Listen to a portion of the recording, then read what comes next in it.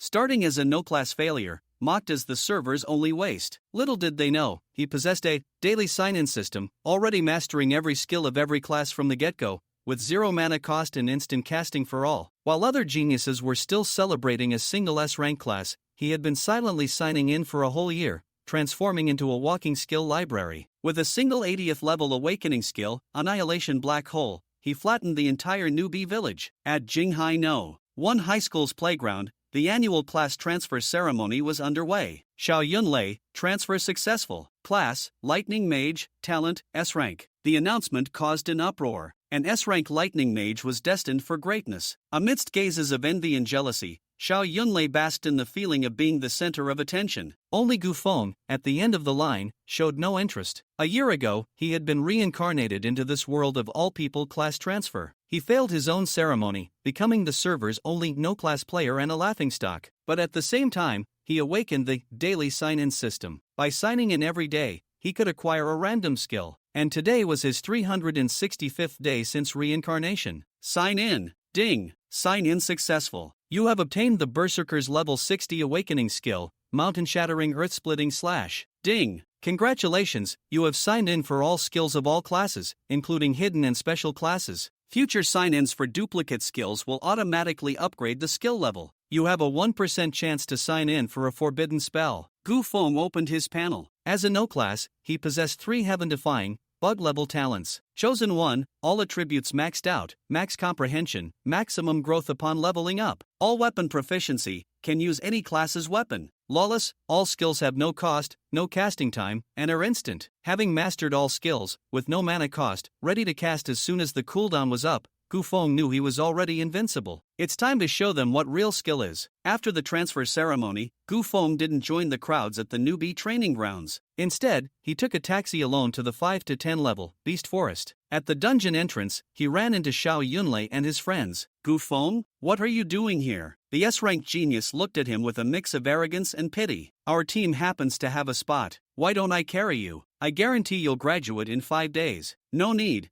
thank you for the offer. I'm used to being alone, Gu Feng politely declined. You don't know what's good for you. Xiao Yunlei scoffed internally and led his team into the instance. Inside the dungeon, Gu Feng quickly found a level 5, Tusked Boar. To test his damage, he didn't use any high-level skills, just a thought. Fireball, Ice Spike, Lightning Arrow, Wind Blade, Water Bullet. In 1 second, 5 level 1 spells from different elements were cast instantly, simultaneously bombarding the boar and killing it on the spot. It's dead already? Gu Feng was a bit surprised himself. After effortlessly killing a few more monsters and leveling up to 2, he felt that killing them one by one was still too slow. Maybe I should try a more powerful skill? A bold idea formed in his mind. I'll just pick one that's a little quieter, to avoid attracting trouble. He searched through the skill library in his mind and chose an 80th level awakening skill from the Dark Elementalist class. Cast Annihilation Black Hole. A black sphere the size of an egg appeared in the air, rapidly expanding and creating a terrifying suction force. Nearby leaves, pebbles, beasts, whether elite or boss, were all sucked into it, howling as they vanished. Meanwhile, Xiao Yunlei's team, who were struggling against a boar, suddenly felt an irresistible pull. Both they and the boar were lifted into the air. Ah, my skirt flew off, cried Yu Meng Meng,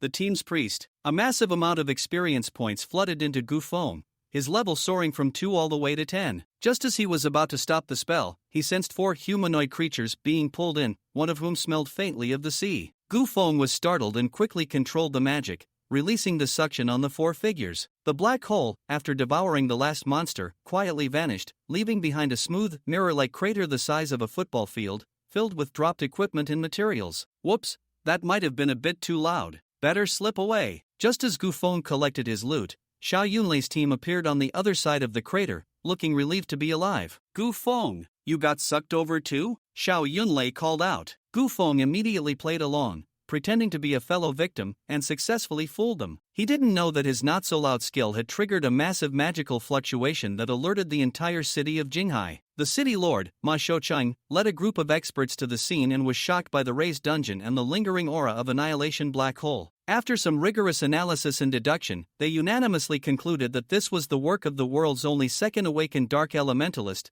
the Eagle Kingdom's Morbius, who had infiltrated their city with a grand conspiracy. As for why a top-tier master would use an 80th level awakening skill to kill boars, the eccentricities of the great were beyond their comprehension. The city lord's secretary came to investigate the survivor Gufeng but found nothing due to his no-class status and the automatically triggered, godly invisibility, passive. All investigation attempts showed nothing. The server's only transfer failure waste became his most perfect disguise. Back in his dorm, Gufeng began to sort through his haul from clearing the dungeon. Besides a large amount of equipment, he also obtained 3 low-level skill books. He didn't choose to sell them for money but learned them directly to upgrade the corresponding skills. He knew this was just the beginning. As long as he signed in every day, his skill levels would get higher and higher, and he might even sign in for a world-destroying forbidden spell. This world was destined to tremble because of him. Gufeng originally planned to sell all the materials and equipment obtained from the beast forest in his backpack.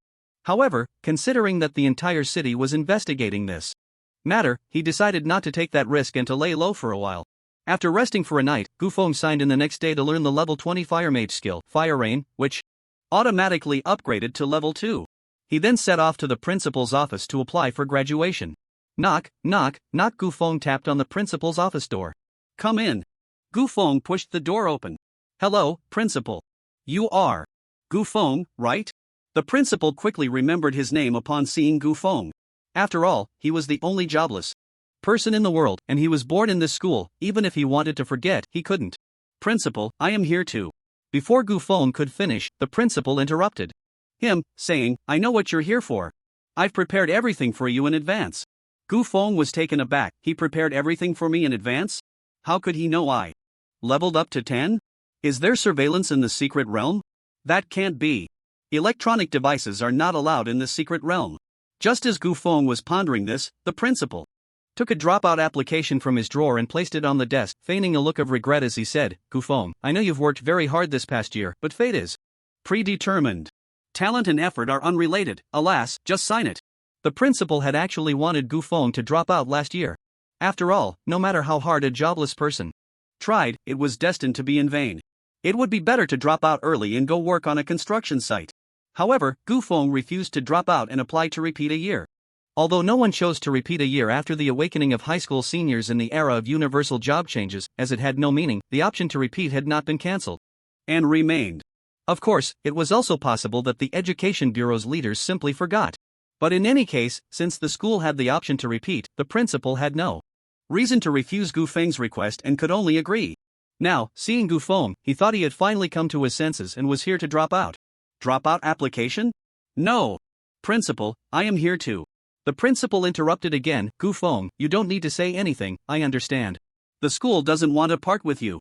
Just sign it, it's not embarrassing. Gufeng quickly said, Principal, I am here to apply for graduation. The principal was momentarily stunned upon hearing this, then asked, Gufeng, do you know the conditions for applying for graduation?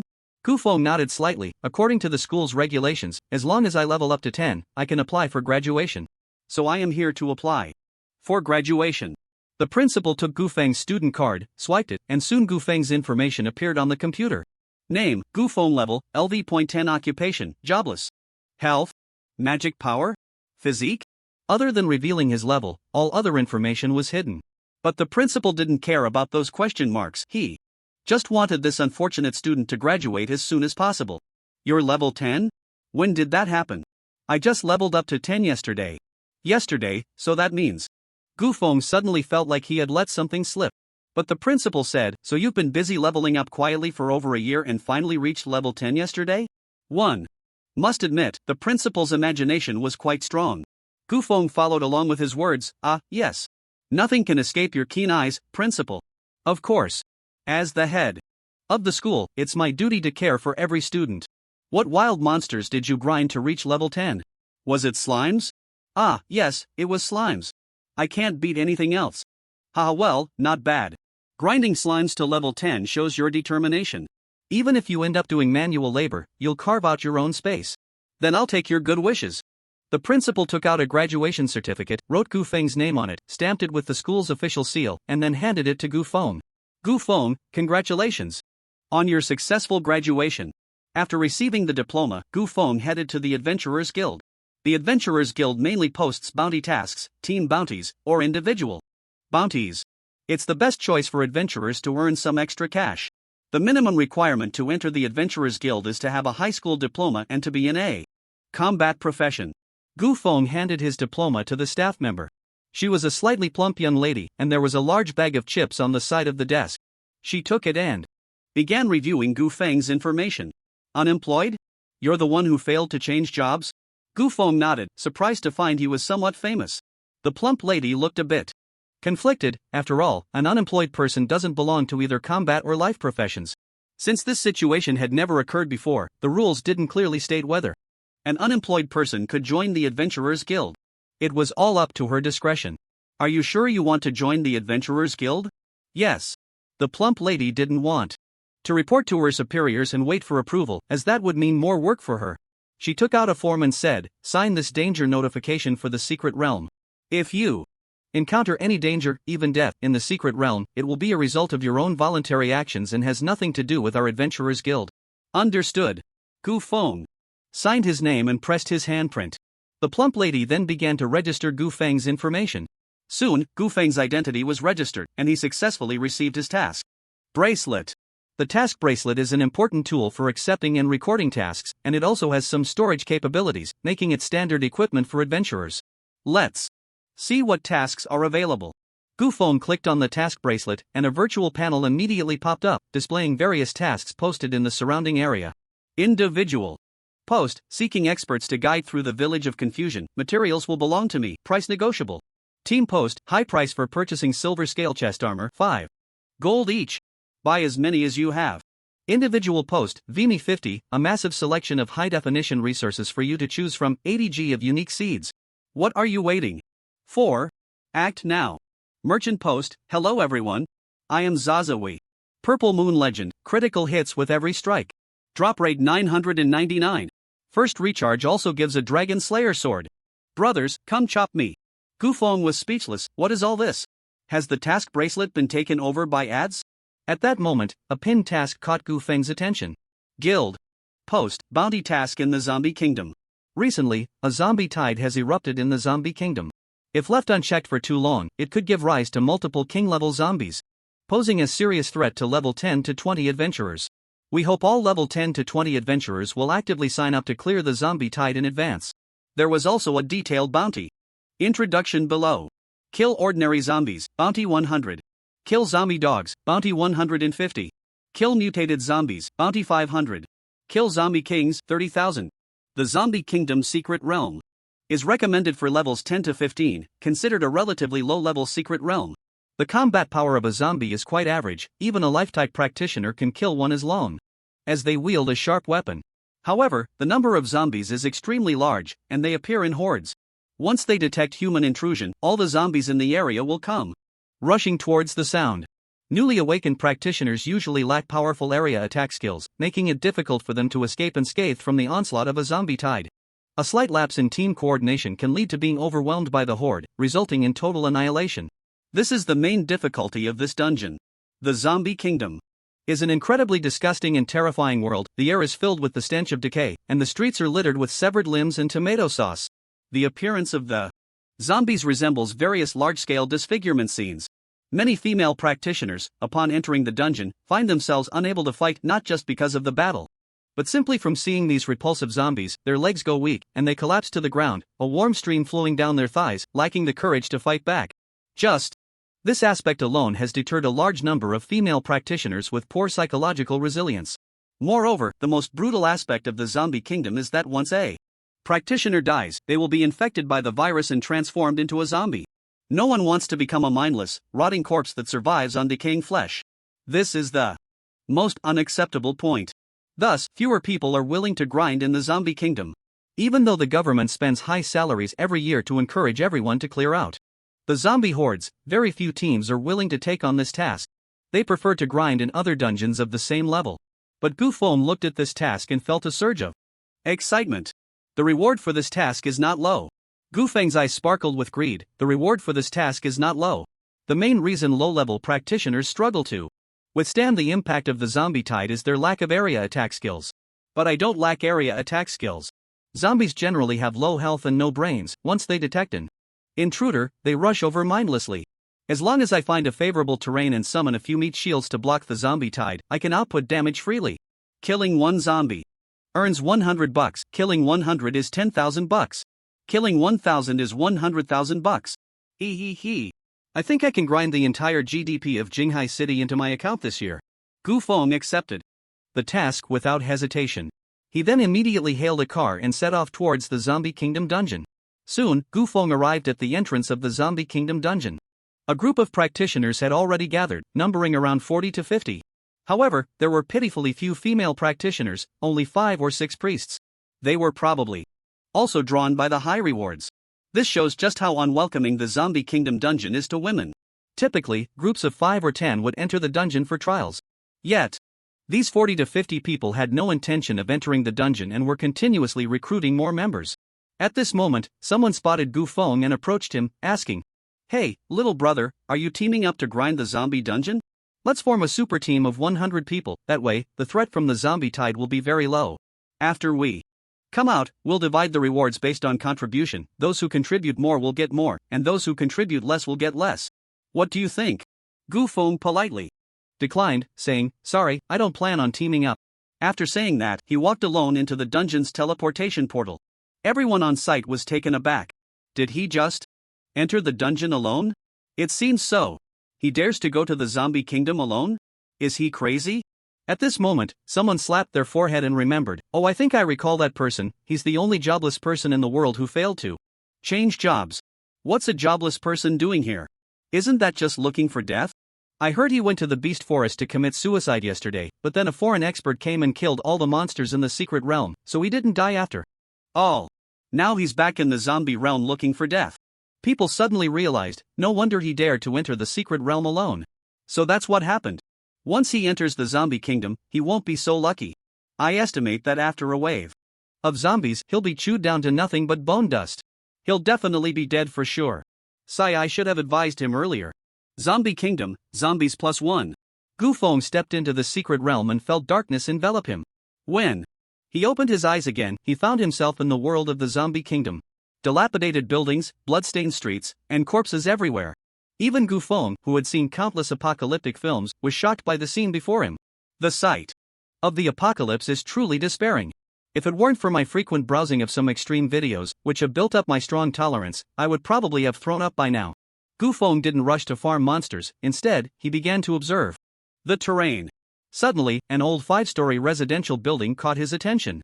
This type of building usually has a staircase leading directly to the roof, which is wide and flat with no obstructions, offering an excellent view. If I can get to the roof, I'll have a significant terrain advantage. Launching area skills down on the zombie horde below, definitely a case of doing more with less. I can summon a few babies to guard the staircase, making it easy to defend and hard to attack. That's settled then. I'll take that residential building first. Zombies wandered aimlessly in groups on the street, making it not easy for Gu Feng to quietly enter the building. Suddenly, he felt a pair of fluffy little hands hugging his left leg, followed by a slight impact. Gu Feng's health -1. He looked down to see a bloodied little teddy bear bouncing and twisting its waist around his leg. Gu Feng? My F***CK. This is a teddy zombie dog, Ritian? Damn. Even as a zombie dog, you can't change your nature. Gu Feng kicked Ritian away. The kicked Ritian seemed a bit unhappy, barking woof woof as it ran, as if signaling to other zombies. Ha, ha. The barking immediately attracted the attention of other zombies on the street, who began to walk over. Damn. If you can't have it, you just bring others? Ritian, you're going to ruin it for everyone. Seeing that he had already been exposed, Gu Feng quickly ran towards the residential building. The zombies spotted the living person and quickened their pace towards Gu Feng, and soon the entire street's zombies heard the commotion and began to gather. Tai Shan Kao. Ice ring technique. Ice wall. Gu Feng first knocked a blocking zombie away, then used the ice ring technique to freeze the surrounding zombies. After running into the hallway, he briefly sealed the entrance with an ice wall. There were still a few zombies in the hallway. Chain lightning. Fireball technique. Ice spike technique. Gu Feng easily dispatched them with a few skills. At this moment, the ice wall was about to give way under the zombies' assault, cracking sounds echoing.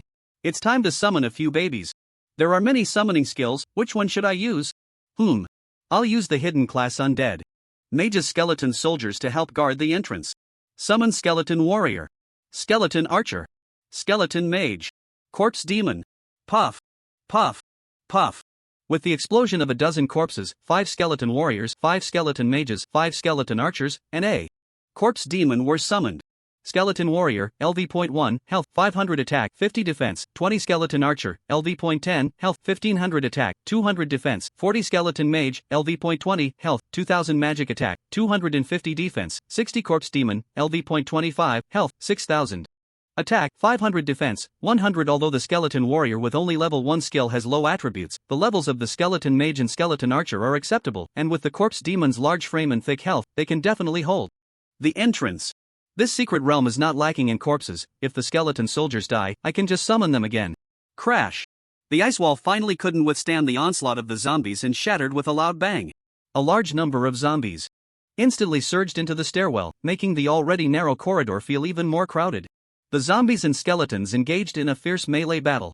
The zombies frantically gnawed and tore at the skeleton warrior, which was now just a skeleton. The skeleton warrior held a shield in one hand to block the zombies' attacks while swinging a bone knife with the other to strike at the zombies in front of him. The skeleton mage and skeleton archer stood in the back, dealing damage like crazy. The corpse demon, however, was stuck in the middle, unable to move due to its size. Under the concentrated fire of the skeleton soldiers, the leading zombies quickly fell. But the zombies behind them rushed in to fill the gap, showing no fear of death. Gu Feng was quite satisfied with the defensive capability of the skeleton soldiers. My current skill level is only 1. As long as I raise the skill level for summoning skeleton soldiers, both the number and attributes of the skeleton soldiers will improve. Once the skill reaches max level, I can command an army of skeletons like a Lich King. That way, farming in the secret realm will be easy. Even if I take a nap in the secret realm, my skeleton soldiers can slaughter in the dungeon, and I can still earn experience while lying down. Just thinking about it is delightful. With the skeleton soldiers guarding the entrance, Gu Feng could confidently leave his back to them and then hurriedly ran towards the rooftop. Upon reaching the rooftop, Gu Feng walked to the edge of the platform and looked down. He saw that a large group of zombies had gathered densely at the entrance below, at least 100 of them. This is the effect I wanted. It's time to harvest. It's time to harvest. But this time, I absolutely cannot use skills above level 60 to avoid disrupting the ecology of the secret realm and attracting the attention of the higher-ups.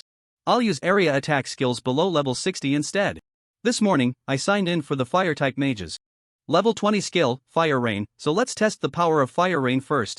Fire Rain, LV.2, releases Fire Rain within a 10-meter radius, dealing 55% of maximum magic power damage to enemies in the area per second, with a burning effect. The burn deals 11% of maximum magic power damage to enemies per second. Fire Rain lasts for 5 seconds. The burn effect lasts for 5 seconds. Fire Rain. With a wave of his staff, countless fireballs the size of raindrops poured down upon the horde of zombies.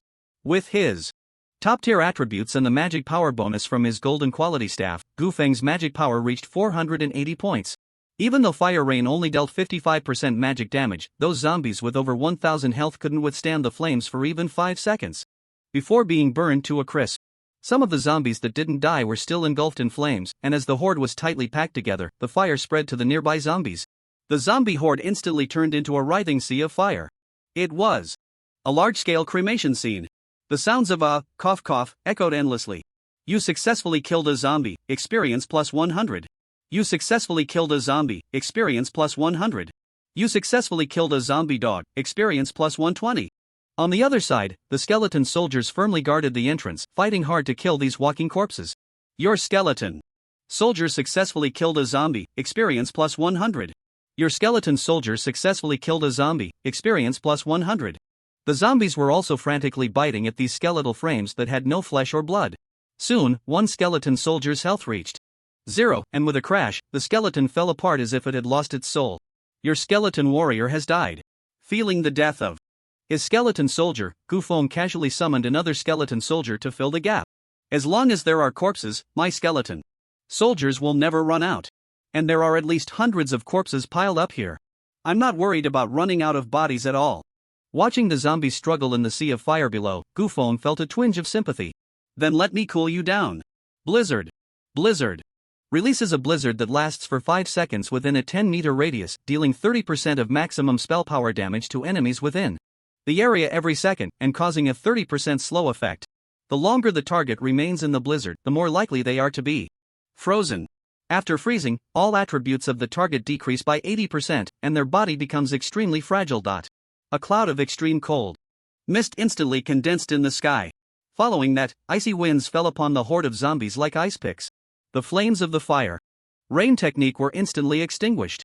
The extreme cold temperature caused the zombies' bodies to freeze into ice sculptures at an astonishing speed, rendering them extremely fragile.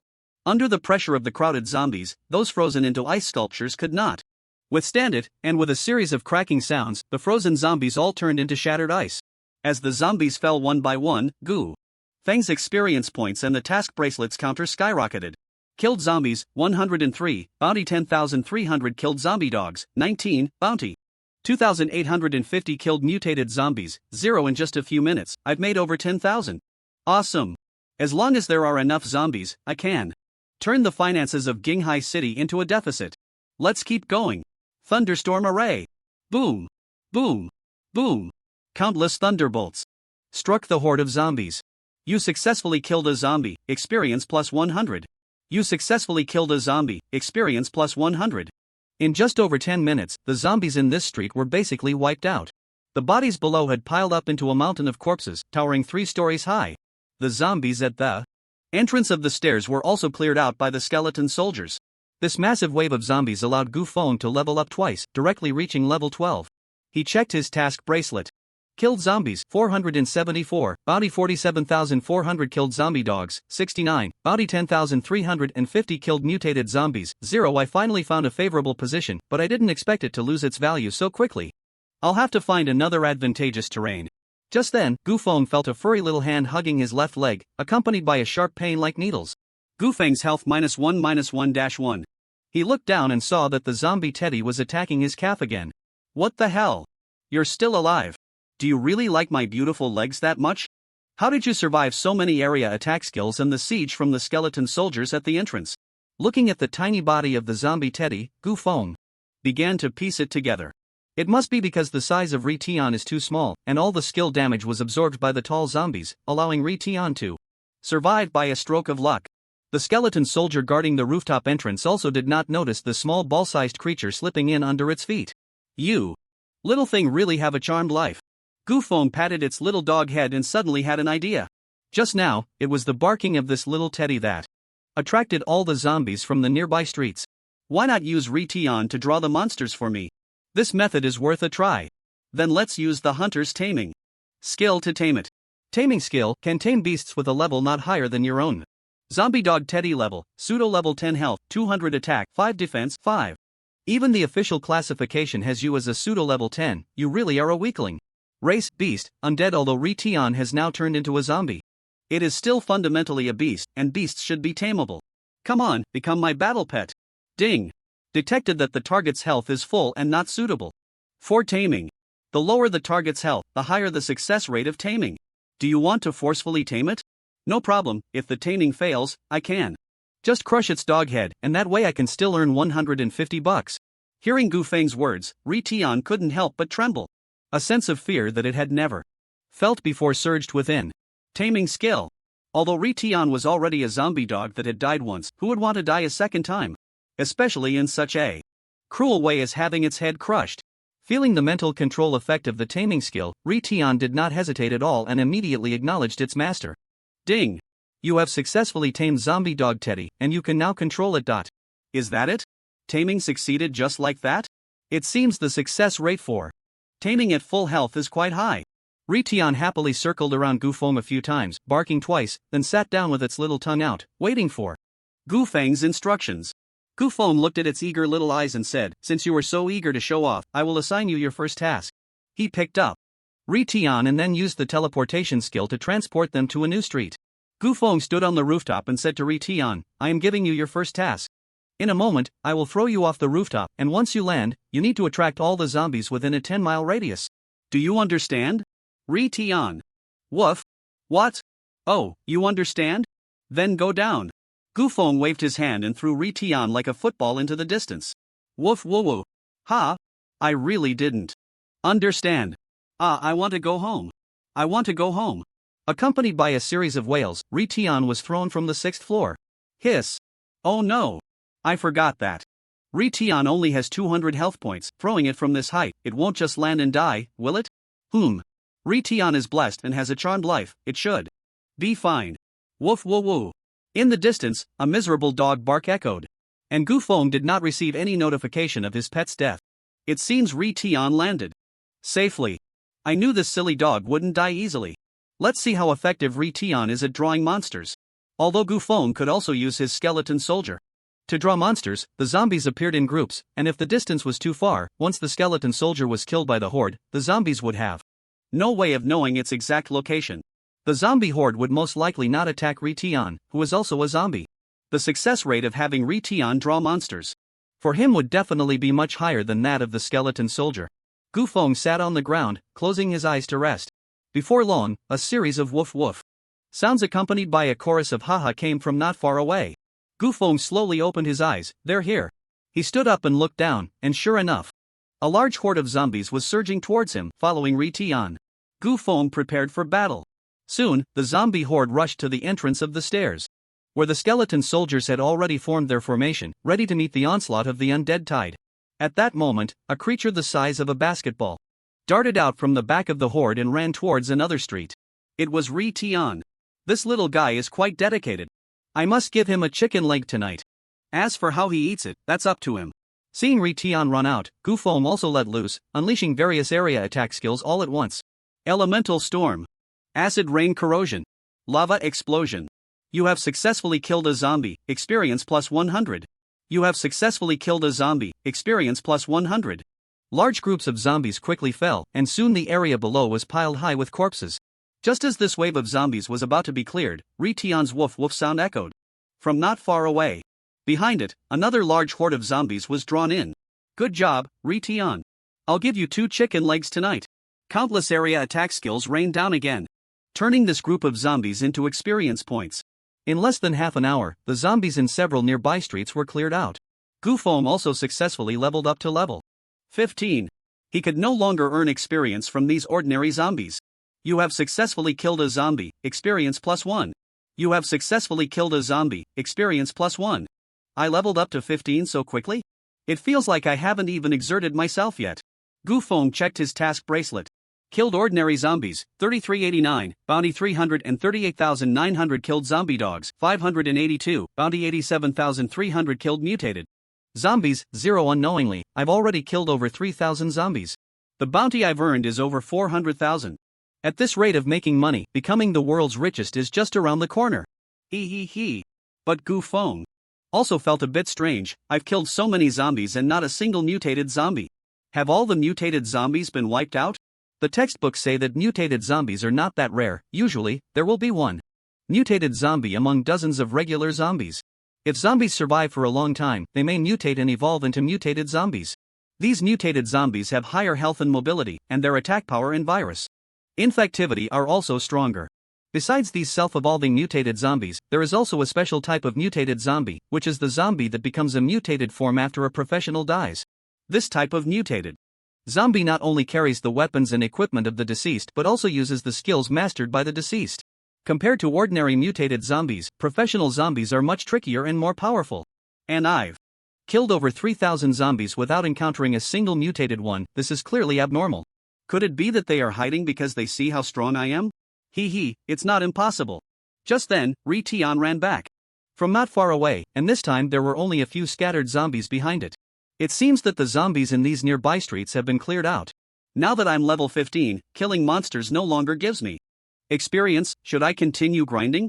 Gu Feng pondered for a moment. Why not? Each zombie is worth $100. When has making money been this easy? Even harvesting leeks isn't this satisfying. I must keep grinding. With Ritian's cooperation, Gu Feng continued to clear out more than 10 streets before finally stopping. Kill ordinary zombies, 8848, bounty 884,800 kill zombie dogs, 1314, bounty 197,100 kill mutated zombies, 0 I can't take it anymore. I can't take it anymore. I've already farmed over 1 million, I really can't farm anymore. If the Adventurers Guild tries to default on the payment, or can't come up with that much money at once, it'll be a disaster. I should just secure this part of the money first. Gu Feng picked up Ritian, who had made great contributions, and looking at his bloodied little face, suddenly found him a bit cute. Ritian, you did great today. A chicken leg clearly isn't enough to match your achievements. I must arrange a little female dog for you. I'll find one for you when we get back. Hearing Gu Feng's promise, Ri Tian happily wagged his little tail. Gu Feng returned Ri Tian to the pet space and then exited the secret realm. Outside the secret realm, dozens of people had gathered, but they clearly hadn't formed a team of 100 yet. Someone recognized Gu Feng as he came out of the secret realm. Hey, isn't that the jobless guy who just went in to die? How did he come out alive? He must have been in there for at least an hour. Logically, he should have been chewed to bits by now. How did he come out unscathed? Strange. Let's go ask him. Hey, little brother, how come you didn't die? Gu Feng, well, I saw how terrible the zombies looked inside. With my handsome face, I didn't want to end up looking like that after death. So after more than an hour of mental struggle, I decided to choose a different way to die. I want to die looking handsome. Oh, so that's how it is. I was wondering how you came out unscathed. Turns out you chickened out. If you ask me, you shouldn't seek death. It'd be such a shame to lose your handsome face. How about I introduce you to a job, serving a rich woman? She weighs over 500 pounds, but as long as you have strong stress resistance, you'll earn more than an A-grade talent adventurer. What do you think? Consider it? Sorry. I'm just not good with stress, otherwise, I wouldn't be seeking death. I have other things to do. Gotta go. Little brother, I'm serious. It's better to live poorly than to die well. Think about it. Contact me if you come to your senses. Gu Feng passed through the crowd, left the entrance of the secret realm, and then took a taxi to the Adventurers Guild. Upon arriving at the guild, Gu Feng handed his task bracelet to the staff and said, I'm here to collect my bounty. The staff casually picked up his bracelet to check it. When he saw the bounty on the bracelet, his eyes nearly popped out. How much? 1.08 million? How much? 1.08 million? The staff looked at the number in shock. Is that a lot? 1.08 million isn't a huge amount, but it depends on the stage of the task. For secret realms at levels 40 to 50, bounties can easily reach over a million or even several million. Bounties for tasks at levels 70 to 80 can even exceed 100 million. However, Gu Feng's bounty task was just a level 10 to 15 secret realm task, equivalent to a novice secret realm just past the beginner stage. Farming a novice secret realm could yield over a million, which indeed adds up to a lot. To be honest, we only prepared 500,000 for this task. I didn't expect your team to farm over 10,000 zombies all at once. Damn. They really want to default on the payment. Typically, the bounty for a task is collected by the team leader, who then distributes it among the team members based on their performance and contribution. The Adventurers Guild doesn't interfere with how the team distributes the bounty. He was treating Gu Feng as the team leader. After all, no one would believe that Gu Feng alone could kill over 10,000 zombies. Gu Feng said, in the past 2 years, everyone was short on money due to the mask situation, so we swiped a bit more. The staff member replied, although the bounty for your current mission has severely exceeded our budget, rest assured, we won't shortchange you a single cent. The 500,000 bounty will be credited to your account shortly. The extra funds will be submitted for approval from higher-ups, and as soon as it's approved, the money will be transferred to you. All right. At that moment, the staff member noticed a problem. Hey, that's strange, why did you kill 10,000 zombies but not a single mutated zombie? Gu Feng replied honestly, it's not that we didn't want to kill them, we just didn't encounter any. I find that quite strange too. Not even one? That is indeed a bit odd. But after thinking it over, the staff member felt it wasn't their concern and didn't dwell on it further. Killing 10,000 zombies is already a lot, there shouldn't be another outbreak of the secret realm crisis. Let's leave it at that. I hereby announce the official cancellation of the bounty mission for the Zombie Kingdom Secret Realm. At this moment, at the entrance of the Zombie Kingdom Secret Realm. Ding! Congratulations, you have formed a team of 100 people. Seeing that their large team had finally been successfully assembled, the leading captain said with ambition, after 2 hours, we have finally formed a super team of 100. Brothers, it's time to make a big profit. Let's go! Just then, someone suddenly shouted to stop. Hey, wait a minute, big brother. What's the matter? It seems the Adventurers Guild just cancelled the bounty for the Zombie Kingdom? What? Cancelled? Everyone hurriedly checked their task wristbands. Damn. It really is. Why? Was it cancelled? Damn it. We just filled the team of 100 and they cancelled it. What are we supposed to do now? Crap. This is a scam. Boss, should we still grind? Grind what? If there's no pay, whoever wants to grind can grind.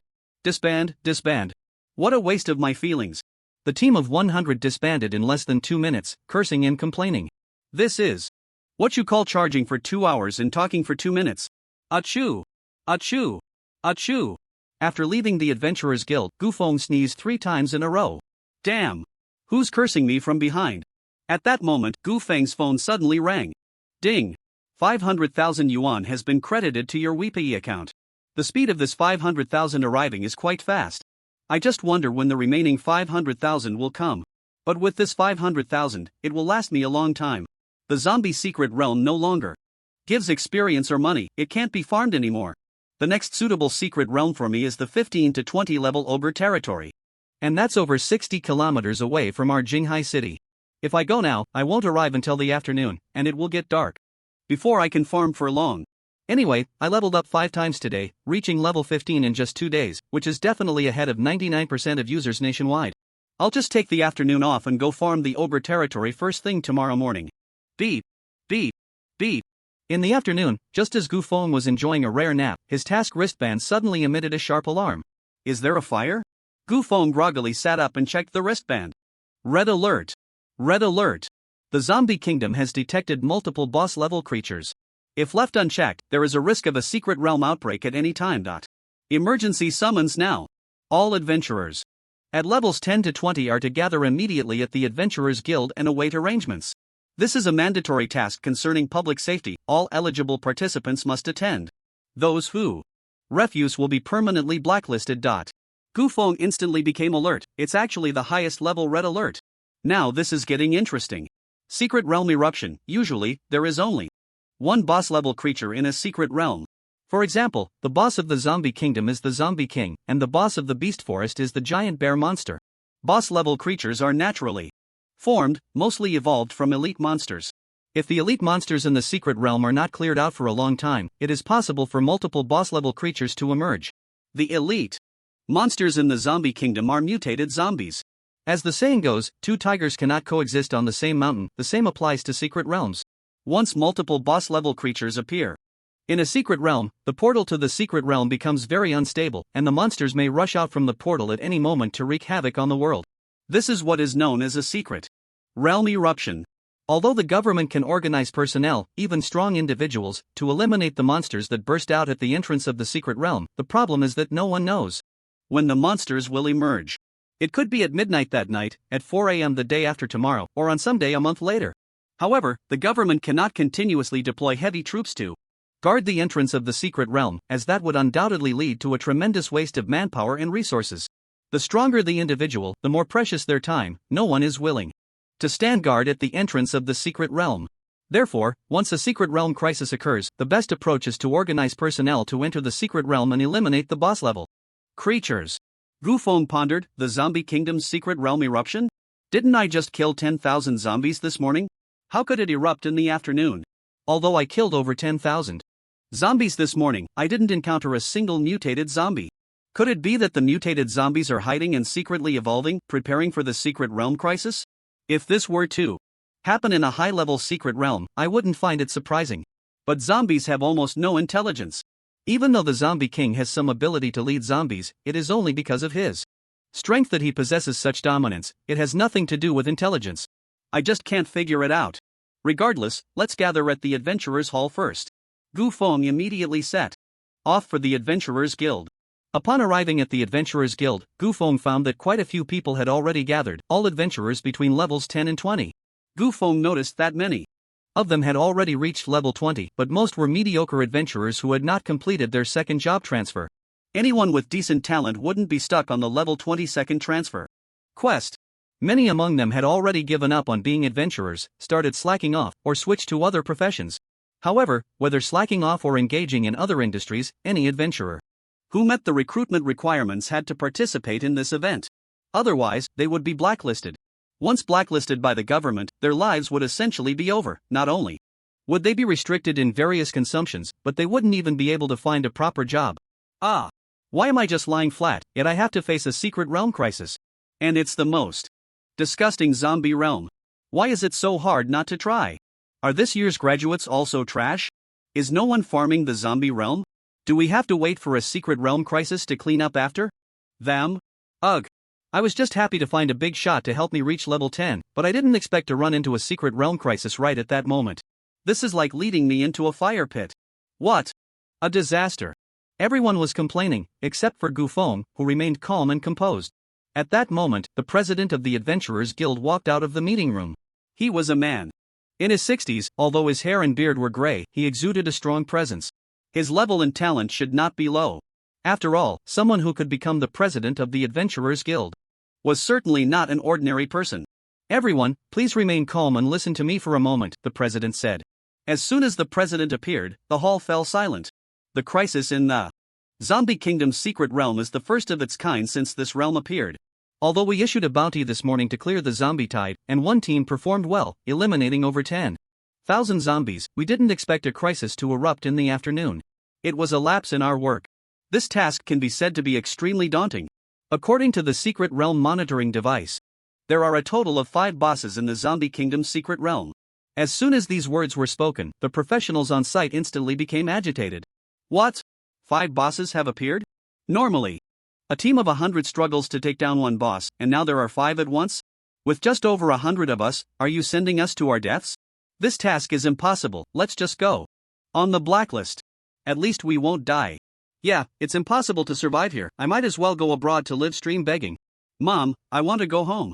The president knew there would be such a reaction. He remained calm and continued, I understand the difficulty of this task, and I know that it is impossible for all of you in Jinghai City to complete it.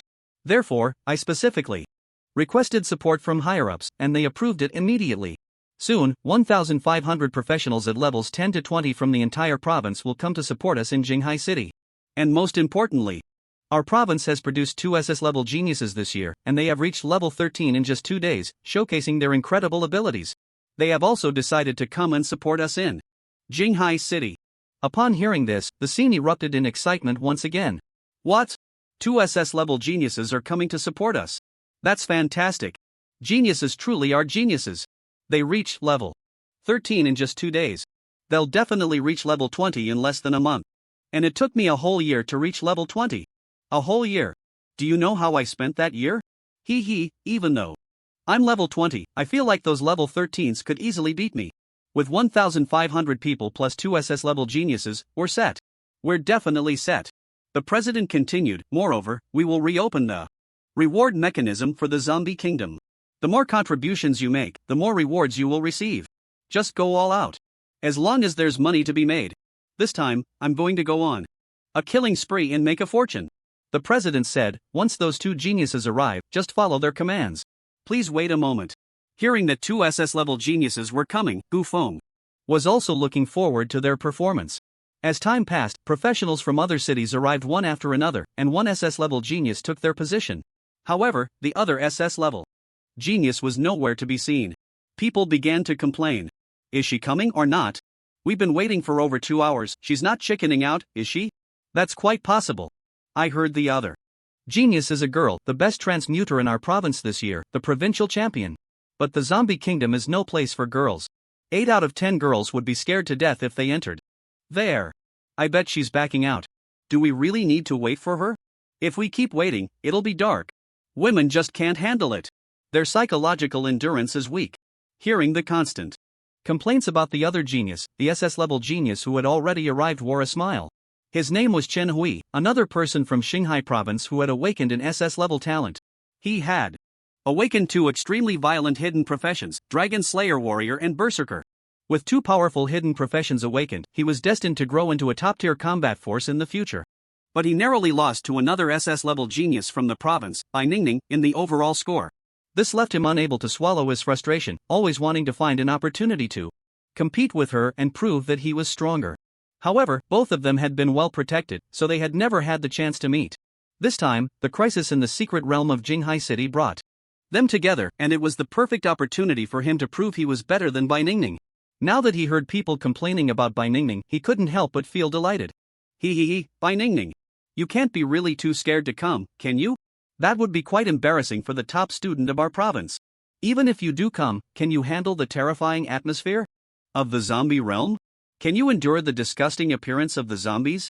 You girls have a natural disadvantage in this secret realm. But I, on the other hand, grew up playing Plants vs.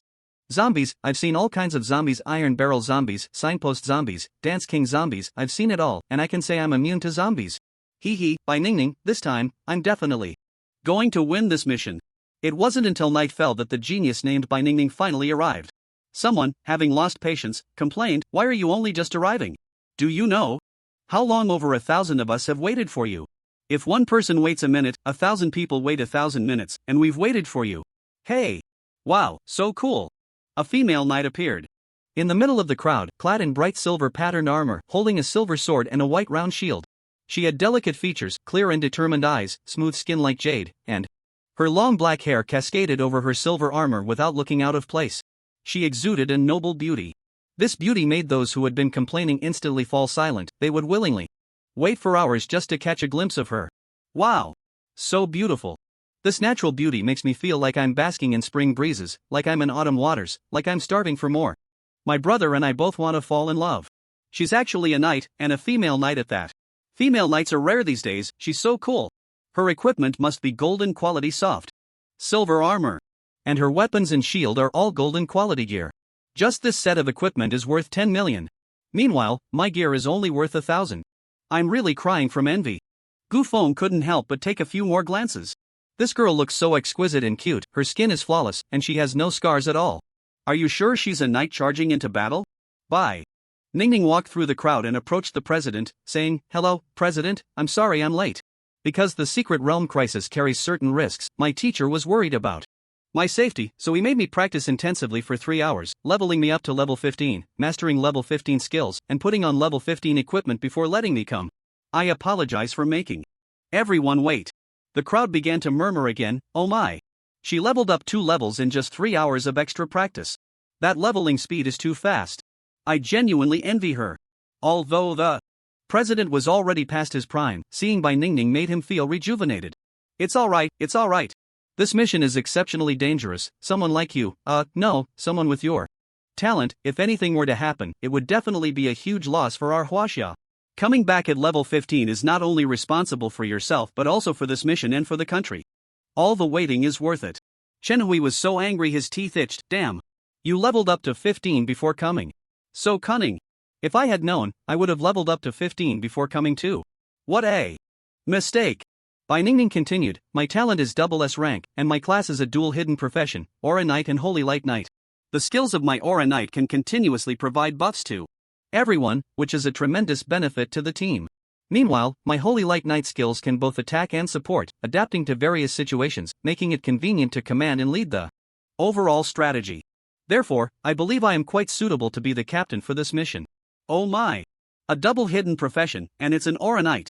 Once the aura is activated, even if she does nothing, her teammates will enjoy various buffs. Moreover, these buffs are continuous, and combined with the life-saving skills of the Holy Light Knight, she can truly be considered the pinnacle of support. Exactly. I think her talent and profession can at least be rated as 3S level. The only drawback might be her output being somewhat lacking. Yes, no matter how good the support is, the output still relies on the teammates.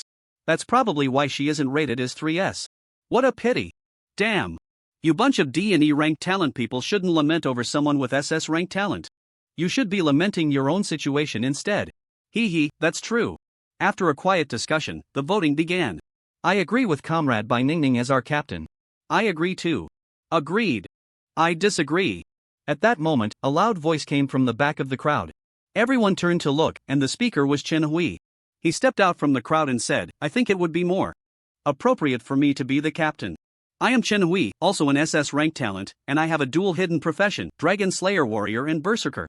Within the same tier, there is no boss that I, Chen Hui, cannot defeat. As long as I am elected captain, all you need to do is help me attract the attention of the small monsters, leave the boss to me. Upon hearing Chen Hui's words, the crowd began to hesitate. For ordinary professionals, facing a horde of zombies isn't the most terrifying thing.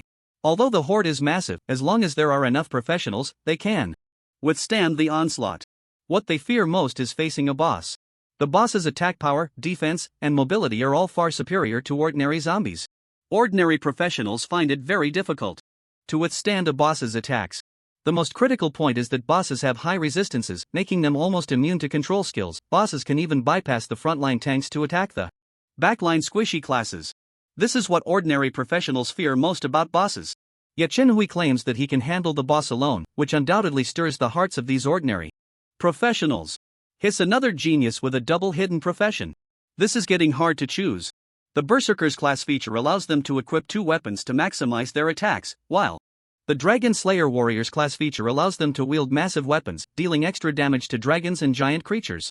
If these 2 classes combine, can the Berserker equip 2 massive weapons? If so, that would be terrifying. One can provide tremendous buffs to the team, the Aura Holy Light Knight, and the other can deal explosive damage and withstand the boss, the Berserker. Dragon Slayer. How are we supposed to choose? Is there no other option? At this moment, Gu Feng suddenly spoke up. Ahem, how about I take on the role of captain?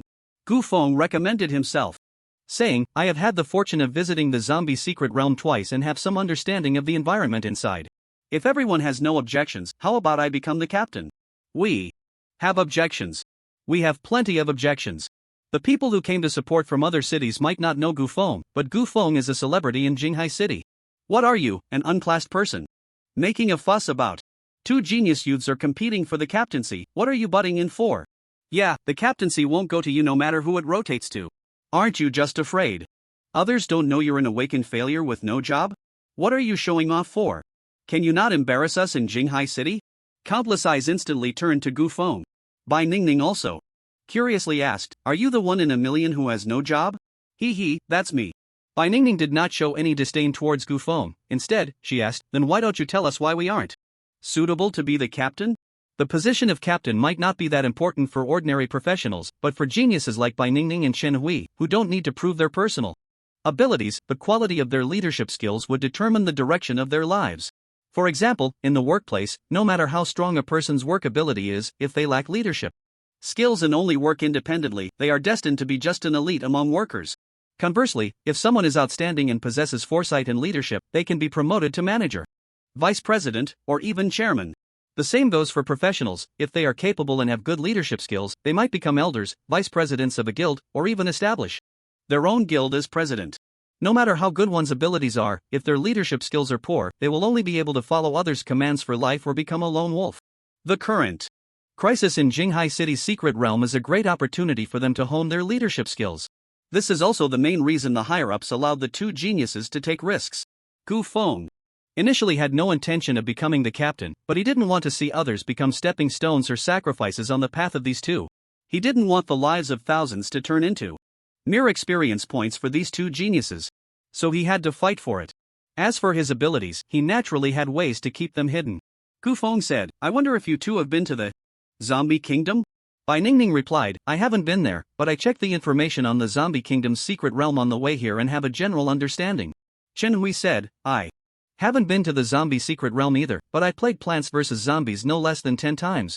I've seen all kinds of zombies, so I can say I'm immune to any zombie. Even if the zombie doctor comes out, I won't be afraid at all. So, the Zombie Kingdom has no effect on me. Everyone was speechless. Was this kid serious? Gu Feng continued, every secret realm has its own characteristics. Although you both have outstanding personal abilities, you don't understand this secret realm at all. If there is a mistake in command or tactics, the entire team will suffer heavy losses. Or even be wiped out. With your abilities, even if the situation is dangerous, you 2 will surely find a way to escape the zombie secret realm, but can the other 1,000 people retreat unscathed? Like you? It would be very difficult, I fear. I cannot agree to hand the captaincy over to you. Everyone thought about it and felt that Gu Feng's words made a lot of sense. Entrusting their lives to 2 parachute leaders who knew nothing was indeed a bit too risky. Seeing everyone's concerns, Bai Ningning did not feel the slightest embarrassment. Instead, she calmly said, that's right. You make a valid point. But on what basis do you think you are fit for the captaincy? Beep. Just as Gu Feng was about to speak, suddenly, a sharp red alarm sounded throughout the hall. The president looked at the rapidly approaching red dot on the hall screen and said, it seems there is no time for everyone to compete for the captaincy. A boss is quickly approaching the entrance of the secret realm. The detection device shows that this boss is not with the other bosses. It's definitely a good opportunity to take it down. Everyone, let's head to the secret realm.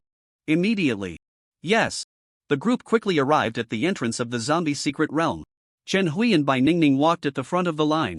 He glanced at Bai Ningning and said, Bai Ningning, don't throw up once you enter the secret realm. If you do, I'll make sure to document the embarrassing state of this provincial champion. Bai Ningning shot him a glare, said nothing, and walked straight into the secret realm. Pretending to be calm. Chen Hui also stepped into the secret realm. After a wave of dizziness, everyone found themselves inside the zombie kingdom's secret realm. Dilapidated buildings, streets littered with severed limbs, rotting corpses everywhere, and the overwhelming stench of decay filled the air. It instantly created an oppressive atmosphere. Especially for those who had never been to the zombie kingdom, they had never seen such a scene and began to retch. What the hell? What is that smell in this secret realm? I feel like throwing up. Ugh, yuck, seeing you all throw up makes me wanna throw up too. Yuck. Among them, the one who was retching the hardest was Chen Hui. Phew, yuck. Chen Hui was heaving, struggling to catch his breath, unable to stand straight. Chen Hui, are you okay? I'm fine. I just got car sick on the way here to Jinghai. It's definitely not because I can't handle the atmosphere of the zombie secret realm, yucko. Oh. Chen Hui thought, this is nothing like the world in Plants vs. Zombies. Damn. This is way too disgusting. The game really is misleading. Bai Ningning, however, appeared unfazed. She took out her phone and started snapping pictures of Chen Hui. Click, click, click. Chen Hui exclaimed, Bai Ningning, what are you doing? Didn't you say you wanted to document my embarrassing moments? Now who's the one making a fool of themselves? I said I was just car sick. Yuck, I'll be fine in a bit. Oh, car sick. Ha? Then why are you covering your eyes? Pancakes, rice, noodles, tsk, throwing up such a big puddle, you must have eaten a lot for lunch. I advise you to delete those photos quickly. Otherwise, when I get out of here, yuck, what will you do when you get out? Go have a big meal and eat back what you just threw up? I'll eat you. Chen Hui said fiercely. Just as the two were bickering, a sudden sound of hurried footsteps and huffing came from not far away. Everyone instantly tensed up. Gu Feng quickly commanded, the zombie tide is coming. Everyone, get ready for battle. Warriors, knights, and other meat shield professions stand in the front row to brace for the impact of the zombie tide. Priests stand in the second row, ready to heal the meat shields in the front. Mages, warlocks, archers, and other ranged professions stand in the last row and unleash your attacks. Hearing Gu Feng's command, everyone was momentarily stunned but quickly arranged themselves into formation. Gu Feng also took out a shield from his backpack and stood in the front row. At this moment, Bai Ningning stood beside Gu Feng and said, activate the defensive aura. A halo marked with a shield emblem appeared beneath Bai Ningning's feet. All teammates within a 20-meter radius of the halo gained an additional 25 points of defense. Chen Hui stumbled over to join them. Gu Feng looked at his unsteady steps and said, hey, you okay? If not, take a break. Chen Hui didn't respond but pulled out two giant swords from his spatial backpack, one in each hand, looking incredibly imposing. The others couldn't help but gasp at Chen Hui's appearance. Hiss, the passive effect of a berserker dual-wielding weapons can indeed merge with the passive effect of a dragon-slaying warrior's giant weapon. Holding two giant weapons is just too badass. Seeing Chen Hui like this, Gu Feng seemed to have discovered a new world. Oh. So it can be operated like this. Interesting. A vast army of zombies surged forward, dense and endless, causing everyone's hearts to leap into their throats as they gripped their weapons tightly. Ah! As the horde drew closer, Chen Hui suddenly shouted, as if to bolster his own courage. No matter what difficulties we face, we must confront them bravely. The best way to eliminate fear is to face it head-on. Let's go! Ali, give! The crowd fell silent once more. After shouting this, Chen Hui unexpectedly leaped into the oncoming horde of zombies. Whirlwind slash! Chen Hui swung two massive swords, spinning rapidly. In an instant, the nearby zombies were sliced in half by the giant blades centered around Chen Hui. Countless limbs and flesh flew, severed arms and legs scattered across the ground, and dark brown blood quickly covered the floor. The attack range of the giant swords was already vast, and with Chen Hui wielding two swords while spinning, he had almost no blind spots for attacks. Except above his head. The zombie tide rushed towards Chen Hui but could not harm him in the slightest, only being cut into pieces by the giant swords. It was as if he was playing a mowing game in the zombie realm. The crowd was now dumbfounded. Is this the power of a double S-class hidden profession? This is too insane. Yeah, if he can keep spinning like that, I feel like he could wipe out the entire horde. The next moment, thousands of zombies charged towards the defensive line of the professionals. Boom! The two forces collided, unleashing a tremendous shockwave. The once spacious street was instantly packed. Following that was a chaotic melee involving thousands of people. The front line of meat shield professionals braced themselves against the zombies' bites. The second row of priests continuously healed the injuries of the front line fighters. The last row of ranged professionals frantically dealt damage to the zombies in the front. Gu Feng also wielded his knife, fighting fiercely. He looked around and noticed that everyone was completely focused on their own battles against the zombies, with no one paying attention to him. It's time to secretly unleash a few skills. Activate the knight's 45 level skill, Berserk Aura.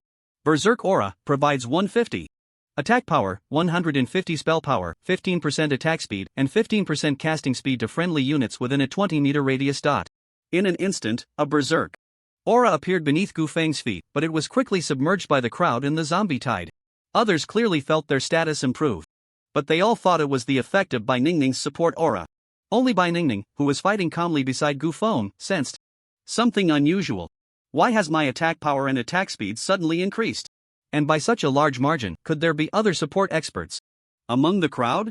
Under the massive boost of the Berserk Aura, Gu Feng's teammates around him felt invigorated, their attacks becoming fiercer. In just a few breaths, they could kill a zombie.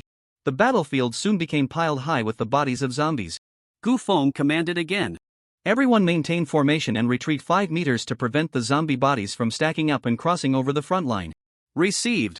Everyone maintained their formation and slowly retreated 5 meters, clearing a new graveyard for the zombies. Hey, why am I listening to a useless unclassed person's command? Yeah. Although my mind resists, my body obediently follows. Strange. Although the basic formation of the professional stabilized, Gu Feng still felt somewhat dissatisfied looking at the vast army of zombies ahead. If we kill them one by one, how long will this take? It's time to speed things up. Gu Feng secretly waved his hand, fire rain spell. A rain of fire instantly fell upon the army of zombies. The scorching rain of fire instantly ignited dozens of zombies, and in less than 5 seconds, these zombies were burned into dried corpses. Even those who miraculously survived were all in a severely weakened state. Bai Ningning stood at the very front of the team, truly feeling the power of that fire rain spell. A single skill can kill a zombie with over 1,000 health. This person's magic damage is so high. Is this the kind of damage that these D&E ranked talent professionals should have? Gu Feng did not need to chant to release his magic skills, he only needed to wave his hand lightly to cast spells, so no one noticed that the magic was released by him. However, Gu Feng, just to be safe, dared only to use a level 20 area attack skill. Gu Feng waved his hand again, blizzard. Whoosh! A mass of icy air descended among the horde of zombies, instantly freezing over a dozen zombies into ice sculptures, which were then crushed into shards of ice. But this time, Bai Ningning still noticed Gu Feng's small action. Gu Feng, did you just wave your hand? Yeah, what's wrong? Nothing, I just thought it was a bit abrupt. I was just waving my hand, shaking off the blood on it. Oh. Bai Ningning once again threw herself into the battle against the zombies, but her peripheral vision couldn't help but glance at Gu Feng. Acid rain. A few seconds later, Gu Feng secretly waved his hand again, releasing another skill. Look, you waved your hand again, and this time your hand is clean, right? Tell me, was that acid rain just now released by you? Gu Feng thought, this girl's insight is really strong, she noticed such a subtle action of mine. It seems I can't stay by her side any longer, or I'll be exposed sooner or later. Gu Feng defended, how could a non-professional like me possibly use acid rain? You must be mistaken. Then why did acid rain fall where you waved your hand? There are over 1,000 professionals here, with at least 200 mages. How can you prove that skill was cast by me? Besides, casting spells requires chanting, right? Did you see me chant any skills? But Bai Ningning could clearly feel that the magic was indeed released by Gu Feng, but she just couldn't produce any evidence. But what? You're such a fuss. I wave my hand. And there are so many questions. If I were to perform a dance to youth training manual, would you ask 100,000 questions? Forget it, I'm not playing with you anymore, I'm going to find Xiaogo to play. After saying that, Gu Feng leaped into the horde of zombies. Seeing Gu Feng jump into the zombie crowd, Bai Ningning didn't expect him to be so reckless. Gu Feng, you're not a genius like Chinui, you're going to your death. Come back. Holy Light Guardian. Bai Ningning quickly cast a shield on Gu Feng, hoping he would retreat quickly. But she still underestimated the power of the zombie tide.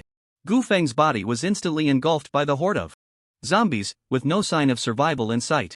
A hint of desolation flashed in Bai Ningning's eyes. If it's not your skill, then it's not you, right? Why are you so eager to seek death? It's as if I forced you to your end. At that moment, someone who knew Gu Feng comforted her. Miss Bai, don't feel regretful, Gu Feng has actually been on the path to death all along. He just has a strong life force and hasn't died until now. Now that he has finally died, it can be considered as fulfilling his wish. Bai Ningning still felt a bit uncomfortable in her heart. Whirlwind slash. But just then, another voice came from within the horde of zombies. And that voice came from the very spot where Gufeng had just jumped. Immediately after, the zombies that had engulfed Gufeng were instantly sliced into several pieces. Gufeng stood unscathed amidst the tide of corpses, wielding dual blades as he executed whirlwind slashes to reap the zombies. It's Gufeng. He's actually still alive. This is simply unbelievable. But what's even more astonishing is how he can use the warrior's signature skill, whirlwind slash. Isn't he supposed to be a jobless person? Is this what you call a waste? If he's a waste, then what am I? A waste. Snack? Seeing Gufeng alive, Bai Ningning's despondent expression vanished in an instant. She had never encountered someone so intriguing. You said you couldn't do anything. I see. You can do everything. Are you really jobless? Or is there some misunderstanding about jobless people?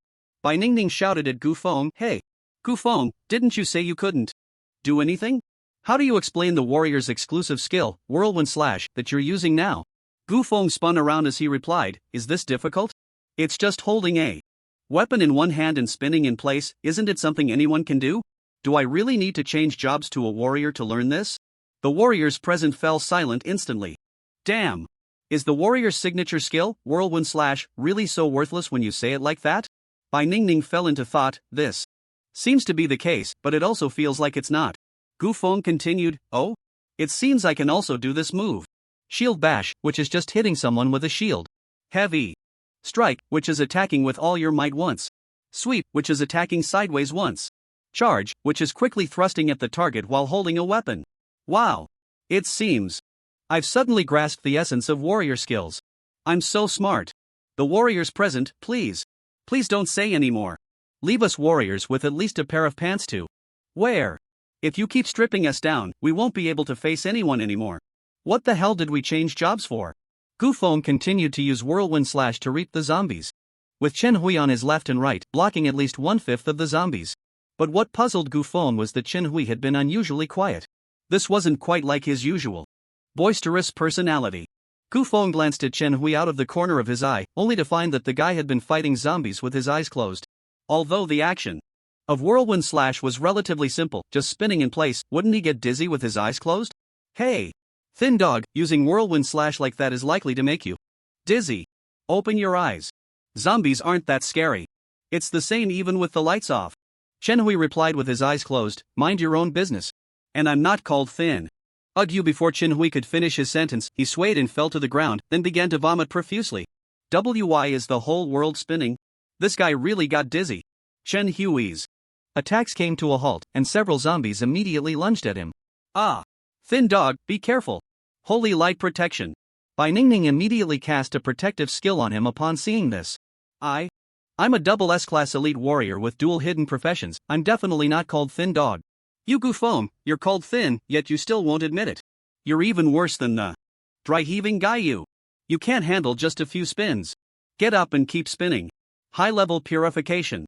High-level purification instantly dispels all negative states on the target and prevents any negative effects for 10 seconds. A clear, gentle light fell upon Chen Hui's head, and he felt his mind clear instantly. The dizziness and imbalance disappeared, and all his fatigue vanished. Most importantly, he actually dared to open his eyes and face the fear of the zombies. Am I okay again? Have I conquered my fear? Is this the power granted to me by Ali? He, the moment I open my eyes, I have conquered my fear. At this moment, I am invincible. Prepare to die, you ants. Chen Hui shouted loudly, entering attack mode once again, invincible. Whirlwind slash. Ali give. Oh. Ali give. Oh. Ali give. Ha ha ha. Ha ha ha ha. Gufeng. Is this kid not a fool? Bai Ningning, usually, people with such developed limbs have a bit of a simple mind, but his mind is a bit too simple. It's like the theorem the teacher talks about in math class. The shortest distance between 2 points is a straight line. Gufeng, being next to a fool, I don't have to worry about my skills being discovered. It's time to reap the competition. Fire rain technique. Acid rain technique. Blizzard. Thunderstorm formation. Wind sweeping clouds. In an instant, several area attack skills exploded among the zombie horde. Hundreds of zombies perished in an instant. Now this is refreshing. A task I could have completed alone, yet I had to gather a team of over 1,000 people, really tying my hands and affecting my normal performance. Roar! Just then, a thunderous roar came from behind the horde of corpses. Everyone frowned, the boss has finally appeared. Roar! With a deafening roar, the boss crashed through the blocking zombies and charged forward quickly. As the boss approached, Gufeng also saw the boss's attributes clearly. Zombie King, LV.15. Health 50,000, attack power 400, defense power 80, passive skill, super strong T-virus infection. Attacks can infect the target with the T-virus, dealing 100 points of true damage per second for 10 seconds. If the target dies while infected with the T-virus, they will immediately turn into a zombie upon death. T-virus infection can stack, with each layer adding an additional 30 points of damage, stacking up to a maximum of 5 layers. Active skill, Frenzied Bite, grabs a target for 3 seconds and bites them 5 times in succession. The Zombie King's attributes aren't that outrageous, but his skills are. The 5-hit combo of Frenzied Bite combined with the stacking damage of the super strong T-virus can take out a frontline meat shield in one move. Even if I get hit, if I don't get treated in time, I could die from the T-virus attack. Cough cough, I absolutely cannot die. If I die and turn into a zombie, just thinking about it is terrifying. A zombie proficient in all the skills of a professional would be a disaster for humanity. Chen Hui let out a sinister laugh. The boss has finally appeared. Die. He then leaped into the air, jumping towards the Zombie King. Fool. You're no match for the Zombie King alone right now. Bai Ningning hurriedly said, I'll go help. Gufeng commanded, don't come over, your aura effect can significantly boost the team's defense. If you leave the main force, the front line is likely to collapse. The main force is up to you. Lead them to slowly retreat and draw the zombie tide. Leave the boss to me. Okay, got it. Why am I saying got it? Didn't I come to compete for captain? Why am I listening to him now? On the other side, Chen Hui jumped in front of the Zombie King and began to clash with it head-on. Whirlwind slash. 2 giant swords spun rapidly, instantly slicing several ordinary zombies around the Zombie King in half. Hee hee, Zombie King, die under my giant blade. But just then, Chen Hui suddenly felt his body halt, his spinning steps unexpectedly stopping. The Zombie King showed no fear of Chen Hui's slashes. The dozens of pounds heavy giant swords only left a few shallow wounds on its body, and the tremendous impact of the whirlwind slash not only failed to push the Zombie King back but was instead halted by the Zombie King's flesh. Not good. Chen Hui frowned, feeling that things were not looking good. Just then, the Zombie King suddenly accelerated and lunged directly at Chen Hui. Frenzied Bite. Block. Chen Hui reacted quickly and hurriedly used a block. But the block only managed to stop one of the furious bites, and there were still 4 more attacks waiting for him to endure. He saw the Zombie King pry open the giant sword, grab his shoulder, and open its bloody maw to bite down hard on Chen Hui's neck. In an instant, blood gushed forth. A heart-wrenching pain spread throughout his body. Chen Hui wanted to struggle, but he was firmly controlled by the Zombie King. Unable to use any skills. Is this the end of my life? Countless thoughts flashed rapidly through Chen Hui's mind. The teacher was right, I was too reckless and would eventually suffer for it. Looks like today is the day. This loss is not a loss at all. The Zombie King's attack power is 400 points, and my defense is 60 points.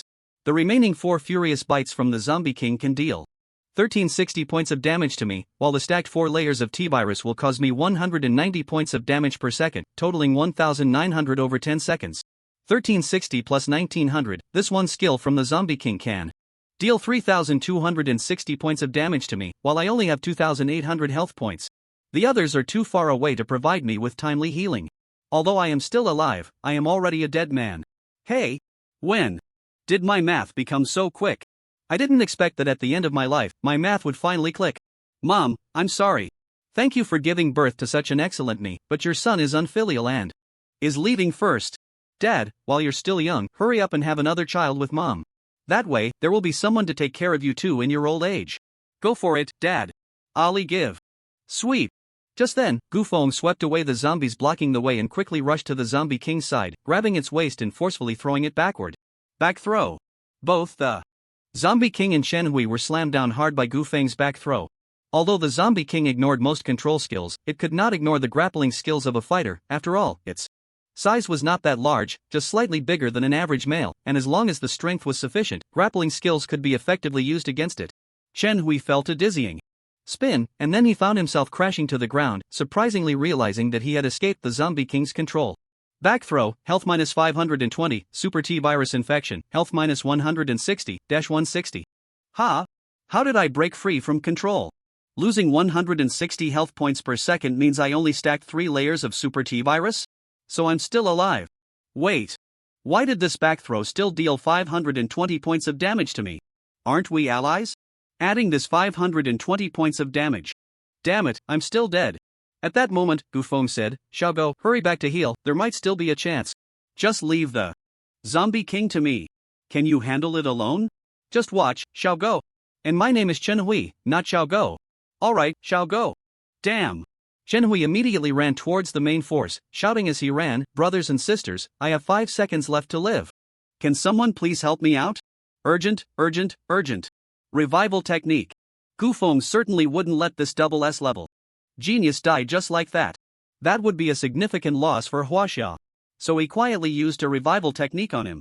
Revival technique. If the target dies within 10 seconds, the target will be resurrected 3 seconds after death with 20% health. But Chen Hui, in his panic, was not paying attention to these details. At this moment, he was as anxious as someone who had been holding in 5 pounds of poop but couldn't unbuckle their belt. Ah! Only 3 seconds left. Please save the kid. 2 seconds. 1 second. I'm dying. Holy light healing. A beam of holy light fell upon Chen Hui's head, restoring his health by plus 480. Still standing in the front row, Bai Ningning quickly intervened, pulling Chen Hui back from the brink of death. So comfortable. I, Chen Hui, have resurrected with low health again. Let's go. Thank you, bye girl. You little dog, you owe me a life now. No problem, I have nothing to repay you with, so I can only offer myself. Once we go out, let's register for marriage. Get lost. Who would want you, little dog? After Gufeng killed a few zombies, he also arrived in front of the Zombie King. Roar! The Zombie King, who had just been thrown down by Gufeng, suddenly let out a furious roar. Then, with a wave of its hand, the other zombies actually bypassed Gufeng, no longer attacking him. Oh, so you want to challenge me one-on-one to regain some face after just being humiliated? Interesting. Then I'll make you lose all your face. If we're talking about a one-on-one fight, then I have to use the fighter's skills. When it comes to secret realms, fighters are definitely a trash profession. They have short attack ranges, slow monster farming speeds, and most of their skills are single target. As a result, fighters have also become one of the 5 bottom-tier professions. Very few have truly grown in this field. Worldwide, most fighters have switched careers to become fighting coaches, teaching kids who haven't changed jobs yet how to strengthen their bodies to prevent being bullied by other classmates. Although fighters may not excel in secret realms, they are definitely good at one-on-one combat. Fighters are proficient in various martial arts and grappling techniques, as long as a fragile profession gets close to them, they will be severely injured, if not killed. Gufeng checked his backpack and found he didn't have a single fighter's weapon. No weapon, then I'll fight you. Bare-handed. Activate weakness perception. Weakness perception, easier to discover the enemy's weaknesses and increases critical hit chance by 10%. The Zombie King extended its hands and lunged at Gufeng. Your opening is too big. Shoulder throw. Gufeng grabbed the Zombie King's arm and, using the momentum, executed a shoulder throw. Boom! The Zombie King crashed heavily to the ground, health minus 810. Roar! Roar! Roar! The Zombie King became even angrier. It quickly got back up and lunged at Gufeng again. Frenzied bite. Want to bite me? No way. Throw. Gufeng sidestepped the Zombie King's attack, then grabbed its neck and threw it away. Crushing fist. Inch punch. Uppercut. Followed by Dragon Rising Fist. As the Zombie King fell, Gufeng unleashed a series of punches that sent it soaring into the air. Eagle Tread. Eagle Tread. Air Choke Hammer. In midair, Gufeng landed 2 kicks on the Zombie King, then clapped its head between his legs and executed a 360-degree spin before smashing it down to the ground. Boom! The Zombie King's head slammed into the ground, creating a deep pit. Put. The tremendous impact forced the Zombie King to spit out a mouthful of old blood. Not done yet. Lower kick. Bone shatter. Front kick. Lightning 5 whips. Followed by Tiger subduing Overlord Fist. Tiger subduing Overlord Fist, right on the target and attack the target 10 times in succession, each attack dealing 400% physical damage. The final strike charges and deals 1000% physical damage. Gufeng mounted the Zombie King's back, unleashing a set of level 45 fighter punches that struck the Zombie King fiercely. Although Gufeng used many high-level fighter skills, most of them lacked flashy effects. They only increased the difficulty of the moves. This made Gufeng appear as if he was fighting using pure physical techniques. At this moment, everyone was dumbfounded. What kind of powerful medicine did Gufeng take? Why is he so fierce? He single-handedly fights the boss without any resistance. Yeah, it feels like he's fighting the boss more easily than a child. Gu Feng just used various skills of a warrior, and now he is using all the skills of a fighter. Isn't he a non-classed player? Why does he have skills from two professions? Could it be that the fighter's skills are also self-taught? Did he really comprehend the fighter's skills through his continuous practice and effort? Gu Feng heard the murmurs from afar. Someone is thinking of excuses. For me, how nice. Ahem, actually, the fighter's skills are quite easy to learn. The downward kick is just a kick downwards. But you must be careful not to kick a brick. The inch punch is a powerful punch, but don't fully extend your arm. The collapsing punch is a punch with an extended arm. Remember, the arm must be fully extended, if not, it's the inch punch. And these throws, as long as your core strength is strong enough, can be executed. In short, as long as you have hands and feet, it's fine. The crowd suddenly understood. So these physical skills can be self-taught? Then I can understand. After hearing the explanation of the fighter's skills, I suddenly feel that my warrior skills are quite difficult. Since even Gu Feng, this non-classed player, can comprehend skills from two professions, I can definitely do it too. I'll sign up for a fighter class when I get back. Yeah, I must sign up. As long as I can learn a few fighter skills, I can also be a dual-class player capable of both ranged and melee combat.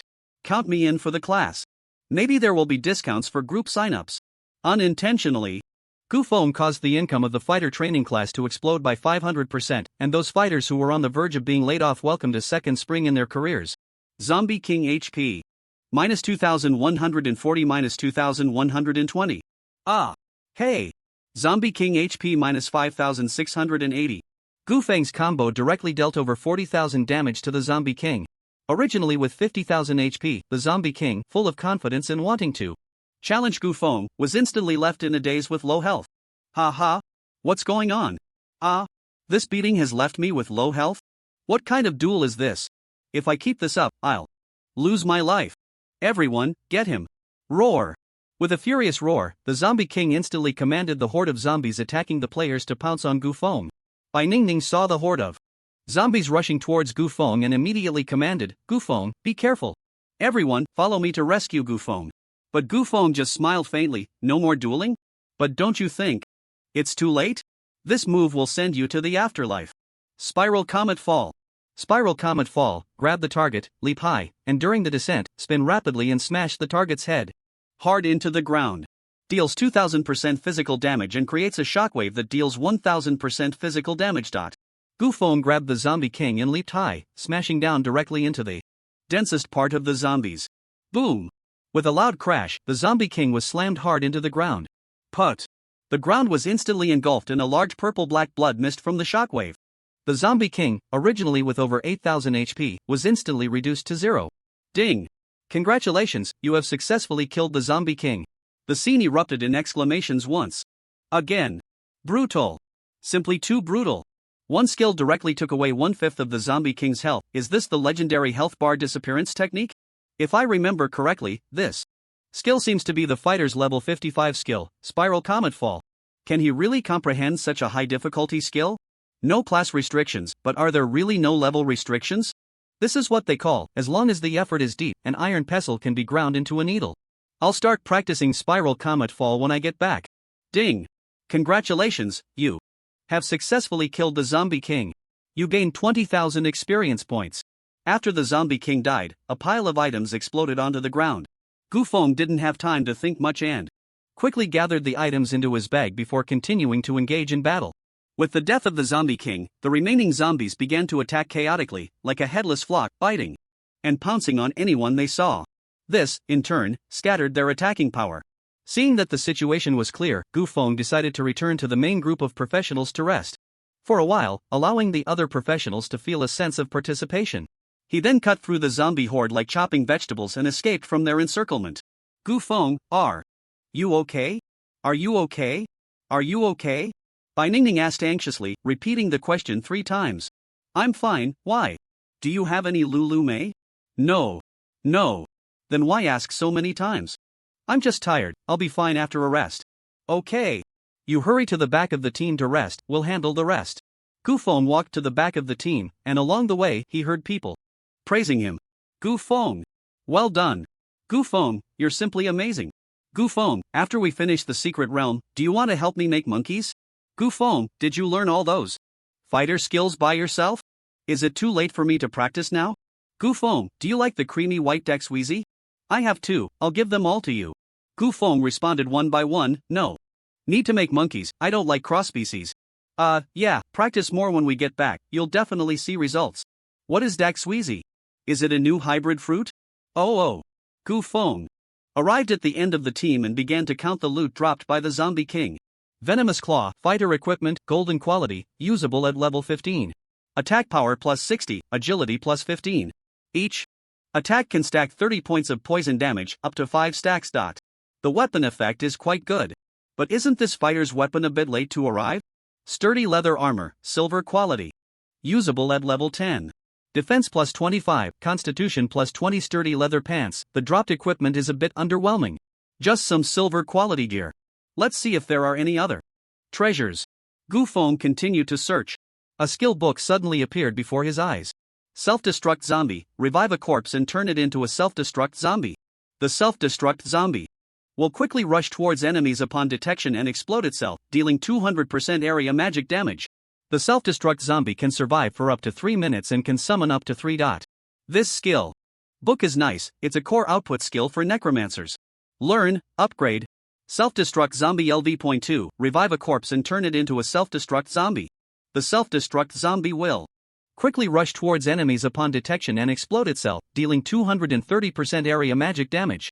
The self-destruct zombie can survive for up to 3 minutes and can summon up to 4. Not bad. The upgraded necromancer skill not only increases damage but also the number of summons. It seems necessary to level up all summoning skills of the necromancer to max. After checking the loot, Gu Feng began to rest. About 30 minutes later, the main force finally cleared the zombie tide. Bai Ningning said, "We finally cleared the zombie horde. Everyone, take the time to recover and check the casualties of your teammates." Everyone began to check. But after checking, they were surprised to find that none of their teammates had sacrificed. People began to discuss excitedly. Wow! Our team of over 1,000 people actually didn't lose a single person. It's simply unbelievable. Our defensive formation is still the usual one, but this time, not a single person died. This is all thanks to Bai Ningning's defensive aura, which has made our front line more solid, and Chen Hui's terrifying slaughtering ability, perfectly restraining the zombies all the way. But the most crucial factor is our one true god, Gu Feng. He actually took down the boss all by himself, it's simply incredible. Yeah. If the boss had charged at our team, we would have suffered at least 20 casualties.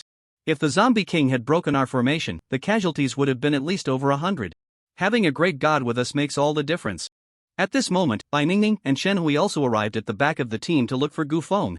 At that time, Gu Feng was leisurely sleeping at the back. Bai Ningning, ahem. Gu Feng, it's time to wake up. Is it over? Yes, it's over. Gu Feng stood up. As long as it's over, let's continue moving forward. I was just thinking seriously, I believe it's better for you to take the position of captain. Oh? Aren't you all competing for the captaincy? Bai Ningning asked, Chen Hui, do you still want to compete for captain? As for me. If I call you Chen Gu, would you dare to agree?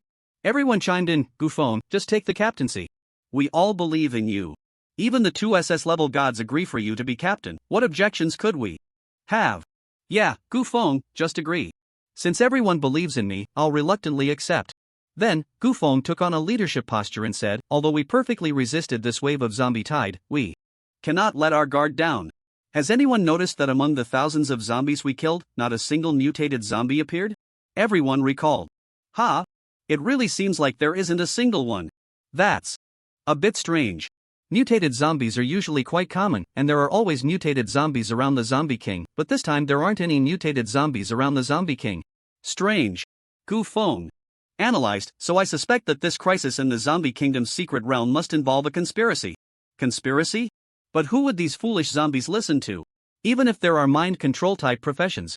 The secret realm only allows level 20 professionals to enter, and a level 20 mind controller simply cannot control boss level creatures.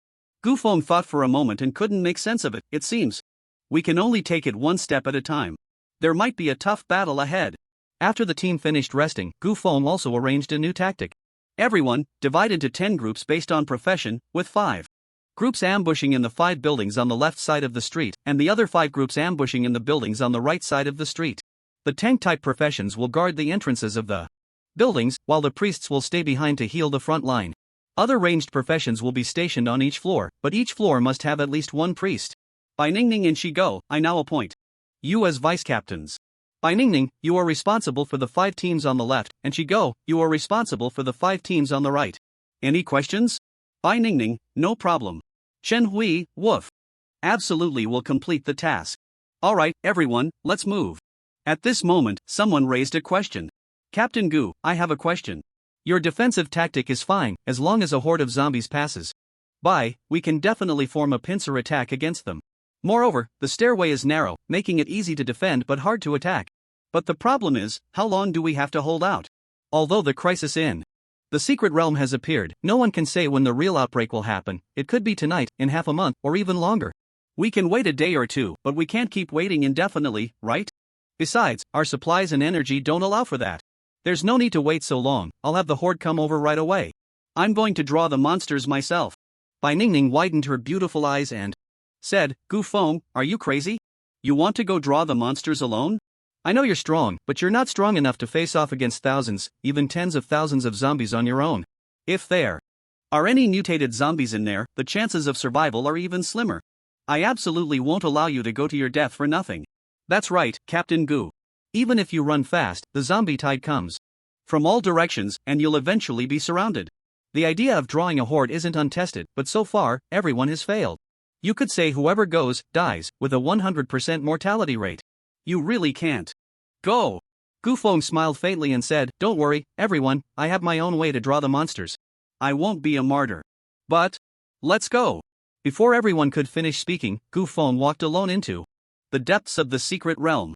Captain Gu is really too responsible. Yeah, risking himself, he truly is our good captain. Such an outstanding person is just an unplast individual. If he successfully changes jobs, wouldn't he be soaring to the heavens? Although Bai Ningning was very worried about Gu Feng's safety, seeing the confident look in his eyes, she knew this man was not just putting on a brave face. If he said he had a way, then he definitely had a way. If he said he could come back safely, then he would surely come back safely. Alright, then let's hurry and prepare for battle. Received. The main force then began to split into groups, and those who were grouped entered the building to prepare in advance. After leaving the main force, Gu Feng also found a high point to stop. How could I possibly go draw the monsters myself? Of course, I'm going to have my Ri Tian draw the monsters. Come out. Ri Tian. It's time for the Paw Patrol to shine. Ri Tian wagged its little tail and was summoned. Woof. Where's the little bitch? Where's the female dog? Ahem, the female dog hasn't arrived yet. But right now, there's an urgent task that needs your help. Woof. What task? 5 boss-level creatures have emerged in the zombie secret realm. I've already dealt with one, leaving 4.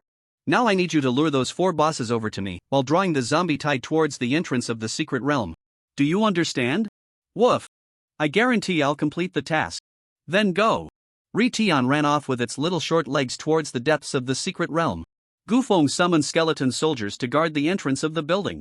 About 40 minutes later, a crisp dog bark came from not far away, followed by the sound of countless footsteps running. They're coming. Gu Feng stood up and looked down. He discovered a massive horde of about 2,000 to 3,000 zombies. Although the number wasn't too large, the size and physique of these zombies were clearly different from before. A significant portion of them were even wearing equipment. These are mutated zombies. And all of them are mutated zombies. Mutated zombie, health 3000, attack 150, defense 50, magic defense 50 skills, frenzied bite, T-virus infection. The attributes of these mutated zombies are much higher than those of ordinary zombies. This is going to be tough. Gu Feng checked the other types of mutated zombies. Mutated zombie warrior, level 14, health 3800, attack 185, defense 60. Magic defense 60 skills, charge, heavy strike, sweep, T-virus infection. Mutated zombie assassin, level 11, health 3380, attack 158, defense 40, magic defense 40. Skills, stealth, backstab, poison dagger. T-virus infection. Mutated zombie mage, level 12, health 2930, spell damage 177, defense 40, magic defense 40. Skills, fireball, fire resistance, warm current, T-virus infection. Mutated zombie priest. Mutated zombie ranger. After seeing these mutated zombies that were once professionals, Gu Feng couldn't help but furrow his brows. This is going to be tough.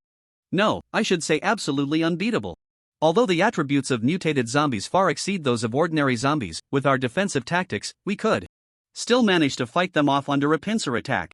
But the problem is that 1/3 of the mutated zombies are those who were once professionals, which undoubtedly spells doom for ordinary professionals. How can a team of professionals deal with a horde of zombies that is several times or even a dozen times larger than their own? They rely on the zombies' short reach and lack of ranged attacks to win against greater numbers. But now, there are ranged units among the zombies, and they are powerful mutants. As long as a few ranged units focus fire on a single target, they can instantly kill a professional. Once a professional dies, they will quickly turn into a zombie, causing chaos in the formation. If this group of mutated zombies charges forward, the professional team will surely suffer heavy casualties, and there's even a possibility of total annihilation. And when Gu Feng clearly saw the boss's attributes, his judgment became even more resolute. We absolutely cannot let this group of zombies pass. At the end of the line were 4 boss-level zombies. Leading the way was a zombie with a deformed foot, its right foot bent outward at a 90-degree angle from the ankle, and prolonged friction with the ground had worn away the flesh, leaving it to walk solely on the shin bone, with only a bit of flesh hanging on the outer side of the calf, as if it could fall off at any moment. It was clad in tattered warrior gear, but it was still recognizable that it had once been a warrior. Its right hand dragged a long-handled axe, the blade scraping against the ground, and combined with its uneven gait, it produced a rhythmic metallic scraping sound. However, this zombie king had an unusually large head, which looked somewhat out of place.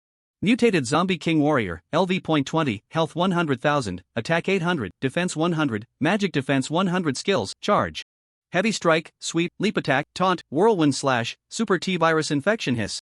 A Level 20 Zombie King. 100,000 health points, 800 attack points. 3 axe strikes can kill an ordinary professional. This is simply terrifying. By the way, how could a level 15 dungeon spawn a level 20 boss? Could it be that a level 20 professional died here and then turned into a zombie, eventually evolving into a zombie king over time? That seems quite possible. But what's with that big head? Gu Feng continued to check the attributes of the other zombie kings. Mutated Zombie King Assassin, LV.20, Health 80,000, Attack 750, Defense 80, Magic Defense 80 Skills, Stealth, Backstab, Smoke Bomb, Poison Dagger. Super T-Virus Infection Mutated Zombie King Priest, LV.20, Health 87,000, Spell Damage 670, Defense 80, Magic Defense 80 Skills, Slow Healing, Healing Spell, Holy Strike, Purification, Super T-Virus Infection Mutated Zombie King Ranger, LV.20. After seeing the attributes of the other 3 zombie kings, the usually calm Gu Feng appeared somewhat unsettled. All 4 zombie kings are level 20. All evolved from professionals after death, and they all have a big head. Under normal circumstances, such a probability would be impossible. There is definitely something wrong with this secret realm crisis. Someone is absolutely manipulating things from the shadows. We cannot let these 4 corpse kings and this group of mutated zombies get through. The team of professionals will surely be unable to resist and will definitely be wiped out. Fortunately, your brother Chen is here. As long as I make a slight move, your conspiracy will not succeed. Let me crush your scheme. Gu Feng checked his skills and fell into contemplation. Which skill should I use? If I use an ordinary high-level skill and fail to take down these 4 bosses in one hit, I might also fall into danger. It's safer to use an awakening skill. But I absolutely cannot use the obliteration black hole anymore. It's best to use a skill that can disguise this massacre as a natural phenomenon or a natural disaster. That way, my suspicion will be minimal. Then I'll use this skill. Storm Twin Tornado, Wind Mage Level 60 Awakening Skill. Summons 2 highly destructive dragon tornadoes to shred enemies. Deals 1000% magic damage per second, lasting for 30 seconds. During the duration, the direction of the tornadoes can be controlled. Suddenly, 2 tornadoes whip up in the secret realm, scattering the zombie army, and the corpse kings vanish without a trace.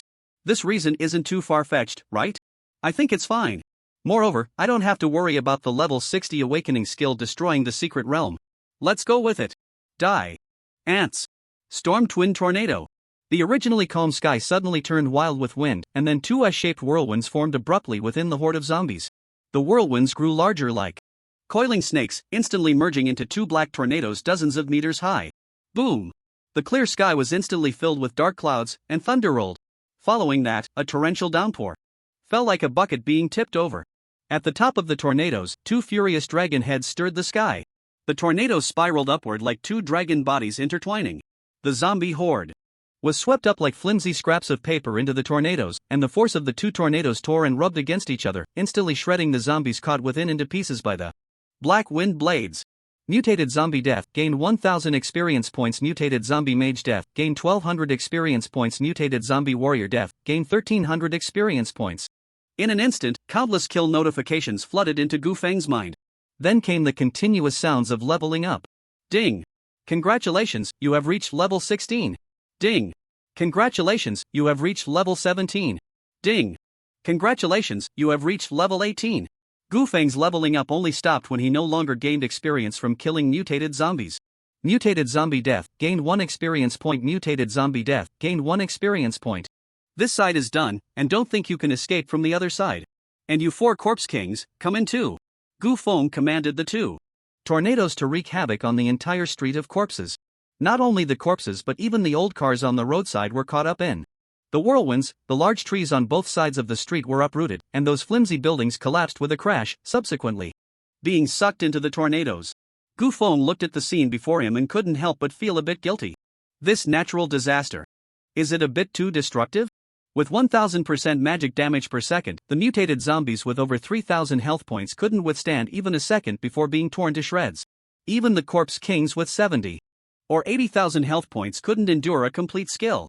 Mutated Corpse King Priest Death gained 50,000 experience points. Mutated Corpse King Ranger Death gained 50,000 experience points. Mutated Corpse King Assassin Death gained 50,000 experience points. 3 bosses fell one after another, but what puzzled Gu Feng was that even after his skill ended, there was no notification of the Zombie King Warrior's defeat. Ha! That shouldn't be. The Zombie King Warrior has 100,000 health, but my magic damage is 550. One of my skills can deal at least 150,000 damage. It can't possibly still be alive. Could it be hiding? Gu Feng looked around for the last boss's trace, but seeing the world reduced to ruins by the Storm Twin Tornado, he decided to stop searching. Forget it. I won't look anymore, it's probably buried under the rubble of some building. Let it have a dog's life.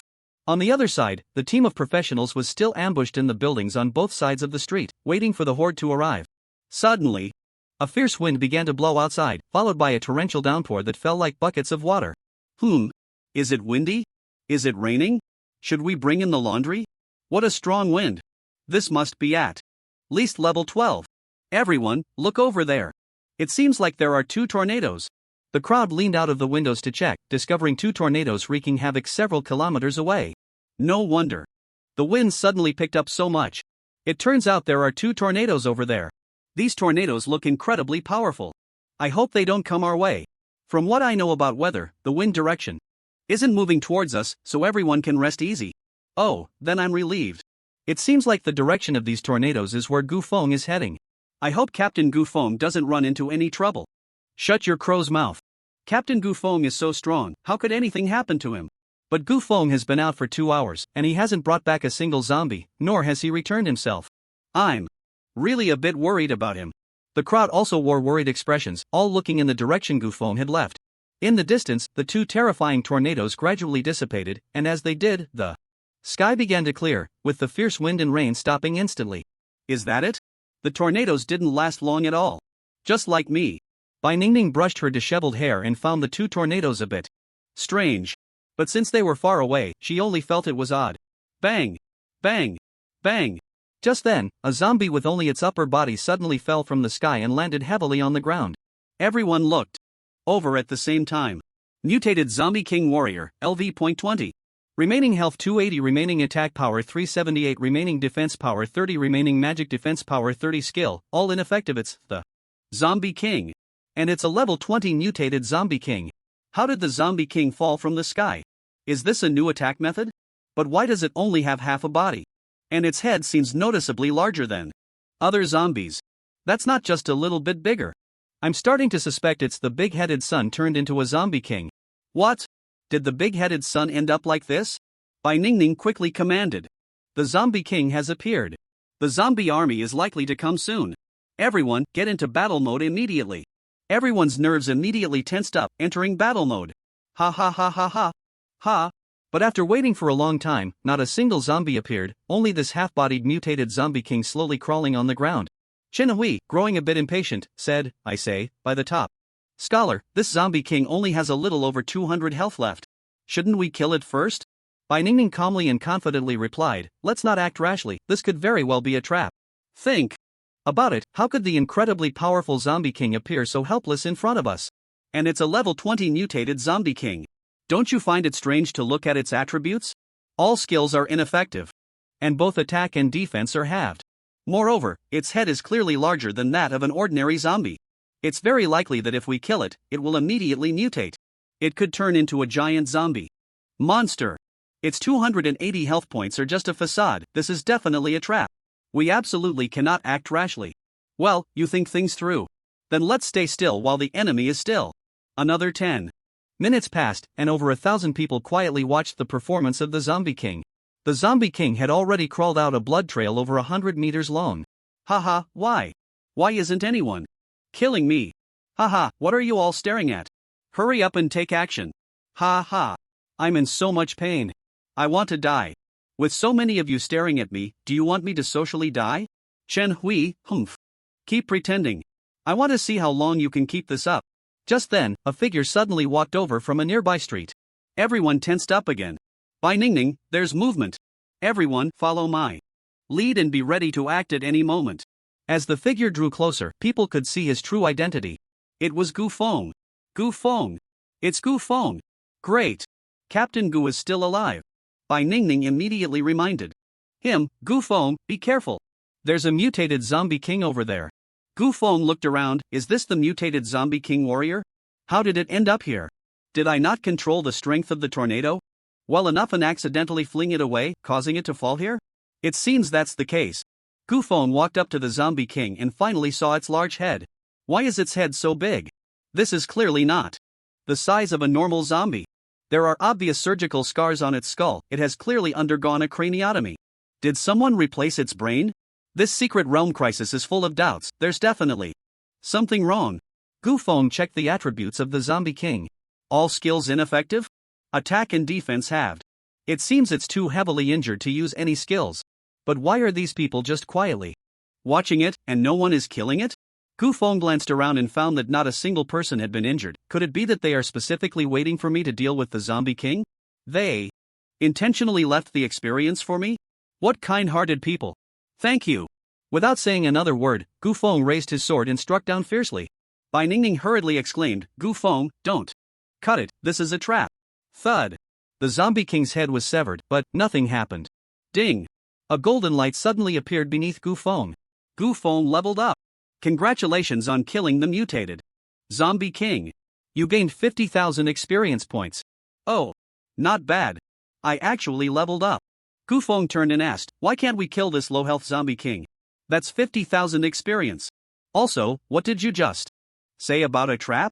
Upon hearing Gu Feng's words, everyone's faces instantly darkened. Low-health Zombie King? Didn't it mutate? Is it still mutating when it's dead? We were fooled. This is just a low-health Zombie King. Damn. Damn. What are we even doing? That's 50,000 experience. We just watched it slip away without anyone daring to act. Ah. What a loss. He, what a mistake. Bai Ningning also said with a dark expression, and no, it's nothing. I was just asking if you want to go eat some pie later? At this moment, Bai Ningning was so embarrassed that she could dig out a 3-bedroom apartment with her toenails. What am I doing? Why did I stop everyone from killing this nearly dead Zombie King? I even said it would mutate into a giant zombie monster. I'm so embarrassed. Gu Feng said, eating pie, huh? Sure. If you treat, I'll eat. I'll treat. At this moment, Chen Hui stepped out and said, Brother Chen, she actually meant to say. Shut up, you little dog. Why can't I say it? She meant to say. Bai Ningning glared fiercely at Chen Hui and said, little dog. If you can shut up right now, you won't have to repay me that life you owe. We're even. So can you be quiet? Oh. Just. As everyone was chatting, suddenly there was a loud bang. The huge head of the Zombie King that had been chopped off exploded. Brain matter splattered everywhere, startling the onlookers. Everyone's nerves tensed up again. Bai Ningning shouted, everyone be careful, there might be an ambush. Everyone picked up their weapons and entered a state of alert. But after waiting for a long time, nothing happened, and everyone finally relaxed. What happened? Why did the Zombie King's big head suddenly explode? I don't know.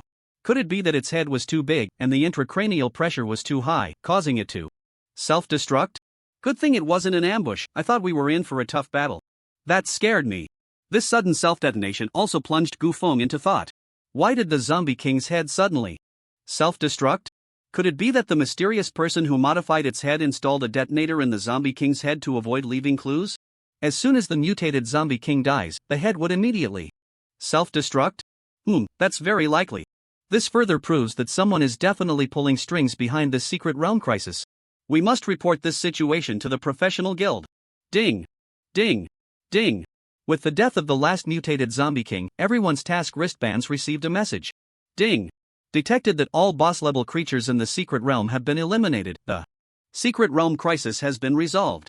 Thank you to all the warriors for your sacrifices and contributions. We will soon compile the contribution rankings for the secret realm crisis, and everyone can claim corresponding rewards from the professional guild based on their contributions. What's going on? How did the secret realm crisis suddenly get resolved? Could it be that the monitoring system made a mistake? Didn't they say there were a total of 5 bosses? Gu Feng killed 2 bosses, what about the other 3? Did they just disappear? Could they have been swept up into the sky by those 2 tornadoes? At this moment, Gu Feng said, "Ahem, this brother guessed correctly, and that's exactly what happened." What? Gu Feng elaborated, "Everyone listen to me slowly. I ventured deep into the secret realm and finally found the remaining zombie army. Just as I was pondering how to safely lure the monsters, dark clouds suddenly gathered in the sky, and then it started pouring rain like beans. How could I let the rain drench me? So I quickly found a place to shelter from the wind and rain. I hid in a secluded staircase. I stood at the window of the building, watching that group of silly zombies getting rained on, and my mood was incredibly good. Just then, a fierce wind suddenly blew outside, followed by 2 whirlwinds rising from the ground. And the positions of these 2 whirlwinds were right in the middle of the zombie crowd. The whirlwinds grew larger and larger, eventually forming 2 extremely powerful tornadoes. At this point, the Zombie King also realized the danger and began directing the zombie horde to flee in all directions. But the force of these 2 tornadoes was astonishing. The zombies didn't have time to escape and were sucked into the vortex, even the powerful Zombie King was caught up in it. Fortunately, I was hiding far from the tornado, which allowed me to escape a disaster. Otherwise, everyone might not have seen me again. The 2 tornadoes came quickly and left just as fast. They lasted only a few dozen seconds before dissipating. After the winds calmed down, I peeked out the window, and you won't believe what I saw. What did you see? Gu Feng animatedly spun the tale, and people listened with rapt attention. I saw that all the zombies on the street had vanished. Just as I was wondering where the zombies had gone, it suddenly started raining zombies from the sky. Countless severed arms and limbs fell from above, creating a spectacular scene. It turned out that the 2 tornadoes had swept the horde of zombies into the sky and torn them to shreds. And that half-body Zombie King must have been ripped in 2 by the tornado and blown over here. If it weren't for the Zombie King's tenacious vitality, it would have been dead long ago. So those 2 terrifying tornadoes really wiped out the horde. Even the Zombie King couldn't escape. Exactly. The power of nature is simply terrifying. Everyone must take care of the environment from now on. So, does this mean the crisis in the secret realm has truly been resolved? We're all still alive. The crowd erupted in cheers. Oh, we're still alive. A miracle. Not a single person died in resisting the crisis of the secret realm. This is the first time in history. Even nature came to our aid. This is definitely a miracle. Ding! Ding! Ding! At this moment, the contribution rankings for the secret realm crisis were freshly released, and everyone opened their task wristbands to check.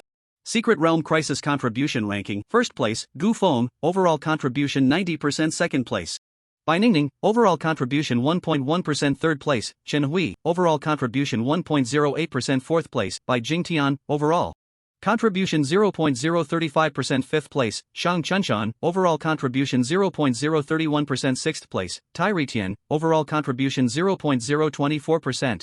1248th place, Kai Kuan, overall contribution 0.00001%. As the rankings were announced, everyone was in shock. What? Is this ranking wrong? Gu Feng's contribution accounts for 90% of the entire team? I know Gu Feng performed exceptionally, but is it really that high? The contributions of over 1,000 of us only add up to that 10%? Gu Feng's contribution not only outshines 2 SS-level geniuses but also makes all of us feel utterly ashamed. Yeah, but thinking about it carefully, it seems we really didn't do much. And Gu Feng single-handedly killed 2 bosses, so his contribution value is definitely far ahead. That's right, far ahead. Far ahead. Far ahead. By the way, who is this Kai Kuan? That 0.00001% contribution clearly shows he's slacking off. And who is this Tai Tian? Is he human or dog? Does anyone really have that name? Gu Feng listened to everyone's speculations and simply smiled. Fatally, I didn't expect my contribution to Tai Tian to rank 6, surpassing most people. Truly, the Paw Patrol has made a great contribution. Chen Hui looked at the contribution rankings, feeling somewhat dissatisfied. Damn. Losing to Gu Feng is one thing. But now I'm behind by Ningning again. I was so close to surpassing her. Next time, I will definitely surpass you. Let's go. Bai Ningning then walked over to Gu Feng and said, Gu Feng, since the crisis in the secret realm has been resolved, let's go out. I'll treat you to some pies. Then let's go.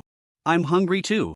The crisis in the secret realm is over, everyone, let's head out and claim our rewards.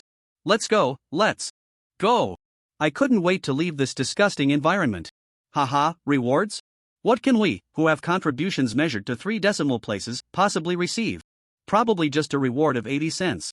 Even a mosquito's leg is meat. Why not take it? Exactly, let's go collect our rewards.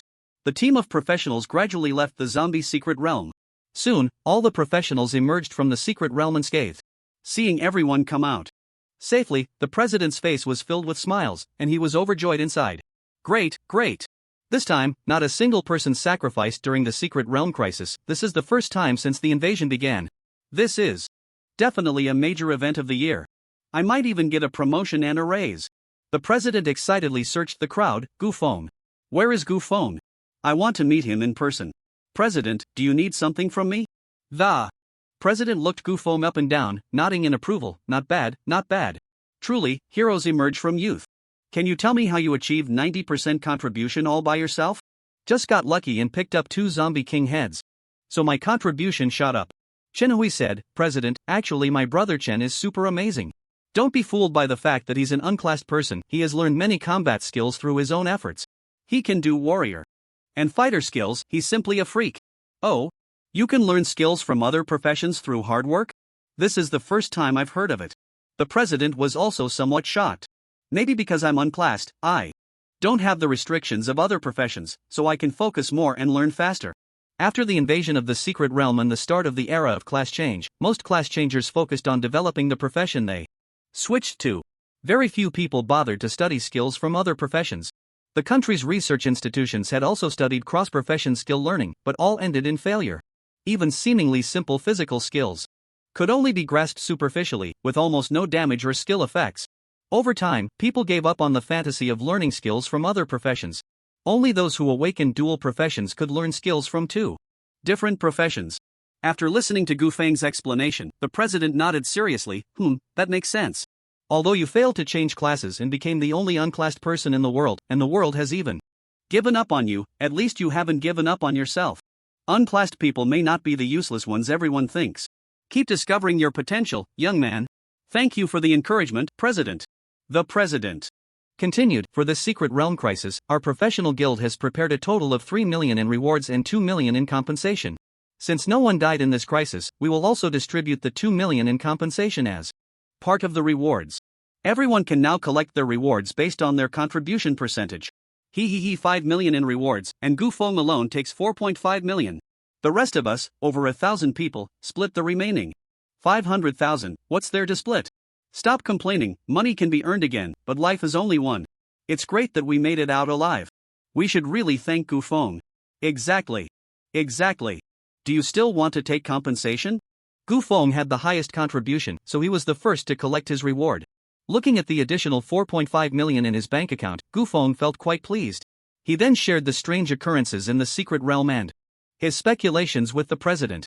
After hearing Gu Feng's words, the president furrowed his brows tightly and said seriously, If someone is indeed pulling strings behind the scenes to deliberately trigger this secret realm crisis, then the nature of this crisis changes completely. The clues you provided are very useful. We will definitely investigate this incident thoroughly. After bidding farewell to the president, Gu Feng walked out of the Adventurers Guild. Bai Ningning had been waiting outside for Gu Feng. As soon as she saw him come out, she immediately walked over and said, Gu Feng, let's go, I promised to treat you to some meat pies. Gu Feng checked the time. It was already 10 p.m. Is there still meat pie available at this hour? If there are no meat pies, then we'll go eat something else for a late night snack. With a beautiful woman's enthusiastic invitation, how could Gu Feng refuse? Alright, let's go. At that moment, Chenhui also walked over and asked, is there a late-night snack? I want to join too. Bai Ningning shot Chenhui a glance and said irritably, what are you butting in for? I didn't say. I would treat you. If you're not treating me, then I'll pay for myself. Anyway, I have to thank Brother Chen for saving me from the zombies. The two of us must have a good drink together. Although Gu Feng was already quite strong, he didn't mind getting to know two more talented young men. Life is long, and no matter how strong one is, there will always be difficulties. Perhaps there would come a time when he could use their help. Gu Feng said, we all came out of the same trench as teammates, so let's go together. Seeing that Gu Feng had said so, Bai Ningning had nothing more to say. Alright then, I'll go freshen up and take a shower at the hotel. Let's meet back here in half an hour. After a night of fighting zombies, all three of them were covered in dirt and smelled quite bad. Chenhui said, I'll go take a shower too, I have zombie guts all over my underwear. Okay, see you in half an hour. Half an hour later, the three of them had washed up and changed into clean clothes. Bai Ningning wore a white floral long dress, her skin smooth and fair, her face delicate and cute, with long hair cascading over her shoulders, looking graceful and poised. At that moment, Bai Ningning was a stunning beauty, completely different from her appearance in battle armor. Gu Feng found himself somewhat mesmerized. Bai Ningning touched her face and asked, what are you looking at? Is there something? I didn't wash properly? No, I just think you could easily make a living off your looks, so why are you still so outstanding? You're handsome too. Aren't you strong as well? You're even more beautiful. No, you're more handsome. Chen Hui interjected, hey.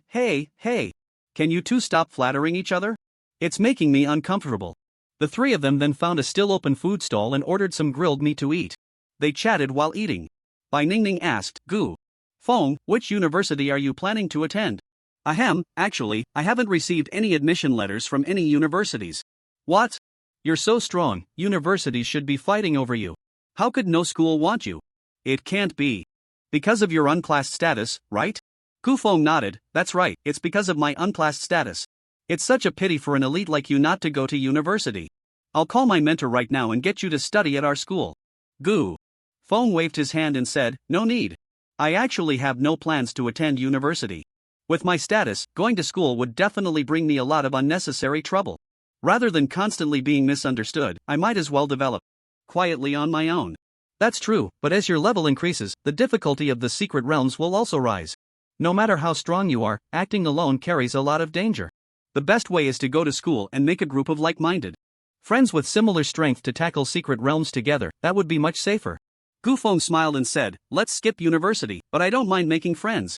If I really run into trouble in the future, I hope you two won't refuse to help me.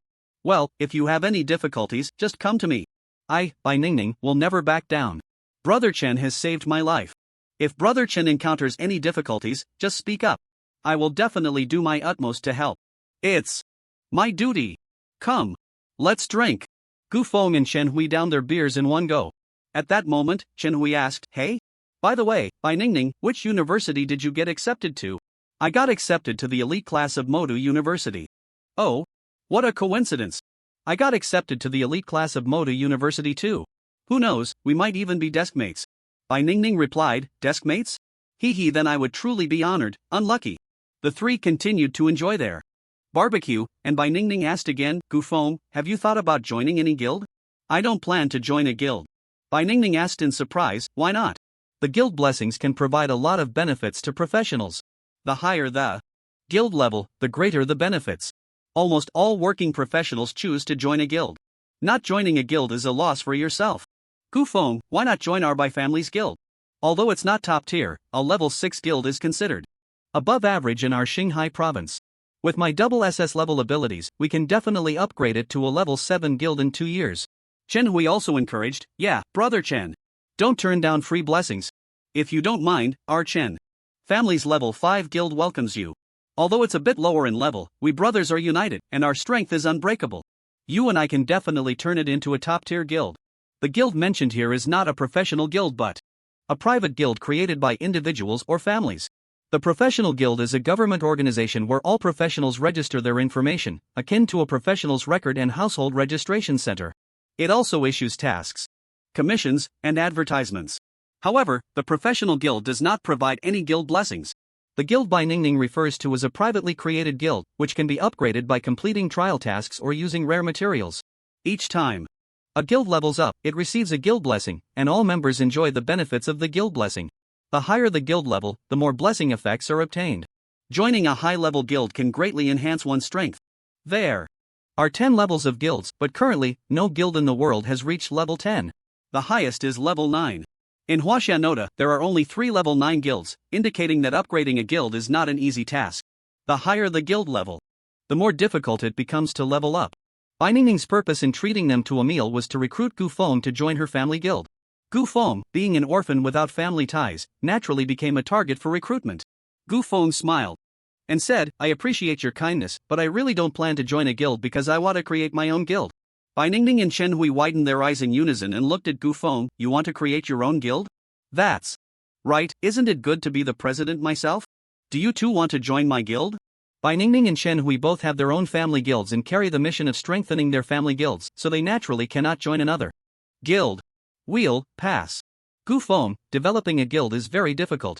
It requires not only strength but also a significant investment of money and time. It's not as simple as just creating a guild and expecting people to join. Even if the guild is successfully established, managing it is also a technical job. In short, it's quite troublesome. Gu Feng thought about it and indeed found it a bit troublesome. Forget it, let's not talk about that anymore. I just have the idea of creating a guild. Whether or not to create it, we'll see later. By the way, Bai Ningning, do you like pets? Like little puppies? Of course I do. I like both little cats and little dogs. I just happen to have a little teddy to give you. How about that? Great. Bai Ningning was filled with anticipation, overjoyed. Gu Feng summoned Ri Tian from the pet space and then directly tossed it to Bai Ningning. She caught it in her arms. But when she saw the true appearance of the teddy, she was instantly scared, pale, screamed, and threw Ri Tian to the ground. "Ah! What the hell is this? So disgusting. This is a zombie teddy I picked up from the secret realm. It poses no threat and is very obedient. Ri Tian, do you like your new owner I found for you?" Woof woof. Ri Tian happily barked twice, circling around Bai Ningning to show its satisfaction, then its two fluffy, bloody little hands wrapped around Bai Ningning's jade-like legs and began to wildly twist its waist. "Ah! Gu Feng, what is it doing? It seems like it's being inappropriate with me." Gu Feng casually said, "This is Ri Tian's highest expression of affection for a person. Just get used to its enthusiasm." Bai Ningning was so anxious that she stomped her little feet. I can't get used to it. Please, quickly make this teddy stop its antics. I feel like my legs have been defiled." "So you don't like my Ri Tian then?" I don't like it. Quickly take it away. Come back, Ri Tian, it seems I have to find you a new owner again." Gu Feng called Ri Tian back, then tossed it 2 roasted chicken legs, and Ri Tian happily started eating. Bai Ningning asked, "Gu Feng, why does this zombie dog listen to you so well? Don't zombies have any intelligence?" Threaten it? Yes. Although zombies don't have intelligence, this zombie still has some spirit. I just threatened it by saying that if it didn't behave, I would crush its little dog head. Then it obediently listened. Oh, so it can be like that. The world is so big, there are all kinds of wonders. After a few bottles of beer, the 3 of them felt a bit drowsy from the alcohol. They exchanged contact information and returned to their hotels to rest. The next morning, Bai Ningning and Chen Hui each sent Gu Feng a message to say goodbye and took a car back to their own city early in the morning. After Gu Feng got up, a sign-in message appeared before his eyes. "Sign in. Congratulations, you have successfully signed in and obtained the skill sprint. Ding! Your sprint skill has automatically leveled up to level 2. Movement speed increased by 20% for 3 minutes. Sprint is a level 10 universal skill for all professions, but it has a minimum requirement for agility, so typically agile professions like rangers and assassins prefer to equip it. Other professions rarely learn sprint." Gu Feng was clearly not very satisfied with this skill. Another low-level skill signed in. Boring. Let's see what loot I got yesterday. The 4 mutated zombie kings should have dropped quite a few good things. Gu Feng opened his overflowing storage space, and the first thing that caught his eye was the equipment and weapons. Mountain axe, fine longbow, healing staff, bronze armor. The equipment dropped by the 3 bosses isn't that great, at most it's silver level, probably the gear worn by the professionals before they turned into zombies. I can only sell it as junk. Let's see if there are any skill books to help me recover health. Skill books: heavy strike, healing, precision shooting, bone chilling, self-destruct zombie. 4 books. Hiss a big harvest. I didn't expect to get 8 skill books at once. This is a huge profit. Learn them all, learn them all. Ding. Your heavy strike skill has leveled up to level 2. Ding. Your healing skill has leveled up to level 2. Self-detonating zombies is a level 15 skill. My current level is 19, and to learn the level 3 self-detonating zombie skill, I need to raise my level to 21 first. I'll hold off for now. Wait, it seems my talent doesn't say I can't learn skills above my current level. How about giving it a try? Gufeng picked up the skill book for self-detonating zombies and attempted to use it. Ding. Your self-detonating zombie skill has been upgraded to level 3. What the heck? I actually succeeded in learning it. There really are no level restrictions on learning skills. Awesome. Let's keep going. Ding. Your self-detonating zombie skill has been upgraded to level 4. Ding. Your self-detonating zombie skill has been upgraded to level 5. Ding. Your self-detonating zombie skill has been upgraded to level 6. Most low-level skills max out at level 20, whether grinding in secret realms or purchasing directly. I need to quickly level up my low-level skills to max. This way, the probability of signing in for high-level skills will be higher. It's time to head to the treasure pavilion to dig up some skill books. And I should also clean out the equipment in my backpack. Gufeng stood up and headed to the treasure pavilion. The treasure pavilion is a place for consignment, auction, and recycling of various equipment, materials, and skill books, similar to a store. Gufeng went to the largest treasure pavilion in the city. It was a building in a classical Chinese style, resembling an attic, with a very refined decor. Gufeng entered wearing a mask. Since he was going to purchase a large number of skill books, he didn't want to reveal his identity. He found an empty counter and asked, "Do you have low-level skill books here?" Most of the people who come to buy low-level skill books are newbies, and the staff showed no interest at all. She yawned and asked dully, "Yes, which skill book do you want?" The staff member was a slightly plump young lady, looking somewhat lazy, clearly accustomed to the comfortable life of a civil servant. "I want all the skill books for professions below level 20. The young lady was taken aback, then incredulously asked, "Are you sure you want all the skill books for every profession?" Gufeng pretended to be deep and said, "Just bring them all out. Ha ha ha. A big order is here. Digging in the little garden, ha ha ha." The young lady immediately perked up, "Sir, please wait a moment, I'll get them for you right away." About 5 minutes later, the young lady came out holding a pile of low-level skill books. "Sir, these are all the skill books below level 20 we have in our store. Feel free to choose." Gufeng estimated there were about 50 or 60 books, with the most being level 1 and level 5 skills. There were only 8 level 20 skills in total. Moreover, most of these skills were produced in nearby secret realms. Although the drop rate for low-level skill books is relatively high, the demand from practitioners is also quite large. Only those from less affluent families or those facing difficulties in life would choose to sell low-level skill books cheaply for money. Gufeng said, "I'll take all of these." The young lady took out a calculator and quickly began to calculate. Soon, she arrived at the total price. "Sir, there are 58 skill books in total, amounting to 5,340,000. Level 1 skills are about 50 to 60,000 each, level 10 skills are around 100,000 each, and level 20 skills are over 300,000 each. That's about the price." Gufeng quickly estimated in his mind and felt the price was reasonable. "Is there no discount?" "Sorry, all our products are sold at market price, and there are no discounts." "Alright, then let's use the card." Gufeng handed over his bank card. Beep beep beep. Card swipe failed.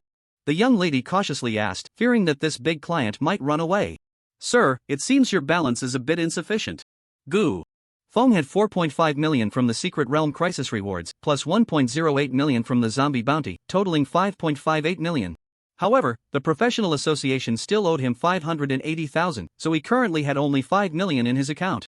Feng opened his storage space and dumped all the equipment and materials inside, instantly filling half the room.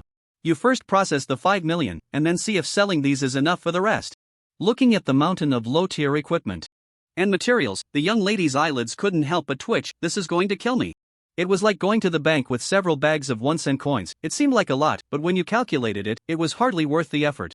This isn't just a big order, it's a huge task. 2 hours later, the young lady finally finished counting the materials. Continuous work had drenched her in sweat, and her chest was soaked. She wiped the sweat from her forehead and said, "Sir, everything has been counted. The total is 338,000. So much stuff is only 338,000? It seems low-tier equipment and materials really aren't worth much." "They're not worth anything, we're just recycling junk. So even with this 338,000, I'm still 2,000 short, right? Can't you give me a discount on that 2,000? I really can't, sir. That's our policy. That's fine, I have more here. Saying this, Gu Feng opened the storage space of his task wristband again and dumped out a pile of equipment and materials. The previous items were from the Beast Forest, while these were from the Zombie Kingdom. Looking at the mountain of junk before her, even more than the first batch, the young lady was momentarily stunned. Sir, how about I give you a discount? Gu Feng waved his hand and said, no need, no need. I'm not someone who's short on 2 or 3,000. Don't break your stores. Rules over this. Hurry up and count. I'm in a hurry. The young lady wanted to cry but could only bury herself and work again. 2,000 years later. Sir, everything has been counted. The total value of these goods is 422,000. Okay, let's transfer the money quickly. Ding. Your weepy has received 420,000. After receiving the money, Gu Feng left the treasure pavilion and immediately used all the skill books he had just purchased. Ding. The heavy strike skill has reached level 13. Ding. Fireball has reached level 10. Ding. Slow healing has reached level 9. I didn't expect to spend 5 million so quickly. It seems that to get stronger fast, I need to burn money. Keep making money, keep leveling up. Off to the next secret realm. Rumble. A mass of thunderclouds was rapidly moving towards the center of Jinghai City.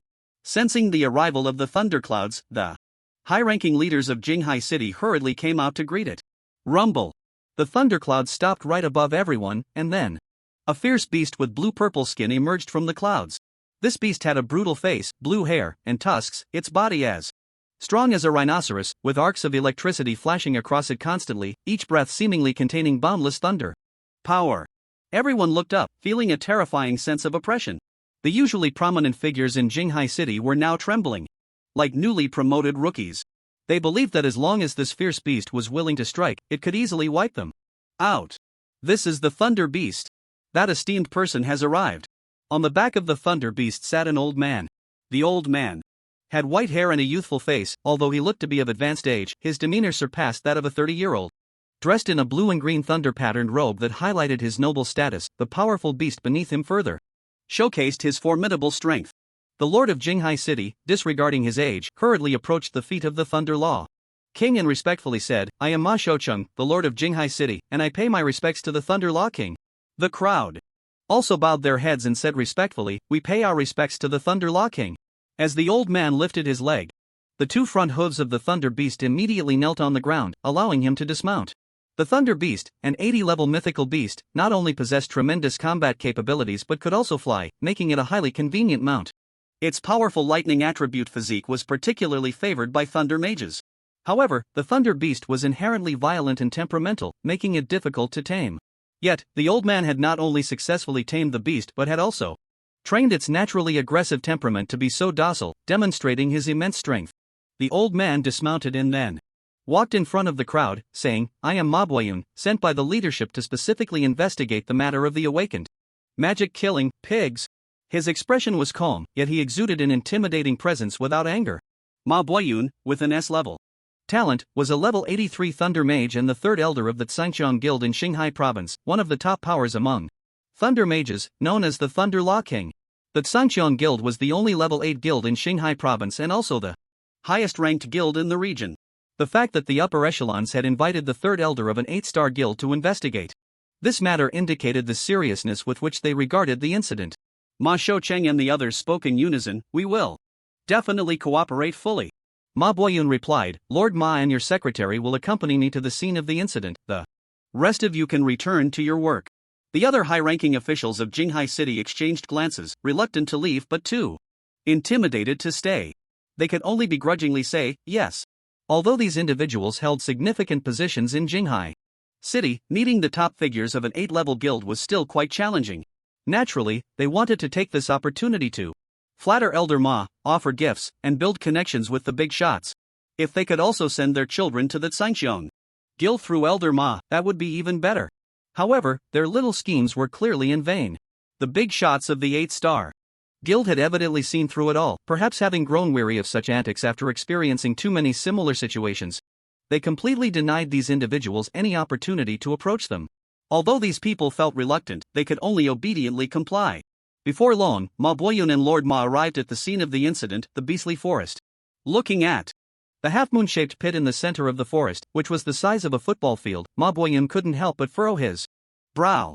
This is indeed damage caused by a second awakening skill. But why would a big shot with a second awakening come to this novice secret realm to kill pigs? It's simply unfathomable. Although Ma Boyun had already reached level 83, he had yet to complete the task for his second awakening. Completing the awakening task not only required finishing extremely difficult missions and collecting rare treasures but also depended on whether one's comprehension could grasp the awakening skills. While it was possible to directly complete the awakening through awakening skill books, the drop rate for such books was exceedingly low. Globally, only 3 to 5 first awakening skill books would drop in a year, and it could take years to find even one second awakening skill book. Thus, most awakening skills had to be comprehended by the practitioners themselves. However, Ma Boyun was merely a person with S-level talent. For someone with S-level talent, comprehending a 60-level awakening skill was relatively simple. But comprehending an 80-level awakening skill was evidently a bit beyond the capabilities of S-level talent. Thus, Ma Boyun found himself stuck at the level 82nd awakening quest. This stalemate lasted for 5 years. 5 years. Do you know how he spent those 5 years? During this time, his comprehension of the awakening skill reached 98% but never progressed a single bit further. Whether it was taking elixirs, challenging various difficult secret realms, or seeking different female cultivators for dual cultivation, he tried everything that should and shouldn't be done, yet that damned 98% comprehension rate showed no signs of change. Ma Boyun even contemplated giving up on the second awakening countless times. If the comprehension rate had been much lower, he might have given up long ago. But just 2% away, just a tiny bit from completion, he truly couldn't bear to give up. It was like being just 2 points short of getting into Tsinghua or Peking University during the college entrance examination. Being 2 points short is still not enough. Would you retake the exam? Retaking it might not guarantee success next year. But if you don't retake it, you'll have to settle for a lesser university. The quality of the school would drop significantly. In short, it was very frustrating. Ma Boyun was well aware of the rarity of second awakening experts. Even someone like him, who hadn't completed the second transition and had merely reached level 80, could become the third elder of a guild, and his daily tasks kept him extremely busy. Meanwhile, the second transition experts far away in the Eagle Kingdom were at least at the vice president level. How could they possibly have time to play around in the novice secret realms? It was simply unfathomable. Ma Boyun asked, "The report says 5 people experienced this crisis and all escaped alive. Where are these 5? I want to interrogate them personally." "Yes, I will lead you there right away." Soon, Ma Shoucheng found Xiao Yunlei and the other 4 in the territory of the slimes. Due to the destruction of the ecosystem in the beast forest, this year's graduates from Jinghai City could only level up in the territory of the slimes at the beginning. This resulted in a situation where there were many players but few monsters, significantly slowing down the leveling speed. At this moment, Xiao Yunlei and the others were attacking a slime warrior. Xiao Yunlei shouted, "Brothers, I've aggroed this monster, come and kill it. If we take down this slime warrior, we can level up to level 3. Brother Yunlei, I'm coming." Ma Shoucheng humbly said, "That one is the only S-class talent among the 5. Like you, he is also a thunder mage." "Oh, he's a thunder mage too?" Ma Boyun suddenly felt a sense of familiarity towards this child. He used a detection spell and found that although Xiao Yunlei also had S-class talent, if S-class were to be graded, Xiao Yunlei's S-class would be S. It could be said to be infinitely close to A-class. This is simply embarrassing for S-class.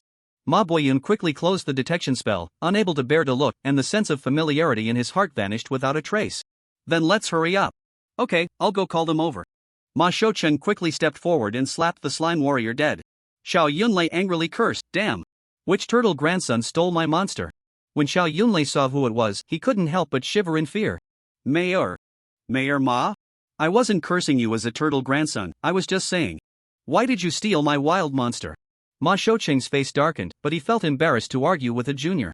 He said with a grim face, "Why would I steal your wild monster? Do I lack that little bit of experience? I have urgent business to find you. Do you see that old man over there? He's a big shot from the 8-star guild, specially here to investigate the second awakening magic from a couple of days ago. You 4 need to be respectful and recount everything that happened that day truthfully, understood?" "Yes." Upon hearing it was a big shot from the 8-star guild, the 4 of them became so nervous that they stumbled in their steps. They trembled as they approached Ma Boyun and recounted their experiences from that day from start to finish. Ma Boyun maintained the truth spell throughout and found that the few of them were not lying. He let a few people leave. Just before they left, Xiao Yunlei suddenly mustered the courage to ask, "Old Ma, will I be able to become a powerful thunder mage like you in the future?" Ma Boyun was silent. For a long time, unsure how to respond, and could only say, if you think you can, then you can. I think I can. So that means I can? That's great. Thank you for the encouragement, Old Ma. I will definitely work twice as hard from now on. Xiao Yunlei left happily. Hee, as long as you're happy. Old Ma then asked Ma Shoucheng, wasn't it said that 5 people escaped from the secret realm? What about the other one? That person has already graduated and left the school. Oh? Graduated so quickly? Old Ma, you may not know, but he is a repeat student and the only jobless person in the world who has failed to change jobs. It took him a whole year to graduate. So it's not that fast. Jobless? I've heard of that child. There's one more thing I think is necessary to report to you, go ahead. Yesterday, our city's level 10 to 15 zombie kingdom secret realm suddenly erupted with a crisis, and it was this jobless person who led the team to resolve the crisis with a 90% contribution rate, and they did it without any casualties. Along with him were 2 SS-level geniuses, and neither of them had a contribution rate as high as this jobless person. Isn't that strange? Ma Boyun couldn't help but narrow his pupils upon hearing this news. Is this true? Absolutely. It even made the headlines on Weibo. Old Ma, don't you usually check Weibo? Ahem, well, I'm not very good at using a smartphone. A jobless person, recognized as a waste by the whole world, not only can crush 2 SS-level geniuses but also managed to push the team's contribution rate to 90%. To put it simply, this secret realm is like he's soloing it. This is definitely not normal. Where is this child now? Take me to find him immediately. Yes. Gu Feng drove for over an hour and arrived at the secret realm in Lin City, the troll territory. This is a level 15 to 20 secret realm. At the entrance of the secret realm, a few people were looking to form a team, but Gu Feng ignored them and walked straight in. Trolls do not swarm like zombies. Their intelligence is low, and they can be a bit foolish, often attacking the wrong targets when their brains short-circuit, even hitting their own kind, which is why they are affectionately called fools. Therefore, trolls mostly fight solo, and even near a boss, there are rarely more than 10 trolls to avoid friendly fire. Despite the trolls fighting solo, this secret realm is not easy to tackle. The trolls' attack power, resistance, and recovery ability are all quite formidable. Even one troll can hold its own against 5 professionals. After a wave of dizziness, Gu Feng entered the secret realm. It was a barren plain, with the scorching sun hanging in the sky, roasting the entire land, making the continent appear completely devoid of moisture, and a gentle breeze could stir up clouds of yellow dust. The vegetation here mostly consists of thorny plants, as only they can withstand the sun's scorching heat. Small lizards and sand snakes hid in the thickets to cool off. So this is the troll territory, truly a barren land. Let's see what tasks are available. Gu Feng opened his task wristband to check the tasks related to the troll territory. Personal release, bounty for the complete brain of a troll leader. Reward, 300,000, or a potion of equal value. A bounty of 300,000 for a level 20 boss's brain, that's quite a high price. I'll take it. Gu Feng accepted the task and walked towards the front of the secret realm. Not far in, he spotted tall, burly figures searching for food under the blazing sun. Gu Feng approached one of them to take a look. This is a one-eyed ogre, with a single large eye that is almost as big as half its head, giving it an air of wisdom. It stands over 3 meters tall, with a sturdy and robust build, its skin rough and thick, resembling a layer of rhinoceros hide. It wields a massive club, looking incredibly powerful. This is the one-eyed ogre, much taller than the illustrations in the books. One-eyed ogre, LV.16, health 5000, attack 250, defense 100, magic defense 100 skills, overhead smash, sweep passive skill, tough skin, recovers 1% of maximum health every second. Ogre race unique skill, brain fart, has a 50% chance to attack the wrong target. The ogre's attributes and skills are quite absurd. Especially this tough skin passive skill, recovering 1% of maximum health every second, is really annoying. If the boss has this skill, it's very likely that the damage dealt won't keep up with its recovery. At this moment, the one-eyed ogre also noticed Gu Feng's presence. Food. Upon seeing Gu Feng, the ogre's eyes lit up, drool instantly dripping down. I'm going to chop you into meat, paste, and eat you up. Hee. Eat you. The one-eyed ogre then swung its large club and charged at Gu Feng. Due to the ogres being too widely dispersed, Gu Feng couldn't use area attack skills to harvest them. Using overly powerful area skills might also risk damaging the ecosystem of the secret realm. Thus, Gufeng planned to use melee skills to attack it, while also training his close combat experience. When fighting such a large and slow-moving creature, one must not rely on brute force, instead, agility is the key to victory. Gufeng equipped the Venomous Claw. Venomous Claw, fighter exclusive, purple quality, available at level 15.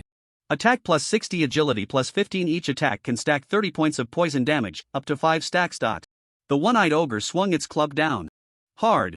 Hee. Meat pie. Meat pie. Back jump. Gufeng easily dodged the ogre's attack with a back jump, the giant hammer smashing into the ground and creating a deep pit. Lunge. He then executed a rogue's displacement attack, lunging directly beside the ogre to unleash a flurry of attacks.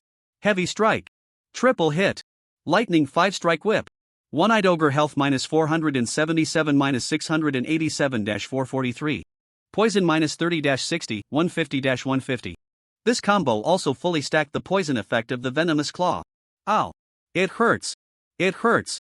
The ogre swung its club using the sweep skill, trying to knock Gufeng away. Forward roll.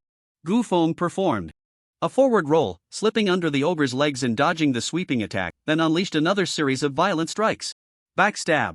Short punch. Burst fist. 1,000-year kill. Finally, I'll finish you off with a suplex. Gufeng wrapped his arms around the ogre's thick waist, then used all his strength to throw it backward. However, Gufeng underestimated the ogre's weight. When he lifted the ogre to its highest point, he finally couldn't bear the weight any longer. His waist buckled, and he was sat upon by the ogre. Boom! Pff, the ogre's heavy body crashed down on Gufeng. Its backside directly pressed against Gufeng's face.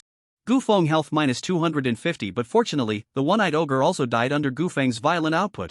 Damn! I dodged all the ogre's attacks, but I couldn't avoid its but slam. What a blunder! This will definitely make it to my top 5 embarrassing moments in my career. I hope no one saw that. Gufeng struggled to push the ogre's body off him and stood up again. Glancing around, thankfully, there were no other adventurers nearby. The one-eyed ogre was dead, granting 500 experience points and the weapon Shatterbone Club. Bone Crushing Club, a giant weapon, quality bronze, available at level 15, attack power 80, constitution plus 10. Passive effect, has a 5% chance to deal a critical hit and stun the enemy for 2 seconds. Giant weapon universal effect, when attacking. With a giant weapon, there is a 50% chance to break the opponent's blocking, parrying, countering, and other defensive skills. Giant weapons, not bad. Giant weapons are two-handed, and ordinary classes can only wield one at most. But I've signed for all the skills of the Berserker and Dragon Slayer, so I should be able to wield 2 giant weapons like Shinui. I'll try to farm another one later. Gufeng continued forward and soon found a Cyclops, quickly defeating it. However, this Cyclops did not drop any weapons. After killing a few more trolls, Gufeng finally obtained a Bone Crushing Club. The moment to witness a miracle has arrived. Gufeng picked up one Bone Crushing Club in his left hand, then grabbed another in his right hand. Holding a giant weapon in each hand made Gufeng look incredibly imposing. It really works. But the quality of this Bone Crushing Club is just too poor. If I had 2 top-tier giant weapons, my output would definitely be explosive. Suddenly, Gufeng had a new idea. Since I can wield 2 giant weapons, can I also hold 2 staffs at the same time? That should work too. Holding 2 staffs and casting spells would mean double the magical damage from both staffs. My output would definitely soar. Not just staffs, I think I could also wield 2 bows. But if I hold 2 bows, I wouldn't be able to draw them. Let's forget that idea. It seems I have a new goal.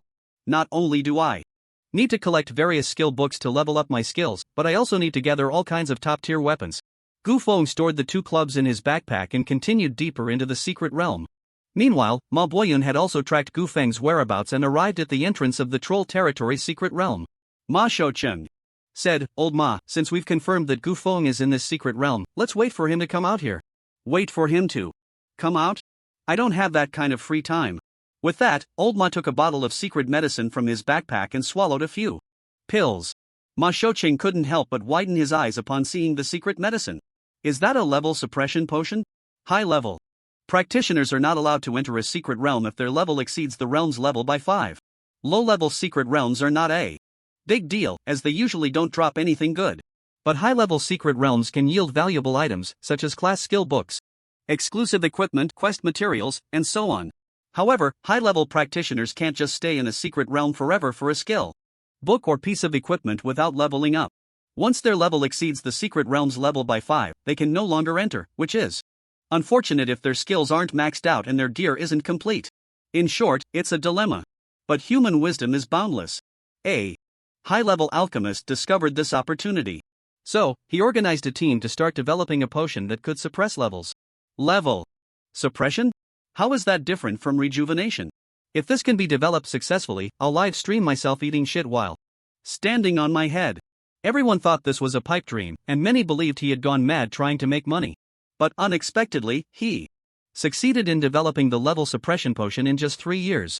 That day, the internet was filled with people live streaming themselves eating shit while standing on their heads. When the level suppression potion hit the market, it was instantly snatched up.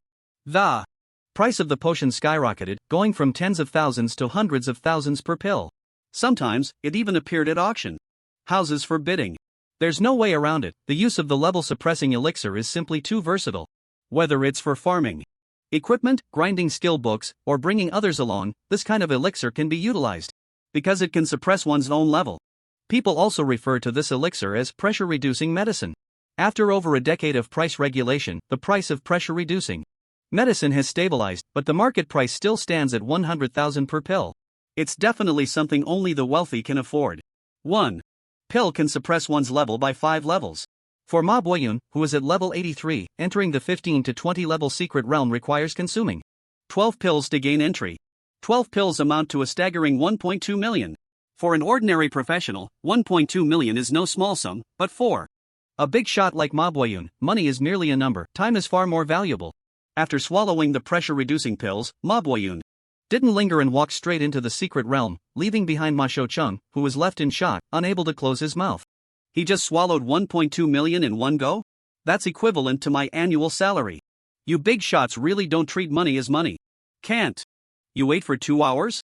In the blink of an eye, Ma Boyun arrived inside the troll secret realm. Although his level was suppressed to 23, it only lowered his attribute values, none of the skills he had learned were diminished, and the enhancements from his weapons and equipment remained intact.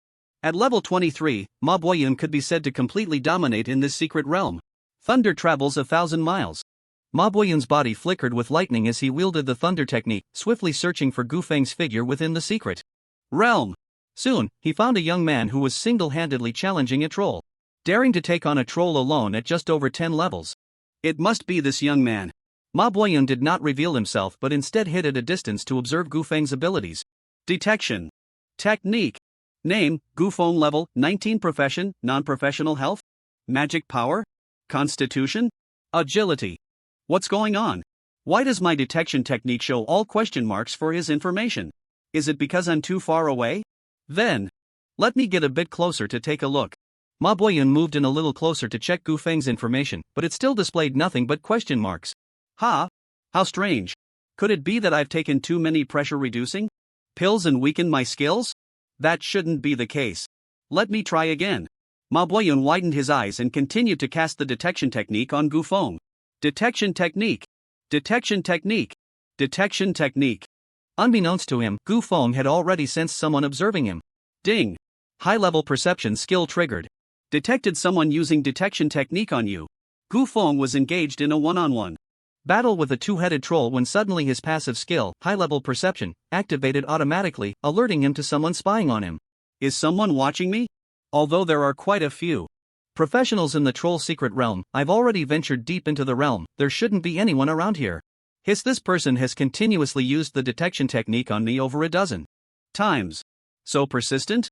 It seems they can't access my information and are starting to doubt themselves. Taking advantage of a moment between attacks, Gu Feng quickly scanned his surroundings and spotted a little old man peering at him from a short distance away. This immediately raised Gu Feng's alertness. An old man? At such an age, he's only around level 20? How is that possible? For a professional to reach over level 20, it takes at least a dozen days, and at most a year and a half. If someone has spent years still hovering around level 20, it can only be said that this person lacks the talent to be a professional. Without needing anyone to remind him, he would have changed careers himself. The appearance of this old man in such a low-level secret realm is clearly abnormal. He must have used some kind of secret potion specifically to investigate me, the big boss. What I exposed in the secret realm crisis was my physical skills, so I will only use physical skills to fight. Plus, with the information concealment effect of my stealth skill, you won't be able to find anything out. Gu Feng ignored Ma Boyun and continued to grind monsters on his own. The two-headed ogre died, gaining 600 experience points. Suddenly, Gu Feng noticed a troll ahead that was clearly larger than the other trolls. He hurried over to take a look. This troll was clad in black iron armor, wielding a giant axe, and its exposed skin was covered in scars of various sizes. Its fierce expression, combined with its height of over 3 meters, made it look extremely brutal. Eye of Insight. Gu Feng used the Eye of Insight to check the attributes of the Troll Warlord. Troll Warlord, Elite, LV.19, Health 15,000, Attack 350, Defense 150, Magic Defense 150, Skills, Headbutt, Charge, Leap Strike, Sweep, Triple Sweep, Passive Skill, Tougher Skin, Thicker Flesh. Recovers 2% of maximum health every second. Troll Race Unique Skill, Brain Short-Circuited, 50% chance to attack the wrong target. An elite monster. Its attributes are really strong. But the name of this passive skill, is it really that casual? Recovering 2% of maximum health every second, the Troll Warlord has 15,000 health, which means it can recover 300 health points every second. This is very hard to kill for ordinary professionals. But this recovery rate is still not enough for me. Old man, watch closely, let me show you some moves. Oh? Is this young man going to challenge the Troll Warlord? One-on-one? I want to see what skills he has. Ma Boyun hid in the distance and began to watch Gu Feng's battle. At this moment, the Troll Warlord also noticed Gu Feng. It immediately used its charge skill to attack Gu Feng. The Troll Warlord charged at Gu Feng like a rampaging rhinoceros. It is difficult for an ordinary person to perfectly withstand such an impact from such a massive body, especially with the giant weapon's 50% defense-ignoring effect. Gu Feng did not dare to take the risk of facing this charge. So, just a second before the troll collided with him, Gu Feng performed a perfect roll to evade the impact. The Troll Warlord's axe struck empty, but being an elite monster with rich combat experience, it quickly turned around and used its sweep skill directly against Gu Feng. Back jump. The giant axe barely missed Gu Feng's nose as he executed another perfect back jump to evade the Troll Warlord's slash. That was close. The attack range of this giant weapon is huge, I almost didn't dodge it. Ma Boyun silently commented, quick reaction, advanced awareness. Nice dodge. With 2 skills missing, this clearly angered the Troll Warlord. Roar. It let out a roar and unleashed its ultimate move, the Triple Sweep. Triple Sweep deals 3 powerful slashes to all targets in front, each causing 150% damage and having a knockback effect. The giant weapon itself has an enormous attack range, making it already difficult to dodge a normal sweep. Dodging 3 consecutive sweeps is even harder. For a level 20 professional without any strong displacement skills, the triple sweep is almost a guaranteed hit. Ma Boyun stroked his white beard and muttered with interest, you've already used 2 general displacement skills, let's see how you dodge this one. The Troll Warlord quickly swung its axe 3 times. Crouch. Blink. Leap into the air. And Gu Feng once again used 3 evasion skills to easily dodge the Troll Warlord's 3 slashes. Ma Boyun nearly dropped his jaw in shock, what's going on here? He actually used the displacement skills of 3 different classes to dodge the attack of the Troll War General? Crouching is a skill used by fighters to evade mid-level attacks. Blink is a displacement skill for assassins. And Leap is a displacement skill for rangers. Although the information stated that the crisis in the zombie kingdom was mainly resolved by Gu Feng, it did not specify how Gu Feng accomplished this, only mentioning that he used martial arts skills in battle. Therefore, Ma Boyun was unaware of Gu Feng's abilities. Now that Gu Feng had simultaneously used skills from 3 different classes, how could Ma Boyun not be astonished? Isn't he a classless person? How can he use skills from 3 different classes at the same time? And he does it so effortlessly, so comfortably, so perfectly. This kid must be hiding some secret, I must interrogate him thoroughly later. After dodging the Troll War General's attack, Gu Feng began his counterattack. Lunge. Crippling strike. Smash fist. Short punch. Uppercut. Backflip. Gu Feng took advantage of the gaps in the Troll War General's attacks to quickly close in and unleash a combo, then performed a backflip to evade the Troll War General's counterattack. Shadow assault. Low kick. Bone shatter. Triple hit. Back jump. Gu Feng executed another combo. The Troll War General's health dropped -527, -637, -413, -421. Under Gu Feng's relentless assault, the Troll War General was instantly left with low health. At this moment, the areas of the Troll War General's belly and lower back that were not covered by armor had been shredded by Gu Feng's venomous claws, and with the poison effect from the claws, the Troll War General's health regeneration of 300 points per second could not keep up with Gu Feng's output speed. Roar! The Troll War General let out another furious roar, using the last of its strength to unleash a 3-part sweep. At that moment, the cooldown for the 3 displacement skills Gu Feng had used earlier just ended. Crouch, blink, leap. Gu Feng perfectly dodged the troll War General slash again, followed by another round of attacks. Iron Mountain Crash, sneak attack, left whip kick, left straight kick, lightning 5 whips. Ha! Dead! Boom! Before Gu Feng could finish his lightning 5 whips, the massive body of the Troll War General crashed to the ground. Troll War General defeated, gained 2,000 experience points, received a giant axe, and a sturdy iron armor piece. Gu Feng was quite satisfied with his performance, defeated the Troll War General without taking any damage, not bad. At this moment, Ma Boyun was so shocked he couldn't close his mouth. A melee class actually managed to kill the Troll War General without taking damage. This should be the first in history at this level. Not only does he know multiple classes' evasion skills, but he is also proficient in all output skills. This is no classless person, this is clearly a full-time player. Moreover, his damage output is explosive, an elite-level tank was easily slain by him in 3 rounds. To deal such high damage at level 19 is simply terrifying. Even a warrior with SSS talent might not have damage this high. This kid is definitely a once-in-a-billion genius. Old Ma could no longer contain his excitement and stepped forward, saying, "Young friend, that set of skills you used was incredibly fierce." Gu Feng turned around to find the old man had come up behind him. He calmly replied, "Thank you for the compliment. Sir, may I ask who you are?" "I am Ma Boyun, here specifically to investigate the destruction of the beast forest. I heard you were on site the day the incident occurred, so I wanted to ask you about it." "No problem, I will definitely tell the truth." Truth spell, activate. Old Ma did not ask for Gu Feng's consent and directly activated the truth spell. A big shot like him didn't need to observe any formalities when interrogating a junior. Truth spell? My cloak of invisibility can perfectly hide my information. I wonder if it can also conceal the investigation of the truth spell. After a slight hesitation, Gu Feng recounted the events of that day to Ma Boyun, according to his modified version. Ma Boyun furrowed his brow. Although he had been using the truth spell the entire time, all he saw in Gu Feng's mind was a chaotic mess. He couldn't distinguish which of Gu Feng's words were true and which were false. The insight spell can't view his personal information, so how can the truth spell not determine the authenticity of his words? Could this kid have some hidden artifact that conceals information? Soon, Gu Feng finished recounting the events of that day. After listening, Ma Boyun nodded slightly. What you said is basically consistent with what those 4 people said.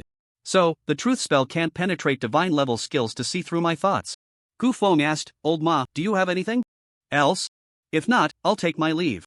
I actually do have one thing I want to ask you. Why can you use skills from multiple professions?" Hee, you asked what you needed to ask. Luckily, I was prepared.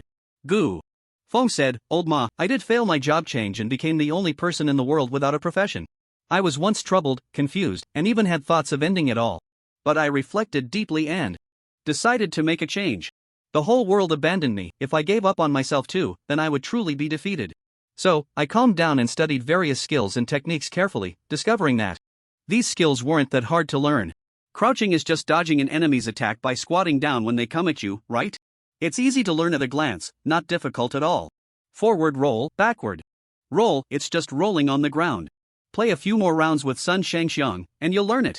And the blink is just moving a big step at the fastest speed. A 3-hit combo is hitting 3 times in a row, and if you hit one more time, that's a 4-hit combo. Hit one more time, and that's the lightning 5-strike whip. You know, Teacher Bagwa's lightning 5-strike whip is really useful. After hearing Gu Feng's explanation, Ma Boyun found it hard to believe. "You mean, the skills you use, you learned them all by yourself?" "That's right. It's not hard at all. If you don't believe me, you can try it too. Just try this simplest crouching skill. Just squat down like this."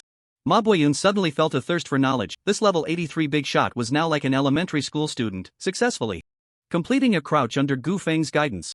"Like this?" Yes. The movement is very standard. It's perfect." Ma Boyun looked incredulous. "I learned to crouch?" "Yes. If you don't believe it, you can find a wild monster to try it out." Half convinced, Ma Boyun walked up to a cyclops and said, "Hey, fool, hit me." "Ha? Hee, a meat pie has come to my door." The cyclops scratched its head and then swung a club. Ma Boyun seized the moment. "Crouch." "I'm crouching, huh? I can't crouch down." Boom. A massive club struck Ma Boyun's frail body directly. The frail old man was sent flying 4 or 5 meters and landed headfirst on the ground. Gu Feng's face was filled with black lines. This is so awkward. Didn't we just learn it well? Why can't he crouch when it comes to actual combat? Damn it. This is going to cost me my life. The face of these big shots is more important than anything. I hope old Ma doesn't kill me for making him look bad. I better quickly see what escape skills I have. At this moment, old Ma also had a face full of black lines. This is so embarrassing. I usually have no problem squatting to smoke or to take a dump, so why can't I just squat down to dodge a regular attack? I can't even master such a simple skill. And I got hit by that one-eyed troll, that fool, with a club. If this gets out, my reputation will be severely damaged. I must regain some face. Ma Boyun stood up. Ahem. I haven't been hit in over a decade. One-eyed troll, you should feel honored to have struck me today. Ha! The meat pie is so arrogant when he speaks. Just watch me smash you to pieces. The one-eyed troll swung his club again, charging at Ma Boyun. Ma Boyun gently raised his hand, and a bolt of lightning shot out. You can now die with honor. Thunderstorm. Boom. A sharp thunderclap. The one-eyed troll's health minus 18,700. The one-eyed troll was instantly blasted into a mist of blood by the power of lightning. Seeing the terrifying damage dealt by old Ma, Gu Feng couldn't help but swallow hard. A level 15 thunderstorm dealt over 10,000 damage, instantly killing the one-eyed troll. And this was with the boss suppressing his own level to 60. If he didn't suppress his level, how much damage could he deal? This is the gap between a boss and a newbie. If Ma Boyun wanted to kill me, no exaggeration, I could be killed by him 1,000 times. No amount of escape skills would be enough.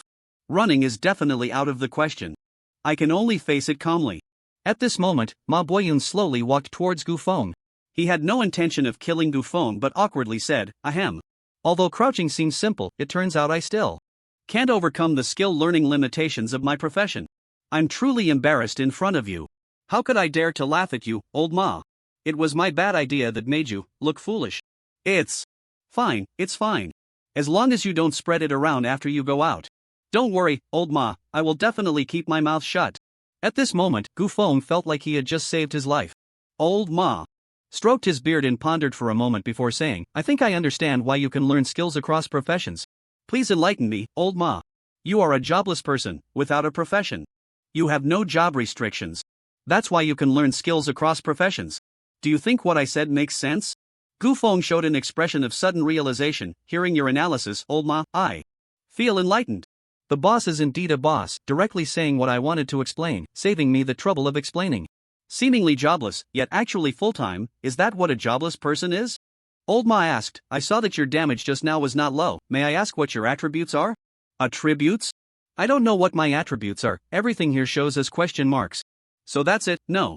Wonder my detection skill couldn't reveal his attributes, it turns out he can't see his own attributes.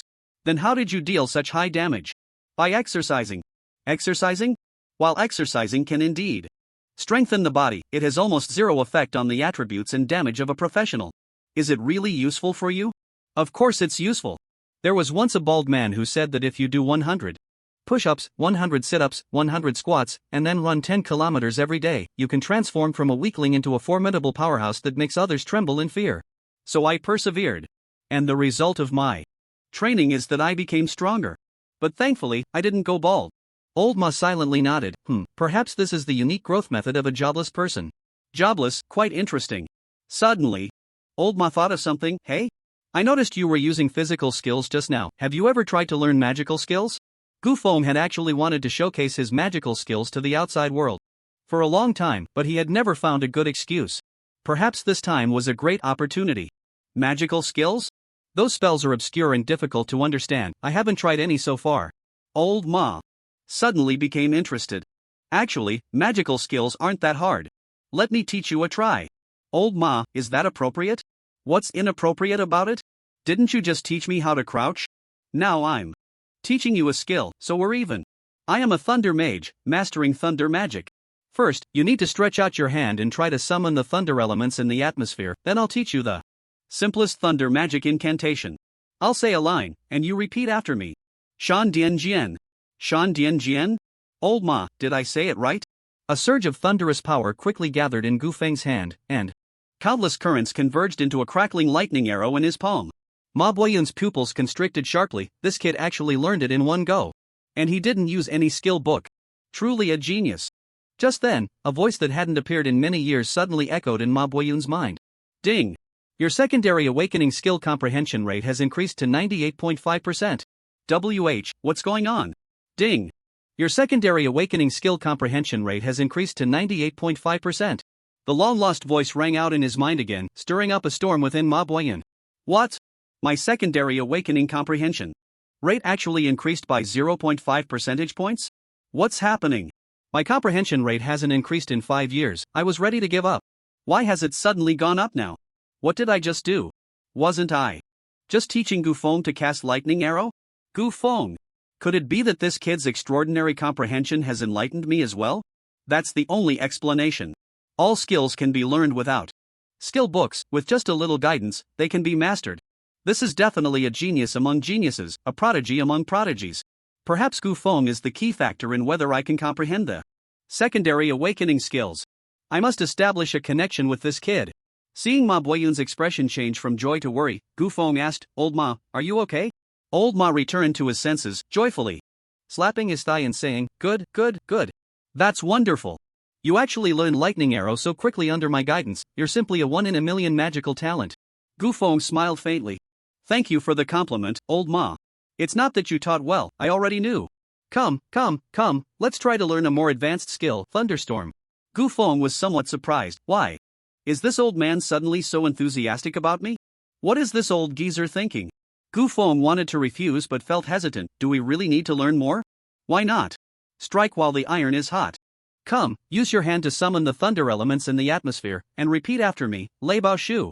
I'm not worried about not being able to learn. I'm worried that if I keep learning like this, you'll be amazed to find that I can do skills you can't. I really can't learn anymore. Lei Ban Shu. Gufeng deliberately mispronounced a character in the incantation, causing the magic to fail. It's not Lei Ban Shu, it's Lei Bao Shu. Lei Bao Shu? I failed again. No, Old Ma, my pig brain is about to overload. This magic is too difficult for me. Old Ma pondered for a moment and said, starting you off with a level 15 thunder magic was a bit hasty on my part. No worries, we have plenty of time. Alright, then if there's nothing else, I'll take my leave. Ha? We have plenty of time. Gufeng was taken aback, not understanding what Old Ma meant. Old Ma stroked his beard and said, Gufeng, I see that you have exceptional talent and will surely achieve great things in the future. But how can one grow without the guidance of a master? So, would you be willing to take me as your teacher and become my disciple, Ma Boyun? Why is this old man suddenly wanting to take me as a disciple? Does he really see my potential? Does he want to impart all his knowledge to me? Or does he have some other motive? But no matter what his motive is, as long as he doesn't harm me, that's fine. Moreover, being under a renowned master would definitely benefit me. As long as he isn't a particularly stingy teacher, he should provide me with plenty of advantages and help me avoid many detours on the path to leveling up. Since he wants to take me as a disciple, I can't let this old man off easily. Gufeng asked, are there any benefits to becoming your disciple? Ma Boyun was clearly surprised that Gufeng would ask such a question. After all, he was the third elder of the strongest guild in Qinghai province. There were long lines of people wanting to take him as their master. No one had ever come right out and asked for benefits from him. Although as a master, it was his duty to provide some equipment and materials to his disciples, Gufeng was definitely the first to so openly ask for benefits. However, after his surprise, Ma Boyun quickly regained his composure. For someone like Gufeng, the only true unclassed individual in the world, people simply did not understand the true capabilities of an unclassed person. They were blinded by the term unclassed, thinking it meant useless. But if they knew that an unclassed person had no occupational restrictions, equivalent to a full-time worker, those level 80 or 90-old monsters would surely be fighting to take Gufeng as their disciple. Would it even come to me, Ma Boyun? If I could take Gufeng as my disciple, it would definitely be a stroke of luck, a huge windfall. Moreover, whether I can successfully comprehend the second awakening skill will depend on what kind of surprises Gufeng can bring me in the future. So, no matter what, I must take Gufeng as my disciple today. Ma Boyun said with a beaming smile, the benefits are certainly substantial. Although I, Ma Boyun, am not yet a top-tier powerhouse and my talent is only S rank, I have climbed to a high-level position through my own efforts. Among those of the same rank, I may not be able to defeat double S rank powerhouses, but among S rank powerhouses of the same level, I am definitely one of the best. As long as you take me as your master, I will absolutely not let you be bullied. Whatever treasures or secret realms you need, I will do my best to help you obtain them. So, are you willing? Gufeng, seeing the opportunity, replied, I am willing. Master, please accept my bow. Gu Feng's level was too low, and for him, as long as it was a prominent figure who could protect him, it didn't matter who he took as a master. His current goal was to grow as quickly as possible. Ma Boyun nodded in satisfaction. Good. From now on, you are my disciple, Ma Boyun. I hadn't planned on taking a disciple today, so I didn't bring any gifts for our first meeting. We'll find some equipment you can use to give you later. For now, let me take you to level up. Thank you, Master. Keep up with my pace, we are going to find the troll boss. Yes. The two established a team relationship, a master-disciple team, which would grant them a 20% extra experience bonus. Ma Boyun harnessed the power of lightning and quickly moved deeper into the secret realm. Everywhere he passed, sparks flew and lightning struck, instantly killing all the trolls along the way. Gu Feng just needed to closely follow behind old Ma to soak up the experience. Soon, the two found the boss, the troll leader. Troll Chief, LV.20, Health 150,000, Attack Power 850, Defense Power 300, Magic Defense 300, Skills, Headbutt, Heavy Strike, Sweep, Triple Sweep, Barbaric Charge, Frenzy, Earthquake. Passive Skill, Tougher Skin, Thicker Flesh, recovers 2% of maximum health every second. Surrounding the Troll Chief are several elite monsters guarding it. When Gu Feng saw the attributes of the Troll Chief, he couldn't help but furrow his brows. Setting aside the troll's formidable attack and defense, just the terrifying recovery ability of the Troll Chief is a nightmare for countless adventurers. With 150,000 health, recovering 2% of maximum health every second means recovering 3,000 health points per second. Ordinary adventurers would find it really difficult to kill him without forming a team of 100. It's likely that they wouldn't be able to deal damage faster than he can recover. Even with a 100-person team, killing the Troll Chief would still be a protracted battle. If I want to kill the troll quickly, I probably need to use 2 or 3 awakening skills to take him down in one hit. At this moment, Master Ma said to Gu Feng, when dealing with this kind of tanky boss, the best method is to take him down quickly. Disciple, today I'll let you witness a level 60 awakening skill, Thunder Calamity. Master Ma performed a hand gesture and chanted a spell, and the originally clear sky suddenly became overcast, with thunder rumbling, enveloping the entire sky in gloom. Immediately after, countless bolts of lightning as thick as barrels fell from the sky, bombarding the area where the Troll Chief was located. Boom! Boom! Boom! The first to die were the elite trolls guarding the boss. With only 15,000 health, they couldn't withstand even a single thunder calamity and were turned to charcoal. After the elite trolls died, the boss became the sole target of the thunder calamity. One bolt after another struck the Troll Chief, its grayish skin instantly charred black, emitting a burnt smell. Troll Chief health minus 23,430 minus 22,100-22, 130. Roar! The Troll Chief let out a painful roar, but it was drowned out by the rolling thunder. Under Master Ma's immense damage, the Troll Chief only lasted a few seconds in the thunder calamity before dying. Ding! Troll Chief has died, gained 38,000 experience points. Seeing the Troll Chief dead, Master Ma withdrew his powers and interrupted the skill. Master Ma said proudly, how about it, disciple? Is this level 60 awakening skill impressive? Gu Feng flattered him, wow. The special effects of this level 60 awakening skill are really cool. Master is amazing. Amazing. Amazing. You're really amazing. Showing off a level 60 awakening skill. If it weren't for my low attributes, not being able to deal much damage, and having to play it safe in the early stages, I would have directly unleashed an 80-level lightning awakening skill, world-destroying thunder calamity, to show you. Master Ma stroked his beard and said, as long as you practice diligently and master the power of lightning, it's possible for you to learn this skill in the future. I will definitely practice twice as hard. How much experience do you need to level up? Gu Feng looked at the experience bar. I still need 60% more experience to level up. As levels increase, the experience required for leveling up also increases exponentially. It's no longer possible to level up several times just by clearing a secret realm like before. The effect of the level suppression potion lasts for more than 2 hours, so let's hurry. Today, I'll take you to level 20. The level suppression potion lasts for 4 hours, and if the effect wears off without leaving the low-level secret realm, it will automatically exit the realm. There's even a risk of backlash from the secret realm, resulting in a loss of experience. Gu Feng walked over to the boss's corpse to loot it. You have obtained a rending giant axe, a berserk skill book, and a bullhorn helmet. Rending giant axe, gold quality, LV.20, attack power plus 200, constitution plus 20, attack speed -10%, passive effect, 10% chance to cause bleeding. Effect on attack, dealing 100 points of true bleeding damage per second. Can stack up to 5 layers. This weapon is not bad. But can we still take the boss's corpse? Gu Feng had accepted the quest to retrieve the complete brain of the troll leader before entering the dungeon. At this moment, the troll leader's body had been scorched to charcoal by the lightning tribulation, but fortunately, the body was still relatively intact. Gufeng carefully performed a craniotomy on the troll leader. He found that the brain was still quite intact. However, after the craniotomy, the brain was still steaming, looking as if it was thoroughly cooked. Was it cooked by the electricity? Gufeng pondered for a moment and decided to take out the troll leader's brain. The quest requires the complete brain of the troll leader, and it didn't specify whether it should be raw or cooked. As long as it's a complete brain, he can't back out. At this moment, Ma Boyun asked, "What do you need the troll leader's brain for?" "There's a commission buying the troll leader's brain, with a bounty of 300,000. Ha! As far as I know, the troll leader's brain is completely useless. It can't be used as material for refining pills, nor can it be eaten. Why pay such a high price to buy it? I don't know either. Life professionals always like to study some strange things. Maybe they're researching some new potion. That's very possible. Let's go, let's continue grinding monsters."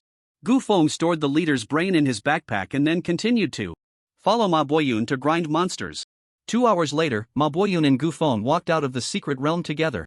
At this point, Gufeng had successfully reached level 20 in name, Gufeng, level, LV.20, occupation, jobless, health 3300/3300, mana, max, constitution, 330, strength, 330, agility, 330, intelligence, 330, physical. Attack 726, magic attack 660, critical rate 6.6%, evasion rate 6.6%. Ma Boyun used the detection technique on Gufeng again, but still saw nothing except for Gufeng's level. Seeing the two come out, Ma Shoucheng, who had been waiting at the door, immediately approached them. "Old Ma, why were you in there for so long?" "I was worried sick outside." Ma Boyun said, "I had nothing much to do. Just helped my apprentice level up for a while, which took some time." "Apprentice? Who?" "It's Gufeng." Ma Shoucheng's face was filled with shock. "Gufeng? You took him as your apprentice?" "Yes, indeed." "Oh. You kid is really lucky. To become old Ma's disciple, your family's ancestral grave must be glowing with lasers." "Gufeng, yes. If we had some music, we could even have a dance party on my family's grave." Ma Boyun said, "Gufeng, now I will pull you into our Song Cheong guild. Once you become a guild member, you can enjoy the blessing effects of an 8-level guild." Gufeng asked, "What kind of bonuses are there?" "We are an 8-level guild, and you can enjoy up to 80% attribute and experience bonuses. Ordinary members enjoy only half of the guild's bonuses due to their lower level, which is 40%. Elite members can enjoy a 50% bonus, elders have a 60% bonus, the vice president has a 70% bonus, and the president has an 80% bonus. You will start as an ordinary member when you join the guild, but you don't have to worry, I will promote you to elite member in a few months." "A few months to become an elite member? That seems a bit long, doesn't it?" Ma Shoucheng said, "You silly boy. What are you thinking? The Sanxiang Guild is the strongest guild in our Qinghai province. Do you know how many people are trying to get into the Qinghai Guild but can't? And you're being picky about it. Hurry up and agree." Gufeng replied, "Thank you both for your kindness. But I don't plan to join someone else's guild. I want to create my own guild." "Silly boy. You're not going to cling to a good thigh, and you want to create your own guild. It's easy to create a guild, but do you know how hard it is to develop and grow it?" In Gufeng's view, the attributes and experience bonuses of positions above elder in an 8-star guild are indeed very high. But the bonuses for positions below elder are just average. If he becomes the guild leader, he only needs to raise the guild's level to 5 to get a 50% bonus, and leveling up further would be pure profit. Moreover, he would be in charge of his own guild, so why go to someone else's guild and be a lackey? No way. Seeing Gufeng refuse his good intentions, Ma Boyun was not angry. Usually, when other players receive an invitation from an 8-level guild, they are so excited that they are almost in tears, repeatedly expressing their gratitude. Ma Boyun had seen too much of this and was tired of it. Yet, Gufeng directly rejected him and wanted to create his own guild. Instead, Ma Boyun found himself increasingly appreciating this kid. "Good boy, not bad. You have ambition. I support you in creating your own guild. If your guild encounters any difficulties in the future, feel free to come to me." "Thank you, master." After coming out of the secret realm, Ma Boyun glanced at the time and said, "The effect of my level suppression potion still has a little time left. Let's see what your second transfer task is, and I'll help you with it." "I haven't received a second transfer task." Ma Boyun was somewhat surprised. "You haven't received a second transfer task? Every 20 levels, players have a transfer task. The level 1 transfer is to determine their Basic profession. The level 20 transfer is to determine their career development path. For example, a warrior must choose to become a defensive warrior or an output warrior, while a mage must choose one of the major elements to specialize in. An archer must decide whether to focus on bows or crossbows for their future training. The level 40 transfer is an advancement upgrade. For instance, a warrior can advance to gunfighter, shield warrior, sword soul, etc. An archer can advance to windrunner, ranger, hunter, etc. An assassin can advance to shadow assassin, rogue, shadow dancer, and so on.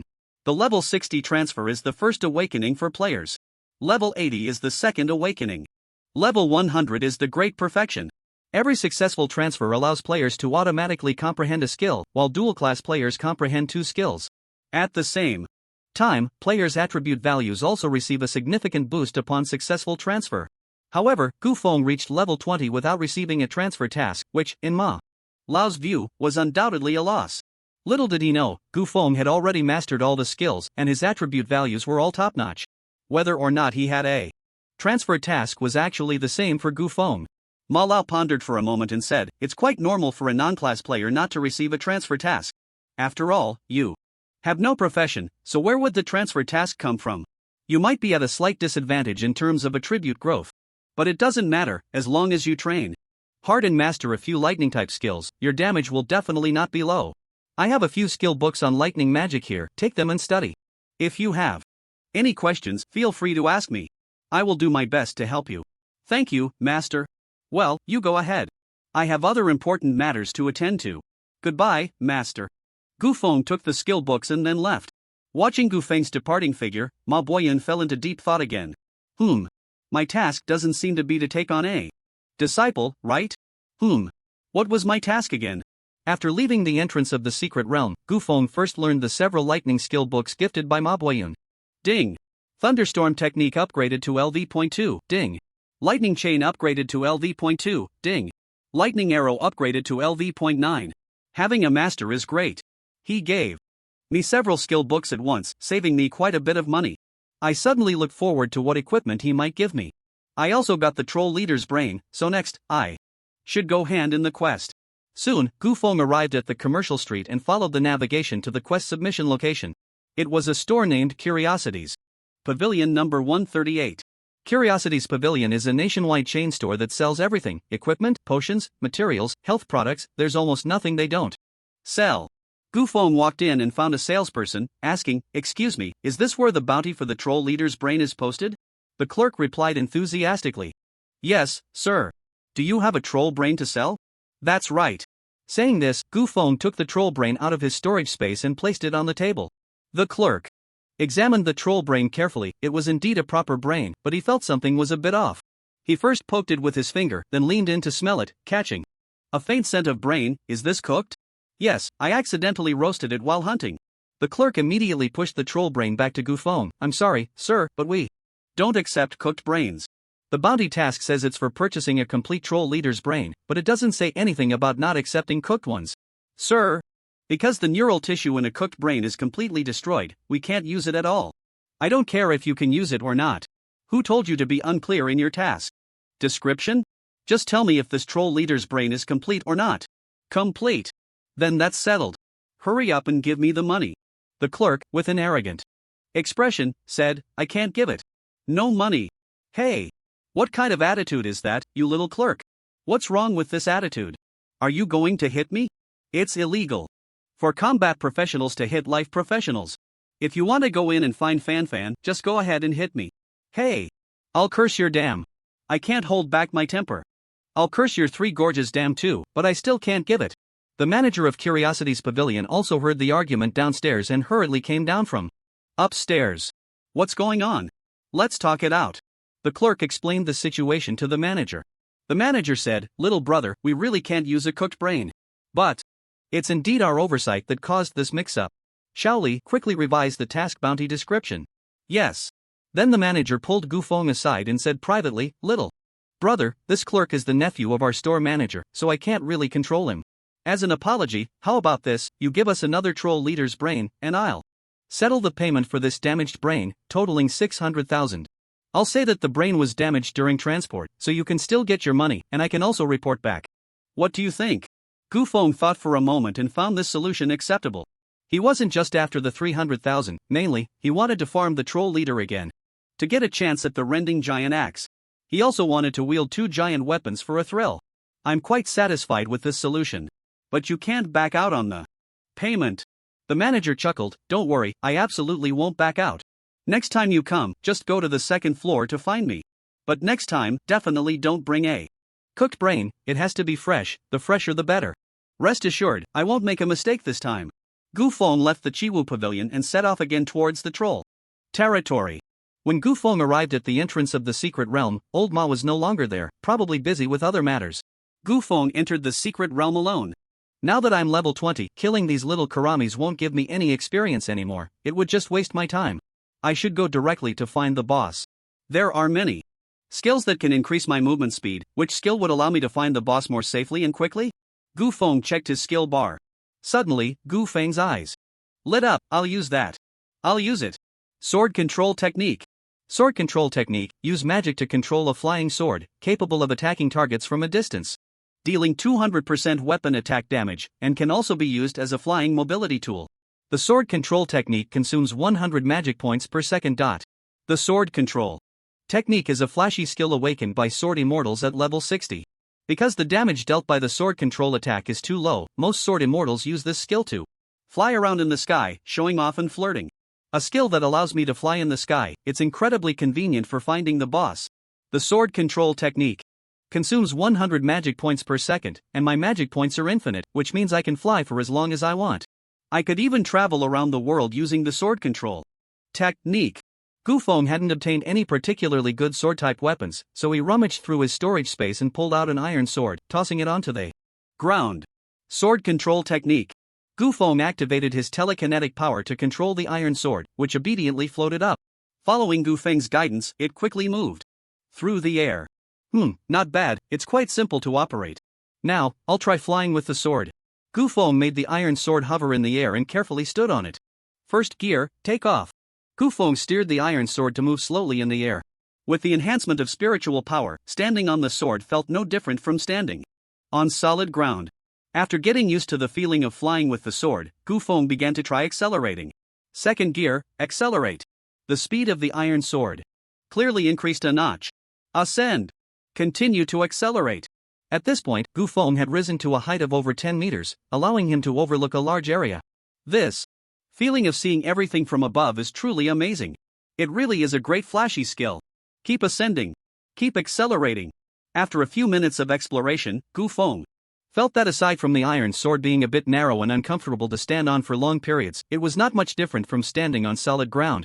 With the enhancement of spiritual power, he didn't have to worry about wind resistance or inertia. He could even spin the sword in the air without falling. He just needed to control his psychological fear to fly well with the sword. Sword immortals are melee professions and cannot attack from the air while using the sword control technique. But I don't have such restrictions. I should be able to cast spells while using the sword control technique. Let's find a target to try. Gu Feng spotted a cyclops troll and hovered in the air. Lightning strike. Boom. A bolt of lightning struck the top of the cyclops troll's head, instantly charring its crown. Ha! Who's hitting my baby? The troll looked around but found no one. No one? Could that lightning strike just now be a bolt from the blue? Could it be that my hammer sister has cheated on me again? I need to hurry home and check. Seeing the cyclops troll jump away in panic, Gu Feng felt a surge of joy.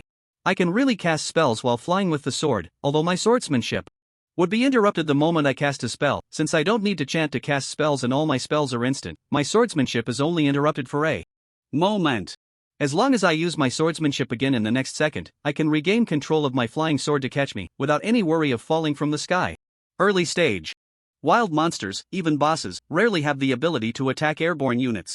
Casting spells from the air not only greatly ensures my personal safety, but I can even kill without a trace. You could say that secret realms below level 40 pose no threat to me at all. From now on, call me the Sword Mage. It's time to deal with the boss. Full speed ahead. Gu Feng was in high spirits, soaring forward on his sword, quickly heading deeper into the secret realm.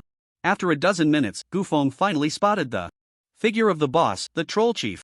The Troll Chief has 150,000 health points and can regenerate 3,000 health points per second. It's not impossible to kill it with ordinary skills, but it would take a lot of time. It's best to use a skill that can take it down in one hit to save trouble. There are many skills that can instantly kill a boss, but I'm worried that using those powerful magical skills might damage the troll chief's brain. The best approach is to use a strong physical skill to avoid hitting the troll chief's head and take it down. Gu Feng began to check his skills and suddenly saw a skill that was just right. I'll use it. Annihilating Kick. War God Strong Kick. Level 60 Fighter Awakened Skill. Stomps the ground with force to knock down surrounding enemies and enters a state of extraordinary invincibility. The right foot gathers energy to pull enemies close, then channels all strength to deliver the most powerful low kick, dealing 10,000% physical damage to the target hit. The shockwave from the War God Strong Kick deals 5,000% damage to surrounding enemies. The War God Strong Kick can be charged, increasing physical damage by 1,000% for every second of charge, up to a maximum of 10 seconds. The War God Strong Kick primarily targets the lower body of the opponent. Any target hit by the War God Strong Kick will suffer from severe lower limb fractures or even paralysis, leaving them unable to reproduce. Thus, the War God Strong Kick is also known as the Annihilating Kick. Extraordinary Invincibility increases physical and magical defense by 200% and ignores all control skills. Lasts for 20 seconds. Extraordinary Invincibility is the ultimate advanced version of invincibility, offering stronger defense and greater resistance. With 10,000% physical damage, if I charge for another 10 seconds, that would be 20,000% physical damage. My current attack power is over 800, multiplied by 20,000%, I can deal at least 160,000 plus damage, which will definitely be enough to take down the Troll Lord. Moreover, since the War God Strong Kick primarily targets the troll's lower body, I should be able to preserve its head intact. I'll go with this move. Gu Feng returned to the ground on his sword. Although extraordinary invincibility gives me a 200% increase in defense, even if I charge for 10 seconds, I can completely withstand all of the boss's attacks. But if I can avoid getting hit, why should I take damage? Summon Spirit Wolf. Summon Giant Bear. Summon Trey Ant. There were no corpses here, so Gu Feng couldn't use the Necromancer's skills. These three skills are summoning skills of the Druid, all of which are spirit entities that can be summoned as long as there is mana, without needing to consume corpses. However, since they are only level 1 skills, he could only summon one of each. You three should be able to hold for 10 seconds, right? Roar. The giant bear roared. In affirmation. If that's the case, let's go. Gu Feng charged towards the boss with his 3 summons. The troll chief and several troll warriors also noticed Gu Feng's presence and swung their giant axes at him. Activate the God of War Strong Kick. God of War Strong Kick. Boom. Gu Feng shouted loudly, stomping his foot hard on the ground, causing the earth to tremble, and several troll warriors were directly knocked down. However, the troll lord, possessing immense resistance, was not toppled. Then, a layer of golden light enveloped Gu Feng, entering the state of super dominance. His right foot also entered a charging mode. In an instant, a powerful force pulled the surrounding wild monsters towards Gu Feng. The few fallen troll warriors stumbled back to their feet just as they were about to attack Gu Feng. Roar! The giant bear let out a furious roar, casting a group taunt skill that blocked all the trolls' paths. The troll warriors, including the troll lord, instantly shifted their targets and began attacking the giant bear. One by one, the giant axes struck fiercely against the giant bear, but the bear, being the strongest tank of the druids, stubbornly withstood all the trolls' attacks without allowing Gu Feng to suffer a scratch. 3 seconds. 4 seconds. 5 seconds. The God of War Strong Kick was still charging, and Gu Feng felt that his right foot was now filled with boundless power. There was nothing that this kick couldn't break. 6 seconds. The giant bear finally fell under the troll's frenzied assault, and the trolls began attacking the ghost wolf and the Trey Ant. 8 seconds. The Trey Ant was also cleaved into firewood by the troll chief's giant axe. 9 seconds. The ghost wolf transformed into a wisp of spirit energy and dissipated into the air. In the next moment, the trolls swung their giant axes together towards Gu Feng. 10 seconds. At this point, the God of War Strong Kick had reached its maximum charged damage, 20,000%. Now's the time. The strongest charged strike. Annihilation Kick. Gu Feng's right foot kicked out. Suddenly, this kick, containing infinite energy, landed squarely on the troll chief's big toe. Boom! A sound of breaking air echoed throughout the sky, and the entire secret realm trembled. Troll chief's health minus 164,000. The troll chief's big toe, along with his lower body, exploded into bits as if it were tofu being smashed by a heavy hammer, instantly turning to dust. With the powerful gust of wind from the kick, even the dust was blown away. The other troll warriors were also turned into a mist of blood by the strong shockwave. After the kick, there was complete silence. Gu Feng checked the troll chief's condition again and saw that the troll chief's lower body was completely gone. And the upper body was left with only one arm, half a shoulder, and a head that was teetering on the brink of falling off. Dead beyond recovery. That kick felt great. This is more than just an annihilation kick. If it weren't for the troll chief being so tall and robust, and his upper body not taking too much impact, this kick could have left him utterly obliterated. This is the obliteration kick. Gu Feng checked the equipment dropped by the troll chief. Obtained a rending giant axe, a sweeping skill book.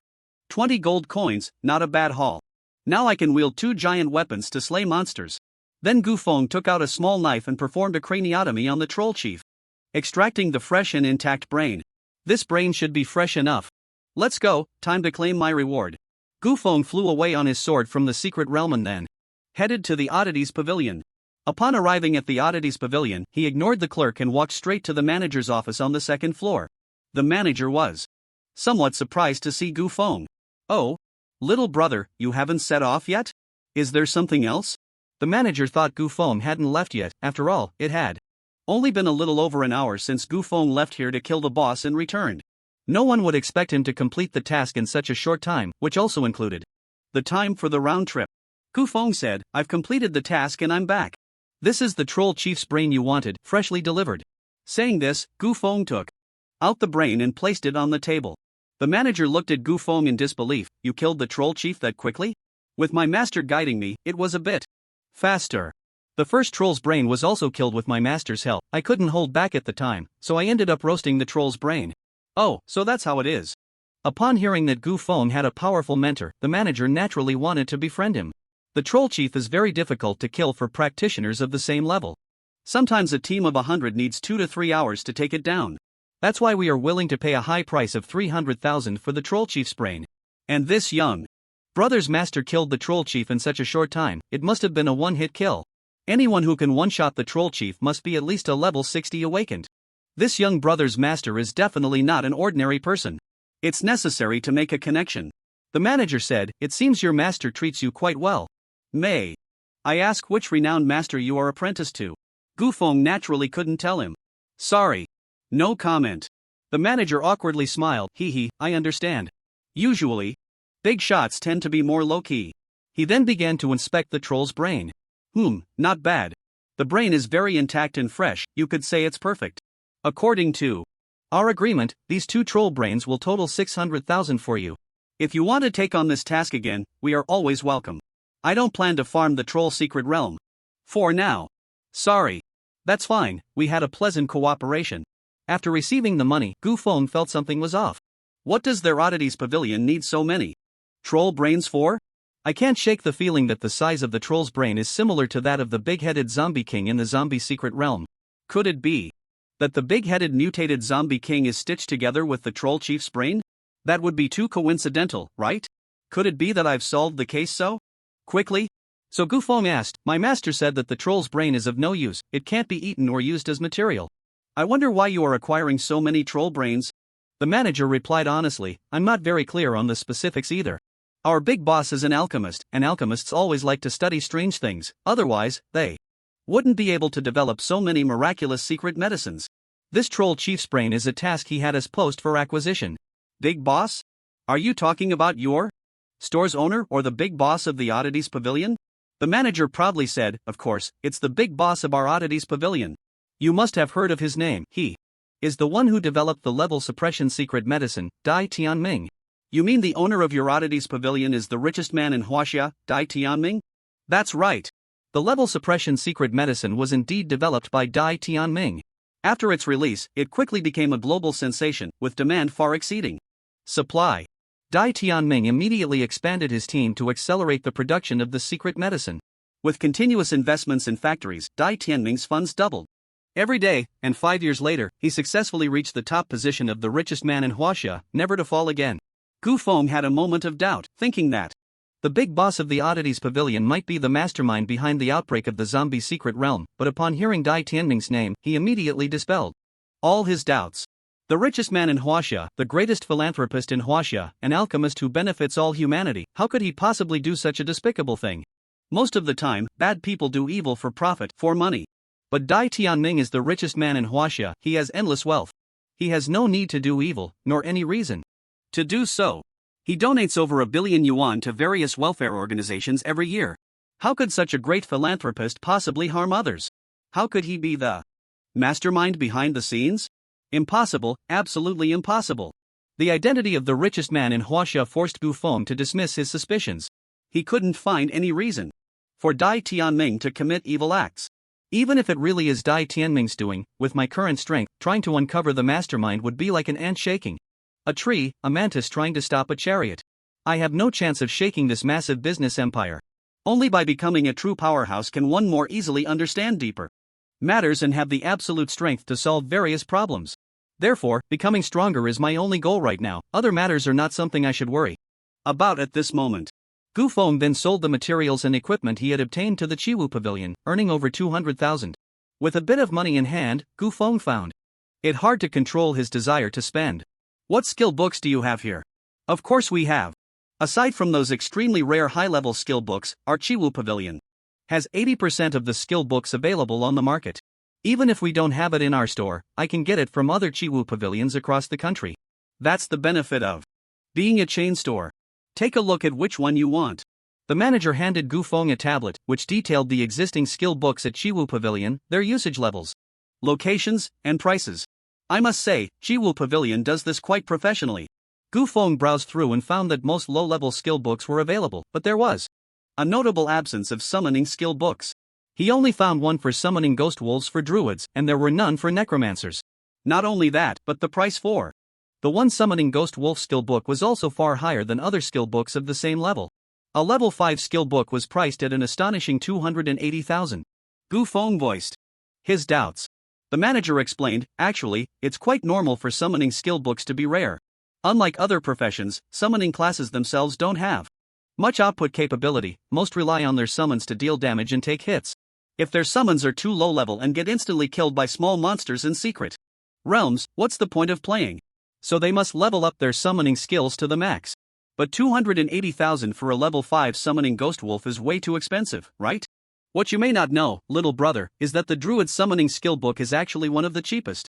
Druids have various specializations: bear druid, wolf druid, treant druid, elemental druid, and zoo druid, which is the summoning specialization. If the summoning specialization isn't developed, druids can still switch to other specializations. Although switching will waste some time and money, it's still better than being a useless fish. So druids don't need to stubbornly stick to the summoning specialization.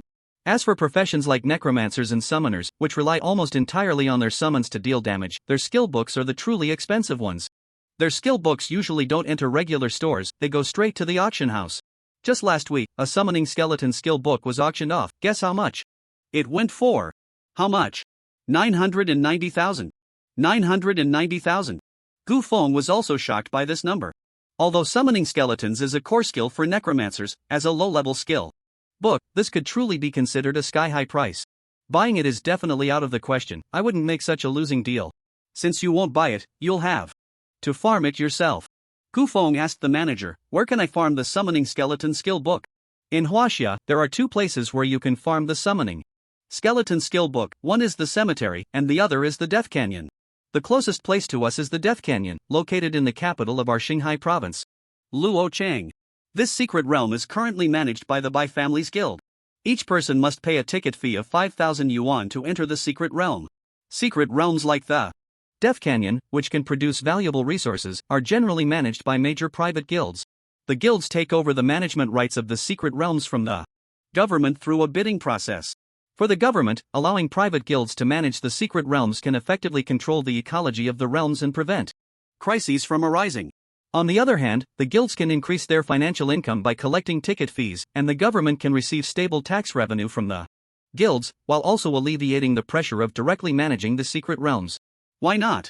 For the major guilds, although half of the ticket revenue is subject to tax, they can still earn a considerable amount of money and gain many benefits from the secret realms. The higher the level of the secret realm they manage, the more money they can earn. This is also why all major guilds strive to continuously improve their guild levels. Luo Chang Bai family? That seems to be the city where Bai Ningning is from. Could It be that the Bai family they mentioned is Bai Ningning's family guild? I should message her later. Gu Feng used the money he just earned to buy a few heavy strike skills, directly leveling heavy strike to level 20, its maximum level. This was also the first skill he had maxed out. Heavy strike, LV.20, deals 400% physical attack damage and stuns for 2 seconds. For a beginner skill, a 400% damage bonus is already quite impressive. It's time to head to the guild hall and inquire about the process of creating a guild. Gu Feng left the oddities pavilion and headed to the guild hall. Soon, he arrived at the guild hall. There weren't many people here, mainly because this year's graduates had not yet qualified to enter the guild. To enter the guild, one must reach level 20. Gu Feng approached a service window and asked, "Hello, what is the process for creating a guild?" The staff member replied, "To create a guild, you need at least 10 people to sign the membership application, and you also need to pay 10 million as the guild establishment fund. If you meet these two requirements, you can apply to create a guild." Creating a guild is not something just anyone can do. If there were no restrictions, anyone could create a guild, which would lead to chaos and disorder. The 10 million establishment fund filters out a group of people, and the minimum requirement of 10 membership applications also screens out another group. Those without money or connections shouldn't even think about creating a guild. This is why most guilds are established as family-based organizations. Upon hearing about the guild application, Gu Feng couldn't help but feel troubled. 10 million for the establishment fund is manageable. But where am I supposed to find these 10 people? I'm an orphan. Orphans lack friends the most. I have no family either. What should I do? Is my dream of becoming a guild leader already shattered before it even began? Just as Gu Feng was in a dilemma, he suddenly heard someone in the guild hall calling for members. The Rose Guild is actively recruiting. If you haven't joined a guild yet, come on over. Let's work together and grow together. The guild has super benefits. Gu Feng turned around and saw two beautiful women recruiting members, one shouting and the other handing out flyers. The two women also noticed Gu Feng looking at them. The one shouting said, "Sister, it seems like there's a pervert over there watching us. Then why don't you hurry up and flirt with him?" I'm a bit unsure about that. Men love women like you. Show off your curves. Make your voice a bit more seductive, just like that girl who just turned 18, and you'll definitely pull him into the guild. Then I'll give it a try. Go for it, sister. The growth of our family depends on you. At that moment, Gu Feng also saw the beautiful woman handing out flyers walking towards him. This woman was quite attractive, with big eyes, a cute gaze, and a pair of a pair of creamy big breasts hanging on her chest, definitely a beauty with a youthful face and a voluptuous figure. She avoided eye contact, seemingly too shy to look directly at Gu Feng, then mustered a lot of courage to say, "Hello, handsome. This is our guild's flyer, I hope you can take a look." She spoke with a hint of shyness, and after just a couple of sentences, her cheeks turned slightly red, clearly someone who was inexperienced in the world. Gu Feng took the flyer. "Okay, I'll take it. Thank you." Then, blushing, she quickly ran back to her sister. When the sister saw her younger sister running back, she knew that her attempt to recruit someone had failed. She sighed and took her sister's hand to walk back towards Gu Feng again. "Handsome, have you looked at our guild's flyer? What do you think? Are you interested in joining our Rose Guild?" Gu Feng turned his head and found that this time two beauties appeared in front of him. So he asked, "May I ask who you are?" "I am Yi Qiangwei, the president of the Rose Guild, and this is my sister Yi Yue." Unlike her sister, the elder sister was the kind of beauty with fiery red lips, and her attire and manner of speaking made it clear that the two sisters had completely different personalities. The elder sister was a social butterfly, while the younger sister seemed more like a shy little kitten hiding behind her sister. Not only that, but their bust sizes were also worlds apart. The younger sister's bust was noticeably larger than the elder sister's, giving off a feeling that made one's imagination run wild, while the elder sister's was rather plain, even somewhat difficult to distinguish from the front and back. Seeing such a stark contrast in their personalities, Gu Feng said with interest, "I haven't looked at the guild's flyer yet. Why don't you two beauties introduce your guild to me?" Yi Qiangwei said, "We are a newly established guild, currently at level 2. But don't underestimate it just because it's level 2. With everyone's effort, I believe that one day our Rose Guild will become a top-tier guild." "Oh? Where does such confidence come from for a small level 2 guild?" "Because our guild is not family-based, so everything in the guild is based on strength. There won't be any nepotism or corruption like in family guilds. As long as your strength is solid and your contribution to the guild is high enough, you can be promoted to elite member, elder, or even vice president. Of course, don't think about being the president. That can only be me, Yi Qiangwei." After hearing Yi Changwei's words, Gu Feng began to ponder, a guild that is not family-based, where everything is based on strength and contribution. This seems to suit me perfectly. With my strength, I can definitely quickly rise to the position of elder or vice president. As for that president, although Yi Changwei said it can only be her, as long as I take her down, or when she realizes who the absolute powerhouse of the guild is, it shouldn't be hard to take the president's position. Why not join their guild and have some fun? Gu Feng asked. Besides these, does your guild have any other appealing aspects? Other appealing aspects? Yi Changwei thought for a moment and said, do you see my sister? A proper young lady, she hasn't even held a man's hand, shy like a little kitten. How about it? Are you tempted? As long as you perform well enough to become a core member of the guild, my sister is all yours. What do you think? Yi Yue became even more shy. And then scolded, sister. What are you talking about? Yi Changwei, however, looked unconcerned. What's wrong? You're already 19, and you struggle to talk to men. I'm really worried you won't be able to get married in the future. I'm just trying to find you a son-in-law in advance. This young man is quite handsome, and if he has decent skills, you definitely won't be at a loss. Yi Yue then secretly glanced at Gu Feng, their eyes meeting. Upon seeing Gu Feng's clear gaze, Yi Yue felt as if she had been electrocuted, and hurriedly looked away, her face burning hot, and her heart rate skyrocketing to 180.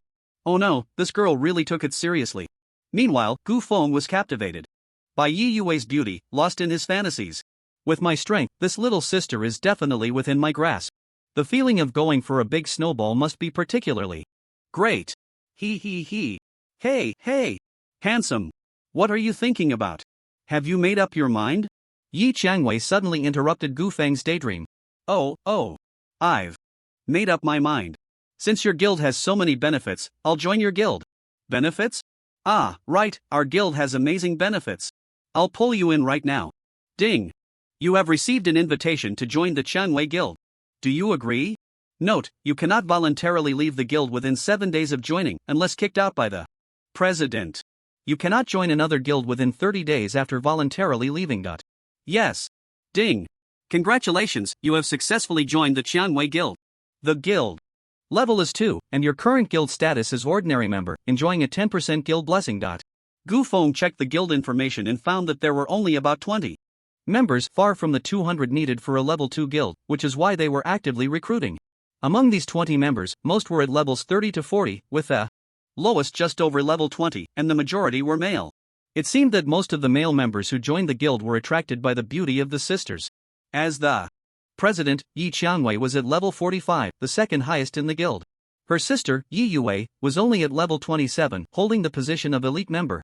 It seemed they were quite trustworthy, not giving Yi Yue the position of vice president or elder just because she was her sister, only granting her the status of elite member. Unlike other family guilds, where relatives are often locked into high positions like elder or vice president, leaving little room for others to advance. While Gu Feng was checking the guild information, the two sisters were also looking at Gu Feng's information. Gu Feng, LV.20 occupation, jobless strength? Agility? Attack power? What's going on? Why can't I see his information? Jobless? Could he be the famous jobless person from Jinghai City, the only jobless person in the world? The one called a useless waste, and he's actually joined my guild? Should I feel honored or unfortunate? Seeing Yi Changwei's fluctuating expression, Gu Feng asked, what's wrong? Now that you know I'm jobless, are you regretting bringing me into the guild? If you regret it now, it's not too late, feel free to kick me out. Don't be shy. Yi Changwei chuckled, no. I'm not that kind of snobbish woman who looks down on others. If I were that kind of woman, I wouldn't have created a guild myself. Since you're here, just settle in and stay in the guild. I won't kick you out. Even if you do nothing, having you around adds to our numbers and brings some atmosphere. Yi Changwei's response made Gu Feng quite satisfied. Since the president has said so, I'll come and add some atmosphere to the guild. Yi Changwei smiled awkwardly, After successfully joining the guild, Gu Feng left the guild hall and returned to his residence to rest. Around 9 p.m., there was a sudden knock on the door. Gu Feng instantly became alert. Who is it? Is this Gu Feng? Old Ma sent me to deliver something to you. Hearing that it was someone sent by Old Ma, Gu Feng relaxed his guard. He opened the door and saw a man wearing a black cap and a black mask. The man handed a spatial ring directly to Gu Feng and left without lingering for a moment. Gu Feng closed the door and put on the spatial ring to check the items inside. Thunderstaff, diamond quality, LV.20 attack power. Plus 60 spell damage plus 220 magic value plus 200 using lightning arrow additionally increases damage and critical hit rate by 10%. Lightning arrow skill plus 3 thunderstorm staff, diamond quality, LV.25 attack power. Plus 80 spell damage plus 280 magic value plus 300 when using thunderstorm to kill an enemy. The power of lightning explodes and deals 50% of thunderstorm damage to surrounding targets. Thunderstorm skill plus 3 purple.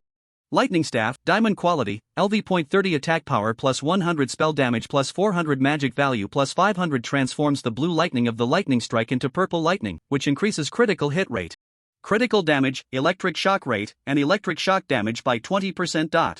Lightning technique skill plus 3 electric shock damage. Continuously using lightning magic to attack a target may cause the target to enter an electric shock state. Targets in the electric shock state will receive more lightning damage and have a 30% chance to enter a paralysis state. For a lightning mage to maximize their output, the first step is to quickly get the target into an electric shock state. Seeing these 3 staffs made Gu Feng's pupils constrict. Diamond quality. And all 3 staffs are diamond quality. Just these 3 staffs are worth millions. Old Ma is really generous. It seems I didn't call him master for nothing. Gu Feng continued to check the other items. Thundereel leather armor, gold quality, LV.20 defense plus 40. Magic defense plus 40 constitution plus 40 lightning resistance plus 20 Thundereel leather pants, gold quality, LV.20 defense plus 40 magic defense plus 40 constitution plus 40 lightning resistance plus 20 Thundereel leggings. Thundereel shoulder pads. Thundereel set attribute, when receiving physical attacks from enemies, it will reflect 20% of its spell damage. Additionally, it increases the chance of electric shock by 20%. Skeleton King's chest armor, gold quality, LV.25 defense plus 60 magic defense plus 60 constitution plus 60. Skeleton King's leggings. Skeleton King set attribute, extra 100 points of dual resistance. Killing a target has a 20% chance to summon a level 25 skeleton. Warrior. Jungle Guardian chest armor, gold quality, LV.30 defense plus 80 magic defense plus 80 constitution plus 80. Jungle Guardian boots. Jungle Guardian set attribute, extra 100 points of constitution. Restores 2% of maximum health per second. All the gold quality sets from level 20 to 30 are complete. That's another few million. My master is really extravagant. Just then, Ma Boyun suddenly sent Gu Feng a message. Disciple, have you received the equipment I sent you? I don't have many low-level equipment in my collection, but it should be enough for you to transition. Once your level increases, I have even better equipment here. I have important matters to attend to and will need to investigate various places during this time, so I probably won't have time to guide you for a month. Make sure to practice your lightning spells. I will check your progress in a month. Feel free to communicate with me about any questions during your studies. I will definitely impart all my knowledge. I've only been apprenticed to Ma Boyun for less than a day. Why is he being so nice to me? Is it because his time is running out? Is he about to die? Is he looking for a successor? But he doesn't look like someone whose time is near. Regardless, the nicer he is to me, the more cautious I should be. Opportunities don't just fall from the sky. His kindness must have ulterior motives. I must be wary of this old man's sweet talk. I can't be fooled by these gifts. Ma Boyun might have ulterior motives, but there's absolutely nothing wrong with this equipment. I should put it on first. Gu Feng donned the level 20 Thundereel set, and his attributes saw a significant boost. Delicious. So fragrant. The attribute bonuses from the golden set are indeed high. This set of equipment has directly doubled my health points. As expected, one relies on their attire, and a horse relies on its saddle. Going without a meal makes one anxious. Today's harvest is quite fruitful. I'll sleep well and set off for Luo Cheng tomorrow. The next day, the first thing Gu Feng did upon opening his eyes was to sign in for today's skill, Thorn Totem. This was a level 15 skill for shamans, which launched spikes to attack enemies. It wasn't a core skill for shamans and was somewhat lackluster. Gu Feng didn't pay much attention to this useless skill and got up to wash up. After a quick breakfast, he set off for Luo Cheng. This time, he chose not to take the bus but to fly using sword control technique. Flying with sword control not only allowed Gu Feng to perfectly avoid traffic jams, but it was also the shortest distance between 2 points. As long as he aimed correctly at his destination, he could reach it directly without detours, saving on bus fare. Although the level 1 sword control technique had a maximum speed of only 60 km per hour, it was still much faster than taking the bus. It was a way to save both money and time. Gu Feng maneuvered his flying sword to a height that was hard for others to notice, then sped towards Luocheng City. 2.5 hours later, Gu Feng arrived at the entrance to the secret realm of the Valley of the Dead in Luocheng City. The Valley of the Dead was indeed a popular secret realm. Despite the 5,000 yuan entrance fee required each time, there were still many people forming teams outside, at least 100. Among them were quite a few scalpers buying up the skill books of necromancers. Valley of the Dead, recommended level 20 to 25. The air is thick with the breath of death. Prepare to face the fear of death. As the professionals completed their level 20 second transfer tasks, their attributes saw a significant increase, and their skills became more diverse. Secret realms above level 20 also had level classifications. The secret realms were divided into 4 levels: normal, adventure, hard, and hell. Normal and adventure level secret realms could be entered freely, with no restrictions on the number of participants. However, hard and hell level secret realms had minimum team size restrictions of 3 and 5 players, respectively. Only teams that met the minimum size could enter the secret realm. Originally, there were no restrictions on the number of participants in secret realms, but there were always some reckless professionals who attempted to challenge hard or hell difficulty secret realms, often resulting in tragic deaths from being soloed by ordinary monsters. To protect the lives of professionals, the government specifically set minimum team size restrictions. Those with average abilities could tackle normal level secret realms, while those with slightly stronger abilities could take on adventure difficulty. The S and SS level elites tended to choose hard level secret realms more often. As for hell level, even the elites faced near certain death when trying to defeat the boss. Thus, very few people actively challenged hell difficulty. Most only chose hell difficulty when they sought help from powerful players. Looking at the entry restrictions for the secret realm, Gu Feng found himself in a dilemma. He originally planned to solo various difficulty dungeons, but it seems that's not possible now. The normal and adventure difficulty dungeons can indeed be soloed, but the drop rates are relatively low. He might run the dungeon several times without getting a single skill book. It's fine for leveling up, but if he wants to farm equipment and skill books, that's out of the question. Bai Ningning is also from Luocheng. Why not team up with him? And let's call that little dog Chen Hui over too. Gu Feng opened his phone and dialed Bai Ningning's number. Soon, Bai Ningning's surprised voice came through the line. Gu Feng, it's only been a day since we last met. And you're calling me. Are you missing me? Yes, I am. Bai Ningning felt delighted inside. So, what's the reason for your call? Are you in Luocheng right now? I am. What's up? Are you coming to Luocheng? Actually, I'm already here, right at the entrance of the Death Canyon. But to enter the hard dungeon, you need at least 3 people in a team, so I thought of you. Upon hearing that Gu Feng was in Luocheng, Bai Ningning immediately got excited. Really? Then wait for me. I should be there in about half an hour. Okay. By the way, isn't the Death Canyon managed by your Bai family? That's right, it's our Bai family's territory. Ahem, since it's your family's territory, about the entrance fee. Don't worry, with me, Bai Ningning, you won't spend a single penny. Alright. Bye, see you soon. After hanging up with Bai Ningning, Gu Feng called Chen Hui. Brother Chen? Is there something you need when you call me? Little dog, hurry to the Death Canyon, I'll take you leveling up. Wolf got it. I'll be there within 50 minutes. After hanging up the phone, Gu Feng didn't plan to just wait around. He intended to first try the adventure difficulty dungeon to test the strength of the monsters and see the boss's attack patterns. This way, when he started farming himself, he would be more adept. Gu Feng noticed that there were many people around, so he decided to hide all his information. Now, others couldn't even see his name or his identity as a jobless person. He then went to the dungeon entrance administrator, paid the 5,000 yuan entrance fee, and entered the adventure difficulty dungeon. After a moment of dizziness, Gu Feng found himself at the outskirts of the Death Canyon. Rather than calling it the Death Canyon, it resembled more of a valley. Scattered around were eerie white bones, broken weapons, and the flags of 2 armies that had fought. Gu Feng quickly deduced that this area was an ancient battlefield of cold weapons. Judging by the number of deaths and the severity of the war, this area was indeed a main battlefield that was a must-fight for military strategists. Many adventurers entering here were fiercely battling the wild monsters at the dungeon's edge, the skeleton soldiers. Gu Feng checked the attributes of the skeleton soldier. Skeleton soldier, LV.20, undead, health 5000, attack 350, defense 150, magic defense 150 skills, shield bash.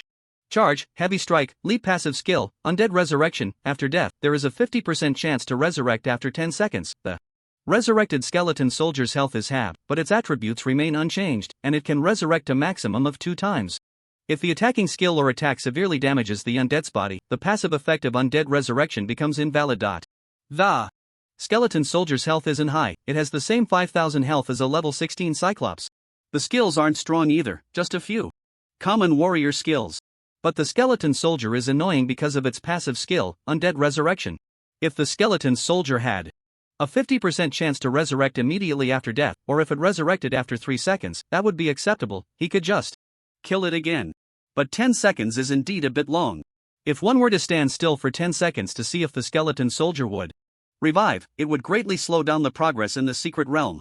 Moreover, the revived skeleton would not drop any equipment, only providing a pitiful amount of experience points. Waiting for the skeleton to revive is undoubtedly a waste of time.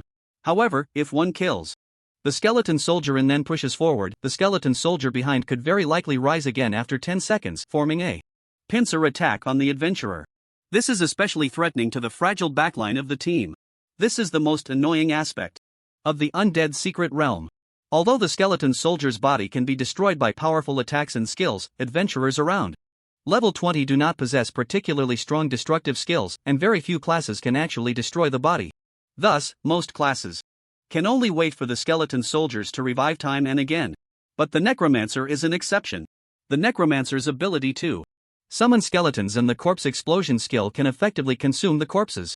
As long as the body is consumed within the 10 seconds before the skeleton revives, it will not revive again. Therefore, the necromancer has become the most sought-after class in the Valley of the Dead secret realm.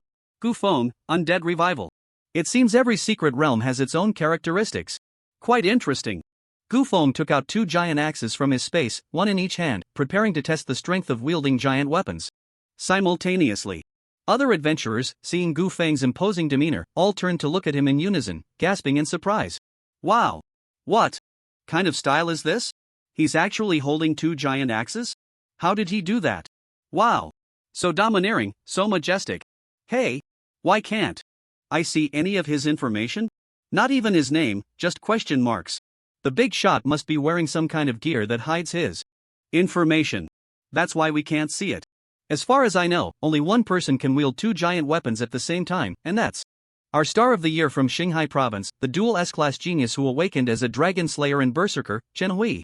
So he's actually Chen Hui. He looks so handsome. It seems he's here alone. Let's go take a chance and invite him to team up. If he agrees, we'll hit the jackpot. Yeah, sisters, let's go. A beautiful priestess jogged up and was the first to reach Gufeng.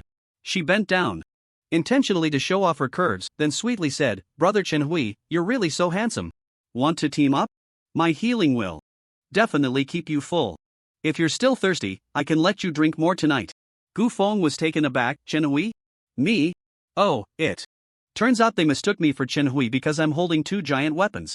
Looking at the beautiful woman in front of him, Gufeng felt a bit excited. Since she thinks I'm Chen Hui, should I flirt with this beauty on his behalf for the night? He. Cough cough. No. I'm a gentleman. How can I engage in such impersonation? Chen Hui and I are brothers. To prevent Chen Hui from being swayed by these beauties and losing his mind, I've decided to help my brother out. Gufeng said coldly, "With no women in my heart, I draw my sword with ease. Sorry, beauty, I only drink AD calcium milk. And tell your sisters not to bother me anymore. I, Chen Hui, am not interested in you women." Hearing Chen Hui's words, the beauty was also stunned. Not interested in us women? Could he be gay? Seeing that the beauty no longer pursued him, Gufeng felt quite satisfied and then strode away. Now I don't have to worry about my brother being enchanted by these vixens anymore.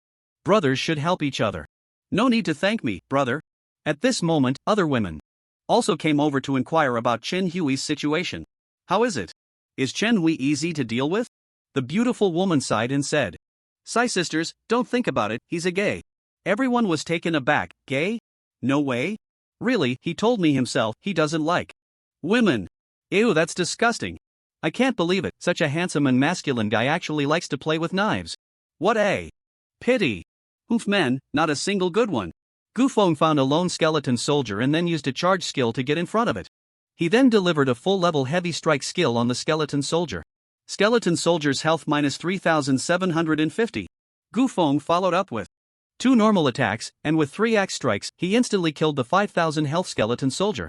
Skeleton soldier dead, gained 1,000 Experience points, 1 iron shield. Seeing the numbers floating above the skeleton soldier's head, everyone gasped. Hiss. A heavy strike dealt 3,750 damage? What kind of terrifying damage is this? It's simply horrifying. 5,000 health. Do you know how long it would take me to deal that? You just took it down with 3 axe strikes. Have you considered how we ordinary professionals feel? This is the gap between geniuses and ordinary people. Damn. Why does such a strong man not like women?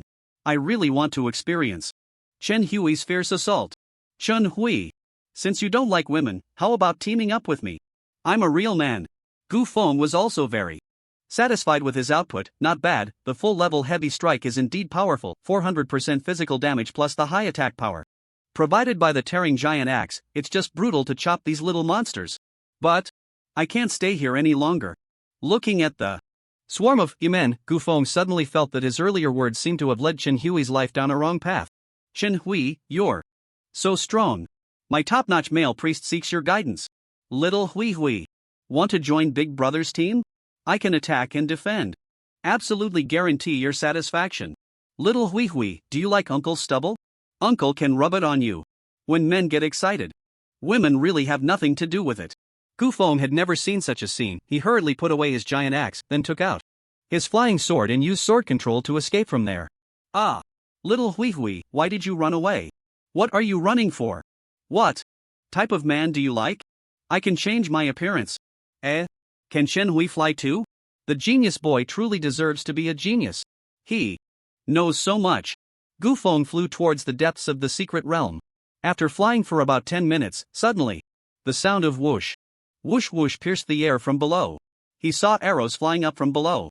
Gu Feng looked down and saw several skeleton archers drawing their bows and aiming at him. But due to Gu Feng's flying speed being too fast, the arrows didn't hit easily. Skeleton archer.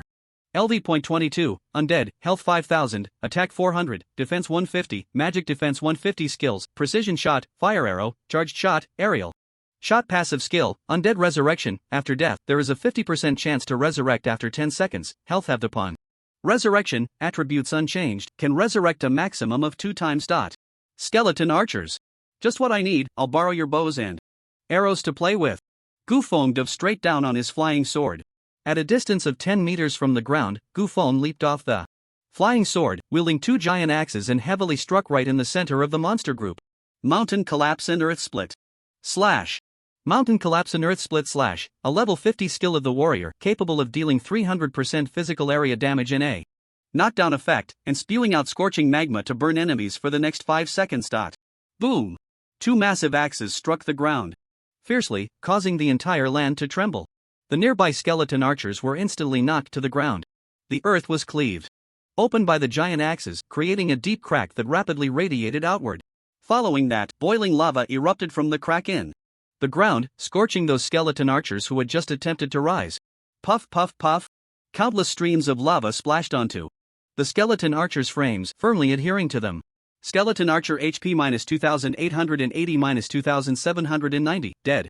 Skeleton archer HP -2690 -2830, dead.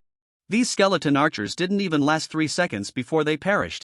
After the skill ended, the lava slowly flowed back into the crack, which then healed, restoring the earth to its original state. So amazing? It's even more miraculous than a membrane repair surgery. Gu Feng stood quietly, waiting for the skeleton archers to revive.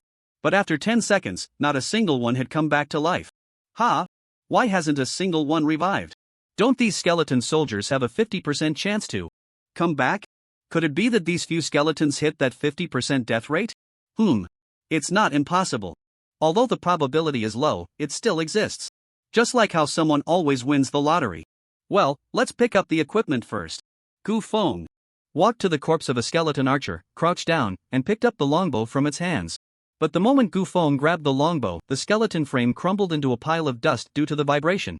A gentle breeze blew by, and the other skeleton archers' frames also turned to dust, scattering into the air. PM 2.5 concentration +3. Gu Feng quickly realized these dry bones must not withstand the scorching heat of the lava at thousands of degrees, so they were burned to ashes after death. No wonder you can't revive. It turns out my skill directly turned you into ashes. Rest in peace, undead. Gu Feng checked the attributes of the longbow. Longbow, bronze quality, usable at level 20 attack power plus 100 agility plus 10 attack. Range plus 3 a bronze quality weapon, the attributes are indeed mediocre. I'll keep it to sell as scrap. Gufeng stored the several longbows dropped by the skeleton archers into his backpack and continued deeper into the secret realm. Gufeng did not intend to waste time on these minor monsters, so he used the sword control technique again to quickly advance. After walking about 4 to 5 kilometers, he found himself in the territory of these skeleton archers. Gufeng maneuvered his flying sword to dodge the attacks below. Although he occasionally took a hit or two from arrows, that little damage was nothing to Gufeng, who had tough skin and flesh. Exiting the archers' territory, Gufeng arrived in a new area. Here, the skeleton soldiers rode skeletal warhorses, donned in armor, wielding long knives or spears, likely higher-ranking cavalry in the army. Gufeng lowered his flying height to check the attributes of the minor monsters. Skeleton cavalry, LV 24, HP 8000, attack power 500, physical defense 180, magic defense 180. Cavalry has higher mobility, movement speed plus 100%, and charging deals double damage. Skills: charge, raining shot, sweep, trample. Passive skill: undead resurrection, there is a 50% chance to revive. 10 seconds after death, with HP halved upon revival, attributes unchanged, can revive a maximum of 2 times. 200% movement speed, plus super strong charge damage. These cavalry are a bit hard to deal with. If the front line can't withstand the cavalry's assault and gets breached, the squishy classes in the back really face a life or death situation. However, these cavalry pose no threat to me. Gufeng was just about to go down and test the strength of the skeleton cavalry when Bai Ningning suddenly sent him a message. Gufeng, where are you? I've arrived at the entrance of the secret realm, but I don't see you. I'm in the secret realm, I'll be out soon. Wait a minute. Gufeng suddenly thought of something. Why should I rush out? Am I the kind of man who comes when called by a woman and leaves at her whim? No, I'm not. Don't I understand women's psychology? The more you treat a woman well, the more she will take it for granted, thinking you can't live without her. But if you keep a distance, playing hard to get, she will start to ponder her position in your heart. In fact, she will accommodate you. The conclusion is, you can't spoil women. Gufeng pretended to be aloof and said, wait, I'll come out after I finish the boss. Bai Ningning replied like a well-behaved little rabbit, okay, I'll wait for you to come out. Be safe while fighting the boss. Gufeng shrugged, this is what women are like. Gufeng then soared forward on his sword, searching for the boss's trace. 10 minutes later, Gufeng finally found the boss's location. It was a military camp, burned down and covering an area of several thousand square meters. The camp was in ruins, with the skeletal remains of dead soldiers scattered everywhere, burned supplies in carts, clearly indicating that the enemy had ambushed this camp. Standing at the position of the main tent was a skeleton general clad in golden armor, wielding a warspear, with a longbow and round shield on his back, and a large knife at his waist. He was pierced by several arrows, showing how valiant he had been in life. Yet even with multiple arrows embedded in him, he stood firm. You stand firm, huh? A useless general, exhausting 1,000 troops. The enemy has stolen your home, what face do you have left to pretend to be a hero? Skeleton General, LV.25, Health 200,000, Attack 1,000, Defense 300, Magic Defense 280, Skill, Weapon Master. The Skeleton General is proficient in various weapons and weapon skills. He can freely switch weapons according to the battle situation. Weapon Master can switch between various weapons based on the situation, which is quite similar to my mastery of all weapons. In that case, let's have a grand battle. With cold weapons for 300 rounds. Gufeng dove down on his sword. In the air, he unleashed the mountain-crushing earth-shattering slash again. The skeleton general sensed the enemy's approach and immediately awakened. He crossed his war spear to block Gufeng's strike. Bang! 2 giant axes struck against the spear, weapons clashing, sparks flying, the sound of metal colliding echoed throughout the camp. The skeleton general perfectly blocked Gufeng's slash.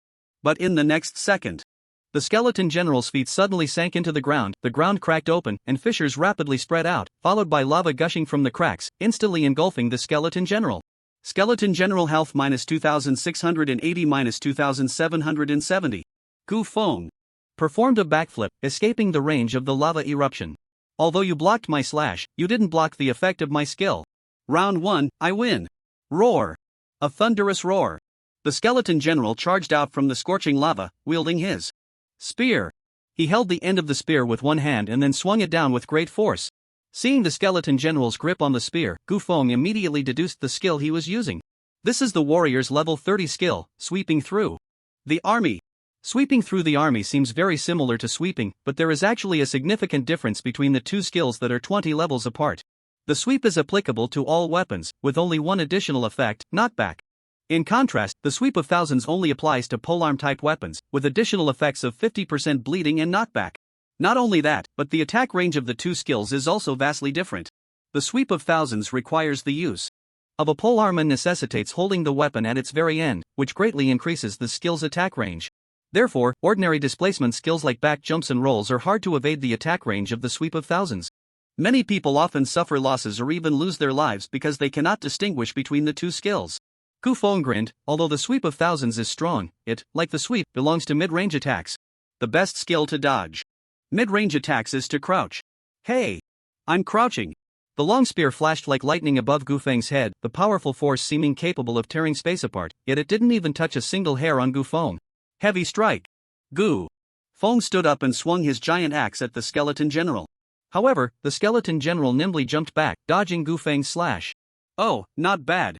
We both dodged each other's attacks. Round 2 ends in a draw.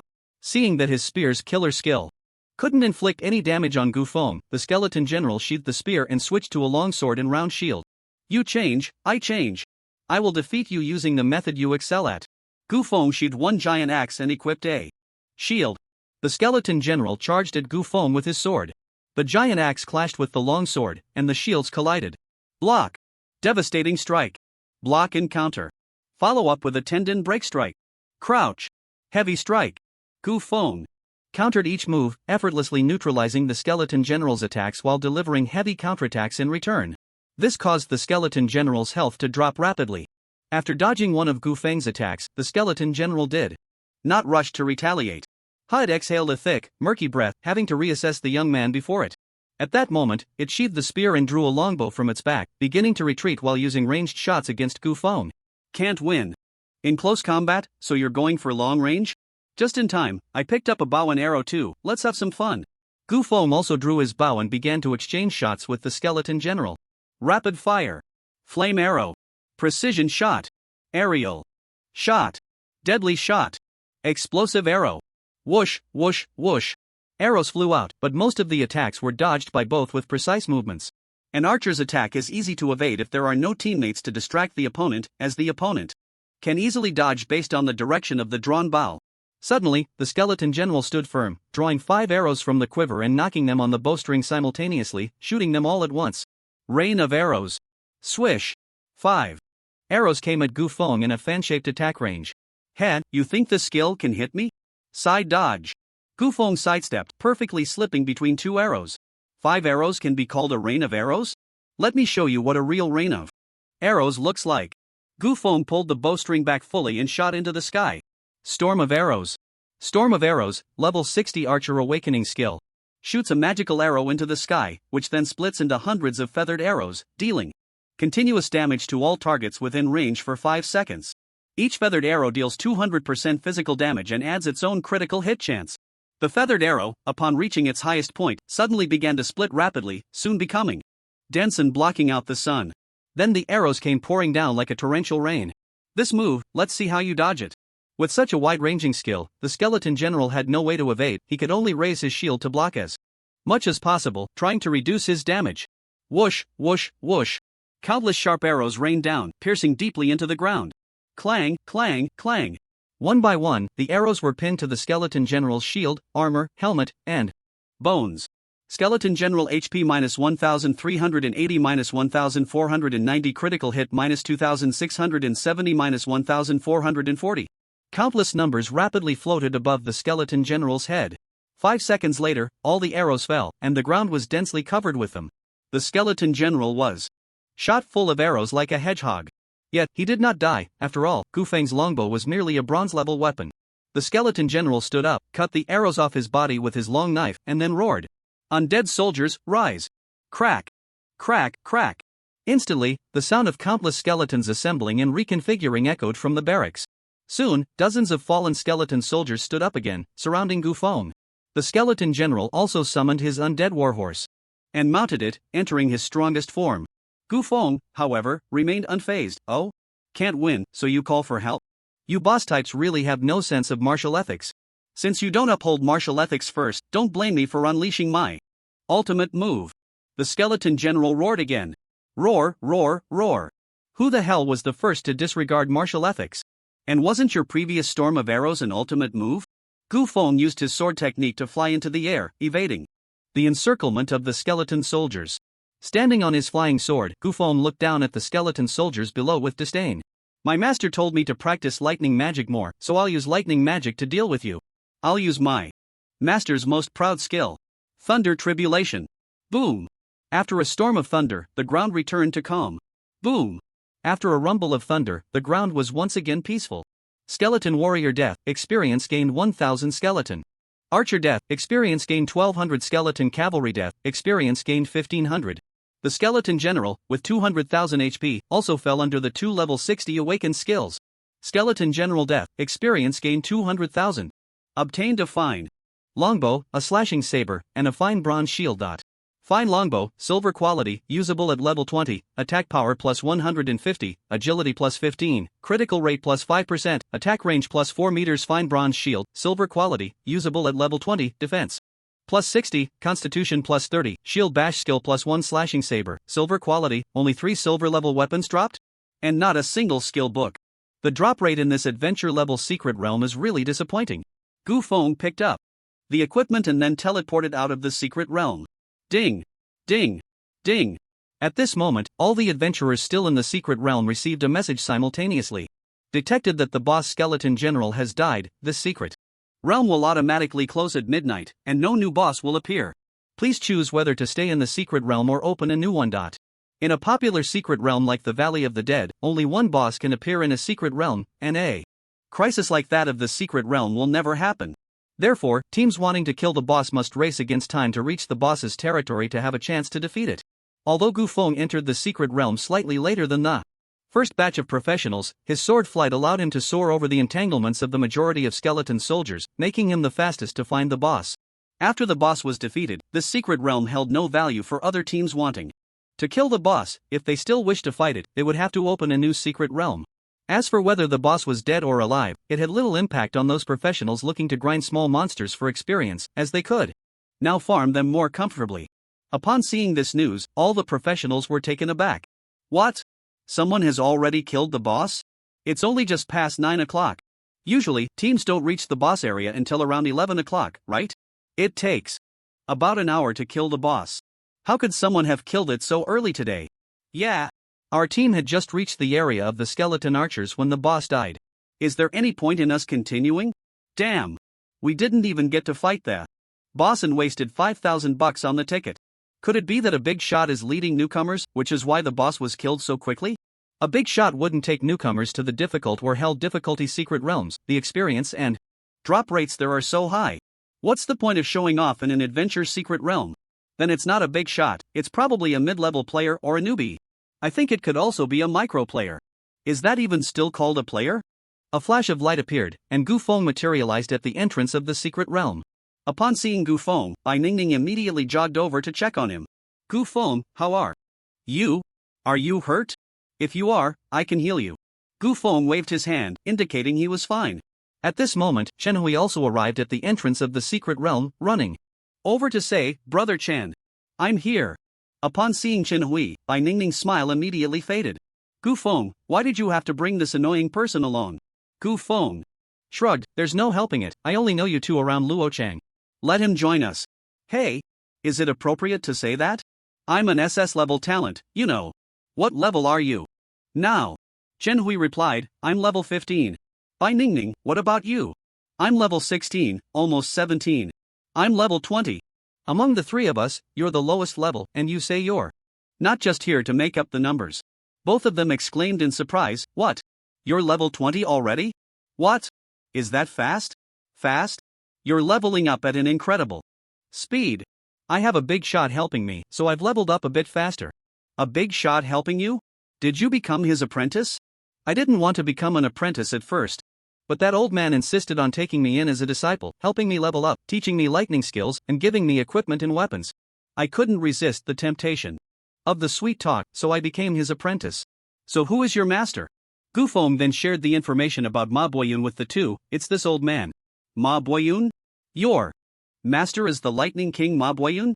Yeah. What's wrong with that?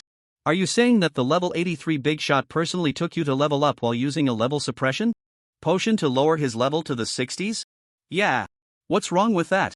What's wrong? A big shot over level 80 using a level suppression potion to lower himself to the 60s to help a newbie in their teens level up is simply a waste of resources. A huge waste. Haha, your master is really extravagant. Can you tell your master to take me as an apprentice? 2. My master doesn't take fools. Hey, am I a fool? I'm innocent. Let's go. Enough chit-chat, let's enter the secret realm. The three of them formed a team and then walked to the entrance of the secret realm. After seeing Bai Ningning's figure, the secret realm manager immediately said respectfully, Bai. Miss Bai, why have you suddenly come? Why? Can't I come to upgrade in my family's secret realm? Of course you can, but the master has instructed that you must have 2 bodyguards to protect you before you are allowed to enter the secret realm for training. These 2 are my bodyguards. The manager glanced at Gu Feng and Chen Hui and said, Miss Bai, these 2 are clearly not your bodyguards, so please don't make it difficult for me. Bai Ningning shouted angrily, get out of the way. The manager, knowing his low status, dared not act against Bai Ningning and could only let her pass. Gu Feng and Chen Hui also walked into the secret realm with her. After seeing Bai Ningning enter the secret realm manager immediately made a phone call. Hello, master. Miss Bai has run out again. And she entered the difficult level undead secret realm without bodyguards. A furious voice came from the other end of the line. What? Why didn't you stop her? I tried to stop her, but I couldn't. It wouldn't be appropriate for me to forcefully act against her. Useless. I'm coming. Over now. Once inside the secret realm, Gu Feng noticed that Bai Ningning had clearly lost the joyful expression she had just moments ago. It was not easy for a family to give birth to an SS-level genius, so they naturally wanted to protect her very carefully, fearing that she might encounter even the slightest accident. Bai Ningning must have felt that her family was too strict, which over time led to a rebellious mindset. Gu Feng comforted her, your parents are just worried about your safety, which is why they have a strong desire to control you. Bai Ningning forced a bitter smile. Gu Feng, it's not as simple as you think. Oh? Is there something else? Bai Ningning put on a bright smile again. Forget it, we won't talk about our family's troubles. Let's go hunt monsters. How should we divide the work among the 3 of us? Chen Hui said, of course, I'll be in front. With Chen Gu cutting through the monsters, while you assist us from behind. Gu Feng replied, no need to complicate things. You 2 can just kill a few small monsters near the entrance of the secret realm, and I'll go deal with the boss by myself. What? Hearing Gu Feng's words, both Bai Ningning and Chen Hui were stunned. What? You want to fight the boss alone? Chen Gu, are you crazy? I know you're strong, but this is a difficult level secret realm. The boss is definitely not something you can handle alone. That's right, Gu Feng, I know our secret realm best. The boss in difficulty and the boss in adventure difficulty are completely different concepts. Challenging the boss in a difficult secret realm alone is far too risky. We should first kill small monsters to level up. Gu Feng's main task in the Valley of the Dead was to farm the skill book for summoning skeletons. Leveling up was not his primary goal, so he naturally couldn't waste time on small monsters. Don't worry, I won't die. Let's go, I need to hurry and grab the boss. Lightning dash. Gu Feng transformed into a bolt of lightning and quickly darted deeper into the secret realm. Chen Hui and Bai Ningning were left stunned. Chen Gu actually learned lightning spells? I really envy that learning ability. Bai Ningning also said lightly, perhaps we really misunderstood the unclassed. Unclassed might be stronger than any profession, including those with 3S level talents. After dashing for 2 minutes, Gu Feng received a kill notification. Your team has killed a skeleton soldier, gaining 500 experience points. Although Chen Hui and Bai Ningning had not yet reached level 20, entering a level 20 to 25 secret realm was considered overleveling, but with their abilities, dealing with ordinary small monsters was completely fine, so Gu Feng was not worried about their safety. Since I had left the line of sight of the 2, I could now move at full speed. Sword control technique. Gu Feng used the sword control technique to advance at full speed. About 20 minutes later, Gu Feng found the dilapidated military camp, and the skeleton general was glaringly present within it. Skeleton General, LV.25, Health 300000, Attack 1300, Defense 380, Magic Defense 350, Skill, Weapon Master. The Skeleton General is proficient in various weapons and weapon skills. During combat, he can freely switch weapons and combat states according to the situation. Skill, Shadow Soldier Resurrection. Revives 20 surrounding Shadow Soldiers to join the battle. The difficulty of the hard secret realm has indeed increased significantly. The Skeleton General's health has directly increased by 100,000, and both attack and defense have also seen substantial boosts. Moreover, the Shadow Soldier Resurrection skill, which is a passive skill in the adventure Secret Realm, only triggers when the Skeleton General enters a critical health state. In the Hard Secret Realm, it has become an active skill. This change has directly doubled the difficulty of defeating the boss. My current attributes are too low, the boss's health and defense are rising higher and higher.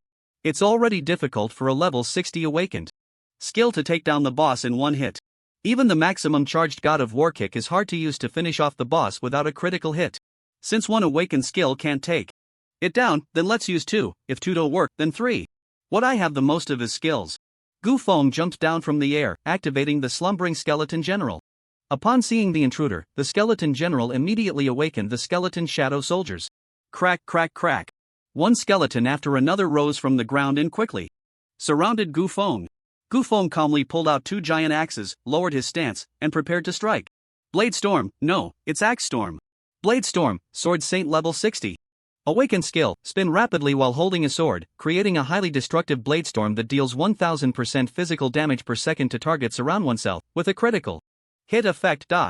Effect lasts for 10 seconds, during which movement speed plus 20%, Blade Storm can reflect 50% of the opponent's magical attacks and block 50% of physical attacks. Gu Feng swung the 2 giant axes in a rapid spin, quickly forming a storm composed of axe blades that reached 5 to 6 meters high. The black blades of the giant axes turned the Blade Storm into a black tempest.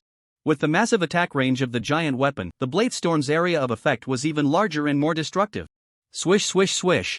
The flashes of blades and the sounds of metal intertwined. The Skeleton Shadow Soldiers were instantly torn to pieces by the Blade Storm. The boss, holding a shield, barely resisted. But his health was still rapidly depleting. Skeleton General health minus 7,880 minus 7,957 minus 8,019. How the Skeleton General jumped back, trying to evade Gu Feng's attack, but the Blade Storm still had a 20% speed boost, and after 1 second, Gu Feng caught up. Countless blades struck the Skeleton General again. Minus 7,780 minus 7,910. The 10 seconds ended, and the Blade Storm dealt a total of 71,000 damage to the boss, not even a third of his health. Damn! Has the Sword Saint's Awakened skill been nerfed? Crack, crack, crack. At this moment, several Skeleton Shadow Soldiers that had just died actually reassembled and stood up again. Oh? You dare to resurrect? Summon skeletons. Summon skeleton mages. Summon bone demons. Before the Skeleton Shadow Soldiers could fully assemble, Gu Feng took the lead and consumed the bodies of the Skeleton Shadow Soldiers. Seeing all his soldiers dead and turned into Gu Feng's summons, the Skeleton General was furious. Roar! He let out a roar, wanting to enter cavalry mode in advance. A skeleton warhorse's skeleton quickly formed beneath the Skeleton General's hips. Still want to ride a great steed? No way! Corpse explosion technique. With a loud bang, the still-forming skeleton warhorse instantly exploded into fragments. The Skeleton General felt a sharp pain in its groin. It had exploded. It hurriedly looked down at its vital parts to check for damage. Only then did it realize that it was unharmed, and the Skeleton General let out a long sigh of relief. Thankfully, it was fine. But then it reacted. Not being harmed seemed even more tragic than being blown up. Roar, roar, roar. The Skeleton General, in a fit of rage, swung its war spear and charged at Gu Feng. Gu Feng coldly said, "Oomph. No matter how high your attributes, you're still just a brute. I'm no longer interested in you at all." He then waved his hand, unleashing 2 powerful spells. Storm Twin Tornado. Thunder Calamity. Awakening Double. Strike. Die, you scoundrel. In an instant, the world changed color, as terrifying tornadoes intertwined with countless thick bolts of lightning, resembling the apocalypse. Skeleton General HP minus 8,848 minus 8,660-8470. Under the bombardment of the 2 powerful spells, the Skeleton General had no power to resist, and its remaining health of over 200,000 was instantly wiped out. Even its skeleton was torn apart by the tornado, scattered all over the ground. Gu Feng clapped his hands, all done. This is the boss of a difficult secret realm? It doesn't seem that hard. Ding! You have killed the Skeleton General and gained 80,000 experience points. Gu Feng checked the loot dropped by the boss. Setting Sun Longbow, gold quality, usable at level 20, attack power plus 200, agility plus 20, critical hit rate plus 5%, attack range plus 5 meters. Normal attacks have a 10% chance to shoot a fire arrow. Golden armor, gold quality, usable at level 25, defense Plus 60, magic defense plus 60, constitution plus 60, set effect, collect 5 pieces for set bonus. The gold quality bow is indeed powerful, not only greatly extending the attack range but also having a chance to trigger additional attack effects with normal attacks. I'll take it. The golden armor doesn't attract me much, I need to gather the set for the bonus effect. Old Ma has already prepared 3 sets for me to switch out, so I don't need to farm for the golden set for now. Selling it. With gold prices so high, I wonder if the golden armor can fetch a good price. Gu Feng continued to collect the loot. Acquired skill book, Summon Skeleton Archer. Oh. Not bad, a skill book dropped. Gu Feng picked up the skill book and used it without hesitation. Ding. Your Skeleton Archer skill level has increased to level 2. The summoning level for Skeleton Archers is level 20, and the number of summons has increased by 5, currently able to summon 10. No wonder the Necromancer's skill books sell for such high prices. The upgraded skill not only increases the level of the summons but also adds 5 more summons. This is truly an epic enhancement.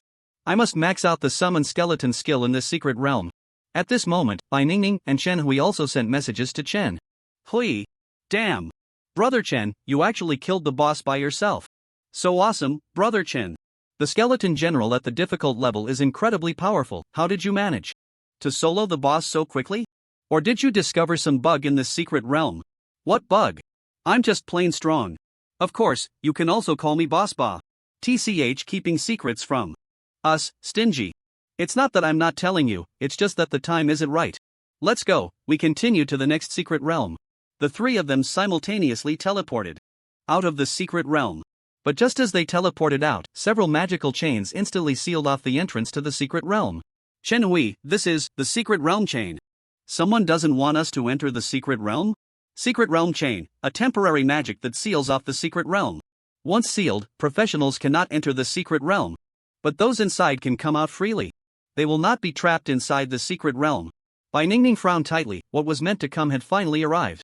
At the entrance of the secret realm stood a burly middle-aged man, his robust body and solid muscles stretching his shirt tight, the buttons seemingly ready to pop off at any moment and hit someone in the face.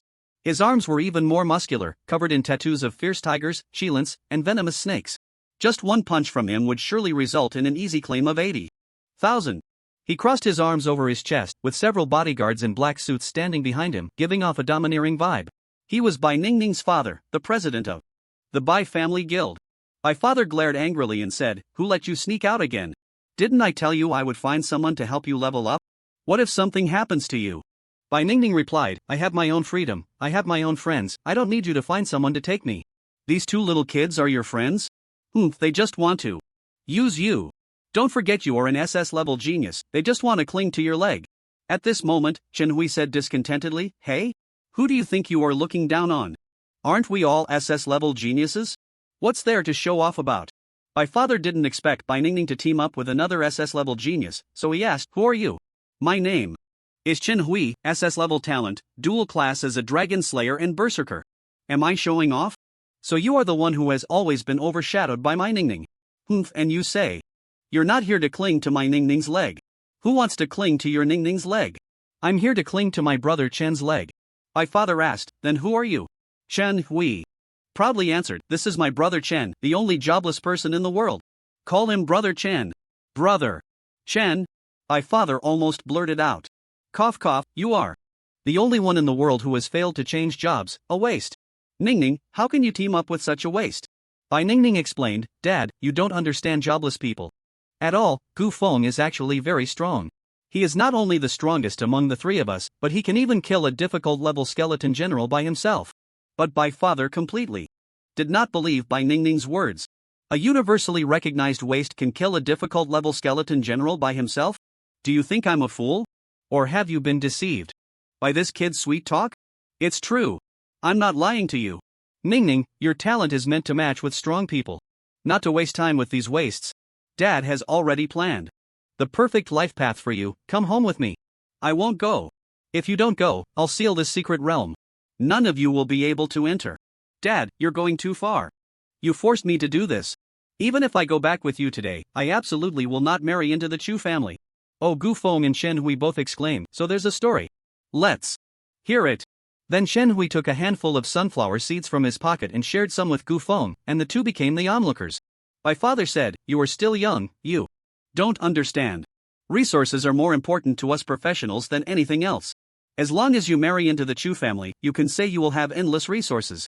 Moreover, President Chu has also promised that as long as they level up to a level 9 guild, they will definitely turn our family guild into a level 8 guild. Do you know how hard it is to upgrade from a level 6 to a level 7 guild? You know our guild has been stuck at level 6 for years and still hasn't managed to break through to level 7. Upgrading to a level 8 guild is something I don't even dare to dream about in my lifetime. And all you need to do is marry the youngest son of the Chu family, and we can be promoted to a level 8 guild. It's that simple. But I don't like him at all. And that Chu Hao is a notorious playboy. Even so, you want me to marry him? Have you considered your daughter's feelings? Bai's father fell silent for a moment and said, "What man hasn't had a few relationships when he was young? Once you two are married, he will naturally settle down. This concerns the interests of the entire family, so just bear with it a little. We have to seize this opportunity for immense wealth." Hearing her father's words, Bai Ningning's heart, which had not yet given up hope, finally sank into despair. Tears filled her eyes as she said, "Dad, let me tell you the truth. Just now, Gu Feng and I had a relationship in the secret realm. If the Chu family can accept someone like me, then I will marry him." Crash. Gu Feng's sunflower seeds scattered everywhere. Huh? How is this related to me? Chen Hui was even more excited. Oh, as soon as Bai Ningning said this, everyone at the entrance of the secret realm gasped in surprise. They stopped thinking about the secret realm and became spectators. Hiss, this little girl from the Bai family dares to do that in the secret realm. She's quite wild. An SS-level cabbage has been plucked by a useless, jobless person. TSK, the Bai family is really embarrassed this time. Now it's good, forget about the Chu family. Any family with a bit of reputation would dare to take on Bai Ningning, a woman who has been played by a useless person. Ahem. If no one is willing to take on the Bai family's young lady, I don't mind being the one to take her on. And Gu Feng was completely dumbfounded. He was enjoying the gossip when he suddenly became the main character. What? When did we have a relationship in the secret realm? How come I, the person involved, didn't know?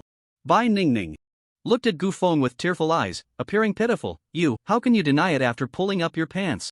What about the vows you just made to me, eternal love and all that? Just idioms. What does it count for? Besides, I never said anything like that. If I had known you would deny it, I would have recorded it as evidence. You men are all big pigs. Gu Feng, who brought a phone? Can someone help me call the police? Listening to the discussions around them and the playful banter between Gu Feng and Bai Ningning, Bai's father could no longer hold back. Scoundrel! A furious roar shook the heavens and the earth.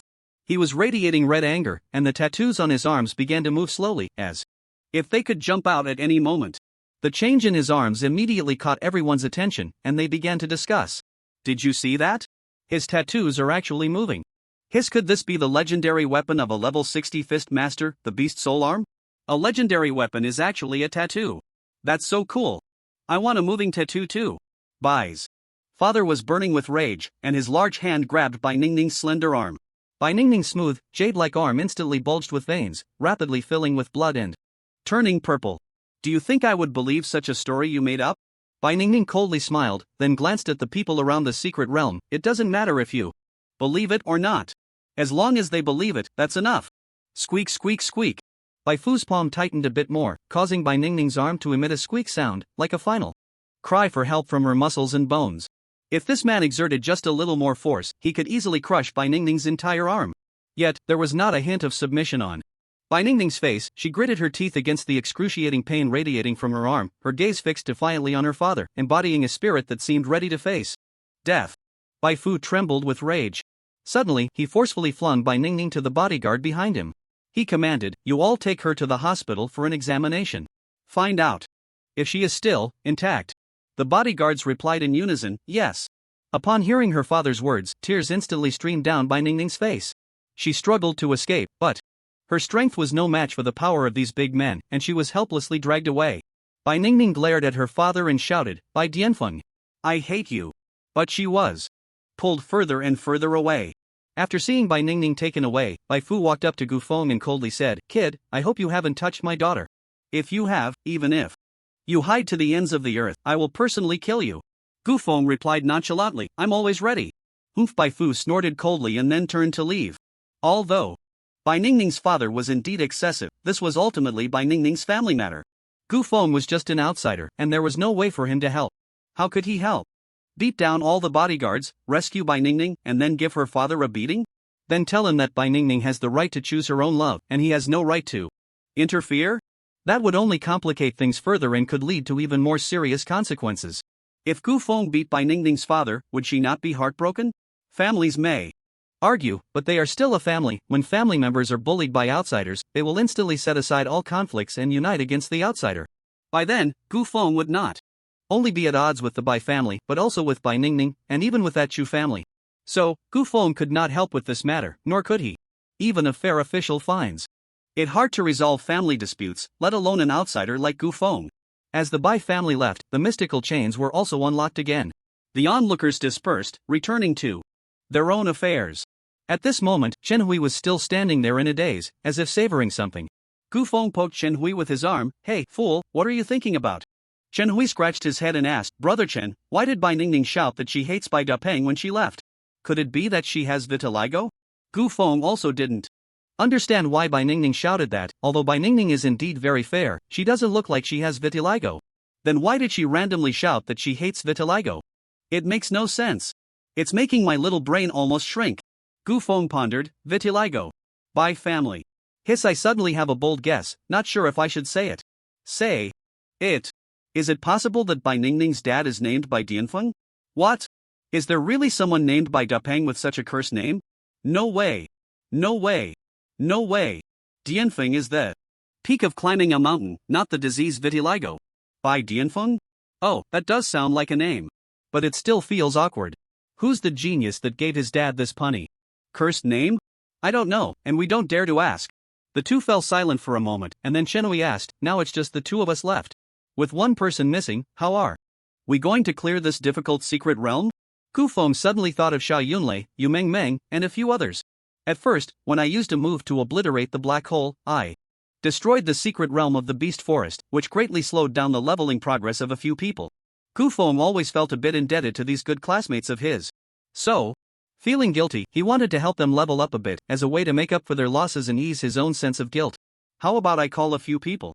Sure, I'm just here to leech experience, so feel free to call anyone. Gu Feng then dialed Xiao Yunlei's number. Hello? Yunlei, what have you been busy with lately? What else? Grinding monsters to level up. Oh. What level are you now? I'm at level 4. Hey. That person over there, let go of that slime. I saw that slime first. Damn.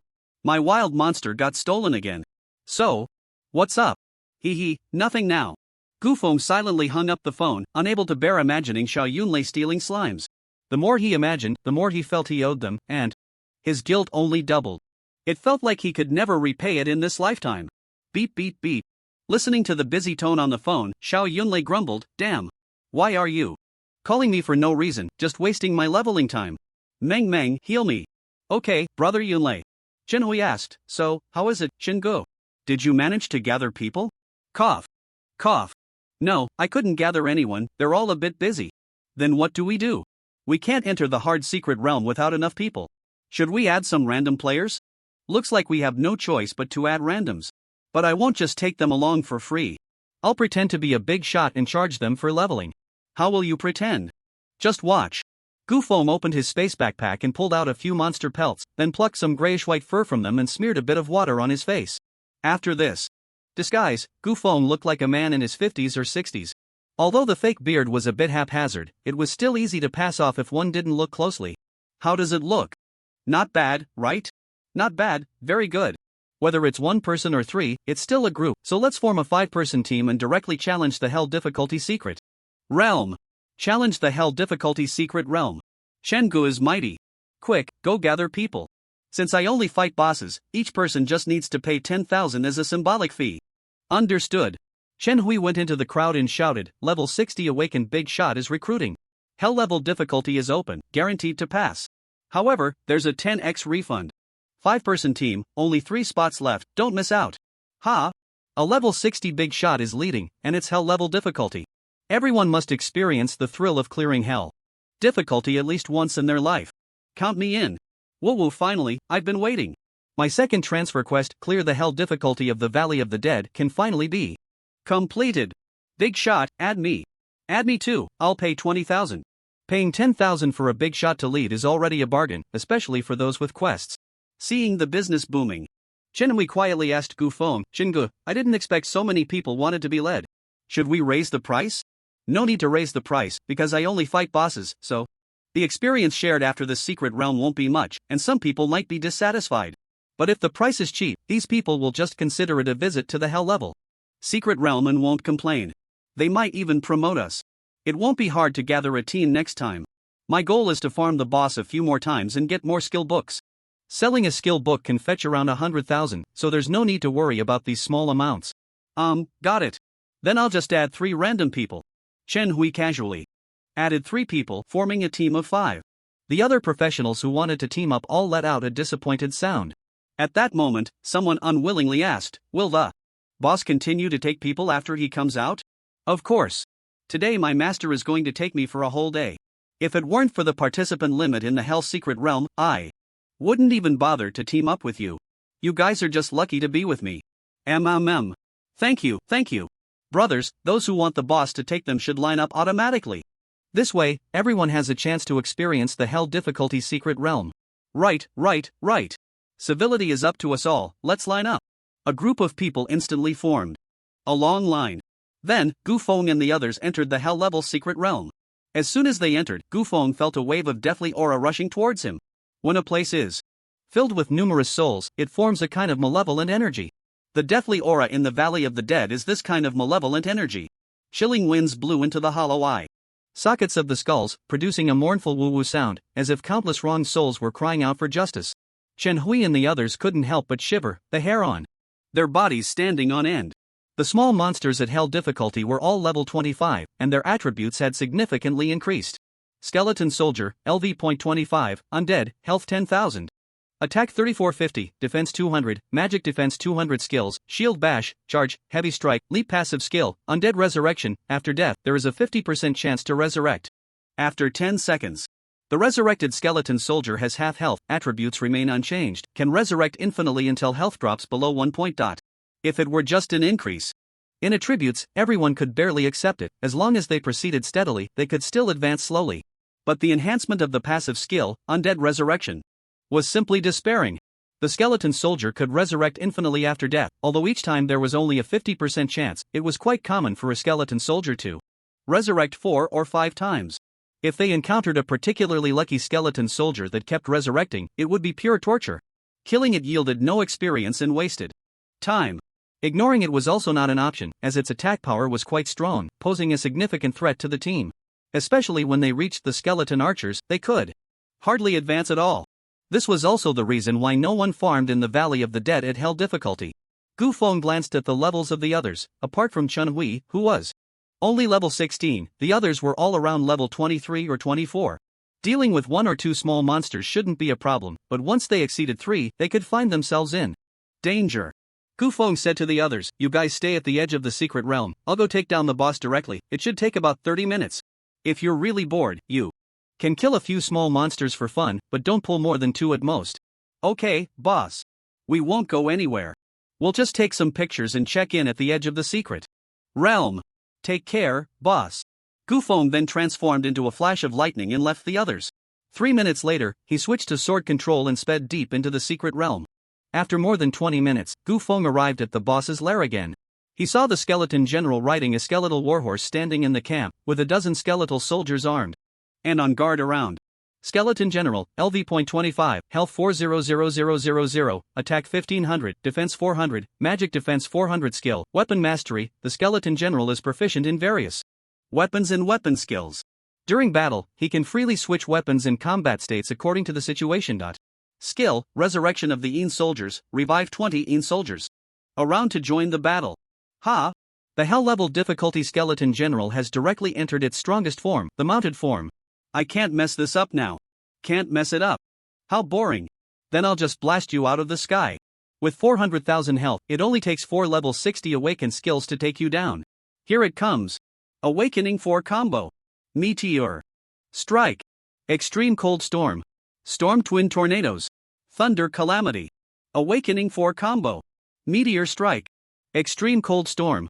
Storm Twin Tornadoes. Thunder Calamity. Die, you bastard. Meteor Strike, level 60 Fire Mage Awakened skill, summons a massive meteor to strike the ground after 10 seconds. Deals 10,000% magic damage to the target's center area and stuns for 5 seconds. The meteor then explodes, dealing an additional 5,000% magic damage and a powerful knockback effect to surrounding enemies. Extreme Cold Storm, level 60 Ice Mage Awakened skill, summons an extremely frigid ice storm that deals 1000% magic damage per second to enemies within range, with a 30% slow effect and a 30% chance to freeze. All attributes of frozen targets decrease by 80%, making their bodies extremely fragile. Enemies that die while frozen will shatter, leaving no corpses behind. Storm Twin Tornadoes. Thunder Calamity. In an instant, the world changed color. Dark clouds covered the entire sky, followed by countless bolts of lightning slanting down, engulfing the entire military camp. In the center of the camp, 2 powerful tornadoes spiraled up, while a cold wave rapidly gathered, forming countless ice spikes in the air. As soon as the ice spikes formed, they were swept into the tornadoes. With the tornadoes' incredibly high rotation speed, the damage of the ice spikes increased. The ice spikes shot out like bullets, piercing the bones of the skeletonine soldiers and the skeleton general, then exploding. The Extreme Cold Storm and Storm Twin Tornadoes perfectly merged, creating 2 more powerful ice tornadoes. In that moment, the sounds of thunder, wind, and the collision of ice spikes in the fierce wind intertwined. Looking at those skeletonine soldiers, they were all frozen into ice sculptures under such extreme cold conditions. Countless ice spikes struck the frozen skeletonine soldiers, instantly turning them into dust. The fierce wind passed, leaving not even a trace behind.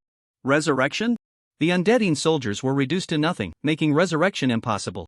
The Skeleton King was not in a better situation. He tried to escape on his warhorse, but the entire military camp was engulfed, leaving no place to flee. Skeleton General Health -7,999 -8,848-8847. He drew his bow and aimed at Gu Feng in the air, wanting to counterattack. But the larger the movement, the faster the frost covered him, and in the next second, the Skeleton General became an ice sculpture drawing a bow, a perfect piece of art. Fortunately, his health base was high, so he didn't shatter immediately. But then, a massive meteor fell from the sky, landing on the Skeleton General. Boom! A thunderous roar. Critical hit. The Skeleton General's health dropped by 188,000.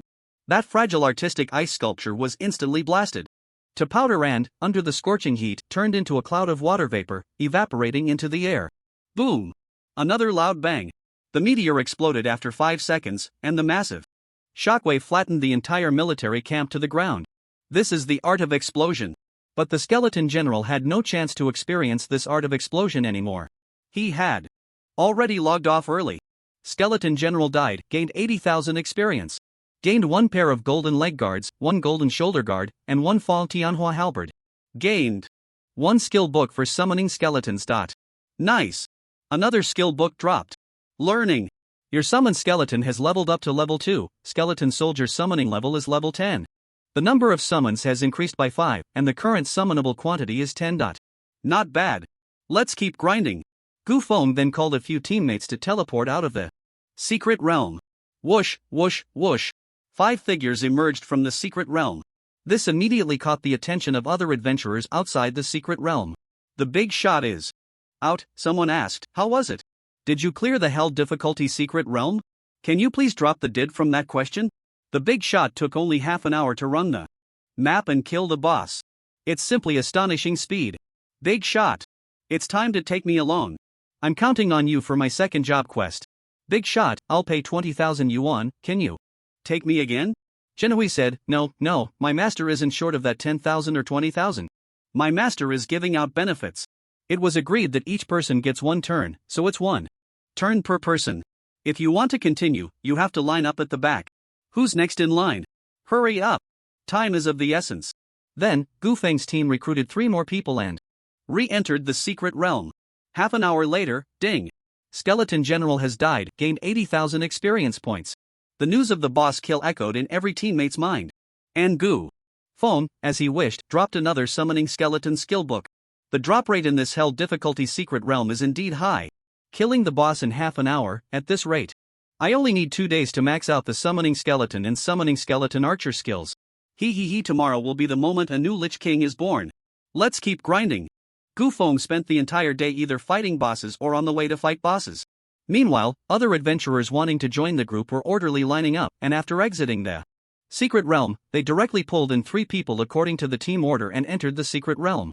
After entering, Shenhui was responsible for collecting money, not wasting a moment. Gu Feng grinded from 9 a.m. to 9 p.m. Although he had infinite mana, after such high-intensity grinding for 12 hours, he was feeling a bit tired. No more grinding. No more. If I keep this up, I'll be working a 996 schedule. If I collapse again, I'll be in big trouble. Time to take a break. Although Gu Feng had been leading the secret realm all day, the line of adventurers outside was still long.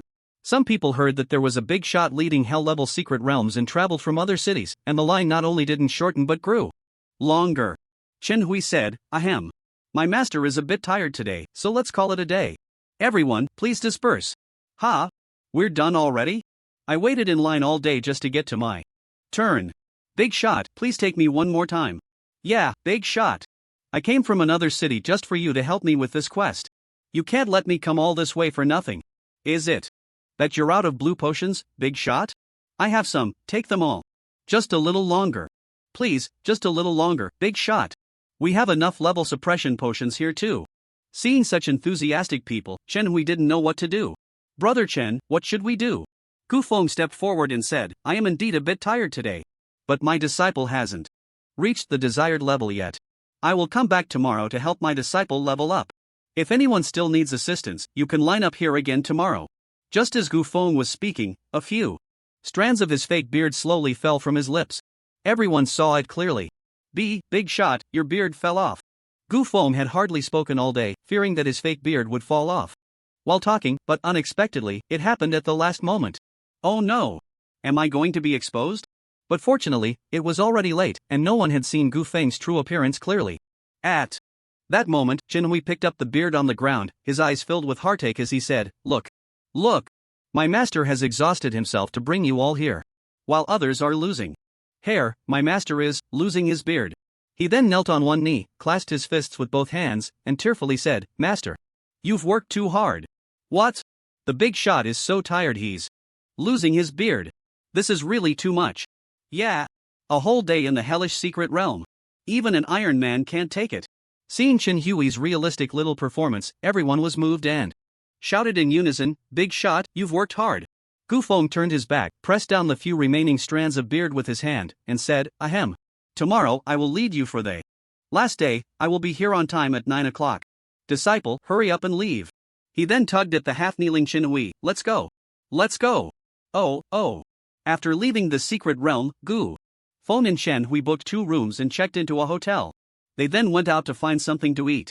Chen Hui proudly said, Brother Chen, how was my acting just now? If I hadn't helped you out on the spot, you would have been exposed. You did well just now. I'll reward you with a bone to eat later. I swear. Brother Chen, can you stop calling me thin dog from now on?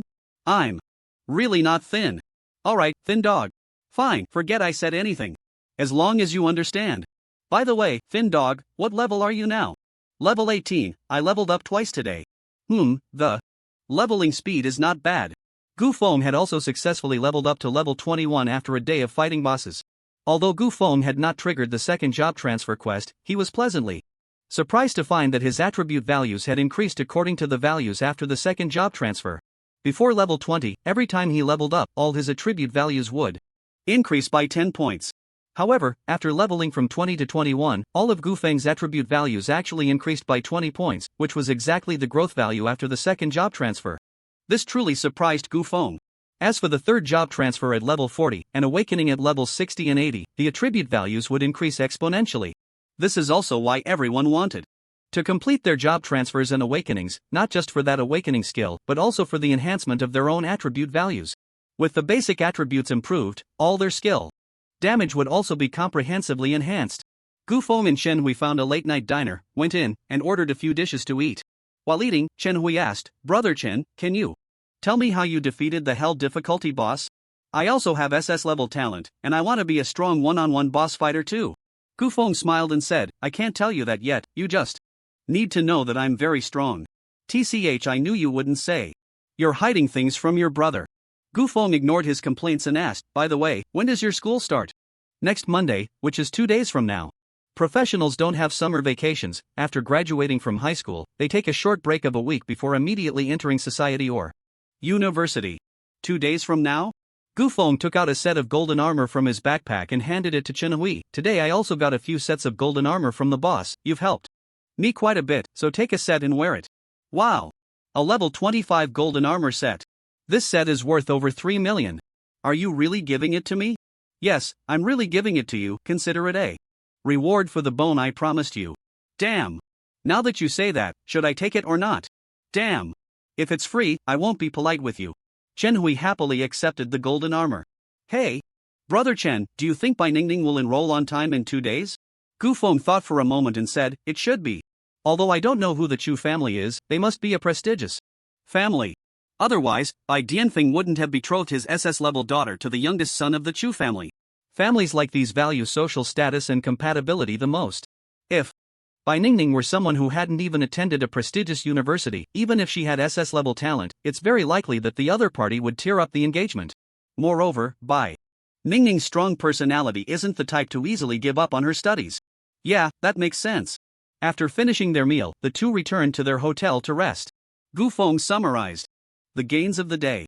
Today, he had obtained 12 skill books for summoning skeletons and 7 skill books for skeleton archers. Relatively speaking, the drop rate for skeleton archers was lower than that for summoning skeletons, but since skeleton archers were a level 15 skill, it required 3 fewer skill books to reach max level compared to summoning skeletons. I must max out these 2 skills tomorrow. Time to sleep. The next day, Gufeng and Chenhui arrived at the entrance of the secret realm to team up again. When they arrived, there was already a long line at the entrance. Some people were even holding sleeping bags, looking like they had queued all night. Gufeng didn't waste any time and, following the order of the line, directly led the 3 people into the secret realm. Boom! Boom! Boom! Gufeng began to repeatedly slaughter the skeleton generals. He was becoming more and more adept at it, growing increasingly familiar with the map of the secret realm. Upon seeing the military camp from a distance, he would throw out a few awakening skills, and by the time Gufeng reached the military camp, the boss would just have been killed. He then collected all the loot without even looking and teleported out of the secret realm to start the next round, not dragging his feet at all. The time to defeat a boss had decreased from over 30 minutes at the beginning to 27 or 28 minutes, and the fastest time to kill the boss was now just 23 minutes. Another round of grinding lasted for several hours. By 10 p.m., Gufeng finally managed to successfully grind out the last skill book for the skeleton archer. Done. Done. I finally have all 20 skill books for summoning skeletons and 17 skill books for skeleton archers. Time to learn. Learn them all. Ding. Your skeleton archer has leveled up to level 17. Ding. Your summoning skeleton has leveled up to level 18. Ding. Your summoning skeleton has leveled up to level 20. Skeleton soldier summoning level is 100. Summoning quantity increased by 5. Current summonable quantity, 100. Ding. Your skeleton archer has leveled up to level 17. Skeleton archer summoning level is 100. Summoning quantity increased by 5. Current summonable quantity, 85. Awesome. I can summon up to 100 level 100 skeleton soldiers and 85 level 100 skeleton archers. A new Lich King is born. Hee hee hee. It's time to test the power of the undead army. Gufeng said to his teammates, today's boosting activity ends here. I need to go back and rest. You all can disperse. Then Gufeng exited the team. Shortly after, Chenhui sent a private message, Brother Chen, what are we having for supper tonight? It's on me. I'm not eating tonight. You go back first, I'm going to sleep in the secret realm tonight. Sleep in the secret realm? Brother Chen, are you crazy? Aren't you afraid of danger if you fall asleep? The boss is already dead, so I'll sleep in the boss's military camp tonight. There won't be any danger.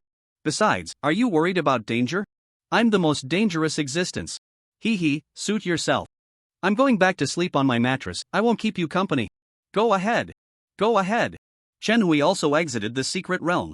At this point, Gufeng was the only one left in the hell difficulty of the Valley of the Dead. Gufeng cracked his fingers. It's time to unleash my full potential and go all out. Gufeng flew back to the entrance of the secret realm at full speed using his sword control technique.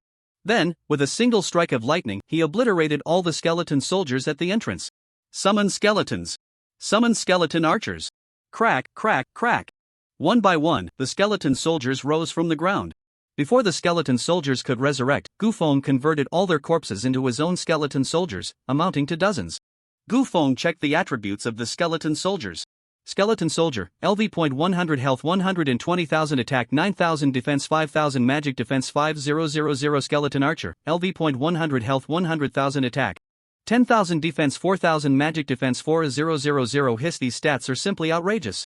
Although the skeleton soldier's health isn't as high as a boss, their attack and defense completely crush the current level boss. No need for 100, just one skeleton soldier can take on a skeleton general without any pressure. I'm invincible again. And these skeleton soldiers actively attacked when they encountered other wild monsters. Skeleton soldier health minus 8,500 minus 8,460. Skeleton soldier is dead. 2 normal attacks and a small monster is taken out. This output capability is no worse than my awakened skill output. The skeleton soldiers took damage, health minus 1. However, when the wild monsters in the Hell Secret Realm attacked the skeleton soldiers, they couldn't even break through their defense. After all, the level difference was a staggering 75 levels. Summon skeleton archers. Summon skeletons. Gu Feng continued to summon skeleton soldiers upon seeing new corpses, increasing the size of his army. Soon, he had assembled his own skeleton army. The 185-strong skeleton army looked imposing. Although just a few skeleton soldiers could flatten the entire Hell Secret Realm, what Gu Feng wanted was the momentum of the skeleton army. Gu Feng said to his skeleton army, "I'm going back to the boss's camp to sleep now. You all flatten the entire secret realm and find me at the end." The skeleton army seemed to receive the command, crack, crack, as they moved their jawbones. Gu Feng then used his sword control technique to fly towards the end of the secret realm. The skeleton army also began to march in the direction Gu Feng was heading. Typically, mindless summons follow their master wherever they go. So, since Gu Feng chose to go to the end of the secret realm, the skeleton army would also head towards that direction. The Valley of the Dead, this secret realm, has a single main road leading directly to the end, with no complex side paths. The skeleton army needed to defeat all the small monsters along the way to reach the end. It would take Gu Feng over 20 minutes to fly to the end using sword control, while walking would take at least over 4 hours. Gu Feng could easily take a good nap. Killing all the small monsters in the secret realm would yield at least a few million experience points. And Gu Feng only needed to sleep to effortlessly earn those millions of experience points. Why not take advantage of that? Soon, Gu Feng arrived at the boss's camp. He found a patch of slightly soft ground, then took out a few animal skins from his spatial backpack and laid them on the ground before lying down. Ding! Your skeleton soldier killed a skeleton soldier, gaining 1,500 experience points. Ding! Your skeleton soldier killed a skeleton soldier, gaining 1,500 experience points. Ding! Your skeleton archer killed a resurrected skeleton soldier, gaining 1 experience point. Watching the kill notifications come in, Gu Feng had never felt monster grinding so easy. Now I'm level 22, still needing 70% of the experience to reach level 23. I wonder how much experience I'll gain from killing all the monsters in the secret realm. I hope it will let me level up. Time to sleep. The next morning at 7 o'clock, Gu Feng woke up naturally. Ding! You have a new skill available for signing in. Would you like to sign in? Yes. Congratulations! You have signed in for the universal skill. Eye of Insight. Since you have already learned this skill, Eye of Insight automatically upgrades to level 2. Damn! I actually signed in for a universal skill. How boring! Gu Feng slowly opened his eyes and found himself surrounded by his skeleton soldiers. Gu Feng checked the number of skeleton soldiers, 185, not a single one less. It seems they successfully broke through the secret realm and came to me. He checked his experience points and found that he had reached level 23, exceeding 30% of the experience needed for the next level. This speed is no slower than the exhausting grind I used to do. Living a life of leveling up while lying down is just too great. It's effortless, and the rewards are high. No wonder so many girls like to make money while lying down. I've gradually gone from looking down on them to understanding them, and finally becoming one of them. Now my leveling speed is definitely the fastest among my peers. Even those rich second-generation kids who always look for someone to help them level up can't keep up with my speed. After all, no one stays up all night grinding in the secret realm. Even if they occasionally grind all night, they can't do it every day. But I can grind the secret realm nonstop for 24 hours. This is something no one else can do besides me. Don't even mention that I can sleep while grinding in a level 20 secret realm. I can even sleep while grinding in a level 40 or 50 secret realm. My leveling speed is absolutely leading by a wide margin. Gu Feng stood up and stretched, but the ground is a bit hard. I'm feeling a bit of back pain from sleeping. It seems necessary to put a mattress in my space backpack for when I grind skills. I'm off. Time to go have breakfast. Gu Feng teleported out of the secret realm. He then found a breakfast shop to eat. While eating, Gu Feng pondered. Although I've maxed out the summoning of skeletons and skeleton archers, it's still not the strongest form of summoning skeletons. To turn the summoning of skeletons into its strongest form, I need to upgrade a core passive skill to enhance the skeletons. Although the current skeleton soldiers had reached level 100, they were almost completely unequipped. They only had a bone knife as their weapon and wore nothing at all. The skeleton archers were similarly equipped with just a short bow, extremely plain. Enhancing skeletons could upgrade the quality of the skeleton soldiers. It could not only change the appearance of the skeleton soldiers, allowing them to wear sturdy armor and wield suitable weapons, but it could also improve their overall attributes and various elemental resistances. If summoning skeletons mainly increases the number of summoned creatures, then enhancing skeletons improves the quality of the summoned creatures. Only when both the quantity and quality reach max level can it be considered the strongest form of the undead army. After breakfast, I'll inquire about where I can find the skill book for enhancing skeletons. I'll also sell the dropped equipment. After finishing breakfast, Gu Feng set off for the trading hall in Luochang. He sold all the excess equipment and some miscellaneous materials dropped in the Valley of the Dead, totaling over 8 million. He also purchased a few skill books to max out Charge and Fireball. Then he inquired, "Boss, do you know which secret realm drops the skill book for enhancing skeletons?" The boss, being quite helpful, replied, "Of course I know. The skill book for enhancing skeletons only drops in the Pharaoh secret realm for levels 60 to 65, it doesn't drop in other secret realms." "What level secret realm? It only drops in a level 60 to 65 secret realm?" Gu Feng couldn't believe his ears. "Yes. You heard correctly.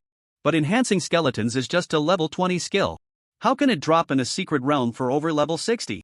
The necromancer is, after all, a hidden profession, and hidden professions are usually much stronger than ordinary ones. Perhaps to balance the early stages of the profession, many low-level skills of hidden professions were adjusted to high-level dungeons, which is why they exploded. Considering the balance of professions? Then who made such adjustments? Who knows? Anyway, every 3 years, dungeons undergo some minor tweaks, whether it's enhancing the attributes of the bosses within, opening new dungeons, or changing the drop rates of bosses, and so on. No one knows who is controlling all this. Maybe there really are deities secretly manipulating everything. Deities? Yes. The invasion of dungeons has always been an unclear matter. It's not surprising if deities exist. So when was the most recent adjustment? The boss thought for a moment and said, "It seems to be around this time last year." Around this time last year. Upon hearing this, Gu Feng's heart suddenly trembled. Isn't this the time I was reborn into this world?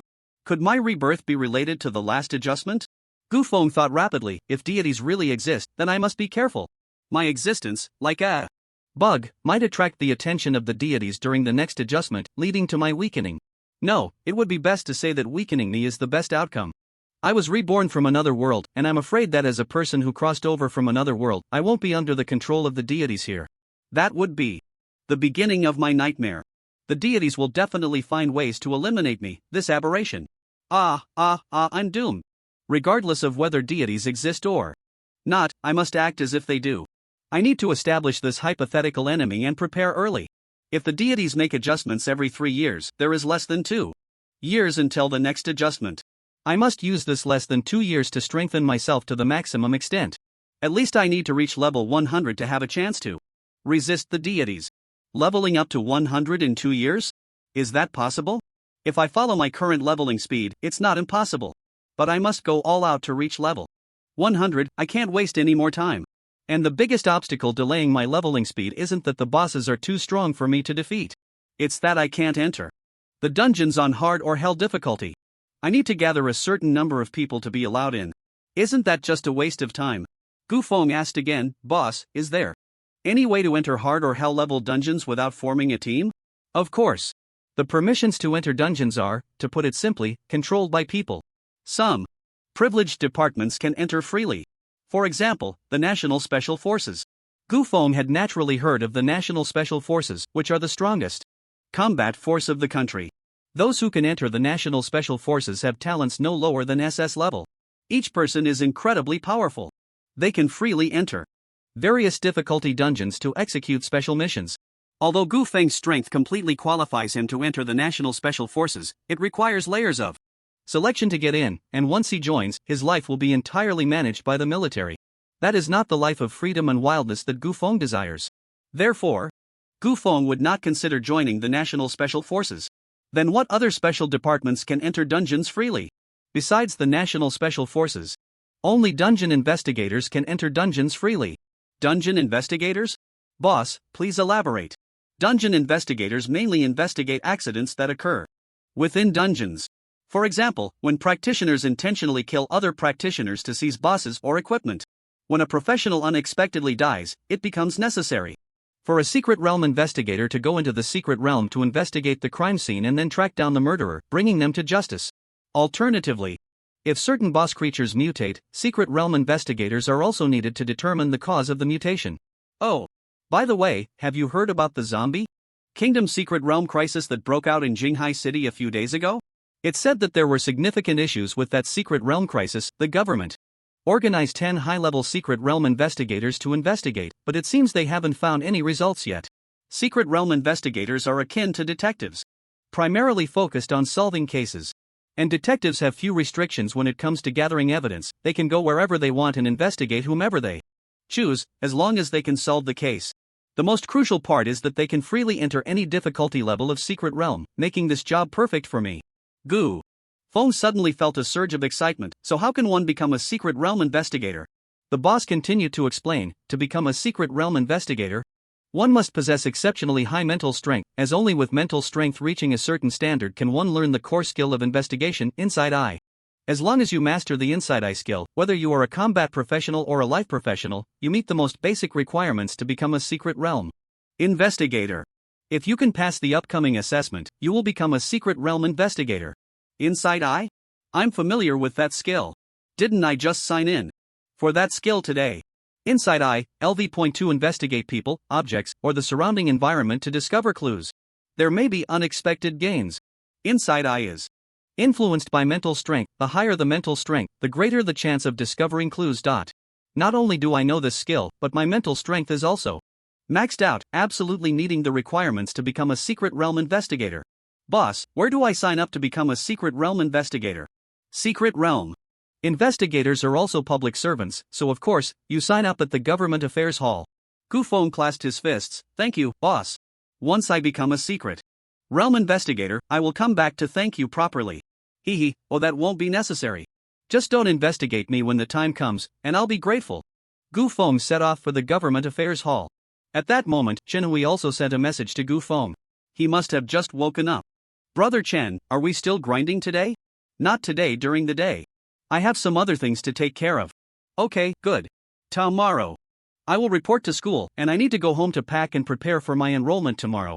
Alright, then we'll meet again if fate allows. Woo woo, Brother Chen. I'll miss you. Do. Hello? Brother Chen? What the? Disconnected. Damn. Heartless. Soon, Gu Feng arrived at the Government Affairs Hall. He found a staff member and asked, Hello, where do I sign up to become a secret realm investigator? Window 11. Gu Feng went to window 11 and inquired, Hello, I'm here to sign up to be a secret realm investigator. The staff handed Gu Feng a form. Please fill out this form first. Gu Feng filled out the form truthfully. After the staff checked it and found no errors, they promptly stamped it with an official seal. Take this form and go to the secret realm investigation department on Monday for the assessment. Monday? That's tomorrow. That's great. The sooner I become a secret realm investigator, the sooner I can level up on my own. Gu Feng left the Government Affairs Hall. Since there's an assessment tomorrow, I can only stay in Luocheng today. What should I do next? Gu Feng pondered. Since I plan to grind in the secret realm all night every day, I should buy some daily necessities, get everything I need. It's best to meet my basic living needs in the secret realm. Gu Feng then went shopping at the mall. The most important thing for spending the night in the secret realm is to choose a comfortable mattress. Naturally, a Simmons mattress became Gu Feng's first choice. Since I'm buying a mattress, I must buy a big one. What if a little sister wants to spend the night with me? A big mattress would give us some space to operate. Gu Feng spent over 10,000 yuan to choose a double mattress. I can't settle for less when spending the night in the secret realm. Sleeping on a mattress feels so lacking in ceremony. I can't do without sheets, duvet covers, and silk quilts. He then bought 2 sets of bedding for himself to alternate the Betting is enough for now. If I spend long nights grinding in the secret realm, showering and personal hygiene will be an issue. I should buy a big bathtub. Gu Feng spent another 8,000 yuan on a large bathtub. Now that I have the bathtub, I can't forget towels, shower caps, and rubber duckies. Buy. In short, it was a shopping spree. By the time he finished shopping, it was already 2 p.m. He had bought everything from pots and pans to toiletries, snacks, and entertainment supplies. It seemed he was truly planning to live in the secret realm. Perfect. This way, even if I stay in the secret realm for half a month, it won't be a problem. First, let's find a place to eat. Then continue grinding in the Valley of the Fallen this afternoon. In the guild hall, Yi Qianwei and Yi Yue had just completed today's guild recruitment task. Yi Qianwei proudly said, "Not bad, we successfully recruited 5 people into the guild today. I'm simply amazing." Sister, you're amazing. Ever since we set the goal of recruiting 5 people into the guild every day, our membership growth has been impressive, and the guild is getting stronger. I've realized that one should push themselves a bit. Every day, you should set a small goal for yourself and strive towards it without hesitation. This not only increases efficiency but also the success rate. Also, sister, you've made great progress. You now dare to actively hand out flyers to men. Compared to you, I still have a long way to go. Yi Qianwei opened the guild interface to check. Rose Guild, LV.2 members 79/200 Hihi. If I work a little harder for a few more days, my guild members will exceed 100. Guild upgrade progress 100 can apply. For promotion, Yi Qianwei was pleasantly surprised to find that the guild upgrade progress had unexpectedly reached the maximum level. Wow! I can actually apply for promotion now. So fast? Who's been grinding the contribution points? Yi Yue said, "It must be Brother Bailey." Yi Qianwei opened the guild contribution leaderboard. She found that the top contributor was not the Brother Bailey they mentioned, but the jobless Gu Feng, who had only joined the guild a few days ago. This month's guild contribution ranking. First place, Gu Feng, 38,764. Second place, Bailey Xian, 8,432. Third place, Yi Qianwei, 5,520. Gu Feng not only ranked first in contribution but also crushed the competition, leading by over 30,000 points. Yi Qianwei? What's going on? Why is a jobless person's contribution so high? No, this shouldn't just be considered high, it should be called outrageous. Guild contributions are calculated based on the contributions made by job holders when grinding monsters and bosses of the same tier in the secret realm. The higher the difficulty of the secret realm, the higher the contribution for killing monsters. The contribution for defeating bosses is even higher. Gu Feng had been grinding hell-level bosses for the past 2 days, so his contribution naturally soared. Yi Yue asked, "Over 30,000 contribution points. Isn't he jobless? How did he manage that? And he's only been in the guild for 4 days. Could this statistic be wrong? I don't know how he did it, but the statistics are definitely accurate. Should we ask him?" Yi Qianwei thought for a moment. Asking him would make it seem like we're inexperienced. He might look down on me as the guild leader. Don't ask. Oh, so should we upgrade the guild now? According to my plan, we should wait until the guild members reach 100 before choosing to upgrade, as that would increase the chances of a successful upgrade. But looking at this upgrade option, I can't help but want to click it. As long as we complete the challenge task, we'll be a level 3 guild. The more Yi Qianwei thought about it, the more excited she became. However, Yi Yue calmly suggested, "Why don't we ask for everyone's opinion? Although you are the president, completing the secret realm challenge still relies on everyone's strength. Moreover, our guild's levels are quite varied. Let's have everyone vote on whether we should upgrade now." You have a point. Each time the guild upgrades, a challenge task randomly appears. As long as the challenge is successful, the guild is considered upgraded. The challenge task is generated based on the average level of all guild members plus the guild's level, creating a temporary special secret realm. For example, if the average level of all guild members is level 47 and the guild level is level 3, then a level 50 secret realm will be generated. Guild members must withstand the onslaught of secret realm monsters for 20 minutes or defeat the secret realm boss to consider the task challenge successful. The challenge secret realms are divided into normal, adventure, hard, and hell difficulty. The higher the guild level, the easier it is to trigger higher difficulty secret realms. As for the Rose Guild, a level 2 guild, the chance of triggering a hard level or above secret realm is minimal. That's why Yi Qianwei was so eager to upgrade the guild now. Yi Qianwei said in the guild channel, "Brothers and sisters, our guild has now met the standard to upgrade to level 3. I'm seeking everyone's opinion to see if we should upgrade now or wait until we reach 100 members before upgrading." Based on the levels of all members, I roughly estimate that we are facing a secret realm around level 35, which isn't particularly difficult. I'll give everyone 5 minutes to think about it, and after 5 minutes, we'll vote on whether to upgrade the secret realm now. The guild channel immediately became lively. The guild has met the upgrade standard? So soon? Wow! Who is this person? Why is all the information just question marks? And they contributed over 30,000 points by themselves. Could they be a hidden big shot? Upgrade. We must upgrade. What are we afraid of in a level 2 guild? A level 2 guild can't possibly have hell level difficulty secret realms. As long as we don't encounter hell level secret realms, we can definitely clear it. I think it's better not to act blindly. After all, many hands make light work. A team of over 100 is more reliable. The probability of teammates sacrificing is also lower. Yes, President. You level 40 and 50 players are definitely willing to challenge the secret realm since the wild monsters are much lower level than you, posing little threat. But for us level 20 players facing monsters 10 levels above us, we definitely can't win. You need to think about the safety of us newbies. I disagree with challenging the secret realm now. Agreed. Disagreed. The guild channel formed polarized voices. Gu Feng was also drawn into the commotion of the guild channel. Oh? Is the guild going to upgrade? Of course, I agree. At that moment, a vice president named Bailey Xian suddenly spoke up. He was also one of the highest level members in the guild, an A-grade talent fire element mage at level 52. His reason for joining the Rose Guild was naturally due to the beauty of the sisters, casually flirting with this time. I just need to rely on my own strength to bring the guild to level 3, showcasing my absolute power. That silly and sweet Yi Qiangwei will have no choice but to obediently submit to my strength. She must understand that without me, this guild will fall apart. Once I get her guild and all her assets will eventually belong to me. Compared to getting my sister and earning a little blood, getting you is a real profit. Bai Li Xian confidently said, everyone, there's no need to panic. A bunch of level 30-something small monsters is nothing to be afraid of. I can wipe out a large group with just one skill. You level 20-somethings don't even need to lift a finger, just leave it to me. With me here, this secret realm will definitely be cleared. Seeing the vice president take action, everyone's anxious hearts finally settled down.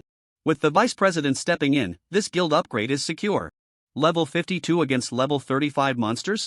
That's a piece of cake. No problem. Let's go for it. Then I agree too. Yi Qiangwei silently thought, indeed, Bai Li Xian has quite the presence. His appearance has stabilized the morale. But I always feel like there's something off about him. Is it just my illusion? Soon, the 5-minute discussion ended. Everyone began to vote. In the end, with 51 votes to 28, the majority of the Rose Guild agreed to the challenge for this secret realm upgrade. Yi Qiangwei excitedly said, then I choose to upgrade. Bai Li Xian replied, Sister Qiangwei, feel free to choose boldly. With me here, nothing is a problem. Yi Qiangwei chose to upgrade, and then she eagerly awaited the difficulty level of the secret realm to be revealed. Please give me an easy difficulty so I can smoothly pass this upgrade. Ideally, a normal level of difficulty. I can accept an adventurous one. Just please, don't let it be a hard difficulty. I beg you. Ding. You have chosen to upgrade the guild.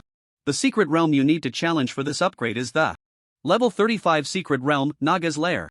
Difficulty, hell level. The secret realm will open in 5 minutes. Please prepare for battle, all guild members. In an instant, the guild channel of the Rose Guild was flooded with question marks. Yi Qiangwei was also stunned to see the hell level difficulty secret realm that was revealed. What the heck? What's going on? A hell level secret realm. Is this even playable? Why would a level 2 to level 3 guild upgrade task result in a hell level secret realm?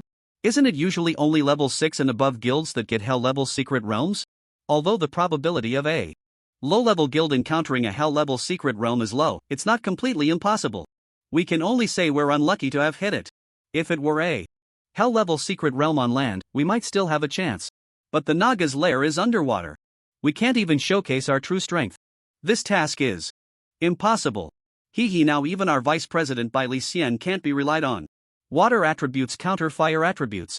The vice president entering the Naga secret realm is like being rendered useless. This guild is done for. Everyone, disperse. I was blinded by her beauty and shouldn't have been tempted.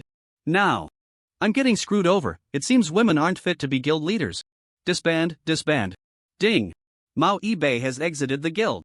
Hearing that everyone was going to disband, Yi Qiangwei panicked. Everyone, don't go. There must be a way to solve this. What way is there to solve it? A level 2 to level 3 task can randomly result in a hell level secret realm. What kind of bad luck is that? With a guild leader like you, how can this guild be good? I advise you to disband the guild as soon as possible. Don't drag others down with you. Ding! Wu Yifan has exited the guild. Yi Qiangwei was almost in tears. Everyone, don't go. As long as we are still here, we can start over. Start over? Who's going to start over with you? Failing to level up the guild means we drop a rank. A level 2 guild dropping to a level 1 guild? If this gets out, it will be the biggest joke of the year for our Starcy. I can't afford to lose face like this. You might as well find your sweetheart and start over with them. Moreover, once the guild fails to level up, all members will face a week of penalties.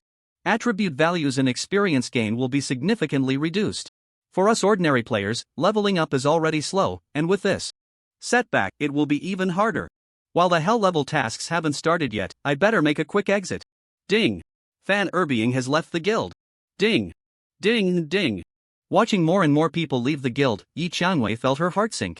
At that moment, Bai Lixian stammered, ahem, this Naga lair is a bit too much for me. I really want to help, but I can't.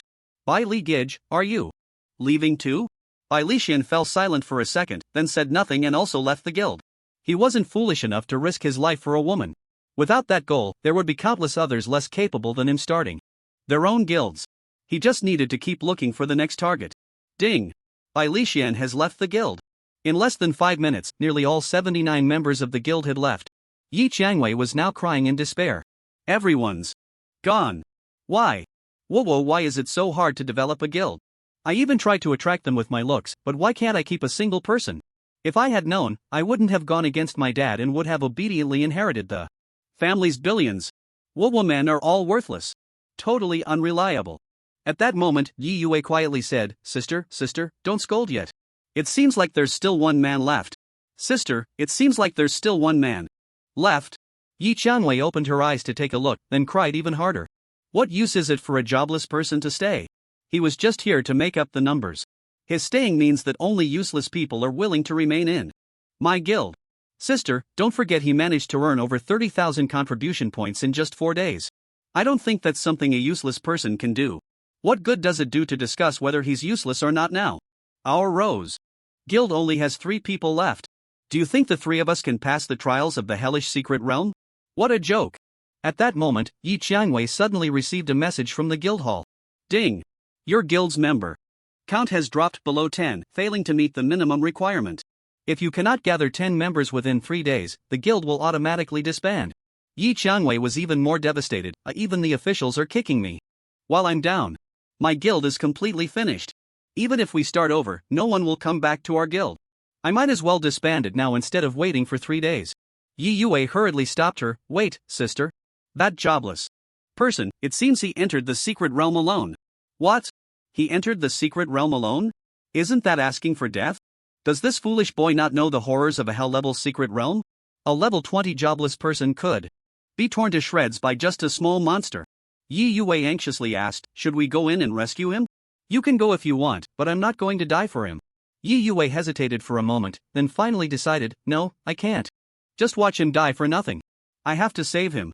With that, Yi Yue also teleported into the guild's secret realm. Yue! Why is your heart so kind? You'll regret it sooner or later. This silly girl. Yi Qiangwei then followed and was transported into the secret realm. 5 minutes earlier, Gu Feng was having lunch when suddenly the guild channel became lively. It turned out the guild could be upgraded. This is great news. So he immediately chose to agree to the upgrade challenge. Soon after, the guild upgrade challenge revealed a hellish difficulty secret realm with an extremely low probability. This is great news.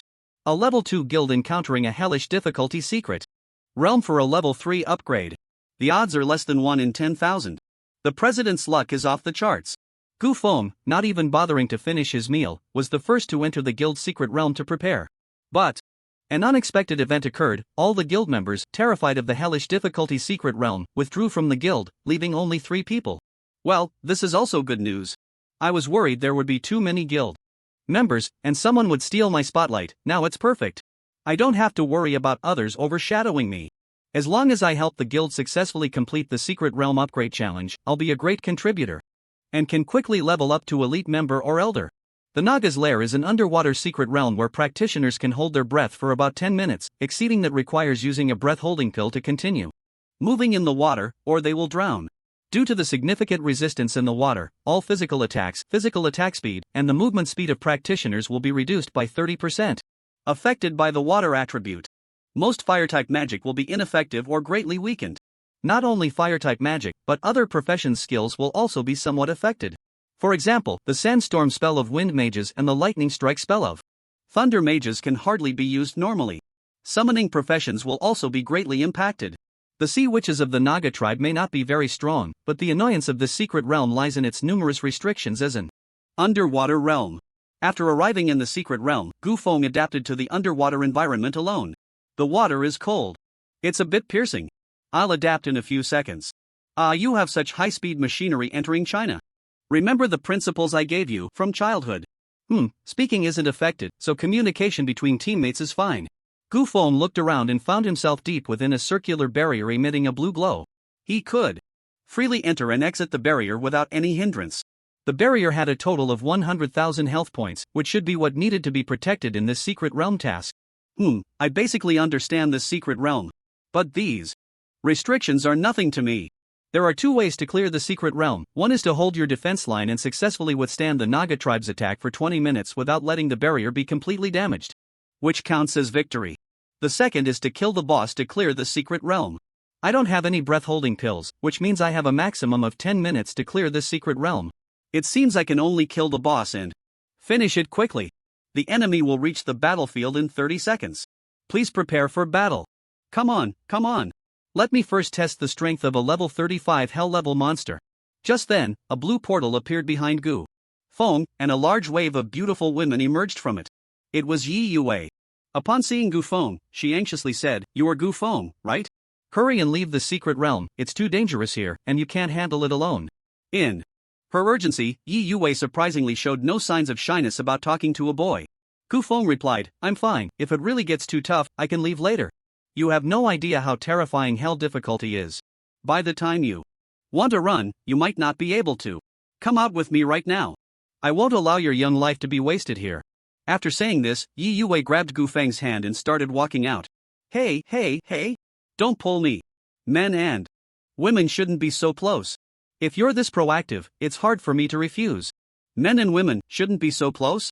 Upon hearing this phrase, Yi Yue suddenly paused, then looked down to find she was holding a strange man's hand. Aside from her father, this was the first time she had held a man's hand. His palm was rough and thick, feeling very strong, even submerged in the cold seawater, his palm remained quite warm. Is this what a man's hand feels like? Although the texture is rough, it gives a very warm and safe feeling. Wait. I'm actually holding a man's hand. I held hands with a man. In an instant, a rush of heat surged to the top of Yi Yue's head. But it couldn't escape, so it all gathered on her face. Yi Yue's face instantly turned bright red, and she screamed before fleeing the secret realm, leaving Gu Feng, who was left dumbfounded. What just happened? Why such a big reaction? Did I see a ghost? Or did I prick her with something on my hand? Just after Yi Yue left, another portal opened, and a stunning beauty rushed out from it. This woman was Yi Qiangwei. She looked around but didn't see Yi Yue's figure, only Gu Feng. So she asked, "Gu Feng, have you seen my sister? Is she the one with the big waves?" "Yes. She just ran out." "She ran out? Didn't she try to persuade you to leave?" "She did. She grabbed my hand and walked out, but suddenly let go. It was like she got scared and then left." "She held your hand?" "Yeah." Yi Qiangwei, who knew her sister best, instantly understood why she had left. She then said to Gu Feng, "The Naga tribe's attack is about to come, and I'm going to disband this guild soon. Hurry and leave." "Don't disband. I just need to help you get through this mission." Yi Qiangwei smiled lightly. "Don't be stubborn. Get out before the barrier breaks. If you die here, I won't take responsibility." "Don't worry, I won't die." Yi Qiangwei then also left the secret realm. I didn't expect these two sisters to have such kind hearts. Especially this younger sister, who actually came to the secret realm to worry about my safety. I like kind-hearted, open-minded girls, I just don't know why she suddenly ran away. Ding! All troops, attack! The guild mission officially began, and the 20-minute countdown started. Soon, in the pitch-black deep sea, hideous Naga sirens began to swim towards them. The Naga quickly reached the barrier, and dozens of them started to frantically attack the barrier with their harpoons. Barrier under attack. Health minus 800 minus 800 minus 800. At this moment, Gufeng also saw the true appearance of the Naga. Oh, so these sea sirens don't wear underwear. Then why are our textbooks so covered up? Strange. Naga Siren, Race, Naga, Health 25,000. Attack Power 800, Magic Attack 800, Defense 240, Magic Defense 280. Naga, Movement Speed increases by 30% in water, increases water magic damage by 30% in water skills, Throw Harpoon, Riptide Strike, Water Jet, Siren's Wail. The Naga Sirens have quite high health. If I use a level 60 Area Awakening skill to attack them, I still won't be able to take them down in one hit. Killing them will still deal 2 to 3 hits of damage to the barrier. And this is just the first wave of attack. The next 4 waves of attacks were increasingly fierce. The key was that my oxygen wouldn't last until the final wave of attacks. What skill can end the battle in one go? A level 60 Awakening skill. Definitely won't do. Then only an 80 level Awakening skill can achieve that. The level 35 Secret Realm should be able to withstand an 80 level Awakening skill, right? Even if it can't hold up, it doesn't matter, this is just a temporary Secret Realm. Even if it's destroyed, it won't affect others from continuing to farm this Secret Realm. Then I'll use the 80 level Secondary Awakening skill to wipe you out. Gufeng quickly skimmed through the 80 level skills and decided, I'll use this one. Extreme Ice Cold. The underwater Secret Realm had a certain weakening effect on many skills, but it had a relatively small weakening effect on Ice-type magic. If the Ice magic was powerful enough, it could even freeze a certain area of water, expanding the skill's range and enhancing its effects. So Gufeng decided to use this Ice attribute Secondary Awakening skill. Extreme Ice Cold unleashes an aura of extreme cold that rapidly spreads outwards, freezing everything in its path. Extreme Ice Cold. Gufeng waved his hand, and an intense cold air shot out. This cold air seemed unremarkable, but after 3 seconds of casting, it rapidly spread out into the ocean. Wherever the cold air passed, the seawater instantly froze into ice. The Naga Siren didn't even have a moment to react before being frozen into an ice sculpture, perfectly encased in the ocean. In just a few seconds, the seawater around the barrier had frozen into a massive ice ball. But the spread of the cold air was far from over. 50 meters. 100 meters. 200 meters. 300 meters. The cold air continued to spread until it gradually faded at the edge of the Secret Realm. The entire Secret Realm, except for the few cubic meters of water where Gufeng was located, had completely frozen into ice, a scene of utter silence. Is this the end? Why isn't there a single kill notification? Crack. Crack. Crack. At that moment, the frozen ocean suddenly cracked open with fissures. They rapidly spread outwards. Whoosh. Whoosh. More and more cracks appeared, and soon the entire ice domain of the Secret Realm began to collapse and shatter, along with the frozen Naga Siren, breaking into countless pieces, with no chance of survival. Ding! Ding! Ding! Ding! You killed the Naga Siren and gained 4,500 experience points. You killed the Naga Warrior and gained 5,500 experience points. You. Countless kill notifications flooded into Gufeng's mind. Ding! You killed the Naga Queen and gained 800,000 experience points. Gufeng was shocked. I didn't expect this move to even take down a level 35 hell level boss in one hit. The damage and effects of an 80 level awakening skill are several tiers stronger than a 60 level awakening skill. It's strong. Simply too strong. Boom. Boom. 2 beams of golden light erupted from Gufeng's body. He actually leveled up twice in a row. Awesome. I leveled up twice in one Secret Realm. It's been a long time since I felt this good. After all, the Naga Nest was a level 35 Secret Realm, a full 12 levels higher than Gufeng, and he had killed all the monsters and bosses in the Secret Realm. The monsters themselves provided high experience points, and with the bonus for defeating monsters of a higher level and the hell level difficulty, it was no problem for Gufeng to level up twice. Gufeng checked his attribute's name, Gufeng level, LV.25 occupation, jobless health, 4300/4300 mana, max. Constitution, for 30 strength, for 30 agility, for 30 intelligence, for 30 spirit, for 30 physical attack, 946 magic attack, 860 critical rate, 8.6% evasion rate, 8.6%. Gufeng then donned the level 25 skeleton king set, further enhancing his attributes. If I add the equipment bonuses, my attack and magic attack both exceed 1,000, and my health is nearly 10,000. Truly tanky and outputting damage. Gufeng waved his hand, and a light orb flew over. It was all the loot from the Secret Realm. Gufeng checked the quality. Naga Queen's crown, usable at level 35, diamond quality. Naga Queen's Crystal Necklace, usable at level 35, gold quality. Siren's Shell Bracelet, silver quality. These were all level 35 equipment, which Gufeng couldn't use yet, so he took a quick glance and pocketed them all. The skill books were what Gufeng was most concerned about. Acquired skill book, Water Prison, Water Flow Shot. Both of these skills are for water mages, one is a control skill, and the other is an output skill. Not bad. Learning. Gufeng leveled both skills to level 2. Not bad, this secret realm has yielded a lot. It's time to leave the secret realm. Outside the secret realm, Yi Yue was cooling her flushed face with her icy little hands. I touched a man's hand. That was a man's hand. Why did I take the initiative to hold a man's hand? So embarrassing.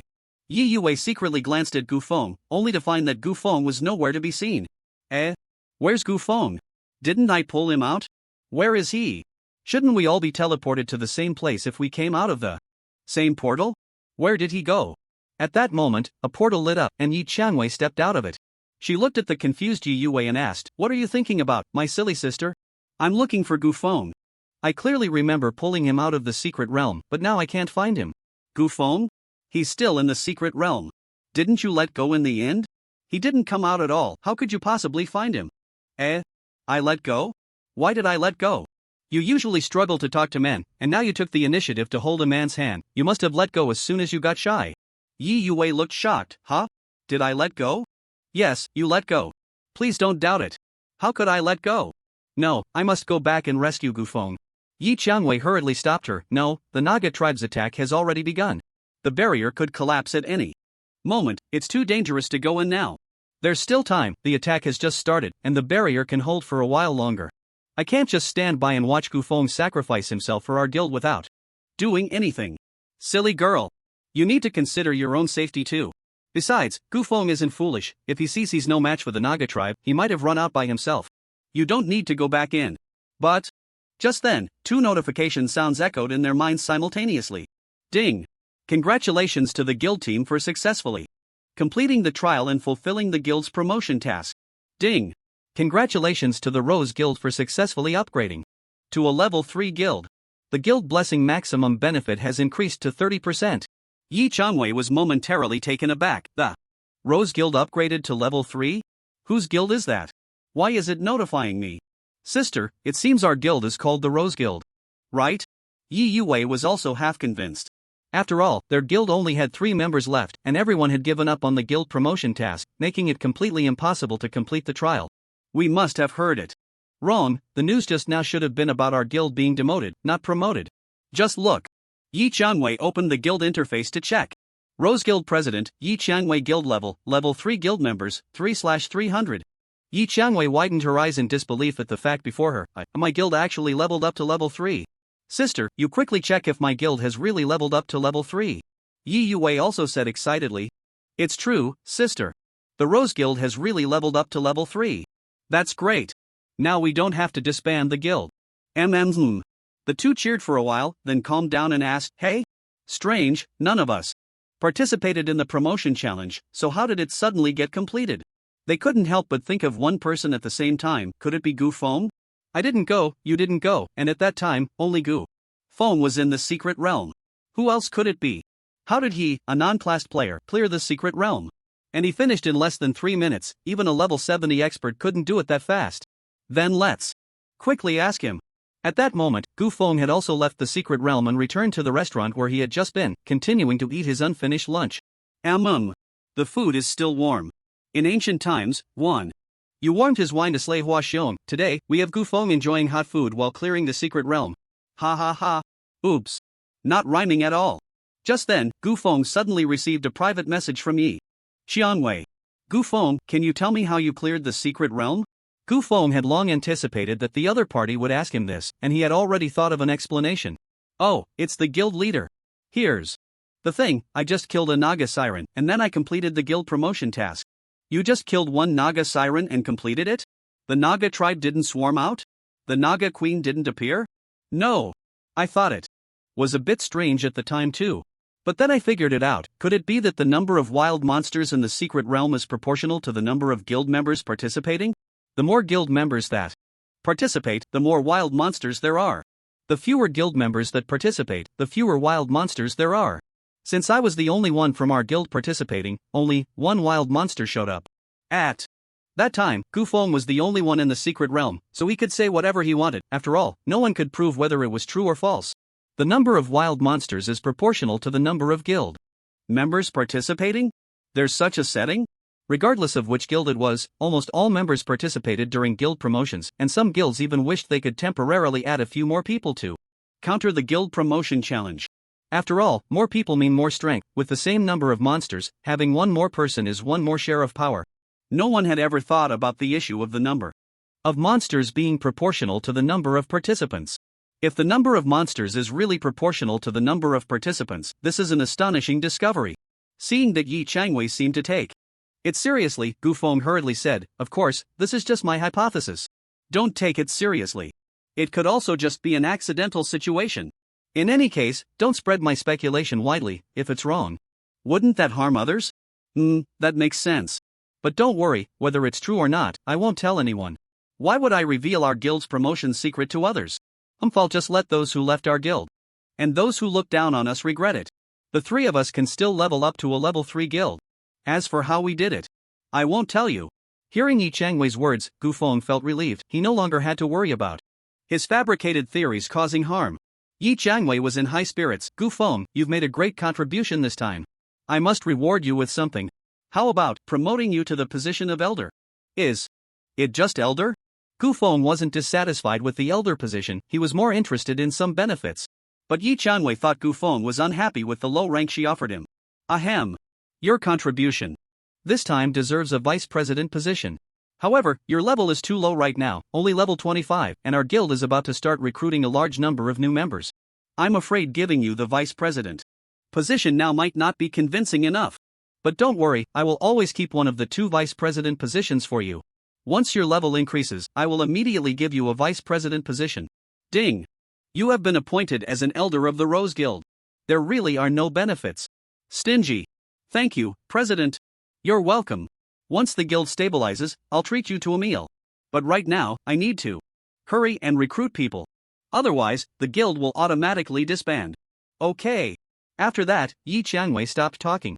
Although Gufeng had not interacted with the 2 sisters, from their behavior and words, it was clear that they were quite loyal. Worth getting close to.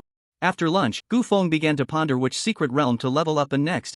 "I'm already level 25 now, and grinding in the Valley of the Dead secret realm no longer gives experience, so I can't waste time there anymore. I should go to a level 25 to 30 secret realm to level up."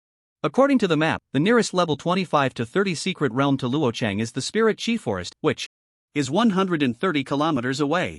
Using the sword riding technique, 130 kilometers is just a little over an hour's journey, which won't delay me from attending the secret realm investigator assessment tomorrow. Let's go there. Off we go. Gufeng rode his flying sword towards the Spirit Chi Forest. After a little over an hour, Gufeng arrived at the entrance of the Spirit Chi Forest secret realm. There were many professionals at the secret realm entrance. Among them, quite a few were setting up stalls to sell equipment and buy skill books. Gufeng approached a vendor and asked, "Excuse me, what skill books drop in this secret realm?" The vendor looked Gufeng up and down and said, "It drops Druid skill books, Summon Treant, Thornbind, and Nature's Blessing. This secret realm drops 3 skill books? That's great. Young man, I buy skill books at a high price. If you get any skill books, you can sell them to me first. How much do you buy them for?" "Summon Treant for 400,000. Thornbind for 80,000, and Nature's Blessing for 50,000. Summoning skill books are indeed the most expensive, priced several times higher than other skill books. Since this vendor dares to offer 400,000 for Summon Treant, it proves that this skill book can sell for at least 480,000 or more. Flipping it for a quick sale would earn several W. Gufeng said, "Okay, I got it. If I get a skill book, I'll definitely look for you. I'll look for you, you merchant." The vendor chuckled, "Alright, I'll be waiting for you. I don't believe you. You're just here to brush me off." It was already past 4 p.m. Gufeng planned to first experience an adventure-level secret realm to understand the strength and skills of the small monsters and bosses, so he could better cope when grinding in hell-level secret realms later. Gufeng then entered the secret realm alone. After a moment of dizziness, Gufeng found himself in a dense forest. Gufeng could say he completely did not understand this secret realm, as the nearest level 25 to 30 secret realm to Jinghai City was the Wild Boar Tribe. The school's curriculum mainly focused on the secret realms around the city. So Gufeng was now in a completely unfamiliar environment. The vegetation here was thriving, with ancient trees so large that 4 or 5 people holding hands couldn't encircle them. Huge flowers bloomed throughout the forest, and fist-sized red umbrellas were scattered everywhere. As far as the eye could see, the entire forest was lush and vibrant. Insects and birds roamed freely among the trees, flitting about and making various chirping sounds that were refreshing to the spirit. The whole forest was filled with boundless vitality.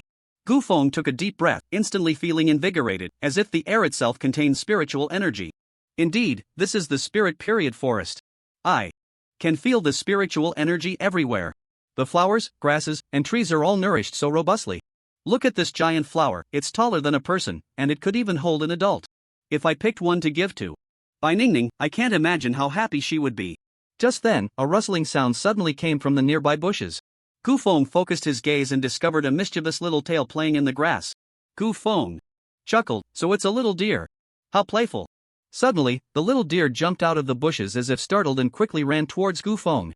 Immediately after, a short spear covered in green slime shot towards Gu Feng. Gu Feng's smile froze instantly. What the hell? An ambush? Side roll. Gu Feng reacted quickly, executing a side roll to dodge the attack. What the hell? He saw a creature with the upper body of a female elf and the lower body of a deer, the elf deer, sprinting towards the weapon it had just thrown. She moved with incredible agility, leaping 4 to 5 meters with each push of her deer legs. Her light green skin blended perfectly with nature, and 2 leaves perfectly covered her chest. Elf deer, LV.25 race, elf health, 8000, attack, 500, defense, 200, magic defense, 250 skills, throw poison spear, throws a poison spear at the enemy, dealing 150% physical damage and applying a poisoning effect. Leap nature's blessing passive skills, agility, increases movement speed by 20% and increases the chance to evade enemy ranged attacks by 20%. Poison spear. The elf deer wields a poison spear. Normal attacks will inflict a poisoning effect on enemies, dealing 200 poison damage per second for 5 seconds. Can stack up to 5 layers. Elf deer? Looks harmless, but unexpectedly so treacherous, daring to ambush me. And using poison too. Just wait until I knock those leaves off your chest. No, wait until I slay you and use your antlers to make deer antler cream. With a 20% chance to evade ranged attacks. Since ranged attacks are weakened, I'll just use melee attacks to kill you. Gu Feng equipped the saber and golden shield dropped by the skeleton general. He then used the charge skill to rush towards the elf deer. Moo! A sound of swallowing came. Gu Feng felt darkness envelop him, and he found himself in a void. What's going on? Who turned off the lights? Where did my charge take me? He tried to move in the darkness, only to find himself wrapped in immense pressure, making it difficult to even move his fingers, and he was surrounded by a sour, slimy substance, with his health slowly decreasing. -330, -330, -330. What the hell again? Thunderstorm. With a poof, acidic liquid splattered everywhere, and the leaves of the plants were shattered. Gu Feng saw the light again. Only then did he realize that the source of his darkness was a massive carnivorous flower. Carnivorous flower, LV.25 health, 1000 attack, 500 defense, 80 magic defense, 100. Devouring the targets around it, rendering them immobile, and using acidic liquid to corrode the targets, digesting them into its own nourishment. This big carnivorous flower is actually alive? Damn! I was going to surprise Bai Ningning with one, but now I'll give her a scare instead. Gu Feng replayed the recent events in his mind. While charging and pursuing the spirit deer, I was swallowed by a carnivorous flower by the roadside. Not understanding this secret realm, I thought it was just an ordinary flower, merely larger due to being nourished by spiritual energy. I was careless. That was really dangerous. If it weren't for my skill not requiring chanting and being able to release it with just my thoughts, I would have had a hard time escaping from the mouth of the carnivorous flower. Although the attributes of the carnivorous flower are not strong, even considered quite low, first-time adventurers in this secret realm could suffer greatly. Especially those who come here alone. Once swallowed by a carnivorous flower, their movements are restricted, and without teammates to help them escape, it basically means death. This spiritual energy forest seems tranquil and comfortable, a picture of peace, but in reality, it hides dangers everywhere. And the most dangerous here is none other than these ubiquitous plants. Gu Feng wiped off the slimy mucus from his face, furious. I was planning to play with you guys.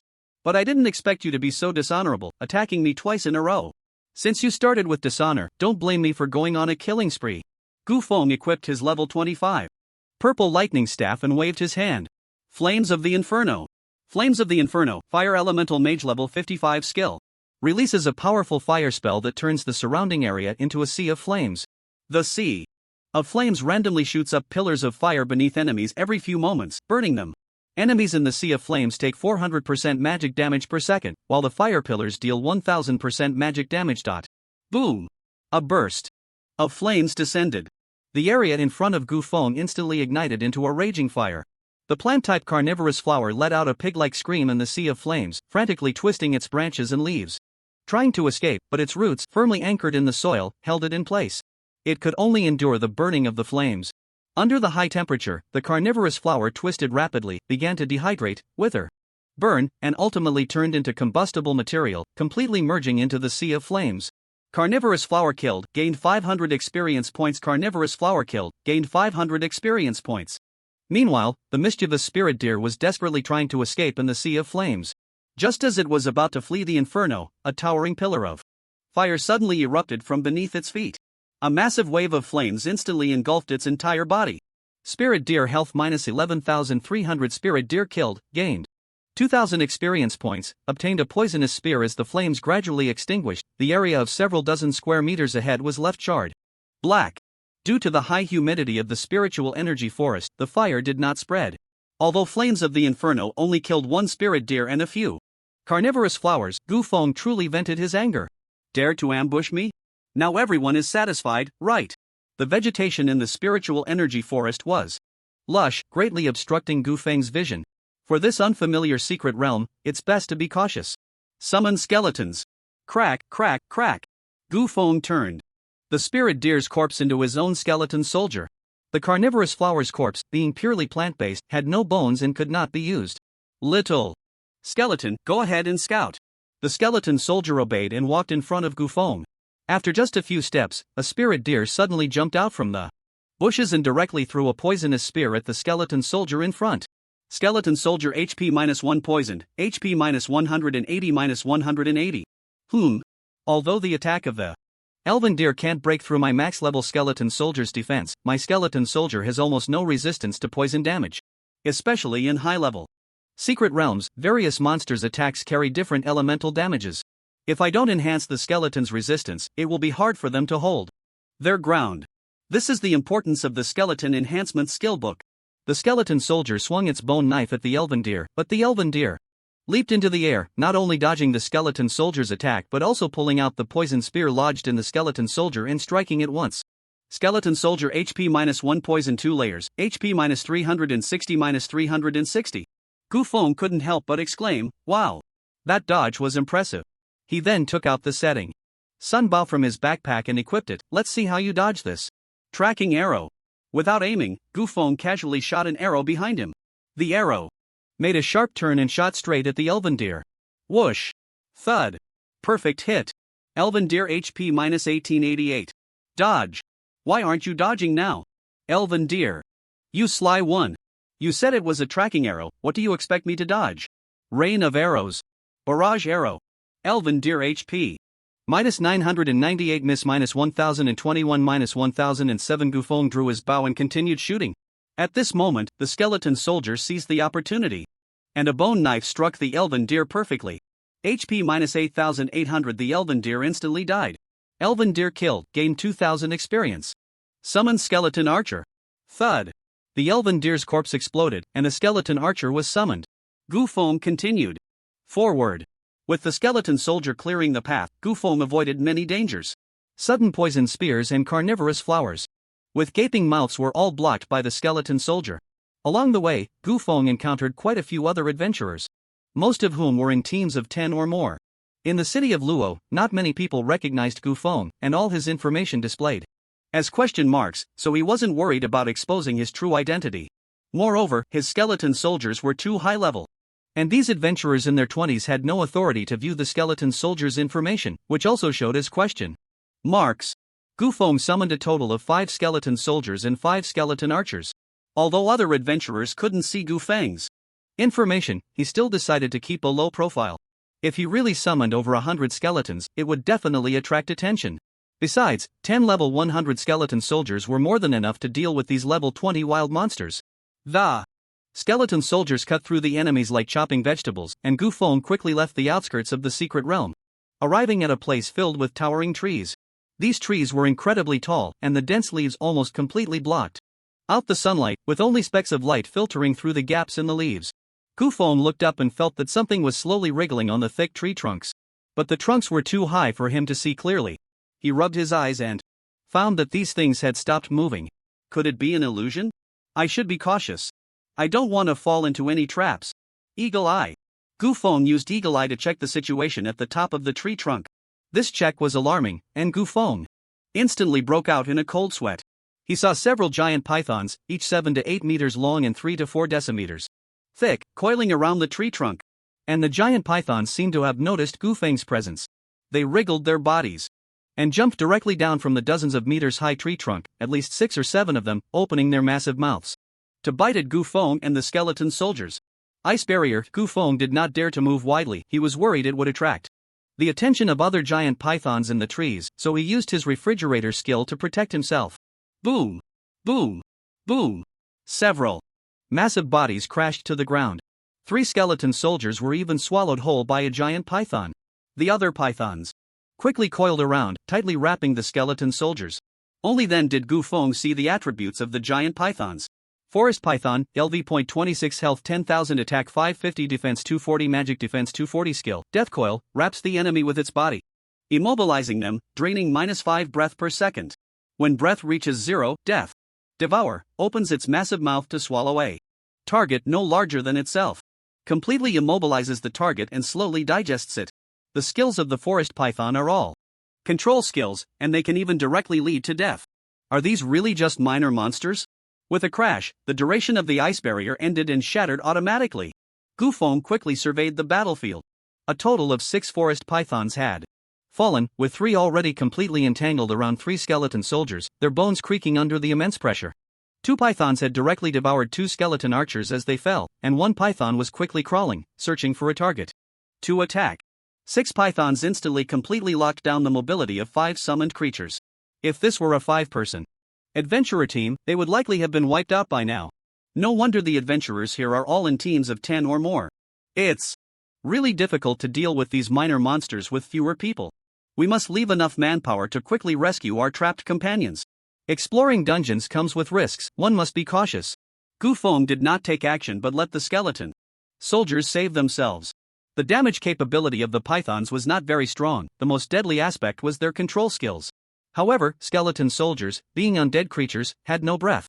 Death Coil could only control them but could not cause them to die from breath loss. Moreover, for the pythons to completely digest the swallowed skeleton soldiers was even harder, given the vast level difference. The pythons' gastric juices would struggle to inflict significant damage on the skeletons, likely taking 10 days to half a month to kill them. The skeleton soldiers swung their bone knives at the pythons. With their exceptionally high attack power, each strike could carve a wound the size of a bull into the pythons. Just 2 strikes could slice a python in half. In just a few rounds, the 6 pythons were chopped into pieces. The swallowed skeleton archer also crawled out from the python's belly. Gufeng picked up a piece of prime meat and stored it in his backpack, preparing it as a late-night snack. I didn't expect this 25 to 30 level secret realm to be so dangerous, filled with minor monsters that have control skills. Since that's the case, I'll summon a few more skeleton soldiers. Summon skeleton. Poof. One of the giant python's corpses exploded. But it only burst into a pile of indistinct flesh and blood, failing to generate a skeleton soldier. Ha! Could it be that the skeletal structure of the python differs too much from that of a human, causing the summoning to fail? Well, that's quite possible. But it doesn't matter, if I can't summon skeleton soldiers, I'll summon something else. Summon ghost wolf, crow, giant bear, tree ant. Gufeng summoned all the druid's creatures. This will do for now. Enough to flatten this secret realm. Leading his summoned creatures, Gufeng continued forward. With the experience from earlier, he directly had the melee summons clear the path, attracting the attacks of the forest pythons. He and the skeleton archers focused mainly on dealing damage. Soon, Gufeng passed through the territory of the forest pythons and arrived in a new area. The trees in this area were not as tall as those in the python's territory, only 5 or 6 meters high, but they were quite sturdy, with the bark subtly resembling facial features. Gufeng turned to look at the tree ant he had summoned. They couldn't be said to be identical, but they were quite similar. However, the tree ant he summoned was much smaller in size, only about a person's height. It was unclear whether this was due to his low level or if summoned tree ants could only grow to this size. Gu Feng smirked. If I'm not mistaken, this area is the Trent's territory. As soon as Gu Feng finished speaking, the ground began to tremble, and sturdy tree vines burst forth from the earth, wrapping around Gu Feng. He was already on guard. Firewall. A wall of fire appeared instantly in front of him, and just as the vines wrapped around his ankle, they were burned into two pieces, losing their vitality. The other segment seemed to sense the pain and quickly retreated. Chirp, chirp, chirp. Suddenly, the large trees began to move, their roots breaking through the soil with fresh dirt, intertwining and forming their legs, while two thick branches bent to become their arms. The bark that resembled facial features also came to life. Twisted Treant, LV.28 health, 12,000 attack, 650 defense, 350 magic defense, 250 skills, heavy strike. Root bind, use roots to bind the target, preventing movement. Throw, forcefully throw a target smaller than itself, causing injury and a brief stun effect. Root bind and throw. 2 control skills again? Does every small monster in this secret realm, except for the deer, have control skills? The phantom wolf, with the highest agility, charged forward to attack the Twisted Treant. Its sharp fangs bit into the rough bark, making a crunch-crunch sound. However, due to its low level, it didn't inflict much damage on the Treant. Twisted Treant health -38. The Twisted Treant swung its arm, grabbing the phantom wolf and then flinging it away with great force. Ow ow ow, the distant cries of the phantom wolf echoed. Phantom wolf health -1200. This blow sent the phantom wolf flying over 30 meters. Although the damage wasn't very high, it directly removed the phantom wolf from the combat range. If a frontline tank class were thrown dozens of meters away by the Treant, the entire team's formation could easily fall into chaos. This was the terrifying aspect of the throw skill. The Twisted Treant was massive, with high attack power and health, but its drawbacks were equally obvious. Its large size and heavy movement speed left it with almost no ability to evade attacks. The skeleton archer drew its bow, and arrows perfectly struck the Twisted Treant. Health -9650 -9650. Twisted Treant defeated, gain 2,500 experience. Twisted Treant defeated, gain 2,500 experience. One by one, the sturdy trees stood up only to fall again, faster than Baldy Chang could chop wood. At this moment, Gu Feng was like a merciless lumberjack. The lifelong nemesis of Bear Big and Bear 2. Boom! Another Twisted Treant fell. Gu Feng looked around. He had nearly flattened the Trent's territory. Even Bear Big and Bear 2 would shed tears. Gu Feng glanced at the time. It was already past 6 in the evening. It's time for dinner. Since that's the case, I won't play anymore. I'll hurry up and kill the boss to eat. Sword control technique. Gu Feng directed his flying sword deep into the secret realm. After flying for about 6 minutes, Gu Feng suddenly saw several professionals lying on the ground. Although there were no obvious bloodstains, their bodies were stiff, and their weapons were discarded, indicating they were likely dead. A few others who were still alive were acting wildly, some laughing loudly, some mumbling timidly, and others babbling incoherently. Among these people, there was a beautiful flower-shaped fairy attacking them. Gu Feng's pupils constricted sharply. Is this a wild boss? Unlike secret realm bosses, wild bosses appear randomly and are not present in every secret realm. They are extremely rare, a chance encounter rather than something one can seek out. Due to their rarity, the items dropped by wild bosses are also quite precious. Most teams that encounter a wild boss will attempt to fight it. If they win, it would be a huge profit. Gu Feng was not the type to hide in the shadows and join the battle. Only when the boss was low on health to steal others' hard-earned victories. If this team could truly defeat the boss, he would let them have it. After all, they were the ones who discovered this wild boss first. However, it seemed that this team really couldn't handle the boss. If he didn't intervene, they would likely be wiped out. Gu Feng descended on his sword and landed on the ground. This was a team of 20 people, of which 8 were already dead. The remaining 12 seemed to be in poor spirits. Some were spinning in circles while singing. Rose petals fall one by one in front of you, your promise echoes in my ears. Some were curled up together, trembling uncontrollably. No! Don't kill me! Please spare me! Tourniquet! Others were laughing foolishly at intervals, like simpletons. He he he. He he he he. Ha ha ha. Gu Feng couldn't help but wonder, what happened to these people? Have they gone mad? He then checked the attributes of the boss nearby. Flower Fairy, LV.30 race, plant type health, 200,000 attack power, 300 magic attack, 1,000 defense, 200 magic defense, 800 skills, explosive seeds, throws several explosive seeds, causing splash damage to targets within range. Thornflower, summons 2 thornflowers. Thornflowers can spit poisonous thorns, dealing 300 poison damage to enemies, stacking up to 5 layers. Passive skill, Pollen of the Flower. When the Flower Fairy takes Physical damage: the wound releases toxic pollen.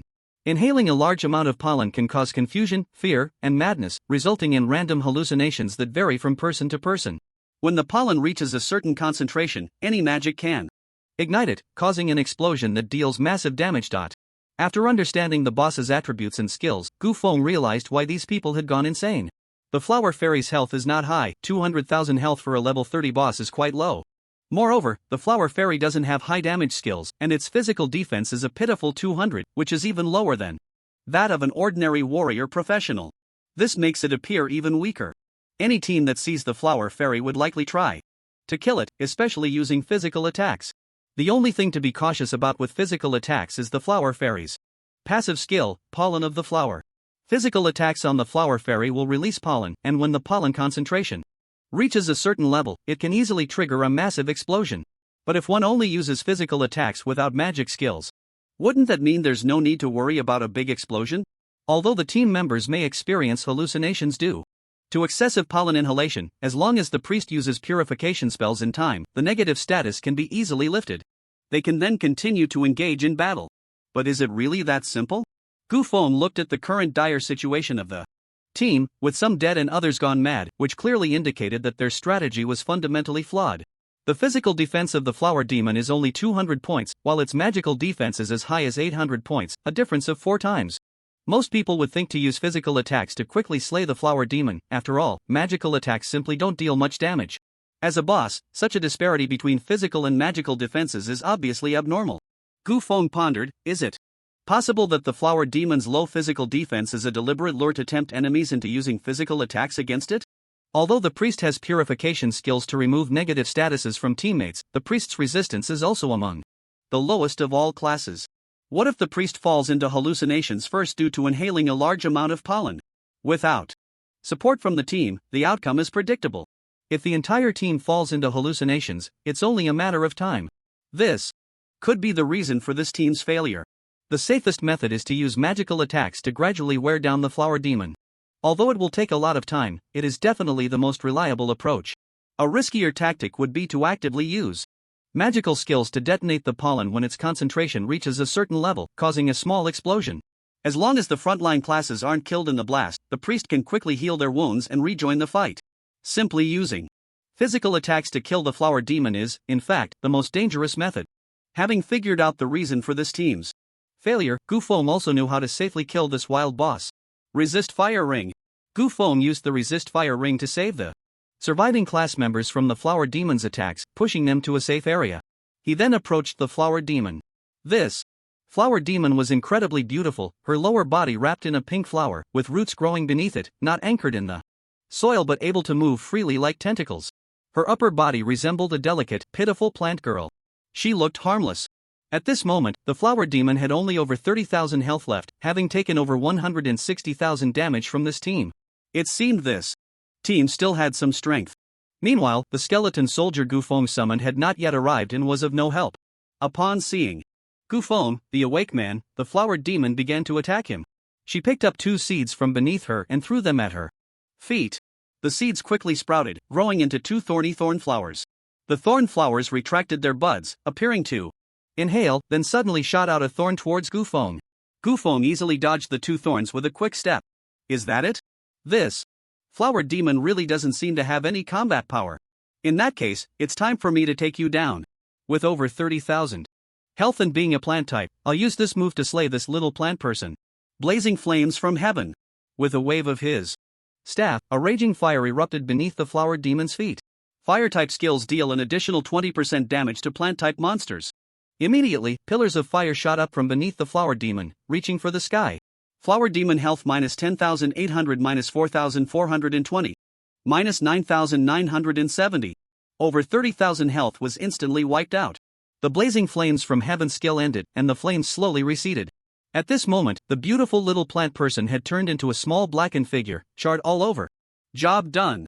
But what puzzled Gu Feng was that the flower demon's health had already dropped to 0, and it looked completely dead, yet there was still no kill notification. Ha! What's going on? Just as Gu Feng was in doubt, crack, crack, crack. The layer of charred skin on the flower demon slowly cracked open and completely peeled away. Immediately, a brand new creature appeared before Gu Feng.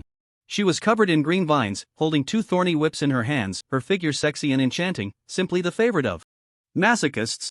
Little whip, dipped in iodine, disinfect while striking. Hee poison vine woman, LV.30 race, plant type health, 300,000 physical attack, 1,000 poison attack, 300 defense, 500 magic defense, 500 skills, poison vine bind, use poison vines to bind the target, preventing movement and causing poisoning damage every second.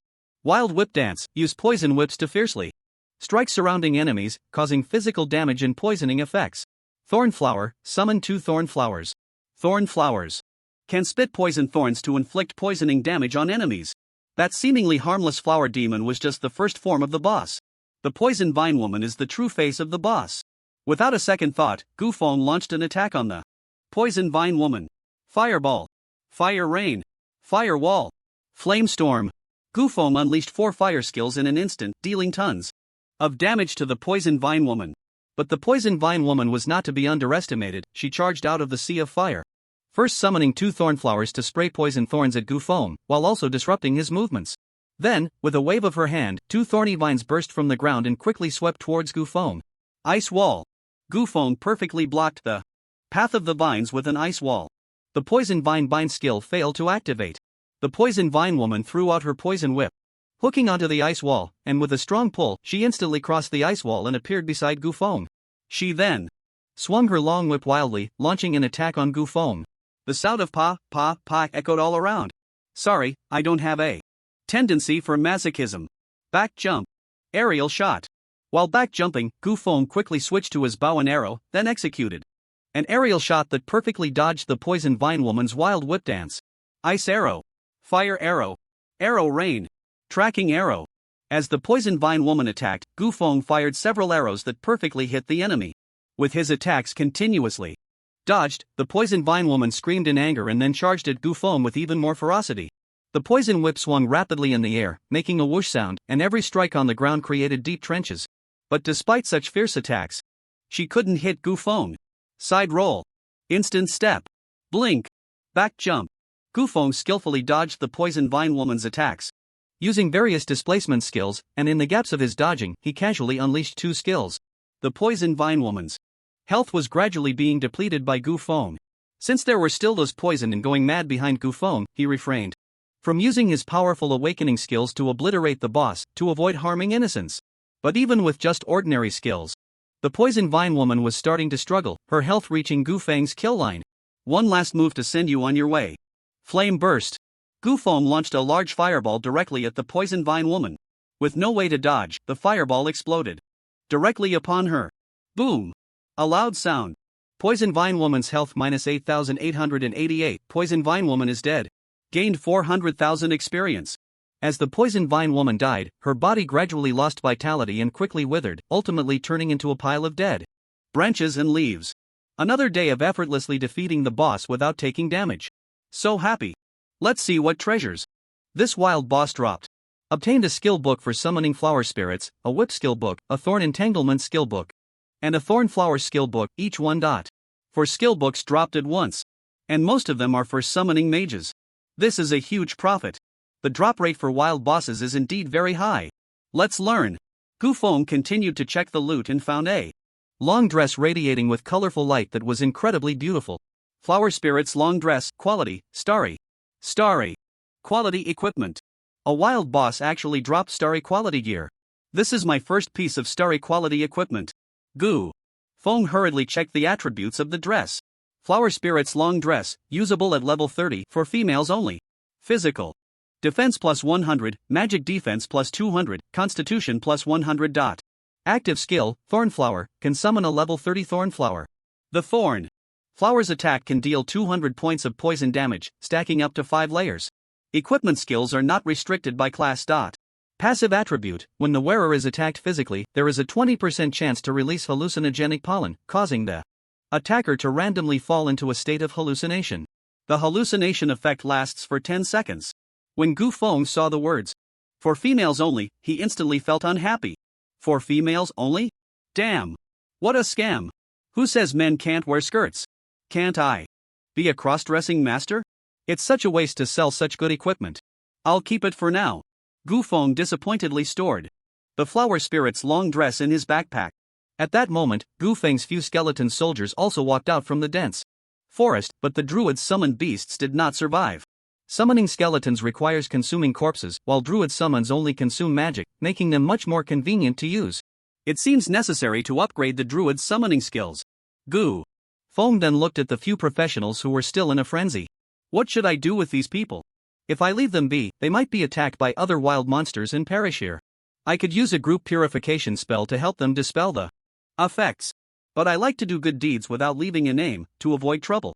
At that moment, Gu Feng saw a dead priestess on the ground. Saving a life is better than building a 7-story pagoda. Since I want to do good, I might as well do a great deed. I'll resurrect this priestess and let her slowly help these people dispel their negative states. Resurrection. Gu Feng used resurrection on the priestess, then continued deeper into the secret realm with his skeleton soldiers. The girl slowly opened her eyes. My head hurts. Where is this? The underworld? It doesn't seem like it. Ha? Am I still alive? She slowly got up and found her companions were still in a hallucination. The flower spirit boss had turned into a pile of dead branches and leaves. Did the boss die? Who killed it? Suddenly, she saw a person not far away, quietly leaving with several skeleton soldiers. Could it be him who stole our boss? Purification. The last professional in the team who was trapped in a hallucination gradually woke up. After a moment, the person said, "Thank you. Yao Yao." The priestess named Yao Yao replied, "You're welcome, it's what I should do." Looking at the pile of ashes that was the flower spirit's corpse and the dead teammates, the team leader said, "This unexpected encounter with a wild boss has cost our team dearly. We lost 7 people in total. I didn't expect that seemingly harmless flower spirit to be so strong. It's a pity we were so close to killing it, only to have it snatched away by someone else." The captain is a warrior, with several noticeable scars on his arms and face, especially the one on his face that almost runs across his entire visage, making it quite striking and giving him an appearance of overwhelming combat power. But true experts know that the more scars a melee profession has, the more it indicates that the individual or the team's overall strength is lacking. A powerful melee profession would utilize various skills and agile positioning to evade and dismantle the enemy's attacks. Even if injured, his support teammates would promptly heal his wounds, ensuring he never leaves the secret realm with such a prominent scar. The other teammates chimed in, "Yeah, it's all that damn Pollen's fault for putting us in a daze, otherwise, that boss's head would have been ours. If we had known we would encounter a wild boss, we should have brought along 2 more priests. That way, the purification spells would have sufficed. It's too late to say anything now. This is the randomness of wild boss encounters, they are fortuitous and cannot be fully prepared for. Alas, what a pity. I wonder which idiot took advantage of us. If I find out, I'll make him share some of the loot." At that moment, Yao Yao suddenly said, "I saw what that person looked like." Her words instantly captured everyone's attention. The scar-faced man quickly asked, "You mean you saw the person who stole our boss? Are you sure it wasn't an illusion? Although I only saw his back, I won't mistake it. His features are too distinct, standing at 1.83 meters, wearing a suit made of skeleton bones, and accompanied by several skeleton soldiers and skeleton archers. Skeleton soldiers, skeleton suit, so he's a necromancer? What about his teammates?" Yao Yao thought for a moment. He was alone, it seems he wasn't in a party. The scar-faced man pondered, not in a party? Necromancers have a vast number of summons and indeed prefer to solo, having the capability to do so. Moreover, skeleton soldiers, as undead summons, have no breath, so they wouldn't hallucinate from inhaling large amounts of pollen. Without hallucinations, the flower spirit poses no threat to skeleton soldiers. One could say that the necromancer's skeleton soldiers are a natural counter to this flower spirit boss. Could it be that the boss was truly killed by this necromancer? Yao Yao affirmed, yes, it must be him. I'm not mistaken. Damn it, we worked hard, losing 7 teammates just to bring the boss to low health, and in the end, this kid swoops in to take the kill? Bro, we can't let this slide. We must find this kid and get some compensation. At the very least, we should get 50% to make up for our losses today." The scar-faced man coldly replied, 50%? That's too generous for this kid. I want 100%. We discovered the boss first and brought it to low health. He merely swooped in for the kill. If he knows what's good for him, he should immediately hand over all the loot, and I'll spare his life. If he's uncooperative, then he shouldn't blame me for being rude. At this point, someone raised an objection. "I think this approach is a bit inappropriate. If it weren't for that necromancer killing the boss, it could have easily been us who died. Isn't this a bit of a case of biting the hand that feeds us?" Exactly. Although we dealt 160,000 damage to the boss, in the end, we still couldn't defeat it, could we? Someone else killed the boss, that's their skill. We have no reason to claim their loot. I don't support the idea of attacking someone just because we couldn't defeat the boss. These few people don't seem to be with Scarface, they are probably solo players who teamed up. Scarface swaggered up to them and said arrogantly, "Do I need your approval? Do I need your agreement? Who do you think you are? Giving me a lesson on the value of life? Calling me ungrateful? Let me ask you, has our team been wiped out? We are clearly doing just fine. Where's the ungratefulness? Who has done us a favor? If we must find a benefactor, it would definitely be our priest. Yao Yao. What does that necromancer have to do with it? We were just briefly trapped in an illusion, maybe it will clear up soon. And he killed the boss that originally belonged to us while we were in that illusion. What do you call that if not stealing? Calling me ungrateful?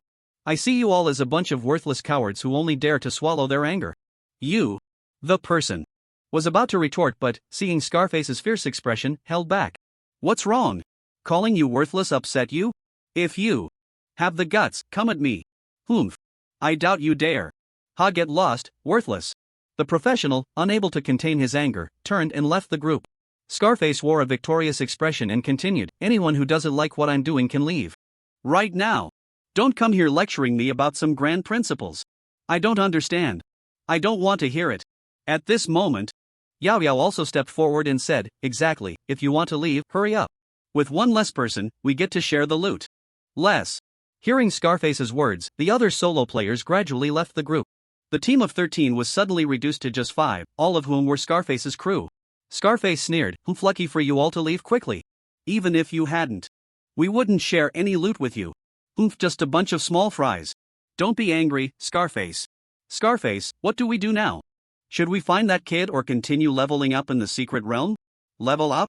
We're leaving the secret realm now to block that kid at the entrance. The loot from a wild boss can sell for at least a few million, we can't let him get away." Got it. Humph, we can't beat the boss, but we can't handle a little necromancer either. On the other side, Gu Feng was flying on his sword, searching for the secret realm boss in the Spirit Chi Forest. Suddenly, his task bracelet buzzed with a message, and Gu Feng opened it to check. Ding! The secret realm boss has been killed. No new bosses will appear in this secret realm. All professionals should choose whether to stay or leave. The boss was killed by another team? It's not surprising for an adventure-level secret realm. Gu Feng glanced at the time, it was almost 8 p.m. Since the boss is dead, there's no need for me to stay any longer. I'm leaving to grab a bite. To avoid drawing attention, Gu Feng dismissed all his skeleton soldiers before exiting the secret realm. After stepping out of the secret realm entrance, Gu Feng took out his phone to navigate to a nearby restaurant and headed that way. However, his high-level perception skill alerted him that several pairs of eyes were fixated on him. It wasn't new for Gu Feng to be watched by other professionals, but being scrutinized by 5 pairs of eyes at once was definitely concerning. What do these 5 want? Gu Feng speculated. From the mental energy they are emitting, they are at most level 20 or 30 professionals, so they aren't too intimidating. But what do they want from me? Forget it, watching people isn't illegal. I'm so handsome, and at 1.83 meters tall, I can't stop others from looking. If they like watching, let them take a few more glances. Gu Feng brushed his bangs aside, struck a pose, and then walked towards the restaurant with model-like strides. The scar-faced man looked at Gu Feng's information filled with question marks and his alluring gait, and couldn't help but fall into confusion. Did you all see his information clearly? No, big brother. It's all question marks, even his name is a question mark. He can't be a hidden big shot, can he? Not a big shot, but definitely a wealthy person. Look at his skeleton outfit, it's a level 25 gold quality set, worth over 4 million.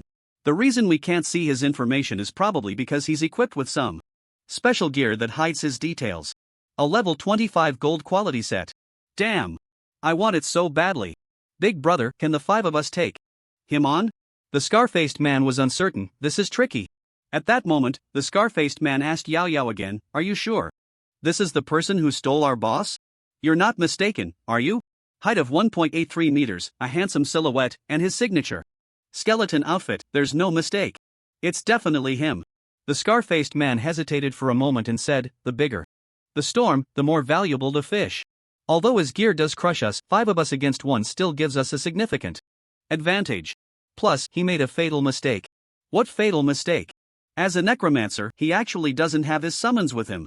A necromancer without summons is no different from being useless. Yao Yao exclaimed in surprise, yeah. He really doesn't have a single skeleton soldier with him. Isn't that just foolish?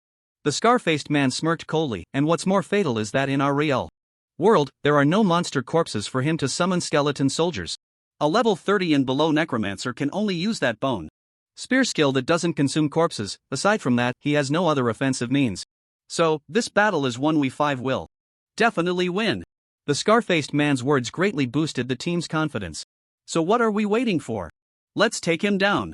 The scar-faced man waved his hand and said, let's go, follow me, and when there are no people around, we'll make our move.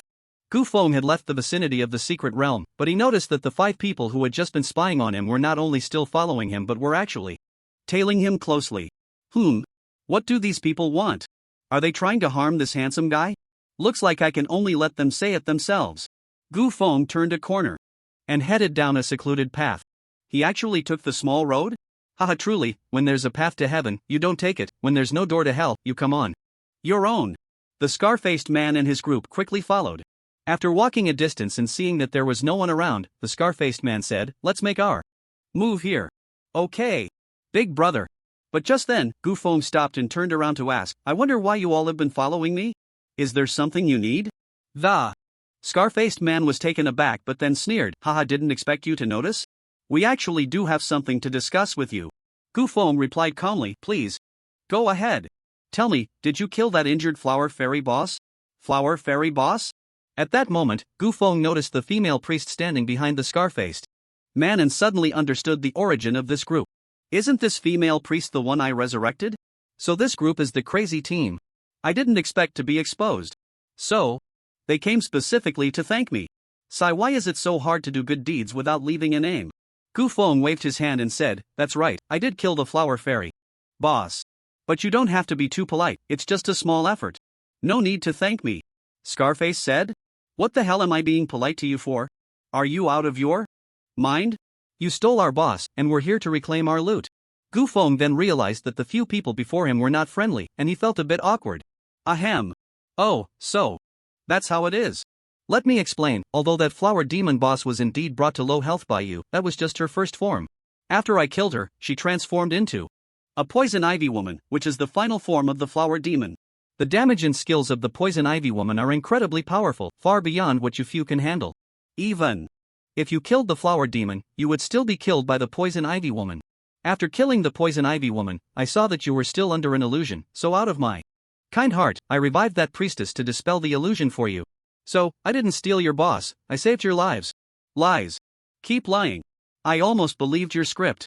Scarface completely did not believe Gu Feng's words. First form, second form, do you think this is a Digimon transformation? And what skills do you, a necromancer, have to save people? Stop making things up. Am I a necromancer? When did that happen? How come I didn't know? If you know what's good for you, hand over all the loot dropped by the flower demon. And everything on you, including this skeleton king set you're wearing, or I'll spare your life. Otherwise. Scarface paused and continued, don't blame us for being rude. Gu Feng didn't expect things to develop this way, he had saved them with good intentions, but now they were turning against him and coming to kill him. This was a classic case of the farmer and the snake, Donghua and the wolf, Hao Jian and the old lady.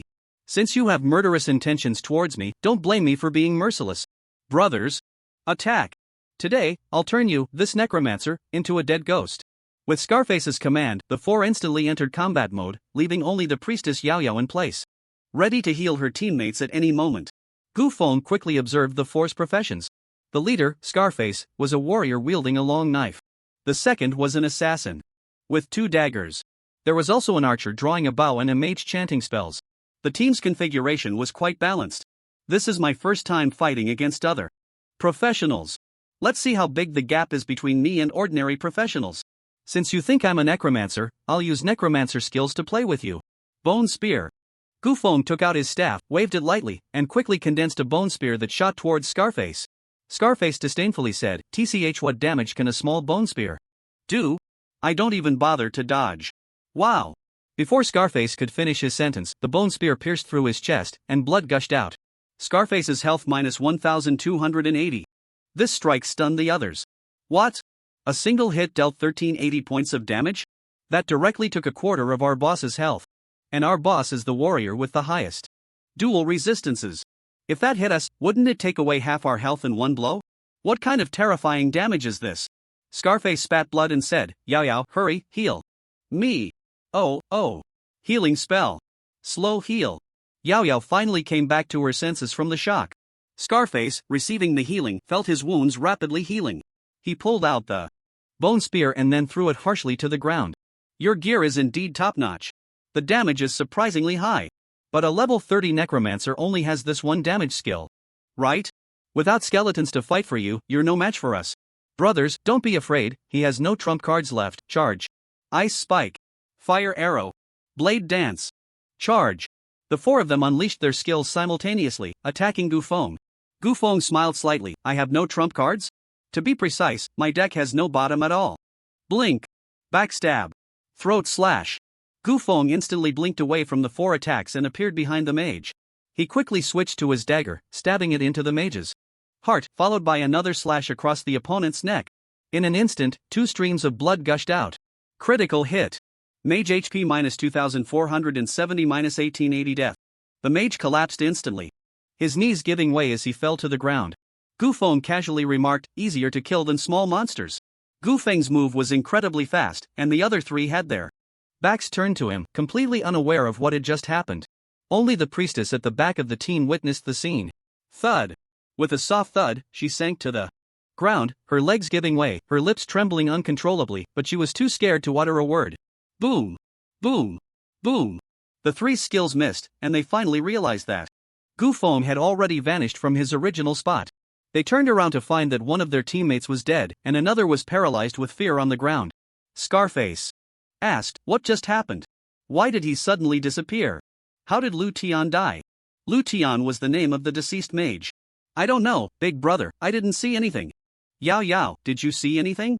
Yao Yao slowly turned her head towards Scarface, her expression dazed, as if she hadn't heard clearly, her eyes filled with infinite fear. Scarface shouted loudly, I'm asking you, did you see anything or not?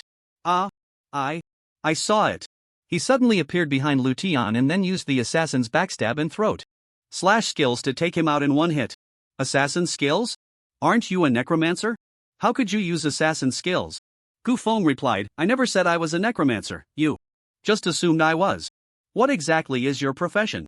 Dead men don't need to know so much. Blink. Heavy strike. Gufeng blinked in front of the archer and then pulled out a giant axe, swinging it fiercely at the archer. Aerial shot. The archer reacted quite swiftly, and since the giant axe's attack speed was always a beat slow, he managed to dodge with the aerial shot skill. The arrow struck Gufeng's shoulder, dealing -78 damage. The giant axe slammed into the ground, creating a deep crack in the earth. Seeing Gufeng wielding the giant axe and the minor damage inflicted by the archer, Scarface couldn't help but twitch his scarred face. How can he even use a giant weapon? I, as a professional warrior, can't even lift a giant weapon. What exactly is his profession? Gufeng missed his strike and immediately switched to the setting sun bow, shooting an arrow. Ha! He actually dodged? Not bad. Now try dodging this. Tracking arrow. Whoosh! The tracking arrow curved and shot towards the archer, hitting him right at the thigh. The archer lost his ability to move, collapsing to the ground, clutching his thigh and wailing in pain. Now you can't run away. Barrage arrow. Gufeng shot 3 arrows in quick succession, all hitting the archer's head, all perfectly on target. The archer died instantly. Scarface was once again shocked. He can even use the archer's skills? Gufeng had consecutively taken out his 2 teammates, and the assassin was starting to feel scared. Stealth. He activated his stealth skill, trying to escape. Want to run? Not so easy. None of you are getting away today. Flare. Gufeng shot a flare into the sky with his bow, instantly illuminating the land. The assassin, who had just entered stealth mode, was completely exposed. Thunder strike. Boom. Critical hit. Health -4678. A bolt of lightning struck him dead on the spot. At this moment, Scarface was utterly stunned. Gufeng had used several skills from different classes in succession, making Scarface realize that Gufeng was definitely not an ordinary player. He was absolutely someone Scarface could not handle. Even if 10 more of him came, they wouldn't be able to defeat him. He immediately knelt down and begged for mercy. Hero, please spare me. It was my fault for not recognizing your greatness. Please, grant me my life. Now that you know you can't win, you're begging for mercy? But your attitude just now didn't seem like you were planning to. Let me go, did it? So, you might as well die. Fireball. Boom. A massive fireball slammed into Scarface, instantly reducing his health by 4790. However, as a frontline warrior, Scarface's vitality was still quite strong, and he wasn't killed in one hit. He still had a breath left. Scarface pleaded again, Master. I beg you, spare me. I won't dare. Again. If you let me go, I promise I won't tell anyone. Everything that happened here was an accident. But if you kill me, the Secret Realm investigators will definitely trace it back to you. Trace it back to me based on clues? Thanks for the reminder. So, as long as I leave no clues, no one will find me, right? Hearing Gu Feng's words, Scarface couldn't help but twitch his scarred face. Gu Feng stood up and then said to the three corpses, Summon skeleton. Summon skeleton archer. Summon skeleton mage. Puff puff puff. The flesh of the three corpses burst open, and then three differently shaped skeleton soldiers crawled out from their remains.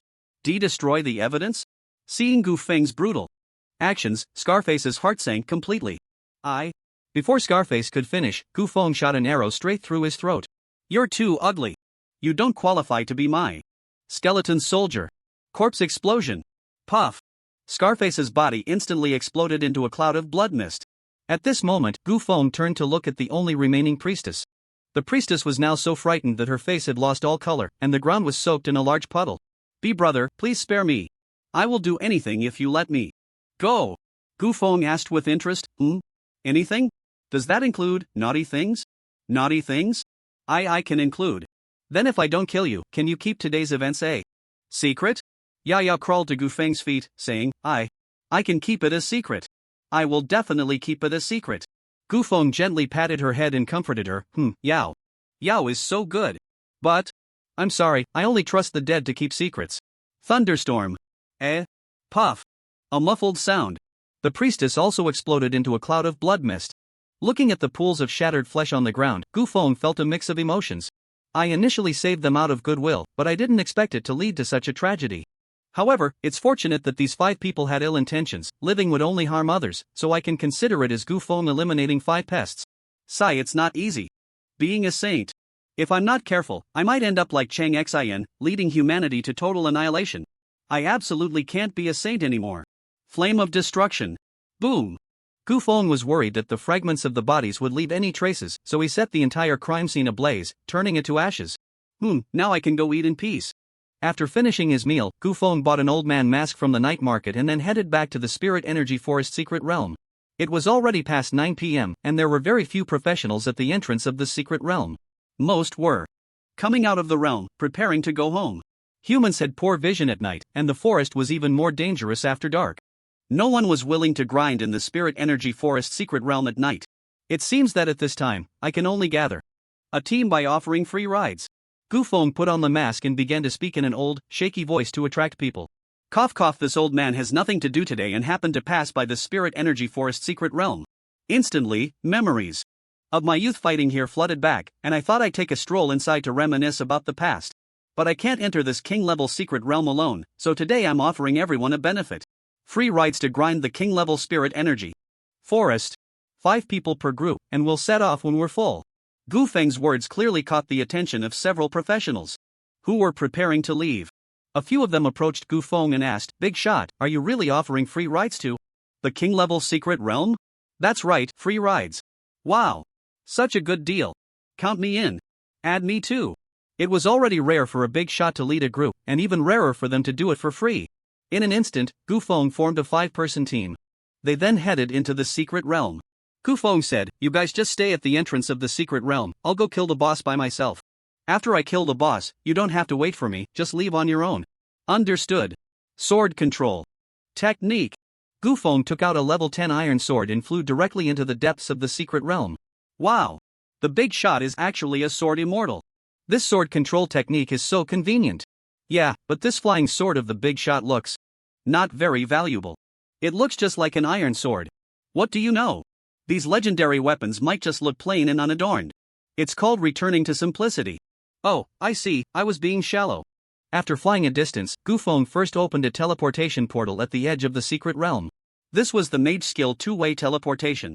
portal, making it convenient for him to return after killing the boss. Gufeng wasn't very familiar with the routes in the spirit energy forest, and since the forest was covered with tall trees, he spent a little extra time searching for the boss's location. Fortunately, he found the boss of the spirit energy forest near a giant tree of life. Forest Guardian Great Druid. Forest Guardian Great Druid, LV 30 health 600,000. Physical attack 1000, magic attack 1000, physical defense 600, magic defense 600, skills, falling stars, natural power, blessing of Ethelra, thorn. Entanglement, beast roar, summon wolf spirit, summon bear spirit, summon treant. Protection of the tree of life, grants surrounding forest creatures 50 points of magic defense and 50 points of physical defense, and restores 500 health points per second. This great druid has so many skills, and they're all active skills. The only passive skill, protection of the tree of life, is provided by this tree of life. The 500 health points per second recovery effect isn't very high for a boss, but the protection of the tree of life not only provides health recovery for the boss, but the summoned creatures and surrounding minions will also enjoy this protective effect. That's going to be a bit tricky. Ordinary players would definitely find killing this boss to be a protracted battle. But I don't want to engage in any prolonged battle. I need to rest early. Awakening 5 strikes. Storm Twin Tornado. Thunder Calamity. Extreme Cold Storm. Meteor Fall. Storm Arrow Rain. Gufeng directly cast his skills in midair. In an instant, the world changed color. 5 powerful spells simultaneously gathered above the great druid's head, followed by a devastating bombardment. The great druid had never seen such a spectacle. Raging winds, torrential rain, purple lightning, and a dense rain of arrows pouring down. And what is that big fireball in the sky? Is the sun falling down? At this moment, he had no thought of resistance. He tightly embraced the tree of life, praying in Elvish, "Great tree of life, mother of the forest, I seek your protection. Please save me. Please help me withstand this powerful magic."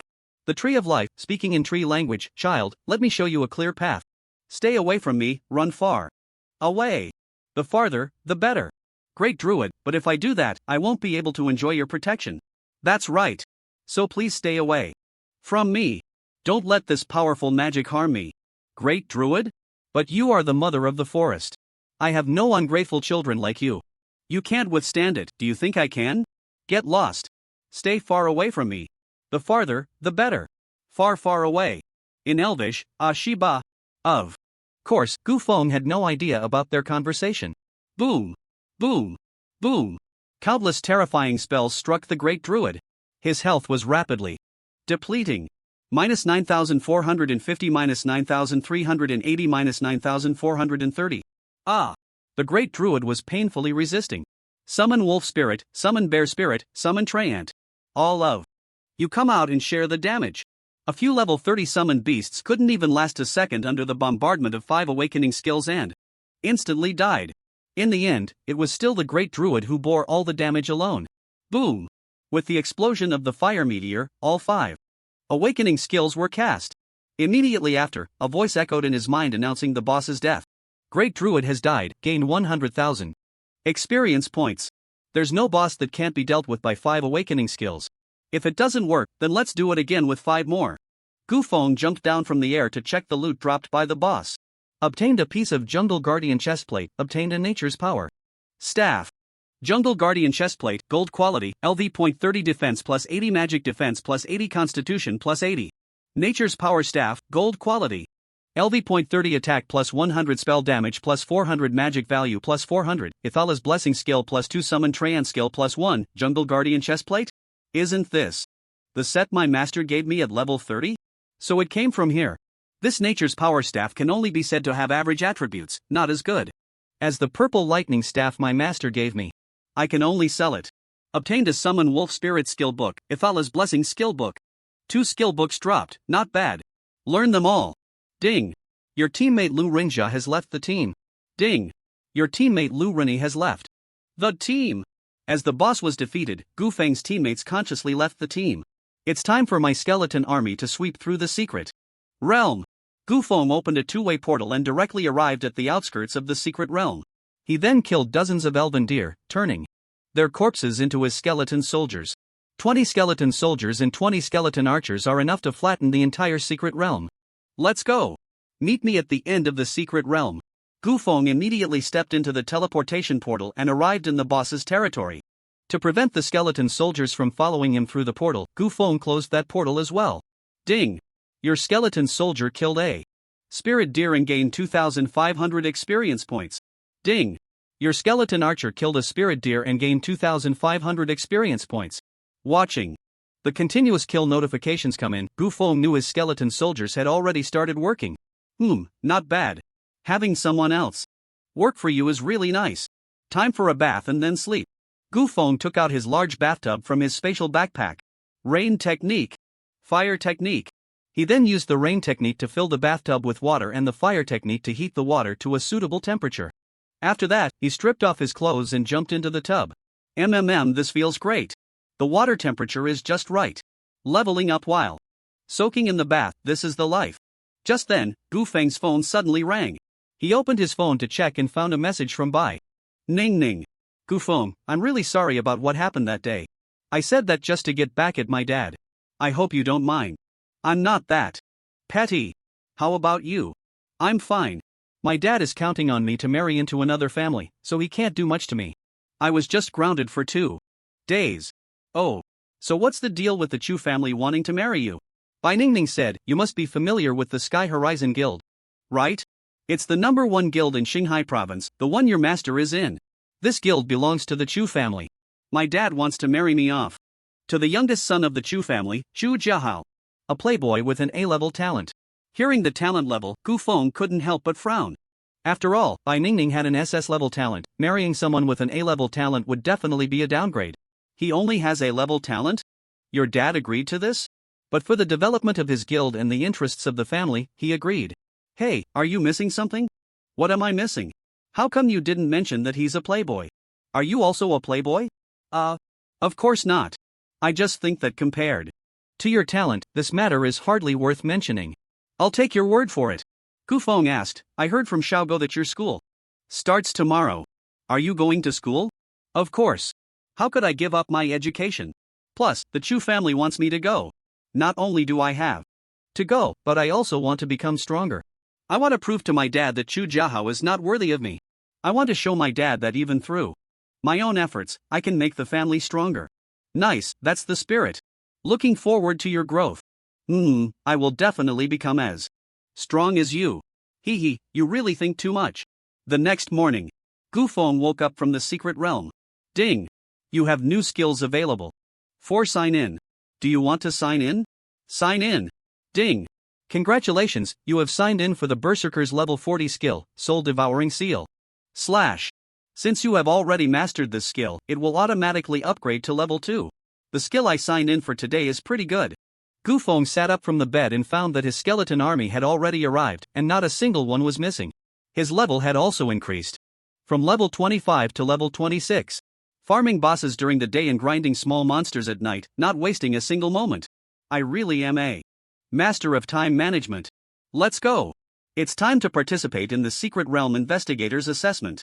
Gu Feng left the Secret Realm and then headed to the investigation department. Upon arriving at the investigation department, the assessment had not yet begun. There were not many people participating in the assessment, only about 20. Becoming a Secret Realm Investigator still requires a high threshold. Not only must one meet the mental strength standards, but practitioners also need solid psychological qualities and keen insight, which not everyone can handle. Of course, once one becomes a Secret Realm Investigator, the various benefits and treatments are quite generous. A senior Secret Realm Investigator is even rarer than those with SS-level talents.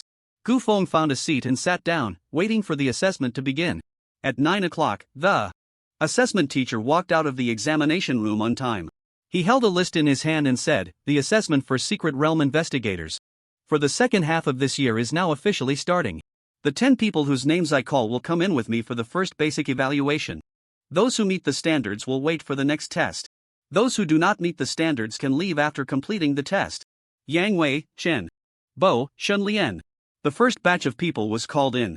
Gu Feng was not called, so he could only continue waiting outside the door. About 10 minutes later, the assessment teacher walked out of the examination room again. However, he did not see any other candidates coming out, probably to avoid leaking exam information, he exited through another door. The teacher picked up the list and called out, Hanli, Li, Gu Feng. You 10 come in. Gu Feng lined up and followed them inside. The assessment classroom was not very large, with several special inspection machines set up inside. The teacher said, each of you find a machine to sit at, put on the helmet, and prepare to wait for the exam. This was a monitoring helmet connected to various data cables. Gu Feng didn't think much of it and put it directly on his head. Soon, the assessment began. The helmet started to operate and emitted a steady buzzing sound. Gu Feng quickly felt a sudden mental pressure in his mind, and this pressure kept increasing. Gu Feng mobilized his mental strength to resist this pressure, and it didn't feel too strenuous. At that moment, however, 2 candidates next to him suddenly fainted, likely unable to withstand the mental pressure. Everyone else, don't get distracted, continue the exam. 2 invigilators then walked over to the 2 individuals, removed their helmets, and carried them out of the examination room. This pressure continued to increase for 5 minutes before it finally stopped, during which another candidate fainted and was carried out. Out of the 10, only 7 remained. But the assessment was not over yet. The helmet screen in front of Gu Feng suddenly lit up, transporting him into a VR space. Immediately, he was confronted with various crime scenes: shattered innards, congealed blood, entwined tentacles, lifeless eyeballs, withered limbs, and mutilated brains, along with various severed arms and bizarre death scenes. Ugh, someone couldn't bear these images and actually vomited. The examiner simply walked over and announced his disqualification. Gurgle Gu Feng's stomach also felt uncomfortable. He rubbed his belly and muttered softly, "Damn. I was rushing all morning and forgot to eat breakfast. Now this is making me hungry." These bloody and terrifying images continued for 5 minutes before finally ending. During this time, another candidate was disqualified due to vomiting. The examiner then said, "The first assessment is over, everyone can take off their helmets now." Gu Feng removed his helmet and found that out of the 10, only 5 remained. Half had been eliminated in the first round, which was quite a high elimination rate. At this time, the information of this batch of candidates also appeared on the big screen. Mental strength and resistance rankings: first place, Gu Feng, 100 points. Second place, Xia Yan, 80 points. Fifth place, Han Li, 60 points. Li Yi, elimination. The students couldn't help but discuss upon seeing the score. "I passed. Long live 60 points. Don't celebrate too early, there's still one more exam. You need to pass both exams to be selected as a secret realm investigator." Wow! Someone actually scored 100 points. Is his ability to withstand pressure that strong? Isn't he afraid of those terrifying images at all? He might just be the legendary child who grew up being scared. The examiner also showed a hint of shock, but he quickly composed himself. 100 points is indeed impressive. The first exam tests the candidate's basic mental strength and ability to withstand pressure. To truly determine if a person is suitable to be a secret realm investigator, we need to look at the second test. The examiner said, "Candidates who passed the first test, please follow me to the second examination room." Gu Feng and his group then entered the second examination room. The second examination room was in a closed morgue. The specific content of the test would only be known after entering. The examiner called out in order, "Han Li first, go in for the assessment. Next, Gu Feng, get ready." Han Li trembled as he walked in. About 15 minutes later, the door of the morgue was opened again. "Gu Feng, come in." Gu Feng followed the examiner inside. The temperature in the morgue was noticeably a few degrees lower than outside, and the eerie atmosphere sent chills down one's spine. In the center of the morgue were 3 autopsy tables, each with a corpse laid out. 3 examiners responsible for scoring sat opposite the autopsy tables. Upon seeing Gu Feng enter, the 3 examiners couldn't help but take a few more glances at him. One of the burly examiners joked, "Not bad, young man, you scored full marks in the first assessment. I'm looking forward to your performance in the second round." Gu Feng scratched his head and said, he just got lucky. I watched a lot of horror movies when I was young, so I don't feel much." The examiner put away his smile. "All right, let's officially start the exam. The rules are as follows: please analyze the cause of death for these 3 corpses in detail, and it would be best if you could identify what kind of magic caused their injuries and the time of death. We will score you based on your performance. 60 points is passing, below 60 is failing. Even if you scored full marks in the first test, if you fail the second test, you will also be eliminated. Do you understand?" "Understood. You have 20 minutes, start now." Gu Feng walked to the side of the autopsy table and began to examine the first corpse. The first corpse was a skeleton with some flesh still attached. Judging by the size of the skeleton, it should be a female's frame. The surface of the bones showed signs of being burned by intense fire, but the burning didn't last long, and the flesh was only about medium rare. She must have suffered a lot when she died. How could someone do such a cruel thing to a girl? Which beast did this? Gufeng then moved to the second corpse for observation. The second corpse was also a skeleton. However, this skeleton's bones were all shattered into pieces, and it was only through the forensic expert's careful assembly that it barely resembled a human form. This corpse's skeleton must have been shattered into fragments by some kind of explosion. This corpse was also burned by fire. Could it be that he and the first corpse died in the same incident? Very likely. Gufeng then approached the third corpse. This was a headless zombie. With only half a body remaining, the flesh on its chest was almost worn away, likely from crawling a long distance. The zombie had no head, but it wasn't severed by a blade. Judging by the wound, it looked more like an injury from an explosion. This zombie's body looks strangely familiar. These two skeletons also seem familiar. How strange. Gufeng pondered while stroking his chin. Suddenly, he was taken aback, a bold guess forming in his mind. Could this zombie body be that mutated zombie king warrior whose head exploded in the zombie kingdom? And these two skeletons, could they be the priestess I killed yesterday and that scar-faced guy? Gufeng stepped back to examine the two skeletons closely. After careful inspection, Gufeng was completely certain that these two skeletons were indeed the female priest and the scar-faced man from yesterday. What? What's going on here? I just killed them yesterday, and today they're being used for an exam? Is this really resourceful? And why is the zombie king's body here too? There are only 3 corpses for the exam, and they're all familiar faces. Is this really just a coincidence? Could it be that the secret realm investigators have already figured out that I'm the mastermind? So they placed these corpses here to specifically point at me? This is terrible. Gufeng's heart was in turmoil, but he forced a calm smile at the examiners. The 3 examiners also returned a friendly smile to Gufeng. No. If they've already found out that I'm the real culprit, then why not just arrest me? Why make me take this exam? Just to get me to confess? Don't joke around. What benefit would my confession bring them? So, they clearly haven't figured out who the real culprit is. The appearance of these 3 familiar faces here is purely coincidental. Having sorted through these thoughts, Gufeng finally let out a long sigh of relief. I scared myself, almost gave myself a fright. Since these 3 corpses are all familiar faces, then this exam is just an open book test for me. Since it's an open book test, if I don't score 100, I'd be letting their souls down. I must aim for full marks. Gufeng calmed his emotions and walked to the first corpse, saying, the first corpse can easily be identified as female from the size of the bones and the structure of the pelvis. There's still some flesh on the bones, and from the damage to the flesh, it appears she died from an inward explosion, with signs of being scorched by lightning on the inner flesh. I deduce she must have died from the skill thunderstorm. Good, continue. After her death, the murderer attempted to destroy the crime scene by casting a fire skill to obliterate the body. From the damage caused by the flames, this doesn't look like the damage a level 20 or 30 fire magic could inflict. It must be damage caused by fire magic of at least level 50. I suspect it's the fire skill Blazing Inferno. The 3 examiners couldn't help but have their pupils constrict simultaneously. He guessed it right, this kid has some skills. Very good.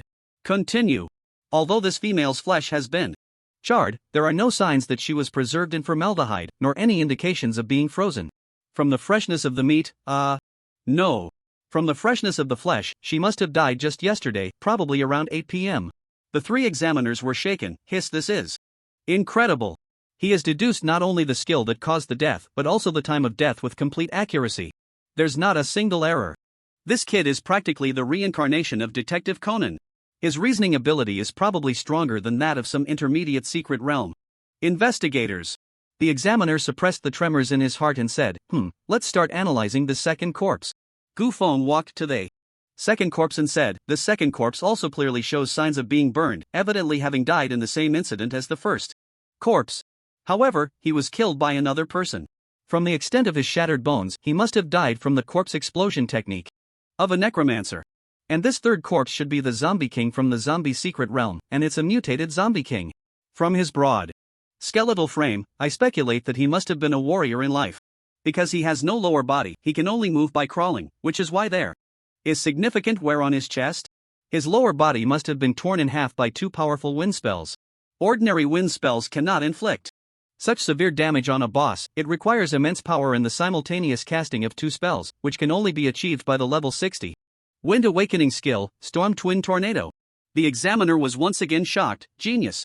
Monster. Even Conan's coffin board can't hold you down. Ha! It seems Conan isn't dead yet? Gu Feng continued, the last point of doubt is how the mutated zombie lost its head. Although practitioners have many skills that can cause headshot effects, most of those skills carry some elemental damage, yet no elemental residue was found on the neck of the zombie king. His head seems more like it exploded, as if a timed bomb was installed in his head. So I speculate that this zombie king must have been tampered with by someone. But I can't know exactly who did it. That's all my speculation. Good. Good. Good.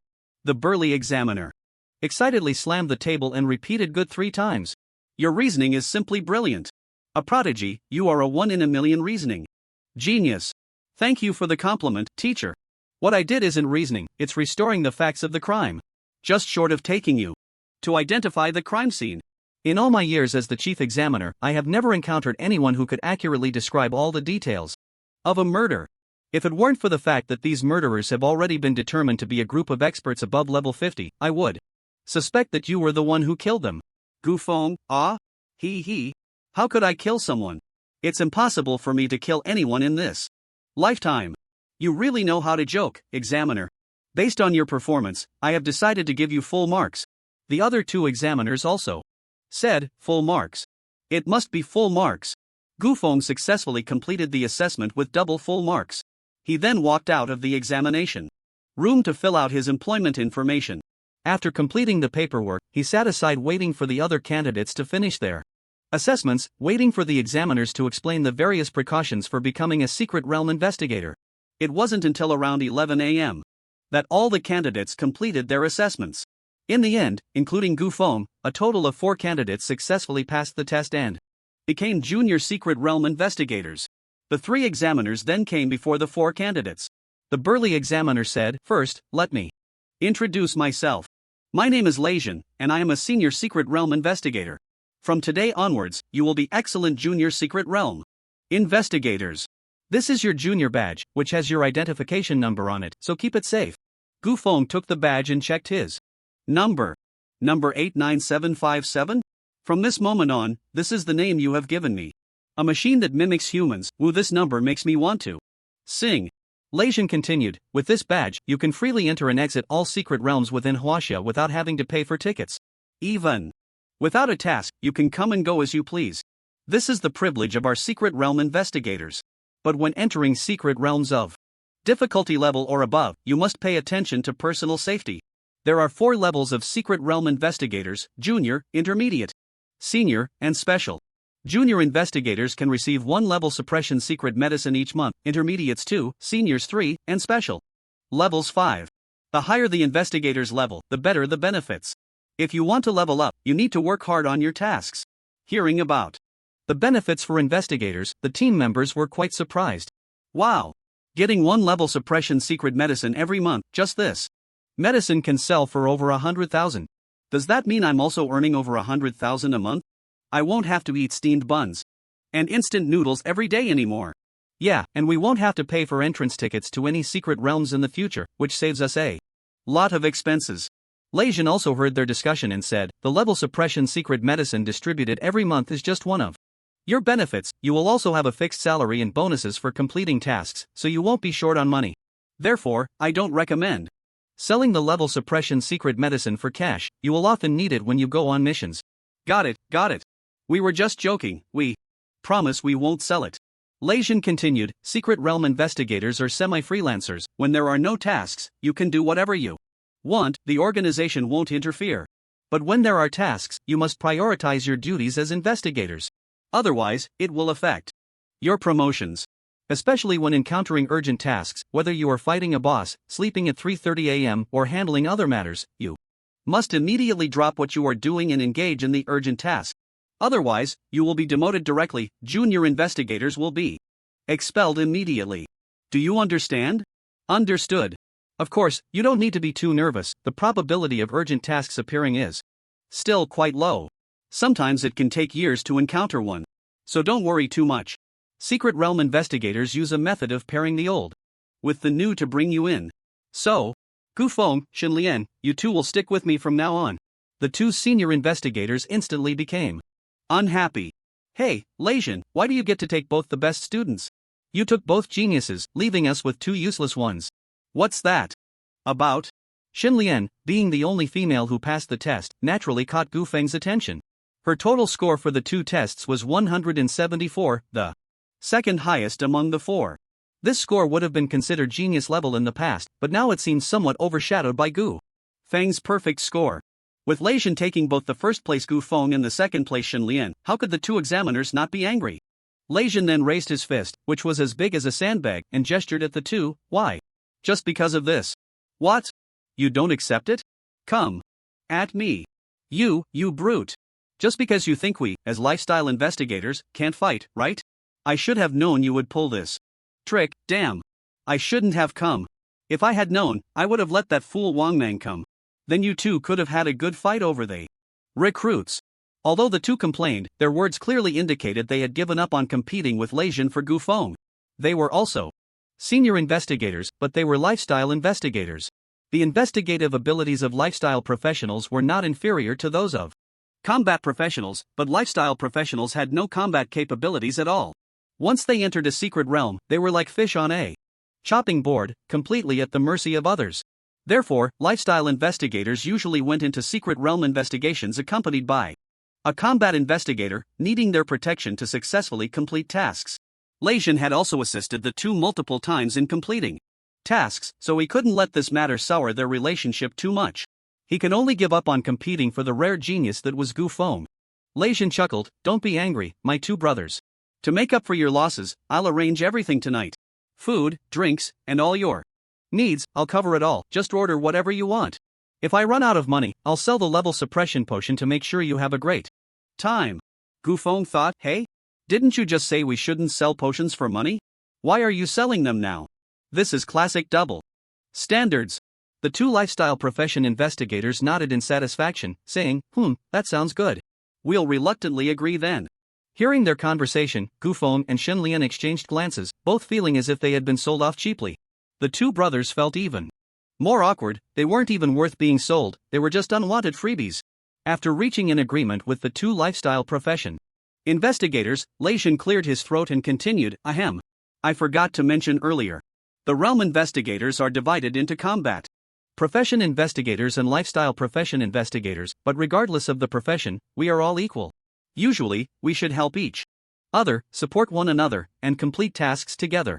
We absolutely cannot think we are superior just because we are combat professionals, and we must never resort to threats or coercion. Such behavior is a serious violation of discipline and will be dealt with severely if discovered, with public criticism. Is that clear? Seeing the four of them looking a bit confused, Leijin raised his voice a few notches and asked, is that clear? Yes, we understand. What do you mean we understand?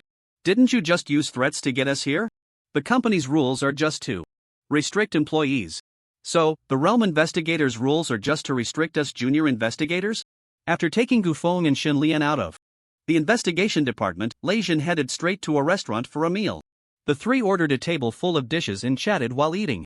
Leijin said, Gu Feng, I see that your profile says you're an unclassed individual. You wouldn't be that one, would you? Gu Feng didn't wait for Leijin to finish and quickly replied, that's right, it's me. Leijin took a sip of his drink and asked, can you give me a detailed introduction about unclassed individuals? You don't seem like the waste people talk about. Although Leijin looked rough and burly, his insight was quite remarkable. Even though he couldn't see any information about Gu Feng, just by observing the aura he exuded, he knew this kid was anything but ordinary. Gu Feng explained, unclassed individuals are indeed not the waste people think they are, I just don't have a profession.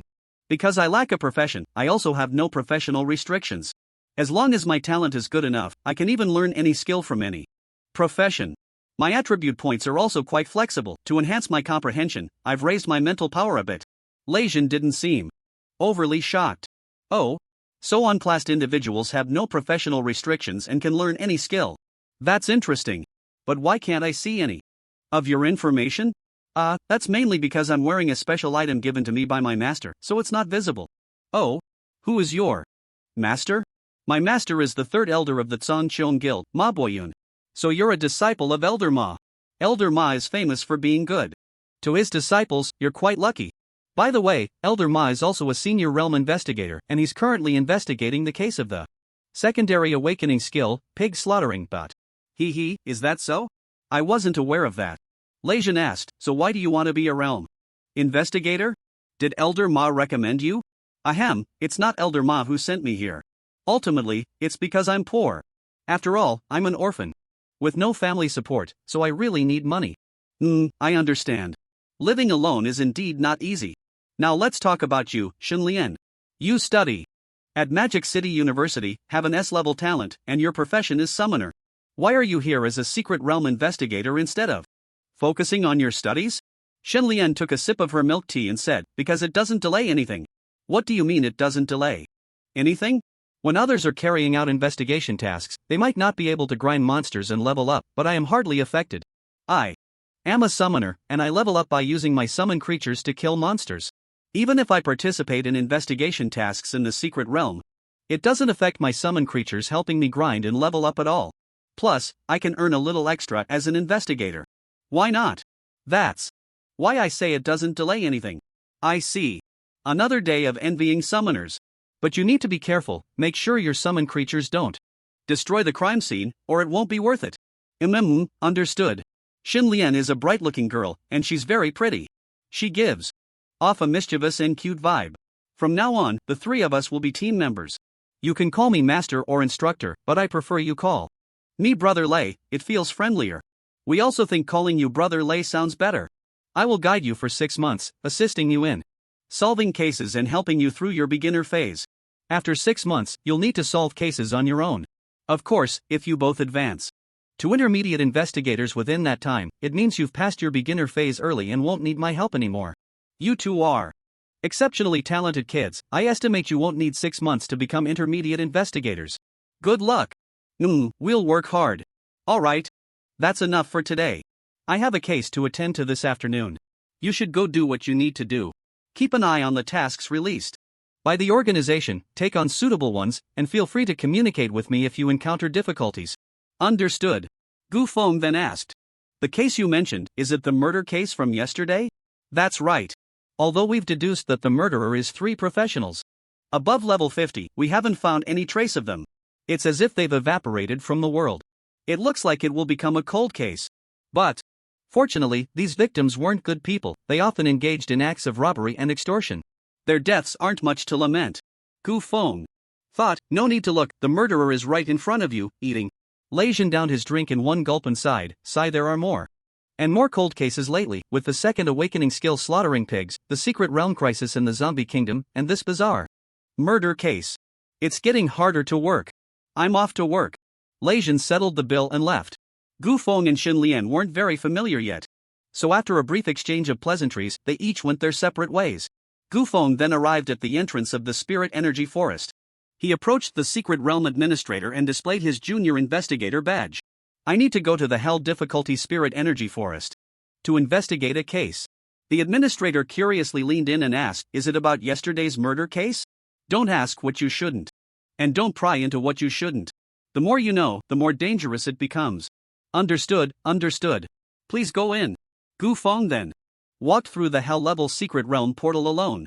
After a moment of dizziness, Gu Feng found himself in the Spirit Energy Forest. At this moment, he was ecstatic. I actually entered a Hell Difficulty Secret Realm alone. This is amazing. Gu Feng looked around and found not a single professional in sight. The Hell Difficulty Secret Realm is far too challenging for ordinary professionals, unless there is an urgent task. No one would willingly venture into a Hell-level Secret Realm. Finally, I can go all out without holding back. No need to team up and share experience with others. Gu Feng waved his hand at several elven deer, thunder calamity, storm arrow rain, boom, countless bolts of purple lightning, and arrows fell simultaneously, instantly causing heavy casualties among the elven deer, and kill notifications flooded in. Elven deer killed. Gained 4,000 experience points, obtained a deer antler, male elven deer killed, gained 4,000 experience points, obtained a piece of deer hide. Dropped some good stuff, this is a great tonic. I'll brew it into wine tonight. Summon skeletons. Summon skeleton archers. Put. The bodies of the elven deer exploded, their bones piecing together into skeleton soldiers. The skeleton Soldiers, upon seeing the surrounding wild monsters, charged after them. With these dozens of skeleton soldiers, it's enough. Time to hunt the boss. Sword control technique. Gu Feng flew directly on his sword to the boss's territory. Gu Feng arrived at the boss's territory and began to farm the boss. Awaken 5 strikes. Boom boom boom. Countless powerful spells rained down, and the Great Druid was instantly obliterated. Great Druid killed, gained 500,000 experience points. Ding! Congratulations, you have reached level 26. Name, Gu Feng, level, LV.26, class, classless, health 4500/4500, mana, max, constitution 450, strength 450, agility 450, intelligence 450, spirit 450, physical attack 990, magic attack 900, critical rate 9%, evasion rate 9%. Farming hell difficulty dungeons alone is so satisfying. Killing a boss visibly skyrockets my experience. Finally, I don't have to share my experience with anyone anymore. Your skeleton soldiers killed the forest python, you gain 3,000 experience points. Your skeleton soldiers killed the forest python, you gain 3,000 experience points. Besides gaining a large amount of experience from killing the boss, Gu Feng's undead army was also contributing experience to him every moment. Across the land, it was unlikely to find anyone who leveled up faster than Gu Feng. Gu Feng checked his loot. Obtained a piece of jungle guardian leggings, obtained a nature's power staff. Obtained a summon Treant skill book, obtained a phantom wolf skill book. Not bad, too. Skill books dropped. Learning. Ding. Your summon Treant has leveled up to level 3. Your summon phantom wolf has leveled up to level 3. The harvest is pretty good, let's keep farming. Gu Feng exited the dungeon and approached the dungeon administrator again, saying, the clues from the previous case have run dry, I need to go in again. The dungeon administrator was an old man in his 60s. The role of the dungeon administrator was similar to that of a security guard in his previous life, mainly checking tickets and watching the door, with little technical skill involved. The old man said, alright, you can go in as many times as you need, investigating the case is important. Gu Feng nodded at him and re-entered the dungeon. Not gonna lie, the identity of a dungeon investigator is quite useful. Although I'm just a junior investigator, I can enter the dungeon continuously without any resistance. It seems that the profession of dungeon investigator is still quite respected. I should consider leveling up my dungeon investigator rank in the future. Thunder Calamity. Storm Arrow Rain. Summon skeleton soldiers. Summon skeleton archers. Gu Feng killed dozens of elven deer and summoned his undead army again. Then he headed straight for the boss's territory. 30 minutes later. Awaken 5 strikes. Great Druid killed, gained 500,000 experience points. The Great Druid was once again ruthlessly slain by Gu Feng. After more than 30 minutes of travel, killing the boss only takes a little over 30 seconds. I really am a ruthless boss-killing machine. Onward. Gu Feng approached the Secret Realm administrator and said, the clues have broken off. Again, I need to go in one more time. Broken off again? Yes, that's right. Oh, then go ahead. Gu Feng spent the entire day either killing bosses or on his way to kill bosses. Even the old man recognized Gu Feng. The clues have broken off again and again? Yes, that's right. The murderer is exceptionally cunning, leaving behind almost no clues. I need to go in a few more times. The old man said, young man, if you want to sneak in for free, just do it openly. It's your privilege, we won't say anything. Hey, how can investigating a case be called sneaking in for free? Alright, stop pretending. I've been in this line of work for over 20 years, I can tell at a glance that you're here to sneak in for free.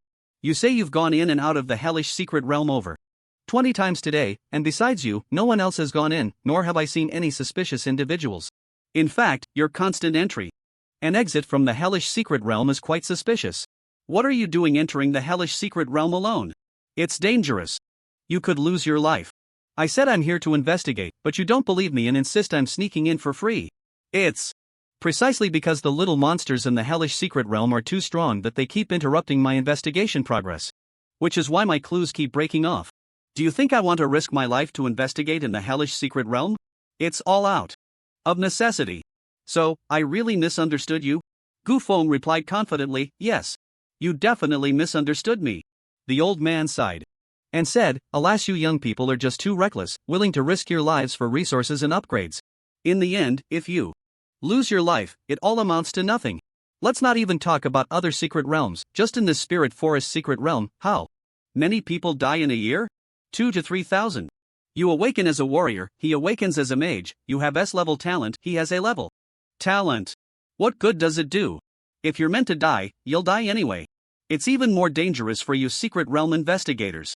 You have to face fierce wild monsters and ruthless criminals, and the death rate is recognized as the highest profession in the world. I've lived more than half my life and have long seen through life.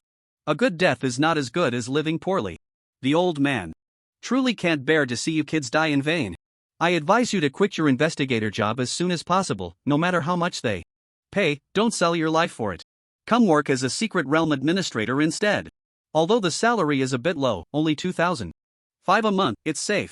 Gu Feng was at a loss for words. I'm not considering the secret realm administrator job for now. I'll think about it when I retire. By the time you retire, it will be too late. The older you get, the more competitive the secret realm administrator position becomes. Do you know how many old men are eyeing this job? Listen to the old man, it will save you at least 40 years of detours.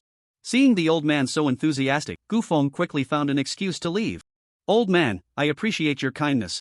But I still have a case to investigate, so I'll be going now. With that, he directly entered the secret realm. Once inside, Gu Feng pondered the old man's words.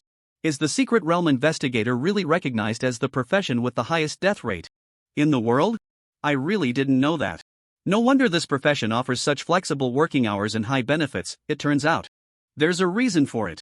But for those wild monsters and criminals, I must be the more dangerous presence. All swords return to their origin. Storm twin tornado. He die, ants. Summon skeleton soldiers. Summon skeleton archers. Gu Feng began to grind again. Gu Feng continued to grind from day to night, finally leveling up the skills Summon Ghost Wolf and Summon Treant to their maximum levels. However, the skill book for Summon Giant Bear was still quite rare, with a low drop rate. He still needed 3 more books to reach full level. Let's call it a day. If I grind for another morning tomorrow, I should be able to level up Summon Giant Bear too. Time to take out my big bathtub, lay out my mattress, and then it's bath and sleep time. The next morning, Gu Feng woke up on his mattress. Ding! You have new skills available for sign in. Would you like to sign in? Sign in. Ding! Sign in successful. Congratulations, you have signed in. For the Paladin's second awakening skill, Guardian of the Winged Angel. Since you have mastered this skill, Guardian of the Winged Angel automatically levels up to level 2. Guardian of the Winged Angel summons a clone of the Winged Angel to protect all allied units within a 100-meter radius. Grants all allied units an invincible shield that can withstand any damage, lasting for 10 seconds. Oh ho! Not bad. I actually signed in for the Paladin's second awakening skill. Although it's a support skill, 10 seconds of invincibility is still quite nice. Today is a big win. Gu Feng sat up and stretched, noticing that his undead army had gathered around him, and his level had reached 28. Not bad, yesterday was another perfect day.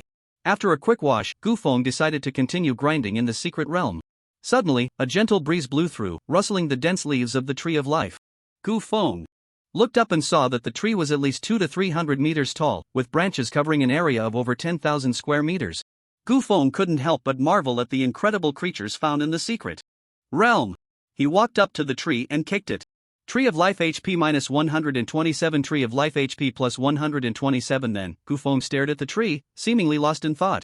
Tree of Life, HP 5 million, attack, none, physical defense 1000, magic defense 1000. Passive skill, nutrient absorption, absorbs nutrients from the earth to restore 5000 HP per second. Passive skill, protection of the Tree of Life, grants all forest creatures in the vicinity 50 magic defense and 50 physical defense, and restores 500 HP per second. Indeed, this Tree of Life was alive, but its HP far exceeded that of the current bosses and minions. When Gu Feng used awakening skills to attack bosses, he would also damage the Tree of Life, but its incredible recovery ability always allowed it to bounce back quickly. At that time, Gu Feng's main goal was to grind for skill books, so he didn't think much of it. But now that he was almost done collecting skill books, he began to consider the Tree of Life. Since this Tree of Life has HP, it means it can be defeated. It's just that its powerful recovery ability and its outrageous HP make it easy for people to overlook it. Moreover, all summoned creatures won't actively attack the Tree of Life, so people tend to treat it more like an NPC. 5 million HP is indeed quite discouraging, even I would take a long time to defeat it.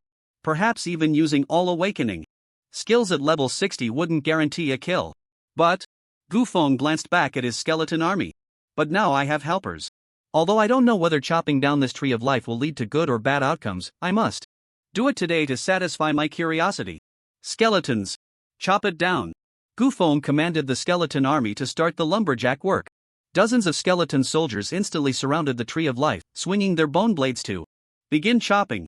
The skeleton archers drew their bows and shot arrows at the Tree of Life. In an instant, countless numbers appeared on the Tree of Life. Life tree HP -8,000 -9,500 to 800 -9,000. Meanwhile, Gufeng was not idle either, unleashing various fire-based skills that bombarded the trunk of the Tree of Life. Flame burn the sky. Multi-headed flame serpent. Explosive flame technique. Fire rain technique. The fierce flames instantly charred the trunk of the Tree of Life. Life tree HP -4,330 -2,210 -4,790. The Tree of Life's health was rapidly declining. -100,000 -300,000 -500,000. No matter how Gufeng attacked it, no matter how much damage it endured, the Tree of Life showed no signs of resistance. It was like an ordinary tree, just with a bit more health. This made Gufeng feel a twinge of doubt. Could it really just be a tree? Life HP -1 million.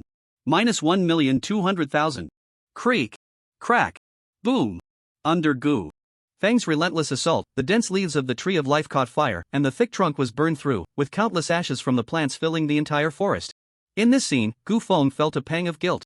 This tree may have lived for over 10,000 years. It has become the totem of the entire forest, all the animals and plants regard it as their mother, and yet I am here to destroy this ancient tree. What am I doing? Even Bald Shang has switched to being a tour guide. Why am I still chopping wood? Bear Big, Bear 2, where are you? Protect the forest, it's the bear's responsibility. Hurry and stop me. Stop it, little skeletons. Don't chop anymore. Gufeng actually shed tears of regret. I was wrong, Tree of Life, I shouldn't have harmed you, I'll heal you right now. Healing technique. Holy light blessing. Resurrection technique. Gufeng suddenly froze, feeling that his actions were a bit strange. Wait, what am I doing? Even if I realize that my tree chopping behavior is wrong, I could just stop. Why do I need to heal this tree? Why use the resurrection technique on it? This is clearly not my style. At that moment, a piece of ash floated in front of Gufeng's nose, and with his breath, it was inhaled into his nostrils. Gufeng's clear mind was instantly clouded again. What style of action? My style is repentance. Deep repentance. I was wrong, Tree Brother. I bow to you and admit my mistake. Saying this, Gufeng thudded down on his knees in front of the Tree of Life, about to bow, when his powerful mental strength kicked in again. Damn! What am I doing again? I've never bowed to anyone in my life. Why suddenly bow to a tree? What's going on? Another piece of ash drifted down in front of Gufeng, who grabbed it and crushed it between his fingers, then gently sniffed it, instantly understanding what was happening. So these ashes have a hallucinogenic effect. They made me feel guilty, so I would stop attacking it. Purification technique. Gufeng hurriedly cast a purification technique on himself, instantly feeling refreshed. I almost fell for your illusion. But the more you want me to stop, the more suspicious you are. A smile crept onto Gufeng's lips. Little skeletons, chop harder for me. Today, I'm going to be Bald Shang. Crack, crack, crack. The sound of chopping wood echoed once more. Life tree HP -1,300,000. -1,500,000. -1,800,000. -2 million. When the Tree of Life's health dropped to 3 million. Whoosh! A powerful spiritual force suddenly erupted from within the Tree of Life. The fire on the trunk was instantly extinguished. Immediately after, the entire ground began to tremble violently. Gufeng smiled slightly. Hee, you finally stopped pretending. Boom, boom, boom, boom. The ground of the entire secret realm trembled violently, and then countless thick tree roots burst out of the earth, swinging wildly and sending all the skeleton soldiers surrounding them flying. Roar, roar, roar. The Tree of Life let out a deafening roar. The roar was deep and powerful, echoing throughout the forest, startling countless flocks of birds. Immediately after, the distant part of the forest suddenly became restless, trees swaying, birds and beasts scattering, as if thousands of troops were galloping towards here. Gufeng checked the attributes of the Tree of Life again. Tree of Life, health 3 million, attack power 2,000, physical defense 1,000, magic defense 1000. Active skill, Call of the Mother of the Forest. Summons all creatures in the spirit forest to protect itself.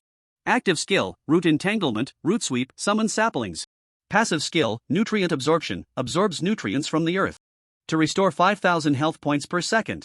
Passive skill, Protection of the Tree of Life, grants all forest creatures nearby 50 points of magic defense and 50 points of physical defense, and restores 500 health points per second. Seeing the skill introduction of the Tree of Life, Gu Feng couldn't help but have stars in his eyes. His summoning all creatures in the spirit forest to protect it. Does this mean I don't have to look for small monsters, and they will come looking for me? Unlike the Valley of the Dead, the Spirit Forest is a semicircular secret realm. The skeleton army cannot kill all the wild monsters from the entrance of the secret realm to the boss's territory, at most only about 1/5. This means that 80% of the remaining wild monsters in the secret realm will actively come over. For ordinary adventurers, this is simply a disaster. But for me, isn't this experience just delivered to my door? I have to catch this overwhelming traffic. Little skeletons, don't rush to chop wood yet. Get ready to face the enemy. The skeleton army immediately changed formation, forming a defensive stance centered around the Tree of Life. It looked as if the skeleton army was guarding the Tree of Life. A few dozen skeleton soldiers trying to fight against thousands of wild monsters at the same time is still a bit overwhelming, so let's summon more. Summon ghost wolves, tree ants, giant bears. Ghost Wolf, LV.100 health 120,000 attack power 12,000 defense 6,000 magic defense 6,000 skill. Frenzied Bite Trent, LV.100 health 100,000 attack power 8,000 defense 5,000 magic defense 5000 Giant Bear, LV.85 health 280,000 attack power 20,000 defense 8,000 magic defense 8,000 skills. Taunt, Heavy Strike, Earth Slam. Tough Skin Ghost Wolves can summon a maximum of 10, Tree Ants can summon a maximum of 50, while Giant Bears can only summon 1. The summons of a druid are indeed a level lower compared to those of a necromancer. Then let's summon more. Summon fire demons, water elementals, fire elementals, voidwalkers. Summon black knights, goblins, minotaurs. No matter if it was the summons of a summoner, a warlock, or a necromancer, Gu Feng summoned them all. Looking at his more than 200 summons, Gu Feng nodded in satisfaction. This should be stable now. I'm not fighting alone because I am a legion by myself. Soon, the wild monsters from the deepest part of the secret realm rushed over. This was a group of extremely fast-running beasts, numbering at least 2 to 3,000. Saber-toothed tiger. LV.30 health 15,000 attack 850 defense 300 magic defense 300 skills. Leap strike, claw strike, saber-tooth bite. The saber-toothed tiger entered the range of the skeleton archer, and the archer began to shoot. Saber-toothed tiger health -8,700 -8,700 death. A level 100 skeleton archer only needs 2 arrows to kill a saber-toothed tiger. The saber-toothed tigers at the front fell one after another, but their numbers were overwhelming, charging forward in waves, quickly reaching the defense circle of the summons. The two armies clashed head-on. The saber-toothed tiger leaped over the front row of skeleton soldiers and attacked the skeleton archers in the back row. Its claws and fangs relentlessly tore at what they deemed the weaker ranged class. Skeleton archer health -1 Saber-toothed tiger? The damage the saber-toothed tiger dealt to the skeleton archers was hardly enough to chip a tooth. Their bones were tougher than a grinding stick. Meanwhile, the summons in the front row also began to engage in battle with the saber-toothed tigers. Sword control technique. Gu Feng directly used the sword control technique to hover in the air, watching the spectacle unfold. The sight of thousands of beast pets battling was truly magnificent. After the saber-tooth tigers died, new corpses appeared, and Gu Feng continued to strengthen his undead army. Summon skeleton mage. Summon skeleton warrior. Summon bone demon. The Tree of Life was also wildly waving its roots, attacking Gu Feng's summons. Surrounded from all sides, Gu Feng's summons suffered significant casualties. However, most of the dead were summons whose skills had not been upgraded. In contrast, the saber-toothed tigers suffered even greater losses. In just over 10 minutes, over 1,000 saber-toothed tigers had perished. And this was without Gu Feng releasing any attack skills. Gu Feng was waiting for a big wave of traffic. Soon, other wild monsters in the spirit forest began to arrive one after another. Leading the way was a twisted tree ant towering 4 to 5 meters tall, and beneath its feet slithered fast-moving giant pythons. At the back of the group were the elven deer from the outermost part of the secret realm. Aside from the immobile man-eating flowers, everyone who should come has arrived. It's time for me to take action. Gu Feng soared above the group of wild monsters, then waved his hand. Awaken 5 strikes. 5 terrifying awakening skills were unleashed. Countless wild monsters were instantly torn apart, devoured, burned, and frozen. Immediately after, a flood of kill notifications surged into Gu Feng's mind. You killed a twisted tree ant and gained 3,000 experience points. You killed an elven deer and gained 3,000 experience points. You killed a forest python and gained 3,000 experience points. After several awakening skills swept through, only a few hundred stray wild monsters remained on the ground. The summons cleaned them up in just a few Minutes. Gufeng descended from the air, standing at the forefront of hundreds of summons, like a general commanding the battlefield. He stared at the enemy's lone commander, the Tree of Life, and said, "I've got this wave of traffic secured." "Thank you." Roar. The Tree of Life let out a thunderous roar once more. But in the forest, aside from the frightened birds, there were no other creatures to respond to it. "You are no longer of any use, now you can die." Gufeng waved his hand and commanded, "Attack together." Attack together. At Gufeng's command, hundreds of summons began to besiege the Tree of Life.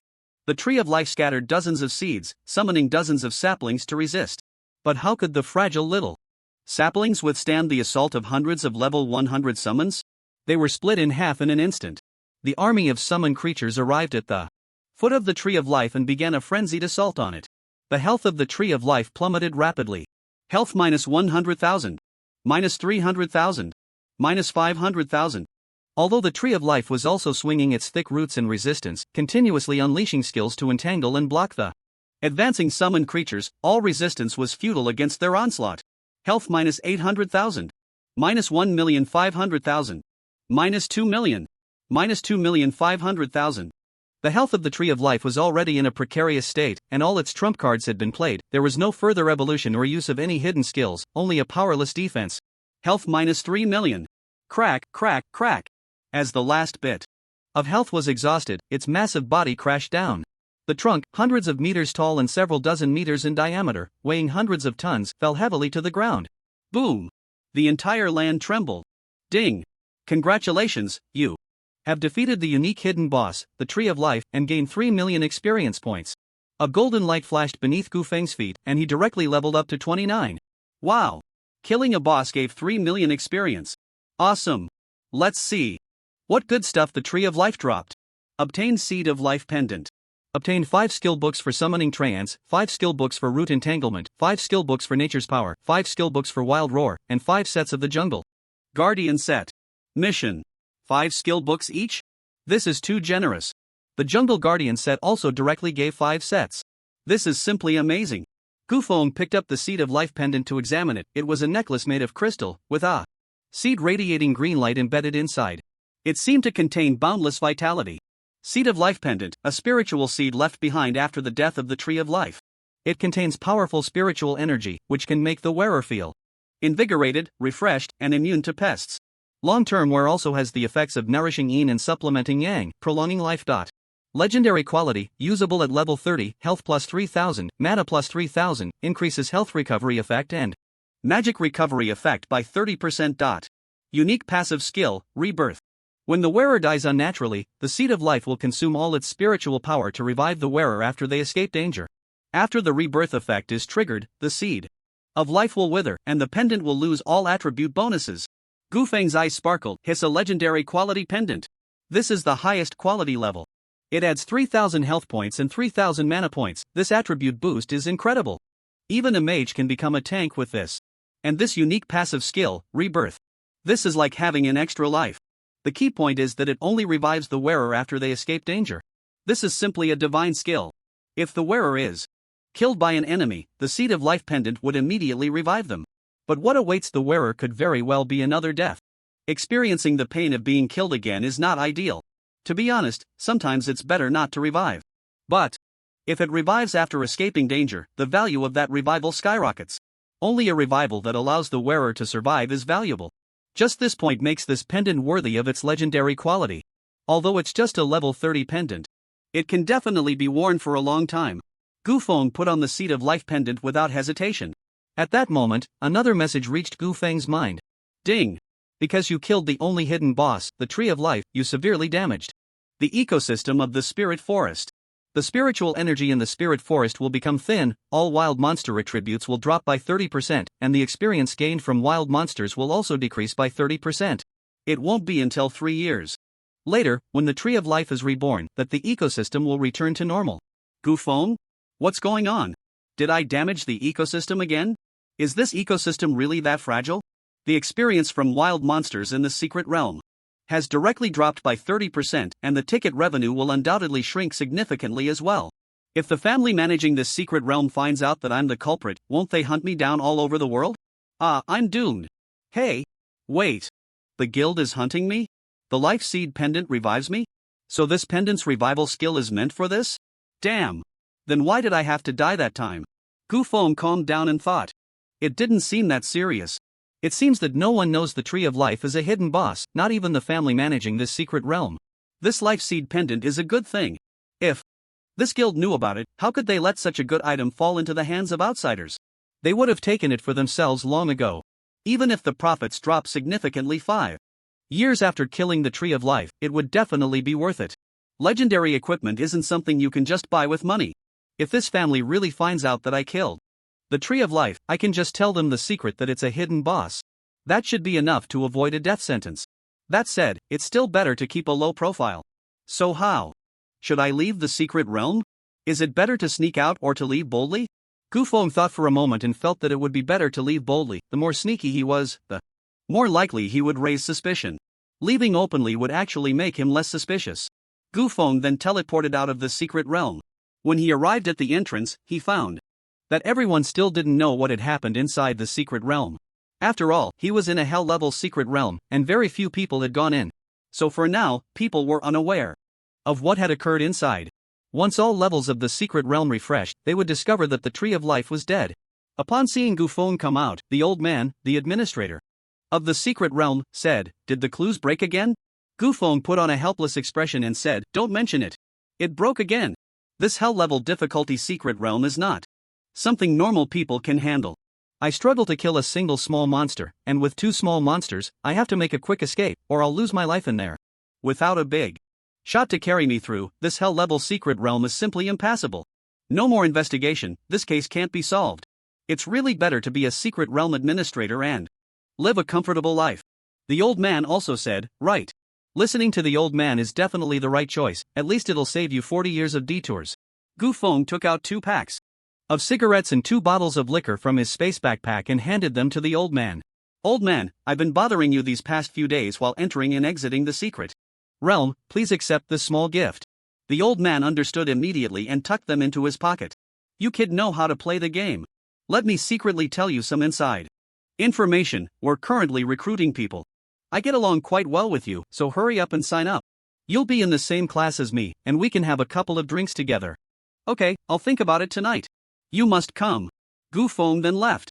"Basically, I've taken care of the old man. He accepted my cigarettes and liquor, so he will definitely speak favorably of me. This is the highest realm of crime, crafting a story for the witness to tell according to your own narrative."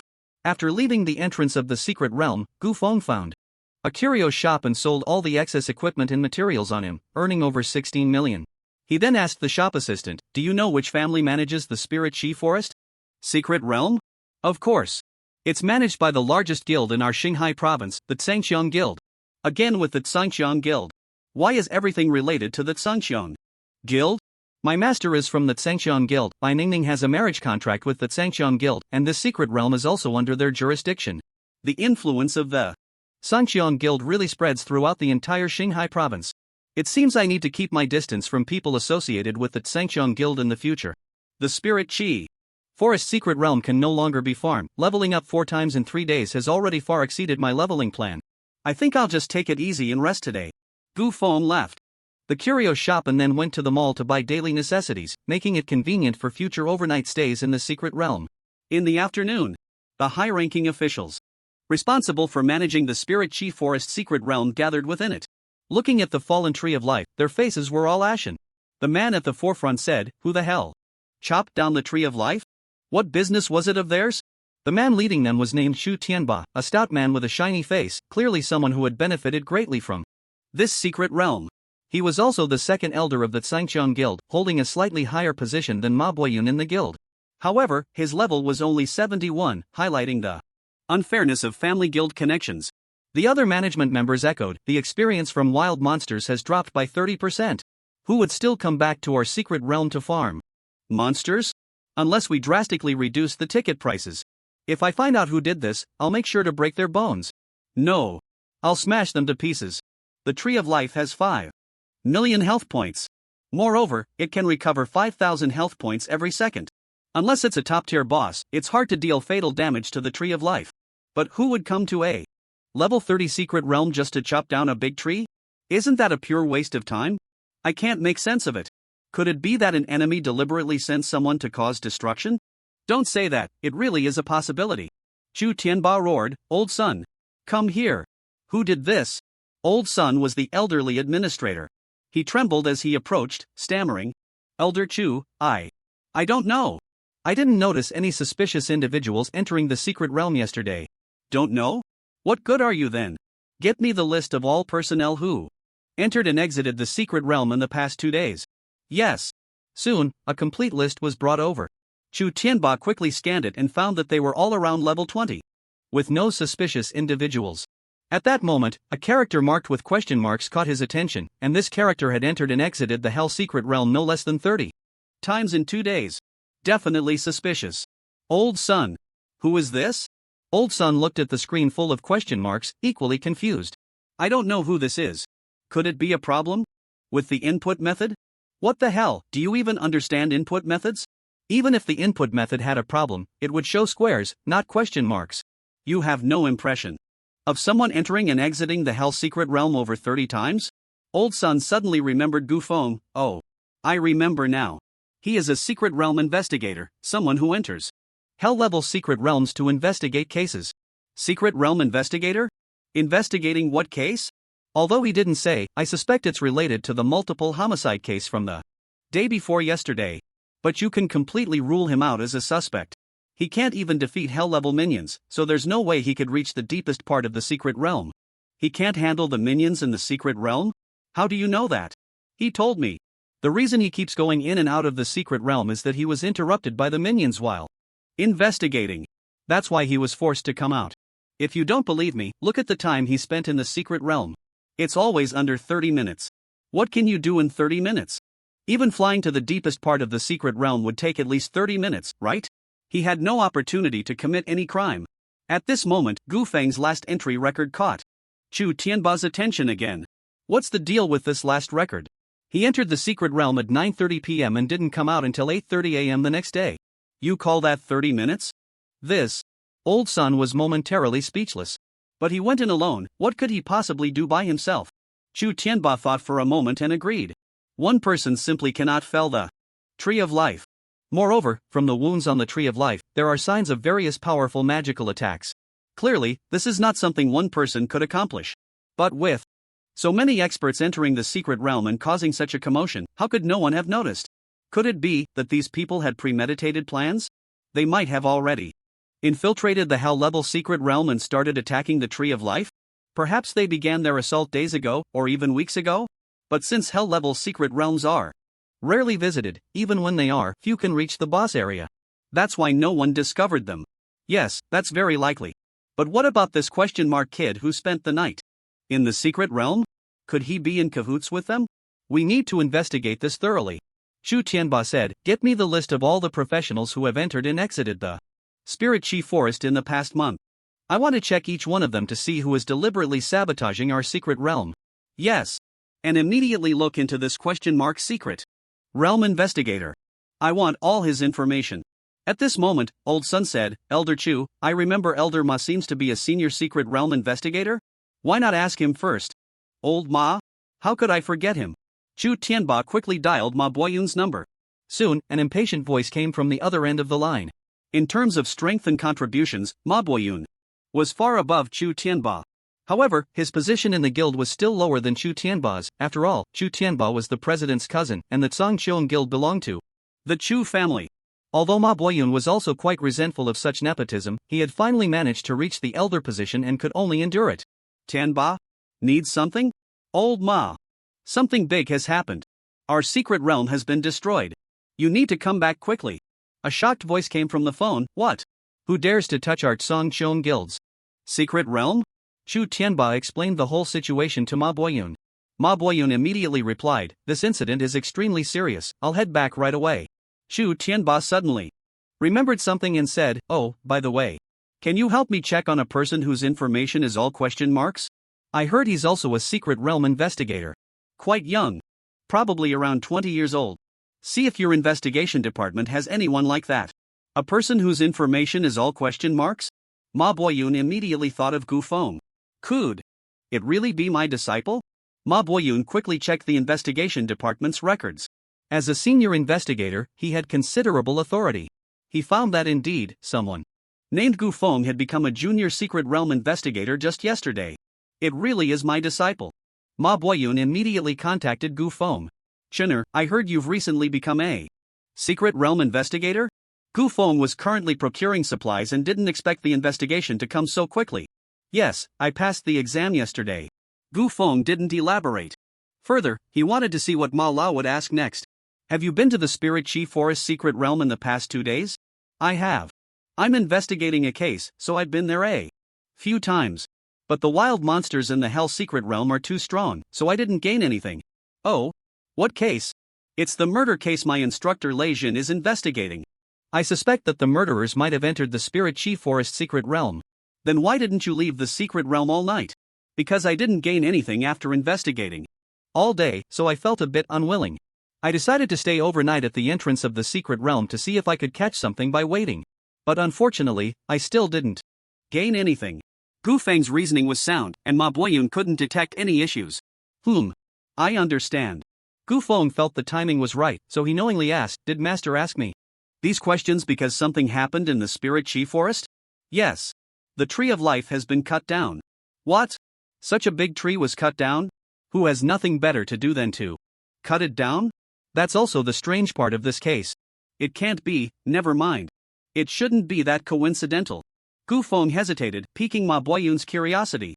Chenner, if you think of something, just say it. Could it be that the person who destroyed the Tree of Life is the same group as the murderers? Because those victims accidentally saw the suspects destroying the Tree of Life, they ended up being killed. Your analysis makes a lot of sense. I'll contact Lei Jin right away and have him come over. You should come too. Okay. Ma Lao. Soon after, Ma Boyun and Gu Feng arrived at the place where the Tree of Life had died, and Chu Tianba and his group also rushed over. Gu Feng politely greeted, Master. Then Ma Boyun introduced Gu Feng to Chu Tianba. This is my disciple Gu Feng. He entered the Spirit Chi Forest secret realm multiple times because he suspected that those murderers also entered the secret realm. However, due to his own lack of strength, his investigation was often interrupted by low-level monsters. That's why he went in several times. The reason he stayed overnight in the secret realm was to see if he could wait for the suspects to come out. But he still didn't wait for them. Oh, I see. But why does all his information show as question marks? Ma Lao paused and said, because he is an unclassed individual. Unclassed individuals have no profession, so they also have no attribute values. Unclassed? He's that universally recognized waste? Old Ma, you actually took a waste as a disciple. Have you gone senile? Chu Tianba mocked mercilessly. Actually, unclassed individuals are not just. As Ma Lao was about to explain, Gu Feng interrupted him, saying, Master, I've embarrassed you. I will train doubly hard in the future to grasp the essence of lightning power and make it up to you. What use is it for an unclassed individual to train? Wanting to grasp lightning power is just wishful thinking. Chu Tianba added another jab, showing no regard for Ma Boyun's face. Ma Lao already held a grudge against Chu Tianba and was too lazy to argue with him. However, since the Spirit Chi Forest belonged to the Tsong Chong Guild and the secret realm had been damaged, he had to come due to social obligations. Looking at Chu Tianba's disdainful expression, Gu Feng felt a surge of delight in his heart. He didn't care about others' opinions. The more Chu Tianba looked down on him, the less likely he was to suspect him, making him safer. This was exactly the goal Gu Feng wanted to achieve. At this moment, Lei Jin hurried over in a flurry. Sorry, I'm late. What have you found? Not yet started. Just waiting for you. Then let's begin. High-level insight technique. Ma Boyun and Lei Jin started a detailed examination of the wounds on the Tree of Life. Gu Feng also followed closely, learning the techniques of investigation. The three of them spent an hour and a half examining before they completed the investigation. However, the results left both Ma Boyun and Lei Jin frowning deeply. Chu Tianba quickly asked, How is it? What did you find? Hurry up and tell me. Ma Boyun said, We detected several different types of injuries from the wounds on the Tree of Life, primarily from fire spells, lightning spells, and summon creatures. Moreover, the power of these skills is quite formidable, with the most damaging skills definitely above level 55, and possibly even level 60 awakened skills. The damage caused by summoned creatures mainly consists of cuts, bite marks, and damage from arrows. It should be the work of the Necromancer's skeleton army and the Druid's summoned creatures. For summoned creatures to inflict such severe damage on the Tree of Life, they must be at least level 55. A few experts above level 55 could destroy a defenseless giant tree in no time. It wouldn't take days, just moments to kill the Tree of Life. And since the entrance and exit records of the secret realm show no information on these individuals, it's likely they used some special items. This is very similar to the case I'm investigating in the Beast Forest, where the other party's entrance and exit records are also untraceable. It seems a mysterious organization from abroad is deliberately sabotaging our Huaxia's secret realms. Zhu Tianba impatiently asked, I don't care if they're domestic or foreign, I want results. Lei Jin then said, the individuals who damaged the Tree of Life are clearly the same group I'm looking for regarding the murderers. Combining these two cases, and with the possibility of external forces at play, the nature of this case has become serious. Then what are we waiting for? Hurry up and find them. We can't let them get away. Ma Boyun and Lei Jin discussed for a moment, then called the headquarters. After hanging up, Ma Boyun said, the headquarters has upgraded this incident to an A-level event. From now on, the entire city is to be locked down, and all personnel in the city will be screened one by one, with members of the Zhongqiong Guild assisting in the investigation. Zhu Tianba, investigate. The Zhongqiong Guild will fully cooperate with the investigation. Even if we have to turn the city of Luo upside down, I will root these people out. They dare to cut off my financial resources, they must be tired of living. Then, old Ma walked over to Gu Feng and said, Shen'er, you shouldn't participate in this elimination task. The opponent's strength is vastly different from yours. Once they are exposed, they will definitely fight fiercely to escape, and I fear for your safety, so you don't need to participate this time. I will follow the master's arrangements. At this moment, Lei Jin also came over and said, Old Ma, you have taken in a good disciple. He scored full marks in both tests. He will definitely achieve great things in the future. Old Ma was also pleasantly surprised. Oh, is that so? It's just luck, he guessed correctly. Shen'er, how many surprises do you have that I don't know about? Hey, this sounds familiar. Soon, the city of Luo was locked down. Government and Zhongqiong Guild personnel began to investigate suspects overnight. The secret realm was definitely not going to be accessible. Currently, the only suitable secret realm for Gufeng in Luo City was the Spirit Chi Forest secret realm, while the others were either too low level or too high level. Gufeng found a hotel to stay in and began planning his future upgrade route. Suddenly, his phone rang. Gufeng picked up the phone and found it was a call from Bai Ningning. Hello, Gufeng, what are you doing? Nothing, just hanging out. What are you doing? I'm just thinking of you, so I called. Ahem. I see. By the way, how's your school life? It's okay, we have quite a few strong students in our class, so we have a lot in common, except for Chen Hui. But there's one thing that's particularly annoying. What is it? That Chu Jiahao is actually studying at our school. I came all the way to this city and still couldn't avoid him. Just by looking at his level, it's obvious he got in through connections.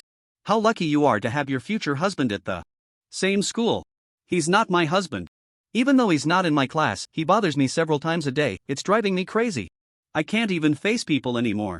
Plus, my dad sent a few bodyguards to watch over me every day. I really have no freedom at all, I'm almost depressed. Gu Feng didn't know how to comfort her. It seems every family has its own troubles, even someone as well-born and talented as Bai Ningning finds it hard to live as she wishes. By the way, does your school have any secret realms? Of course.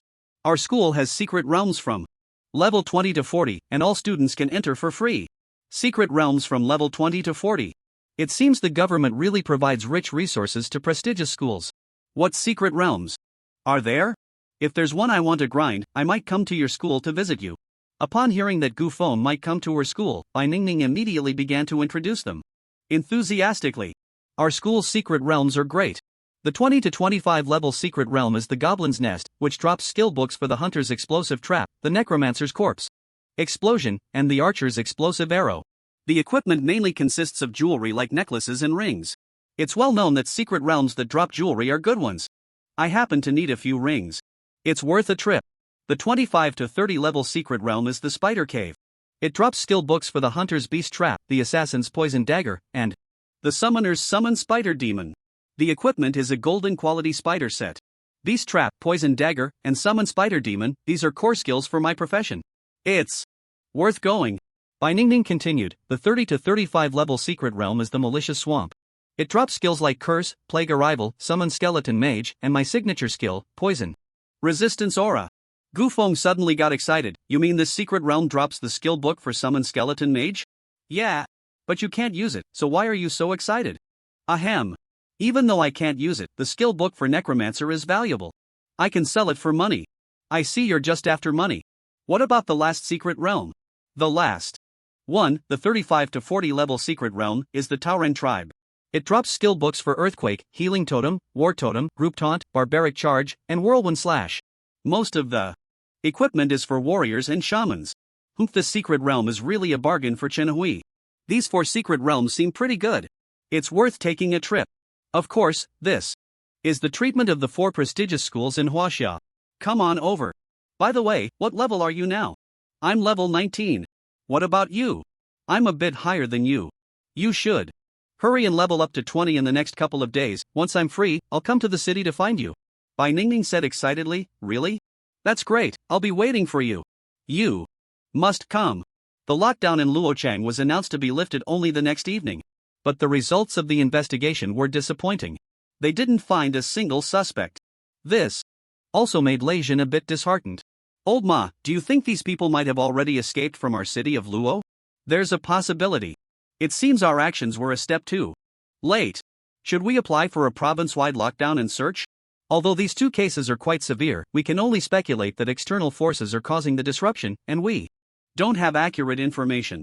Moreover, the economic losses caused by a province-wide lockdown would be too great. The higher-ups definitely won't agree to that. So are we just giving up? If this matter is indeed organized and premeditated, they will definitely look for another opportunity to strike. Next time, we must not let them escape again. Understood. After the lockdown in Luo City was lifted, Gu Feng immediately flew to the Magic City. Due to the long distance, Gu Feng took a plane this time, allowing him to rest a bit during the journey. The plane arrived in the Magic City at 4:30 a.m. the next day, and Gu Feng then headed to Magic City University. At 6 o'clock, Gu Feng found a nice breakfast stall and ordered several steaming baskets of meat buns, then called Bai Ningning and Chen Hui. Wake up, Miss Bai, the sun is already shining on the meat buns. The sun is already shining on your backside. Bai Ningning sleepily replied, Are you coming, Gu Feng? I'm right at the school gate, hurry out to eat meat buns. Okay, I'm on my way. Get up. Little dog, your brother Chen is here to take you to grind dungeons. Chen Hui excitedly jumped out of bed. Brother Chen, you came to our Magic City? I'm at the breakfast shop right at your school gate, hurry out and settle the bill for me. No problem. Soon, Bai Ningning and Chen Hui arrived at the breakfast shop where Gu Feng was. The 3 began to eat and chat. Which dungeon are we grinding today? I still need 2 rings, so let's start with the Goblin Cave. No problem, I'm all for leeching experience. Gu Feng was currently at level 29, and grinding the highest level 25 Goblin Cave wouldn't yield much experience. So he decided to do a favor and help Bai Ningning and Chen Hui level up. The 3 then headed to the Goblin Cave. The entrance to the Goblin Cave was located right between the boys' and girls' dormitories on campus. A secret realm completely situated within the school. Gu Feng asked with some concern, the entrance to the secret realm is right in the middle of your dorms, isn't that dangerous? Well, there's no other way. Our school is a prestigious institution with a history of over 100 years. Before the secret realm invasion, this was just the dormitory for boys and girls. After the invasion, a secret realm entrance appeared here. But it has existed for over 30 years without any issues. It's always been stable. Plus, all our teachers are experts above level 60. Even if problems arise in the secret realm, they will handle it promptly, so there's really no need to worry. As long as it's safe. Let's set off. Goblin Cave, secret realm level 20 to 25. Don't underestimate these cunning little creatures. They are not as weak as they appear. Note, due to terrain restrictions, the maximum party size for the secret realm is 5 people. The 3 entered the hellish secret realm of the Goblin Cave together. The Goblin Cave was quite narrow, but every so often, a torch was mounted on the wall to provide light. Goblins and gremlins are very different. Goblins only use wooden sticks and stones to attack humans or rely on plundering weapons, swords, bows, and shields from other adventurers to upgrade their gear. They are a low-level species that only knows killing and breeding. In contrast, gremlins possess a certain level of intelligence. They understand metallurgy, the production of gunpowder, and even mechanical manufacturing. Although both share the same ancestor, gremlins are far smarter than goblins. The visibility in the Goblin Cave is quite limited, with a turn or a fork in the path every few meters, making it very intricate and not suitable for quick movement. Gu Feng and the other 2 could only feel their way forward in the cave. Not long after, they heard chattering sounds ahead. As they turned the corner, they discovered 5 goblins gathered around a wooden barrel which was filled with gold coins, some cards, and 2 dice. It seemed that these goblins were engaged in some sort of gambling. Gu Feng checked the information on these goblins. Goblin Guard, LV.25 health 10,000, attack 500, defense 250, magic defense 200, skills. Taunt, shield block, shield bash, heavy strike. Goblin Assassin, health 8,000, attack 600, defense 180, magic defense 180, skills, stealth, backstab, throat slit. Shadow Strike, Goblin Mage, health 8,000, attack 300, magic attack 600, defense 180, magic defense 250, skills, Fireball, magic missile, Several professions gathered together. It seems this goblin's secret realm is not easy at all. At this moment, the goblins also noticed the presence of Gu Feng and the others. They immediately grabbed their weapons and entered a combat stance. 2 goblin guards raised their shields at the front. The goblin assassin immediately went into stealth mode, preparing to ambush. Meanwhile, the goblin mage began attacking from a distance. Chen Hui rushed forward to engage in battle with the goblin guards. Bai Ningning, who could both fight and heal, also charged in to attack. Want to ambush me? No way.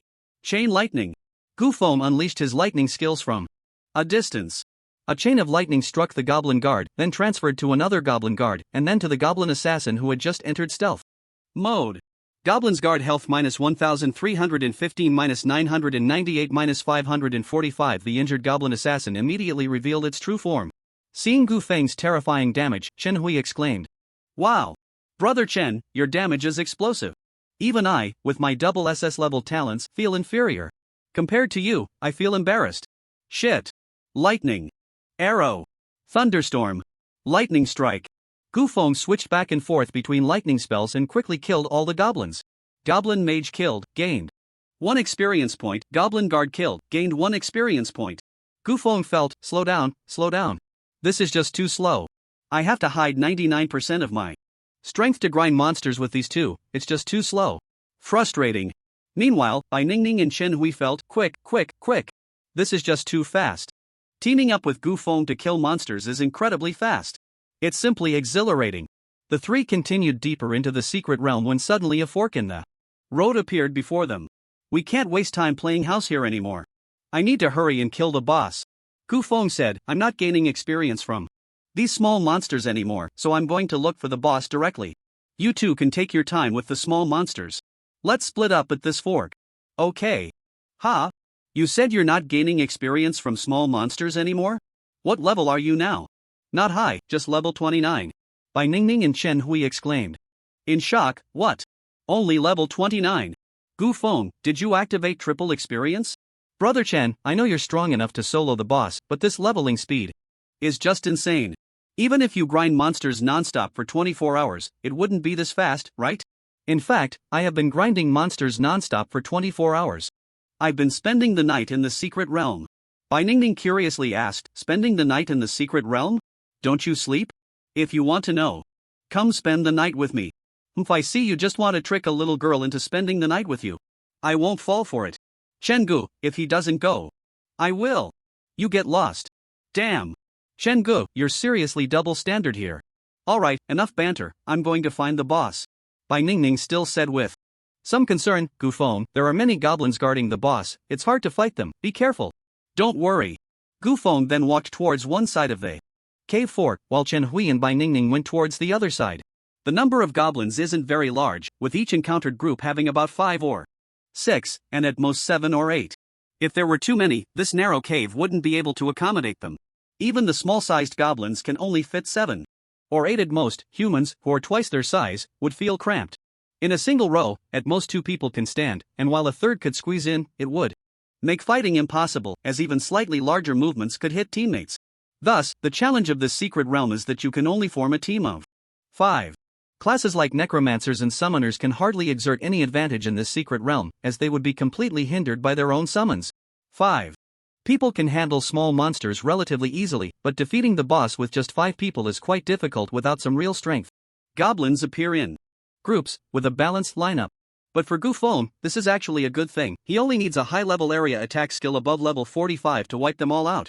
After killing a few waves of goblins, Gu Feng suddenly discovered 2 new goblin classes. Goblin's Laborer, Health 8000, Attack 600, Defense 200, Magic Defense 200. Goblin's Supervisor, Elite, Health 20,000, Attack 900, Defense 300, Magic Defense 300. Skill, Gun Attack, Whip, use a whip to harshly strike the laborer, putting it into a frenzy state, increasing movement speed and attack speed by 30%. The Goblin Laborer has no skills, mainly relying on the Goblin Supervisor's whip to increase buffs and deal damage. Looks like I need to deal with this elite monster first. Flame burn the heavens. Boom! Gufeng directly unleashed a level 50 skill, instantly melting these goblins. Taking them out together is also fine. Gufeng continued deeper and discovered another new goblin class. They carried a basket on their backs filled with spherical bombs. Wearing glasses, they looked a bit like the demolition expert Jinx. Goblin's Demolitionist, Health 9000. Attack 100, Magic Attack 600, Defense 180, Magic Defense 180. Goblin's Demolitionist carries 10 bombs, and once all bombs are used, they will exit the battleland. Flee. Skill, Throw Bomb, Self-Destruct. Throw Bomb, throw a bomb that explodes after 5 seconds. If the bomb touches an enemy, it explodes immediately. The explosion deals 150% magic area damage. Self-Destruct, when the Goblin's Demolitionist's health is below 20%, they will ignite all their bombs and rush towards the enemy. Bomb guy? Their bomb damage is quite high, and its area damage. In such a narrow cave, there's no place to hide even if you want to. Logically, it should be prioritized to take it down first. But once the Goblin's Demolitionist's health drops below 20%, they will ignite all their explosives, leading to a mutual destruction with the adventurers. That can also deal significant damage to the team. This is indeed a bit tricky. The best method is to kill the bombers in one hit, when their health is above 20%, or to kill them immediately after they ignite a bomb. Then quickly escape the explosion range. But for ordinary professionals, it's probably very difficult to retreat unscathed. However, none of this is a problem for me. I can handle them all with a single skill. Chain Ice Explosion. Bang! Bang bang! Clusters of ice crystals exploded around the Goblin Demolitions Expert. Goblin Demolitions Expert health -1500 -1550 -1480. After one skill, none of the Goblin Demolitions Experts died, and their health all dropped below 20%. They picked up the flint in their hands, struck sparks, igniting the bomb on top of the basket, and then quickly ran towards Gufeng. This is a bit awkward. Ice spells, aside from their powerful control effects, indeed have the lowest damage. A level 45 skill actually couldn't kill them in one hit. Watching several Goblin Demolitions Experts charge at him, Gufeng remained completely calm, silently counting down in his heart. 3 seconds. 2 seconds. 1 second. Now's the time, blink. Gufeng blinked and directly appeared 10 meters away from the Goblin Demolitions Experts. Immediately after, a loud explosion sounded behind Gufeng. Goblin Demolitions Expert died, gained 1 experience point. Goblin Demolitions Expert died. Gained 1 experience point. Dozens of bombs exploded simultaneously, shaking the entire cave. Debris from the cave's ceiling came crashing down. Gufeng was also pushed back 2 steps by the shockwave of the explosion. This explosion is quite powerful. It seems that only space displacement skills like Blink and Teleport can perfectly avoid such a strong explosion. Gufeng brushed off the dust on his body and continued forward. Not long after, he encountered several more Goblin Demolitions Experts blocking his path. Gufeng had been wandering in this maze-like cave for over half an hour, yet he still hadn't found any trace of the boss. There are just too many forks in this cave. If I keep searching like this, it would be a huge waste of time. Looking at the information of the Goblin Demolitions Experts, Gufeng suddenly thought of something. Goblin Demolitions Experts will disengage from combat after throwing all their bombs. Where do they go after disengaging? If I'm not mistaken, they should be going to replenish their ammunition. If I follow them, could I find the boss? Let's give it a try. Summon Giant Bear. Gufeng summoned a giant bear to absorb the explosion damage from the Goblin Demolitions Experts. The giant bear's massive body nearly filled 3/4 of the cave. Upon seeing the giant bear, the Goblin Demolitions Experts immediately began throwing bombs at it without hesitation. Boom boom boom. Bomb after bomb perfectly hit the giant bear's enormous body. It was hard to miss. With the giant bear blocking in front, no bomb posed a threat to Gufeng's safety. This was also the reason Gufeng summoned the giant bear. He didn't let the giant bear attack, it just silently took the hits to avoid accidentally killing the few fragile Goblin Demolitions Experts.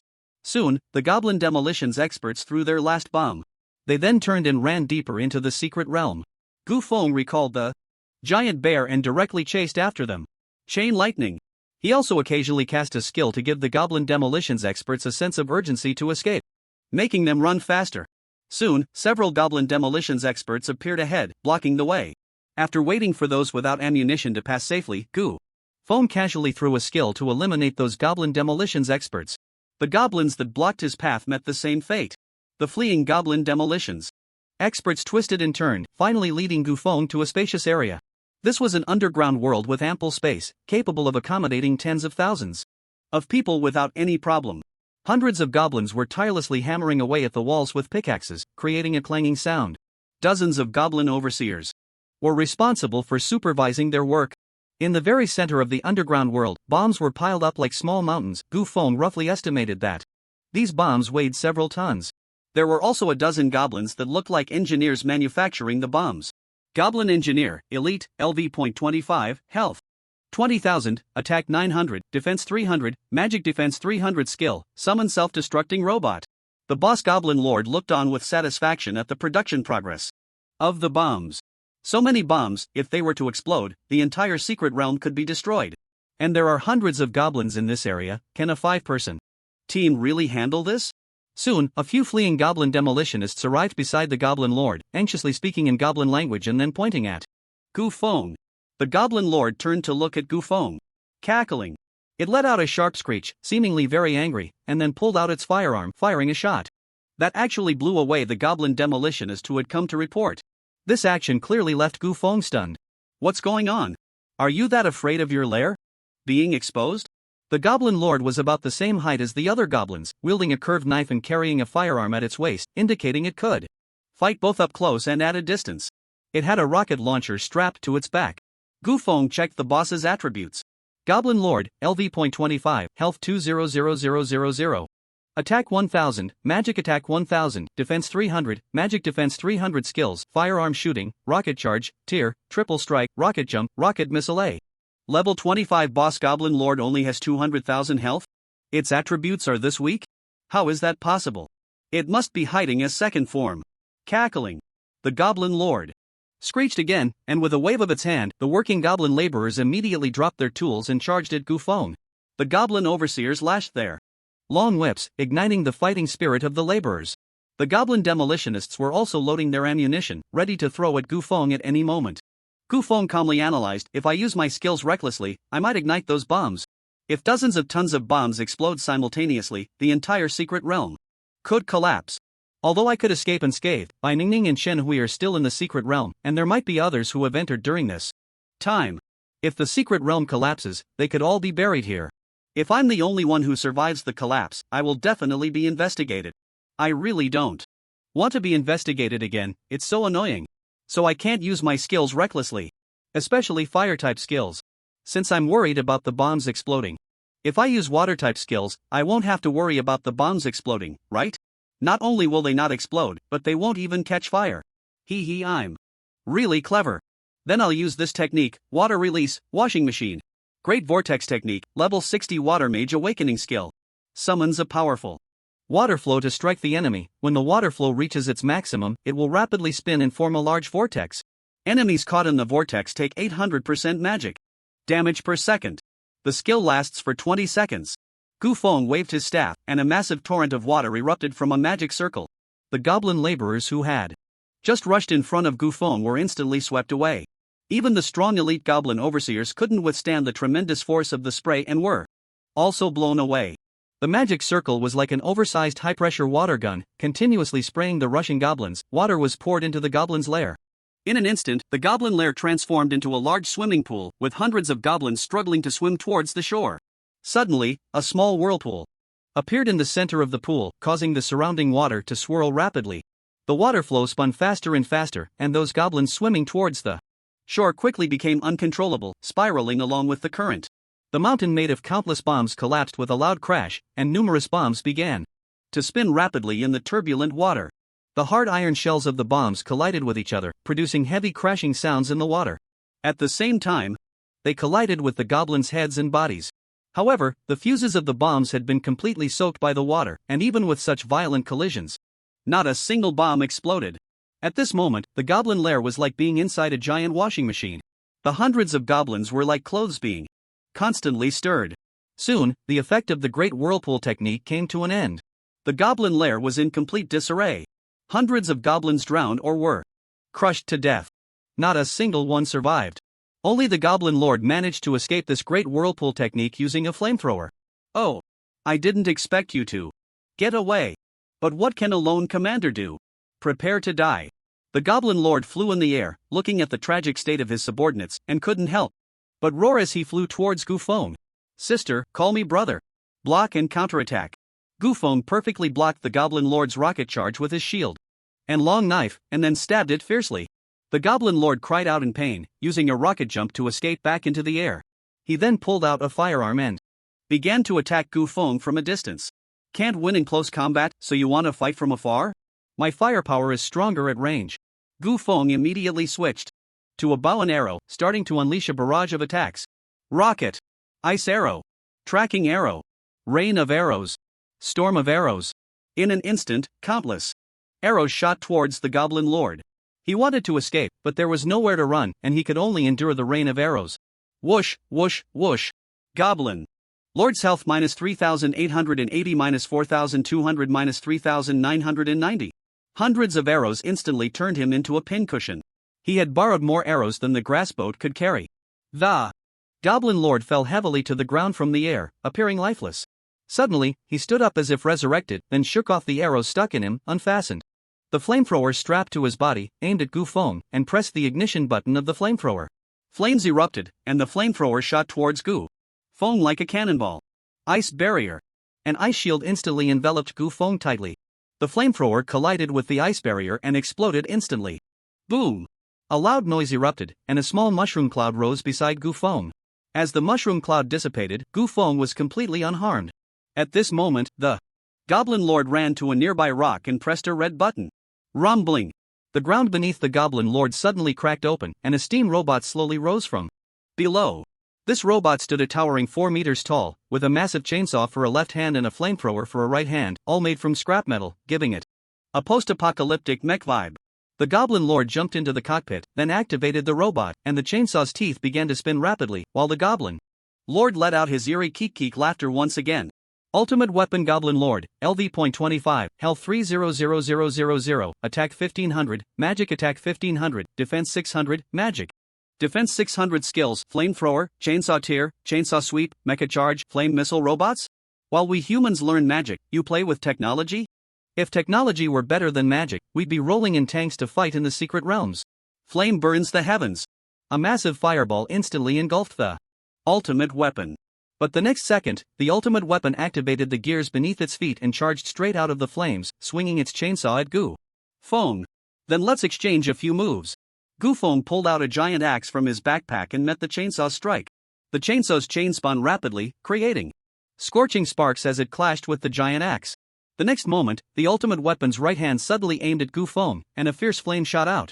Blink! Gufeng blinked behind the ultimate weapon. He then put down the giant axe and switched to the fighter's claws. Against a bulky mech like you, as long as I have hands and feet and can maneuver, it's just a full health beatdown. Fist of Inches. Crushing Fist. Rising Dragon Fist. Eagle Step. Whirlwind Kick.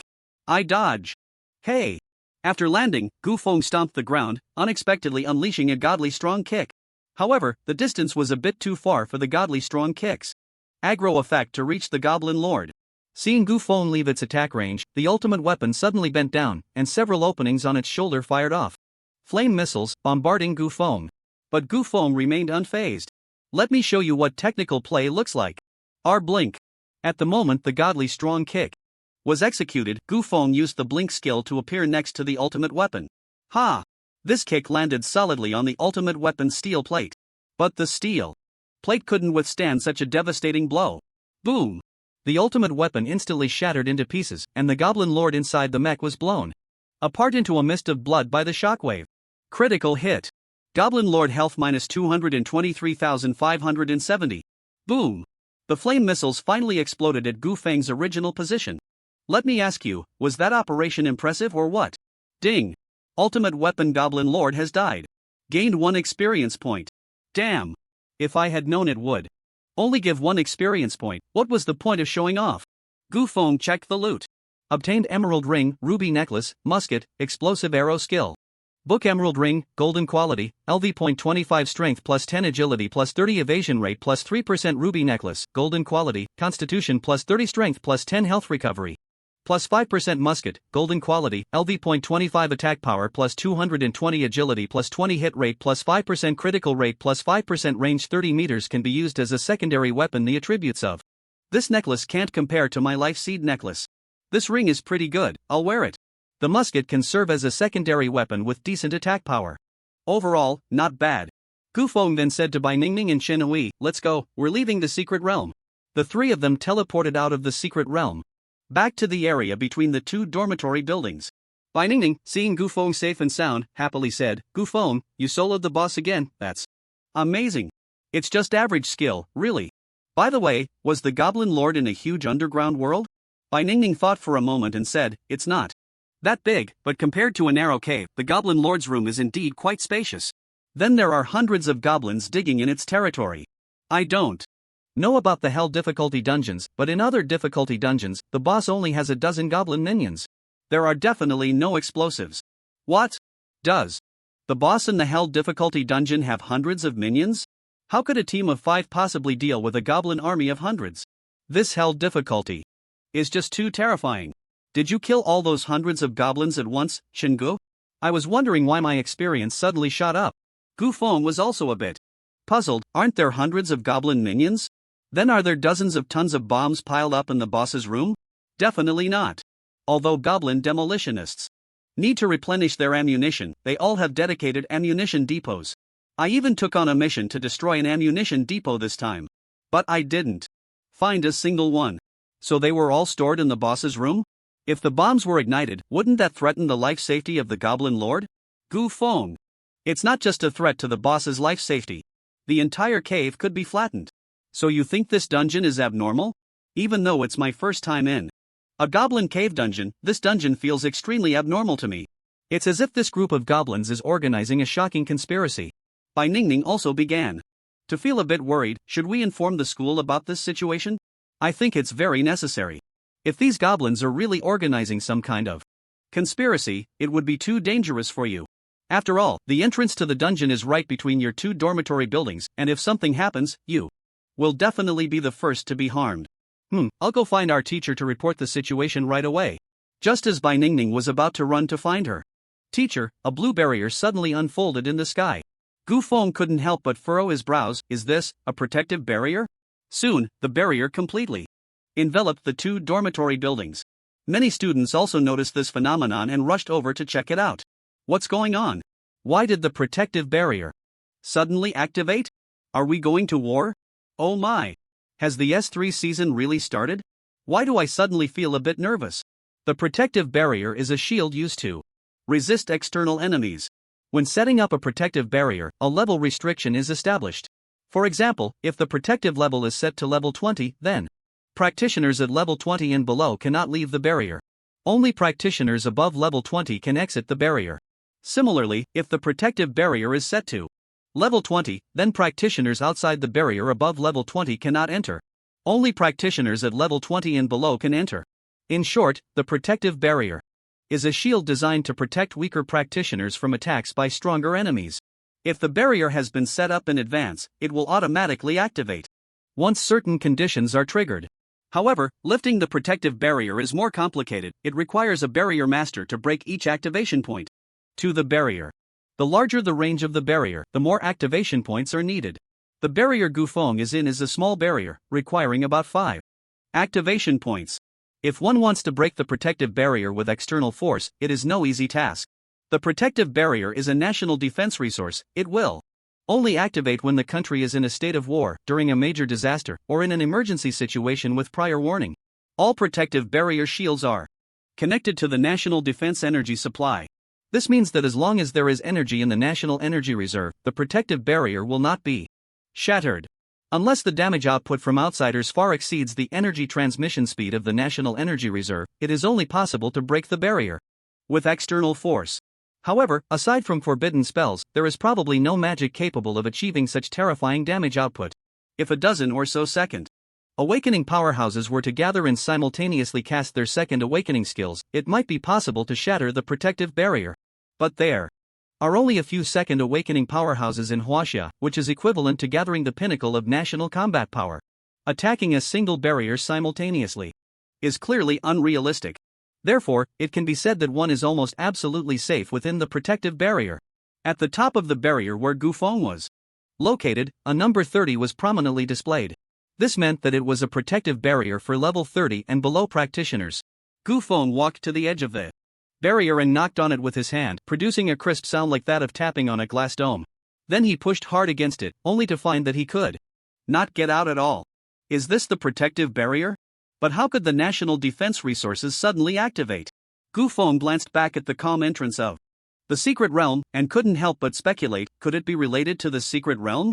A level 20 to 25 secret realm shouldn't be capable of this. Just then, two magical chains suddenly appeared, firmly locking the entrance to the secret realm. Secret realm chains?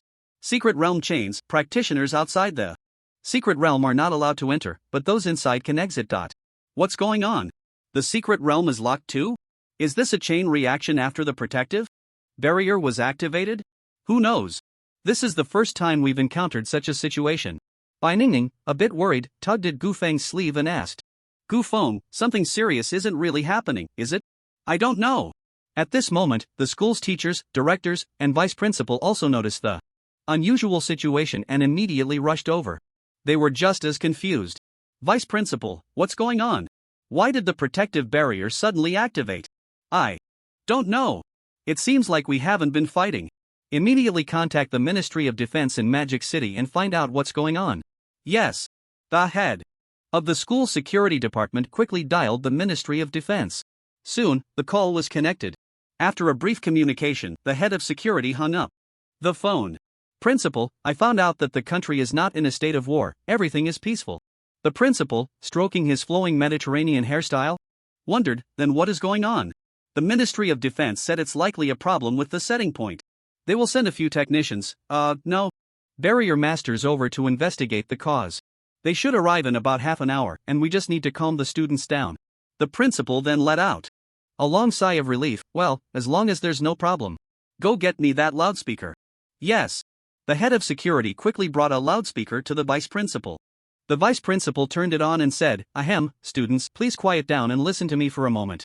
The activation of this protective barrier was completely accidental, there is no war or disaster outside. It may have been triggered due to an unstable setting point. Everyone can rest assured. Moreover, the government has stated that they will send a few barrier masters over immediately to ascertain the cause, and once the cause is determined, they will lift the seal for everyone. Please be patient and wait a moment. Oh, so that's what happened. I thought the S3 season had started. It's good that there's no problem. I still prefer peaceful times. Principal, what about our classes? We can't get out, and we still have classes to attend. Vice Principal, everyone need not worry. About classes, all classes this morning are cancelled, and you will have a half day off. Oh, the principal is mighty. The principal's decision was met with cheers from the students. Half a day off, and the secret realm is closed, so I'm going back to sleep. Is there anyone for ranking? I need a carry for the promotion match.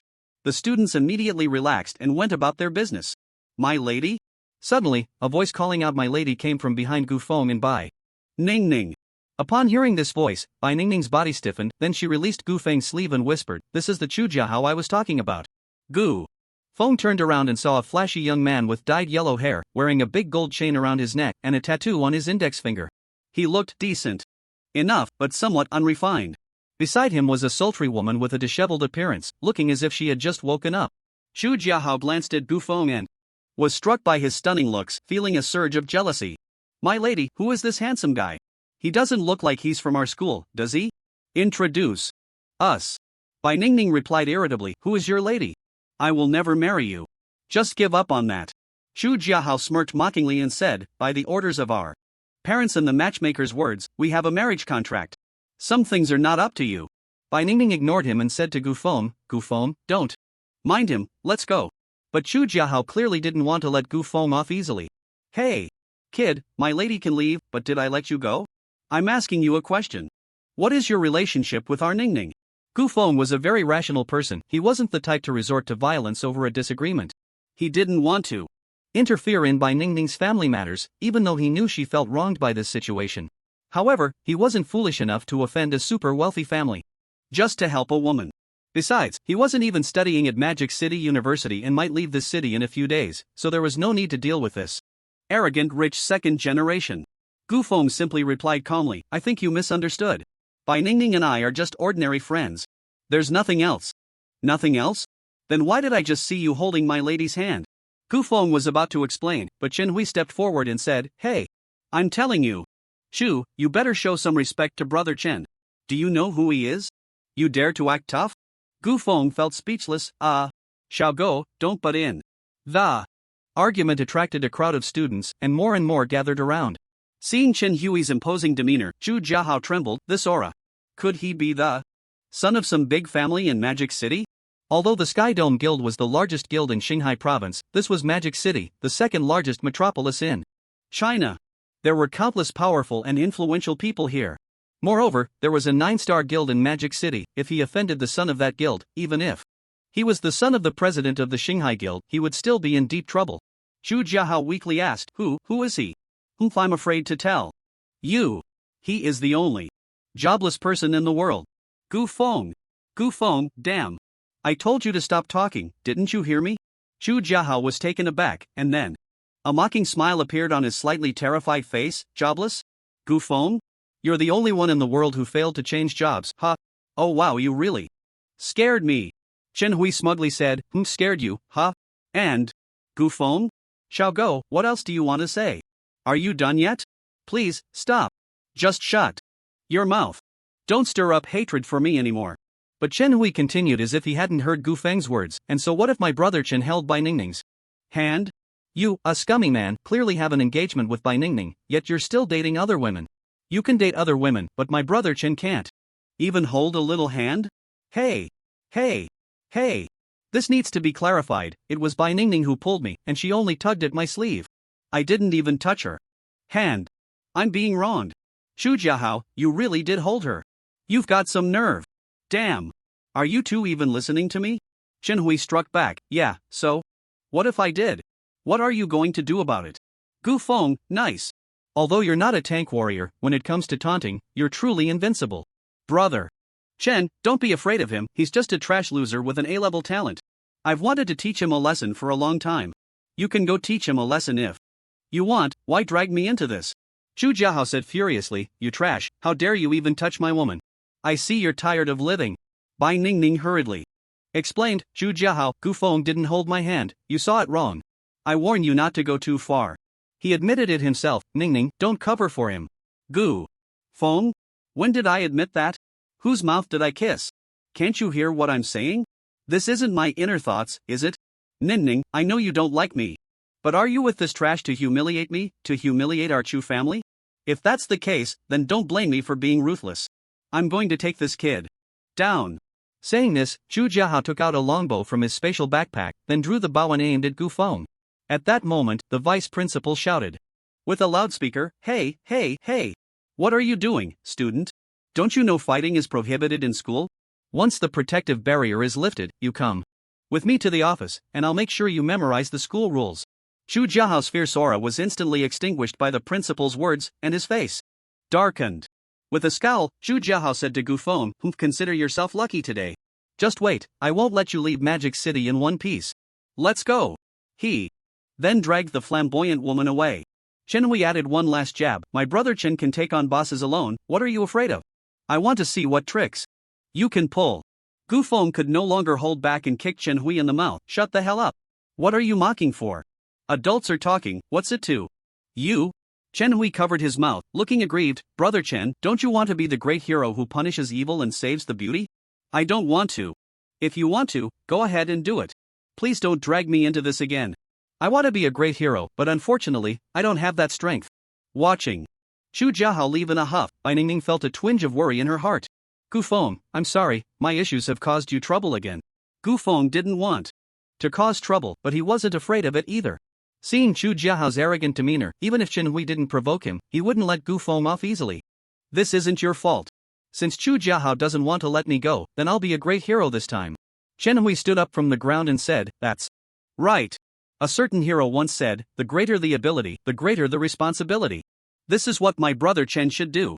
Gu Feng rolled his eyes at him, then took Bai Ningning's hand and said, let's get away from this fool. Bai Ningning was startled by Gu Feng's sudden handholding. Ah! Gu Feng, what are you doing? Someone will see us. Let them see. What's there to be afraid of? Anyway, your future husband has already claimed my hand, so if I don't hold it, wouldn't that be a loss? By the way, your little hand is really soft. How do you take care of it? Gu Feng greedily stroked Bai Ningning's hand like a lecher. That feels great. Worth it. Even if I get beaten to death by the Chu family, it's worth it in this lifetime. Bai Ningning's little face instantly flushed red. She tried to pull her hand away but found it tightly gripped by Gu Feng's warm hand. She simply gave up. She let Gu Feng lead her through their university campus, ignoring the strange looks from other students. At this moment, Bai Ningning felt incredibly relaxed and joyful. How she longed to live as freely as Gu Feng. To live unrestrained and carefree. Yeah, since they all think Gu Feng and I are holding hands, what's there to be afraid of? Bai Ningning spread her fingers, and her 5 delicate, smooth fingers slipped between Gu Feng's 5 fingers. Gu Feng was taken aback by Bai Ningning's action. Huh? Is this a shift from passive to active? I like girls who take the initiative. Their fingers intertwined. At this moment, Bai Ningning no longer avoided the gazes of others, she even enjoyed this moment. Let them watch if they want. Let them say what they want. The development of the guild? The prosperity of the family? Why should I sacrifice my happiness for that? 2. Hell with it. Why am I suddenly swearing? But it feels so good to curse. It's as if every curse word lets me vent my negative emotions. And the dirtier I say it, the more negative emotions I release. Damn. So refreshing. Damn, it turns out it's not just a plant. It's also a window for emotional release. No wonder so many people like to say it. I want to shout it out loud too. No matter how the situation would develop next, Bai Ningning had never felt so relaxed.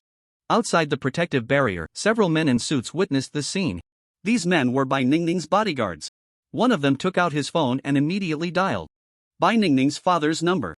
President, that kid Gu Feng has come back to the Magic City again. Just now, he even held Miss Bai's hand in front of young Master Chu. He hasn't let go yet.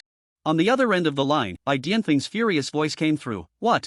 That kid actually held Ningning's hand in front of young Master Chu? He must be feeling bold. Why didn't you stop him? There was a little accident at the school, the protective barrier activated unexpectedly, isolating us outside. So, we couldn't get in at all. I warned that kid a long time ago, yet he still hasn't changed and keeps bothering our Ningning. Then don't blame me for being rude. You all make him disappear from this world. Understood. Bai Dianfeng suddenly remembered something and asked, by the way, what was young Master Chu's reaction at that time? Young Master Chu was very angry. He said he would teach Gu Feng a lesson and wouldn't let him leave the Magic City intact. Bai Dianfeng thought for a moment and said, oh, I see. Then don't act yet, let young Master Chu handle it himself. Let him take care of Gu Feng personally to vent his anger. If he can't handle it, then you all can step in to help him. Do you understand? Yes. Chu Jiahao returned to his private dormitory in high spirits. He threw his shirt on the ground in frustration. What kind of trash dares to touch my woman? It makes me so mad. The alluring woman said, young Master Chu, calm down. There's no need to get angry over a waste. They were just holding hands, what's the big deal? You've already slept with someone. Can you compare? What level are you, and what level is my wife? You're just someone to play with, while my wife is meant to marry me, to help our Chu family reproduce, to give birth to a baby with SS-level talent. So she must be pure. How dare a C-level talent like you compare with her? The alluring woman felt unhappy at Chu Jiahao's words, but she didn't dare to complain. As Chu Jiahao said, she was just a C-level talent practitioner, she had no family background and no abilities. If it weren't for her decent looks, she wouldn't even be able to cling to some wealthy young masters by selling her beauty, barely maintaining her identity as a practitioner. She would have long been working in an electronics factory tightening screws. What right did she have to compare herself to an SS-level genius? She didn't even have the right to feel jealous. Chu Jiahao roughly pushed her onto the bed. This useless jobless person is ruining my good mood. Get ready, I'm going to do it again. The alluring woman couldn't help but let out a soft hum, mocking herself in her heart. Am I still considered a practitioner now? About 30 minutes later, 2 barrier masters sent by the government arrived here. The vice principal immediately stepped forward to explain the situation. After understanding the circumstances, they quickly began their investigation. The The two of them cast spells to reveal the locations of the barrier expansion points, then arrived at one of the points to start lifting the seals. Soon, the first seal was lifted. The color of the blue barrier instantly lightened a bit. This meant that the barrier's defensive capability had weakened somewhat. Only when all 5 barrier expansion point seals were lifted would the barrier be completely removed. But at that moment, the originally blue protective barrier suddenly turned pitch black, completely obscuring any view of what was inside. Moreover, the barrier was continuously shrinking. The 2 barrier masters were taken aback, then immediately realized the seriousness of the problem and quickly called headquarters. The vice principal noticed something was off with the 2 and asked, "What's going on?" "Someone tampered with the protective barrier. We triggered this command while lifting it, and now this barrier can no longer be called a protective barrier. It is now a death barrier." The vice principal's expression turned grave. "What is a death barrier?" "A death barrier is a completely sealed barrier that continuously shrinks. It will eventually compress all the buildings, air, and living beings inside until they can no longer be compressed, turning everything inside into a sphere before the barrier stops." The vice principal felt a chill run down his spine. What? There's such a cruel barrier? But there are over 1,000 students inside. And they are all the elite among elites. If anything happens to them, it would be a loss for the entire Huaxia nation. You must save these children. Our levels are too low, we can only slightly slow down the shrinking speed of the death barrier. But don't worry, we've already contacted headquarters, and soon several special level barrier masters will arrive. Only they have the ability to lift this secret realm. He then glanced at his watch and said, "There should be enough time." The vice principal was so anxious he started stamping his feet. "Oh no! Please don't let anything happen." Inside the barrier, the entire barrier suddenly turned pitch black. Everyone panicked instantly. What's going on? Who turned off the lights? Is there a solar eclipse? The news didn't say there was one today. A solar eclipse isn't this dark. I can't see my hand in front of my face. Hey! What's this soft thing? It's so bouncy? Ah! Don't touch that. Where are the light mages and fire mages? Light it up quickly. Illumination spell. Fireball spell. Many mages with lighting skills began to cast their spells, bringing a bit of brightness to the pitch-black barrier. Some people walked to the edge of the barrier, touching the ink-black screen and said, "Classmates, it seems like it's not a total solar eclipse. It seems this barrier has turned dark. If it were a solar eclipse, we would at least be able to see some shadows of people outside, but I can't see anything now. Not only can I not see, but I also can't hear any sounds from them." More and more people moved towards the edge of the barrier. What on earth is going on? Why has the protective barrier suddenly turned black? Is it trying to prevent us from seeing what's happening outside? Could something major really be happening out there? Just then, someone suddenly shouted, "Ah! The barrier is moving. What's happening?" I was just pushing against the edge of the barrier with my foot, but I clearly felt my foot slowly moving backward. This barrier is shrinking little by little. What? More and more people pressed their feet against the edge of the barrier, and they too felt the barrier shrinking gradually. Not only that, but the trees at the very edge of the barrier also made a creaking sound, and then with a loud crash, they fell over completely. Crack, crack, crack. The school's buildings were also being deformed by the continuously shrinking barrier, appearing with cracks. What's going on? Why is the barrier shrinking little by little? Is it trying to crush us to death? Everyone, don't panic. This might just be a test organized by the school.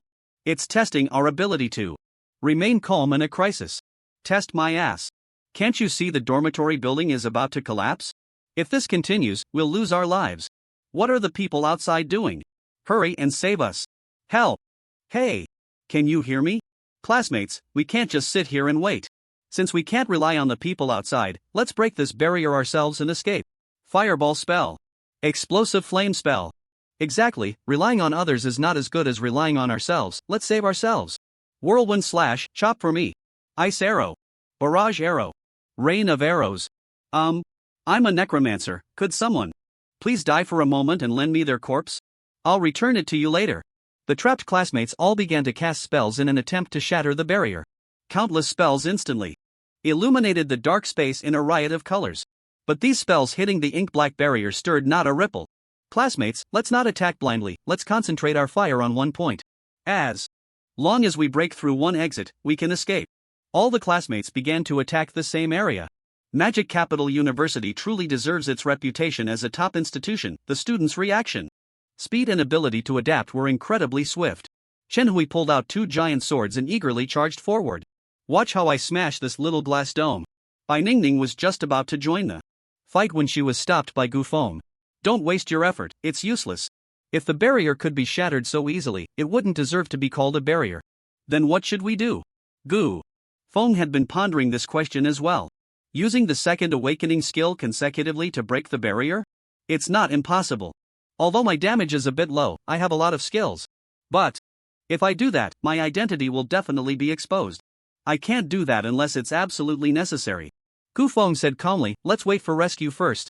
The people outside must also be trying to save us. Bai Ningning held Gu Feng's hand tighter. After about 10 minutes. Crack, crack. Boom. The two dormitory buildings also collapsed under the pressure of the barrier. A huge cloud of dust instantly filled the entire secret realm. Many students began to cough from the choking smoke. Yet the pitch-black barrier remained as smooth as ever, as if it had suffered no damage at all.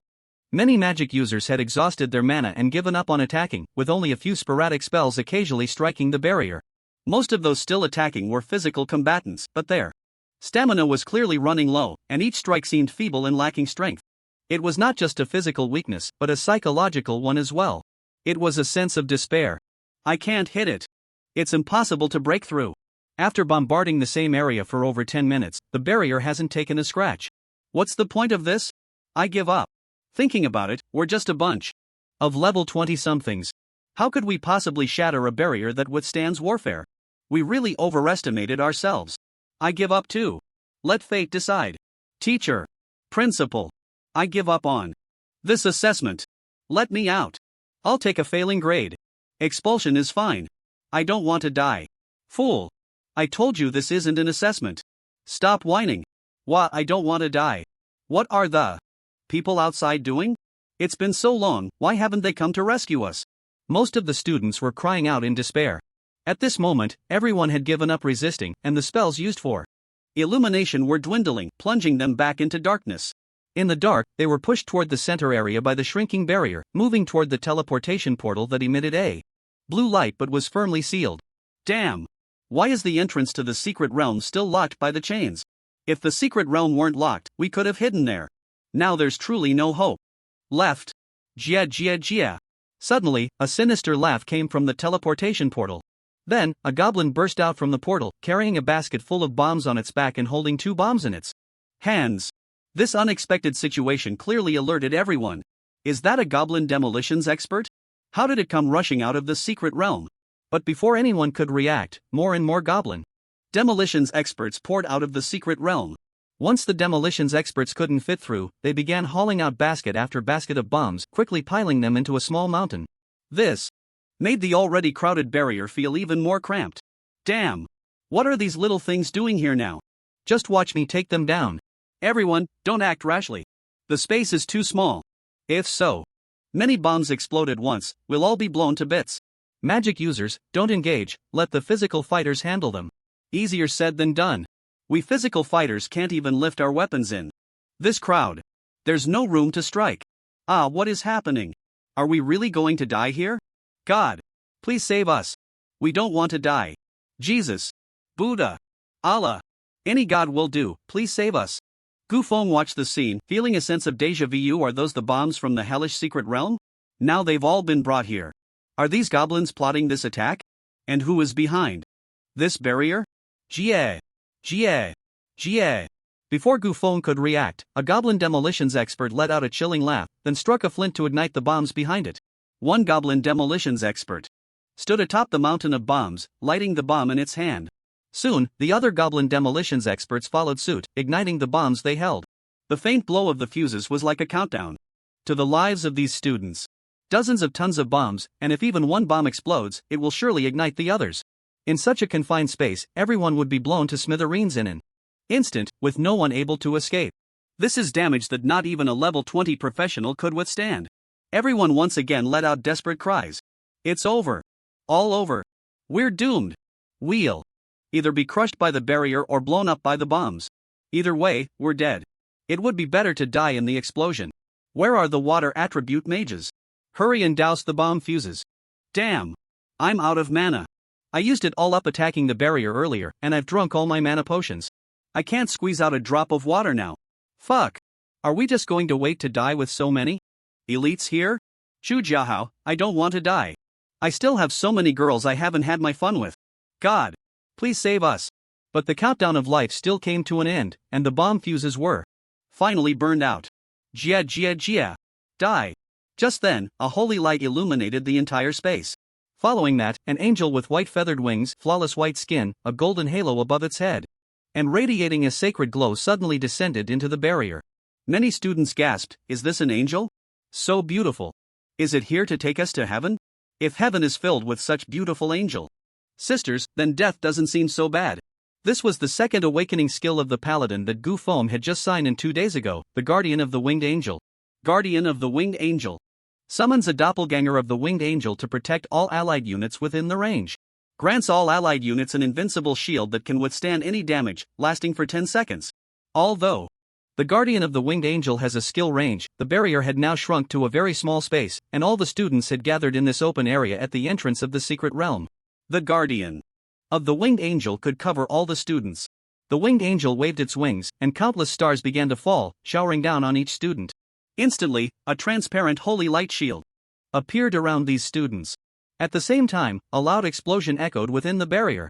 The holy light and fire intertwined, instantly turning the dark barrier into daylight.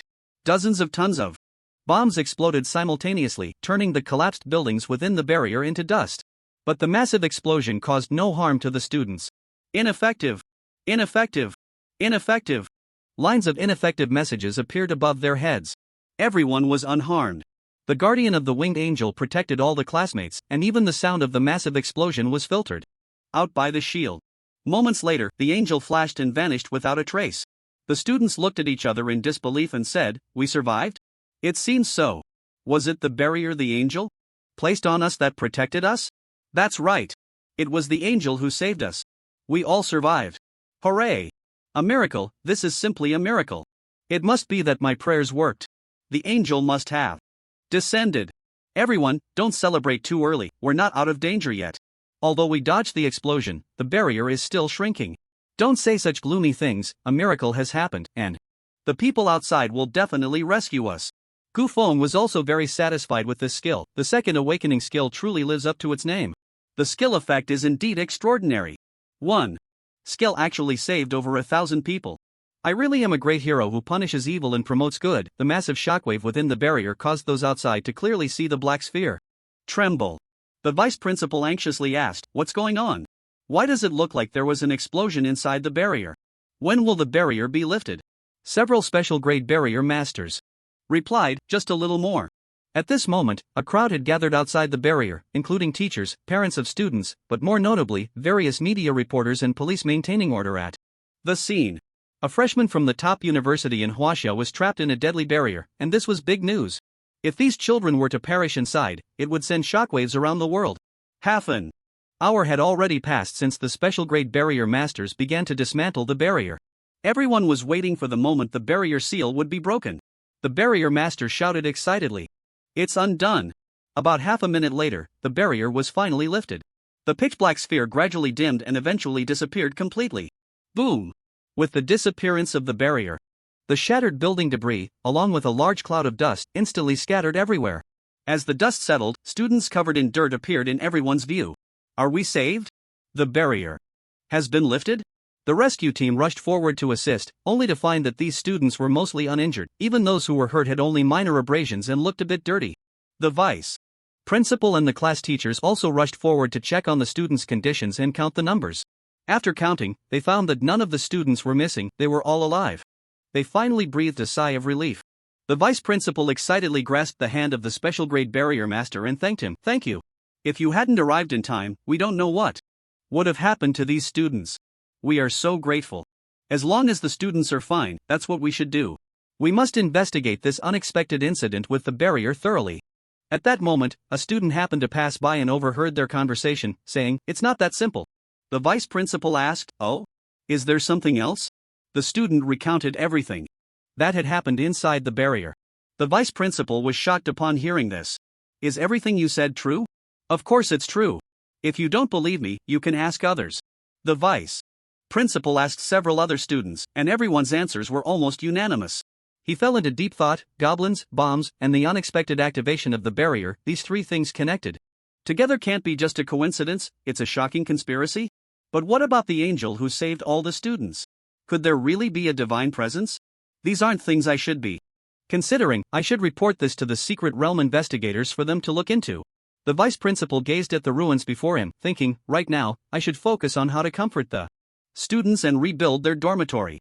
After the students were rescued, the school and government were also doing their utmost to comfort the frightened students, providing them with temporary housing and round-the-clock protection, and immediately contacted several special-grade Secret Realm investigators to come and investigate the matter. Gu Feng, although aware that there must be something amiss, suspected that the mysterious organization was behind it. However, he didn't plan to investigate this matter yet, as he was just a junior Secret Realm investigator and didn't have the authority to investigate major cases. Since the government had assigned special-grade investigators to take over, they should be able to uncover some clues. After all, those who could be promoted to special-grade investigators were not to be underestimated. Once they found out the results of the incident, he could ask his master for more information. At this moment, Bai Ningning and Gu Feng also looked quite disheveled. Looking at each other's messy appearances, they both burst into laughter. Ah, Gu Feng, you really look like a country bumpkin. You look even more like a village girl. But after laughing, Bai Ningning said with some concern, Gu Feng, you should leave Magic City as soon as possible. I always feel like it's too unsafe for you here. If I hadn't come to Magic City, you might have already been dead. Gu Feng said nonchalantly, it's fine, we were saved, right? Such things can't happen continuously. What I mean is, you should leave Magic City quickly before Chu Jiahao finds trouble with you. Right now, everyone has just escaped death and doesn't have the leisure to pay attention to other matters. This is the perfect opportunity for you to leave. I'm not afraid of a mere A-level professional.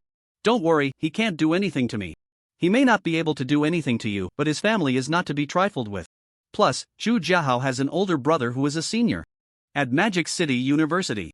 His brother is very strong, a member of the school team, and often represents the school in competitions. That's why Chu Jiahao dares to be so arrogant at school. A member of the school team? What kind of talent does his brother have? His brother awakened a hidden profession, Sword Saint, with an SS-level talent. He has a very rich array of offensive skills, and his current level is 48. Even if you can defeat Chu Jiahao, you definitely can't beat his brother. A Sword Saint? That's interesting. Moreover, he has a level 45 legendary weapon, the Thunderfire Sword. It was crafted at great expense by the Chu family, a legendary weapon that carries both lightning and fire powers, which has significantly boosted his attack. Even ordinary attacks carry two different elemental damages, making it very hard for enemies to withstand. If you injure Chu Jiahao, his brother will definitely come after you. You should leave quickly. Thunderfire Sword. A legendary sword weapon. What I need most right now is a sword weapon. It's so embarrassing that the flying sword I use for sword flight is still a level 10 iron sword. If I could get my hands on that Thunderfire sword, using a legendary sword for sword flight would definitely be impressive. Bai Ningning looked at Gu Feng with a somewhat greedy gaze and asked, Hey, Gu Feng, are you even listening to me? I'm listening. Since his brother has such a good treasure, then I definitely won't leave. Bai Ningning seemed to have misheard. Why aren't you leaving? His brother is very strong. No need to be afraid. I'm leaving. I'm going to find a hotel to take a shower. I'm filthy. Do you want to come with me? I can scrub your back. I don't want to, you big pervert. Chen Gu, if she doesn't go, I'll go. You help me scrub my back. Get lost. You're everywhere. Go rub against a tree. At that moment, a few of Bai Ningning's bodyguards came over and said, Miss Bai, we have booked you an absolutely safe room. Please come with us. Bai Ningning knew she couldn't shake them off, so she simply waved at Gu Feng and said, Gu Feng, I'm leaving. You must be careful. Don't worry, I'm fine. After Bai Ningning left, Gu Feng and Chen Hui found a hotel to take a shower. After showering, it was almost noon, and the two had a simple meal. Since Chun Hui's dormitory was destroyed and everything needed to be repurchased, they parted ways. In the afternoon, Gu Feng arrived at the second secret realm under the jurisdiction of Magic City University, the Spider Cave. This is a level 25 to 30 secret realm, and Gu Feng could still gain experience by killing monsters here. However, when Gu Feng reached the entrance of the secret realm, he was stopped by the realm administrator. Hey, where's your student ID? I'm not a student here. Because there was an accident in the school's secret realm, non-students are not allowed to enter. Please leave. It seems the school has also strengthened its defenses against outside professionals. Gu Feng took out his Secret Realm Investigator's badge from his pocket. I'm here to investigate this incident. Ha! I remember this incident. Was classified as a major event, and it seems only special investigators are qualified to investigate, right? That's correct, but the special investigators are looking into the Goblin Cave secret realm. Due to a shortage of personnel, they've assigned us junior investigators to check other secret realms. Oh, I see. Please, go ahead. Gu Feng successfully entered the secret realm with his investigator status. The spider cave was not much more spacious than the Goblin Cave, and its terrain was even more complex. The passages inside the cave crisscrossed and were covered in sticky spider webs. Every few steps, those annoying webs would cling to him. Gu Feng complained as he brushed the webs off his face. Damn. This bath was a waste. Summon Giant Bear. Gu Feng summoned the Giant Bear and instructed, go ahead, clear the way and wipe off all the spider webs. The Giant Bear? Roar. Although the Giant Bear was reluctant, it obediently complied. Not long after, a rustling sound of footsteps came from above Gu Feng's head. He looked up to see a large spider rapidly descending from a hole above. Venomous Fang Spider, LV.30 health 14,000 attack 500 poison damage 200 defense 350. Magic defense 350, skills, web spray fires a web at the target to ensnare it, rendering the target immobile. Poison Fang fires a venomous fang to attack the enemy target. Web binding, continuously. Spits silk to completely bind a target that has lost mobility or is paralyzed, rendering it completely unable to act. Note, fire-type skills can effectively counter the web binding. Passive skill. Normal attacks add poison damage, lasting for 5 seconds, stacking up to 5 layers. When the poison stacks to 5 layers, the target will be paralyzed for 2 seconds. Hiss, this little spider is quite strong. If I were alone in this secret realm, a slight misstep could turn me into its meal. But I won't make any missteps. The venomous Fang Spider attacked from above. It raised its rear and shot a web at Gu Feng. Whoosh! The web flew swiftly towards him. Back jump. Gu Feng used the back jump skill just in time to evade the attack. It's really not easy to dodge in this narrow cave. Lightning Arrow. Ice Spike. Fireball. Flame Burst. He casually cast several skills. Boom boom boom boom. All the skills hit their target. Venomous Fang Spider health minus 1300 minus 1420 minus 2490. Instantly, the Venomous Fang Spider was defeated. Venomous Fang Spider defeated, gained 3000 experience points, obtained 1 Venomous Fang material, obtained 1 skill Anti-Venom Leggings, silver quality. LV.30, silver quality equipment, garbage. Gu Feng directly stored it in his backpack. Then he continued on his way. Not far ahead, several more Venomous Fang Spiders attacked from all directions. The Venomous Fang Spiders used the same tactics, first spraying webs, then quickly crawling towards Gu Feng to attack. Blink.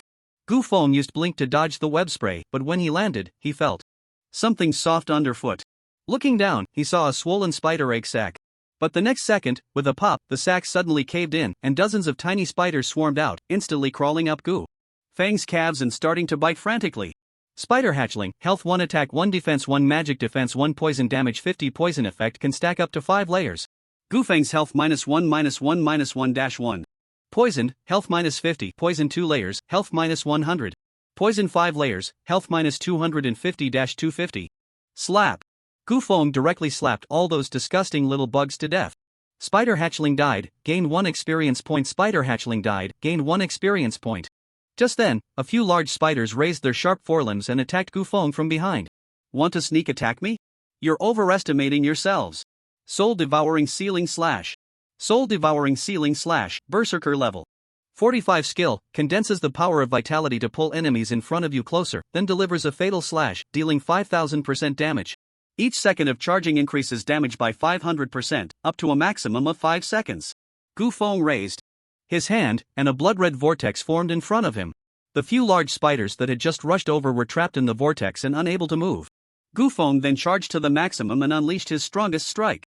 The few large spiders were instantly sliced into several pieces under the overwhelming slash. Venomous Spider died, gained 3000 experience points, obtained a Venomous Fang. Venomous Spider died, gained 3000 experience points. Purification Spell. Gu Feng picked up the loot and then used the purification spell to remove the poison effect on him. Only then did he notice that the ground and walls were covered with spider egg sacs, and one careless move could lead to contact. Each spider egg sac contains many of these disgusting little spiders. Although they only have one health point and die with a touch, the individual spider's toxicity is weaker, but their numbers are overwhelming, and they can quickly stack up to 5 layers of poison effect, which is truly disgusting. Is there a way to quickly deal with these little spiders while consuming very little? Gufeng quickly searched through his skill library. Suddenly, he discovered an excellent skill that could not only perfectly eliminate the spider hatchlings but was also a natural counter to the entire spider secret realm. I'll use it. Activate Flame Aura. Flame Aura, Aura Knight level 30 skill, deals 300 fire damage per second to enemies within a 10-meter radius. A reddish-brown flame aura immediately appeared beneath Gufeng's feet, dealing fire damage to all nearby targets every second. Boom! Several spider egg sacs instantly ignited. The little spiders that came rushing out were all panicked and fled, but the next second, another wave of fire surged in, instantly turning these little spiders to ashes. Not only that, but the surrounding webs also caught fire. Finally, I don't have to worry about these annoying spider webs hitting my face anymore. One skill perfectly solves all problems. It doesn't consume mana, and I don't have to actively cast it. By Ningning's Aura Knight skill is so convenient. Since spider webs are afraid of fire, will the venomous spider's web slinging skill become ineffective? I'll try it in a bit. Gufeng continued to move forward. Soon, he encountered a few more venomous spiders. They raised their butts and spat webs at Gufeng. This time, Gufeng didn't even dodge. Several net-like webs instantly enveloped Gufeng, but the next second, these webs ignited spontaneously. Hiss hot. Gufeng quickly extinguished the flames on his body. Damn! Almost self-immolated. Although the fire skill perfectly counters the binding of the webs can burn on their own. Unless absolutely necessary, it's better not to bring fire upon oneself. Chain lightning. Blizzard. Fire rain. Gufeng cleared away these spiders and continued on. Progressing through this cave-like secret realm was very slow. With no wide field of vision, he could only fight through one passage at a time until he reached the deepest part of the secret realm to find the boss. For ordinary players, this speed of clearing dungeons is normal, but for Gufeng, it feels like a waste of life. This is just too slow. Killing monsters one by one, when will I ever find the boss? No, I can't waste any more time. Let me see if there are any teleportation skills that can help me save some time? Gufeng checked the skill library again. Random teleportation. Teleport to any location within 10 kilometers. Cooldown time, 10 seconds. Random teleportation, the skill seems worth a try. For ordinary players, this could likely be a death sentence. If I teleport into a pile of monsters or next to the boss, it would definitely be a one-way trip. But what I want is to teleport into a monster pile, and if I can land in the boss's territory, that would be perfect. I'll use it. Random teleportation. Whoosh! Gufeng's figure instantly vanished from the spot. The next second, he appeared in a new area. A new type of spider appeared before Gufeng. This spider was covered in long hairs, each hair as thick as a pinky finger, hard and sharp like steel bars. Steel hair spider, LV.30 health 15,000 attack 600 defense 400 magic. Defense 400 passive skill, steel hair protection. When the steel hair spider takes physical damage, the attacker has a 50% chance of being pierced by the steel hairs, taking 500 points of physical damage. Why grow a coat of steel hair? Why not just have normal hair? You're such a dirty spider. Don't come near me, stay away. Flame burn. Boom! A large fireball ignited beneath the steel hair spider. Under the scorching heat of the flames, the hard steel hairs curled up, looking like a bad perm. Steel hair spider defeated, gain 3,000 experience points. Steel hair spider defeated, gain 3,000 experience points. After dealing with these spiders, Gufeng used random teleportation again. Whoosh! Gufeng arrived in a new area and saw a new species of spider. Wolf spider, LV.30 health 15,000 attack 600 poison damage 250 defense 400 magic defense 400. Wolf spiders do not weave webs, but they move very quickly on the ground and are more poisonous. Upon seeing Gufeng, the wolf spiders immediately charged at him. Their 8 legs spun like 8 little electric motors, leaping towards Gufeng. Ice ring. A wave of icy air erupted from Gufeng, instantly freezing the wolf spiders. Flame storm. In a world of ice and fire, these wolf spiders perished in an instant. Wolf spider defeated, gain 3,000 experience points. Wolf spider defeated, gain 3,000 experience points. Random teleportation. Wind sweeps the clouds. Random teleportation. Mountain crumble and earth split slash. Gufeng used random teleportation, swiftly moving through the dungeon, harvesting wave after wave of small monsters. But he still hadn't found any trace of the boss. Random teleportation. I didn't expect this boss to be so hard to find. If I do find you, I will definitely. At that moment, a cold female voice came from behind Gu Feng. Oh? What are you going to do to me? Gu Feng turned around to find a slender, alluring female spider spirit. It was the boss Gu Feng had been desperately searching for. Spider Queen Iris. LV.30 Health 600000 Physical Attack 1000 Magic Attack 1000 Physical Defense 500 Magic Defense 600 Skills Summon Spider Swarm. Venom Sting, Summon Self-Destructing Spider, Neurotoxin, Cocoon. Gu Feng said your attributes and skills are so weak. What if I kill you? Iris not only didn't get angry, but instead teased, calling me weak. You little brat have quite the mouth. Then come and hit your sister. You told me to hit you. You think a little brat like you can kill your sister? Come on. Hit me. Okay. Then take this, awakening 5 strikes. Boom boom boom boom. Countless terrifying magic blasts bombarded Iris. Moments later, only half of Iris's body remained as she fearfully stumbled backward. Oh? Not dead? Looks like a few hits didn't crit. What a mistake. Gu Feng stepped forward, ready to collect her spider head. Iris said in terror, Who are you? Why did you use 5 awakening skills in a row? You have no martial ethics. Why are you here to bully low-level players in the secret realm? Oh? So you know you're weak. But you don't have the right to know who I am. Thunderstorm technique. Put. Iris's body instantly exploded into pieces. Gu Feng checked the loot dropped by the boss. Obtained Spider Queen's Crown, Spider Venomous. Armor Spider Queen's Crown, LV.30 Diamond Quality Strength plus 30 Agility plus 30 Normal Attacks can add 300 points of poison effect, which can stack up to 5 layers. Spider Venomous Armor, LV.30 Gold Quality. Obtain Skill Book, Summon Spider Demon, Poison Dagger. The harvest is still decent. Gu Feng looked at his experience bar, still 50% to level up. Then let's grind a few more times until I level up. Gu Feng continued to grind. In the Spider Cave Secret Realm. Although the underground cave's terrain was complex, the area wasn't very large. After using the teleportation spell a few more times, there was still a high chance of teleporting to the boss's room. On the other side, Yi Qianwei excitedly said, Yay! The guild finally broke 100 members. That's great. Yi Yue also happily said, Yes, that's awesome, sister. Our guild is slowly getting stronger. This is all thanks to Gu Feng. If he hadn't persevered last time and helped us clear the Hell Difficulty Secret Realm task, our guild wouldn't have gained such fame so quickly and recruited so many members. Yeah, a 3-person guild clearing the Hell Difficulty Guild promotion trial is truly a miracle. Then let's keep working hard and make the guild bigger and stronger. Yes. The two sisters were full of confidence and ambition. Just then, a notification suddenly appeared in Yi Qianwei's mind. Ding! Your guild has reached the upgrade standard. Please consider carefully whether to upgrade the guild. Yi Qianwei was stunned, then quickly opened the guild page to check the guild. Experience progress. Experience required for guild upgrade 200,000/200,000. The guild has reached the upgrade standard and can upgrade from level 3 to level 4. What? The guild can upgrade again? It's only been a few days. And most of the guild members joined in the last 2 days, with no contribution. Who was grinding the contribution? Yi Qianwei hurriedly checked the guild contribution ranking. First place, Gu Feng, contribution 188,348. Second place, Yi Qianwei, contribution 2,318. Third place, Yi Yue, contribution 964th place. Seeing Gu Feng's contribution, Yi Qianwei couldn't believe her eyes.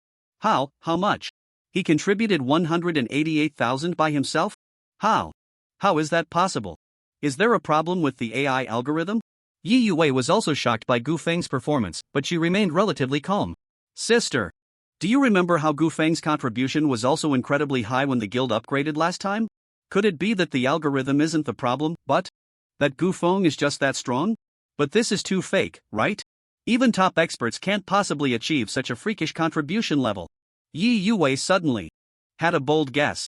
Sister, could it be that Gu Feng is a hidden big shot? A hidden big shot? Isn't he an unemployed person? That's right, he is unemployed. But all the information we see about Gu Feng is a question mark.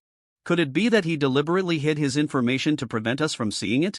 Are you saying that Gu Feng is actually very powerful? Compared to Yi Qianwei's brash personality, Yi Yue was more composed and able to think things through. Calmly. I believe Gu Feng has definitely hidden his strength.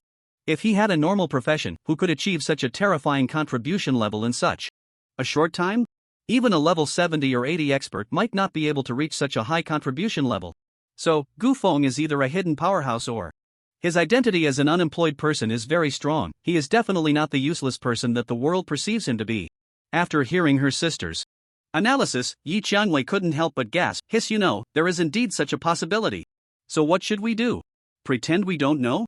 Gu Feng doesn't seem like a bad person. Since he has no ill intentions towards us and has contributed greatly to the guild's development, pretending we don't know is the best way to maintain our relationship. That makes sense. Although Yi Qiangwei was the guild leader, all the major and minor decisions in the guild relied on her sister's judgment. Should we upgrade the guild now? Let's ask Gu Feng first. If he agrees to upgrade now, it means he is absolutely confident in completing this promotion task. He is definitely a hidden powerhouse. We can also take this opportunity to see Gu Feng's true strength. If he disagrees with upgrading now, it means he is not a big shot, just an unemployed person with slightly stronger abilities. That makes sense. I'll contact Gu Feng right away.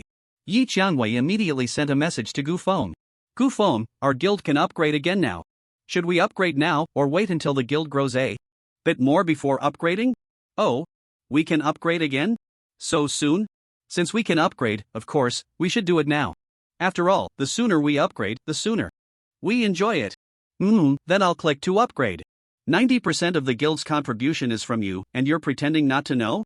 Just keep pretending. Go ahead. Gu Feng really hadn't been paying attention to the guild's dynamics. After all, this guild wasn't his own. There was no need to be too concerned. Yi Qiangwei didn't ask for the opinions of other members in the guild and directly chose to upgrade the guild. The Rose Guild has chosen to upgrade, and the promotion task is being assigned. Last time I drew a hell level promotion task, this time it should give me an easier one, right? Ding! Task assignment successful. The Rose Guild's promotion task is to resist the invasion of the insect race. Secret Realm difficulty, Hell difficulty. Secret Realm level 39. The Secret Realm will open in 30 minutes. Please prepare all guild members.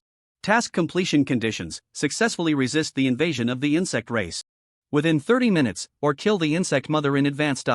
Yi Qiangwei was stunned again. What the hell is this? Why is it another hell level promotion task? God, do you want me to go to hell? Not only was Yi Qiangwei stunned, but all the members of the guild were also taken aback. Then the guild chat exploded. What's going on? Hell level promotion match? Are you kidding me? I remember the last promotion task for this guild was also hell level, right?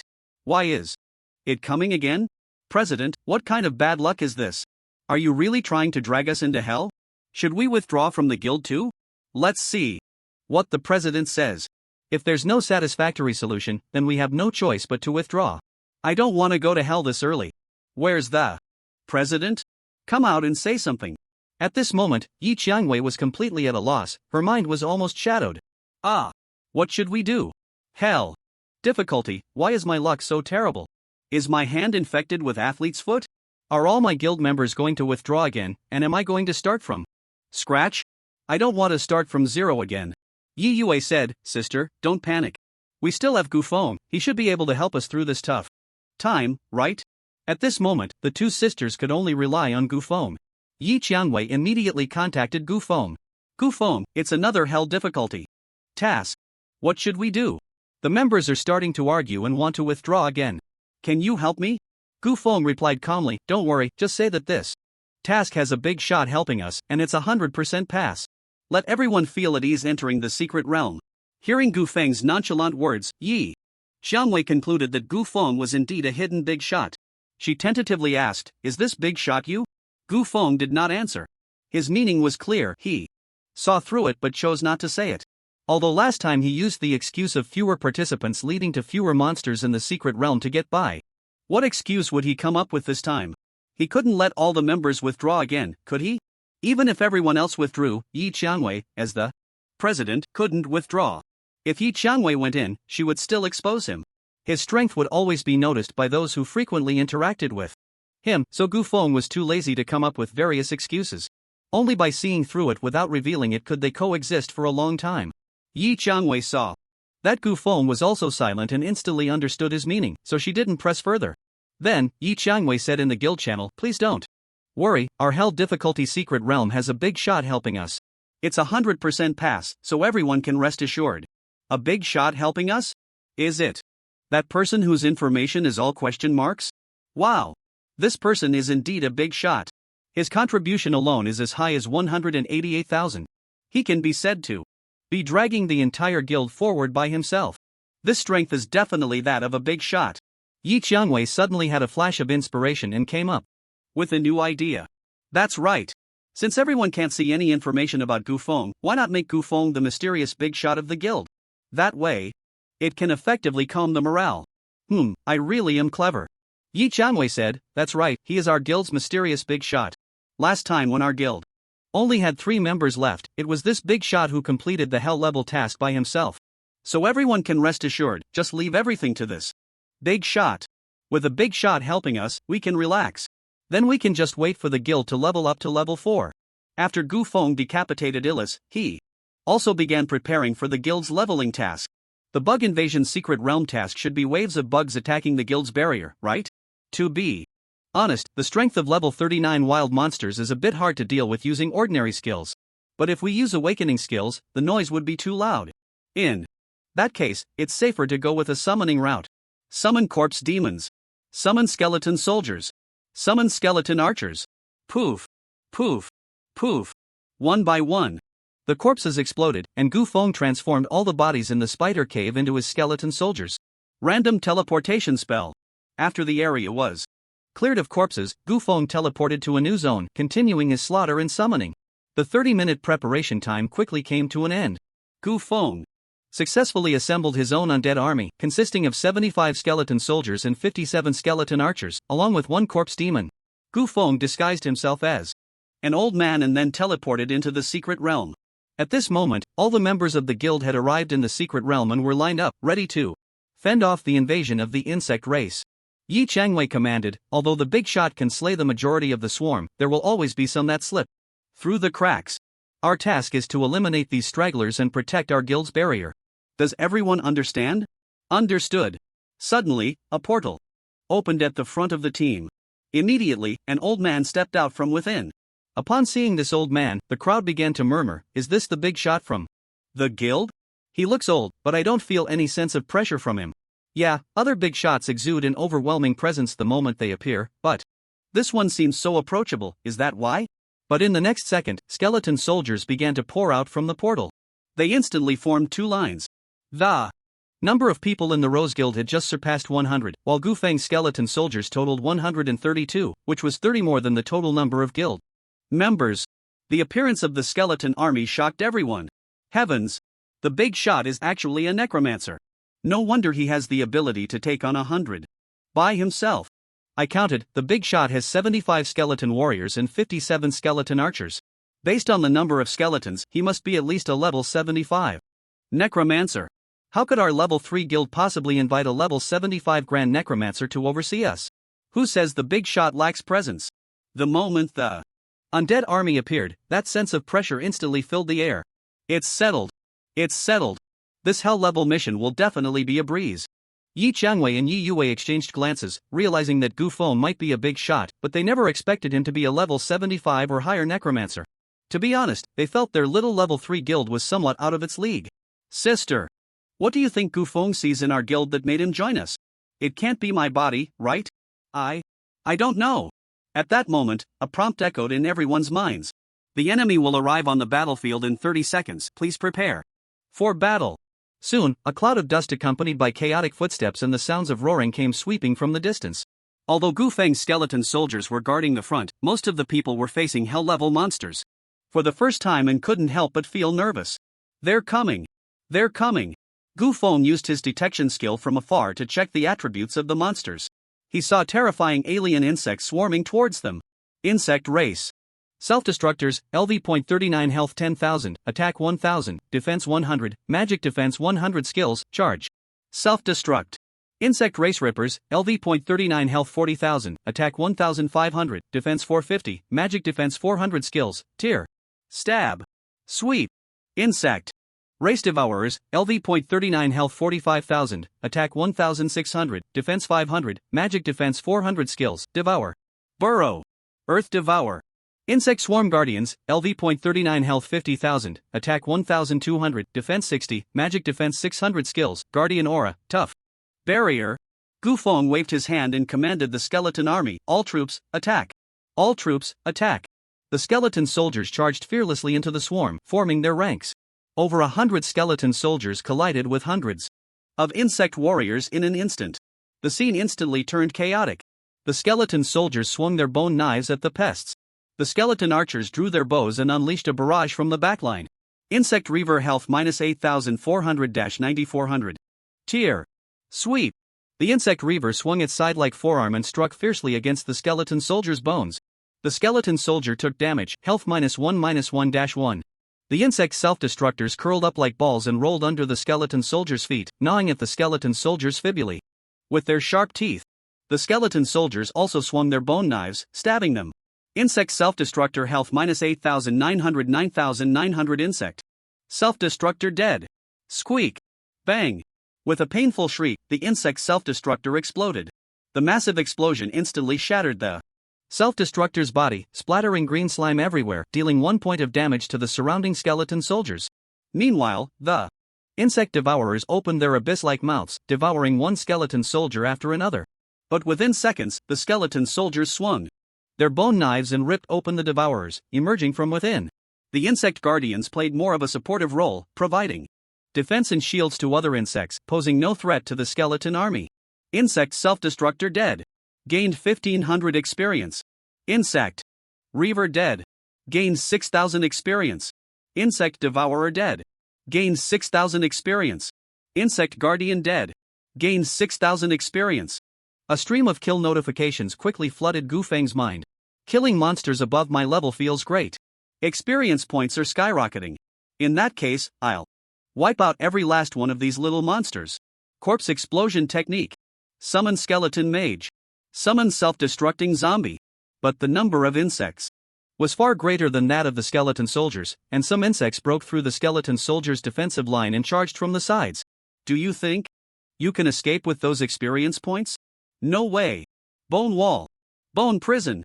Gu Feng instantly erected bone walls, enclosing the battlefield in a triangular structure. The insects that charged from the sides could only pass through the exit at the bottom of the triangle. He trapped the isolated insects with bone prisons. One man holds the pass, 10,000 cannot get through. Summon Soul Reaper. Soul Reaper, level 60 Necromancer awakened skill.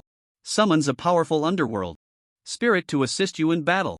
Soul Reaper, LV.60 health 200,000 attack 8,000 defense 4,000 magic defense 4000 skills. Death Harvest. Death Mist. Weakness. Curse. Soul Drain. A powerful undead figure wielding a giant scythe, cloaked in black, and wearing a hood was summoned from a black magic circle. The aura of death instantly filled the area. The Soul Reaper swung its scythe and began to slash wildly. Then it extended its skeletal arm and cast the weakness curse on the insects ahead, causing a large group of them to slow down in movement and attack speed. A black mist slowly emanated from around it, and any insect that inhaled this mist began to bleed as if afflicted by a plague. Dozens of insects fell dead in an instant.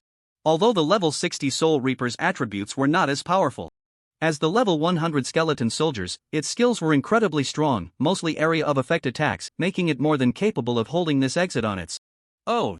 After witnessing Gu Feng's abilities, the guild members who were on high alert, waiting to pick up the scraps, couldn't help but swallow hard. Is this the combat power of a level 75 necromancer? This is too powerful. He single-handedly held off the attacks of hundreds of swarms. This is simply terrifying. Is this the gap between the big shots and us? This is a bit too much. My healing and my generational gap don't even compare to this. Is everyone feeling less tense now? It seems like the big shot can handle it all by himself. We probably won't need to step in. Yes. We can just quietly watch the big shot perform. Soon, the first wave of the swarm's attack came to an end. Gu Feng estimated that he had killed about 400 bugs. There are a total of 5 waves of attacks in 30 minutes, and each wave has more bugs than the last. I barely managed to fend off the first wave. It seems my skeleton soldiers are still a bit few. Then let's continue summoning. Summon skeleton soldiers. Summon skeleton archers. Summon skeleton mages. Poof, poof, poof. Dozens more skeleton soldiers were summoned. The crowd was once again shocked. Wow. The big shot can still summon. Could he be more than level 75? 97, 98, 99, 100. The big shot actually summoned 100 skeleton soldiers. 85 skeleton archers. Could the big shot be a level 100 necromancer? A level 100 necromancer. Oh my. In my lifetime, I can actually see a max level big shot. This life is worth it. By the way, why did the big shot only summon 5 skeleton mages? Did he forget to allocate skill points? Yeah, the big shot seems to be a bit specialized. Speaking of which, do we have a max level necromancer in Huaxia? Hiss, it seems we really don't. So who is he? Gu Feng's undead army also reached the maximum skill level. Skeleton archers, you don't need to stay in the back row to output, come to the front row as meat shields. Everyone, spread out in a line. 185 skeleton soldiers formed a long line. The 5 skeleton mages stood alone at the back of the formation, serving as rear output classes. Gu Feng nodded in satisfaction and said, this should be able to block the insect attacks. Soon, the second wave of the swarm's attack began. The swarm clashed with the skeleton legion once again. The long line of skeleton soldiers clearly blocked more of the swarm's advance. Under the powerful offensive of the skeleton soldiers, the swarm was once again completely exterminated. Next, the third wave and fourth wave of attacks were perfectly blocked by Gu Feng, not a single bug's experience was missed. Gu Feng also smoothly leveled up to level 30 during these waves of attacks. There's one last wave of attacks, so it's time for me to look for the boss. Sword control technique. Gu Feng used the sword control technique and flew directly towards the back of the secret realm. The crowd was once again stunned. How can the big shot also fly with sword control? Isn't sword control a skill exclusive to sword immortals? Could the big shot have awakened dual professions? Awakening as a necromancer and a sword immortal dual profession? Isn't the profession gap a bit too large? After flying over 10 kilometers with sword control, Gu Feng finally spotted the boss in a small basin. She was a massive alien arthropod, resembling a mantis. Her enormous abdomen was continuously producing insect eggs, capable of laying an egg the size of a calf in just a few seconds. Even the production team's donkey couldn't produce this much. Surrounding her were a dozen insect-like creatures resembling postpartum caregivers, responsible for transporting and taking care of these eggs. There were also a dozen insect ripper guards ensuring the safety of the insect mother. Mother of the insect clan, LV.39, health 500000, attack 3500, defense 800, magic defense 800. Due to the massive size of the mother, she cannot move. Skill, self-destruct egg. Rapid hatching. Upon seeing the intruder Gu Feng, the insect clan Ripper immediately became alert. However, as Gu Feng flew in the sky on his sword, they had no way to strike him, only continuously issuing the unique threatening sounds of the insect clan and shrinking their formation to protect the mother's safety. The abdomen of the mother turned blood red, and the speed of egg laying noticeably increased. Moreover, the eggs just laid would break through the membrane and hatch within seconds, rapidly evolving into mature forms. A level 39 hell difficulty boss with only 500,000 health? And only 2 skills, unable to move? It can't be that simple. In that case, reveal your true form. Awaken 5 strikes. With a wave of his hand, Gu Feng unleashed 5 terrifying spells that struck the mother's massive body. The 5 elements of wind, water, fire, thunder, and ice bombarded her in succession, causing the mother of insects to emit a shrill cry. Countless numbers jumped wildly on the mother of insects. Health minus 8,700 minus 9,200 minus 9,300. Under the bombardment of the 5 awakening spells, the mother of insects' health instantly dropped to 0. She struggled in pain, but did not die. Instead, she used her sharp forelimbs to slice through her enormous abdomen. Thick yellow-green blood gushed out from the truck-sized cut in her abdomen. The scene was utterly disgusting. The joints of the mother of insects crackled, sharp spikes grew from all her joints, and a pair of transparent wings sprouted from her back. The massive cut on her rear quickly healed. You really have a second form. Mother of Insects Speed. Version, LV.39, health 500000, attack 3500, defense 800, magic defense 800. The mother of insects has shed the constraints of her ovaries and has become an independent and free female again. Movement speed plus 300, flight speed plus 600. Skills 5/. Death Strike. Rapid Assault. Queen's Scream. Speed version? Why not a volcano version? The maximum movement speed of an ordinary person can reach 100 points, while high agility assassin classes can reach 200 to 300 points. After shedding the constraints of her ovaries, the mother of insects not only reached top speed on the ground but also doubled her flight speed. Ordinary professionals will indeed find her a bit difficult to deal with. But do you think you can escape my attacks just because you grew wings? Too young, too simple. Squeak. The mother screeched and then flapped her wings to charge at Gu Feng. Gu Feng remained calm, as if he had already devised a countermeasure. As the mother approached, she swung her scythe like forelimbs at him. Gu Feng seized the moment, leaped, and landed on top of the mother's head. He then clamped his knees around her head, suddenly exerting force downward, causing the mother to make a 270-degree sharp turn in the air and smash down towards the ground at high speed. Sky-crushing hammer. Down you go. Boom. A loud crash. The mother's head was forcefully smashed into the ground. Critical hit. Health minus 16,800. Falling from over 20 meters high, it would be strange not to score a critical hit. The mother climbed up from the ground, about to flee, but was pressed back down by Gu Feng. Since you've come down, don't be in a hurry to go back up. Downward kick. Bone shatter. Tiger crushing fist. And one more hell cradle. Gu Feng pinned the mother of insects to the ground and unleashed a flurry of brutal punches. She had no power to resist, only able to squeak in distress. The last move to send you on your way. Martial God strong kick. Ha! Gu Feng stomped the ground fiercely, and then his right foot began to gather power. The mother bug also sensed the immense force contained in this kick. She desperately flapped her wings, trying to evade the attack range of this kick. But she was firmly trapped in place by an invisible suction force. Seeing that escape was hopeless, she turned around and wildly slashed at Gu Feng with her forelimbs. However, her hard forelimbs struck against Gu Feng's extraordinary body, radiating golden light, producing a metallic clashing sound. The mother bug could inflict a bit of damage on Gu Feng, but not much. At most, she could only scrape a little bit of his skin. It was completely like a mere scraping. Unable to run away, unable to fight back. The mother bug was utterly despairing. The maximum charging time of 10 seconds had passed, and Gu Feng kicked out. A sound of breaking air echoed throughout the secret realm. The mother bug was instantly reduced to dust. Critical hit. Health minus 386,000. The mother bug is dead. Gained 1 million experience points. Since the guild's promotion task opened a temporary secret realm, the boss and minions did not drop anything, only granting the corresponding experience points.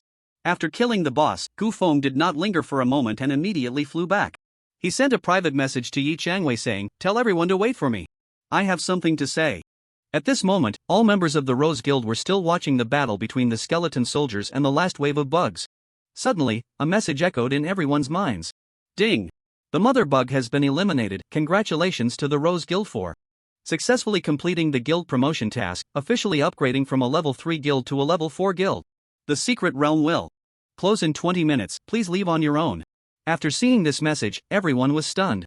What? The mother bug is dead? So the big shot just went to kill the boss. I thought he had slipped away. So, does that mean we completed the Hell Difficulty Guild promotion task? My goodness, this all feels like a dream. It's not that we completed the promotion task, it's that the big shot completed it. All by himself. We seem to have done nothing but watch here. Amazing. The big shot is truly too strong. With him around, I feel like the Rose Guild can at least reach level 6. Even level 7 is possible. Hee, I just hope the Rose Guild doesn't kick me out then. The bugs still fighting the skeleton soldiers also felt the death of the mother bug. They howled to the sky, emitting a series of shrill cries, as if mourning their mother. Then they no longer wished to fight and turned to flee. Gu Feng's undead army did not pursue them, merely staying quietly in place, waiting for the next instructions.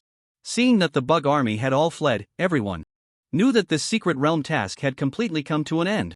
It's over. It's all over. Then let's go. Today, the big shot really opened my eyes, single-handedly withstanding the onslaught of the bug army, and it was hell-level difficulty. This is something I can brag about for a lifetime. Yeah.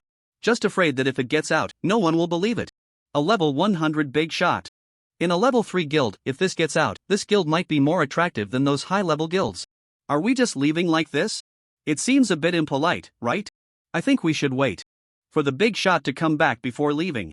At this moment, Yi Changwei stepped forward and said, "Everyone, don't leave yet. The big shot has something to say." What else could there be? The boss is dead? I need to hurry out to brag. If I wait too long, someone else will take the credit. But just then, Gu Feng's skeleton soldiers suddenly moved. They retreated to the side of the guild members and then surrounded them. The archer drew his bow, and the skeleton soldiers raised their bone knives, all the skeletons entering a state of battle. Everyone was momentarily stunned. What is happening? We are allies. Have the skeletons turned against us? I don't know. Yi Changwei was also a bit flustered at this moment, but she had received instructions from Gu Feng in advance, so she managed to stay calm. Everyone, please do not act rashly.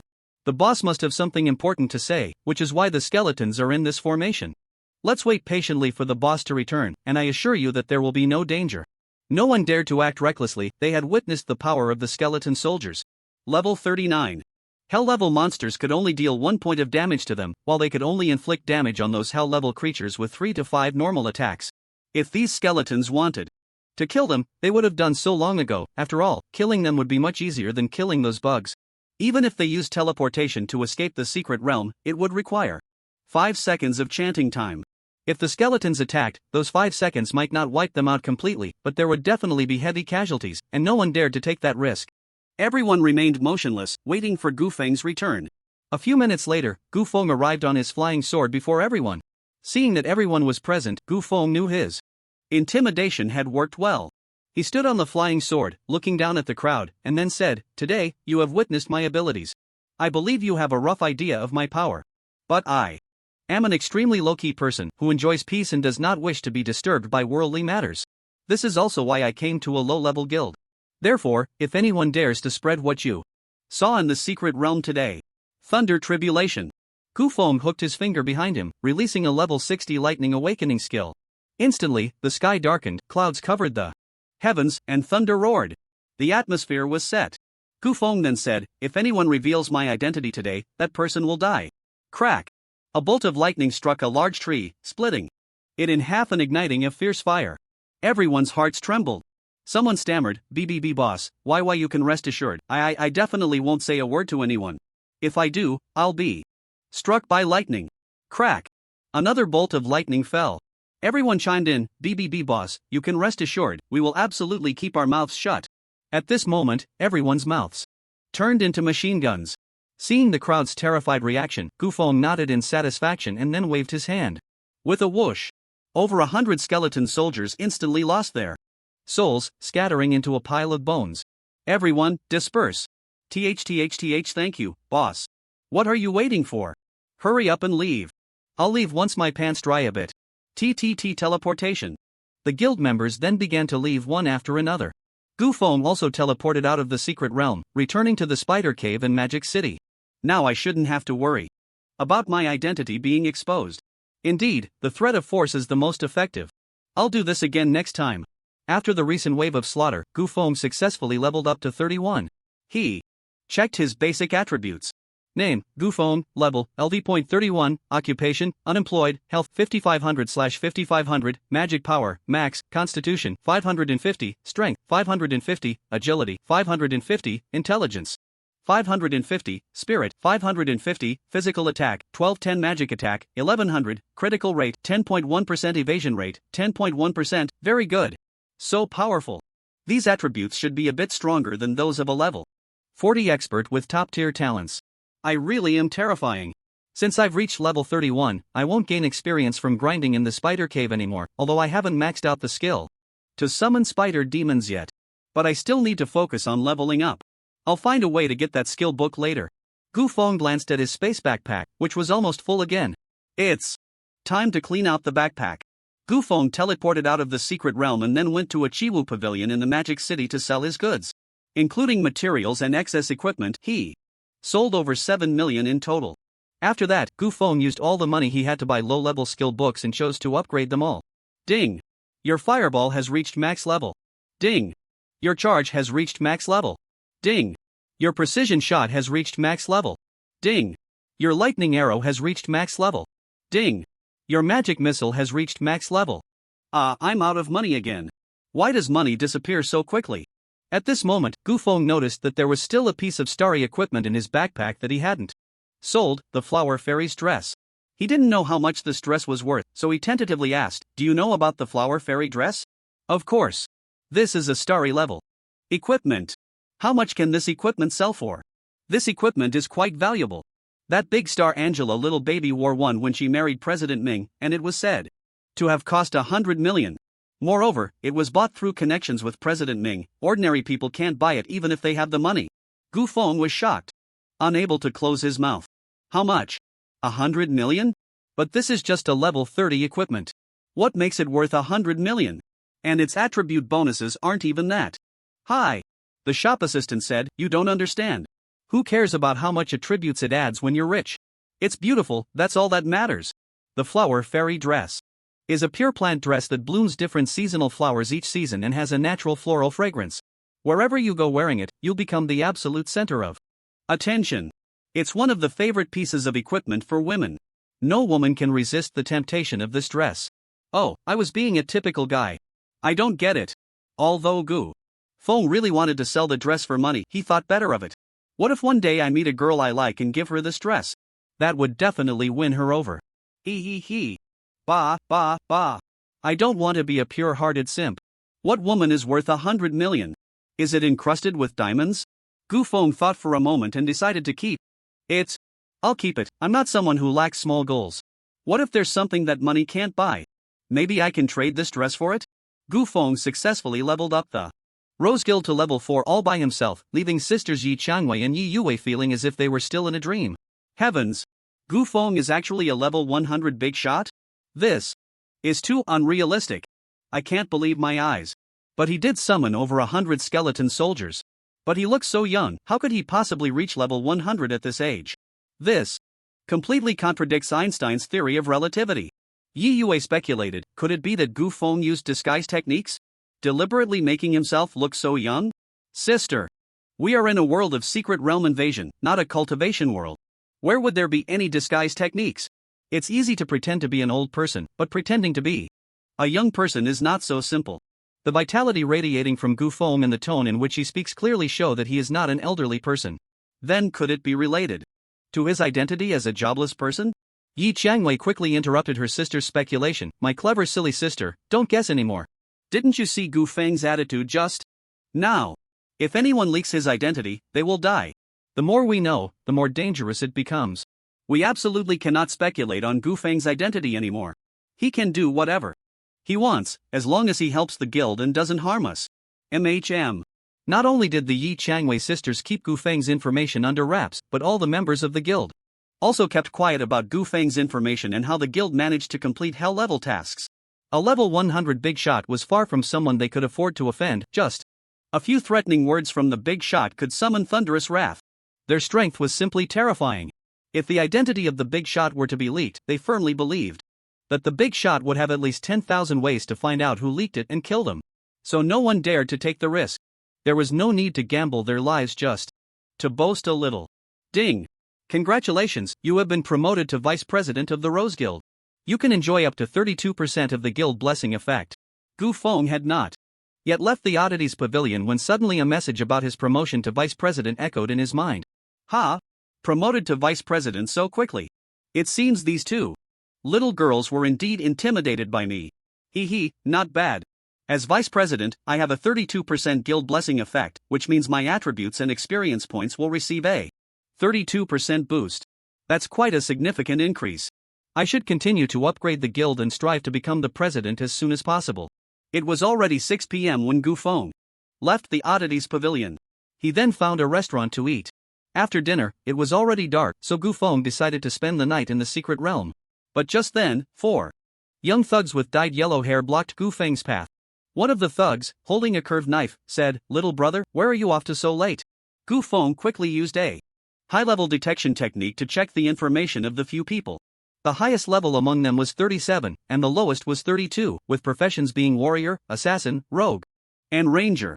They were all physical damage-dealing professions, with the highest level being the assassin holding the curved knife. These few posed no threat to Gu Feng at all. Gu Feng calmly replied, "I'm going to grind in the secret realm to level up. Do you have something to discuss with me? Going to grind in the secret realm alone, you have quite the guts. But don't think about grinding today, someone wants to meet you, so come with us." The curved knife guy draped his arm over Gu Feng's shoulder, with the knife resting against Gu Feng's neck. The meaning couldn't be clearer. Gu Feng smiled slightly and said, "Someone wants to meet me? Then please lead the way." The curved knife guy looked at Gu Feng as if he were an idiot. This kid can't be that stupid, can he? He's still smiling? Does he really not know why we called him over? Keep laughing, let's see if you can still smile in a bit. Gu Feng then followed the four to a secluded path. Standing on the path was a young man, presumably the employer of these thugs. As Gu Feng approached, he realized it was Chu Jiahao, Bai Ningning's future husband. So it's this guy trying to set me up. It seems I can't escape the Chu family after all. And upon seeing Gu Feng, Chu Jiahao also smirked. Waste, you've come? May I ask what young Master Chu wants with me? Why are you looking for me? You held my wife's hand and still ask me what I want? I've said it before, there's no way I'll let you leave Shanghai in one piece. I keep my word. Even if you beg me, today you'll leave behind an arm. Just for holding a hand, I have to lose an arm? Is your Chu family always this arrogant? Chu Jiahao quickly waved his hands and said, No, our Chu family is never this arrogant. We're usually even more arrogant than this. Someone, take him down. The man with the curved knife licked his blade with his tongue and said coldly, Kid, are you going to hand over an arm willingly, or do we have to make a move? If we make a move, we can't guarantee we won't hurt you in other places. Gu Feng extended an arm and said, Then come at me. I like someone who knows the situation. The man with the curved knife swung his blade down fiercely at Gu Feng's arm. Qilin arm. Activate. A golden Qilin tattoo rapidly appeared on Gu Feng's arms. Clang. The sharp curved knife struck Gu Feng's arm, producing a metallic clashing sound, and it didn't cause any harm at all. Qilin arm, a core skill for mid-level fighters, summons the Qilin totem to attach to the arm, greatly increasing the arm's attack and defense, turning it into the strongest weapon and shield. The man with the curved knife's pupils shrank sharply, and he jumped back. This is the Qilin arm. He didn't rush to attack Gu Feng but turned to Chu Jiahao and said, Chu Xiao, didn't you say this kid was a useless nobody? How does he have the Qilin arm of a fighter? Chu Jiahao also looked incredulous. I don't know either. Don't know? Chu Xiao, then this will cost more. Chu Jiahao boldly said, No problem. I'll add 2 million. But this time, I want you to cut off both his arms. The man with the curved knife sneered coldly, still as generous as ever, Chu Xiao. Brothers, let's all go for it, take him down. The four of them launched an attack on Gu Feng simultaneously. Gu Feng clenched his fists and initiated the attack first. Strike. First. Thunder Fist. 7 Forms Fist. 100 Cracks Fist. Gu Feng teleported in front of the archer, who didn't react at all. Then Gu Feng unleashed a series of combo punches, leaving the level 32 archer completely defenseless, turning him into a human punching bag. Final blow. Explosive Fist. Poof. Blood gushed out of the archer instantly. Gu Feng withdrew his arm, revealing a fist-sized bloody hole in the archer's chest. This explosive fist had actually punched through his chest. The archer looked down at his chest in shock and staggered back 2 steps. He covered the bloody hole with both hands in a desperate attempt to save himself, but the wound was too large, and blood continued to pour down like a waterfall. Though his mind was clear, he had lost too much blood, and his body was no longer under his control. His legs gave way, and he collapsed into his own pool of blood, no longer moving. In just 5 seconds, the archer died on the spot. Everyone froze instantly, unable to believe what had just happened. Xiao Gong is dead? What just happened? It seems this kid beat him to death. Is this kid really that strong? Xu Xiao. This doesn't match the useless person you described, this will cost more. Chu Jiahao's face was filled with terror. I'll add another 10 million. You all better take this kid's life. Now that's more like it. Brothers, let's get to work. Gu Feng snorted coldly. You want money when death is at your doorstep? You need to have a life to spend it. Stealth. Stealth.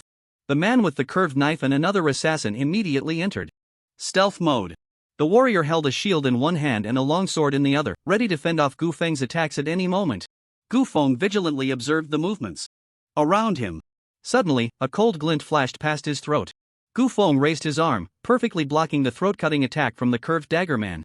Another person silently appeared behind Gu Feng, thrusting a dagger fiercely towards his lower back. Taunt. At that moment, the warrior timely used the taunt skill to draw Gu Feng's attention. Let's see how you defend this time. Extraordinary Body. Activate. A golden light instantly enveloped Gu Feng's entire body. Clang. The dagger pierced Gu Feng's lower back, producing a crisp metallic sound. The assassin was taken aback. What? Body. An extraordinary one? What kind of move is this? The dead don't need to know too much. Crushing Fist. Inch. Fist. Gale Fist. Gu Feng unleashed another combo, taking down the assassin.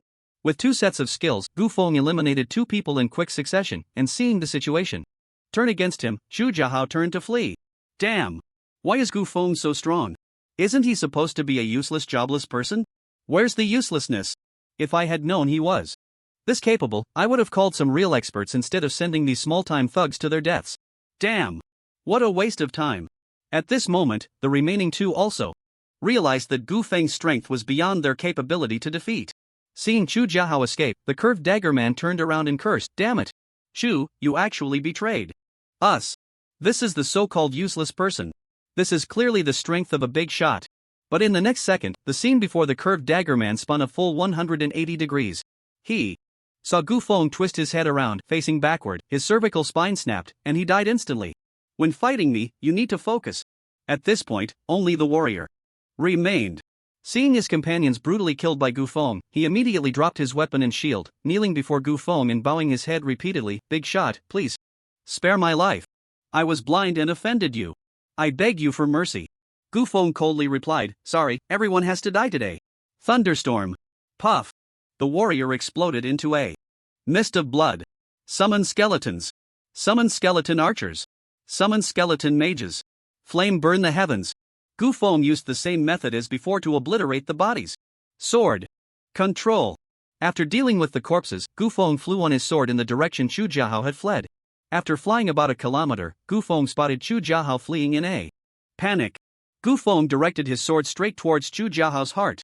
In his desperate flight, Chu Jiahao completely failed to notice Gu Feng descending from above. When Gu Feng was about 5 meters away from Chu Jiahao, he leaped down, and the flying sword pierced through Chu Jiahao's heart, embedding deeply into the ground in front of him. Puff! Chu Jiahao spat out a mouthful of blood and collapsed to the ground. But he wasn't completely dead yet. He must have been equipped with some life-saving gear. He turned over, eyes wide with terror, looking at Gu Feng. "No, don't kill me. As long as you don't kill me, I'll give you anything you want." Gu Feng took out a long knife from his spatial backpack and coldly said, "You weren't planning to let me go just now." Seeing that Gu Feng had no intention of sparing him, Chu Jiahao immediately took out his family card and threatened, "I am the son of the president of the Sky Guild. If you kill me, my father won't let you off. But if you spare me, let's consider today a misunderstanding, and I'll ensure I won't trouble you again. If you were just an ordinary person, or a scion of a small family, I might have let you go. After all, your ability to retaliate is limited. But because you are the son of the president of the Tsangqiang Guild, I absolutely cannot let you off. As for everything you said being wiped clean, if I believed you, it would be my death. So, you can die." Chu Jiahao never expected that the identity he had always been proud of as the president's son would become the reason for his inevitable death. No. But before he could finish his words, Gu Feng struck down with a knife, directly cleaving Chu Jiahao in two. Corpse explosion technique. He then used the corpse explosion technique to dispose of his body. After that, he vanished into the vast darkness. Meanwhile, far away in Luochang, Chu Tian suddenly felt a jolt in his heart. He sensed that the heart-protecting mirror he had given to his son had suddenly shattered.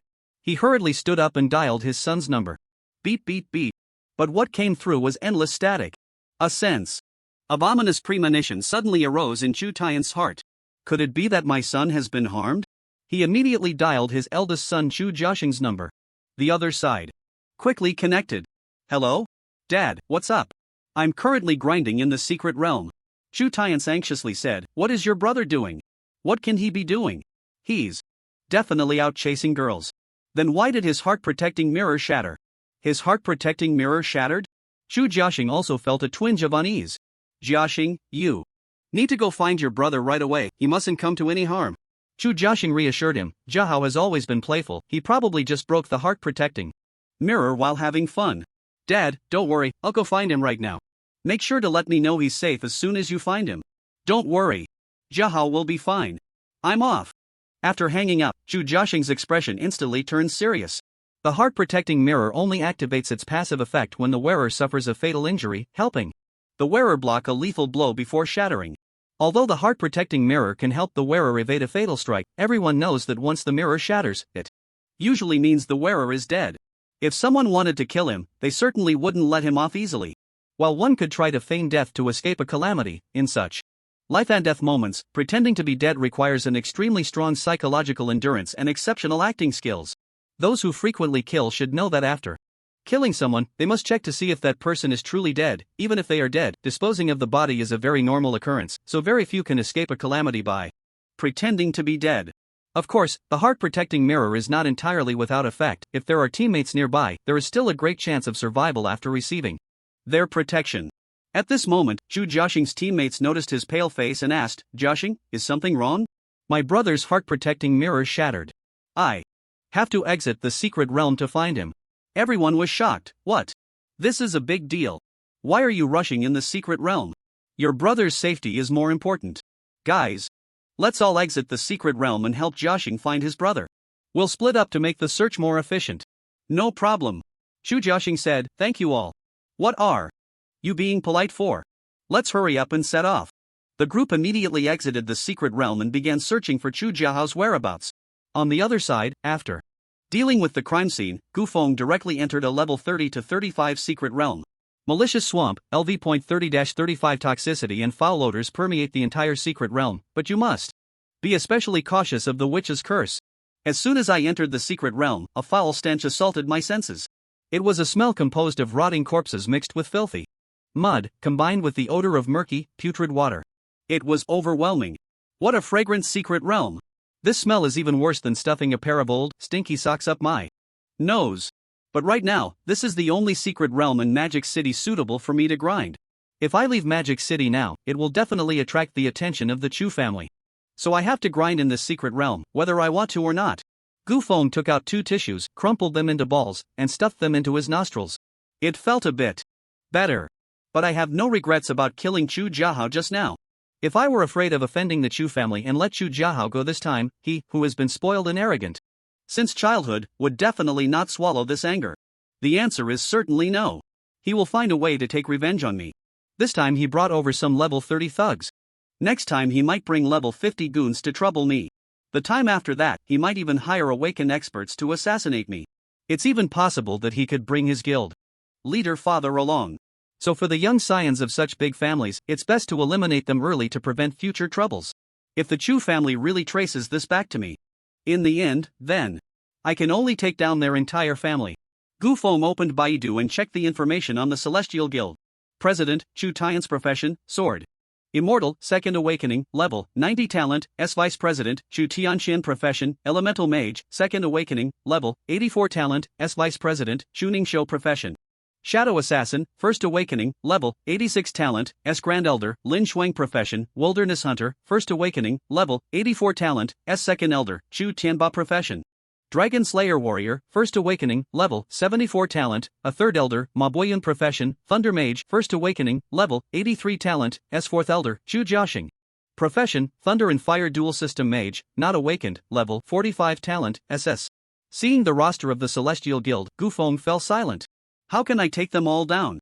The elders and vice presidents of the Celestial Guild are all top-tier experts in the 70s and 80s. President Chu Tian's is even at level 90. What can I do? I can't even lift a bowl. With my current level, I could barely take on a fourth elder. Others would definitely kill me twice after seeing me once. Ha! Why is this fourth elder's level so low? Gu Feng looked closely at the fourth elder's information and suddenly thought of something. Chu Jiaxing. Chu Jiahao, could he be Chu Jiahao's older brother? A dual system mage with SS level talent, it seems likely. I killed Chu Jiahao, and the Chu family will definitely investigate thoroughly. It seems I should keep a low profile for a while. I can't cause any more trouble. Also, I must hurry to level up. Otherwise, once things are exposed, there will be only one path waiting for me. Although this place is incredibly foul, I must spend the night here. Gu Feng stepped through the swamp, trudging forward with each step deeper than the last. Suddenly, he saw a mound in the swamp ahead, covered with thick mud, rising and falling as if it were breathing. Lightning strike. Gu Feng cast a lightning strike directly at the mud mound. The attacked mound immediately erupted with a giant toad. The toad was over a person's height, covered in pus-filled sores, exuding a terrible stench, and its massive mouth seemed capable of swallowing a person whole. Malicious Toad, LV.35 Health 35,000, Attack Power 1000, Defense Power 300, Magic Defense 300 Skills, Giant Mouth Devour, Leap Strike Passive Skill, Pus Burst. When the pus on the Malicious Toad is attacked, it will immediately burst and spray a toxic thick juice. This causes surrounding enemies to become poisoned instantly, dealing 350 poison damage per second. Lasts for 5 seconds. Can stack up to 5 layers. What a disgusting creature. Not only does it look repulsive, but this passive skill is even more revolting. I won't engage in this kind of self-destructive battle. Summon ghost wolves. Summon Trey ants. Summon giant bears. Summon crows. Since there were no corpses, Gu Feng summoned the druid summons to deal with these disgusting creatures. Although the druid summons are slightly weaker than the necromancers, they are more than enough to handle you level 35. Little Karas. 10 ghost wolves instantly pounced on the malicious toad. The malicious toad opened its giant mouth and spat out a sticky long tongue, directly swallowing one ghost wolf whole. Then, it suddenly powered its hind legs, leaping nearly 10 meters high, and crashed heavily into the pack of wolves. Ghost wolf health -1. Ghost wolf health -1. The ghost wolves immediately began to tear at the malicious toad. Puff puff puff. The pus-filled sores on the toad's back burst one after another upon being attacked, splattering yellow sticky liquid all over the ghost wolf's fur. Ghost wolf poisoned, health -350, poison 2 layers, health -700, poison 3 layers. Poison 5 layers, health -1750. Several ghost wolves were instantly fully poisoned. Fighting these toads in melee really has no advantage. Moreover, the ghost wolves are unevolved summons, with no resistance to poison. Even at level 100, they would probably be slowly poisoned to death by these frogs. In that case, I'll summon a few ranged units to assist them in battle. Summon skeleton archers. After killing a dozen more toads, Gufeng summoned a dozen skeleton archers. These skeleton archers can instantly take down these toads. This should be secure now. Gufeng then summoned a flying sword, which flew directly into the depths of the secret realm. Along the way, Gufeng was also checking what other creatures were in the malicious swamp. There were ghouls, swamp monsters, giant leeches, and carrion eaters. Every creature, whether in appearance or skills, was utterly disgusting. It was a significant challenge for melee classes. Soon, Gufeng arrived at the deepest part of the secret realm. From a distance, he saw a pitch-black wooden cabin built on a swampy area, the cabin airy and exuding a black curse aura. This must be the boss's lair. But why isn't anyone coming out? Do they want me to go in? I think they're dreaming. Meteor strike. Gufeng directly cast a level 60 awakened skill of a fire mage. After 10 seconds, a massive meteorite smashed down onto the wooden cabin. Boom! The cabin was instantly reduced to rubble. And the boss appeared in Gufeng's sight, looking utterly bewildered. Indeed, it was 3 faces of confusion, as there were 3 bosses hidden inside the cabin. Gufeng, oh? There are actually 3 bosses. Are these the witch sisters? This is interesting. One old witch, hideously ugly, hunchbacked with a bulbous nose, exclaimed, "What the hell? Where's my home? It's been stolen?" Another skinny witch said, "I don't know. It just went boom and disappeared. Our cabin may be simple, but it's a house we've cursed. Ordinary magic finds it hard to cause damage to it." The youngest witch, looking somewhat foolish, as if she were the product of a close relative marriage, pointed at Gufeng in the sky and said, "Big sister, look at that." The 3 witches turned their gazes toward Gufeng simultaneously. The old witch said fiercely, "It's this brat who destroyed our love shack. Sisters, kill him for me. I want to use his bones to make soup." The slender witch let out a sharp laugh and wickedly said, "Hee hee. I want to pull out his tendons and skin him alive." The foolish-looking witch blinked her wise big eyes and said, Then I want to chop his meat into minced meat and then make dumplings." Gufeng was also checking the attributes of the 3 sisters. Which eldest sister, LV.35, health 400000, attack 800, magic attack 3000. Defense 400, magic defense 700 skills, magic missile, curse flame, summon ghouls, plague curse an area, causing all enemies within to suffer from a plague, taking 50% magic damage per second for 5 seconds. Which second sister, LV.35, health 350000, attack 700, magic attack 3000, defense 350, magic defense 650 skills, magic missile, corruption sphere, summon sludge monster, weakening curse an area.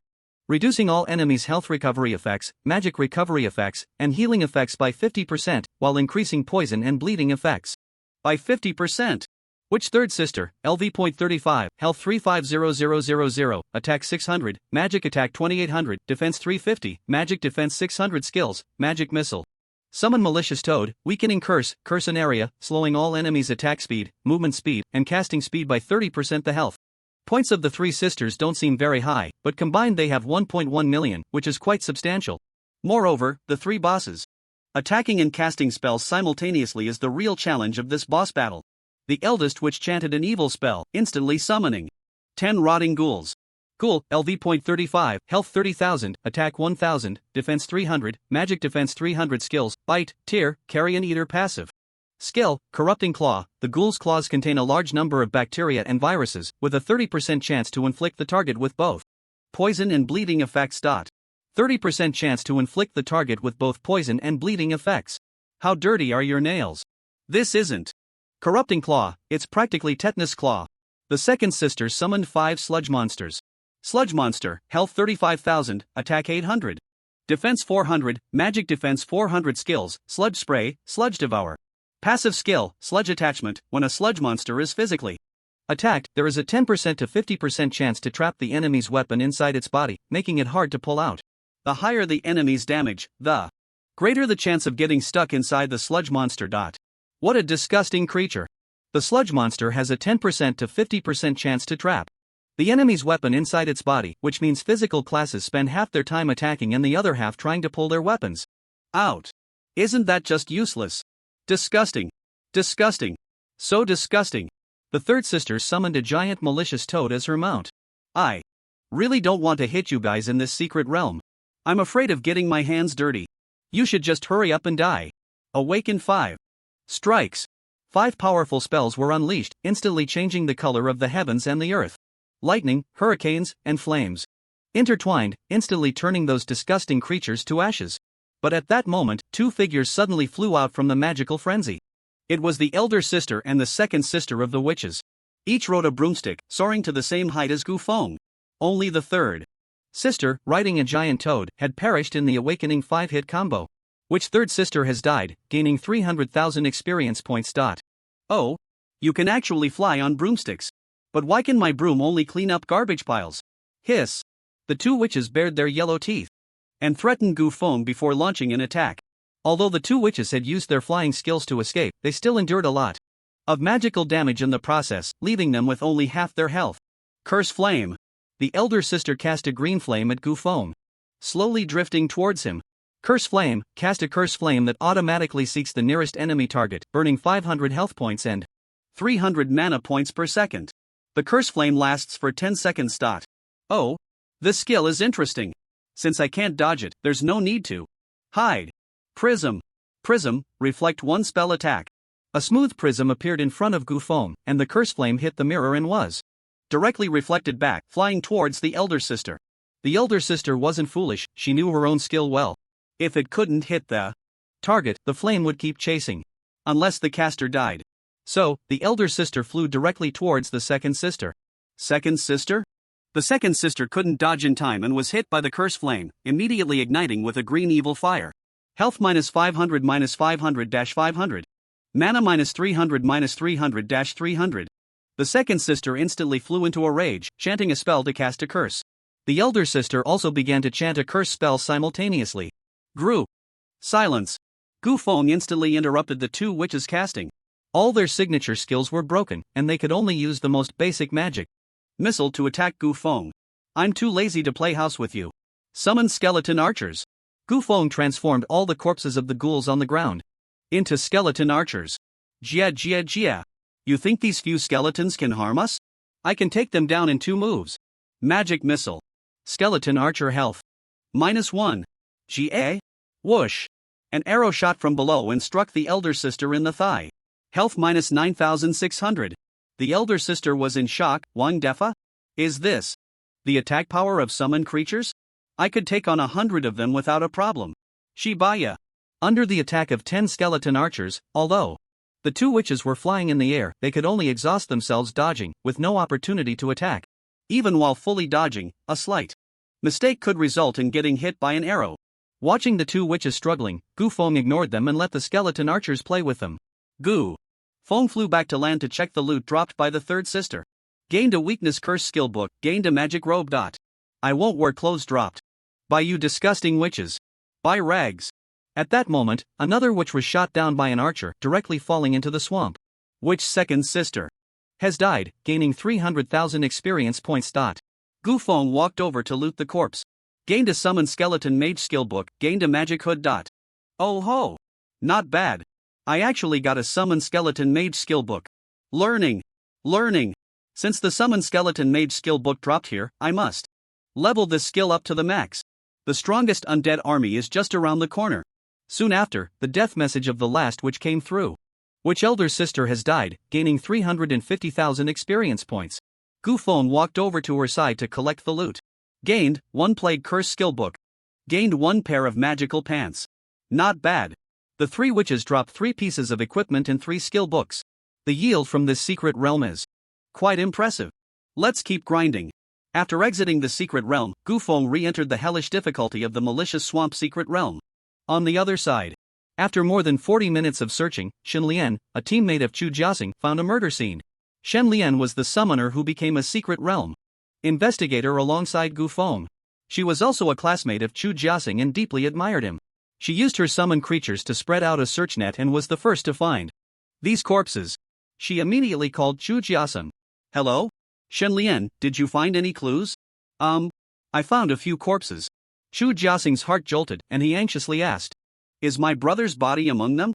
I don't know either. What do you mean you don't know? Didn't you see my brother when school started? Shen Lian stammered, I did see your brother, but I can't tell who these corpses are. They're all just charred skeletons. What? Skeletons? Where are you? I'm coming over right now. Shen Lian told Chu Jiaxing her location. He immediately rushed over. Upon arriving at the scene, Chu Jiaxing carefully examined the charred bodies. Although the corpses were unrecognizable, there was a special telepathic connection between blood relatives, and he was certain that none of the 4 charred bodies belonged to his brother. He finally breathed a sigh of relief. Fortunately, my brother isn't here. What a false alarm. These killers' methods are not only cruel but also meticulous. They actually used summoned skeletons to dispose of the bodies and then set a big fire to destroy all the evidence. It seems they must have done this before. Chu Jiaxing said, none of them are my brother, it's all a false alarm. At that moment, Shen Lian weakly added, Jiaxing, there's another body a kilometer away. This statement made Chu Jiaxing tense up again. Where? Take me there quickly. The two immediately went to the body. When Chu Jiaxing saw the mangled remains, it felt as if his heart was about to stop. A sudden suffocating sensation left him gasping for breath. Shen Lian asked with concern, Jiaxing, are you okay? What if that isn't your brother? Chu Jiaxing didn't respond. He had a premonition that this shattered mass of flesh was his brother. He was afraid to step forward to identify the body, fearing he might step on his brother. Afraid that his shoes would get stained with his brother's blood and flesh. But he had to go forward to identify the body. What if this wasn't his brother? What if his intuition was wrong? What if? He took a deep breath, stood on his toes, and cautiously walked over to the skeleton beside the body. When he saw the broken heart-protecting mirror next to the corpse, the last shred of hope in his heart vanished. He knew his brother had many flaws. He was a bit talentless, a bit lecherous, a bit of poor character, a bit arrogant, and often got into trouble. He had advised him many times to avoid trouble, that he would suffer sooner or later. But he just wouldn't listen. Yet no matter how bad he was still his own brother. At this moment, his brother had died in such a tragic state here. How could Chu Jiaxing not feel heartbroken? He clenched his fists tightly, his nails digging into his flesh. It seemed he hadn't trimmed his nails in several days. His eyes blazed with fierce flames, and his whole body radiated a terrifying energy, like a god of slaughter. Blood ties and vengeance, how could they go unavenged? No matter who killed my brother, even if I have to dig 3 feet into the ground, I will drag him out. I will have him torn to pieces. Do. Chu Tians hurriedly connected the call from his eldest son, Chu Jiaxing. Jiaxing, have you found your brother? The other side fell silent for a long time before saying, we found him, but what we found is his body. What? Jiahao is dead? The heart that Chu Tians had been holding onto finally shattered. On the other end of the line, his mother Wang Sufan's voice broke down. Oh my god. My son is dead. I can't go on living. Chu Tians suppressed his grief and said, I'll be right there, before hanging up. He then called his brother Chu Tianba and his wife, and they flew overnight to the Magic City. At 11:30 p.m., Gu Feng had just killed the witch sisters and was about to go to sleep when suddenly his task wristband rang. Gu Feng opened it to check and found a task from the investigation department. So late, is there an urgent task? Due to the special investigator having an important task, Lei Jin is appointed as the lead, with Gu Feng and Shen Lian assisting him in investigating the murder case of Chu Jiahao, a freshman at Magic University. The situation is urgent. Please start the investigation tomorrow to clarify the case as soon as possible and provide an explanation to the victim's family. After reading the task, Gu Feng fell silent for a long time. This case is handed to me? I'm investigating myself? Damn! I didn't expect my first case to be so tricky. If I don't solve it, I won't earn contribution points, and I won't be promoted, plus it makes me look incompetent. If I do solve it, I'm screwed. What a dilemma. But I definitely can't turn myself in. Although this should be considered self-defense, even if the law finds me not guilty, can the Chu family let me go? Don't kid yourself. They will find a way to eliminate me to avenge their son. In that case, I can only frame those non-existent people. Meanwhile, Xin Lian, who was with Chu Jiaxing, also received this news. Although Chu Jiaxing was in deep sorrow. At the moment, she felt it necessary to inform him about this matter. Jiaxing, look, the investigation department has asked me to assist in investigating this case. Chu. Jiaxing frowned, clearly dissatisfied with the investigation department's arrangement, but he didn't voice it out of consideration for their classmates' relationship. I've already told the investigators that the victim is the son of the 8-Star Guild president. I clearly requested a special investigator for this matter. Why did they only assign us a senior investigator? Xin Lian also looked a bit apologetic. Maybe all the special investigators are busy with the case of the freshman being besieged at the academy, so there are limited personnel. Only then did Chu Jiaxing remember the incident from 2 days ago. But, this is, thanks a lot. Chu Jiaxing was also frustrated but didn't know who to complain to. Xin Lian said, Jiaxing, don't worry.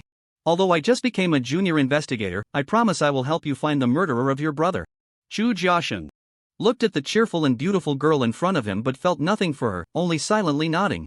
At 4 a.m., Chu Tiance and the others arrived in the Magic City and then headed to the hospital's morgue. Upon seeing Chu Jiaxing, Chu Tiance said, Where's your brother? I want to see my son one last time. Chu Jiaxing replied to his father, Dad. Mom, you need to be mentally prepared. My brother, he's a bit unrecognizable now. What does it mean to be unrecognizable to one's own kin? Chu Jiaxing couldn't bear to describe it. You should see for yourself. Chu Tiance and his wife went to the morgue. A few seconds later, the sound of Wang Sufan's wailing echoed again in the morgue. Oh my God! My son died so tragically. This is not being unrecognizable to one's own kin. Even if 100 relatives came, they wouldn't recognize who he is. My poor son. A white-haired person sending off a black-haired one. I can't go on living. Not long after, Chu Tiance also walked out of the morgue. At this moment, his veins were bulging, and he exuded a strong killing intent. He suppressed the anger in his heart and asked, Who killed my son? Have you found the murderer? Chu Jiaxing replied, We haven't found the murderer yet. But the investigation department has taken over the case. What level of investigator? There is 1 senior investigator and 2 junior investigators. Chu Tiance could no longer contain his anger. What? He punched the concrete wall, and a large dent instantly appeared in the wall. My son is dead, and the secret investigation department only sent me 1 senior investigator? Not even a special investigator? What do these 2 junior investigators mean? Is my son's death just a practice for them? This is simply an insult. Xin Lian suddenly felt a bit awkward being there. Chu Jiaxing hurriedly explained, because a major incident happened at our school a few days ago where a freshman was almost wiped out. All the special investigators were sent to investigate that case. We really couldn't spare anyone else. So, Chu Tiance shouted angrily, no need for them to look for it. I will find the murderer myself and tear him to pieces. I want him to die 1,000 times worse than my son. What about Ma Boyun? Tell him to drop everything and come investigate this case. Yes. The next morning, Gu Feng woke up from the stinking swamp secret realm feeling quite refreshed. Ding! You have a new skill available for sign in. Would you like to sign in? Sign in. Congratulations, you have successfully signed in.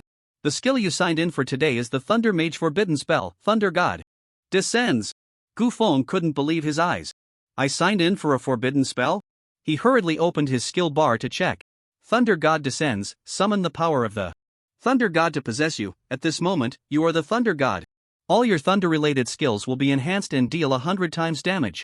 You will temporarily gain a legendary weapon, Thunder God's Hammer. The skill effect lasts for 10 minutes. I really signed in for my first forbidden spell in life? All thunder-related skills deal 100 times damage. This is insane. My current magic damage is over 1100, plus the weapon gives 1500 magic damage. Ordinary thunder skills can deal about 200% magic damage.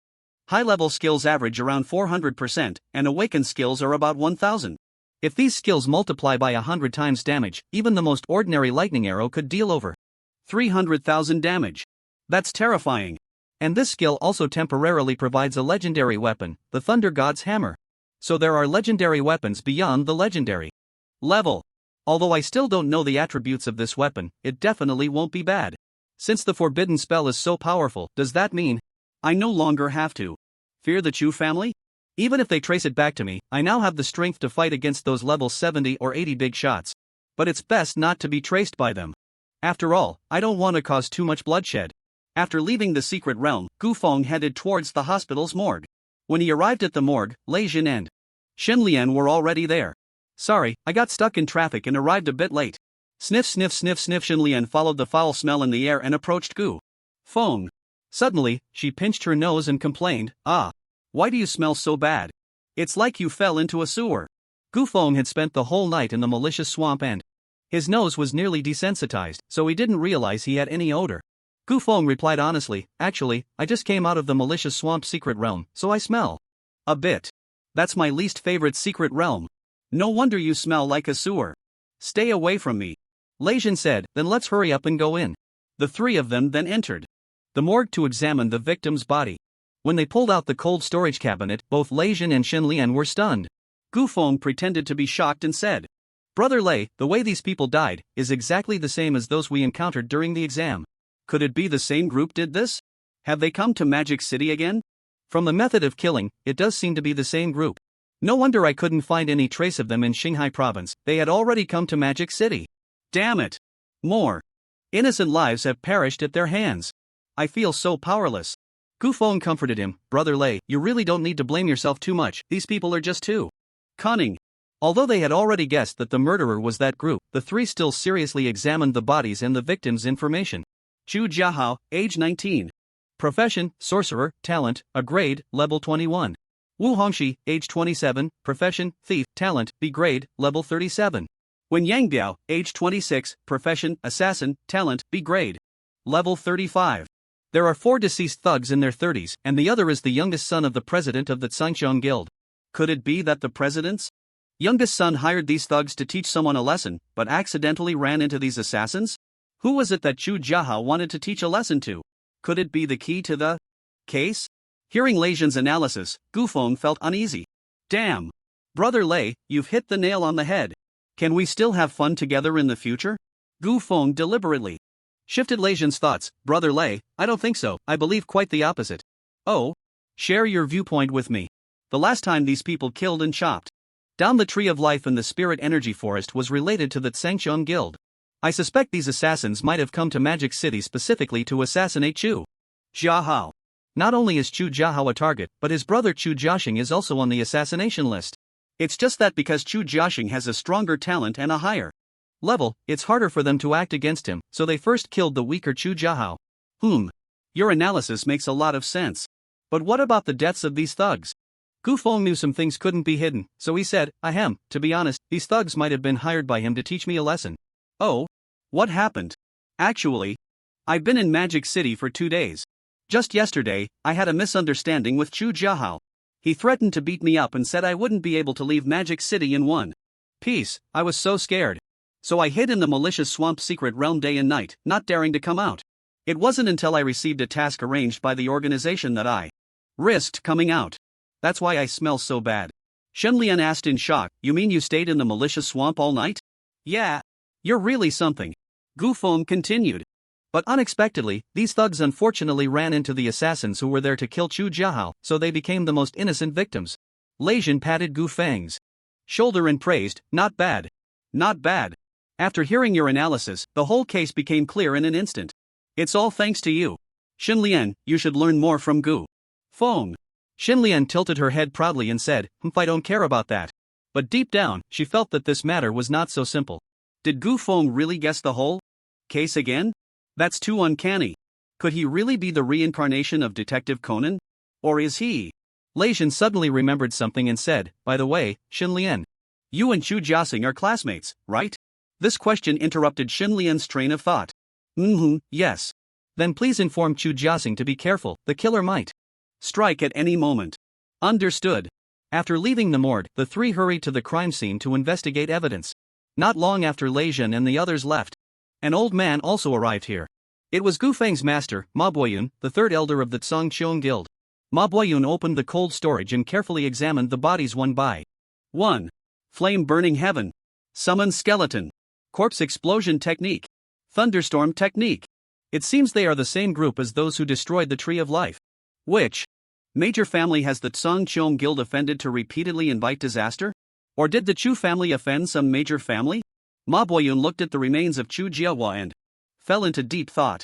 Jiahua has been lecherous and unruly since childhood, arrogant and overbearing. It's very likely he provoked someone he shouldn't have. Perhaps he made another rich young man's girlfriend green? That's what brought about his demise. His father was also worried he would offend the wrong person, so he arranged a marriage that was a good match, intending for them to marry right after graduation. But unexpectedly, something still happened. This is truly self-inflicted misfortune. Ha! What is this? Smooth cut? Although Chu Jiahua's remains had been shattered by the corpse explosion technique, the meticulous Ma Boyun still noticed an extremely smooth cross-section at the fractured sternum. Jiahua's fatal injury was caused by a weapon cutting him in two, and he was wearing a heart-protecting mirror at the time, which means he had already endured a fatal attack before this. The penetrating wound on his chest must be from that previous fatal injury. It seems so. Under the protection of the heart-protecting mirror, his heart was unharmed, but his sternum was pierced by that sharp blade. From the wound, it appears he was injured by a sword. After the sternum was pierced by the blade, it was clearly struck again by the sword's hilt, forcefully breaking through his entire chest. What kind of skill could possess such immense power? Throwing weapons? Impossible. Throwing weapons are generally spun when thrown. They rarely cause linear damage. A flash? Although a flash causes linear damage, the sword doesn't leave the hand. That's not right. Either. Ma Boyun began to examine again carefully. This angle seems like an attack initiated from above. There aren't many skills that can attack from above, let me think. Suddenly, he trembled and had a bold guess. Could it be sword control technique? Sword control technique is a level 60 awakening skill of the Sword Immortal. The Sword Immortal is a hidden profession, very rare. Which family has such clout to send a Sword Immortal to assassinate a junior? If I can find out what weapon he used, I can roughly deduce his specific level. The blade width is 8 centimeters, and the hilt width is about 12 centimeters. This sword is. Ma Boyun searched for swords that matched these dimensions, and quickly found the answer. This is a level 10 iron sword? It seems the perpetrator deliberately switched to an iron sword to conceal their identity. How cunning. So, does this mean the clue is cut off again? Ma Boyun stroked his beard and pondered for a moment, suddenly finding a new breakthrough. But it's not entirely without gains. All Sword Immortals have a common flaw, which is their love for flying around using sword control techniques, because it's much more convenient than using mounts. So as long as I pay more attention to the Sword Immortals flying in the sky, I might have a chance to find this murderer. Although this method is a bit clumsy, it's currently the only breakthrough. It seems we can only investigate this way. Lei Jin, Gu Feng, and Shen Lian also arrived at the crime scene. However, after some investigation, there was almost no gain. Lei Jin helplessly said, "The murderer is still as cunning as ever. Not a single trace left behind, not even a footprint. This case is getting harder to handle." At this moment, Gu Feng came up with a bad idea, saying, "Lei Gu, since we can't find the murderer, why don't we wait for the murderer to come to us? If the target of the murderer is to kill the two heirs of the Chu family, then killing the SS level Chu Shang is obviously more valuable than killing the A level Chu Hao. So these people will definitely look for an opportunity to strike at Chu Shang. Why don't we just wait for the enemy to take the bait?" Well, that makes sense. I have to say, it's still you. Lei Jin thought for a moment. And arranged, then let's do it this way. From today on, I will secretly follow Chu Shang and wait for the enemy to take the bait. You two just level up normally and study. But keep an eye out for any suspicious individuals around. Also, Shen Lian, you must not let Chu Shang know that I am secretly following him, as it might affect his normal travel route. Understood. Alright, everyone disperse. If you find anything, notify me in time. The opponent is skilled, so be careful not to alert them, and don't act recklessly. Understood. The three then dispersed. After Gu Feng left, he returned to the malicious swamp secret realm to continue grinding skill books and leveling up. As for the case, he was completely unconcerned. There was nothing to care about. He was the instigator of the entire incident. Let Lei Jin and the others investigate as they please. The best outcome for him would be if they found nothing at all. A week later, Gu Feng successfully leveled the skeleton mage to level 100. His own level also reached 35. Hard work pays off. The skeleton mage is finally maxed out. Now I just need to level up the passive skill Reinforced Skeleton to max, and I can form the strongest undead army. Name, Gu Feng level, LV.35 occupation, none health, 6300/6300 mana, max constitution, 630 strength, 630 agility, 630 intelligence, 630 spirit, 630 physical. Attack, 1386 magic attack, 1260 critical rate, 12.6% evasion rate, 12.6% after grinding in the stinky malicious swamp for a week. Gu Feng could say he was stinky from head to toe, inside and out. Even though he bathed in the secret realm every day, it was useless. After all, the overall environment of the secret realm was just foul. At this moment, Gu Feng desperately needed to go to a high-end bathing center to take a good bath and get a thorough cleaning to rid himself of the stench. He opened his phone and found a luxurious bathing club. The reviews were all overwhelmingly positive. The club is upscale, with a wide variety of services that can meet every guest's needs, truly a paradise on earth. Although the prices are a bit high, it's absolutely worth it. 5-star recommendation. The technicians have a particularly good attitude and excellent skills. My brother and I were moved to tears. What kind of scrubbing technique can make someone cry? I have to give it a try. Although this club is over 30 kilometers away, using the sword flight technique will only take about 20 minutes. Good work is worth the distance, so I'm going there. Gu Feng used the sword flight technique and flew directly towards the sky. Chu Tian's had been in the Magic City for 7 days, but the murderer had still not been found. Although his son's death was a major issue, there were still many matters waiting for him to handle in the guild. He was gradually losing patience. He called Ma Boyun over and asked, "Old Ma, you've been investigating for 7 days, why haven't you found the murderer yet? What have you been busy with every day?" In the past few days, Ma Boyun had been looking up at the sky every day, hoping to find the sword immortal flying by. But unfortunately, not a single sword immortal had appeared. Although there was no progress in the case, looking up at the sky every day had improved his long-standing cervical spondylosis. So it wasn't entirely without gain. Ma Boyun explained, "There are simply too few clues in this case. I've only found one breakthrough. But don't worry, as long as the murderer is still in the Magic City, I will definitely find him through this clue." Chu Tian snorted coldly, seemingly dissatisfied with Ma Boyun's investigation progress. Chu Tian then asked, "Is there any progress from the secret realm investigators? They haven't made any progress either." Chu Tian angrily said, "A bunch of useless people."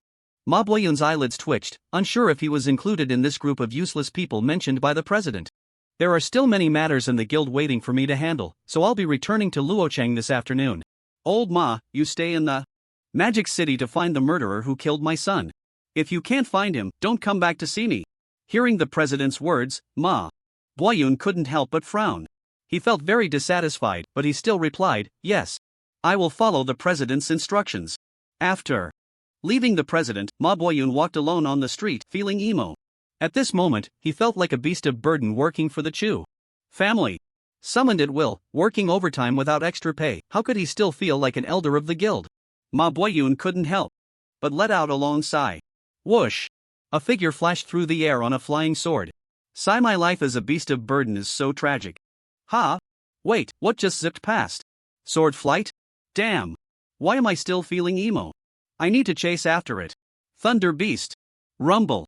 Thunder roared in the sky as the Thunder Beast stepped through the void. Ma Boyun jumped directly onto the Thunder Beast. "Catch up to that person flying on the sword." Roar! The Thunder Beast let out a furious roar and then galloped through the thunder. At this moment, Gu Feng also sensed the rolling thunder coming from behind. "Oh, is the weather changing back there?" Gu Feng turned around and saw an old man standing on a blue Thunder Beast chasing after him. "Is this the Thunder Beast? My master? Is he looking for me urgently?" No, if my master wanted to find me, he could just send me a message. There's no need to expend a lot of spiritual energy to summon the Thunder Beast to chase me. Unless he doesn't know that the person on the flying sword is me. If he doesn't know it's me, then who is he chasing? Gu Feng thought quickly. He is the third elder of the Tsung Cheong Guild and also an investigator. Could it be that Chu Tian sent him to investigate the case? That's quite possible. Which corpse of mine hasn't been dealt with properly? How could he find a clue? Gu Feng couldn't figure it out for a moment. He turned back and found that the speed of the Thunder Beast far exceeded his level 1 sword flight speed. His master was getting closer and closer to him. Ah no! If my master catches up, I'll be exposed. What should I do? At this moment, Ma Boyun also shouted from behind, "Friend, please wait. I have no ill intentions, I just want to understand a few things from you." "I don't believe you, you old rascal, you're up to no good." Gu Feng urged the iron sword and sped forward. Seeing Gu Feng accelerate, a smile involuntarily appeared at the corner of Ma Boyun's mouth. He want to run? That means you have something to hide. Thunder Beast, chase at full speed." The rumbling thunder grew closer. Gu Feng knew that if he kept running, he would eventually be caught by his master. In that case, I have no choice but to take action against my master. As he saw Ma Boyun about to catch up, Gu Feng suddenly slammed on the brakes, stopping in midair. With his back to Ma Boyun, he quietly waited. Gu Feng knew that his master was a thunder mage. Even the most powerful mages preferred long-range combat and wouldn't get too close to their enemies, so he wasn't worried about being exposed. Ha! Ma Boyun also called off the thunder beast, stopping in place. Why aren't you running, friend? Do you think you can't outrun my thunder beast? Gu Feng remained silent. He wanted to hear what Ma Boyun wanted to discuss. Do you know about the murder case of the second young master of the Chu family a few days ago? My young master was severely injured by the sword control technique, so I wanted to talk to you and ask a few questions. If you're not the murderer, I will naturally let you go safely. My master really came to investigate this matter. I did indeed use the sword control technique to pierce Chuao's chest, but his remains have been blown to smithereens by my corpse explosion technique.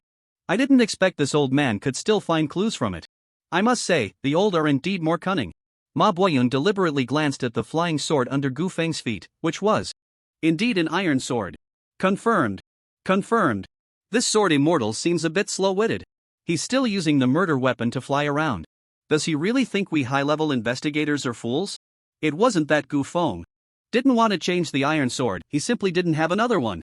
Oddly enough, despite clearing so many secret realms, Gu Feng hadn't found a suitable sword and was still using that level 10 iron sword. Ma Boyun snorted. Coldly, you won't speak, will you? Then I'll have to force you to talk. But just then, Gu Feng made a move first. 10,000 swords returned to the sect. The iron sword under Gu Feng's feet instantly transformed into countless iron swords, numbering over 10,000, quickly forming a massive circular sword formation that enveloped Ma Boyun. Ma Boyun abruptly halted his incantation and hurriedly maneuvered the thunder beast to retreat, escaping outside the sword formation. He looked incredulously at the sword formation before him and couldn't help but swallow hard. This is the level 82nd awakening skill of a sword immortal. 10,000 swords returned to the sect. And just as Ma Boyun exited the sword formation, all the iron swords that made up the formation suddenly shifted from vertical to horizontal, all pointing towards the center area. Whoosh! Whoosh! Whoosh!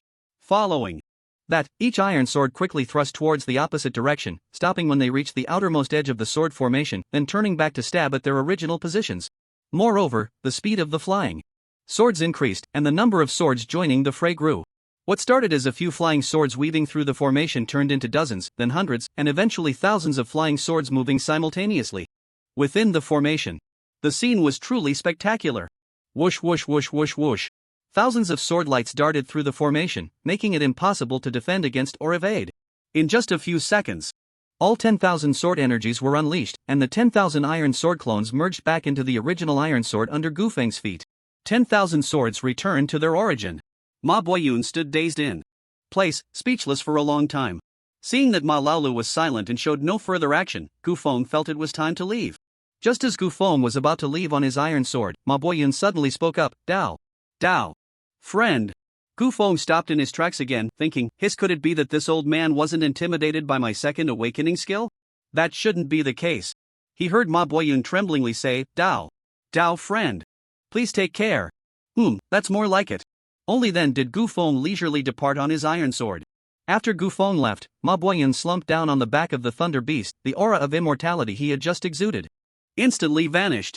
At this moment, his clothes were completely soaked with cold sweat. The earlier scene had been too terrifying for him. Ma Boyun felt as if he had danced on the edge of death. 10,000 flying swords. That's 20,000 attacks back and forth. Any target within the sword formation would surely be pierced into a sieve. The closer to the center, the more damage one would take. If I had come out even a second later, I would have probably been riddled with holes. Even if the other party was wielding an iron sword, what does it matter? Even if they were using a wooden sword, just scraping would be enough to kill me. Is this the power of the second awakening skill? It's simply terrifying. Fortunately, this big shot had no intention of killing me. Otherwise, I would have died under his iron sword, becoming a ghost beneath his blade. I am grateful for his mercy. As for this case, I still need to investigate. If I keep digging, I might lose my life. A big shot with a second awakening is definitely not something a weakling like me can handle. I'm just a hired hand from someone else's guild. You want me to risk my life? You want to have your cake and eat it too? I can't investigate this case at all. Whoever wants to investigate can go ahead. I want to live a few more years. As for that Chu Jiahao, he was greedy for beauty, unruly by nature, arrogant and unrestrained, and he deserved to be killed. He got what he deserved. Serves him right. Spit. Deserved. After leaving Ma Boyun, Gu Feng then arrived at the Heavenly Realm bathhouse. He carefully cleaned off the dirt and odors from his body, discarded all his clothes, and then booked a room, planning to have a good sleep there. Gu Feng lay on the big bed and charged his phone. Since there was no power in the secret realm, his phone had been off for the past few days.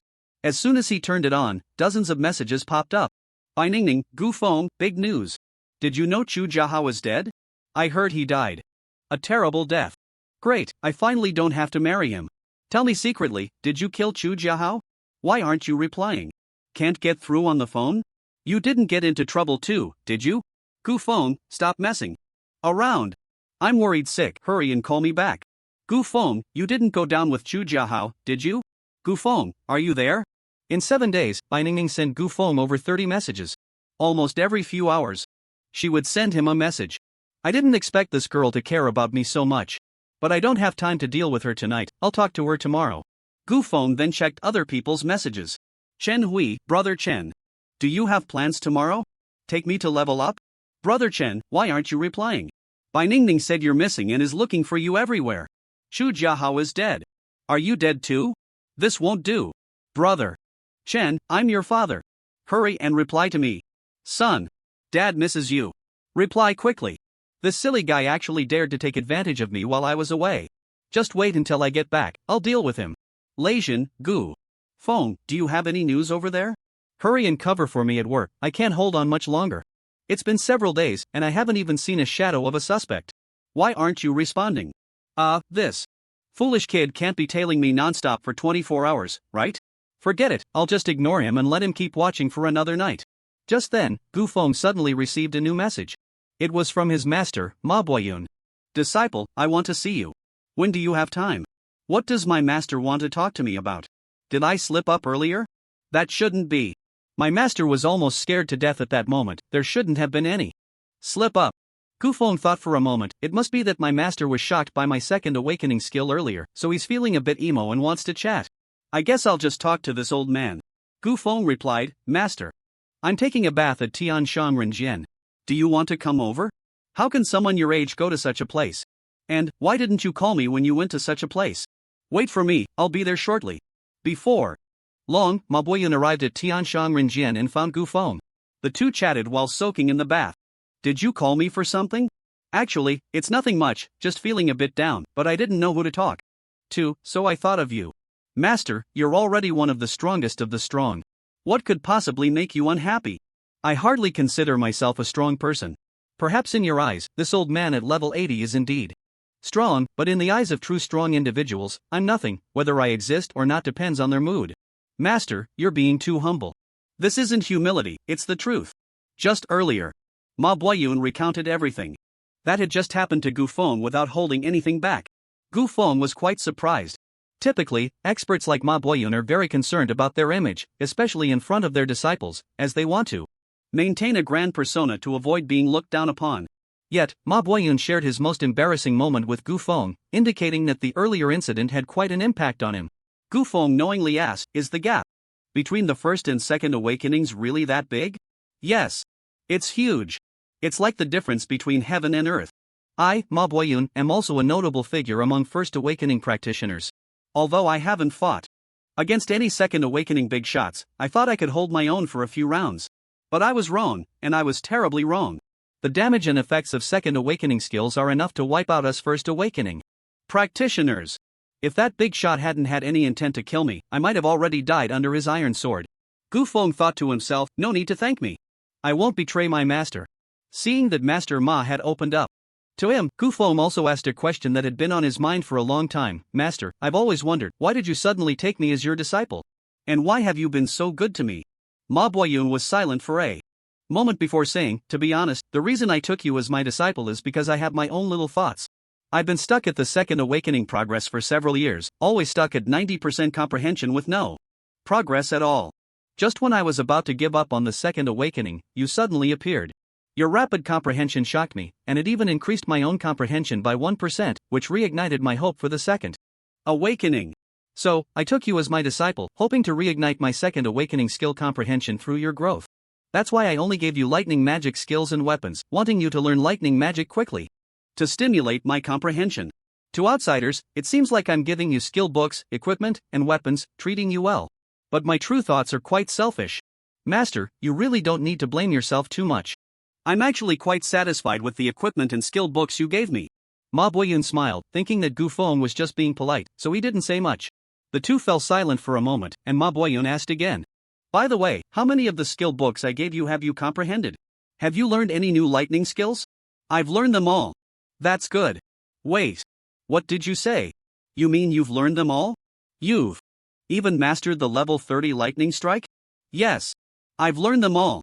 Now I can easily control the power of lightning. As he spoke, Gu Feng gathered the power of lightning, and arcs of electricity crackled in his hand, quickly dancing in his palm without harming him in the slightest. You've learned the level 30 lightning strike, which means you're already level 30. Yeah, just over level 30. Gu Feng intentionally understated his level by 5 levels to avoid startling old Ma. But even with Gu Feng's understatement, Ma Boyun was still shocked. Hiss, in just a few days, you've gone from a dozen levels to level 30. This leveling speed is simply monstrous. And as a non-classed player, you've comprehended several lightning skills in such a short time, it's simply a prodigy. While Ma Boyun was astonished, he was also constantly observing the progress of his second awakening skill, comprehension. But to his disappointment, there was no change in the comprehension progress this time, it remained at 91%. Ma Boyun sighed, feeling a bit disheartened. What's wrong, master? Why the sudden sigh? Ma Boyun replied. Honestly, although your progress this time has shocked me greatly, unfortunately, my comprehension hasn't improved at all. It seems that the last increase in comprehension was just a fluke. You want to be shocked, huh? That's not hard to say. Once the time is right, I'll let you be shocked enough with several second awakening skills. But now is not the time. The two chatted idly for a while before returning to their respective rooms to rest. The next morning, the master and disciple walked out of the heavenly realm. Once outside, Gu Feng felt refreshed, his body incredibly comfortable, and his thoughts remarkably clear, as if he had entered sage mode. So, he opened his phone and silently gave the club a 5-star review. Not bad. This place is really great. I'll come again next time. At that moment, Ma Boyun also walked over, taking out a few skill books and 2 staffs from his equipment space to give to Gu Feng. Disciple, I hope you won't take yesterday's events to heart. Even if you can't help my comprehension, I won't treat you poorly. I'm not the kind of person who kicks you aside just because you have no use.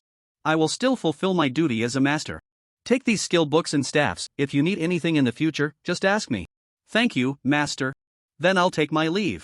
Safe travels, master. Watching the little old man walk away, Gu Feng silently thought to himself, Master, don't worry. Your disciple is not the kind of person who takes advantage of others without knowing how to be grateful. I must ensure that you successfully comprehend the second awakening skills. This year, in Luo City, Bai Difeng also learned of Chu Jiahao's murder a few days ago. He was equally shocked. With Chu Jiahao dead, it meant that his daughter's marriage alliance with the Chu family was automatically dissolved. The dissolution of the marriage alliance also meant the end of the cooperation between the Tsangchong Guild and the Bai Family Guild. The Bai Family Guild's hopes of leveling up to an level 8 guild were probably bleak. Bai Difeng's little calculations had come to nothing. Which scoundrel killed young Master Chu? This is just delaying my big plans. And just yesterday, Bai Difeng heard that Chu Tiansu had returned from the Demon City he should visit, both out of sentiment and reason. So he brought some gifts and headed to the Tsangchong Guild. When he arrived, Chu Tiansu was reviewing the guild's earnings and various matters from the past few days. After waiting for about 10 minutes, Chu Tiansu finally beckoned Bai Dianfeng to come in. Bai Dianfeng walked in with a feigned look of sorrow. Brother Chu, how could he have been murdered? My future son-in-law. Just like that, he's gone. It truly breaks my heart. Chu Tiansu remained silent, merely looking at him coldly. Bai Dianfeng felt a bit awkward and continued, the saddest thing in the world is for a parent to bury their child. Brother Chu, I understand your feelings. Don't be too heartbroken, or you might harm your health. Please accept my condolences. Chu Tiansu still said nothing. Bai Dianfeng's eyelids couldn't help but twitch, and he cautiously asked, Brother Chu, did I do something wrong? Chu Tiansu snorted coldly, humph. I didn't come to settle scores with you, yet you come here to wail. You didn't do anything wrong, but your precious daughter has caused my son great suffering. Bai Dianfeng suddenly broke into a cold sweat, a sense of foreboding rising in his heart. What did my daughter do? Your daughter clearly had a marriage contract with my son, yet she repeatedly rejected his goodwill and shamelessly went out on dates with other men. My son, seeing her being intimate with another man, couldn't hold back and sought a few helpers to deal with that guy. Who would have thought that a wild card would appear, and my son met with misfortune? If it weren't For your daughter's promiscuity, my son wouldn't have been killed. Bai Dianfeng cursed inwardly, you call my daughter shameless and promiscuous. How dare you? Your son is a notorious playboy, changing girlfriends almost every month, and how many abortions has he caused? My daughter is a proper young lady. If it weren't for my desire to seek the guild's development and needing your help, how could I possibly marry my precious daughter? To that scoundrel Chu Jiahao? You old dog have the nerve to speak about my daughter. How dare you? I spit. Although Bai Dianfeng cursed Chu Tian's ancestors in his heart, he didn't dare to utter a single disrespectful word. It's unjust, Brother Chu. My daughter is definitely not that kind of casual person. There must be some misunderstanding. Misunderstanding? The entire school saw them walking hand in hand, you call that a misunderstanding? Bai Dianfeng found it hard to argue. He naturally knew about Gu Feng and Bai Ningning holding hands. He had even thought about having his bodyguard secretly deal with Gu Feng. But since young Master Chu said he would handle Gu Feng himself, Bai Dianfeng thought that dealing with a useless person wouldn't be dangerous, and perhaps it would help ease young Master Chu's anger, so he didn't let his bodyguards intervene. Who would have thought that this decision would cost Chu Jiahao his life? If I had directly let my bodyguards deal with Gu Feng back then, young Master Chu might not have died. Even if he did die, it wouldn't be my fault. Alas, what a miscalculation. Chu Tian said coldly, now that my son is dead, our family's marriage contract is also dissolved. There is no longer any friendship between us. Bai Dianfeng suddenly remembered something and said, I wonder if Jiacheng has a girlfriend? Bai Dianfeng had his eyes on Chu Jiacheng. Chu Jiacheng was an excellent student, of good character, with double S-level talent, and a member of the university team in Magic City. His future was undoubtedly bright. If he could marry his daughter to Chu Jiacheng, it would be 1,000 times better than marrying her to Chu Jiahao. But Bai Dianfeng's words completely enraged Chu Tian's. Do you think our Chu family can't find a wife? Your daughter caused my youngest son's death, and now you're eyeing my eldest son. Do you really think that just because you have a daughter with double S-level talent, anyone is worthy of her? Let me tell you, my son will not die in vain. If the murderer is not found, I will make your Bai family, along with your proud daughter, accompany my son to the grave. Bai Dianfeng was completely stunned. His little schemes had completely fallen apart this time. He hurriedly explained, Brother Chu, why is that? I really meant no harm, just concerned about your son. How could my daughter be worthy of a good kid like Jia Shang? A talent like Jia Shang is destined to marry a 3S level wife. I truly meant no harm. But it was too late for Bai Dianfeng to say anything now. Chu Tian's looked at him with a cold gaze and said, get lost. If you don't leave now, I'll make you die right here. Bai Dianfeng swallowed hard, and at that moment he didn't dare to say another word. Because Chu Tian's eyes were truly filled with murderous intent, he was genuinely afraid that if he uttered even a single word, he would not leave this place alive. He turned around and, under the watchful gaze of Chu Tian's filled with killing intent, slowly walked towards the exit. With each step he took, his heart thudded. With every step, his heart thudded. He worried that Chu Tian's would suddenly attack him and kill him. The distance of just a few dozen meters felt more difficult and oppressive than walking to the execution ground. But Chu Tian's did not kill him. As soon as he stepped out of the main hall, Bai Dianfeng collapsed to the ground. Large beads of sweat dripped from his forehead onto the floor, and his clothes were already soaked through. It took him a long time to stand up again. He clenched his fists. At that moment, he wanted to kill even more than Chu Tian's. He wanted to kill someone. He immediately took out his phone and dialed the number of Bai Ningning's bodyguard leader.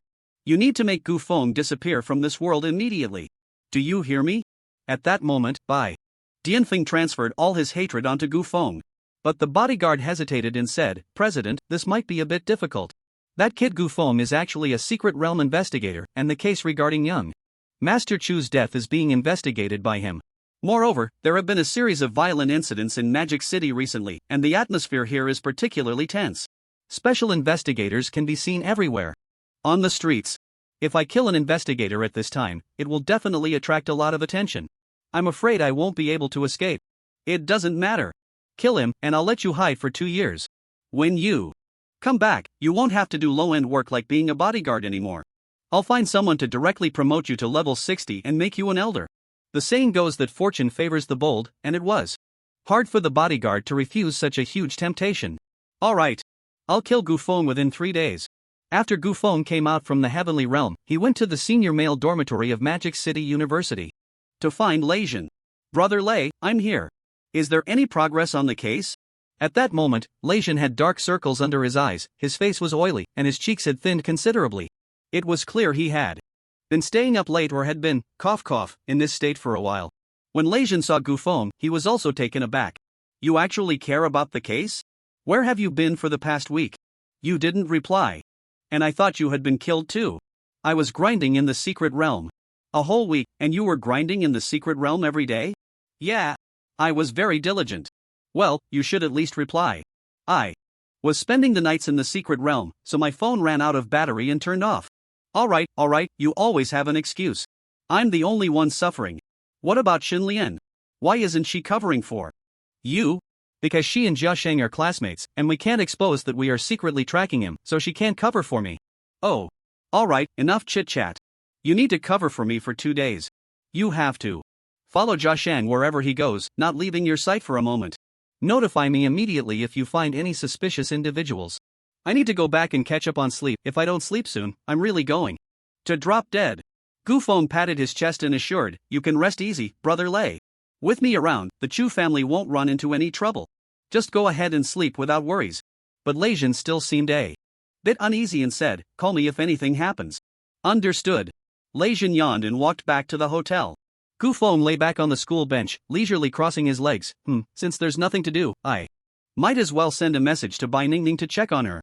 Gu Feng sent a message to Bai Ningning. Miss Bai, I heard you've been missing me these past few days? Gu Feng. You're still alive. Woo, I thought you were dead. I was so worried. How could I possibly be dead? Even if you died, I wouldn't die. Where are you? I'm coming to find you right now. Right below the senior boys' dormitory. In just a few minutes, Bai Ningning came running up to Gu Feng. She excitedly said, wow. Gu Feng, you're really alive. That's great. But then she spoke in a reproachful tone, now tell me, what have you been up to these past few days? Why have you been ignoring me? I was so worried. Gu Feng replied, I've been investigating the case of Chu Jiahao's death these past few days. It was confidential, so I went off the grid for a bit. You're investigating the cause of Chu Jiahao's death? Bai Ningning lowered her voice deliberately and said, aren't you the one who killed him? Of course not. I'm a model citizen. I often help old ladies cross the street. How could I kill someone? No way. No matter who killed Chu Jiahao, he was really a good person. He helped me solve a huge headache. Then, surprisingly, Bai Ningning placed her hand on the back of Gu Feng's hand, pretending as if nothing was wrong. But her flushed cheeks had already betrayed her. Gu Feng didn't refuse and enjoyed the comfort brought by her cool little hand in the hot summer. At that moment, a man in a suit suddenly appeared in front of them. It was Bai Ningning's bodyguard. Miss, please conduct yourself properly. Bai Ningning frowned and said discontentedly, Chu Jiahao is dead, I can be with whoever I want now. Gu Feng added, yeah. What's wrong with holding hands? Holding hands won't get anyone pregnant. The bodyguard glanced at Gu Feng, as if looking at a dead man. He ignored Gu Feng and continued to speak to Bai Ningning, although young master, Chu is dead, it doesn't mean that the master agrees with you being with this kind of waste. Please separate. Bai Ningning said, what if I don't want to separate? Can you hit us? Then I will call more bodyguards to persuade you to part ways. Once I inherit the Bai family's guild, the first thing I'll do is fire all of you. The bodyguard showed no reaction and repeated, please separate. The bodyguards assigned by her father were all above level 45, and with her current strength, she couldn't possibly fight them off. So it was impossible to drive them away by force. Bai Ningning pouted, although she was very angry, she had no way to deal with it. She could only say to Gu Feng, these bodyguards are really annoying. Anyway, I'm just glad to see you safe. Let's chat on WeChat. Yeah, let's chat on WeChat. Then I'm leaving, bye-bye. Bye-bye. Only then did Bai Ningning reluctantly let go of Gu Feng's hand. The bodyguard shot Gu Feng a cold glance before leaving as well. After leaving, the bodyguard team leader immediately called his subordinate. The boss wants us to take care of that Gu Feng kid. A generous reward awaits once it's done. Keep a close watch on him and report his movements to me at all times. We'll act when the opportunity arises. Understood. Gu Feng lay on the bench for a while longer, feeling a bit bored. Brother Lei asked me to keep an eye on Chu Jiasong, but the mastermind behind this entire case is right here. What is there to watch? As long as I don't turn myself in, the case won't progress at all. As long as I don't kill Chu Jiasong, he won't be in any trouble. There's no need to waste time here. I'm leaving. Off to the secret realm. Gu Feng directly slipped away and arrived at the last secret realm managed by Magic City University. Minotaur tribe, recommended level 35 to 40. They are strong, savage, and full of wisdom. They are the nemesis of pure love warriors. The Minotaurs. Welcome to the world of Minotaurs. The Minotaur tribe. I hate Minotaurs the most. I'm choosing to enter the Hell difficulty secret realm. I want to kill all the Minotaurs must die. The bodyguard saw Gu Feng enter the Minotaur secret realm and immediately called his team leader. Boss, I just saw Gu Feng enter the secret realm alone. Oh? He actually entered the secret realm alone? This is a great opportunity. Which secret realm did he enter? He entered the Minotaur secret realm. The Minotaur secret realm? Isn't that a level 35 to 40 secret realm? Could it be that Gu Feng is already level 35? That shouldn't be. Isn't he a useless, jobless person? How could he level up so fast? He is a secret realm investigator. Could it be that he is investigating a case in the secret realm beyond his level? That's not impossible. At this moment, the bodyguard added, and he entered a Hell level secret realm. Ah, Hell level secret realm. That's not a place for humans to play. It's confirmed. This kid is definitely there to investigate a case. But that's fine, it's perfectly normal for him to die alone in a Hell secret realm. After all, the monsters there are ridiculously strong. Moreover, there are very few people in the Hell secret realm, making it a great opportunity to kill. A flash of light passed, and Gu Feng was already inside the Minotaur secret realm. From a distance, Gu Feng saw these massive bulls. Adult Minotaurs average between 2.3 to 2.5 meters tall, with powerful builds. Their professions are mostly warriors, druids, and shamans. The living habits of Minotaurs are similar to those of humans. They are intelligent social animals that hunt and forage in groups of 3 to 5. It's rare to see a lone Minotaur. They live in tents resembling yurts, with animal skins, dried fish, and some hay hanging outside. Their lifestyle seems to lean towards nomadic living. Gu Feng cast a detection spell to check the attributes of the Minotaurs.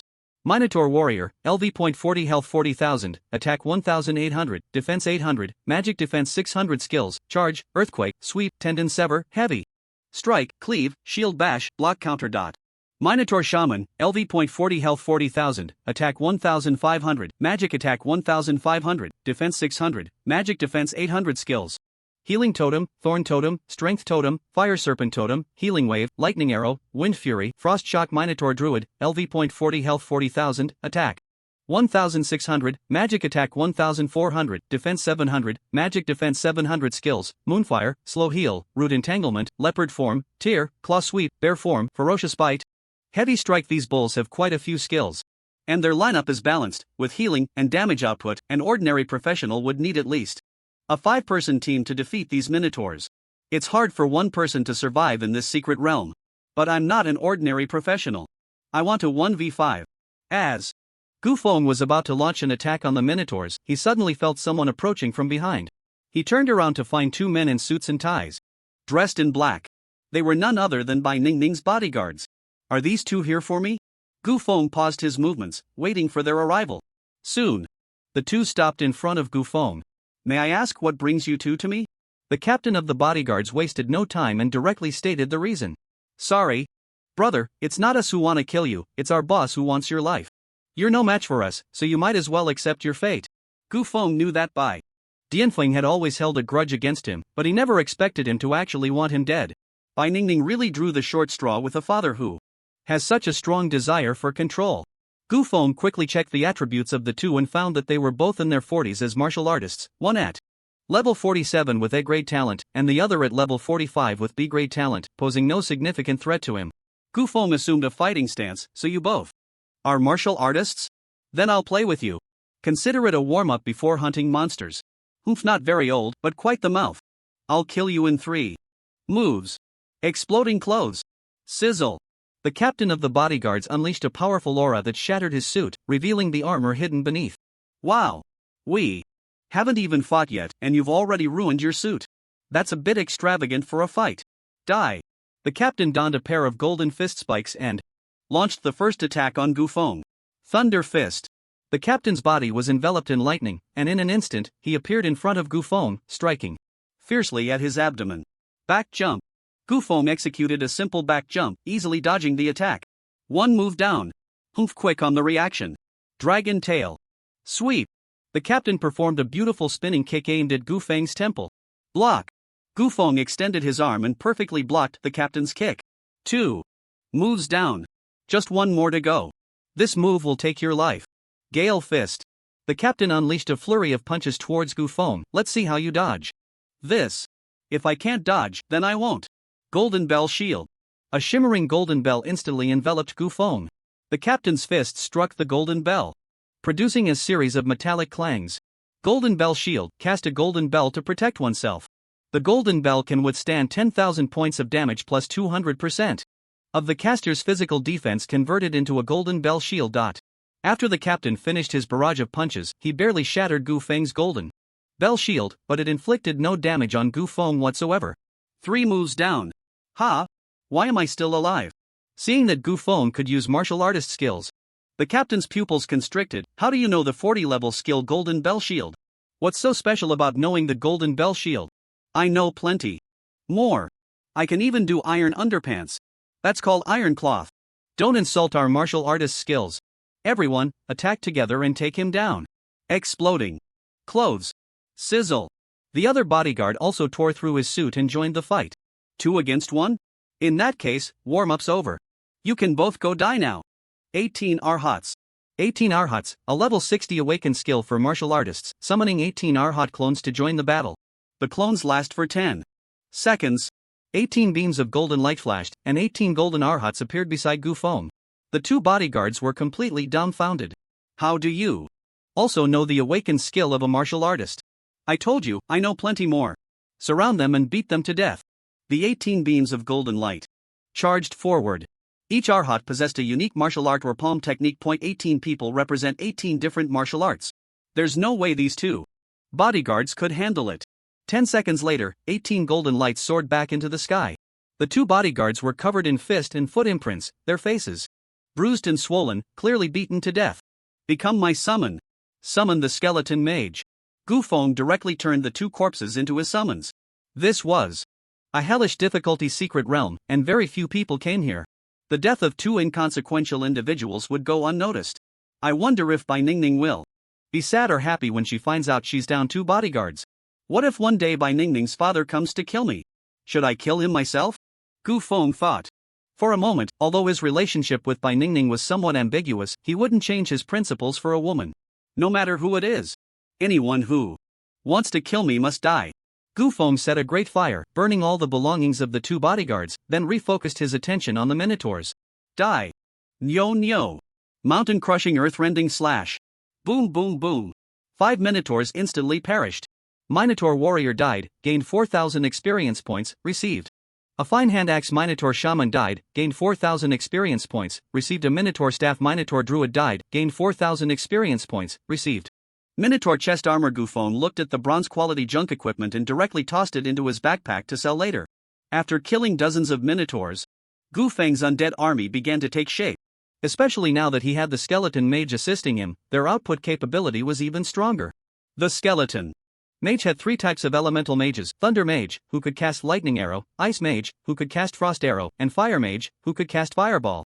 Although the skills cast by the skeleton mage were all basic, their sheer numbers made up for it. Dozens of skeleton mages casting skills simultaneously was like a magical machine gun. Their power was not much less than those world-destroying awakened skills. It's time to find the boss. Gu Feng used sword control technique and flew directly into the depths of the secret realm. About half an hour later, Gu Feng discovered the boss's figure in a tribe made up of several tents. This was an older minotaur. He had a hand axe at his waist, a shield on his back, and a staff. At that moment, he was using Healing Wave to treat an injured horse. Minotaur Chief, health 1.4 million, attack power 4000, magic attack 4000, defense 1200, magic defense 1200. The Minotaur Chief is proficient in all skills of druids, warriors, and shamans at level 40 and below. Proficient in all skills of 3 professions at level 40 and below. That's a bit strong. But the skills you have are nothing compared to mine. The Minotaur Chief had also noticed Gu Feng flying in the sky. He stopped his healing work and then blew the horn. Immediately, dozens of minotaurs emerged from the tents and entered combat mode. Just in time. Awakened 5 strikes. Gu Feng was focused on leveling up and didn't care to enjoy the battle with the new boss. He went straight for the awakened 5 strikes, aiming to take down the boss in one hit, simple and brutal. Boom. Boom boom. 5 terrifying spells were unleashed, instantly turning the Minotaur tribe upside down, and dozens of kill notifications appeared in Gu Feng's mind. Minotaur Druid died, gained 4,000 experience points. Minotaur Shaman died, gained 4,000 experience points. Minotaur Warrior died, gained 4,000 experience points. But after the 5 awakened skills were cast, there was no news of the boss's death. Oh? Not dead? You really are a blood cow. Gu Feng checked the boss's health. At this moment, the Taoran chieftain still had over 400,000 health. The Taoran chieftain raised its staff and cast lightning arrow at Gu Feng. Gu Feng easily dodged it. Then it summoned a healing totem, using healing wave to heal its wounds. Gu Feng flew in the air, quietly watching its actions. As the boss's level increases, its health and dual resistances have been significantly enhanced. It seems the Awakening 5 combo can no longer take them down in one hit. But that's not a problem. If the Awakening 5 combo can't take it down, then I'll use the Awakening 6 combo. If the Awakening 6 combo can't do it either, then I'll use the Awakening 7 combo, 8 combo, 10 combo. There will always be a combo that can take the boss down. That's the advantage of having many skills. Since you haven't died, then take another set of my Awakening 5 combo. Tauren Chieftain dies, gains 1,200,000 experience, receives a Totem Battle Axe, and a Beast Bone Necklace. Totem Battle Axe, gold quality, LV.40 attack plus 600 constitution. Plus 20 has a 5% chance to summon a random totem on attack. Beast Bone Necklace, gold quality, LV.40 constitution plus 40 strength plus 20 spirit plus 20 agility plus 20 increases movement speed by 10% and hit rate by 10%. This axe is pretty good, I can keep it for later use. As for this necklace, it's nowhere near as good as my life pendant. Time to sell it. After collecting the loot, Gu Feng continued to grind. Meanwhile, Xun Lian and Chu Jiaxing's team were also grinding in the Orc Continent's secret realm. An orc ambushed Chu Jiaxing, swinging its axe at him, but Chu Jiaxing was completely unaware. Jiaxing, be careful. Holy light shield. A holy light shield enveloped Jiaxing's entire body. With a crisp clang, the holy light shield perfectly blocked the orc's attack. Only then did Chu Jiaxing react. Fireball, thunderstorm, 2 single-target powerful skills took down the orc in an instant. Everyone noticed that Chu Jiaxing was distracted. This wasn't the first time he had made such a rookie mistake in recent days. If it weren't for his teammates' protection, he could have been seriously injured or worse. Shenlian asked with concern, Jiaxing, are you okay? Chu Jiaxing waved his hand and said, I'm fine, just a bit out of sorts lately. Sorry for worrying everyone. At this moment, the team captain Lu Bashi said, Jiaxing, why don't you take a couple of days off to rest? Once you're back to normal, we can continue leveling up. Chu Jiaxing immediately refused, no way, no way. The campus competition is about to start. We must quickly level everyone up to level 45 and master the level 45 skills to have a chance at a good result in the competition. We don't have time to rest. But your condition. Chu Jiaxing ignored everyone's concerns and continued deeper into the secret realm. I told you I'm fine, let's keep going. The others could only helplessly follow along. The campus competition is a highly anticipated major event organized by prestigious universities across the country. The winners not only receive a large amount of resource rewards but also qualify for the international campus competition. Any team that qualifies for the international campus competition will have the opportunity to participate in trials in foreign secret realms.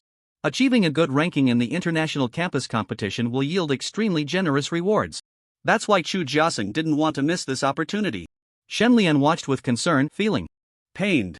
Shenlian was not a member of the school team, she was temporarily assigned to the team due to the case of Chu Jiaxing's brother's death, mainly responsible for protecting Chu Jiaxing.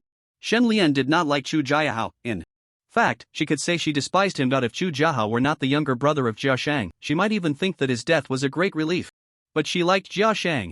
Seeing him so gloomy and despondent over his brother's death, so heartbroken, made her feel sad too. She wanted to help Jia Shang catch the murderer, but these culprits were too cunning. They had investigated for several days without any leads. This made Shenlian wonder if they had gone in the wrong direction with their investigation, which was why there was no progress. Shenlian was a summoner, and summoners primarily relied on summon objects to deal damage, so she had plenty of time to rethink and review the entire case. Thus, while following the 5 members of the school team through the secret realm, she pondered the case. About an hour later, Shenlian suddenly furrowed her brows, as if she had realized something. She confirmed her bold idea repeatedly. Not only did it not falter, but it also became clearer. Could it really be Gu Feng? Shenlian hesitated, debating whether to share her thoughts with Jia Shang. Should she handle it officially and report her ideas to Lei Jin, letting him make the decision? If I tell Jia Shang my thoughts, the Chu family will definitely find a way to eliminate Gu Feng. That would be equivalent to letting the Chu family commit murder. As an investigator, Should I really condone such actions? Isn't that breaking the law? And if I share my thoughts with Lei Zhen, he values Gu Feng so much, would he believe what I say? Even if he does, Gu Feng has almost cleaned up all the clues, and he has virtually no suspicion. My deductions alone wouldn't be enough to file a case. In that case, not only would Gu Feng be innocent, but it would also make him more vigilant in the future. It would be even harder to find the real murderer. What should I do? Shen Lian fought back and forth, weighing the pros and cons of both approaches, but in the end, her emotions triumphed over reason. Shen Lian decided to tell Jia Sheng her thoughts. Murder must be paid for, and debts must be repaid, this is only right. Reporting to superiors will only complicate matters and make them verbose, even allowing the murderer to escape punishment. Let me break the rules just this once. During a break in the team, she walked over to Chu Jia Sheng and said, Jia Sheng, I think I have a new discovery about this case. Jia Sheng quickly asked, what new discovery? Hurry up and tell me. Shen Lian said, you know Gu Feng, right? The one who was holding hands with Bai Ningning, the jobless one. Yeah. Isn't he a useless profession? What's wrong with him? He might not be useless at all. Think about it. Even if the young lady of the Bai family doesn't like Jiahao, she is an SS-level genius, why would she be with someone recognized as useless? Is it just to humiliate Chu Jiahao? That would only lower her own worth. She has no reason to do that. So, the jobless might not be the useless profession everyone thinks, but rather a very powerful one. Bai Ningning is with Gu Feng precisely because she understands his true strength. Another SS-level genius, Chen Hui, also bows to Gu Feng. This is completely unlike the demeanor of an SS-level talent. Chu Jiasheng agreed, SS-level individuals are naturally proud, this does seem a bit unusual. Shen Lian continued, moreover, when Gu Feng was being investigated as an investigator, he told Lei Zhen that jobless individuals simply lack a fixed profession, but they can also self-learn skills, learning all the skills of every profession, though it requires several times or even a dozen times the effort of a professional to master. Upon hearing this, Chu Jiasheng couldn't help but widen his eyes. Jobless individuals can self-learn any skill from all professions. How is that useless? As long as he is willing to work hard, he is an all-rounder. So, what does he have to do with this case? When we visited the school, many students said that Jiahao and Gu Feng had a bit of a conflict at that time. Subsequently, Jiahao threatened Gu Feng, saying he would teach him a lesson, and then Jiahao and those few delinquents were killed. Because everyone believes that a jobless person is a completely useless profession, no one would associate Gu Feng with being a murderer. Gu Feng also successfully cleared himself of the suspect's charges. The murderer who killed Jiahao used 4 skills to destroy the body: thunderstorm, flame incineration, corpse explosion, and summon skeleton. For spells, 3 different professions, which greatly eliminated Gu Feng's suspicion of committing the crime. But no matter how meticulous, there is always a flaw. An unintentional act by Gu Feng previously exposed his suspicion. Chu Jiaxing frowned and asked, what unintentional act? During our secret realm administrator exam, the 2 corpses we were assessed on were also destroyed by thunderstorm, corpse explosion, and summon skeleton, and then obliterated by flame incineration. And Gu Feng actually completed the assessment with a perfect score of 200. When I saw Gu Feng's score, I was shocked. He was simply a genius of deduction. Even our examiner was astonished and jokingly said, I really suspect you are the murderer. Now it seems that this statement was not a joke. Even if a person's reasoning ability is strong, it is impossible to completely reconstruct the entire case just by identifying the corpses. Unless he witnessed or participated in the entire case, he wouldn't know it so clearly. Combining these 2 matters, Gu Feng is the murderer. Chu Jiaxing said in shock, are you saying that Gu Feng can use thunderstorm, corpse explosion, summon skeleton, and flame incineration at the same time? But flame incineration is a skill that only a level 55 fire mage can use. Are you implying that Gu Feng's level has already exceeded 55? I don't know about that. All of Gu Feng's information is a question mark. No one knows his attributes or level specifically. This is also the best protection for his true abilities. Also, regarding the case of the life tree in your Chu family's spirit forest secret realm being destroyed, Gu Feng has also entered that secret realm multiple times, and he was excluded from suspicion because of his jobless status. Coincidences can happen once, or even twice, but if a person has so many coincidences in a row, it indicates that this is definitely not a coincidence. Moreover, there are more elemental residues on the wounds of the dead life tree. So, there is another possibility. Gu Feng is not acting alone, he is a member of this organization. Chu Jiaxing's expression became serious. What is the accuracy rate of your deductions? Shen Lian thought for a moment and said, although I have no evidence, I feel that the accuracy rate is at least 80%. Gu Feng is either the murderer or a participant. It seems we must find this kid Gu Feng to uncover the truth. Shunlian said, Jiasing, you must not tell anyone that I told you these things. It would be a serious violation of discipline for me to share this information. If it gets found out, I will be held accountable. Rest assured, I won't tell anyone. If Gu Feng is the one who killed my brother, I will definitely kill him. If he is not the murderer, I won't make things difficult for him. You can count on that. I believe you, Jiasing. Shenlian felt very happy, glad that she could help Jiasing. But little did she know, she was sending her beloved person down a path of no return. Chu Jiasing suddenly stood up and said, Sorry, brothers, I need to handle some personal matters, so I'll excuse myself for a bit. What's the matter? I suddenly remembered someone who might be a suspect in my brother's murder. So I want to investigate. Really? That's a good thing. Then hurry up and contact the investigator. There's no need to contact them, this is just my personal speculation, and I have no solid evidence to present. I'm just going to ask around. Oh, do you need our help? No, I can handle it myself. At this moment, Shenlian said, Jia Shang, why don't we accompany you? What if the other party is a ruthless criminal? That would be too dangerous for you. Shenlian is right, there's strength in numbers, and we won't be afraid of bad guys. We'll go with you. Chu Jiasheng thought about it and agreed.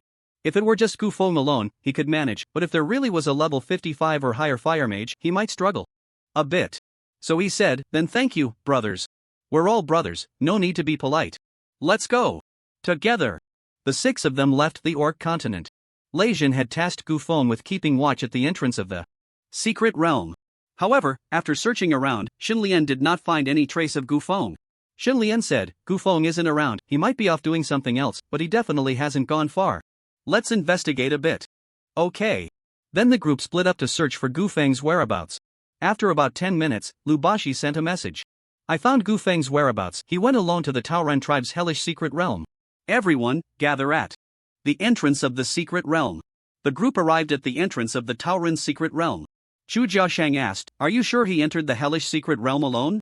Yes, the realm administrator said so, he has gone in and out several times. It can't be wrong. Xinlian said, he isn't at his post, yet he entered the terrifying hell difficulty secret realm alone. Moreover, he has gone in and out several times in just one morning, suspicious. Very suspicious. Gu Feng definitely has something going on. Let's go in as well. The group entered the secret realm. All of them were members of the school team, each possessing SS-level talent, with outstanding combat experience. Plus, they had already completed their level 42nd transfer quest, so entering a hellish secret realm for levels 35 to 40 posed no risk at all.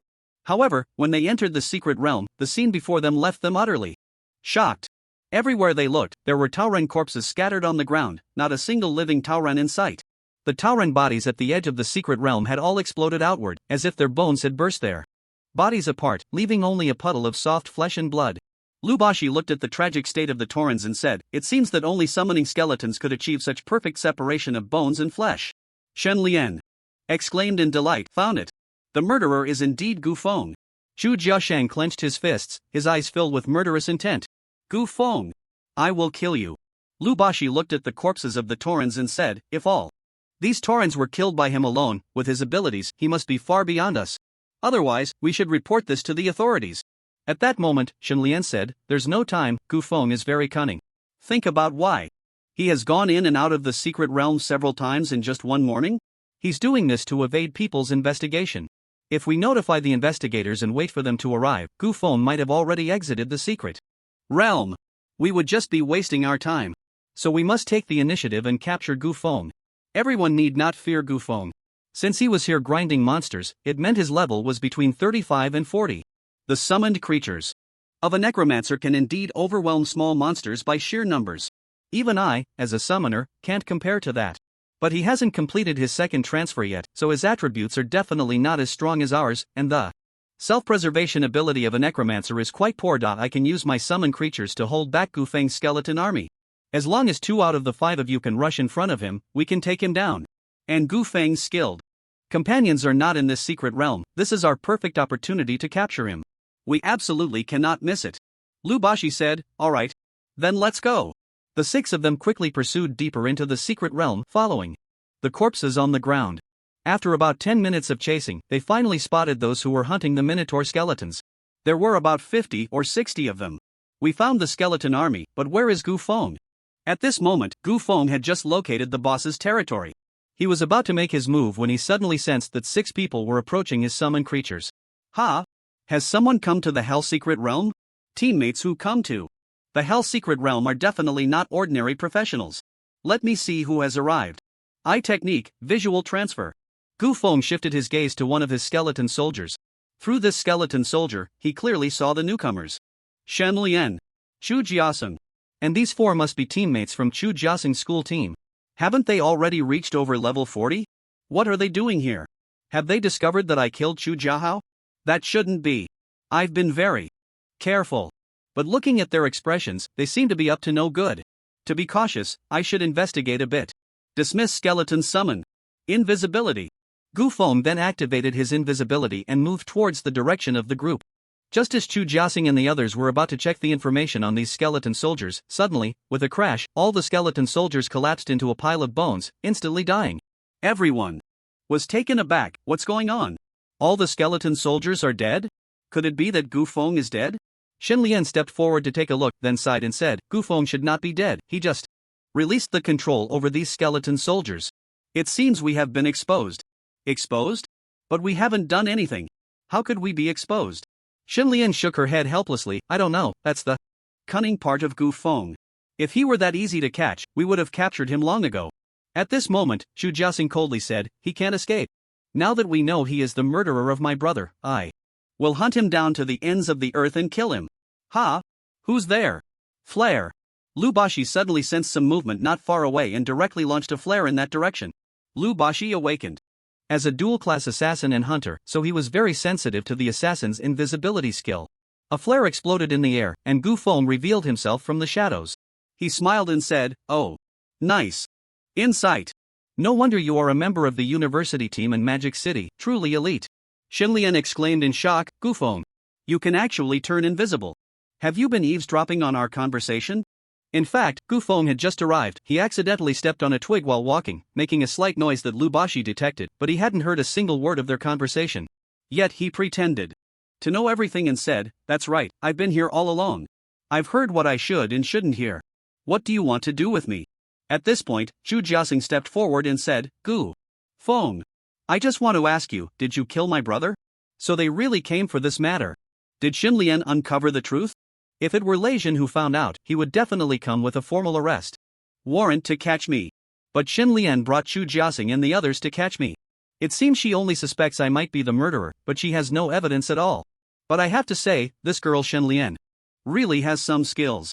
Since they've tracked me down to this place, it seems I can't escape. Gu Feng said, your brother did indeed die at my hands.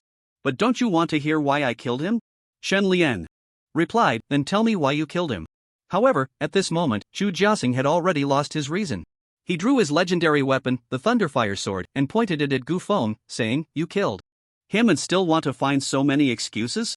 Life for a life, debts must be repaid. I will make you pay for my brother's life. You will die. Fire explosion technique.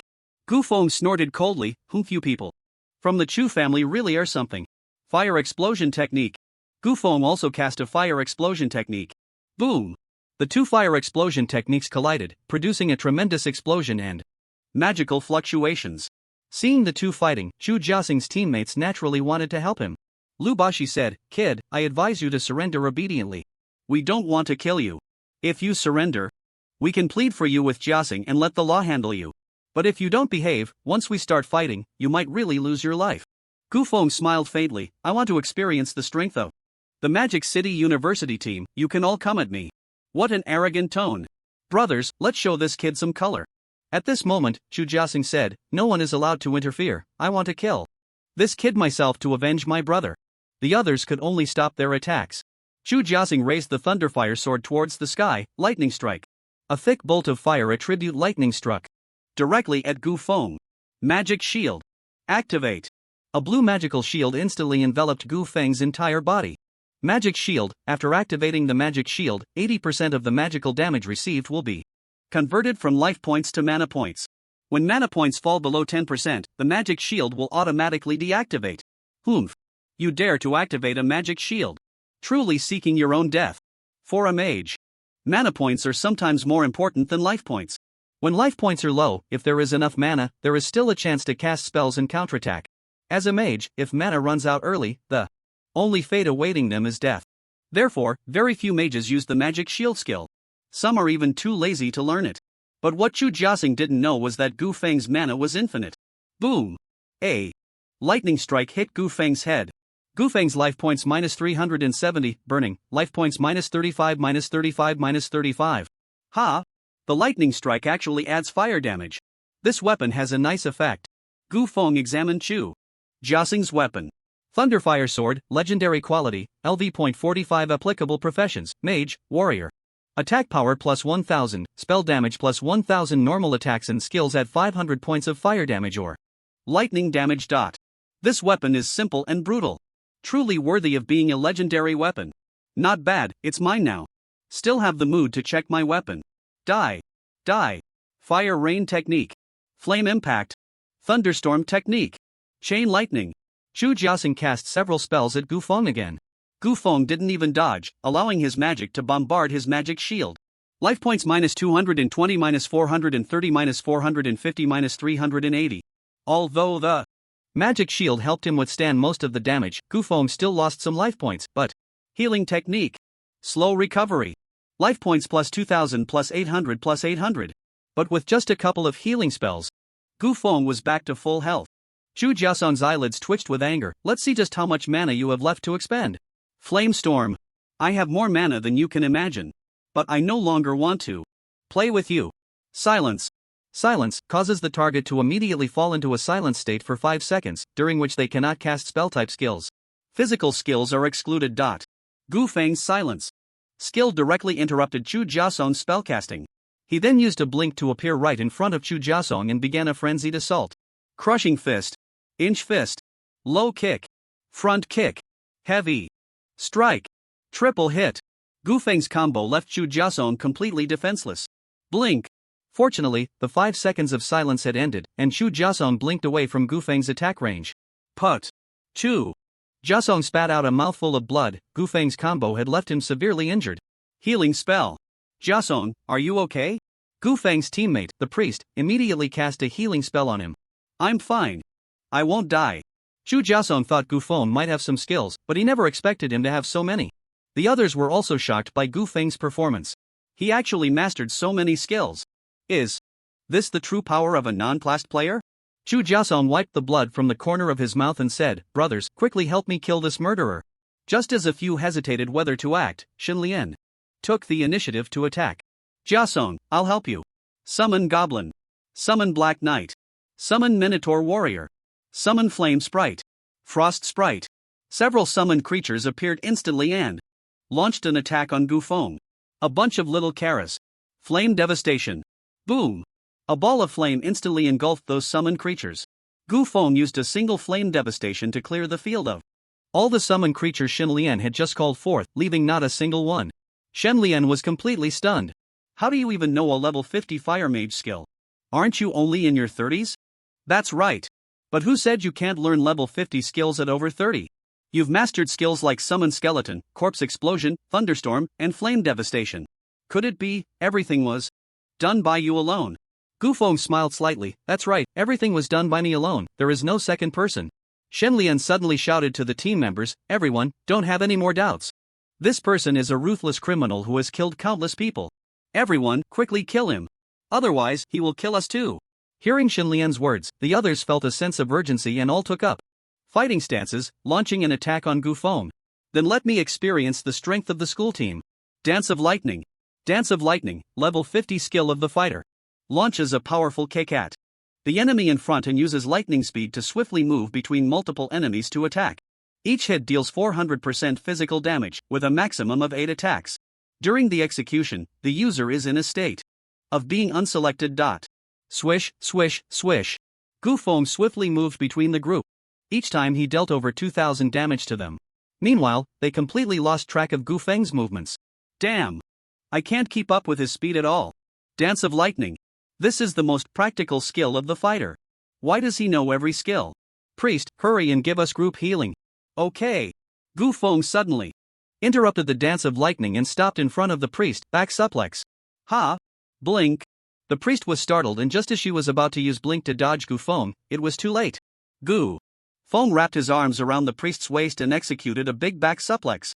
The priest's head was slammed heavily into the ground, and she fainted immediately. Ah! Charge! A soldier in the ranks charged towards Gu Feng with a long knife. Fine shit. Thunder back suplex.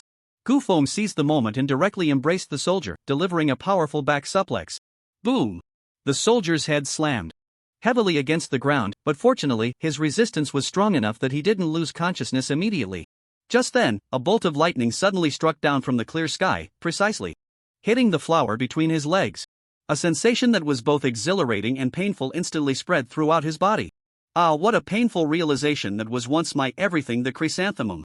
Wilts, the ground is full of wounds, my smile has turned yellow at this moment, only these two songs could express the soldier's feelings. He covered his butt and rolled on the ground, looking as if he had lost his fighting capability. The onlookers couldn't help but tighten their sphincters. There's a kind of pain that hurts just to watch. Lu Bashi shot out a tracking arrow, saying, "Tracking arrow. Let's see how you dodge this." Dodge? Why should I dodge? Instant step. Gu Feng instantly appeared in front of Lu Bashi, then firmly grabbed him with both hands. As the tracking arrow was about to hit him, Gu Feng directly threw Lu Bashi towards the direction of the incoming arrow. Toss. Although the tracking arrow had an automatic tracking function, it lacked the ability to avoid obstacles.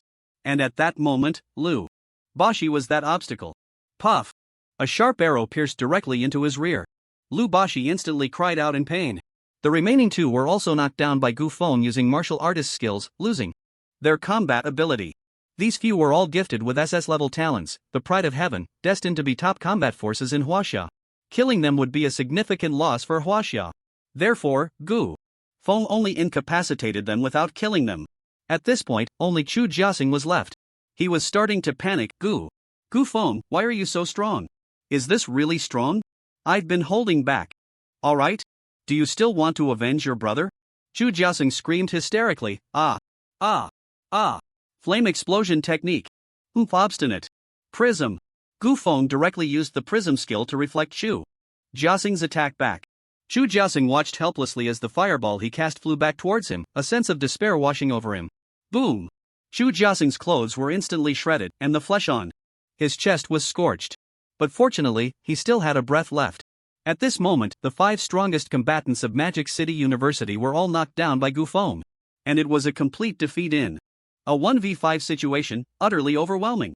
The few of them helped each other to gather together. At this time, Gu Feng walked up to them, and they all knew their end was near. But Gu Feng hesitated to strike.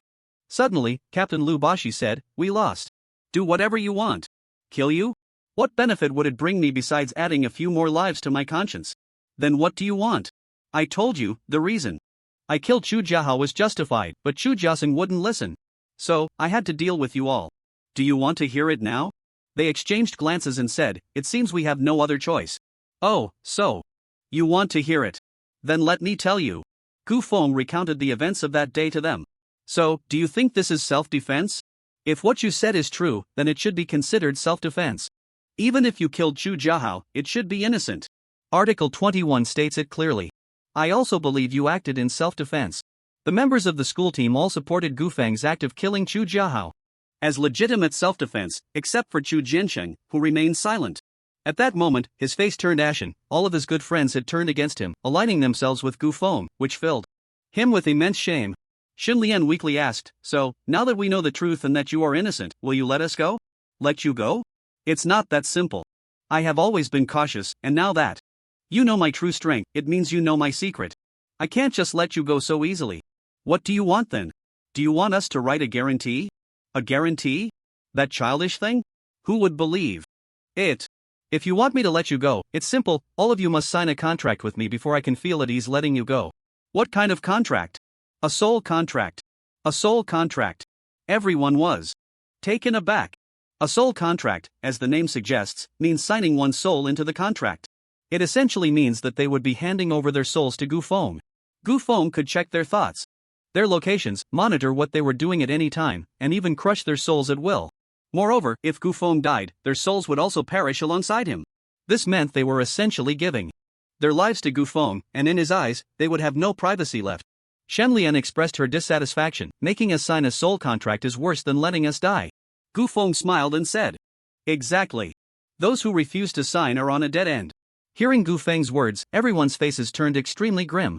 Although Gu Feng was smiling, they could see no hint of jest in his expression, leaving no room for negotiation.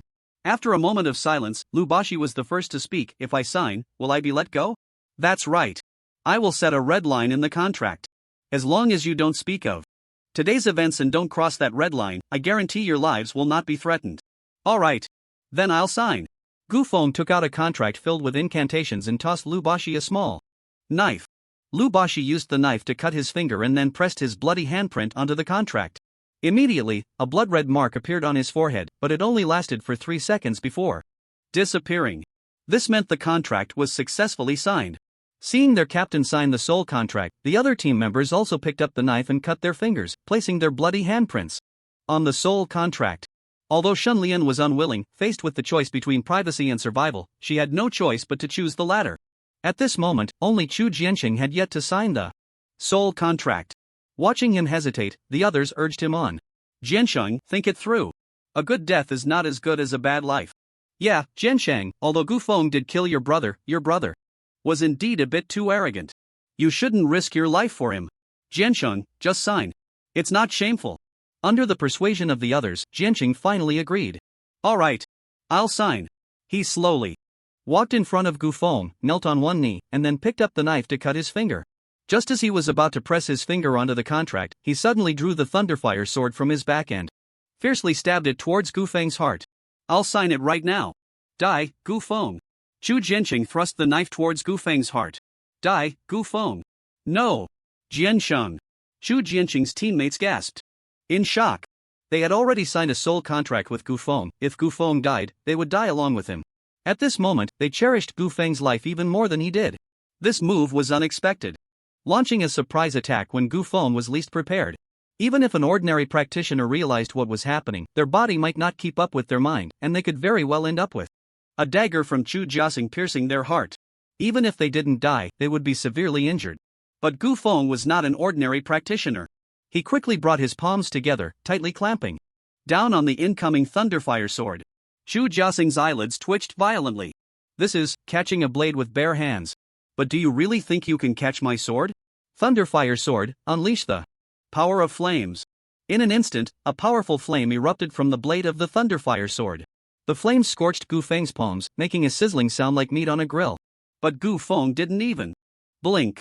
He coldly looked at Chu Jiaxing and said, Your Chu family truly has no good people. Now you can go reunite with your brother in the underworld. Shadow slash.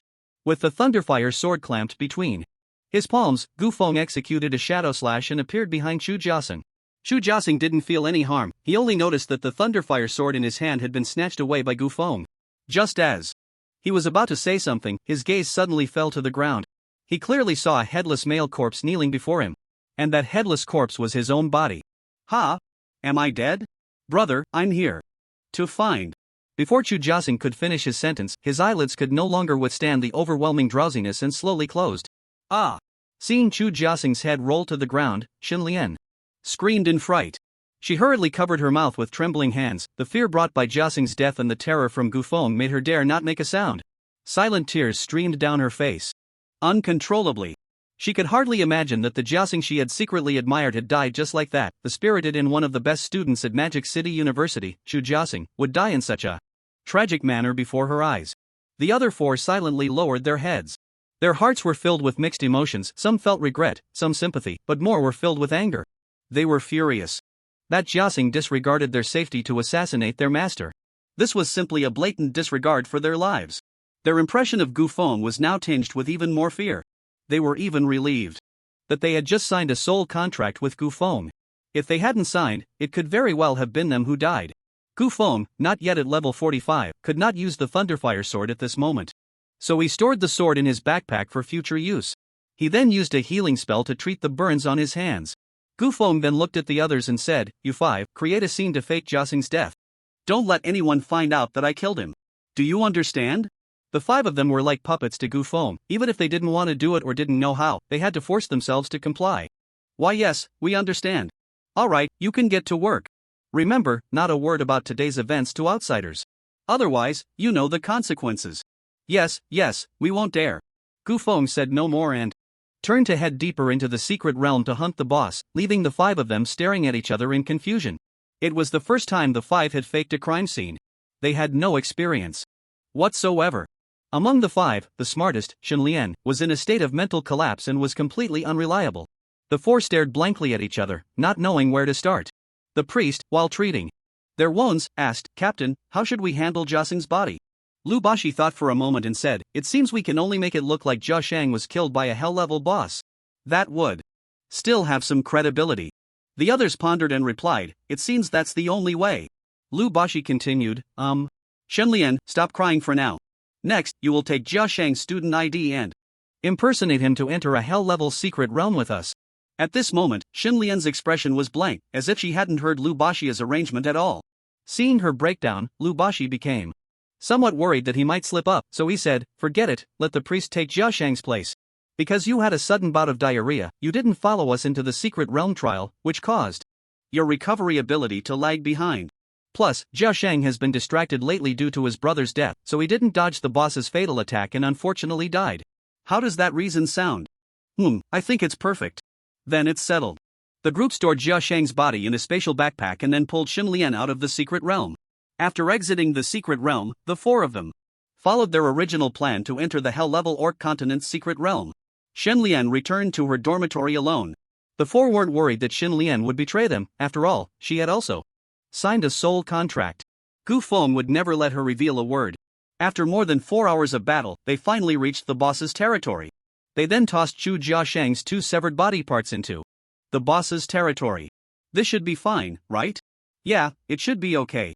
It was the Orc Lord Hell Roar that killed Jia Shang. Exactly, it was the Orc Lord Hell Roar that killed Jia Shang. Let's go back and report to the principal. After the 4 emerged from the secret realm, they rushed directly to the vice principal's office in a disheveled state. Since the 4 were members of the school team, they were among the school's most valuable students, thus directly managed by the vice principal. Lu Baxi said, "Principal, something bad has happened." The vice principal had been busy dealing with the reconstruction of the freshman dormitory for the past few days, overwhelmed with work. He replied somewhat impatiently, "What now?" "Jia Shang, he died." "What?" This statement was like a bolt from the blue for the vice principal. "Are you saying Chu Jia Shang is dead? Didn't I tell you to just grind the Orc secret realm? How could there be an accident? How did Jia Shang die?" Lu Baxi explained, "We were indeed grinding the Orc secret realm obediently. But Jia Shang felt that the leveling speed in the difficult secret realm was too slow, and since the campus competition was about to start, he suggested we grind the hell-level secret realm. At first, we refused, but Jia Shang was adamant, saying he had to avenge his brother, so he needed to get stronger. We had no choice but to agree. Who knew Chen Shi suddenly had diarrhea before entering the hell secret realm? So he didn't go in. The principal scolded, "Without a healer, you dared to enter a hell-level secret realm? Isn't that asking for death? We thought we still had a paladin to provide support, and as long as we played it safe, it shouldn't be a big problem." So the 4 of us made our way to the boss's territory. We actually had a chance to defeat the boss. But Jia Shang has been distracted lately due to his brother's death, and during a fatal attack from the boss, he didn't dodge, and then what? The vice principal pressed. Then he got his head chopped off by the boss. The vice principal sighed repeatedly, "Oh dear. What can I say to you all?" Lu Baxi took the initiative to take the blame. "Principal, this is all my fault as the team leader. If you want to punish someone, punish me. It has nothing to do with others." The others also said, "We all made mistakes. Principal, please punish us together. Now is not the time to assign blame. Quickly take me to find Jia Shang's body." "Yes." A few of them quickly ran towards the Orc secret realm. Upon arriving at the entrance, the principal swallowed several level suppression potions in one go and followed Lu Baxi and the others into the secret realm. They soon arrived at the boss's territory in a flash of sparks and lightning. There, they saw that Chu Jia Shang's body had been brutally hung on the outer wall by the orcs, his head impaled on a wooden stick, displayed like a trophy inside the large tent. Even the vice principal, despite his extensive experience, found it hard to look at. After all, these were his students. However, Lu Baxi and the others breathed a sigh of relief upon seeing the tragic state of Chu Jia Shang, as it made it seem more like he had been killed by the orcs. The vice principal angrily said, "You all take down Jia Shang's body, I will go kill this boss." Understood. A few minutes later, the boss was successfully slain by the vice principal. Jia Shang's body was also rescued and reassembled by Lu Baxi and the others. The vice principal looked at Jia Shang's body and couldn't help but sigh. How tragic. It's simply too tragic. The youngest son of the Chu family just died a few days ago, and now the eldest son is dead too. Moreover, he was a genius with SS-level talent. He was definitely a pillar of the nation in the future. It's such a pity. How am I supposed to explain this to the Chu family? In Luo City. Since Ma Boyun was intimidated by Gu Feng's second awakening skill last time, he had been contemplating retirement. He believed that a second awakening was hopeless, and even if he tried harder, it would be in vain. Plus, he was getting on in years and really didn't want to stay in the Chu family's guild, being treated like a servant. It was time to enjoy his retirement. He returned to Luo City from the Magic City, intending to resign from his elder position in the guild. After arriving at the guild hall, he found Chu Tiansu. Chu Tiansu was quite surprised to see Ma Boyun. Old Ma? Why are you back? Have you found the murderer of my son? Ma Boyun replied, I did find the murderer, but he is a second awakening sword immortal. I am no match for him, so I could only watch him leave. What? The murderer is actually a big shot with a second awakening. Even if you can't beat him, didn't you ask him why he killed my son? Didn't you ask what our Chu family did to offend anyone? Ma Boyun was so shocked that he couldn't speak, and he was lucky he didn't wet his pants, thanks to his enlarged prostate. He didn't dare to ask the other party why he wanted to kill, he was just grateful he wasn't killed himself. The situation was quite special at the time, and I forgot to ask that question. You found the murderer and let him escape. You're simply useless. Chu Jiaoshang directly scolded him as useless. Ma Boyun frowned, feeling very displeased. Ever since the incident with Chu Jiahao, he, the third elder, had not received even a bit of respect from Chu Tiansu. Yes, the death of his son was very important, but treating others without even the most basic courtesy was infuriating. This time, Chu Tiansu's attitude further solidified Ma Boyun's determination to resign. Ma Boyun said, President, I came back to the guild specifically to resign. Resign? Resign from what position? From my position as the third elder of the guild. Chu Tiansu looked at him arrogantly and said, Old Ma, you need to think this through. Our Zhangqiong Guild is the strongest guild in Qinghai province.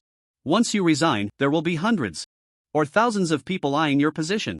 Anyone could replace you at any time. Are you sure you want to resign? I have thought it through very clearly. I am sure I want to resign. Alright then. I approve. Hoof an old bone, really. Thinking of himself as a prized possession. Chu Tiansu once again ruthlessly mocked him.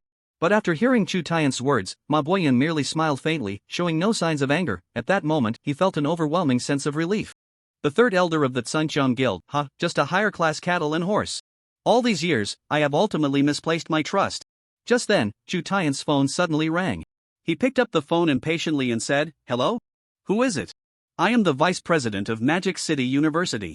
I'm calling to inform you that your eldest son, Chu Jianqing, has been murdered. What? Click. Chu Tiansu's phone was heavily thrown to the ground. Hearing the sound of Chu Tiansu dropping his phone, Wang Sufan's heart sank. She hurriedly walked out from the inner room and asked, What happened to Tiansu? Is Jianqing in trouble again? Chu Tiansu stood there dazed and said, Jianqing, he is dead. 2. Wang Sufan collapsed to the ground, her eyes filled with shock and despair. What? Jianqing is dead too? Immediately, she began to wail, My two sons. How can they both be dead? Oh my god, why am I so unfortunate? An old person has to send off two young ones. I can't go on living. Then she turned her anger towards Chu Tiansu, shouting, Chu Tiansu, you useless coward.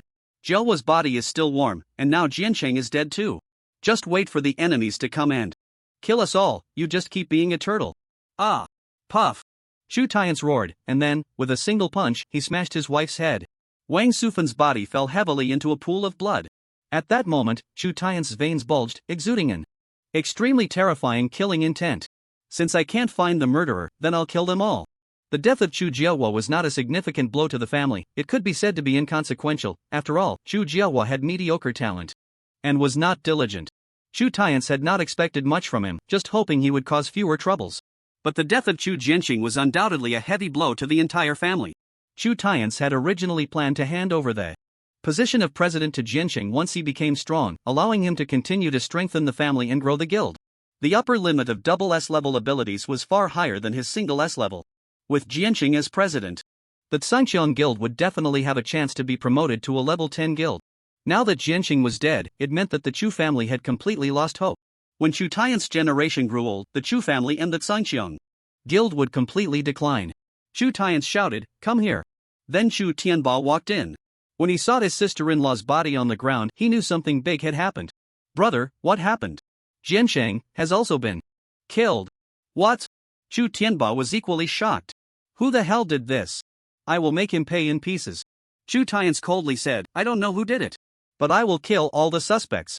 Gather all the guild's combat power, we will first destroy the Bai family guild that killed Jiawa, wipe out everyone from the Bai family guild, and then go to Magic City to kill that promiscuous Bai Ningning and that useless jobless person. After that, we will find Jianqing's classmates. I want them all to accompany my son in death. Understood. Ma Boyun was also shocked upon hearing the news of Jianqing's death. The death of an SS-level genius was something no family could tolerate. But for Chu Tian's to carry out such a massacre was indeed a bit excessive. Ma Boyun hurriedly advised, President. You absolutely cannot. The Bai family has nothing to do with Jiawa's death, you must not kill the innocent. That will only lead to an irretrievable path. Am I the one who indiscriminately kills the innocent? Wasn't my son's death innocent? At this moment, Chu Tian suddenly thought of something and said, Elder Ma, oh no, you are no longer Elder Ma. Ma Boyun, did you come here today to resign? Because you knew something in advance? No, I'm also shocked by Jiaxing's death. You're shocked? You seem quite calm to me. Why is it that right after you resigned, the news of my son Jiaxing's death followed immediately? You are clearly in cahoots with them. I really am not with them. At this point, Chu Tian had completely lost his mind. You won't say, huh? Then I can only force you to speak. Unity of heaven and man. Ton Tian fist. Chu Tian instantly appeared beside Ma Boyun and delivered a heavy blow. Thunder shield. Ma Boyun hurriedly activated the thunder shield to protect himself. But Chu Tian's full force strike still shattered the thunder shield and hit Ma Boyun hard in the chest. Puff! Ma Boyun spat a mouthful of blood onto Chu Tian's face. You blood-spitting liar. Still not going to speak? Then you can die. Lightning escape, lightning dash. Knowing he was no match for Chu Tian's, Ma Boyun transformed into a bolt of lightning and fled. Chu Tian's also knew that while his explosive power was strong, he couldn't catch up to the speed of the Thunder Mage's escape. So he chose not to pursue. Once I deal with them, I'll come for you. After escaping from the Tsangxiang guild, Ma Boyun was left in a daze, unsure of where to go. He's gone mad. Chu Tian's has completely lost his mind. In such large-scale guild wars, the government had no good solutions. At most, they would intervene to mediate. But with Chu Tian's having lost 2 sons, it was clear he wouldn't accept mediation. And now, the Tsangxiang guild hadn't yet attacked the Bai family guild. Meaning they hadn't started killing yet. For such an event that hadn't occurred, even reporting it to the authorities would be useless. Should I notify the Bai family guild to escape quickly? It's too late. I might not return. Wait, I can call them and tell them to run. Damn. I don't have the Bai family guild's number. Right, I can look up the Bai family guild's number online. Damn. I have an old phone. I can't go online. What should I do? At that moment, Ma Boyun suddenly thought of Gu Feng. That's right, I have this kid's number. He knows the Bai family's young lady, he must have her contact information. Ma Boyun immediately dialed Gu Feng's number. Soon, Gu Feng answered the call. Hello, master, is there something you need? Disciple, immediately contact Bai Ningning. The Bai family is in danger of extermination.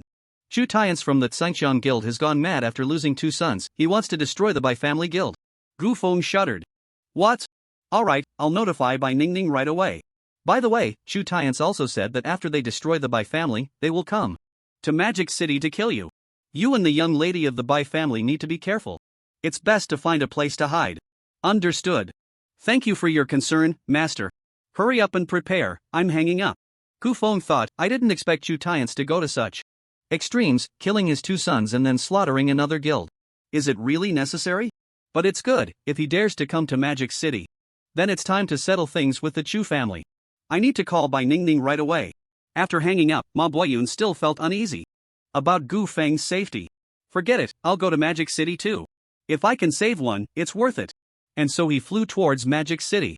Gu Feng immediately exited the secret realm and called Bai Ningning. Seeing Gu Feng take the initiative to call her, Bai Ningning felt a surge of happiness and said, Hello, Gu Feng, did you call me for something? Right now, call your dad and tell him to get out of the guild headquarters with everyone immediately. Ha? Why? There's no reason for that, my dad would never leave. Gu Feng briefly explained, Chu Tian's is venting all his anger on your Bai family because he can't find the murderer of his son. He's about to bring people to kill you. They want to slaughter your Bai family guild. What? But we didn't kill his son, why does he want to kill us? There's no time to explain. Hurry up and make the call. After hanging up, Bai Ningning immediately dialed her father's number. Hearing his daughter call him, Bai Dianfeng happily said, "Sweetheart, what made you think of calling your father today? Are you short on living expenses again? Dad, you need to get everyone out of the guild headquarters right now. Chu Tiance is venting all his anger on our Bai family because he can't find the murderer of his son, and they're coming to kill us. Please escape, Dad." What? Who told you this? Gu Feng told me. Bai Dianfeng was somewhat surprised. Gu Feng is still alive? Yes. He's doing just fine. Dad, what do you mean? Nothing. Boom. Just then, a loud explosion echoed from Bai Ningning's phone. It sounded like someone had broken in, followed by an angry man's voice. Bai Dianfeng. Today, I will make you pay for my son's life. Brother Chu. The death of your son has nothing to do with my family. Why do you want to wipe us out? If it weren't for your daughter constantly rejecting my son's goodwill, how would my son have died? Kill them for me. A cacophony of shouts and killing sounds erupted from the phone. Dad. Dad. Dad. Bai Ningning's tears streamed down her face as she frantically called for her father. But all she could hear was the endless sounds of violence. Suddenly, her father's voice came through again, but it sounded weak. Ningning. I'm sorry. I really shouldn't have let you get engaged to that beast. It's my fault that I harmed you. Thud. A muffled sound came from the other end of the line, and then Bai Dianfeng's breath was gone. Dad. Dad. Dad. Bai Ningning cried out hoarsely, but there was no longer any sound from her father on the line. At that moment, another voice suddenly came through. Stop shouting. Your dad is dead. I shot him in the head. He died a miserable death. Bai Ningning gritted her teeth and cursed, Chu Tiance, may you die a horrible death. May I die a horrible death? Perhaps. But don't worry, I will soon reunite you and your father underground, making him pay for my son's life. Crack. The phone was crushed violently by Chu Tiance. Beep beep beep. The line was filled with endless static. With her father's death, it meant that everyone in the Bai family guild was also dead. Bai Ningning's legs went weak, and she collapsed to the ground, a sense of helplessness she had never felt before washing over her. Dad, I'm sorry, I was too willful. If I had agreed to be with Chu Jiahao back then, perhaps today wouldn't have ended like this. It's all my fault. At that moment, a large hand suddenly rested on Bai Ningning's shoulder. No, this is not your fault. You are the most innocent one in all of this. Bai Ningning turned to see it was Gu Feng. Gu Feng, my dad. I know. Gu Feng's heart was also filled with mixed emotions at that moment. His presence had changed the fates of many people, bringing either fortune or misfortune to them. But life is like this, there is no fixed script, every step has uncertain factors, what happens just happens, and there is no medicine for regret, one can only continue to push forward. If Gu Feng had not met her, the tragedy of the Bai family being exterminated would indeed not have occurred, but Bai Ningning might very well have been forced into a dead end by Chu Jiahao and her own father. No matter what kind of life Bai Ningning chooses, she is destined to be a victim. As Gu Feng said, in all matters, she is the most innocent one. And the only way Gu Feng can make it up to her is to take revenge for her. Gu Feng helped her up and said, do you want to take revenge for your father? Bai Ningning wiped her tears, her eyes filled with hatred. I want revenge. I want everyone in the Chu family to die. Sword control technique. A flying sword hovered in front of Gu Feng, and he jumped on it, saying, get on. I'll take you to get your revenge. Bai Ningning was taken aback when she saw Gu Feng use the sword control technique. She knew this was a skill of a level 60 sword immortal, and she also knew Gu Feng's abilities were not simple, but she did not expect him to actually use the sword control technique. However, Bai Ningning did not ask anything or say anything, she directly jumped onto Gu Feng's flying sword. As long as she could take revenge for her father, she didn't care what secrets Gu Feng had. Then Gu Feng took Bai Ningning and flew towards the main road from Luocheng to Modu. On the other side, after Xin Lian returned to her dormitory, she directly buried herself under her blanket, her body shaking uncontrollably. Gu Feng's terrifying strength and his ruthless methods left her trapped in endless fear. The scene of the Chu family's tragic death in front of her always replayed in her mind, causing her great torment. If I hadn't deduced that it was Gu Feng who killed Jia Sheng's brother, Jia Sheng wouldn't have known the truth. If I hadn't encouraged everyone to kill Gu Feng, Jia Sheng wouldn't have died. So, it means I indirectly caused Jia Sheng's death. I sent my dear Jia Sheng to the guillotine. Ha, so it turns out I killed Jia Sheng. No, I didn't kill Jia Sheng, it was Gu Feng who killed him. It was Gu Feng who chopped off Jia Sheng's head, I just told Jia Sheng the truth. Jia Sheng's death cannot be blamed on Me. I am innocent. At this moment, Xinlian's mind seemed to be stimulated, her spirit was dazed, her gaze was erratic, appearing extremely abnormal, looking almost insane. Jia Shang must not die in vain. I want to take revenge for Jia Shang. I want to tell the world all the truths, I want Gu Feng to go to jail, I want him to pay for Jia Shang's life. She threw off the blanket, her hair disheveled, and walked out of the dormitory barefoot, forgetting to wear her shoes, in search of Leijin. At this time, Leijin was still sleeping. He was completely unaware that Jia Shang had already died. Suddenly, he heard a knock on the door. Who is it, disturbing my sleep? He impatiently crawled out of bed and opened the door. He found Xinlian standing outside his door, her hair a mess, and she was barefoot, completely disregarding her appearance. Leijin was somewhat surprised. What happened to this usually well-dressed girl today? This is very unusual. Just as he was about to ask her what was going on, Xinlian said, Lei Gu, Jia Shang, is dead. It was Gu. But before she could finish her sentence, a blood-red mark suddenly appeared on her forehead, followed by a poof. Her entire head instantly exploded into a cloud of blood mist. The blood mist dyed the entire front half of Leijin red. Leijin froze in place, instantly waking up, all drowsiness gone. Gu Feng was flying in the sky using the sword control technique. Suddenly, a warning sounded in his mind, a warning that someone had violated the red line of the soul contract. Gu Feng shifted his consciousness to see who was courting death. He discovered that Xinlian was about to tell everything to Leijin. I have already warned them, anyone who dares to touch the red line must die. Gu Feng formed a seal and chanted a spell, then gently uttered a word, explode. Xinlian's head exploded on the spot, and Gu Feng could no longer sense any soul fluctuations from her. Gu Feng's unusual behavior caught Bai Ningning's attention, and she asked, Gu Feng, what's wrong? Gu Feng replied, it's nothing. I just killed someone. Whom? Bai Ningning lightly hummed, not asking anything further. She didn't care who Gu Feng had killed, she only wanted him to avenge her father's death. She wrapped her arms around Gu Feng's waist, resting her head gently against his back, and asked, Gu Feng, can you really defeat Chu Tian's? Don't worry. I won't fight a battle I'm not sure of. Whom? After arriving at the necessary route from Luo City to Magic City, Gu Feng and Bai Ningning waited for about 2 hours when suddenly there was movement in the sky ahead. A rumbling thunder echoed through the clear sky. Gu Feng thought, this sound seems familiar. It sounds like my master's voice. Before long, a blue thunder beast flew over from the horizon. As expected, it's my master. What is he doing here? Ma Boyun had clearly also spotted Gu Feng in the sky. Suddenly, he was taken aback, hurriedly calling for the thunder beast to stop, halting 100 meters away from Gu Feng. Ha sword control technique. The iron sword beneath his feet. And that elegant standing posture, isn't that the second awakening sword immortal from that day?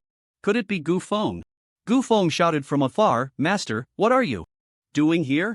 Ma Boyun said, the Chu family is about to come and kill you. I'm here to save you. Then why don't you come over? Ma Boyun forced himself to appear calm, but inside he was panicking, saying, I dare not. Ahem. Shunner, first tell me, was that second awakening sword immortal I chased that day you? At this point, Gu Feng had nothing left to hide. He genuinely felt that Ma Boyun was not a bad person, even risking his life to come to Magic City to save him was enough to sense that. Gu Feng said, that's right, Master, the person you chased that day was me. Although Ma Boyun had guessed that Gu Feng was that second awakening big shot, he was still shocked to hear Gu Feng admit it. But how could you have the second awakening skill of an 80-level sword immortal?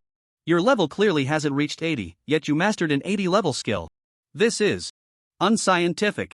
The end of science is metaphysics. Master, you don't need to worry about that. How can I not worry? I also want a second awakening. So, does that mean you killed Chu Jiahao? That's right. Not only did I kill Chu Jiahao, but I also killed Chu Jiaxing. What? Oh. Ma Boyun was first shocked, but then he let out an oh. He initially wanted to ask something, but then he remembered that he had already withdrawn from the Chu family's guild and felt it unnecessary to ask. The Chu family's matters had nothing to do with him anymore. At this moment, Gu Feng countered, Master, don't you want to know why I killed the Chu brothers? The Chu family's style has always been domineering, and you are not the kind of person who kills innocents indiscriminately. You must have had no choice but to kill them. You really understand me, Master. At this time, a group of figures appeared faintly in the distance. Ma Boyun frowned tightly. I didn't expect the Chu family to arrive so quickly. Does that mean the Bai family has been completely wiped out? A hint of sadness flashed in Bai Ningning's eyes. Chunner, you should run quickly. The Chu family has several experts above level 80. Even if you Have the second awakening skill of a sword immortal, relying solely on the 10,000 swords returning to the origin skill won't be enough to take them all down. If they had 2 experts survive, you would be in danger. You should take the Bai family girl and run, the farther the better. Gu Feng said, Master, I remember you took me as your disciple to comprehend the Thunder Mage's second awakening skill, right? Yes, that's correct. But this isn't the time to talk about that. Hurry and run. Run. Can't you run? The emperor was not anxious, but at this moment, Ma Boyun was even more anxious than the eunuch. Master, please hide behind me and take care of Bai Ningning. I'll demonstrate. The Thunder Mage's second awakening skill, world-destroying thunder calamity. Ma Boyun's heart trembled greatly. Shunner, are you saying you also know the Thunder Mage's second awakening skill? Gu Feng flew over on his sword to Ma Boyun's side and lifted Bai Ningning onto his Thunder Beast's back. Watch closely, this is a great opportunity for you to comprehend the second awakening skill. Ma Boyun nodded blankly. Oh. The Chu family's people quickly arrived in front of Gu Feng and stopped. There were about 60 to 70 people from the Chu family, most of whom were high-level professionals above level 60, and most of them were from the Chu family itself, with very few outsiders. They traveled in groups of 2 or 3 on flying beasts, looking quite imposing. Chu Tian saw the 3 of them and said, I didn't expect all 3 of you to be here, this saves me the trouble of looking for you. Ma Boyun, you really have betrayed our Chu family. Ma Boyun was about to explain, but thought better of it. Chu Tian had already gone mad, and any explanation would be futile. Chu Tian stood on a dark attribute flying sword and flew in front of Gu Feng, saying, You must be Gu Feng. You actually know how to use sword control, quite impressive. Chu Tian was a level 90 sword immortal, so he naturally knew how to use sword control as well. Indeed. I wonder why President Chu has brought so many experts from the guild all this way to find me? Of course, it's to kill you, to avenge my son. Gu Feng smiled and said, Did I not just kill your 2 sons? Is it really necessary to make such a big fuss? Chu Tian could hardly believe his ears. What did you just say? Gu Feng repeated. I said, did I not just kill your 2 sons? Is it really necessary to make such a big fuss? Chu Tian clenched his fists tightly. So it was you who killed my 2 sons. That's right. Your youngest son, Zhu Jiahao, is just pure trash. Poor character, poor ability. I killed him with a single sword strike. Your eldest son, Zhu Jiaxing, had decent abilities, but he was also trash. I chopped off his head with 1 blow. By the way, this sword is his, right? The effect is quite good, I quite like it. Gu Feng took out the Thunder Fire Sword from his backpack and taunted in front of Chu Tian's. The Thunder Fire Sword was specially crafted by Chu Tian's at great expense for Jiaxing, who was very fond of it after receiving it. Now that Chu Tian saw his son's relic, he could no longer hold back. Bastard! I want you dead right now. Shadow slash. Chu Tian's figure instantly vanished, and the next second he appeared in front of Gu Feng, his long sword slashing directly towards Gu Feng's neck. Blink! Gu Feng blinked behind. Chu Tiansen said, Master, see clearly. This is the second awakening skill you've always dreamed of. World-destroying thunder calamity. Boom boom boom. Countless thunderclaps rolled in the sky. World-destroying thunder calamity. Chu Tian's pupils couldn't help but constrict.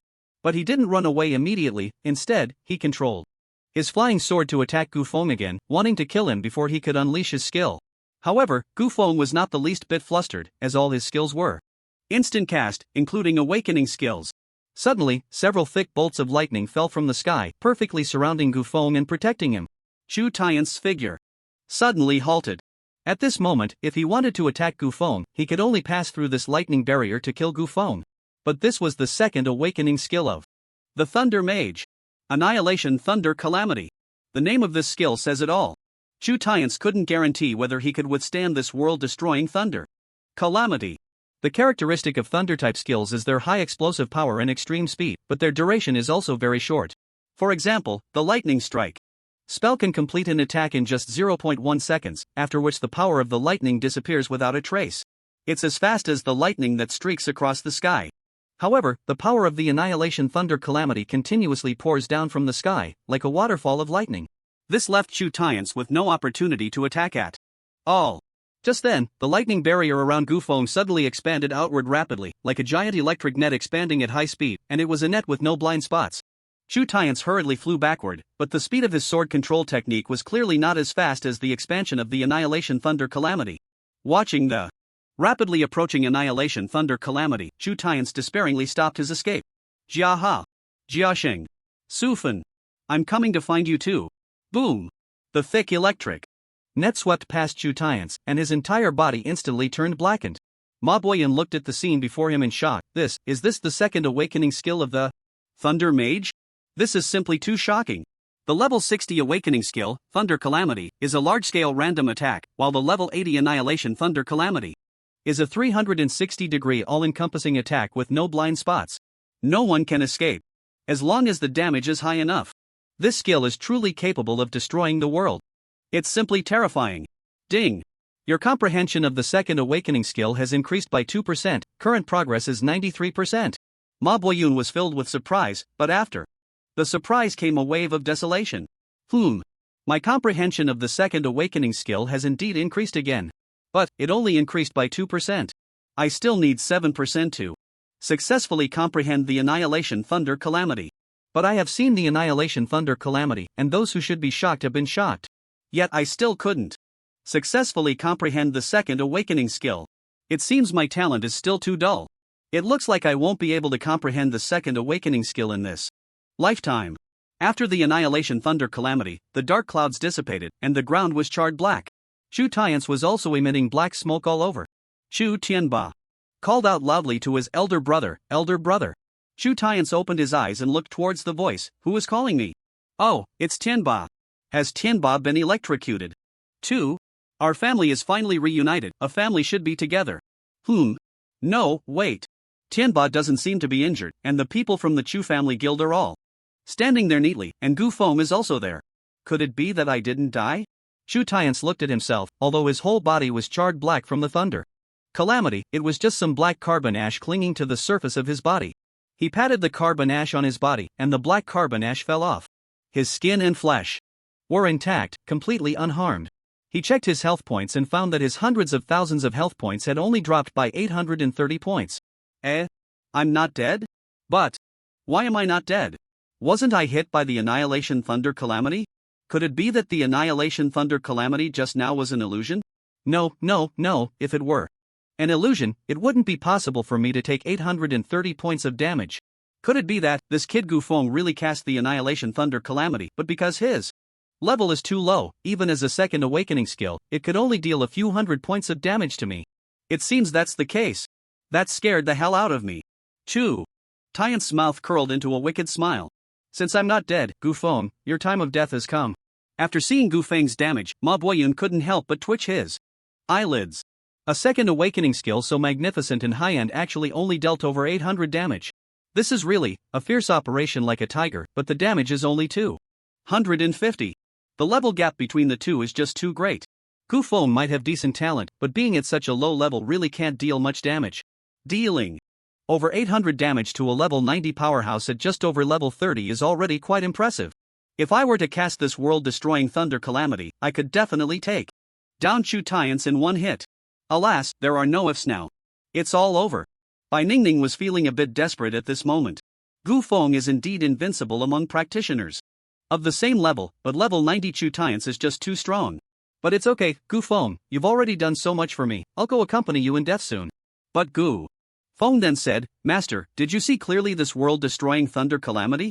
Has your comprehension improved? It has indeed improved, but this isn't the time to talk about that. Gu Feng asked lightly, how much has it increased? Only by 3%. There's still a 6% gap to successfully comprehend the world-destroying Thunder Calamity. It seems I won't be able to comprehend a second awakening skill in this lifetime. At this moment, Chu Tian said, you're right, you will never comprehend a second awakening skill in this lifetime, because all three of you must die. We all have to die? I'm afraid that's not necessarily true. Gu Feng turned to his master and said, Master, watch this move. Whether you can successfully comprehend the second awakening skill depends on this move. Thunder System Forbidden Spell, Thunder God Descends. Boom!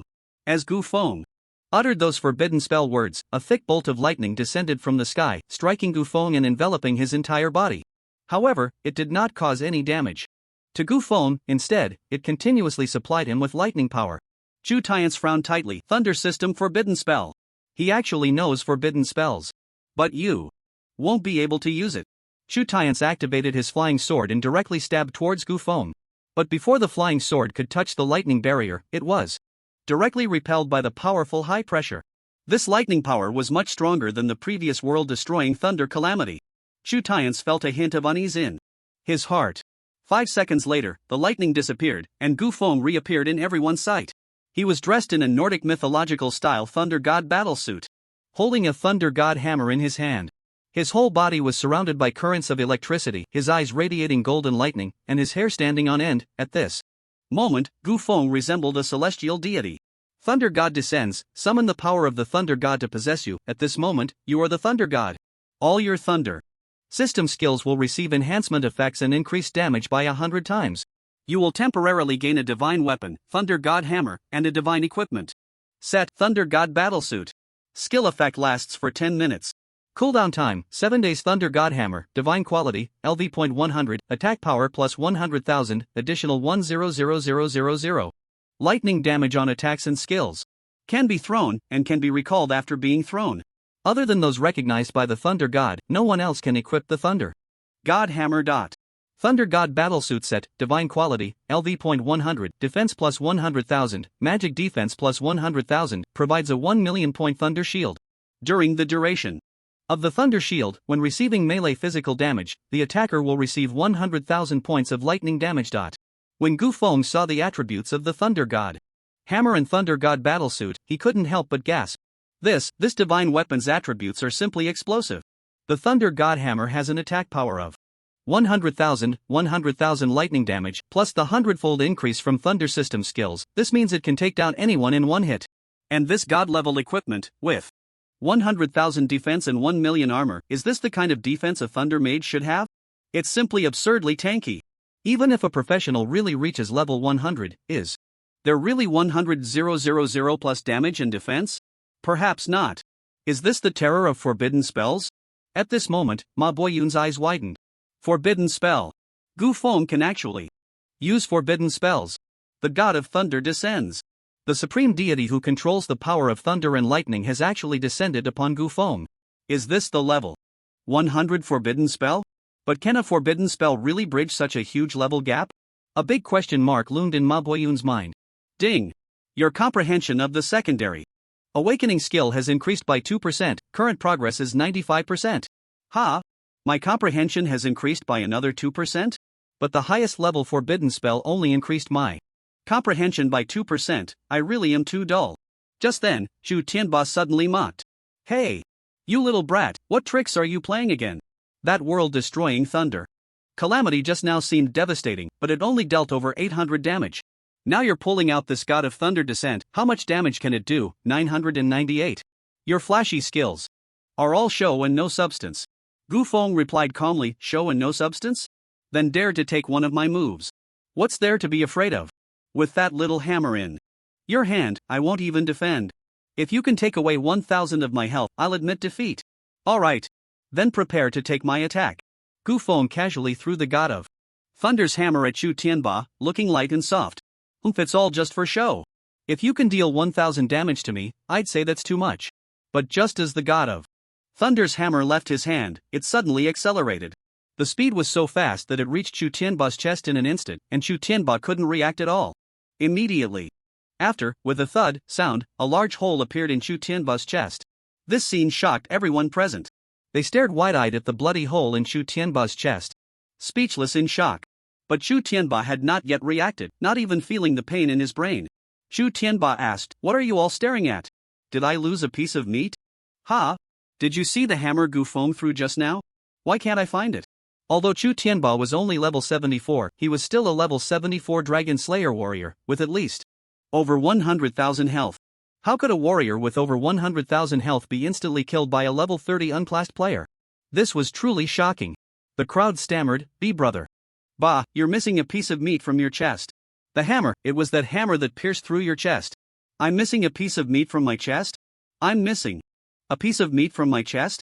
Chu Tianba looked down and saw a hammer-sized bloody hole in his chest, clearly seeing the scenery behind it. And his heart had also vanished. Without a trace. Not noticing it would have been fine, but due to insufficient blood supply, Chu Tianba suddenly felt dizzy, followed by a heart-wrenching pain that shot to his brain. The term heart-wrenching pain was not precise, as he no longer had a heart.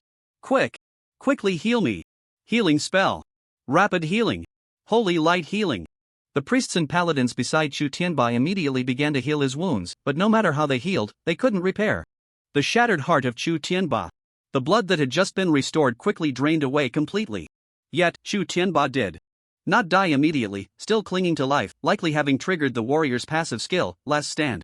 Desperate battle. When a warrior receives a fatal injury, they will not die immediately but will die after 10 seconds, unless they receive another fatal injury. Gu Feng said, "No need to calculate, you've already lost. Because you simply can't afford to lose." Wow! Chu Tianba spat out a mouthful of blood, his crimson eyes glaring fiercely at Gu Feng as he said, "You little bastard. I'm going to take your life." Chu Tianba drew a giant sword and charged directly at Gu Feng. Gu Feng extended a hand and calmly uttered a single word, "Return." The hammer of thunder responded to the call, swiftly flying back from behind Chu Tianba into the palm of Gu Feng's hand. Chu Tians shouted urgently, "Tianba, watch out behind you." But the speed of the hammer of thunder far exceeded human imagination. Chu Tianba had just turned his head when, in the next second, with a bang, his head exploded like a watermelon, showering the area in a mist of red blood. Chu Tianba's headless body fell from his mount. Chu Tians shouted, "Tianba!" Chu Tians was utterly enraged. "Ah! Jiasheng! Jiaha! Tianba! Sufan! I will avenge you!" Sword and man united. 10,000 sword technique. The flying swords beneath Chu Tian's feet instantly transformed into thousands of flying swords shooting forward. The 10,000 sword technique can't even compare to my 10,000 sword return. Thunderbolt dash. Gu Feng used Thunderbolt dash to charge directly at Chu Tians. Countless flying swords pierced into Gu Feng's Thunder God battle armor, producing a series of crisp ding-ding-ding sounds. Yet, they didn't even scratch Gu Feng's skin. Thunder God battle armor shield -1-1-1-1-1. Chu Tians trembled, he was a level 90 powerhouse. Although he hadn't completed his second awakening, he was still undoubtedly a formidable force. Yet he could only deal 1 point of minimum damage to Gu Feng. Not even enough to be considered a scratch. It was simply unimaginable. Just as Chu Tians was in shock, Gu Feng had already arrived in front of him, then with one hand, he grasped Chu Tian's neck and said, "Go reunite with your son." Lightning strike. Chu Tians swallowed hard, he knew it was all over. In the next second, a thick bolt of lightning struck down from the sky. The powerful current continuously electrocuted Chu Tian's body. The Thunder God's descent transformed the lightning strike from a one-time attack skill into a continuous damage skill, multiplying the damage several times. Chu Tian's health -9.9 million. -9.9 million. -9.9 million.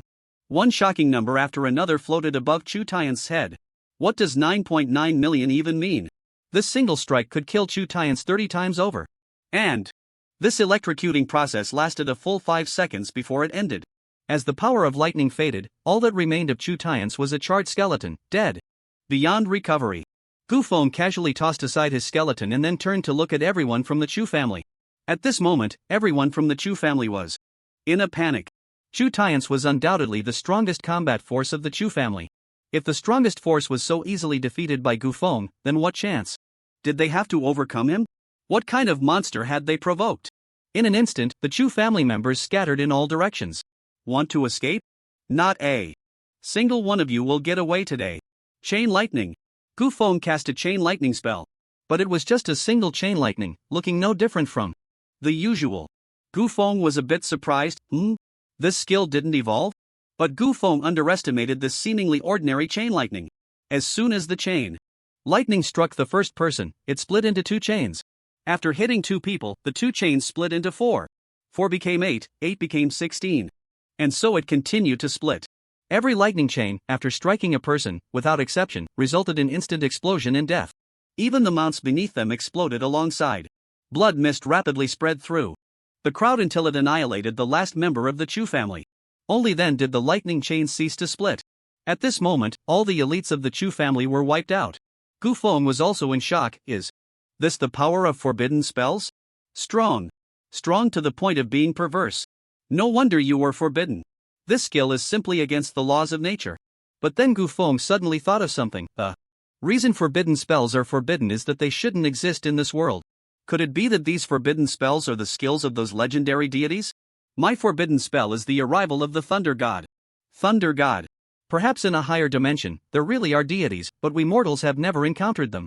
And these forbidden spells are precisely the skills of these deities. Watching Gufeng effortlessly eliminate all the elites of the Chu family guild, including his own guild leader, Chu Tian's, Ma Boyun, was filled with unprecedented shock, astonishment, and a shattered worldview. Heavens! Is this the true power of my disciple? He can annihilate everything in an instant. The Thunder God has arrived. Forbidden spell. Terrifying. Incredible. Oh my. At this moment, Ma Boyun could no longer find words to describe his feelings. He was already babbling incoherently. And I actually dared to take Gufeng as my disciple. Who the hell gave me the audacity? His strength is more than enough to be my mentor. Just then, a familiar voice suddenly echoed in Ma Boyun's mind. Ding! Your comprehension of the secondary awakening skill has increased by 5%, current progress is 100%. Congratulations on successfully completing the secondary awakening and comprehending the secondary awakening skill, world-destroying thunder calamity. You have successfully undergone secondary awakening, and all your attributes will experience significant growth. I actually completed the secondary awakening. I learned the world-destroying thunder calamity. Gufeng used the forbidden spell to annihilate the Chu family. But the effect of the thunder god's arrival had not yet ended. After feeling this godlike power, he withdrew his divine abilities. Then Gufeng approached Ma Boyun and asked, Master, how is it? Did you successfully undergo secondary awakening? Ma Boyun still wore a face of disbelief. The power of the forbidden spell had shocked him immensely, making it feel unreal, as if he were in a dream. It seems I succeeded. That's good. You're now a big shot of secondary awakening. Is that so? I'm a big shot of secondary awakening now? I've also been promoted to version T1? At this moment, Bai Ningning also said, Thank you, Gufeng, for avenging my father. No need to be polite, I cleared an obstacle for myself as well. Since there's nothing left to do here, let's go. Do you want to go to Luocheng to handle matters regarding your late father? Thinking of meeting her deceased father, tears welled up in Bai Ningning's eyes once again. Just then, a group of people appeared on the horizon. Gufeng suddenly felt a chill in his heart, thinking it was bad news. Could it be that there are still remnants of the Chu family? My forbidden spell is currently on cooldown. If there are over 80 experts from the Chu family, I might really struggle. But thankfully, my master has completed his secondary awakening. He should be able to handle them easily. Gufeng stood in place, waiting for the newcomers. Soon, the group arrived.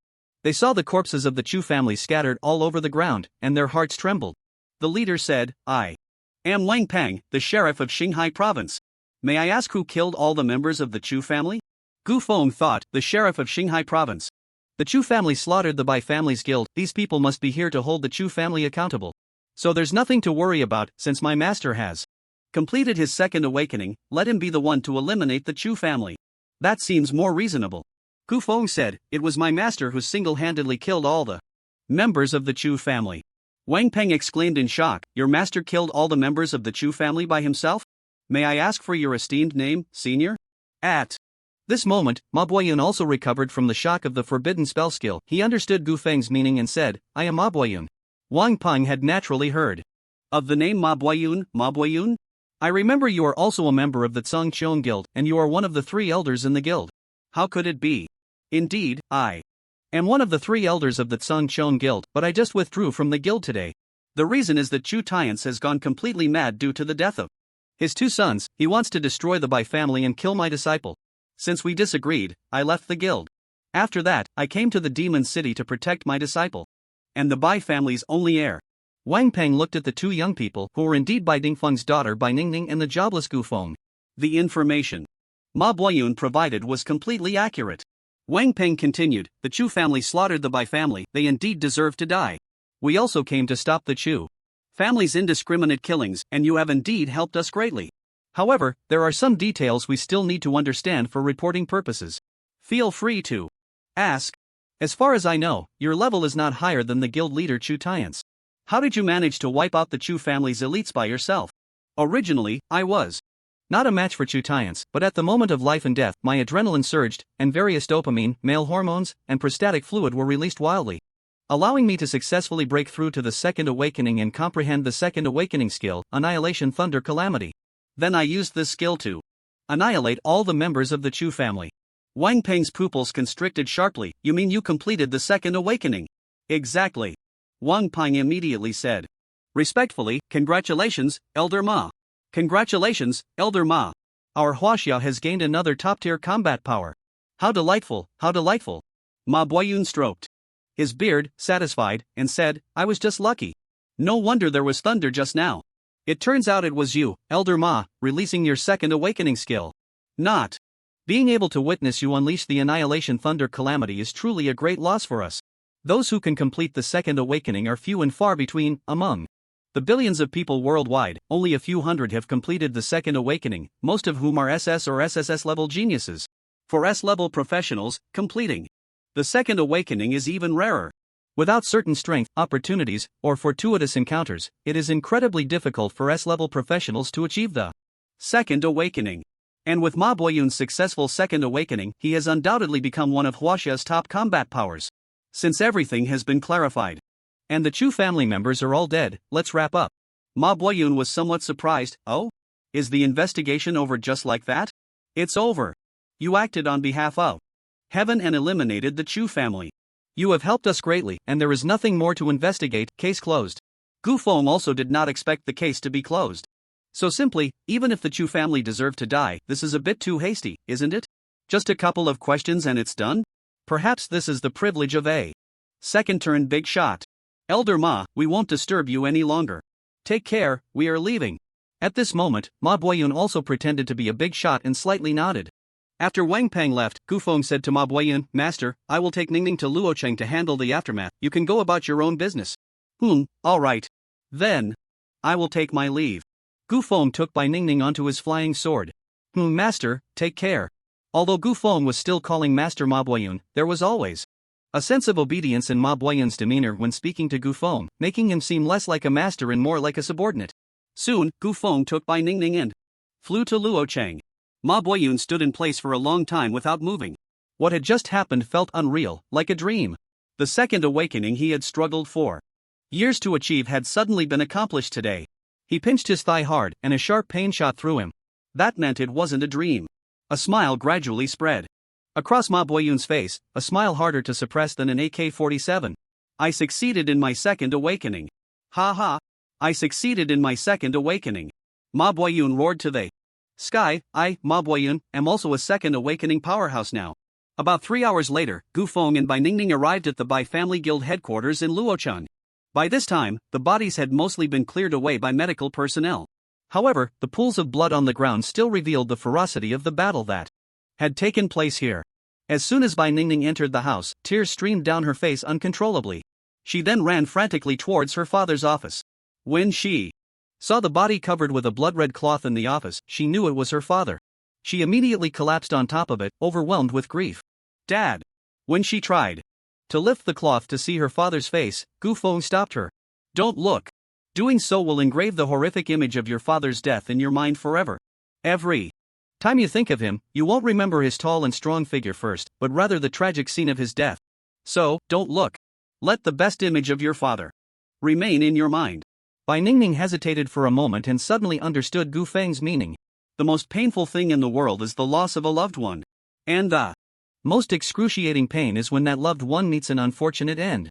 If she saw the horrific scene of her father's death, it would only deepen her suffering, perhaps. Her father wouldn't want her to see him in such a terrifying state. Bai Ningning then covered the blood-stained cloth again. When the police saw Bai Ningning arrive, they conducted some simple inquiries. Soon, the Bai family's lawyer and medical personnel found Bai Ningning to begin handling the various affairs of the Bai family. With the fall of the Bai family, all of their assets were inherited by Bai Ningning, totaling 6.3 billion.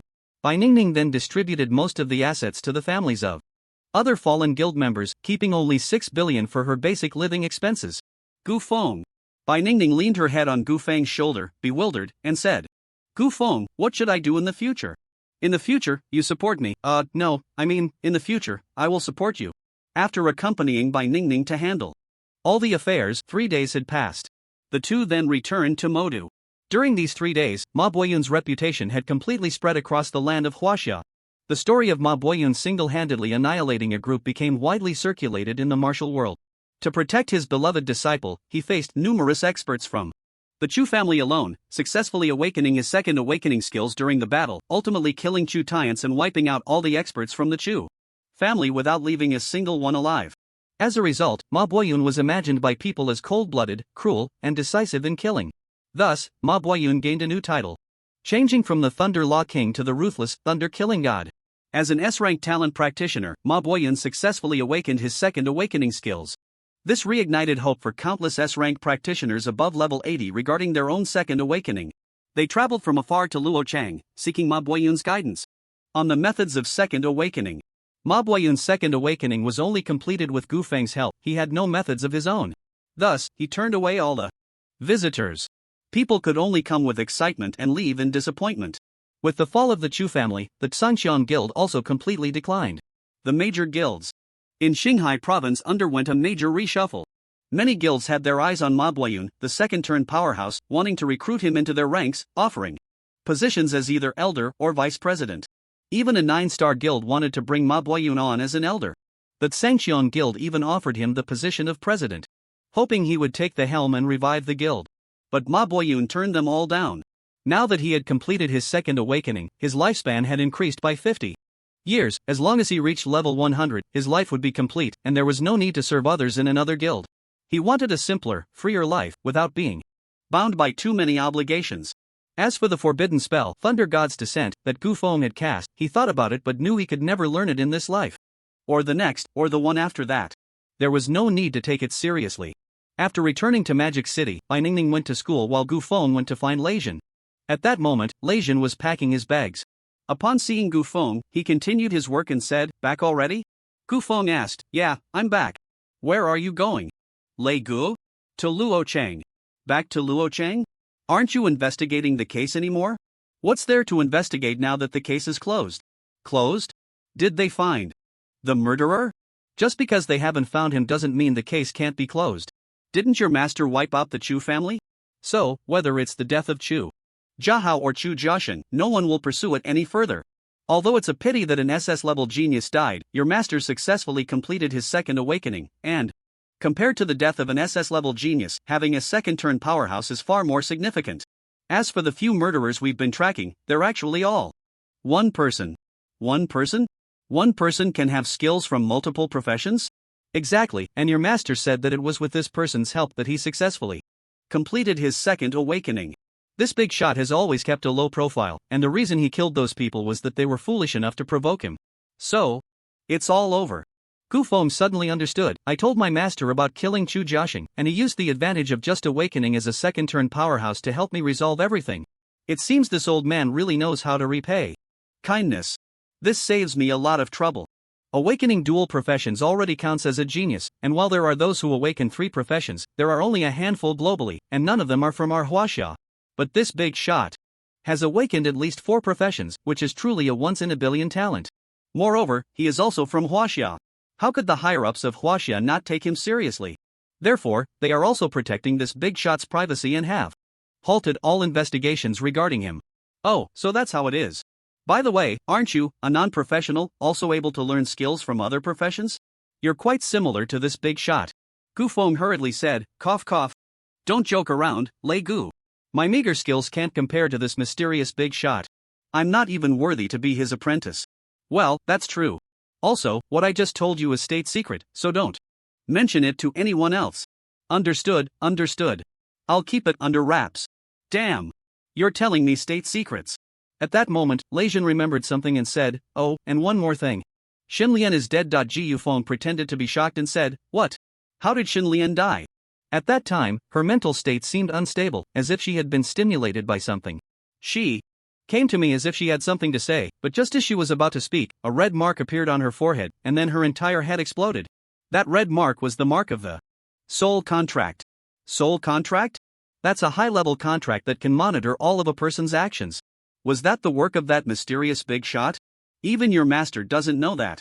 But I suspect that Xinlian was targeted by the big shot because she discovered his true identity. But I don't know what kind of stimulation she received that made her touch the red line of the soul contract, ultimately leading to her tragic death. Lei Jin sighed and said, Sai Xinlian was quite talented. If she trained for a couple more years, her investigative skills would definitely surpass mine. What a pity. This also validates the classic saying in our industry, the more you know, the more dangerous it becomes. So should we continue investigating the cause of Xinlian's death? No more investigation. The headquarters said to stop all inquiries regarding that mysterious big shot. This is not someone at our level can deal with. Understood. Alright, I should head back to Luo City and rest for a few days. Are you staying in Magic City? I'm an orphan, I have no home, so it doesn't matter where I am. I want to stay in Magic City a few more days. Okay. Just be careful on your own. Always remember that saying, the more you know, the more dangerous it is. Know when to give up. Your life is important, don't end up like Xinlian. Okay, thanks for your concern, Brother Lei. Let's go. Lei Jin left the rental apartment with his luggage. Gu Feng also left and headed to the Minotaur Secret Realm to continue leveling up. The Minotaur Secret Realm had a good yield, with plenty of skills and equipment dropping, and Gu Feng played from day until dusk. In the evening, Bai Ningning suddenly sent a message to Gu Feng. Gu Feng, I just got out of school. Want to have dinner together tonight? After a day of grinding in the secret realm, Gu Feng was feeling a bit tired, so going out for a meal and seeing a beautiful girl sounded nice. Then let's eat together. Wait for me at the school gate. After killing the boss, Gu Feng exited the secret realm and then met Bai Ningning at the school gate. The two found a well-reviewed small restaurant to eat. Gu Feng asked, what did you learn in school today? We learned about the bestiary of level 20 to 30 monsters and combat techniques for fighting them. Oh, that's quite useful. What about you? What did you do today? What could I do? Just the boring grind in the secret realm. By the way, what level are you now? I'm level 25. Why do you ask? Do you want to help me level up? Well, it's not impossible. But if you want me to help you, you have to overcome one thing. What is it that's so mysterious? You have to spend the night with me in the secret realm. Bai Ningning's little face instantly turned red. Spend the night with you in the secret realm? Trying to take advantage of me, I won't fall for it. If you don't spend the night with me, that's your loss. Bai Ningning knew very well about Gu Feng's strength. If he helped her level up, her level would definitely soar. She didn't want to miss this good opportunity. But precisely because of Gu Feng's powerful abilities, if she spent the night with him and he really made a move on her, she would have no power to resist. Would she submit to him, or would she submit to him, or would she submit to him? In her heart, Bai Ningning actually liked Gu Feng a lot, but she had just turned 18 this year and had never had a boyfriend. As soon as Gu Feng arrived, he asked to spend the night together, which was a bit too fast for Bai Ningning, who clearly wasn't mentally prepared. But Bai Ningning thought, isn't it good to give her body to Gu Feng? Hadn't she been longing to do this with him in her dreams? After a moment of hesitation, Bai Ningning decided to offer herself to Gu Feng, but she still said, alright. I agree to spend the night with you. But you have to promise not to touch me inappropriately. Don't worry, I definitely won't. I prefer girls to take the initiative. After they finished their meal, the two arrived at the entrance of the malicious swamp secret realm. Bai Ningning was level 25 and could challenge secret realms up to 5 levels higher, while Gu Feng was level 35 and could drop 5 levels to grind in the secret realm. He could still manage to help Bai Ningning level up. Although the environment in the malicious swamp secret realm was quite unpleasant and not suitable for an overnight stay, it was the only place near Magic City that was good for leveling up. The malicious swamp had a vast terrain, numerous wild monsters, and was suitable for flying with a sword. It was definitely the best choice for monster hunting and boss farming. As long as I can quickly get Bai Ningning to level 30, she can enter the same secret realm as me. Leveling up by challenging higher level monsters won't take too long to get her to level 30. Gu Feng asked, do you want to join my guild? In a level 4 guild, you can still get a 20% experience bonus. The Bai family guild had been wiped out, and Bai Ningning was not in the mood to manage a guild, so she disbanded the Bai family guild. Now she hadn't joined any guild. Okay. Then Gu Feng pulled Bai Ningning into his guild. Although your talent is outstanding, our guild is very fair, rejecting nepotism, and everything is based on contribution, so you can only start as a regular member. Bai Ningning didn't complain. I'll follow your arrangements. Bai Ningning checked the guild information and found that the members' levels varied widely, ranging from the 20s to the 50s. The talents were quite uniform, with most being B or C grade, and there were few A grades. There were no S grades at all. Even the guild leader, Yi Qiangwei, only had a grade talent. This made him, an SS grade talent, feel a bit out of place. Gu Feng, how did you end up in a guild like this? Bai Ningning wanted to say trash, but felt embarrassed to say it out loud. This kind of what? This kind of third-rate trash guild? I think this kind of guild is pretty good, there's no pressure, and not much competition, and the exposure is low. It's quite suitable for me. Bai Ningning thought for a moment and felt that Gu Feng's choice wasn't wrong. With Gu Feng's strength, he definitely had the opportunity to join a large guild, but the premise was that he had to expose his strength. Once his strength was exposed, it would only attract a lot of trouble. So it was quite good for Gu Feng to develop slowly in this third-rate small guild. Then let's go in. The two then entered the hell-level secret realm of the malicious swamp. As soon as they entered the secret realm, a pungent stench hit them. Gu Feng took a deep breath, nearly rolling his eyes in delight. Still the familiar smell, still the familiar formula. The authentic Lautan fermented 10-year-old fungus stinking socks wrapped in stinky tofu and sauerkraut juice don't even have the sourness. This is the feel, so refreshing. Bai Ningning pinched her nose, looking disgusted, and said, it stinks. I knew the malicious swamp secret realm was smelly, but I didn't expect it to be this bad. Are we really going to spend the night here? Can't stand it? If you can't, you can leave now. Bai Ningning let go of her nose, trying to act tough. Who said I can't stand it? I'll take a deep breath too. But as soon as Bai Ningning inhaled, tears started to flow uncontrollably. Why are you crying? Thinking of your father again? Whoa, no, it's just that this smell is even more eye-watering than onions. You'll get used to it after a while. Once you do, you'll fall in love with this irresistible scent. I can't get used to it, and I won't fall in love with it. At that moment, a large toad suddenly leaped out of the swamp, charging at the two. It was the venomous toad. Fireball, Thunderstorm, Ice Spike. Gu Feng instantly used 3 skills to take down the toad in mid-air. Bai Ningning had already witnessed his strongest forbidden spell form, so Gu Feng no longer needed to hide his strength in front of her. Summon Skeleton Mage. Puff! The venomous toad exploded, and immediately a level 100 skeleton mage crawled out from its remains. Although Bai Ningning had long known about Gu Feng's power, seeing him so casually eliminate a level 30 hell-level monster, and all his skills requiring no incantation, just a wave of his hand to release them, still left her in shock. This reminded her of their first meeting, when they fought against a horde of zombies together, and Gu Feng had also waved his hand like that.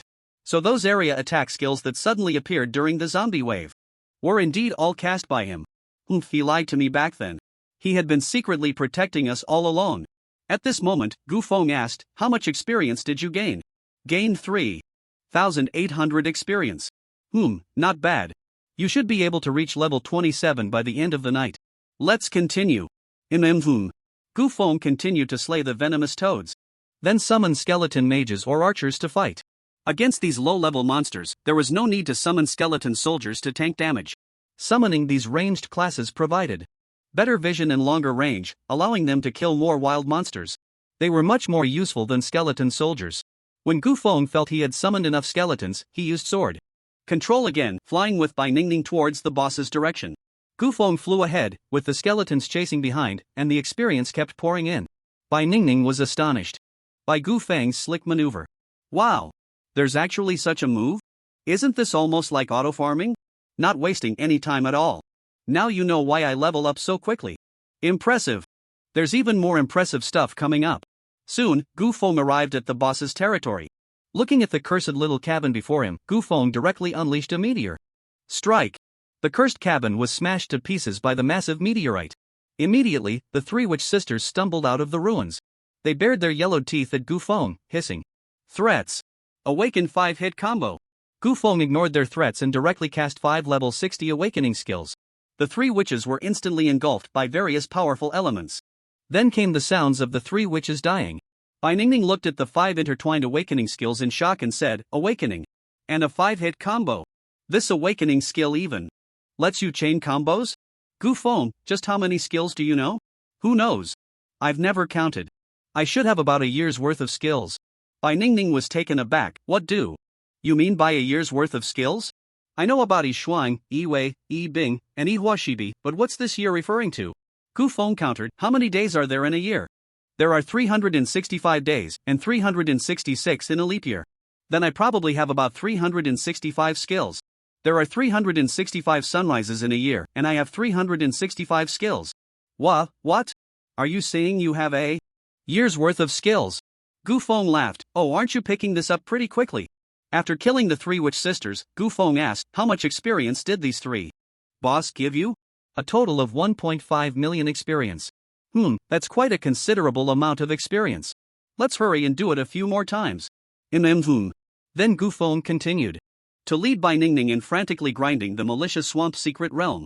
Attracted by the massive experience, Bai Ningning didn't mind the stench of the secret realm, happily humming a little tune as she followed Gu Feng, enjoying the thrill of being carried along. The two kept grinding until 10 p.m. before stopping. After picking up the loot dropped by the boss, Gu Feng lazily yawned and said, "Another dull day has come to an end. Time to brush my teeth, wash my face, take a shower, and go to sleep." Then, Gufeng took out a double bathtub from his spatial backpack, preparing towels, a shower cap, and a little rubber duck. He also set up a double bed and a spring mattress on the floor, laying out sheets and blankets. Rain technique. Fire technique. He then used the rain technique to fill the bathtub with water. Next, he used the fire technique to heat the water to a suitable temperature and sprinkled some rose petals inside. All done. Bai Ningning's eyes widened as she watched Gufeng's actions. Do you usually spend the night in secret realms like this? Having a bed is one thing, but how? Do you even have a bathtub? After a busy day, only a comfortable hot bath can relieve my body fatigue. The bathtub is a must. With that, Gufeng began to undress. Ah. Why are you suddenly taking off your clothes? Bai Ningning hurriedly covered her eyes, but still caught a glimpse of Gufeng's, goodness. Gufeng jumped into the bathtub and said, "Of course I'm taking a bath. Am I supposed to bathe in my clothes? Do you want to join me? This is a double bathtub, it can fit both of us." Bai Ningning turned her back. I think I'll pass for now. You can't not wash. With such a big bathtub, are you afraid of accidentally slipping in? Bai Ningning was also a clean girl. After spending a day in the stinky malicious swamp, she wanted to jump into that fragrant bathtub and enjoy a nice soak. But the thought of sharing a bath with a boy for the first time felt so embarrassing. She gently touched the edge of the bathtub, and when her fingertips brushed against the warm water, she could no longer resist the temptation of the bathtub. She shyly said, "Gufeng, you close your eyes first, and I'll get in." Gufeng, having seen many grand scenes, was not the type to peek at a girl bathing. "No problem, I promise not to look." Gufeng closed his eyes, waiting for Bai Ningning to come in. Then came the sound of Bai Ningning shedding her clothes. Although Gufeng didn't look, his mind couldn't help but imagine the scene of Bai Ningning changing. The more he didn't look, the more his imagination ran wild. The less he could see, the more there was a sense of hazy beauty. Gufeng gradually began to react. "Ahem, hurry up, my eyes are having a hard time controlling themselves." Hearing Gufeng's words, Bai Ningning panicked a bit. "Ah, you mustn't open your eyes. I'm going in now. You can open them after I get in." Bai Ningning quickly took off her last two pieces of clothing and then jumped into the bathtub. But as soon as she jumped in, she accidentally stepped on Gufeng's little rubber duck, causing her to slip. Both let out a soft grunt. "This?" Gufeng asked with concern, "Are you okay?" At that moment, Bai Ningning was so embarrassed she could have dug a hole in the bathtub with her toes. She shyly nodded, I'm fine." What just happened? Why did I suddenly slip? So embarrassing." Gufeng had thought about something happening between the two of them, but he never expected it to occur in such an unexpected way. For a moment, it felt a bit awkward, and he didn't know what to say. So he said, "So, do you want to go out?" Bai Ningning was also taken aback. I don't know." "Oh, if you don't know, then let's stay a bit longer." The two fell silent for a while, and a wave rippled in the bathtub. Bai Ningning let out a soft hum, but her body showed no resistance. Soon, more and more waves began to roll and surge in the bathtub. 2,000 years later, Bai Ningning lay on the big bed, already fast asleep. With Gufeng by her side watching over her, she had nothing to worry about. Gufeng looked at her slightly flushed face, reminiscing about the earlier scene. "I didn't expect to connect with Bai Ningning in this way. It really saved me a lot of trouble. This little duckling was worth every penny. I should buy more in the future." Time to sleep. The next morning, Gufeng woke up from a gentle exploration. He opened his eyes to find Bai Ningning resting one hand on his chest, gazing at him affectionately. "You're awake? What level are you now?" "Level 27. So, are we going again?" Bai Ningning's little face flushed bright red, and she shyly bit her lower lip, saying, Then, let's do it again. Once more isn't enough. If we're doing it, let's go for a whole day." Bai Ningning looked at Gufeng in shock. "A whole day? Won't that break? Will the secret realm break? What are you waiting for? Hurry up and get dressed. We need to make the most of our time and run through the secret realm a few more times. Let's aim to get you to level 30 today." "Ha? Are you talking about running the secret realm?" What else would I be talking about?" Bai Ningning's face turned even redder, and no, nothing. Gu Fang's lips curled into a mischievous smile, and then he pushed Bai Ningning down. "Then let's do it again, just as you wish." After spending a whole day and night in the vicious swamp, Bai Ningning successfully reached level 30. Gufeng said, "You should go back to school for class during the day. I'll clean up the materials and equipment I have. We'll continue tonight." Mm. Gu Feng suddenly remembered something and said, by the way, can you lend me some money? How much do you want? Just lend me 1 billion for now. Bai Ningning was a bit shocked by Gu Feng's bold request. 1 billion? Why do you need so much money all at once? To buy skill books and upgrade skills. I have a year's worth of skills that require a lot of money to upgrade. After learning the purpose of Gu Feng's loan, Bai Ningning didn't hesitate at all, opened her phone, and transferred 1.5 billion to Gu Feng, giving him an extra 500 million. Gu Feng patted her head and said, you're such a good girl. Don't worry, I won't let you lend me money for nothing. I'll give you a surprise tonight. Bai Ningning's eyes were filled with anticipation. Then I'll wait for your surprise. Hey, who is this person? Seems like someone Gu Feng brought in a couple of days ago. Is he this reckless too? Yi Xiangwei checked the person's information. Bai Ningning, level 30, profession, Holy Light Knight, Aura Knight, talent, SS level. What? SS level talent? Gu Feng actually brought in a genius. With SS level talent for our guild. Oh my! My guild has an SS level professional now. That's amazing. Gu Feng really is my benefactor. Bai Ningning, that name sounds quite familiar. Bai Ningning, from the Bai family. Could it be that she is the only survivor from the Bai family? It seems to be her. What kind of relationship does Gu Feng have with her, to actually bring her into my guild? No matter what their relationship is, having an SS level genius in the guild is definitely a good thing. Let's upgrade him to elite member right away. Since the guild can level up, I'll ask Gu Feng if he wants to upgrade now. Yi Changwei sent a message to Gu Feng. Gu Feng, are you busy? The guild can level up again, do you want to do it now or wait a bit? Gu Feng was currently trading equipment and skill books at the Oddities Pavilion. Then let's upgrade now. I happen to have some free time. Okay, I'll go ahead and do it. Ding. The upgrade task for the Rose Guild this time is of Hell level difficulty. Collect the Beast Clan's sacred artifact, Blood Roar, and fend off the Beast Clan's invasion. Secret. Realm level difficulty, 52. If the upgrade task is not completed within 3 days, the upgrade will be declared a failure, and the guild will drop 1 level. Upon seeing the guild's upgrade task, Yi Qianwei felt disheartened. Another Hell level upgrade task. Is the heavens playing tricks on me? No worries, we still have Gu Feng, this hidden big shot. He should be able to complete this task easily, right? Yi Qianwei asked. Gu Feng, it's another Hell level task. Can you handle it? Gu Feng looked at the upgrade task and found it challenging as well. If it were just fending off the Beast Clan's invasion, he could definitely handle it with ease. But this task also required collecting a Beast Clan sacred artifact, Blood Roar. Where was he supposed to steal that from? The Beast Clan invasion was in a secret realm for levels 45 to 50, while Blood Roar was a legendary weapon dropped by a boss. The drop rate was quite disheartening. Due to Blood Roar's powerful attack and passive effects, it had become a highly sought-after weapon among warriors. This also meant that there was simply no stock available in the market. Even if he wanted to buy it, there was nowhere to purchase it. And Gu Feng was only level 35, even if he wanted to challenge a higher level secret realm, he still couldn't enter the 45 to 50 level secret realm. That was the most awkward part. Seeing that Gu Feng had not responded for a long time, Yi Qianwei asked again, hello? Gu Feng? Are you there? Let me think of a way. Hearing Gu Feng's response, Yi Qianwei's heart sank. Looks like even the big shot isn't all-powerful. Gu Feng pondered, it's obviously impossible to level up from 35 to 40 in 3 days. And Blood Roar can't be bought. It seems I can only seek help from my master.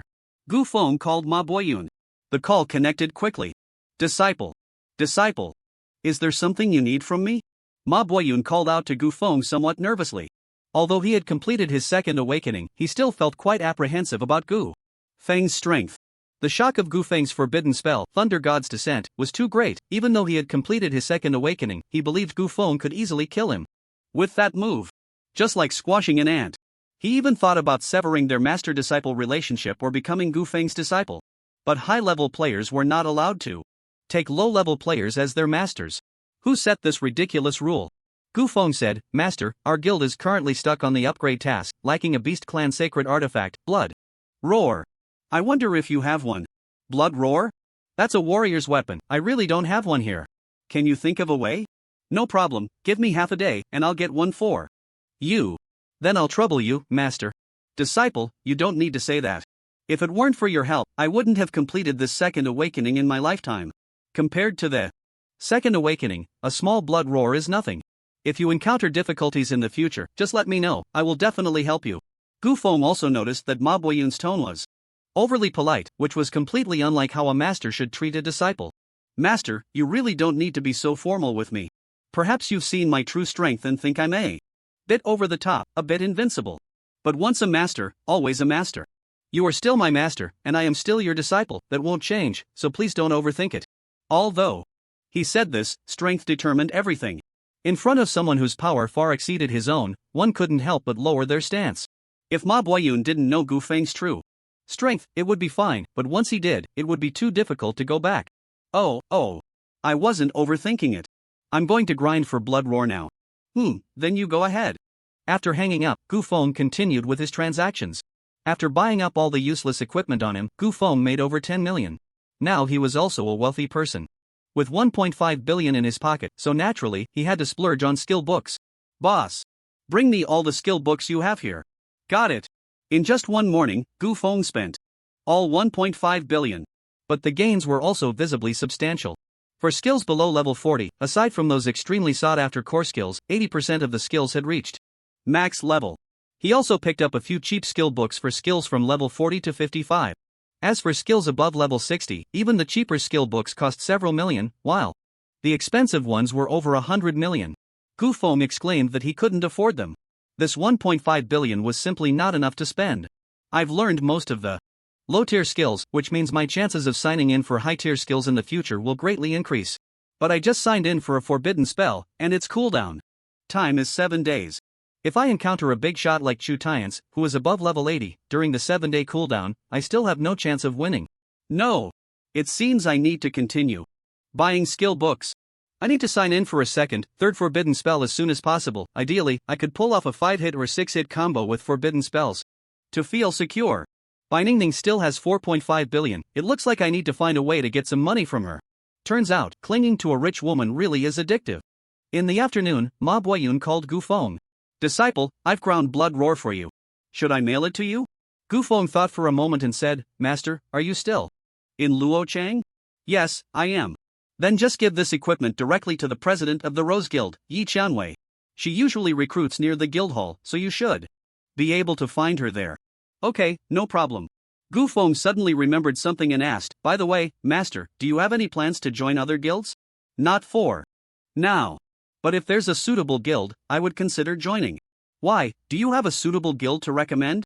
What I mean is, if you don't have any thoughts about joining other guilds, why not come and hang out in our guild? Your guild? Is it this Rose Guild? Ma Boyun's face showed disdain at the name of this rather effeminate guild. Yes, although it's just a level 4 guild, the promotion system is quite fair, and everything is based on strength and contribution. It has great potential for future development.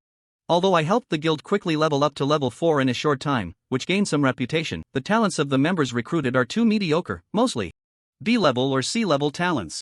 It's normal for a low-level guild to have many low-tier talents, but if the guild's level rises and it can only recruit these B-level and C-level talents, then the guild is basically doomed. The reason for this is that there are no big shots in the guild to attract outstanding professionals. Plus, the president's talent isn't high either, so everyone can see the limits of this guild at a glance. So no highly talented individuals are willing to come. I thought, if you could come to our guild and take charge, it would definitely attract many excellent professionals. The guild could develop faster as well. Then why don't we create our own guild?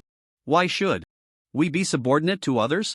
Our strength is undoubtedly impressive, but managing a guild requires management experience and a lot of time. I clearly don't have that much time to manage a guild, and it seems that your personality doesn't quite favor these tedious matters either. However, I noticed that the president of the Rose Guild enjoys doing such things. She is always tirelessly recruiting and thinking of ways to develop the guild. If she manages the guild, we could save a lot of trouble. As for the position of president, if she realizes who is indispensable in the guild, she should be willing to give up the position. You mean, you want to take advantage of her? Ha! How can that be called taking advantage? It should be called recognizing the times and being a wise person. Ma Boyun thought for a moment and said, since my disciple wants me to go to your guild, then I shall go. Thank you, master. Then this guild promotion task will be entrusted to you. It will also help everyone get to know you. Leave it to me. After hanging up the phone, Gu Feng brought Ma Boyun into the guild. This news also caught the attention of Yi Qianwei, who was recruiting in the guild hall. Gu Feng has brought in another person. Could it be another SS-level genius? Let me quickly check his information. Ma Boyun, level 83, profession, Thunder Mage, talent. S level, rank, Second Awakening. Upon seeing this name, Yi Qianwei was completely taken aback. Who? Ma Boyun? That Second Awakening big shot? He is the Thunder Killer Ma Boyun who single-handedly annihilated the Chu family. How did Gu Feng manage to bring this living king of hell over here? This is terrible. The incident of Ma Boyun annihilating the Chu family was known to almost everyone. His cold title of Thunder Killer made countless people tremble in fear. Those who didn't know him thought he was a killer who would eradicate entire clans over a minor disagreement. Little did they know, Ma Boyun was a kind and gentle old man. Now that Ma Boyun had come to Qianwei's guild, she truly didn't know whether to feel happy or worried. What to do? What to do? Suddenly having such a big shot in the guild is definitely good for the guild's development, but I can't handle this big shot at all. Even a slight misstep could lead to disaster. How humble I am as the president. Should I just kick him out of the guild now? Wouldn't that be like testing the edge of death crazily? I can't dare to kick him out. He might kick me out instead. He kicks me out? Right. Since I can't handle him, I might as well give him the position of president. That way, I won't be in any danger. I really am quite clever. But just then, an old man suddenly appeared in front of Yi Qianwei. He smiled kindly and said, "You must be President Yi Qianwei." "I am the new member of the guild, Ma Boyun." Yi Qianwei's eyelids couldn't help but twitch. To her, Ma Boyun's smile felt more like the smile of death. Ma, hello, old Ma. What the heck? Why did I slip up and call him old Ma? What am I even saying? Am I tired of living?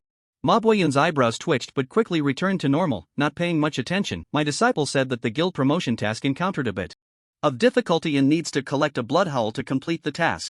So I was asked to help farm one. Do you need this? Ma Boyun took out the blood howl from his space backpack and handed it to Yi Qianwei. Yi Qianwei trembled as she took it. It's this. That's good. Hurry and submit the task. Let's complete the second task and level up the guild to level 5. At this moment, Yi Qianwei had also guessed who Master Ma's disciple was. Since it was Gu Feng who brought him into the guild, Gu Feng must be his disciple. Ding! You have submitted Blood Howl, completing the first task for the guild's upgrade. The second task, to fend off the Beastman's invasion, is now available. Master Ma, shall we start the second task now? Let's begin. Ding! The Beastman's invasion secret realm will open in 30 minutes. Please prepare for battle. Most of the members in the guild knew there was a mysterious big shot in the guild, and now another big shot who had completed a second awakening had arrived. Even with hell-level tasks, they were not worried at all. All set. With two big shots taking action at the same time, this task is 100% guaranteed to succeed. Yeah. As long as these two big shots don't leave the guild, the Rose Guild is destined to soar in the future. We'll benefit from it too. I hope that after the guild grows, they won't expel us ordinary talent professionals. The 30 minutes of preparation time quickly passed. Members began to teleport into the secret realm one after another to prepare for battle. Gu Feng and Bai Ningning also arrived in the secret realm. The two held hands and walked up to Master Ma. Master. Hello, Master Ma. Master Ma looked at the two of them being so close and understood something. He nodded and said, I no longer gain experience from killing these orcs, so you two team up with me, and I'll share the experience with you. Thank you, Master Ma. Master, this task is up to you. I won't take action. Let everyone see the power of your second awakening skill, Annihilation Thunder. Calamity. Since Master Ma comprehended Annihilation Thunder Calamity, he hadn't used it yet. He also wanted to take this opportunity to test the power of the second awakening skill. Ding! The enemy will arrive at the battlefield in 30 seconds. Please prepare for battle. Task victory conditions. The Beastman's attack is only one wave.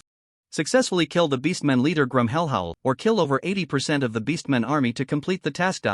Master Ma leisurely walked to the front of the battlefield, waiting for the Beastman's attack. Before long, the sounds of rumble, roar, footsteps and battle cries came from not far away. One by one, orcs riding black giant wolves, wielding sharp blades and massive axes rushed towards them. Leading the charge was the Beastman leader Grum Hellhowl. He wielded a long-handled giant axe, the legendary weapon Blood Howl. Facing the thousands of beastmen, Master Ma remained calm. He calmly formed a hand seal and chanted a spell, and immediately the sky was shrouded in dark clouds, accompanied by rolling thunder. A massive surge of lightning power also emerged around Master Ma. All preparations were ready, they just needed to wait for the Beastmen army to arrive. A few seconds later, the Beastmen army stood before Master Ma. Hellhowl leaped off his war wolf and swung his giant axe towards the frail old man in front of him. Master Ma lightly uttered 4 words, Annihilation, Thunder, Calamity. Suddenly, several thick bolts of lightning fell from the sky, landing beside Master Ma, forming a lightning barrier that perfectly protected him. Hellhowl, undaunted, struck directly at the lightning with his axe, intending to cleave through it and kill Master Ma inside. But he clearly underestimated the situation. The moment the giant axe made contact with the lightning, the current instantly surged through the axe and into Hellhowl's body.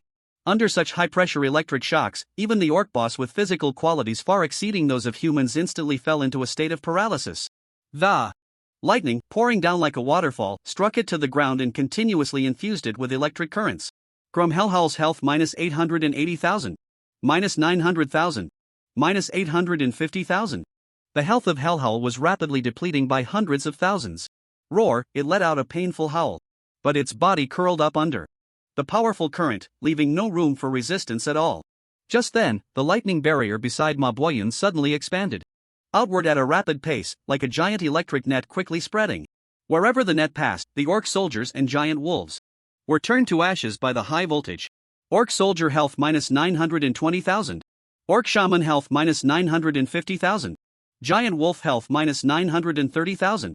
Meanwhile, Gu Feng and Bai Ningning's experience points were also skyrocketing. Orc soldier death grants 6,000 experience. Orc shaman death grants 6,000 experience. Giant wolf death grants 5,500 experience. Following that, the news of Hellhowl's death also came through. Grum Hellhowl is dead, gaining 6 million experience. And the range of the Annihilation Lightning Net continued to expand, engulfing the entire orc army. Thud thud. 2 beams of golden light suddenly appeared. Gu Feng and Bai Ningning both leveled up. Boom. The sound of thunder gradually faded, and the dark clouds in the sky began to disperse. The thousands of orc troops that had just been there were now reduced to a pile of bones. The entire secret realm returned to silence, so quiet that one could hear a pin drop. Everyone was stunned by the scene they had just witnessed, including Ma Boyun himself. Ding!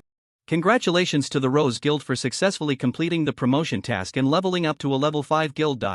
It wasn't until the sound of the guild's successful promotion echoed in everyone's minds that they snapped back to reality. The guild leveled up just like that? It was that simple? Is this the power of the second awakening skill? It's so shocking. Oh my. With just one move, the entire orc army, including the boss, can be wiped out in an instant. That's just too strong. Each hit can deal 8 to 900,000 damage. Looking at these numbers makes me scared. No amount of lives can withstand this skill. I never expected to witness a second awakening skill in my lifetime. This life is worth it. Strong. Extremely strong. So cool and powerful. By the way, didn't that level 100 necromancer come this time? How does he compare to this thunderous killing god? If it's about clearing dungeons, the necromancer is definitely stronger, but in a one-on-one fight, I think Ma Lao is still stronger. This annihilation lightning definitely can wipe out all those skeleton soldiers. Yeah, I think so too. Ma Boyun himself was also very shocked. A single skill dealt 8 to 900,000 damage. Is this the damage output expected from someone with my S-level talent? It's countless times stronger than a level 60 awakening skill. It's simply terrifying. But the cooldown time is a full 5 days. No wonder, if such a powerful skill could be used every day, high-level secret realms wouldn't be so hard to clear. After witnessing Ma Boyun's terrifying power, Yi Qiangwei became even more determined to hand over the position of guild elder. I can't hold the position of guild leader for even a day. My life is more important. I really can't handle someone who has completed a second awakening. It's just too damn strong. Even if I continue to be the leader, I would just be a figurehead, and the development of the guild would all depend on Ma Lao. The guild members would gradually start to marginalize me. If he hadn't come, we could have muddled through, and the guild would have barely managed to survive. But once he arrived, everything changed. As long as Ma Lao is here, the guild's development will surely progress. If he leaves, stagnation is inevitable, and there might even be regression. So I took the initiative to step down from the president's position. I have a bit of self-awareness. Ding! The management position of the guild has changed. Yi Qiangwei has handed over the president position to Ma Boyun. Ma Boyun is now the new president of the Qiangwei Guild. Yi Qiangwei has been demoted to vice president. Ma Boyun, huh? Ding! The management position of the guild has changed. Yi Qiangwei has handed over the president position to Ma Boyun. Ma Boyun is now the new president of the Qianwei Guild. Yi Qianwei has been demoted to vice president. Ma Boyun, huh? What's going on? How did I become the president as soon as I arrived? Gu Feng smiled slightly. I didn't expect that this little girl Yi Qianwei actually has some self-awareness and voluntarily gave up the president position. Yi Qianwei walked up to Ma Lao and said, Ma Lao, I think it's more appropriate for you to take the president position. I am still inexperienced and not capable enough to lead the guild to greater development. So I am handing the president position to you, hoping you can inherit it and lead the guild to better progress. Ha? Is that appropriate? Yi Qianwei, please, Ma Lao, you must accept. At this moment, Ma Boyun looked at Gu Feng. Gu Feng nodded slightly and said, Master, you should accept. Ma Boyun then said, since my disciple is willing to let me take this president position, I will accept it. The members all showed excited expressions. Great! With Ma Lao as our president, the development of our Qianwei Guild will definitely soar. Yes. With the second awakening expert as our president, we will definitely be one of the most competitive guilds in Qinghai province. I suddenly don't want to slack off anymore. At this moment, the members shouted in unison, Congratulations to Ma Lao for being promoted to president of the Qianwei Guild. Congratulations to Ma Lao for being promoted to president of the Qianwei Guild. Congratulations to Ma Lao for being promoted to president of the Qianwei Guild. The members shouted 3 times to express their congratulations. Ma Boyun cleared his throat and said, Ahem. Since I have now become the president, the name of this Qianwei Guild is really not suitable for me. It sounds a bit too feminine. I want to change this name. Everyone has no objections, right? Ma Boyun specifically looked at Yi Qianwei. Yi Qianwei hurriedly said, No objections, no objections. This name was just something I randomly came up with. Ma Lao, feel free to change it. Ma Boyun was not very good at naming things. After all, he was older and had more traditional thoughts, so the names he thought of were outdated guild names like Unmatched Under Heaven, Pride of the World, Invincible in Battle, Blossoming Wealth, and so on. He also wanted to keep up with the times and come up with a guild name that suits modern young people. Does anyone have any good guild name ideas? Feel free to share your opinions. People immediately began to speak up enthusiastically. Ma Lao, I think the guild's name should match your temperament. How about Thunder Killing God Guild? The name Killing God is too aggressive. It's not good. Change it. Then let's call it the Classmates Guild. Childish, let's call it the Explosive Sky Guild. Dominant. Call it This Killer is Not Too Good. How about we have a meeting? In an instant, all sorts of bizarre guild names emerged. Ma Boyun could not accept these new age guild names at all. He finally looked at Gu Feng and asked, Disciple, what do you think the guild name should be? Gu Feng thought for a moment and said, Then let's call it the Chunlong Guild. Ma Boyun also approved, Chunlong Guild. Good name. Chen represents your name, and Long represents soaring to great heights. Truly a good name. Let's call it the Chunlong Guild. Everyone stared at each other in confusion. Is this Gu Feng's guild? Or is it Ma Laosher's guild? At this moment, Yi Yue also began to notice some clues. Although Gu Feng was Ma Boyun's disciple and held great respect for him, Ma Boyun would always consult Gu Feng's opinion on both major and minor matters. In the end, he would always follow Gu Feng's advice. This was quite strange. Ma Laosher still has to consider his disciple's feelings when acting. Could it be that Ma Laosher's abilities are beneath Gu Feng's? Yi Yue was shocked by her bold thought, but the more shocked she was, the more credible her idea seemed. Heavens! Gu Feng's abilities are actually stronger than those of a second awakening expert. Even the second awakening experts have to consider his feelings. Who on earth is he? After everyone left the secret realm, Ma Boyun sent a private message to Gu Feng. Chen should I transfer the position of president to you now? The president holds the highest guild blessing. This way, your leveling speed can be a bit faster. Gu Feng's ultimate goal was indeed to become the guild president, but his current level was too low. If he were to take the position above Ma Boyun, it would surely raise many suspicions. At that time, there would likely be a lot of unnecessary trouble. So Gu Feng said, You should keep the position of president for now. My level is too low, and I'm not really suited to be the guild president. If I expose my strength, I'm worried it will attract unnecessary trouble. So it's better for you to be the president. Then I will hold on to this position for you. When you want to be the president, I will transfer it to you. Gu Feng was not polite. Thank you, master. In the evening, Bai Ningning also finished her day of classes. She bounced out of the school gate and saw Gu Feng, whom she had missed all day. She immediately threw herself into Gu Feng's arms and asked, Where's the surprise you prepared for me? Gu Feng took out a rectangular gift box from his spatial backpack. As soon as he took it out, a fragrant scent of flowers wafted out, instantly refreshing the senses. Bai Ningning asked, "Is it flowers? Open it and see for yourself." Bai Ningning opened the gift box and found a white long dress adorned with various flowers lying inside. She covered her mouth in surprise and said, "This is the flower fairy's long dress. Do you like it?" I love it. This dress is the dream dress of so many girls. I never expected I could have my own long dress. Wow, it's so beautiful. Did you buy it?" "I didn't buy it, I happened to encounter that wildflower fairy boss. And it dropped from her. If you like it, wear it. This dress is level 30, just right for you now." Bai Ningning gently stroked the long dress with her delicate fingers, afraid of damaging it. "I wouldn't want to wear it into battle. What if it gets ruined? That would be such a pity." Gu Feng said nonchalantly, "Don't worry, wear it freely, this dress won't get damaged. It's a living dress with strong regenerative abilities. The rose petals I use in my bathtub are from this dress." "Ah, you're really wasteful. You could buy a pound of rose petals for 9.99 from Pinduoduo instead of taking them from this dress." Bai Ningning carefully inspected the flower fairy dress to see if Gu Feng had damaged it. Fortunately, after checking all around, she found no signs of damage. Some roses were large, while others were small. The smaller roses must have been plucked by Gu Feng and had grown back. Gu Feng said, "Hurry up and change into it, I'm waiting for you." "But I don't want to change into it. Quick, go change. This is an order. Otherwise, I won't give it to you, I'll go give it to another woman. If I dare you. This dress is mine, no one can take it. Away. I'm going to change into it right now. Wait for me." Bai Ningning skipped back to her dorm to change clothes.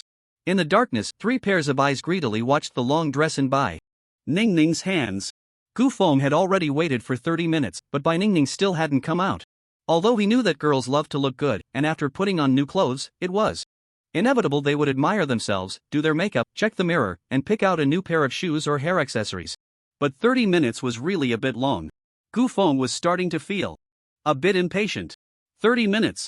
Do you know how many small monsters I could kill in these 30 minutes? How much experience I could gain? The boss has let me take down several already. What a waste of my time. I should have just given it to her in the secret realm. She must be punished well tonight. Gu Feng took out his phone and called her. But the call went unanswered for a long time, and eventually, it was turned off. A sudden sense of unease gripped Gu Feng. Could something have happened to Bai Ningning? That shouldn't be possible. Would she really get into trouble at school? Is the security at Magic City University really that bad? Gu Feng recalled the details from earlier. Could someone have set their sights on Bai Ningning's floral dress and kidnapped her? It's very possible. Gu Feng clenched his fists, a hint of murderous intent flashing in his eyes again. High-level insight. Gu Feng activated his high-level insight and began searching the campus, but after 10 minutes, he realized this approach was not going to work. Magic City University was simply too large. Even if he searched for another 2 hours, he might not cover it all. I can't waste any more time. I need to find a few helpers to search with me. Gu Feng focused his thoughts and used the soul contract to communicate with the 4 members of the school team. I'm facing a bit of a situation and need your help. My girlfriend just went back to school to change clothes, but she hasn't come out for a long time, and when I called her again, I couldn't reach her. I suspect she might have been kidnapped. You know this school well, does anyone know who might have taken her? Under Gu Feng's watchful gaze, the 4 of them dared not hide anything. I don't know. I don't know either. Unknown. All 4 had no idea. Then I would appreciate it if you could help me search the campus. Yes. At that moment, Lu Bashi suddenly thought of something. I think I know of a gang that likes to bully students, but among them, there's a sorcerer with mind control abilities who can always erase the victim's memories. The school hasn't found any evidence against them yet, and since nothing major has happened, the school hasn't paid much attention. Is it possible they took your girlfriend? Oh, do you know where they usually operate? I don't know the exact location, but there are a few abandoned gyms and teaching buildings on campus. They might be active in those places. Immediately tell me the specific locations of those places. Also, you all split up. Go look for a girl named Bai Ningning. Whoever rescues Bai Ningning will be heavily rewarded. Hearing Gu Feng's words, the 4 of them immediately perked up. A heavy reward? What would it be? If the reward was the release of their soul contract, that would be fantastic. Yes. The 4 of them immediately set aside their work and headed to the abandoned gyms to search for Bai Ningning. Gu Feng also set off towards the locations provided inside the abandoned gym. At that moment, Bai Ningning was tied to a chair. There were 2 men and 3 women on the other side. The 2 boys were leering at Bai Ningning with ill intentions, while the 3 girls were greedily stroking the floral dress. Wow! This is really the authentic floral dress. How beautiful. 1. Slightly plump girl pressed her face against the long dress and sniffed, "It smells so fragrant. I feel like if I wear this dress, I could go 3 months without a shower and still smell good." "Are you disgusting or what?" Bai Ningning shouted, "That's the dress Gu Feng gave me, give it back." A boy across from Bai Ningning, looking a bit rogue, said, "Give it back? You think once this dress is in our hands, you can get it back? You can barely take care of yourself right now." The boy continued, "Hey, Li Shala, put it on for us to see." "Okay, Jun Gu." The girl named Li Shala immediately took off her clothes in front of everyone and put on the floral dress. The dress adjusted its waist and bust according to her figure, and several golden roses bloomed based on Li Shala's hair color. Although Li Shala was average looking, once she wore the long dress, even her hair color, which usually clashed with any outfit, looked so well matched with the dress. Everyone was stunned by the beauty of the dress, including the 2 boys. Jin Zhaojun, for a moment, was so taken aback that he felt an impulse to marry her. "Is it pretty, Jun Gu?" Li Shala twirled around beautifully and asked. Jin Zhaojun quickly retracted his greedy gaze. "How could I have the impulse to marry Li Shala, that little vixen? This floral dress is indeed extraordinary." Jin Zhaojun said, "The dress is beautiful, but you can forget about it." Jun Gu never says anything nice. The other 2 girls also wanted to try the charm of the floral dress. "Shala, let me try it on. Let me try it on. Wait, let me take a few more photos to show off on my moments later." Meanwhile, Jin Zhaojun turned his attention back to Bai Ningning. "It seems they all really like your dress. And I quite like you." He pinched Bai Ningning's little face and said, "This little pretty face is much better looking than those flashy girls. Your body should look good too. I wonder if that useless boyfriend of yours has taken care of you. Let me check it out."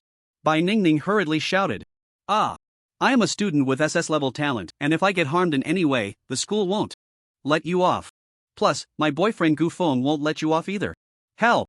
Stop shouting. It won't help even if you scream your throat raw. No one is coming here. I know who you are, and I know who that Gu Feng you mentioned is. You're Bai Ningning, right? The only survivor of the Bai family that just got wiped out. Do you think you're still that young lady surrounded by bodyguards? Wake up to reality, you're just an orphan that no one cares about now. As for the school, I can be a mental controller. As long as I erase your memories of today, no one will know what happened. Oh, by the way, maybe that Gu Feng cares about you. But what can a useless jobless person do? Even if he comes, he can only watch as I toy with you." At that moment, a cold voice suddenly came from above Jin Zhaojun. "Oh? You want to toy with my woman? I'd quite like to see that." "Oh? I'd like to see how you plan to toy with my woman." Everyone was startled and immediately looked in Gu Feng's direction. They saw a suave and handsome man standing on a flying sword, coldly watching the group. "Who is that? I can't see clearly with my nearsightedness and astigmatism. He seems to be Bai Ningning's useless boyfriend, Gu Feng. How can he even use sword control? I don't know. Maybe that flying sword is hanging by a steel wire, used to intimidate us." Bai Ningning shouted. "Gu Feng, save me." Jin Zhaojun said, "I didn't expect you, useless trash, to have the guts to come here. Do you think I'm afraid of you just because you're hanging on a wire? What a joke. I'll show you how it's done right now." Jin Zhaojun, Li Shala, and the other 3 were all third-year students, each with S-level talent, their levels around 40. Naturally, they looked down on Gu Feng and Bai Ningning, who had just changed jobs. Moreover, Jin Zhaojun possessed a mental control talent. As long as he didn't cause any fatalities, he could easily erase their memories to escape punishment. Jin Zhaojun reached out to tear at Bai Ningning's clothing. But just as his hand was about to touch her, Gu Feng calmly said, "Sword chi slash." In the next moment, Jin Zhaojun's entire hand was cleanly severed. "Ha! Why did my hand fall off?" Jin Zhaojun exclaimed in panic, clutching his bleeding arm. "Why did my hand fall off?" Gu Feng slowly descended from the air, saying, "Because a perverted hand deserves to be turned into a pig's trotter." Jin Zhaojun, terrified, shouted, "Brothers, kill him." The 4 immediately launched an attack on Gu Feng. 2 girls began chanting spells. Li Shala drew a dagger and entered stealth mode, while another boy brandished a sword and shield, charging at Gu Feng. Gu Feng pulled out a giant sword and coldly said, "A bunch of trash. I'll take you all down with one move." Dance of Lightning. The Dance of Lightning was originally a signature skill of martial artists. But Gu Feng's skills had no restrictions between professions. He intended to wield the giant sword to slay these scum who wanted to harm Bai Ningning. Swish! Swish! Swish! Swish! Gu Feng leaped quickly among the four, each jump bringing the giant sword crashing down on them, leaving behind shocking wounds. Swish! Gu Feng's final strike stopped beside the two female mages, and he swung down at their necks. Since the two were close together and the giant sword had a wide attack range, this strike cleanly severed both of their heads. Although these few often bullied classmates at school, they had never killed anyone. Seeing their two companions die before their eyes, Li Shala panicked. Ah!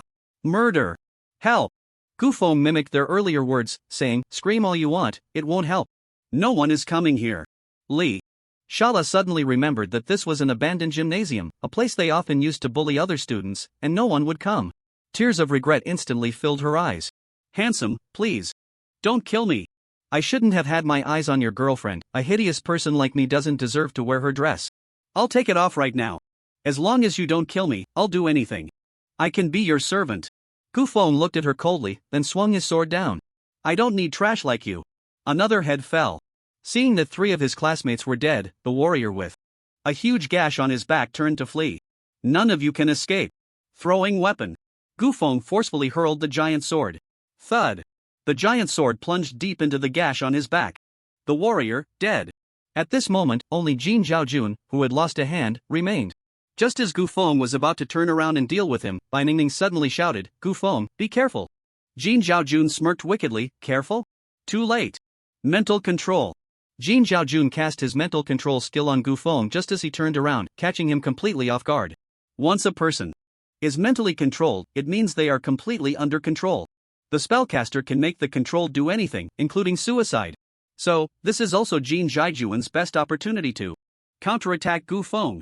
However, the energy consumed by mental control skills is enormous, so mental control can only last a few seconds at most before the mana is depleted. Moreover, one cannot control someone with a higher mental power than themselves. But Jin Zhaojun inferred from the earlier battle that Gu Feng was just a brawny, simple-minded person, and should not have much mental power. Yet he was completely mistaken. Gu Feng was a perfect hexagonal warrior. Jin Zhaojun's mental power might be higher than that of an ordinary practitioner, but compared to Gu Feng, he was just a novice. Mental control. Mental control? Hey? Why isn't it working? Gu Feng sneered coldly, "With your little mental power, you think you can control me? Do you really believe that just knowing a mental control skill means you can do whatever you want? Today, I will make you pay for the mistakes you've made. Let you experience true mental control." Gu Feng stared intently at Jin Zhaojun. It seemed nothing was happening, but in reality, Gu Feng was pouring immense mental power into Jin Zhaojun's brain, depleting his mana. As long as he drained all of the opponent's mana, his own mental power could then invade, seize the opponent's thoughts, and take control. Gu Feng possessed infinite mana, and soon he completely drained Jin Zhaojun's mana. Following that, he successfully seized control over him. Jin Zhaojun's gaze became vacant, his pupils dilated, completely resembling a puppet. Gu Feng commanded him, "Dig 4 deep pits with your bare hands, then bury these 4 corpses. After that, dig 1 more deep pit until you've dug through the earth." Yes. Jin Zhaojun found a patch of land, knelt down, and began to dig. He had already lost one hand, and now digging with his bare hands. After just a few digs, his other hand was already a bloody mess, and the wound from his severed hand was aggravated by the friction, causing even more blood to flow. In just a few minutes, the blood Jin Zhaojun lost had already turned that patch of land crimson. With this amount of blood loss, let alone digging 4 deep pits, he wouldn't even be able to dig one before bleeding to death. Digging through the earth was utterly impossible. Gu Feng untied Bai Ningning, his eyes filled with apology as he said, "I'm sorry, it's all because of this damn skirt that you got scared. Just watch me burn it." As he spoke, Gu Feng was about to cast a spell to burn it. But Bai Ningning hurriedly stopped him. "No, such a beautiful skirt, I won't let you burn it. The skirt is innocent, the guilty ones are these people." Then Bai Ningning looked at the 4 corpses and the digging Jin Zhaojun and said, "They didn't intend to kill me, are we going too far by doing this? If I let them live, they might stay quiet for a long time and wouldn't dare to have designs on you again. But can that guarantee they won't have designs on others for the rest of their lives? If they offend again, if they bully someone else, they will surely return the humiliation they suffered today tenfold. Remember, a saintly heart only harms others and oneself. For these malicious people, one must be decisive in killing." Bai Ningning seemed to understand. "Oh, I get it." Then the two left the abandoned gymnasium. Lu Baxi had seen the scene of Gu Feng killing in the gymnasium very clearly. It was he who brought Gu Feng to this abandoned gym. When Gu Feng went in to rescue Bai Ningning, he didn't leave but hid outside, secretly, watching Gu Feng's battle. When he saw Gu Feng's abilities and his decisive character, he was drenched in cold sweat. During Gu Feng's last battle against several members of the school team, it was clear that he hadn't used his full strength, or rather, Gu Feng obviously didn't want to kill them. That was the only reason they survived and had the chance to sign that seemingly inhumane soul contract with Gu Feng. If Gu Feng had switched to a sharper weapon, they would have been dead long ago. What soul contract could there be then? Now it seemed that the soul contract was simply a certificate of immunity for the brothers. Who cares about human rights? Being alive is more important than anything else. At this moment, Lu Baxi became even more resolute in his heart. He couldn't entertain even the slightest thought of defying Gu Feng, not even a little. He was willing to be Gu Feng's most loyal slave. After leaving the dilapidated gymnasium, Gu Feng took Bai Ningning to the Minotaur tribe's secret realm. Both of them could gain experience by clearing this secret realm. Gu Feng continued with the most efficient monster farming method. First, he cleared the small monsters that summoned skeleton soldiers. After summoning enough skeleton soldiers, he flew off on his sword to find the boss, letting the skeleton soldiers chase after him and help him deal with the small monsters along the way. Once he found the boss, Gu Feng used the Awakening in combo to quickly take down the boss, then reopened the next secret realm. Gu Feng and Bai Ningning kept farming until the early hours of the morning before stopping the battle. They then entered their combat phase. On the morning of the next day, Bai Ningning appeared before the sleepy Gu Feng in a long dress. She twirled around beautifully and asked, "Gu Feng, do I look pretty in this?" Seeing Bai Ningning in the floral fairy dress, looking fresh and elegant, Gu Feng instantly perked up, captivated by her beauty. "You look great, really great." Bai Ningning's mood brightened even more as she said, "Well, since you gave me such a nice gift, tell me, what do you want?" "I'll try my best to fulfill it." "Just try your best? It seems this gift isn't good enough." "Then I will absolutely fulfill it. Speak your wish." Gu Feng cleared his throat and said, "Ahem, then I'll say it. Can you lend me another 1.5 billion?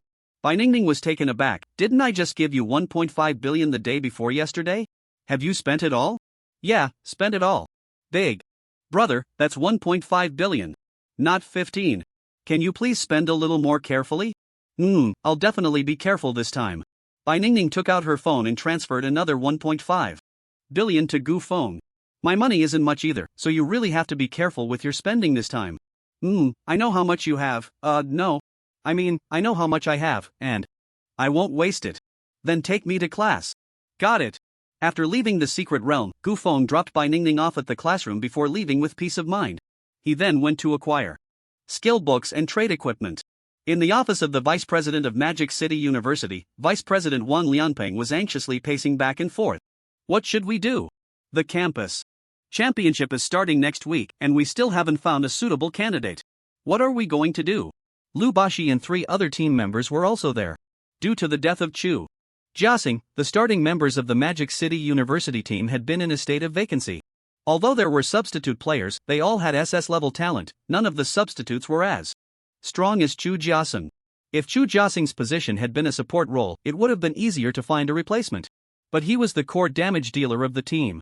There really wasn't a suitable candidate to take his place. If they randomly picked someone to replace him, the overall output capability of the team would definitely be significantly reduced. Forget about competing for the top 5 in the nation. It was uncertain whether they could even get past the first round. This is also the most troubling aspect for Wang Liangpeng. In Lu Baxia's mind these past few days, Gu Feng's formidable combat abilities kept surfacing, and he suddenly had the idea of wanting Gu Feng to join the school team. With Gu Feng's strength, he would undoubtedly be 1,000 times more powerful than Chu Jiaxing. As long as Gu Feng joined the school team, while they couldn't guarantee a championship, being in the top 5 nationally would be a sure thing. This would be a tremendous boon for them. Lu Baxi could no longer suppress this thought and proposed, "Principal, I have a very suitable candidate." "It's just..." the principal quickly asked, "Just what? Speak up." "It's just that he isn't a student at our school." "If he isn't a student at our school, why are you even mentioning him? He can't represent our school in competitions if he isn't a student. Don't you know that? What a waste of my feelings." "But he isn't from another school either?" "Not from another school? So he hasn't gone to college then?" "That's right." Wang Liangpeng scoffed. "All the outstanding students have been snatched up by major universities. The ones left who haven't gone to college are just a bunch of mediocre professionals. Are you expecting these mediocre people to replace Chu Jiaxing? Are you out of your mind?" Lu Baxi, however, remained calm and said, perhaps he has always been seen as a waste in others' eyes. But anyone who has witnessed his abilities has been awed by his strength. My 3 teammates and I have also been defeated by him. So, I believe this person can definitely replace Chu Jiaxing. Who exactly are you talking about? The only person in the world without a profession, Gu Feng. Upon hearing the name Gu Feng, the other 3 stiffened, still deeply fearful of him. And now Lu Baxi wanted Gu Feng to be his teammate. How could this not make them nervous? The jobless Gu Feng? After hearing this name, the principal couldn't help but furrow his brows. He had naturally heard of this person who was recognized worldwide as a waste. What powerful qualities does a globally acknowledged waste possess? He is strong, extraordinarily strong. We all misunderstood the jobless. The jobless are not people without any abilities. He is, well, you'll understand when you see him. Lu Baxi deliberately left it hanging. At this moment, Wang Liangpeng looked at the 3 team members with serious expressions and asked, Gu Feng really defeated you all? The 3 nodded. The principal was also shocked. Is that true? Why didn't you say so earlier? Looking at the 3's grim faces, the vice principal asked, what's wrong with you 3? Why do you look so pale? Did you eat shit? We're afraid of Gu Feng. Seeing the 3 stammering, the principal pressed, afraid. Of what? We are afraid of him. At this moment, Lu Baxi interjected, they are just embarrassed because their pride was hurt after being defeated by Gu Feng and are afraid of it getting out. Oh? Is that Gu Feng really that strong? But, does this Gu Feng meet the college admission standards? He should meet them.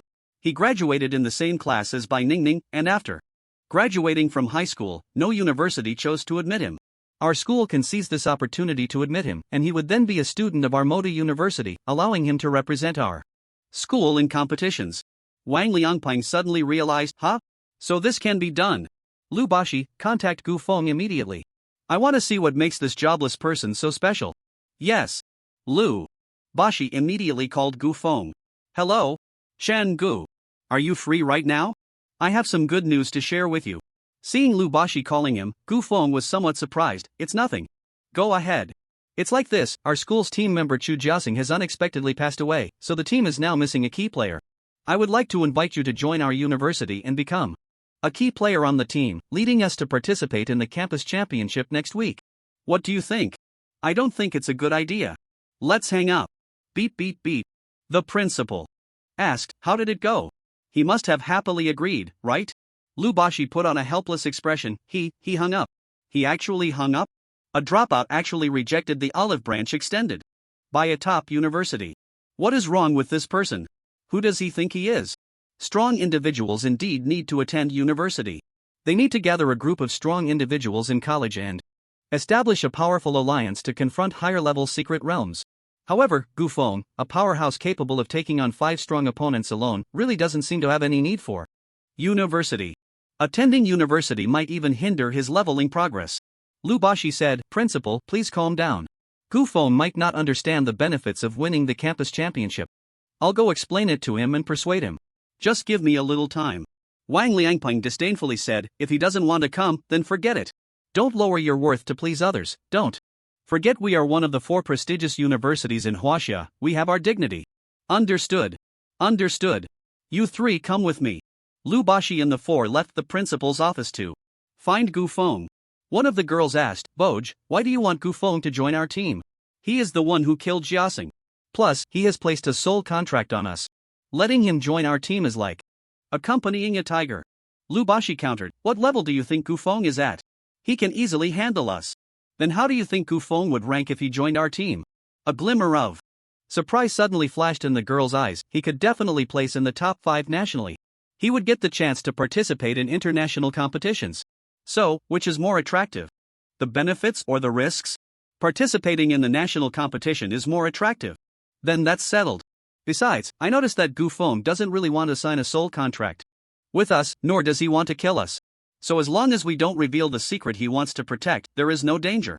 Lu Baxi did not mention to the others that Gu Feng easily eliminated those campus bullies. The fewer people who know about such things, the better. I understand. I support Gu Feng joining our team. I agree too. Agreed.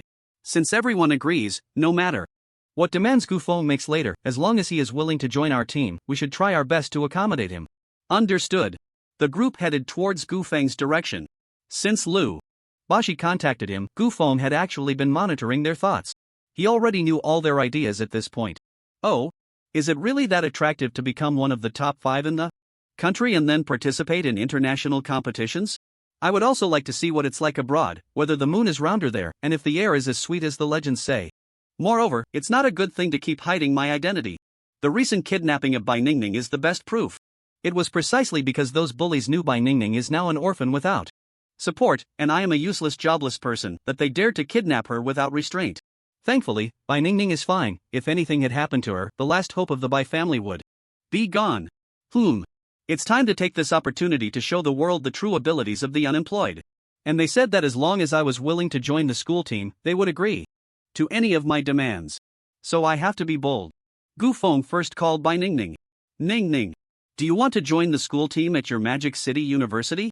Bai Ningning replied without any hesitation, of course. Being a member of the school team is the highest honor for a student. Moreover, the rewards and treatment for team members are far superior to those of ordinary students. So, do you have a way to make me a team member? Of course, you can't lend me this 1.5 billion for nothing today. Are you saying you don't want to pay me back? Ahem. We're all family now. Isn't it too formal to talk about paying back money? Ah. You really don't want to pay me back. I won't fall for your tricks again. I want to keep this 3 billion as my dowry. Whoever marries me, I'll give it to them. Let's go, let's get the marriage certificate now. No way, I just turned 18, I'm not of legal age yet. You have to wait 2 more years. It's not just 2 years, it's 4 years. Men can only marry at 22. Bai Ningning complained unhappily, what kind of system is this? They want people to have more children but won't relax the marriage age. By the time I wait 4 years, I'll be 22, and at 22, I'll be almost a leftover woman. There are policies above, and countermeasures below. So let's get things done first, then get the certificate. Ahem. I think that's fine. For this 3 billion, I'm all in. Not long after, the 4 found Gu Feng. Lu Bashi respectfully said, Brother Chen. Hello, Brother Chen. Gu Feng replied lightly, you're older than me, so I should be calling you brother. Our team never ranks by seniority, whoever has the greater ability is the brother. Right, everyone? Right. Hello, Brother Chen. Gu Feng nodded slightly and asked, what brings you all here to find me? It's still about that matter. All the members of our school team sincerely hope you can join Magic City University. And our school team? Is it sincere? The other 3 were taken aback, then said, it is sincere, 100% pure sincerity. So what benefits do I get from joining the school team? The benefits are huge. As long as our school team can make it to the top 5 in the country, the bonuses and resources will be significantly more. Not only that, any team that makes it to the top 5 will also qualify for the International Elite School Championship. That way, we can obtain passes to foreign secret realms and go crazy farming resources abroad. If we can achieve a top 3 finish in the International Elite School Championship, in addition to the generous resources awarded by the event, the country will also reward us with a substantial amount of resources when we return. Gu Feng said lightly, is that all? Just fighting with a bunch of rookies, and the prize money has to be split? I'm not interested. The ordinary rewards from these competitions indeed fail to attract Gu Feng. Lu Bashi said, then tell us, what do you want in order to join our team? We'll do our best to meet your demands. Gu Feng pretended to think for a moment and said, actually, I don't want much. Besides the professional equipment and weapons that the event gives you, I want all the remaining prize money and resources. The others couldn't help but twitch their eyelids. He wanted all the remaining prize money and resources after taking his own professional equipment and weapons. That would mean Gu Feng would take 90% of the rewards for himself. This indeed put the others in a difficult position. At this moment, Lu Bashi said, I agree to give all my resources to Brother Chen. We were originally counting on Brother Chen to lead us to achieve better rankings. So, these bonuses and resources are also what Brother Chen deserves. Then, I agree too. Agreed. Gu Feng did not finish speaking, he added another request, also, I hope my girlfriend, Bai Ningning, can join the school team. And I want her to join as a starting player. Hearing Gu Feng's words, everyone gasped in shock. Making Bai Ningning a starting player meant that one of the 4 must take on a substitute role, and they would only have a chance to play if the main player was seriously injured or if there was a tactical adjustment. If Gu Feng wanted 90% of the resources, the others could easily give up, those were visible losses. But being a starting member of the school team and competing in a national tournament live was an honor that everyone was unwilling to compromise on or give up. However, the reality was that without Gu Feng's addition, their team was destined not to go far. And if Gu Feng joined, Bai Ningning had to come along, which meant one person would have to be a substitute. The four remained silent for a long time, and no one took the initiative to propose withdrawing. At that moment, Lu Baxi stepped forward and said, "It was my suggestion to let Chingu join, so I am willing to give up my starting position to be a substitute." A girl from the team said, "No way, Boj, you are the captain, how can you be a substitute? Let me be the substitute." "No. Yufei, you are the only support in the team, if you become a substitute, who will heal the team? Let me be the substitute." "No. After Jiaxing's death, you are the only ranged damage dealer in the team, my assassin role is expendable, so let me be the substitute."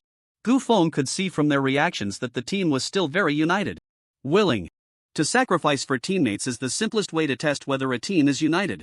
Gu Feng was quite satisfied with this. At this point, Gu Feng said, "Alright, stop arguing. The starting players will still be you few, I was just testing you. I wanted to see if you had the awareness to sacrifice for the team. Just let Ningning join the school team as a substitute." The faces of the few instantly lit up with bright smiles, giving them the illusion that they had gained something. "Great. It turns out it was just Chen Gu testing us. Yes, great, no one has to be a substitute." Gu Feng added, "And one last thing, if I join Mota University, I don't want the school and teachers to interfere with my leveling progress. As for classes, I will attend if I want to, and I won't if I don't. Yes, that's simple. We absolutely won't interfere with your leveling progress. Alright, those are my conditions. As long as the school agrees, I will join your team. If not, don't bother me anymore. Yes, we will definitely get the school to agree. Then, Chengu, we will report this to the school. Go ahead." Lu Baxi and the others then returned to school and reported the matter to Vice Principal Wang Liangpeng. After hearing this, Wang Liangpeng was very dissatisfied. This person has such a big mouth. He actually wants to take 90% of the rewards and dares to disregard school rules, wanting to attend classes when he wants and skip when he doesn't. Does he think the school is his family business? No, I absolutely do not agree. Lu Baxi and the others hurriedly persuaded the vice principal. After much coaxing, the vice principal reluctantly agreed. Fine. But they must pass the advanced test of the school team to join. Otherwise, it won't matter who asks me. Lu Baxi knew Gu Feng's strength well. He knew that with Gu Feng's ability, passing this test would be a piece of cake.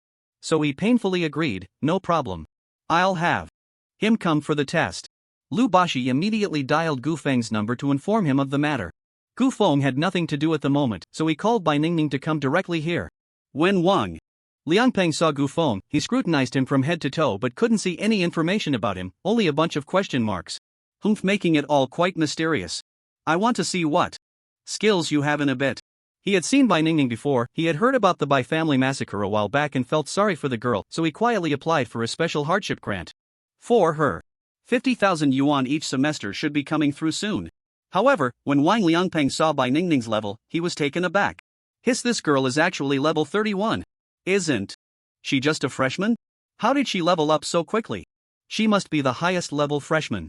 It seems the massacre of her family spurred her on, pouring all her energy into studying and grinding in the secret realms. That's why she's standing out. This girl is not simple. With both the Aura Knight and Paladin hidden classes, having her join the substitute lineup of the school team might actually be a good choice. Wang Liangpeng cleared his throat and said, "Ahem. If you want to join our school team, it's actually simple. As long as you can pass our team's assessment, you can join. Since Gu Feng wants to join the main team directly, the assessment we give you is the highest difficulty, Hell level. The secret realm level is 40. The exam time is 5 hours, as long as you successfully kill the boss within 5 hours, you pass the assessment. Do you understand?" Gu Feng nodded. "Isn't it just killing a boss? That's the easiest part." The vice principal shot him a disdainful glance. Anyone can talk big. Just don't get one-shot by the small monsters later." Wang Liangpeng completely didn't believe that two freshmen could defeat a level 40 hell level boss. They would probably be battered even trying to kill a dozen small monsters and would ultimately have to give up. Gu Feng took Bai Ningning's hand and said, "Ningning, let's go in. We can kill monsters at a higher level and gain tons of experience." Oops! The two happily entered the secret realm hand in hand. Wang Liangpeng snorted again. This doesn't look like they're going to take a test. They disrespect the assessment, brag, and are only thinking about dating. Such students are typical underachievers. Wang Liangpeng said, "I'm going to take a nap. If they fail, just let them roll out." Lu Baxi couldn't be bothered to explain to him anymore, so he said, "Yes." The assessment secret realm was specially created by the school for student exams. A total of 5 secret realms were built, and upon entry, students are randomly assigned to any one of them. No one knows which secret realm they will be assigned to. 2 beams of light flashed, and Gu Feng and Bai Ningning had already arrived in the assessment secret realm. The secret realm they were facing this time was the black and white dual evil secret realm. Gu Feng asked Bai Ningning, "Do you know what the boss of the black and white dual evil secret realm is?" Bai Ningning shook her head and said, "I don't know."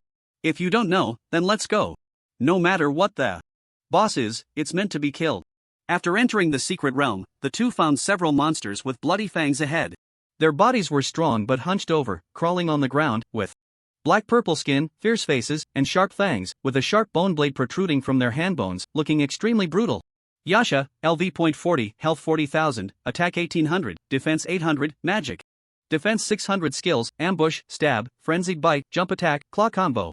The attributes are decent, but the skills seem weaker than Nyo-Nyo's. No crowd control. No ranged attacks either. They're simply weak to the extreme. I don't even want to lift a finger. Summon the Phantom Wolf. Summon the Tray Ant. Summon the Giant Bear. Summon the Crow. Gu Feng instantly summoned the Druid army to begin attacking these yakshas. Faced with level 100 summons, the yakshas' attacks couldn't even break through their defenses. The sharp bone blades pierced the soft wolf fur as if they were stabbing into golden-scaled armor, seemingly penetrating but actually causing no damage at all. Phantom Wolf HP -1/-1/-1. Yet, whether it was the Phantom Wolf, the Tray Ant, or even the lowest damage Crow, their attacks could inflict fatal damage on the yakshas. Yaksha HP -8,200 -7,300 -6,500. Damage numbers floated above the heads of these yakshas, and in an instant, more than a dozen yakshas fell dead. Your team has killed a yaksha, experience plus 3,200. Your team has killed a yaksha, experience plus 3,200. Your team has killed a yaksha, experience plus 3,200. A series of notifications popped up, and in the blink of an eye, tens of thousands of experience points were gained. Gu Feng was worried that there might be cameras installed in this artificial secret realm, so he didn't want to showcase too many skills. These summons were enough. Gu Feng said to Bai Ningning, "Ningning, give my summons a power aura, it will make their attacks a bit faster." "Okay. Power aura, activate." A blade-patterned halo appeared beneath Bai Ningning's feet. The attack power of the summons instantly increased by over 500. Thus, Gu Feng, along with Bai Ningning and the Druid army, continued deeper. Level 100 summons faced these level 40 yakshas, and killing them was as easy as chopping vegetables. At this moment, the 4 main members of the monitoring team were dumbfounded, their hearts stirred with waves of shock. Does Gu Feng also know Druid skills? And he summoned so many summons at once. What level is Gu Feng, anyway? I don't know. Wasn't it said that Druid summons are the weakest among all classes? Why do his summons feel so strong? It seems like they are walking on flat ground in this level 40 hellish secret realm. The monitoring screen doesn't show damage numbers either. I really want to see how much damage his summons are dealing. It seems Gu Feng really showed mercy to us back then. If he had summoned those phantom wolves to attack us directly, we probably wouldn't even have had the chance to sign a soul contract with him. We would have been torn apart by those phantom wolves. What about the vice principal? Should we call the principal to take a look? No need. At Gu Feng's current speed, breaking the record is a done deal. We'll just let the principal see the results later. Although there were other wild monsters in the black and white double kill secret realm, they were mostly physical attack monsters. There was no resistance in killing them, and they continued to push forward. About half an hour later, Gu Feng encountered the boss of the secret realm. There were 2 bosses here. One wore a white robe, and its skin was deathly pale, with only a set of large yellow teeth and a pair of black pupils, almost devoid of any other color. The other boss was pitch black, with only a set of large white teeth and a long scarlet tongue, almost lacking any color as well. Gu Feng checked the information on the 2 bosses. White Sha, LV.40, Attack, Defense, HP. Skills? Black Sha, LV.40, Attack, Defense, HP. Skills? The information is all question marks, just like mine. It seems the school deliberately hid the boss's information to increase the difficulty. This greatly increased the team's trial and error costs. A slight misstep could lead to the boss inflicting heavy damage, resulting in a failed challenge. This is quite interesting. But no matter how well you hide, you're still just a bunch of level 40 bosses. Can you defeat my level 100 summons? Gu Feng waved his hand, and dozens of summons instantly charged at the black and white dual bosses. The first to be attacked was the white boss. Under the sharp fangs of the ghost wolf, the white boss's health rapidly plummeted. White boss health minus 8,500 minus 8,500 minus 8,500. From the damage dealt by a ghost wolf to the white boss, it was clear that the white boss had almost no defense. It could be said to be zero. A boss with zero defense? That's quite rare. The white boss continued to attack the ghost wolf. The white boss opened its mouth, continuously inhaling, and it seemed as if the ghost wolf's soul was being drawn out bit by bit. The ghost wolf was attacked. Health minus 2,000 minus 2,000 minus 2,000. White boss health plus 2,000 plus 2,000. Plus 2,000. It actually dealt 2,000 points of damage to my level 100 ghost wolf. Could it be that this boss's attack is real damage? And the damage dealt is fully converted into its own health. But do you think your recovery ability is stronger than my summon's output? Let's see whether you recover faster or my little ones hit harder. Gufeng then looked at the other boss, the black boss. The black boss attacked with its claws, dealing 2,000 points of damage to the ghost wolf with each strike. This was also real damage. However, the damage the ghost wolf dealt to it was all zero. Moreover, with each attack, the ghost wolf itself would take 4,500 points of damage. The ghost wolf's normal attack can only deal 0 damage. Could it be that this boss's passive skill is physical immunity plus 100% physical damage reflection? It seems like that's the case. Then I'll use these summons to deal with the white boss first, and then I'll use magic skills to take care of the black boss. But just then, the two bosses suddenly clasped their hands together, forming a hand seal, and in the next second, the two bosses actually swapped bodies. The white boss turned into the black boss, and the black boss turned into the white boss. The originally low-health white boss had now transformed into the black boss. After receiving physical attacks from the ghost wolf, the damage displayed was not 0, but plus 8,500 plus 8,500 plus 8,500, as it frantically recovered health. Meanwhile, the ghost wolf was still taking reflected damage with each attack. Health minus 4,500 minus 4,500 minus 4,500. So the black boss isn't immune to physical attacks, it absorbs physical attacks and converts them into its own health. And the white boss likely absorbs magic damage, converting magic damage into its own health. The two bosses can also time their color switches to attack enemies while simultaneously recovering their health. This rapid switching of the black and white dual bosses tests the team's overall physical and magical damage capabilities as well as their teamwork. This artificial secret realm is quite interesting. Truly worthy of being the highest level assessment for the school team. Gufeng pondered the tactics to counter the black and white dual bosses. To quickly defeat the black and white dual bosses, we must separate magic and physical attacks to target the two. But the druid's summons are all physical attacks, with no magical attacks. The necromancer's summons are indeed powerful. They have ranged in melee physical output and magical output. If I had known, I would have summoned skeletons. It seems that to defeat the black boss, which absorbs physical damage, I can only cast a few spells. To avoid magic attacks hitting the white boss, it's best to use single target damage spells for safety. Gufeng took out his staff and stepped forward. Control plus A, all summons, listen up. Everyone attack the white boss, do not hit the black boss. The ghost wolf, treant, crow, and other summons immediately changed their attack targets and began to assault the white spirit. Lightning strike. Fire explosion. Ice spike. Rock shatter. Black spirit's health minus 3,400 minus 3,800-2,700. Gufeng frantically attacked the black spirit with single target spells. Indeed, the black spirit was afraid of magical damage, and its health was rapidly declining. But at that moment, the black and white spirits once again joined their palms together, forming the same seal as before. All units, at ease. Attention. Stand by. Gufeng hurriedly withdrew his attacks and commanded all summons to stop. After forming the seal, the colors of the two spirits switched again. The black spirit became the white spirit, and the white spirit became the black spirit. Gufeng directed all units, now attack the white spirit, do not attack the black spirit. All summons turned around and began attacking the white spirit on the other side. White spirit's health minus 8,500 minus 7,500-7,000. The frequency of the black and white spirits switching is about every 10 seconds, which means they need to switch once within 10 seconds. It's really a bit troublesome. But aside from being a hassle, this test isn't difficult for me. Gufeng also began to cast spells against the black spirit. Although the black and white spirits frequently switched their body colors, Gufeng was still able to coordinate precise attacks with his summons. Naturally, Gufeng's input capability alone couldn't match the output of dozens of level 100 summons.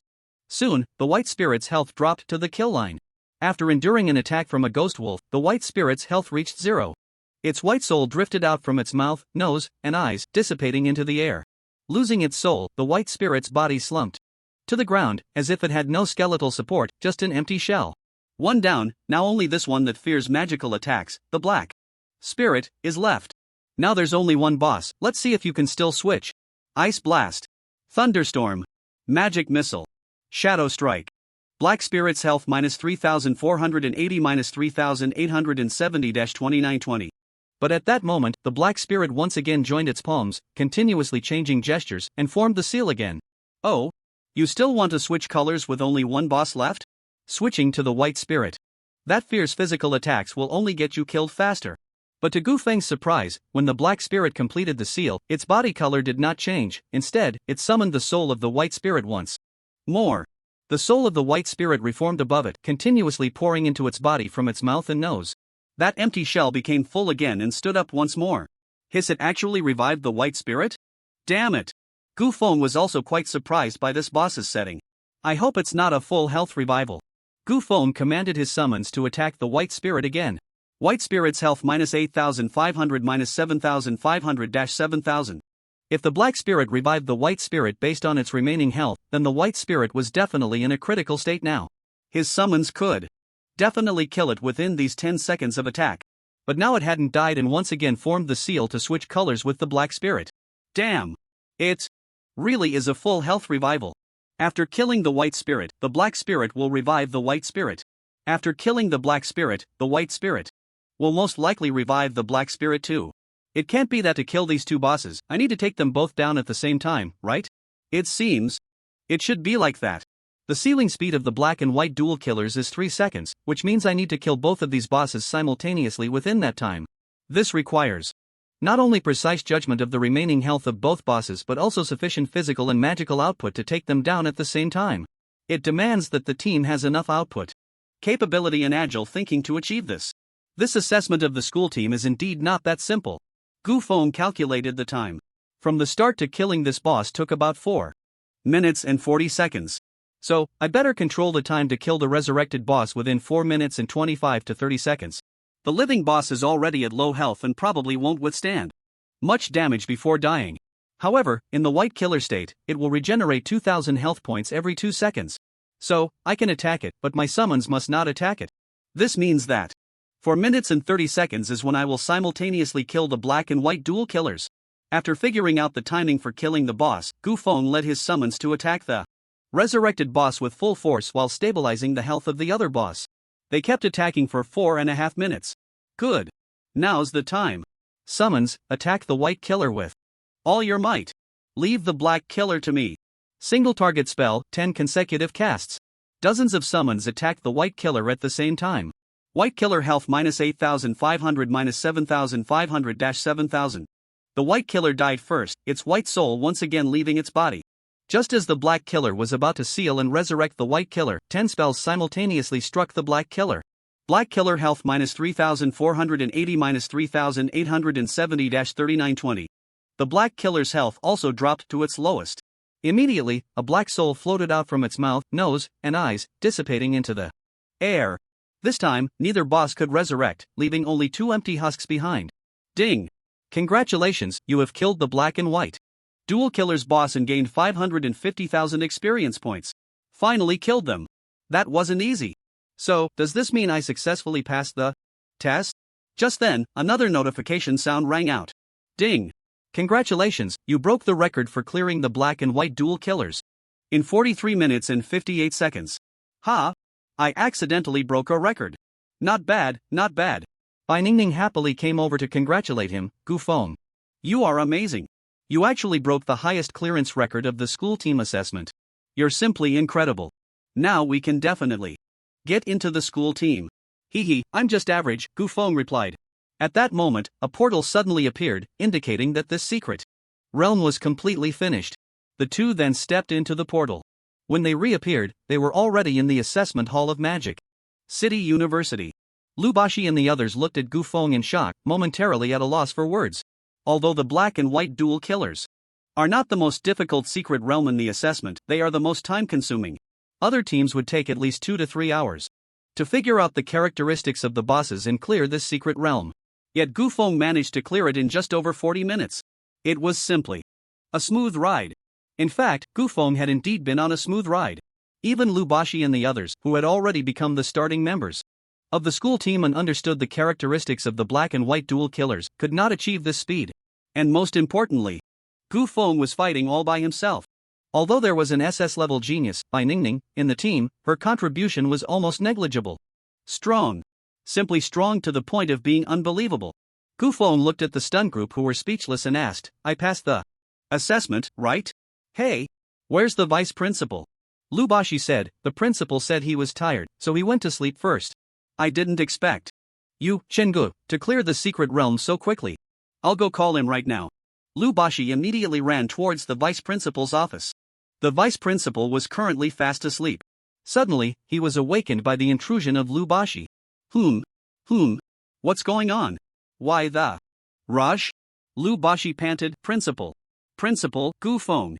Did Gu Feng get eliminated? The principal glanced at the time, noting that they had spent over 40 minutes. For two people to last over 40 minutes is quite good. But it still doesn't meet the minimum requirements for our school team. Let them go.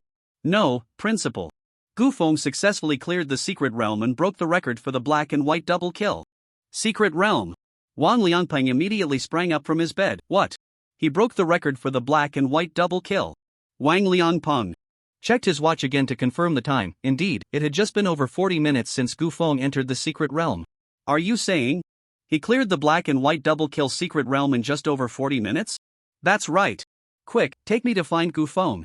The two immediately went to the assessment hall and found Gu Feng. Wang Liangpeng looked at the large screen above the hall, and indeed, the record for the black and white double kill had been broken by Gu Feng in just 43 minutes and 58 seconds. It should be noted that the previous record for the black and white double kill secret realm was 2 hours and 57 minutes, just barely under 3 hours. And Gu Feng cleared the secret realm in less than an hour. What a monster! This is simply monstrous. Damn! Why didn't I watch Gu Feng clear the secret realm instead of going back to sleep? What a huge loss. Although I don't know how Gu Feng cleared the secret realm, breaking the record at such a speed proves he is definitely a genius. Among geniuses. With Gu Feng joining the main team of our school, we really have a chance to be among the top 5 in the nation. And I was just thinking of sending Gu Feng away. I'd almost missed this monster. Wang Liangpeng immediately stepped forward and took Gu Feng's hands, excitedly, saying, Little monster, no, little genius, hello. I want to apologize for my rudeness earlier. Please forgive my ignorance. Now, I sincerely invite you to join Moda University, to join the school team of Moda University. Gu Feng did not dislike someone like Wang Liangpeng. Being adaptable is essential for getting by in the workplace. Gu Feng said, then about the requirements I mentioned. Agreed, all agreed. With a genius like you, why attend classes? What monster encyclopedia? Just go on a killing spree. No need to waste that time. From now on, you can come to any class you want, and if you don't want to come, then don't. Your graduation certificate will be issued without fail. Also, all rewards from competitions will be given to you. If we make it to the top 5 nationally, I guarantee the school will give you an extra special gift. What about my girlfriend, Bai Ningning? Miss Bai is exceptionally talented and already qualifies to join the school team, so she will join our team as well. Gu Feng nodded in satisfaction. Well, since the school is so sincere, let's join the school team of Modu University. Wang Liangpeng also said excitedly, Great, great. I'll hurry to process your enrollment application for Modu University. Tomorrow, you will be a freshman at Modu University. Then I'll trouble the principal. Wang Liangpeng finally instructed, Lu Baxi, you all take good care of Gu Feng and Bai Ningning. If anything happens to them, I'll hold you accountable. Yes. Do we dare not take good care of him? Our lives are still in his hands. After the principal left, Lu Baxi introduced to Gu Feng, Brother Chen, let me introduce you to the main members of our school team. My name is Lu Baxi, and I have awakened the dual talents of Ranger and Assassin, currently at level 45. This is Xia Yufei, who has awakened the talents of Light Priest and Dark Priest, capable of healing and dealing damage, currently at level 44. Xia Yufei said, Hello, brother Chen. Gu Feng nodded slightly. This is Wen Zihua, who has awakened the talents of Elementalist and Archer, with explosive damage output, currently at level 44. And finally, this burly guy is Zhou Gang, who has awakened the talents of Shield Warrior and Dragon Slayer, serving as the team's defense, also at level 44. The two also greeted Gu Feng, "Hello, Brother Chen." Lu Bashi continued, "I won't bother you with other unimportant matters about the school team. The main thing now is that the campus competition will start next Monday, which means we have 6 days to prepare. So during these 6 days, it's best for us to stay together and run the dungeons a few more times to improve our team's synergy. We should also try to level everyone up to 45. Gu Feng looked at Lu Bashi. "Do you think that's necessary?" Lu Bashi was momentarily speechless. "It seems, it's not really necessary. You don't need to worry about synergy. I'll do my best to cooperate with you in actual combat. As for leveling up, I prefer to level up with Ning Ning and not with others. You guys can just practice on your own." Okay. Is there anything else? Nothing else. Then I'm leaving. Remember to notify me before the competition starts. Okay. Brother Chen, take care. These proud individuals had never been so humble before anyone, but in front of Gu Feng, they could only silently accept all his requests and even had to say, "Brother Chen, take care." After leaving the assessment hall, it was already past 5 p.m. After Gu Feng and Bai Ningning finished dinner, they entered the Taoran tribe again to grind in the dungeons. Gu Feng was now level 37. Although he was leveling up quickly, it was clearly impossible to reach level 45 in 6 days, especially with Bai Ningning, who was a burden as he had to share half the experience with her, slowing down his leveling speed even more. However, reaching level 40 in 6 days should not be too difficult. So for the next few days, Gu Feng and Bai Ningning stayed in the Taoran dungeon without coming out. On the 5th day, a golden light suddenly appeared, and Gu Feng successfully reached level 40, Bai Ningning also reached level 37. Name, Gu Feng level, LV.40 occupation, none health, 7700/7700 mana, max constitution, 770. Strength, 770 agility, 770 intelligence, 770 spirit, 770 physical attack, 1690 magic attack, 1540 critical rate, 15.4% evasion rate. 15.4% at that moment, another system notification came through. Ding! Congratulations, you have successfully reached level 40. Since you have mastered all skills at level 40, you have automatically completed your second job change. After the second job change, all your attribute points will increase by 40 points with each level up. An increase of 40 points to all attributes for each level. Indeed, every job change greatly enhances attribute values. Not bad. It's time to learn about the rules of the campus competition. After that, Gu Feng and Bai Ningning left the dungeon, sold their excess equipment, and headed to the school team. Vice Principal Wang Liangpeng almost shed tears upon seeing Gu Feng. Gu Feng, ancestor, you finally made it. Where have you been these past few days? You didn't answer your phone or reply to texts. We're flying out this afternoon. I was so worried. I'm just focusing on leveling up in the secret realm, so I haven't paid much attention to what's happening outside. How is everyone preparing? After seeing Gu Feng, Lu Bashi and the others greeted him one after another. It's going well, everyone has reached level 45 as required and learned the skills for that level. Our strength has improved quite a bit. That's good. The groupings for the campus competition have also been released, and we have decent luck. In the first round, we will be facing the team from Wodu University. Although all the students from Wodu University have SS level talents, only 2 of them have reached level 45, while the other 2 are at level 44. And there's even 1 student at level 42. I really don't know how their team leveled up. The levels are so unbalanced. However, this is good news for us. Oh, by the way, what level are you at now? I just reached level 40. Level 40. The principal showed a hint of concern, but quickly returned to normal. After all, Gu Feng had already broken the record for clearing the black and white twin demons at level 40, so he would only be stronger now. Level 40 is great. We want to make the opponent underestimate us and then catch them off guard. Plus, your identity as a non-classed individual is also a great disguise for us. No one truly understands the abilities and strength of a non-classed individual. So you are our secret weapon. A secret weapon that even we don't fully understand.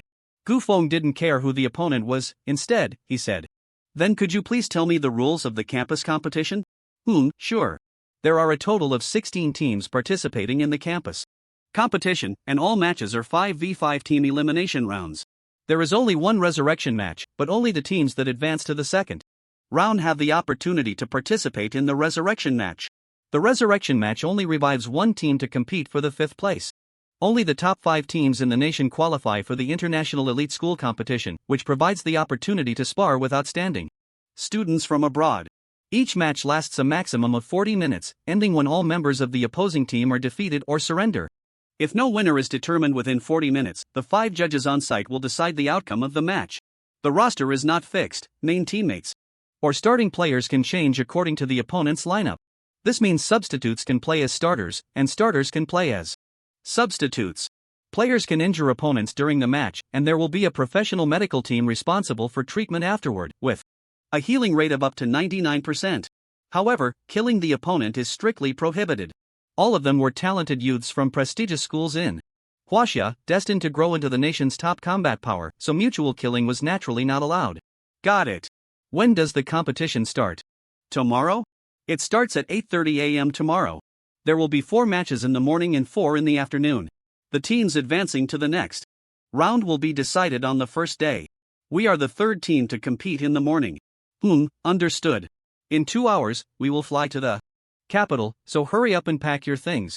Once we get to the capital, make sure to rest well tonight and prepare for the competition tomorrow. Okay. After Gu Feng and Bai Ningning bought some supplies at a nearby supermarket, they returned here and then took a bus to the airport, flying to the capital. Upon arriving in the capital, everyone was arranged to stay in a 5-star hotel closest to the competition venue.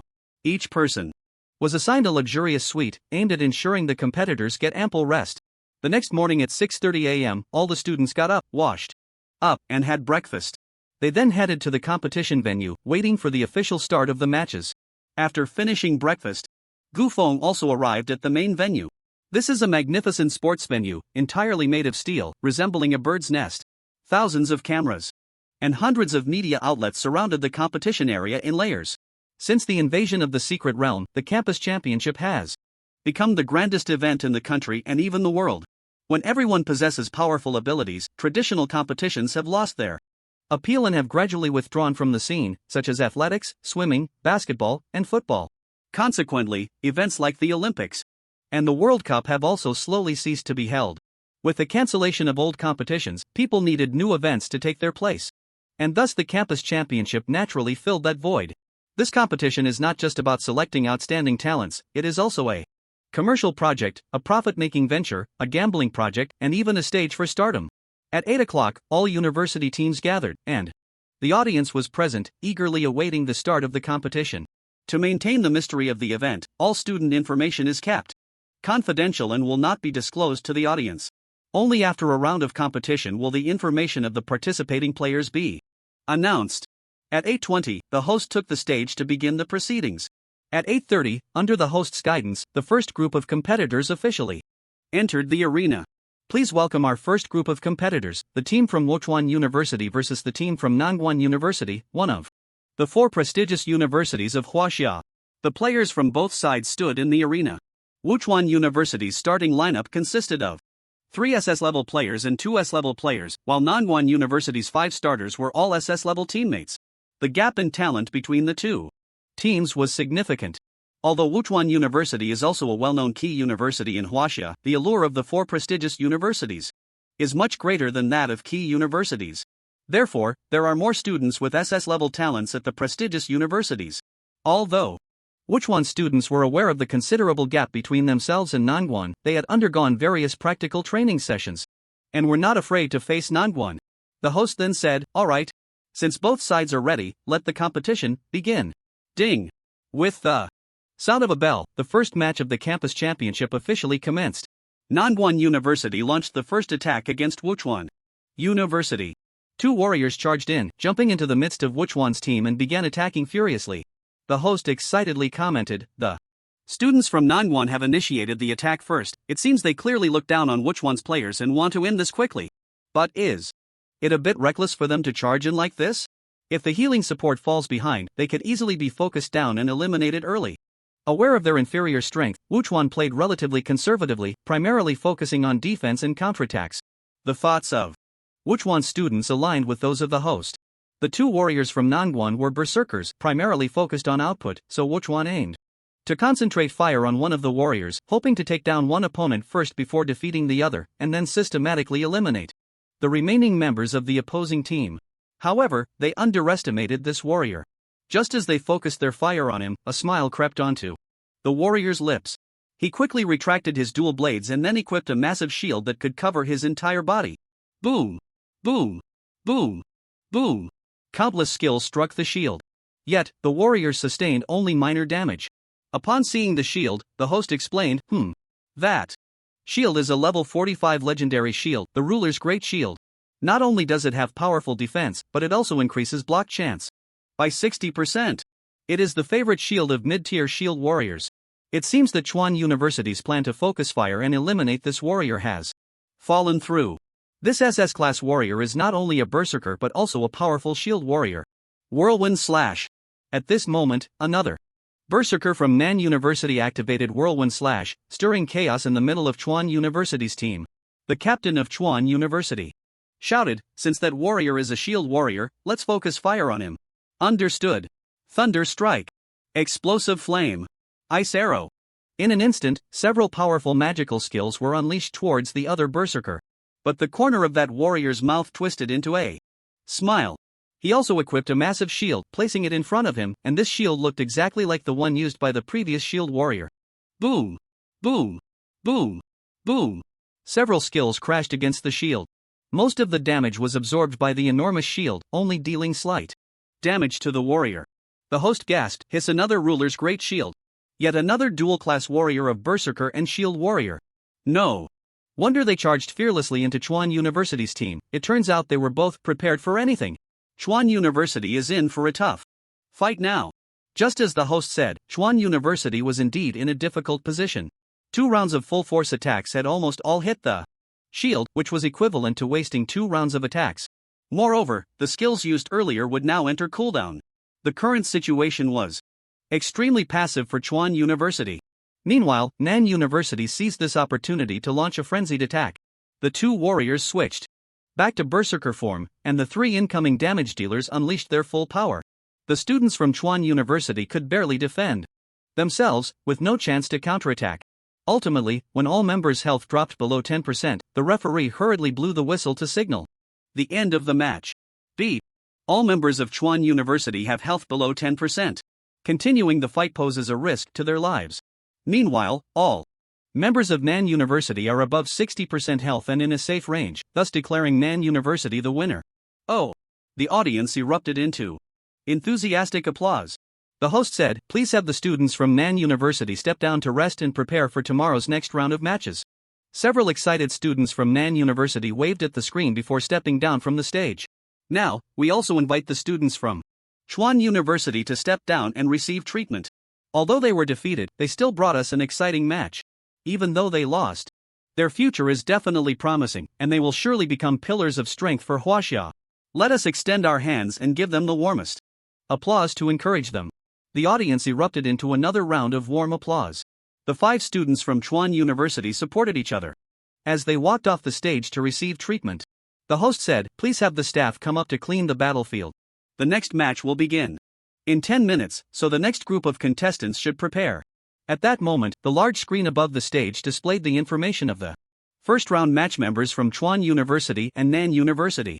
Looking at this information, the audience began to discuss among themselves.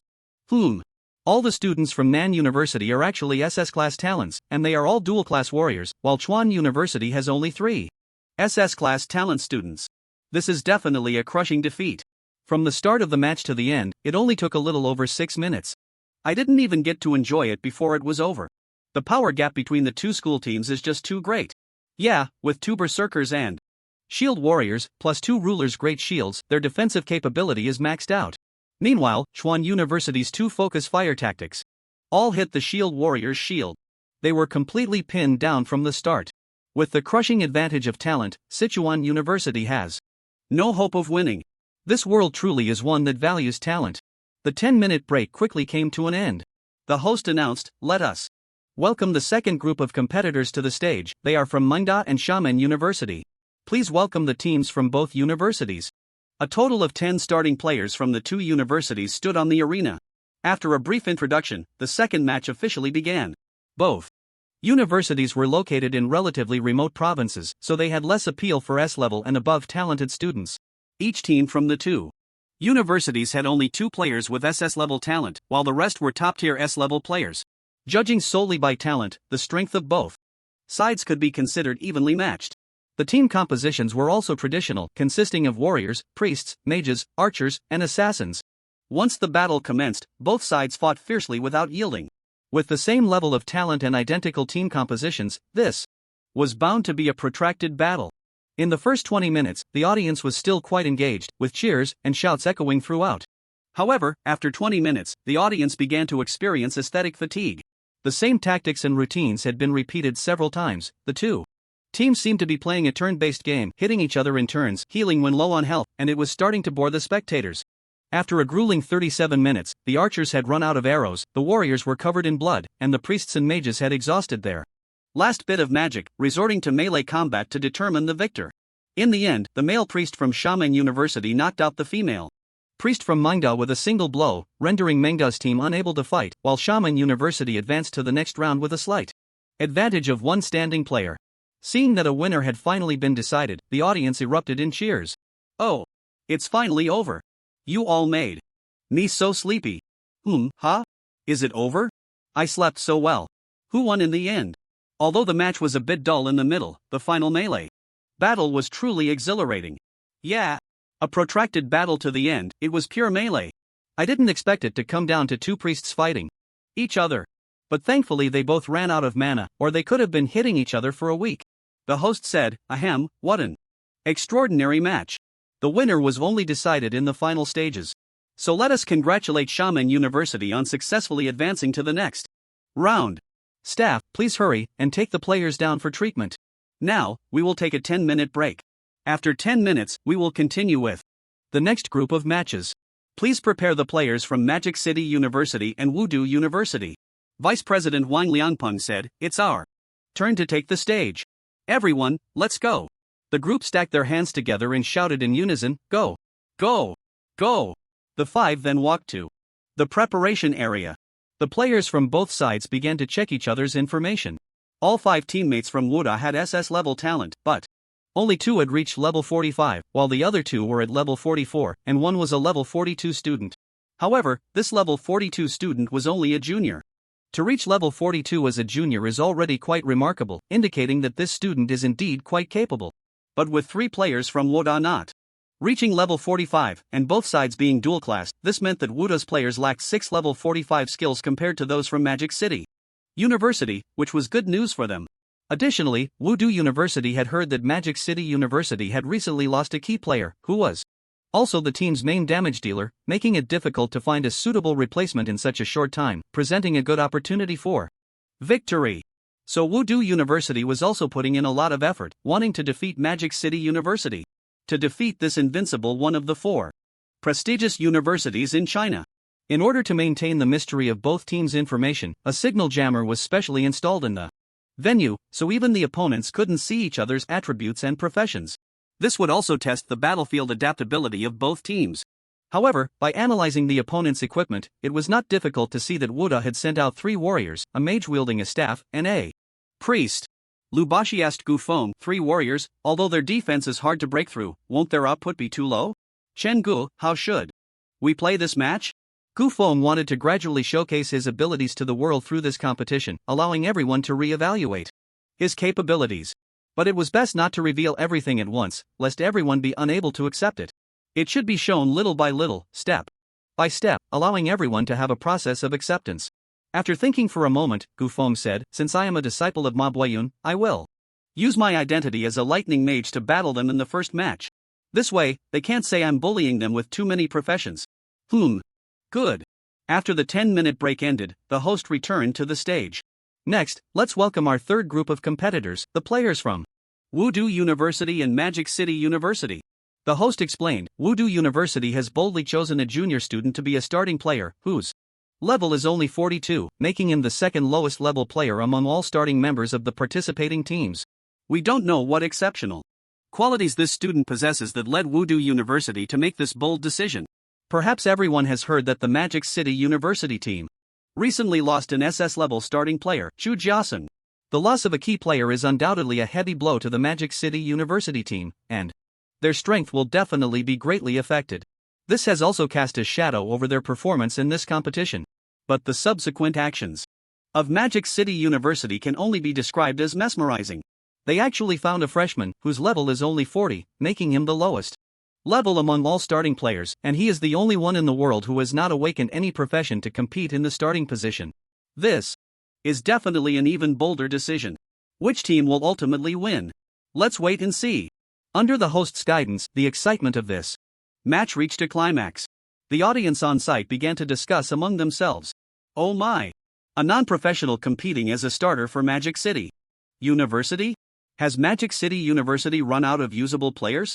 If they really have no one available, an A-level warlock, can apply to fight. The world recognizes that a useless non-professional can participate in the campus championship. This is insane. This world has truly turned upside down. A freshman? The first year just started 2 months ago, which means this non-professional just leveled up to 40 in 2 months.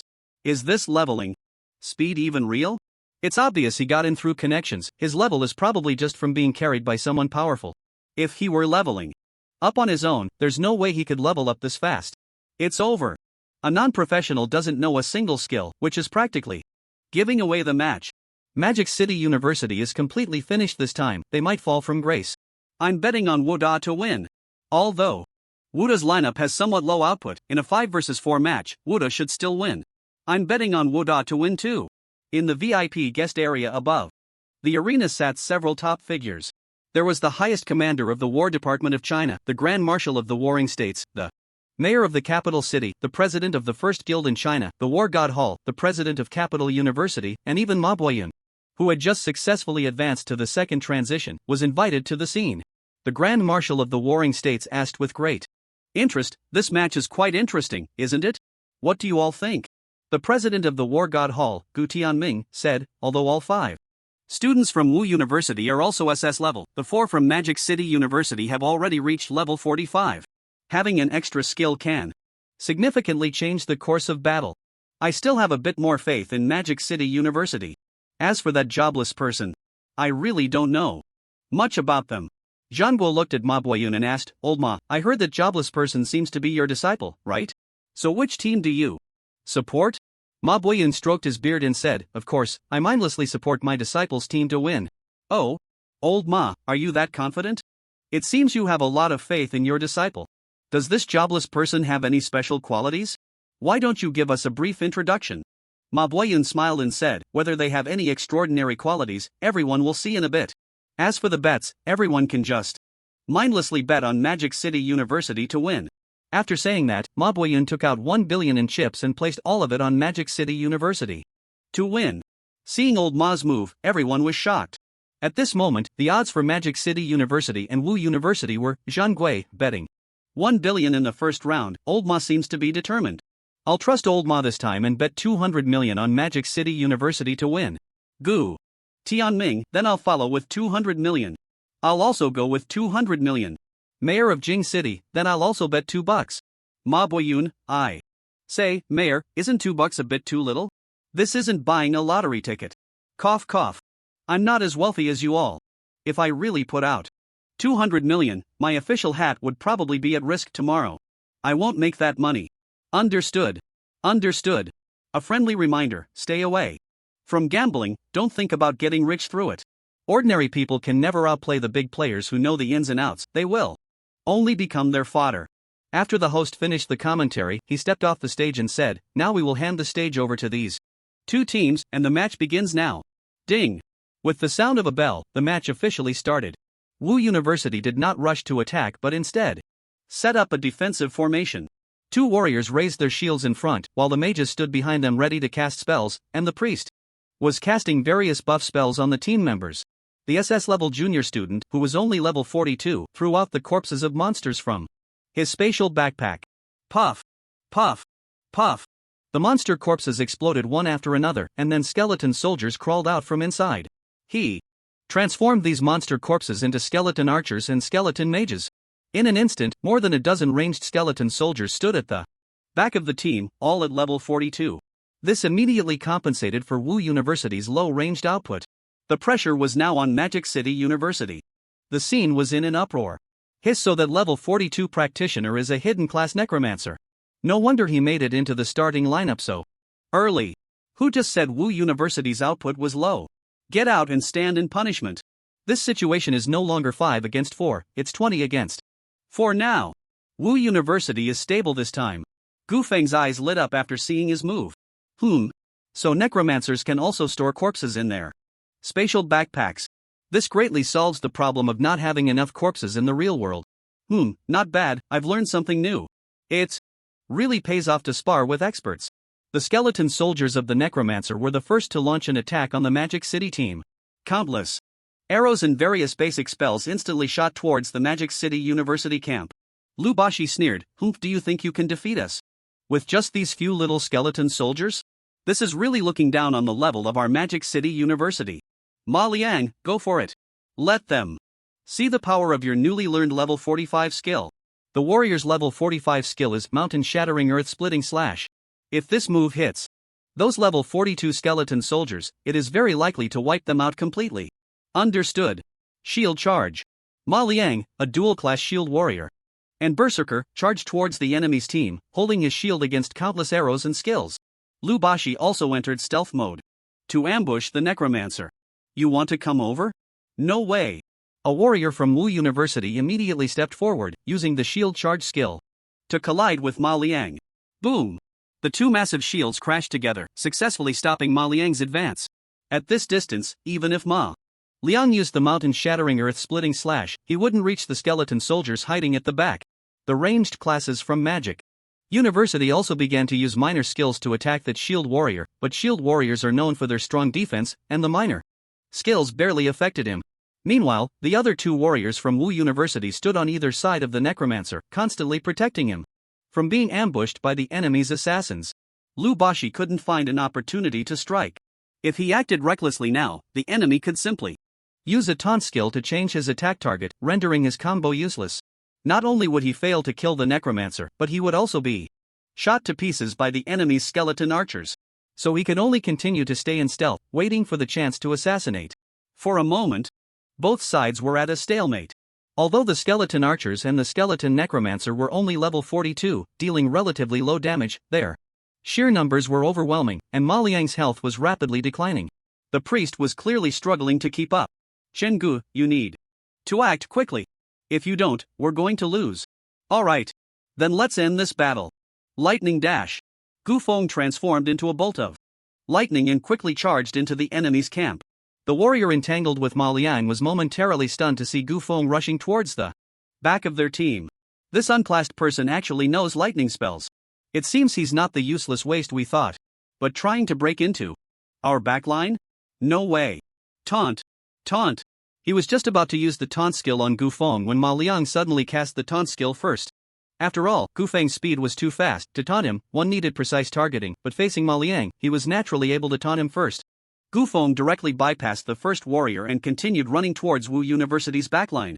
The two warriors guarding the necromancer were also poised to strike. The lightning mage should be back there dealing damage, yet he dares to run to the front line to fight. He must be tired of living. If he dares to come over, I guarantee he won't return. But Lu Baxi, who knew Gu Feng's strength, understood that Gu Feng was here to reap the competition. Chen Gu, I'll lend you a hand. Stun. Lu Baxi directly used the stun skill to incapacitate an enemy. But the stunned enemy was not the necromancer, but one of the warriors. This move truly caught everyone off guard. The audience began to murmur again. Did this assassin hit the wrong target? How is he supposed to take down that necromancer now? Mystifying operation. But the players from Wu University quickly realized what Lu Baxi was trying to do. You're trying to create an opportunity for that unclassed person with lightning skills to deal damage. But the idea is grand, while reality is harsh. The burst damage of a lightning mage is not as high as that of an assassin, and most skills require chanting to cast. The stun duration of stun is only 4 seconds. Are you sure he can take down our necromancer in 4 seconds? Don't joke around. Upon seeing the assassin from the Demon University appear, the necromancer began to flee, directing the skeleton soldiers to target Lu Baxi. Shadow. Taunt. Just as Lu Baxi was about to use Shadow Strike to ambush the necromancer from behind, he was taunted by another warrior. Where do you think you're going? Stay right here. The skeleton archer drew his bow, ready to shoot at Lu Baxi, when Gu Feng also arrived at the back of the Wu University team. He said calmly, "It's over. Lightning 5 strike. Thunder ring." Ball lightning. Chain lightning. Lightning strike. Thunderstorm. It's over. Lightning 5 strike. Thunder ring. Ball lightning. Chain lightning. Lightning strike. Thunderstorm. Thunder ring, level 35 skill of a lightning mage. Casts a thunder ring centered on oneself, dealing 250% damage to all surrounding enemies. Ball lightning, level 40 skill of a lightning mage. Casts a ball of lightning that moves slowly forward, dealing 200% electric damage to enemies within a 2-meter range every second. The ball of lightning lasts for 5 seconds. Boom boom boom. 5 skills of level 40 and below were instantly cast. The thunder ring. Ball lightning. Chain lightning. These 3 area attack skills hit everyone at the back of the Wu University team, including the skeleton soldiers. Skeleton archer HP -2800 -2000 -2300. Skeleton mage HP -2800 -2000 -2300. Crash. In an instant, the HP of those skeleton soldiers was reduced to 0, scattering into a pile of bones. The lightning strike and thunderstorm hit the priest and the necromancer, respectively. Priest HP -4700. Necromancer HP -4500. A powerful current struck both of them, causing them to roll their eyes and drop to their lowest HP, instantly fainting. Although the 2 warriors had more HP and high resistance, they also lost half of their health from Gufeng's 3 area attack skills. In an instant, the situation on the field underwent a dramatic change. After Gufeng finished the set of lightning 5 strikes, all the spectators were stunned. It seemed they couldn't react at all, because all of Gufeng's skills could be cast instantly without chanting. It took just over 2 seconds to cast these 5 skills, so it was normal for the audience to be caught off guard. What happened? Where are the skeleton soldiers? They were taken out in an instant? The necromancer also fell? What just happened? It felt like a burst of sparks and lightning, and 2 students from Wu University went down? Can someone explain? I don't know, I didn't see clearly. It seems like that jobless person cast the skills, but how could one person cast so many skills at once? It's really puzzling. It was too fast, I really couldn't see clearly. Let's wait for the replay later. The audience on site might not understand what had happened, but the top big shots in the VIP room saw everything clearly. They were equally shocked, saying, "Hiss, this young man can cast spells without chanting.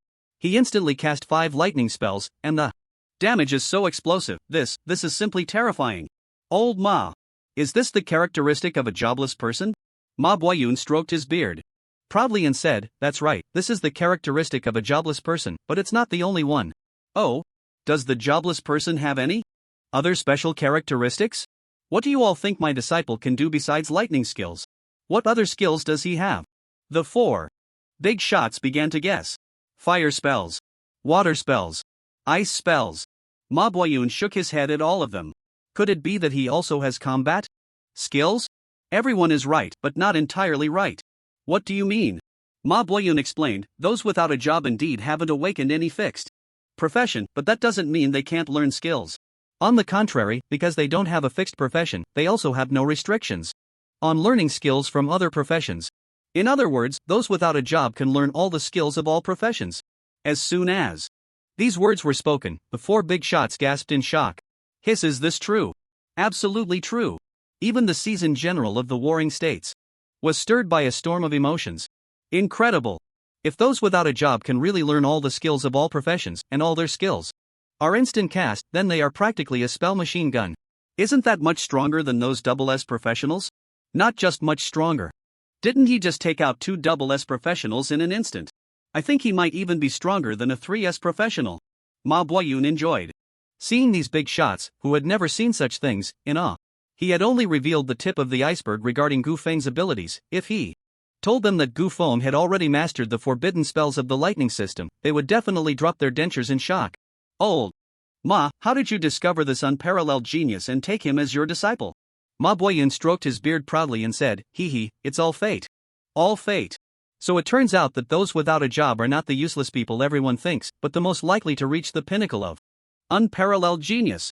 Incredible, another unparalleled genius has emerged in Huaxia. The group's attention returned to the arena. The trump card of Wu University, the necromancer, had already been dealt with by Gufeng, leaving only 3 warriors who could only take hits. Meanwhile, the team from Magic City University was all healthy, and it was clear that Wu University had lost. Gufeng clapped his hands and said, "That's a wrap, the remaining Cleanup work is up to you. No problem. Brother Chan. Then Gu Feng surprisingly walked to the edge of the ring, leaped down, and approached the preparation area, stroking Bai Ningning's thigh. The big screen even stopped broadcasting the match and directly focused on Gu Feng. The audience erupted in exclamations. Hiss, those legs are so white. So tender. I want to touch them too. Beast. Let go of my wife. Bai Ningning also noticed herself on the big screen and instantly blushed. She hurriedly pushed Gu Feng's hand away and pulled down her skirt. The referee was also taken aback, then blew the whistle. Beep, one person from Magic City University is out of bounds, eliminated. Although Gu Feng voluntarily eliminated himself, Magic City University still had a significant advantage with 4 against 3. In just a few minutes, they took out the 3 warriors. The referee shouted loudly, "Congratulations to Magic City University for successfully advancing to the next round." The substitutes of Magic City University cheered instantly. During the break, the big screen replayed the exciting battle scenes from earlier. Especially Gu Feng's combo was replayed repeatedly, even in slow motion, frame by frame. The audience in the stands and in front of the television finally realized that Gu Feng cast spells without chanting. Casting spells without chanting. This is too outrageous. Didn't they say those without a job are universally recognized as useless? How can he not show any signs of being useless? Casting spells without chanting. What's the difference from cheating? Do we have some misunderstanding about those without a job? So strong. This person without a job is simply too strong, taking out 2 core members of the opponent. With a single combo, one person turned the tide of the battle. This is far from a useless performance. We must have misunderstood those without a job. With Magic City University defeating Wu University, there were no more matches for Magic City University today. They would participate in the second round of the semifinals tomorrow morning. Gu Feng walked up to the vice principal and said, "Principal, since we have no matches today, Ning Ning and I are going to the secret realm in the capital to level up." The principal was somewhat surprised. The 2 teams for the next match include our opponents for tomorrow. Are you sure you don't want to watch their match, learn about their members, and understand their combat characteristics? No need to watch. They are much easier to deal with than a boss, nothing worth seeing. The capital has plenty of good secret realms. I should make the most of my time and grind in the secret realm. By the way, I won't be returning to the hotel to rest tonight. I'll be staying overnight in the secret realm, so tell everyone not to wait for me. Wang Liangping thought to himself, although Gu Feng seems carefree, he is actually very diligent, even using the break between matches to think about grinding in the secret realm. No wonder his leveling speed is so fast. The principal no longer stopped him. "Alright. Just make sure you don't delay tomorrow morning's match." "Don't worry, I won't be late."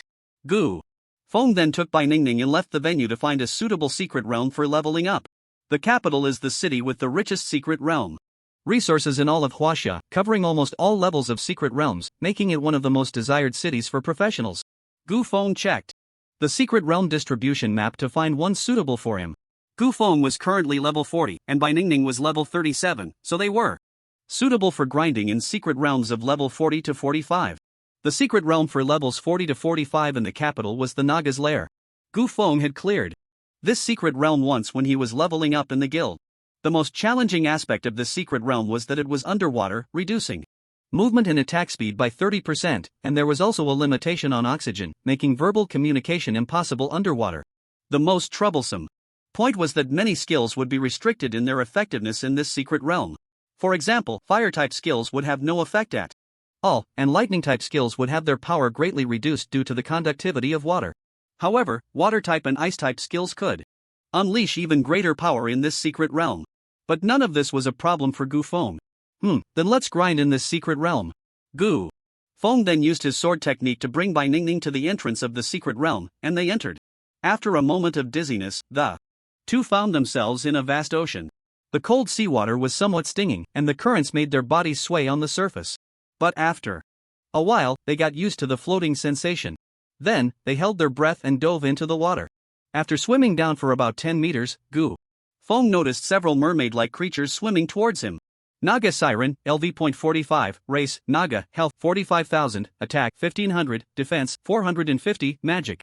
Defense, 500 Naga, increases movement speed by 30% in water, increases water magic damage by 30% in water skills, Harpoon Throw, Riptide Strike. Water Jet, Siren's Wail. It's time for you to witness the power of water magic.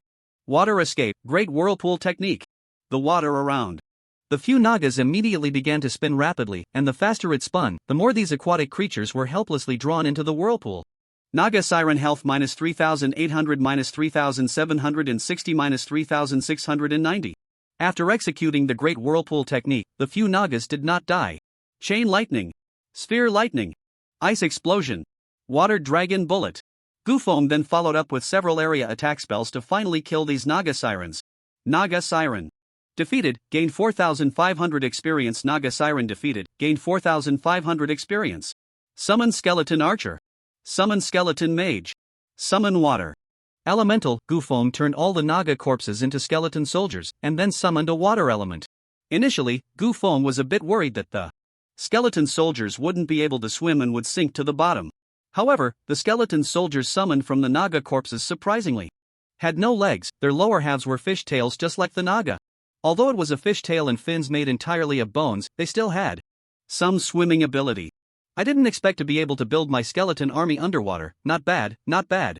Gufeng continued to swim deeper into the sea, encountering Naga along the way, effortlessly cutting them down and using their corpses to build his own skeleton merman army. Since this was an underwater world, the Naga could attack him from all directions. Coupled with the extremely poor visibility in the deep sea, which was only a few dozen meters, Gufeng did not take the risk of using sword control to directly search for the boss. Instead, he proceeded steadily, slowly swimming deeper into the secret realm. When Gufeng reached the middle of the secret realm, several male sea demons riding giant seahorses suddenly swam up from below. Naga Seahorse Warrior, LV.45, health 50,000, attack 2,000, defense 600, magic defense 600, Naga, increases movement speed by 30% in water, increases water magic damage by 30% in water, skills, throw harpoon, tide strike, water flow shot, seahorse charge. But before Gufeng could make a move, dozens of Naga skeleton archers had already aimed at them. Although physical attacks underwater had a 30% reduction in attack speed and damage, a level 100 skeleton soldier with a 30% reduction still had the power of a level 70. It was more than enough to slay these level 45 sea demons. One by one, sharp arrows flew out, bubbling as they struck down the Seahorse Warriors. Naga Seahorse Warrior defeated. Gained 5,000 experience, obtained a Naga Harpoon. Naga Seahorse Warrior defeated, gained 5,000 experience, captured a seahorse mount. Wow! I actually got a mount, let's ride it and see. Seahorse, Ocean Mount, can only be ridden in water, can be ridden by level 40 and above, cannot attack. Increases movement speed by 50% in water. Health 10,000. Gufeng rode the seahorse and swam a few laps. The seahorse's body bobbed up and down while swimming, which suddenly reminded Gufeng of a horse ride. This little seahorse is quite interesting. Perfect for two people to ride. I should buy a super large bathtub later and have a horse ride with Bai Ningning. He then used sign language to gesture to Bai Ningning, inviting her to ride along. Bai Ningning understood and also hopped on the seahorse, swimming a few laps and finding it quite fun. Before long, Gufeng encountered another wave of seahorse warriors and captured another seahorse. The two of them each rode a seahorse and continued swimming into the deep sea. About half an hour later, they reached the deepest part of this ocean. This was an underwater world built by the Naga, with various marine plants growing on the outskirts, raising some marine creatures, resembling a primitive tribe at the bottom of the sea. Two Naga Seahorse Warriors guarded the entrance. When they saw the massive Naga skeleton army, they immediately blew the conch shells on their chests, sounding the alarm. Soon after, a dozen Naga warriors rushed out from the tribe, and the Naga Queen swam out from within. Naga Queen, LV.45, health 1,500,000, attack 4,000, magic attack 5,000, defense 1,500, magic defense 1,600, skills, tide strike, tide wave, water prison, siren's wail, siren's fury, siren's song. Tide wave summons a wave to push forward, can block all ranged attacks and spells, and inflict 300% magic damage on the enemy with a knockback effect. Water prison, cast a water prison to trap the enemy for 5 seconds. Siren's wail, the Naga Queen emits a piercing scream, generating powerful ultrasound that stuns surrounding enemies. Siren's fury, the Naga Queen harnesses the power of the water element, creating 3 powerful undercurrents to attack all enemies in the area. Each undercurrent inflicts 300% magic damage. Siren's song, the Siren Queen hums a beautiful song, with a 50% chance to charm male enemies to fight for her. The charm lasts for 10 seconds. When Gufeng saw the Naga Queen's skills clearly, he knew he had to stay away from this boss. The other skills of the Naga Queen posed no threat to Gufeng, but this last skill, Siren's song, was a Huge threat to him, or rather, to Bai Ningning. Although there was only a 50% chance of successful charm, Gu Feng did not dare to take that risk. Once he was charmed, he didn't know what crazy things he might do. He might just unleash a series of 5 awakening combos right at Bai Ningning. By then, he wouldn't even be able to find her ashes. So Gu Feng dared not take that risk. Gu Feng commanded the skeleton soldiers to charge at the Naga Queen while he hid in the back to watch. The Naga Queen's magic attack was 5,000 points, while the skeleton archers and skeleton mages had only 4,000 points of magic defense. This meant that the Naga Queen could break through the skeleton soldiers' armor and deal 1 or 2,000 damage to them. However, the skeleton soldiers had 100,000 health points, so the Naga Queen's 1 or 2,000 damage was still not a threat to them. Whoosh, whoosh, whoosh. Countless arrows and magic shot towards the Naga Queen. Yah-hi! The Naga Queen waved her staff, and a massive wave with a magical barrier instantly formed, quickly advancing forward. Countless arrows and magic struck the wave and were blocked. The wave also crashed into the skeleton soldiers, pushing them back a considerable distance. Skeleton warrior HP -2,000, skeleton archer HP -3,000, skeleton mage HP -3,000. But after the wave receded, the skeleton soldiers launched another attack on the Naga Queen. Naga Queen HP -7,500 -8,500-8,200. The Naga Queen's health was rapidly declining. Ah! The Naga Queen let out a shriek, and waves of sound spread through the sea, instantly stunning the surrounding skeleton soldiers. While the skeleton soldiers were stunned, the Naga Queen began to hum a beautiful melody. Hearing this song, Gu Feng quickly covered his ears and continued to retreat until he could no longer hear the siren song. Gu Feng thought he had escaped the siren song, but to his surprise, his skeleton soldiers began attacking each other. Gu Feng? What's going on? Do skeleton soldiers have genders too? Could it be that the skeleton soldiers summoned with a male siren are considered male? It seems so. But fortunately, the number of female sirens is far greater than that of male sirens. These more than a dozen charmed male skeleton soldiers won't have too much impact on the team. Gu Feng thought to himself, ignore those skeleton soldiers attacking you, focus all your efforts on attacking the Naga Queen. After receiving the command, the skeleton soldiers ignored the attacks from other skeletons and continued to assault the Naga Queen. The Naga Queen also fought back fiercely. Water Prison, Siren's Fury, Tidal Strike. Various skills were used frantically. But all resistance was in vain. Under the relentless attacks of the skeleton soldiers, the Naga Queen ultimately fell at her own doorstep. Ding! Congratulations, you have killed the Naga Queen, gaining 1.5 million experience points. You have received a Naga Queen's crown and a golden trident. Naga Queen's crown, LV.40, gold quality, intelligence +50, constitution +30, agility +10. After wearing it, ignores resistance and debuff effects in water, and can breathe freely. Underwater. Golden Trident, LV.45, gold quality, applicable classes, Mage, Warrior. Attack power +600, spell damage +600. Water Prison skill +1. This Naga Queen's crown is quite effective, and I can use it right away. The most important thing is that it doesn't specify it's only for females, which is very nice. Gu Feng put on the Naga Queen's crown, and instantly felt as light as a swallow, completely unaffected by the resistance of the seawater, and he could breathe freely underwater without holding his breath anymore. Bai Ningning looked on enviously, her eyes shining, but unfortunately, her level wasn't high enough. Even if Gu Feng gave it to her, she couldn't equip it. As for this golden trident, I still can't equip it, but even if I could, I wouldn't use this weapon at all. Compared to my legendary level weapon, the Thunderfire sword, which is the same level as the golden trident, the attributes of the golden trident are simply pathetic. It's worthless. After picking up the loot dropped by the boss, Gu Feng searched around the Naga's lair but only found some materials. Not much compared to before, so he exited the secret realm. The two then re-entered the secret realm to grind again. They kept grinding until 10 p.m. When Gu Feng wanted to take a break, he realized that this secret realm wasn't suitable for staying overnight. If they soaked in the seawater all night, wouldn't they end up as floaters? Gu Feng asked Bai Ningning, should we rest at a hotel, or grind the secret realm all night? Bai Ningning thought for a moment and said, how about we grind the secret realm all night? Our competition is tomorrow morning anyway. We can just finish the competition in the morning and sleep in the afternoon. Okay, then let's grind the secret realm all night. The two continued grinding in the secret realm. Under the stimulation of the cold seawater, they didn't feel sleepy at all.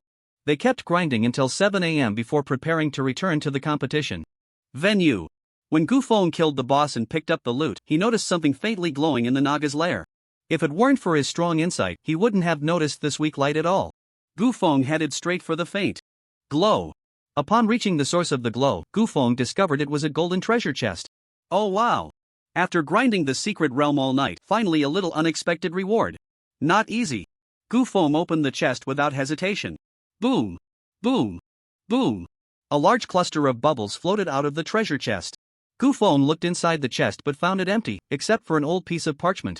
Is this one piece a treasure map? Gu Feng examined it in his hand and found that it was indeed a treasure map. The treasure's location was in a deeper ocean canyon. Gu Feng checked the time. Wherever there is treasure, there will definitely be fierce beasts guarding it. It can't be that easy to get my hands on it. And the campus competition is about to start. There's no time to go treasure hunting now. I'll come back to search for treasure after the competition. Then Gu Feng and Bai Ningning exited the secret realm and returned to the competition venue. When Gu Feng and Bai Ningning arrived at the competition site, they just caught the start of the first match. Vice Principal Wang Liangpeng breathed a sigh of relief upon seeing Gu Feng return. But when Wang Liangpeng saw their appearance, he couldn't help but be stunned and asked, "Did you two soak in formalin all night? Why are you both so swollen?" Gu Feng looked at his skin and indeed felt like he had become a floater, as if he could squeeze water out. Gu Feng yawned and said, "We just ground the Naga secret realm all night and soaked in seawater." "Did you really stay up all night in the Naga secret realm? Not even a moment of sleep?" "Didn't sleep." Looking at Gu Feng's weary face, it didn't seem like he was lying. "That won't affect today's match, right?" "No problem, I'll try to finish quickly so I can get back to sleep." What I'm really worried about is the match, not whether you got enough sleep." The 8 teams advancing to the second round are Nanguan University, South China University, Moda University, Qingbei University. And Moda University's opponent in the second round is Qingbei University. The 4 major universities of Huaxia meeting in the second round. This is destined to be a focal battle. The losing team will be directly eliminated. Although the 5th to 8th places can participate in the resurrection match, the competition in the resurrection match is equally fierce. A slight mistake can still lead to elimination. Moreover, the resurrected team can only rank 5th, with the lowest rewards and honors among the advancing teams, so no one wants to enter the resurrection match. Soon, the first match began, with Nanguan University facing South China University. This match had basically no suspense. Nanguan University completely crushed Xiamen University in terms of level and talent. And the result of the match was just as expected. Within just 10 minutes of the match starting, Nanda defeated South China University with an absolute advantage, successfully advancing to the top 4. It can be said that Nanguan University's schedule is the easiest among all teams, with almost no difficulty. After the first match ended, the second match immediately began. This year, all 5 members of Qingbei University are SS level plus dual-class geniuses, all reaching level 45, making their strength very formidable. Qingbei University and Moda University have been longtime rivals, and in previous years, Qingbei University's strength has been slightly higher than Moda University's. After several encounters, Qingbei's rankings in major competitions have also been higher than Moda University's. Qingbei University wants to continue this tradition and keep Moda University under pressure. However, Gu Feng's experience also put considerable pressure on Qingbei University. The ability to cast spells without chanting is too overpowering, especially the threat it poses to the backline. So, Qingbei University temporarily adjusted their lineup, completely removing backline classes and opting for 5 melee classes. They formed a super violent physical output team consisting of 1 warrior, 1 knight, and 3 assassins. This is undoubtedly a significant risk. Although it's a gamble, it doesn't mean this team is easy to deal with. The knight's dual classes are Holy Light Knight and Death Knight. They have healing, tankiness, and output. The warrior's dual classes are Shield Warrior and Berserker, providing tankiness, control, and output. Most of the assassin's dual classes are Assassin, Hunter, or Shadow Ranger, offering stealth, mobility, and burst damage, capable of both ranged and melee attacks. These 3 assassins are also Moda University's biggest threat. Although 2 of them are substitutes, their talents are also SS level, and they have reached level 45, showcasing Qingbei University's formidable strength. Meanwhile, Moda University still has its regular 5 main starters. Vice President Wang Liangpeng said, "It seems Qingbei University is afraid of Gu Feng's explosive power, so they specifically switched to 5 melee classes." "Gu Feng, are you confident?" Hu Gu Feng." The principal turned around and found Gu Feng and Bai Ningning had already fallen asleep, leaning on each other's shoulders. "Goodness! What time is it, and you're still sleeping? Wake up! It's time for the match. Is it our turn to compete?" Gu Feng woke up from his slumber. "Yes. It's our turn now." Gu Feng stretched and yawned. "Then let's finish quickly and get back to sleep." Gu Feng then joined Moda University's team on the competition stage. Seeing the 2 teams enter, the crowd instantly became excited. "They're here! The focal battle between the two prestigious universities is about to begin. Which school do you think will win? Of course, I think Qingbei University will win. Even if they are attacked by 3 SS-level assassins, not even the tankiest warrior would last a second. I think Modu University will win. After all, a classless caster doesn't need to chant spells. As long as they have enough skills, they can end the battle in an instant. That's true, but the key question is whether they actually have that many skills. That lightning 5-hit combo from yesterday can't be all they have, right? Yes, now that you mention it, that does seem possible. Otherwise, why would they suddenly jump off the stage after that combo? Lu Baxi asked Gu Feng, "Brother Chen, how are we going to play this match?" Gu Feng scratched his head and said, "Quick battle. I'll handle those 3 assassins, and you two take care of the warriors." Understood. Soon, the match began. Ding! With the sound of a bell, the 3 assassins from Qingbei University immediately entered stealth mode. The 2 warriors remained still, waiting for the 3 assassins to signal their attack. Seeing the 3 assassins disappear, the players from Moda University immediately became alert. The reason Qingbei University dared to set up a distorted formation with 3 assassins was that they knew there were no hunters in Moda University's team. The hunter's flare can perfectly counter the assassin's stealth skills. Although area attack spells can also be used to test and disrupt the assassin's stealth, the cooldown for area spells is relatively long. If they miss their target, it would be a wasted output skill. Moreover, with 3 assassins on the opposing side, a misjudgment could easily cost them their lives. Lu Baxi commanded, "Consolidate the formation to prevent surprise attacks from the assassins. Stay alert for the opposing warriors. If they charge, it means the assassins are about to attack." Understood. Gu Feng casually replied, "What's there to be alert about? Just let them reveal themselves." Saying this, Gu Feng took out a bow from his spatial backpack and then shot a bomb directly into the air. With a loud boom, the entire sky was illuminated. Under the bright light, the 3 assassins were exposed to the sight of a few players. The captain of Qingbei University exclaimed in shock, "What? This classless player actually knows the hunter's skill, the flare." Gu Feng replied, "Is that even a skill? It's just tying a flare to an arrow and shooting it into the air without aiming. What's so difficult about that?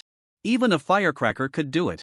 After hearing Gu Feng's explanation, the captain of Qingbei felt embarrassed. "Well, that's true, but fine." The 3 assassins from Qingbei University now looked serious. They had originally planned to take out Gu Feng in one shot and then eliminate the others one by one. But now that they had exposed themselves early, it shattered all their plans. Moda University seized the opportunity and immediately launched an attack on the 3 exposed assassins. Lu Baxi shouted, "Good opportunity. Attack!" In an instant, spells and arrows flew toward one of the assassins. That assassin quickly switched to ranger mode, leaping into the air to dodge Moda University's attack. Their combat experience was quite rich. They then retreated to the back of their formation. The other 2 assassins also switched to ranger and hunter modes, falling back to the rear of their team. Both sides began to test each other with ranged attacks, constantly harassing one another. To deal with rangers, the best method against agile ranged classes like archers is to engage in close combat, preventing them from utilizing their reach advantage. Ideally, they should be taken out in one skill combo, otherwise, if they escape, it would be easy for them to kite the team, putting them at a disadvantage. The strongest profession in close combat is undoubtedly the fighter. Gu Feng said to everyone, "Ma Liang, charge in and attract the warrior's taunt. Their healing can't keep up, everyone else focus all your attacks on that warrior and knight. I'll deal with those 3 ranger assassins." Understood. Ma Liang, holding a large shield, immediately charged forward. The warrior from Qingbei met him head-on. The 2 became entangled, fighting evenly matched. The others continued to harass the enemy with single-target skills. Meanwhile, Gu Feng transformed into a bolt of lightning and dashed straight into the Qingbei team. "Everyone be careful. That unclassed player is coming, everyone scatter immediately." The 3 rangers quickly distanced themselves from each other to avoid being wiped out by Gu Feng's area skills. Gu Feng set his sights on the ranger who had just used a leap. As he closed the distance with a lightning dash, Gu Feng followed up with a blink and appeared right in front of that ranger. The ranger was completely unprepared for the sudden appearance of someone in front of him. He was about to use a backward jump to escape but was a moment too late. Fist of the Inch. Crushing Fist. Rising Dragon Fist. Air Strangle Hammer. Gu Feng landed 2 heavy punches to his abdomen, causing his body to curl up like a shrimp, then followed with a Rising Dragon Fist that sent him flying into the air, and finally executed the Air Strangle Hammer, smashing his head hard into the ground. Boom! A loud crash. The entire ground cracked under the tremendous impact. The ranger was already bleeding from all 7 orifices, unconscious. In the blink of an eye, Gu Feng had taken down an SS-level dual-class assassin ranger. This scene shocked everyone present. Damn! This unclassed player actually knows fighter skills. He can even perform such a difficult air strangle hammer. This is insane. Yeah. A single combo took down a dual S-level genius. How can this dual S-level player be so vulnerable in front of him? Just now, he seemed to have used the assassin's blink. My goodness. How many class skills does this unclassed player actually know? This is no unclassed player, this is practically a full-time player. So terrifying. So terrifying. Seeing Gu Feng so fierce, the two archers' eyelids twitched. Fighter. This is simply a natural counter to our rangers.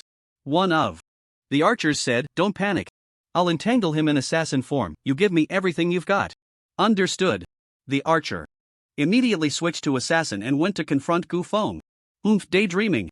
Dance of lightning. As soon as they faced off, Gu Feng used the fighter's divine skill, Dance of Lightning. Gu Feng's figure moved as fast as lightning, darting around and attacking the assassin. The assassin was instantly bewildered.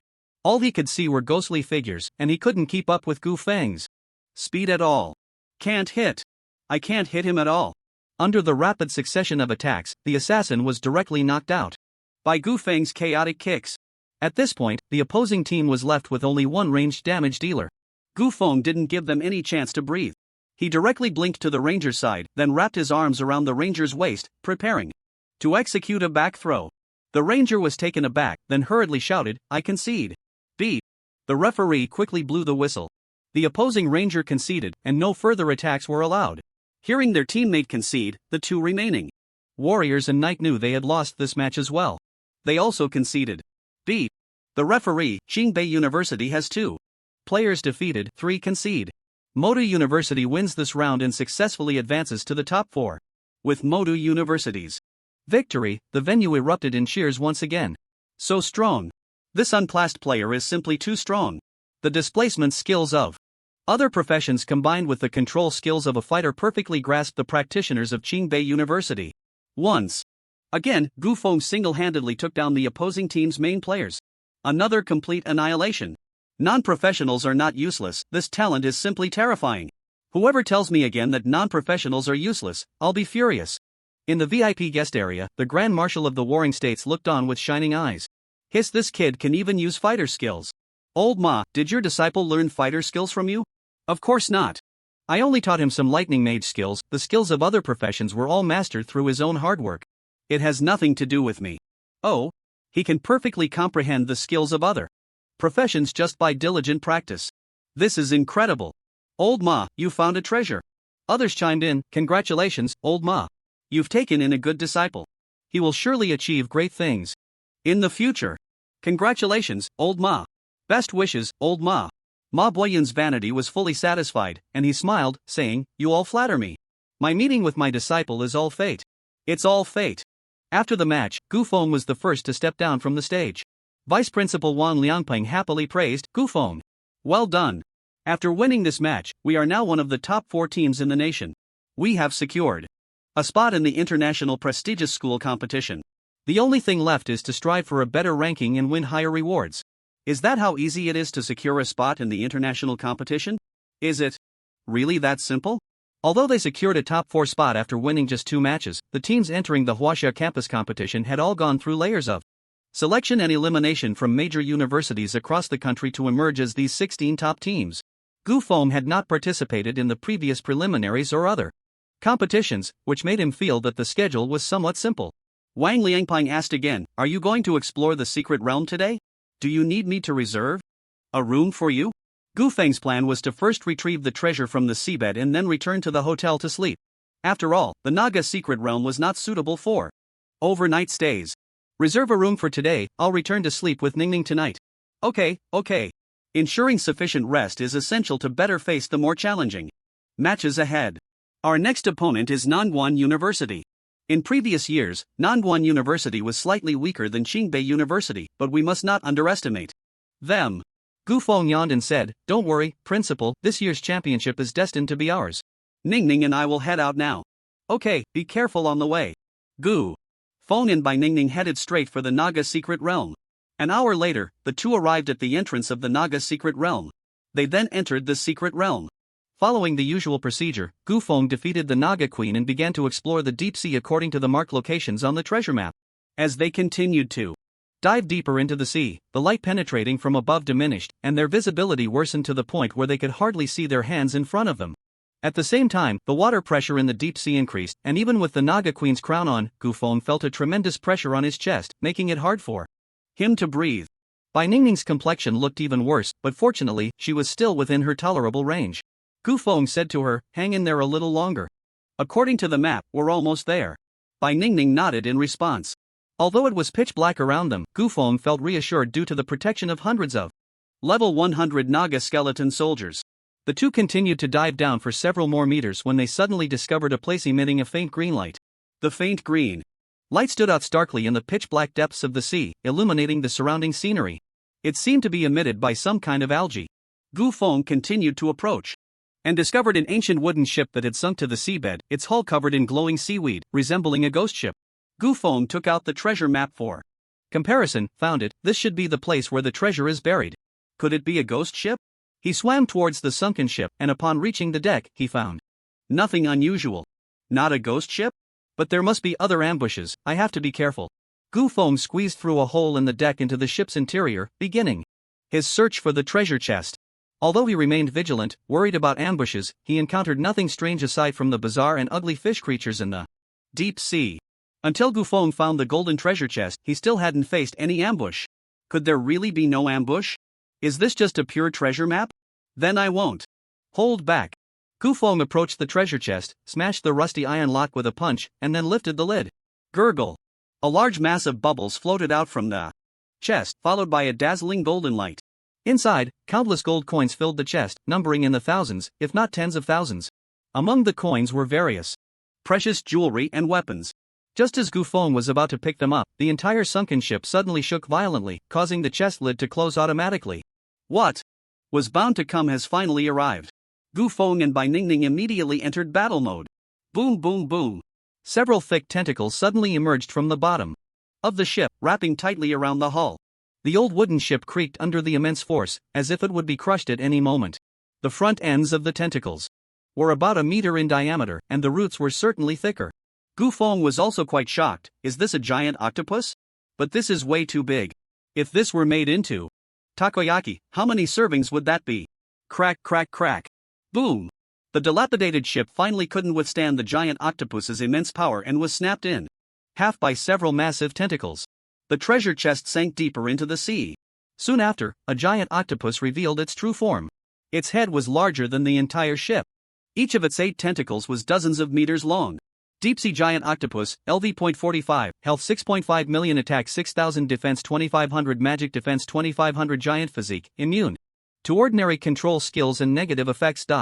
Skills: giant tentacle strike, giant tentacle sweep, giant tentacle bind, giant mouth devour, ink spray, regenerative. Physique: giant tentacle bind. The giant octopus uses its tentacles to bind the target, rendering it completely unable to fight or move. The giant octopus's 8 tentacles can bind up to 8 targets. Regenerative physique. The giant octopus possesses an incredibly strong regenerative ability, recovering 5,000 health points per second.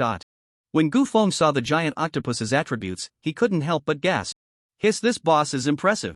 Not only can this giant creature immune to most effects, but it also has astonishing health and recovery abilities. It would be very difficult to kill this octopus without a team of 100. Fortunately, I have over 100 skeleton soldiers as helpers. Slaying this octopus shouldn't be a problem. The giant octopus took the initiative to attack the skeleton soldiers invading its territory. 8 massive tentacles directly ensnared 8 skeleton soldiers, then swung them wildly towards the other skeletons. The other skeleton soldiers were also knocked back several meters by the giant octopus's massive tentacles. Skeleton warrior HP -3200, skeleton archer HP -3600, skeleton mage HP -3800. The skeleton soldiers that were pushed back did not suffer fatal damage and launched another assault on the octopus. Arrows and spells struck the octopus's soft, tender flesh. Giant octopus HP -6500, -7500, -7500. Roar! The giant octopus let out a deep, furious growl, then directly swallowed the 8 skeleton soldiers in its grasp. With a powerful slide of its 8 tentacles, its massive body charged into the area with the most skeleton soldiers, beginning a frenzied attack. The formation of the skeleton soldiers was immediately shattered. Gu Feng and Bai Ningning watched from a distance, not participating in the battle against the giant octopus. This octopus clearly had not yet exerted its full strength, it was just letting these skeleton soldiers play with it for now. Under the assault of over 100 level 100 skeleton soldiers, the giant octopus's HP steadily decreased. When the giant octopus's HP dropped to 50%, it let out another deep, furious roar. Its head began to swell rapidly, as if it were sucking in water, and then it expelled a large mass of thick, black ink. It looked to be at least a ton. Puff! The ink quickly spread in the deep sea, soon polluting the entire area. Visibility in the deep sea was already poor, and with such a thick layer of ink, nothing could be seen at all. Enemies submerged in the ink will have their visibility and hit rate greatly reduced. The ink will last for 5 minutes. The skeleton soldiers were attacking wildly based on their instincts.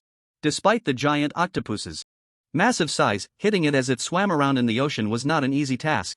Giant octopus HP minus 6,500 miss. Miss. Miss. Aside from the occasional hit, most of the skeleton soldiers' attacks missed. Flare. Gu Feng fired a flare underwater. But the brightness of the flare was almost completely blocked by the ink, revealing only the outline of the giant octopus. Oh. This is getting a bit tricky. The ink lasts for 5 minutes before it gradually dissipates, while the octopus automatically regenerates 5,000 HP per second. That means in 5 minutes, it can recover 1.5 million HP. 1.5 million HP. That's like wasting half a day of effort. No. We can't let this octopus recover its HP so freely. We must resolve this quickly. Gu Feng pondered a strategy. The level 60 awakening skill has decent damage, but its attack range is mostly not very large, and the effect isn't overwhelming. If I used the level 80 awakening skill, even if this giant octopus is submerged in this thick ink, it would have nowhere to hide. But the level 80 awakening skill is too powerful, and I'm worried that these lower-tier secret realms won't be able to withstand its might, leading to another collapse or causing some irreversible damage, which would be troublesome. But then again, a level 45 secret realm isn't exactly low tier, right? It should be able to withstand the impact of the level 80 awakening skill. Should I give it a try? Give it a try. Since we're at the bottom of the sea, let's use this move. Extreme Ice Cold unleashes an aura of extreme cold that rapidly spreads outward, freezing everything in its path. The level 80 awakening skill has no damage description, it's really simple and straightforward. Just annihilate everything. Gu Feng waved his hand, and an extreme cold aura shot out. The icy aura seemed unremarkable at first, but after 3 seconds of being unleashed, it rapidly spread outwards into the ocean. Wherever the icy aura passed, the seawater instantly froze into ice.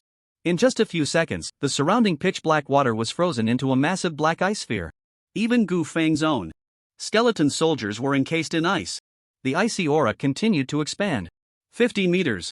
100 meters. 200 meters. 300 meters. It only stopped the freezing process when the last trace of icy aura was exhausted. Apart from the few cubic meters of water where Gu Feng and Bai Ningning were located, the entire secret realm had been frozen into a giant sphere with a diameter of 300 meters. Although the giant sphere was completely dark and nothing could be seen inside, Gu Feng could ascertain that the giant octopus was 100% trapped within. A sudden chill swept through, as if the temperature of the entire deep sea had dropped by 2 degrees. Immediately after, the sound of cracking ice echoed, ka-ka-ka. The frozen sphere suddenly developed numerous cracks. They rapidly spread outwards.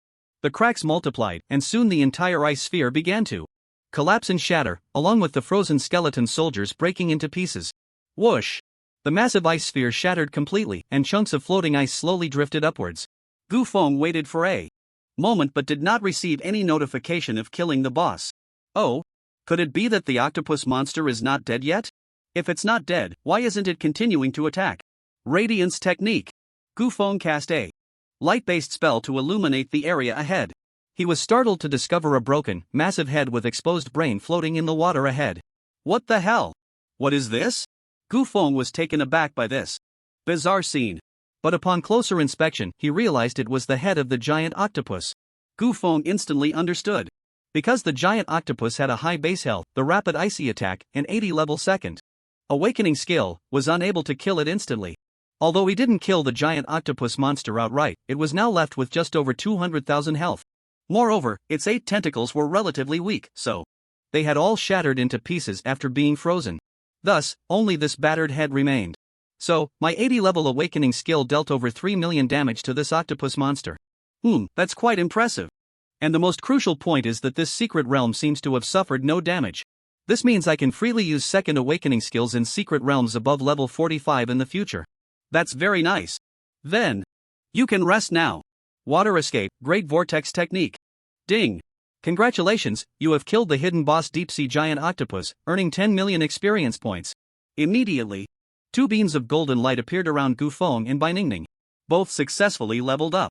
Gu Feng reached level 41, while Bai Ningning reached level 38.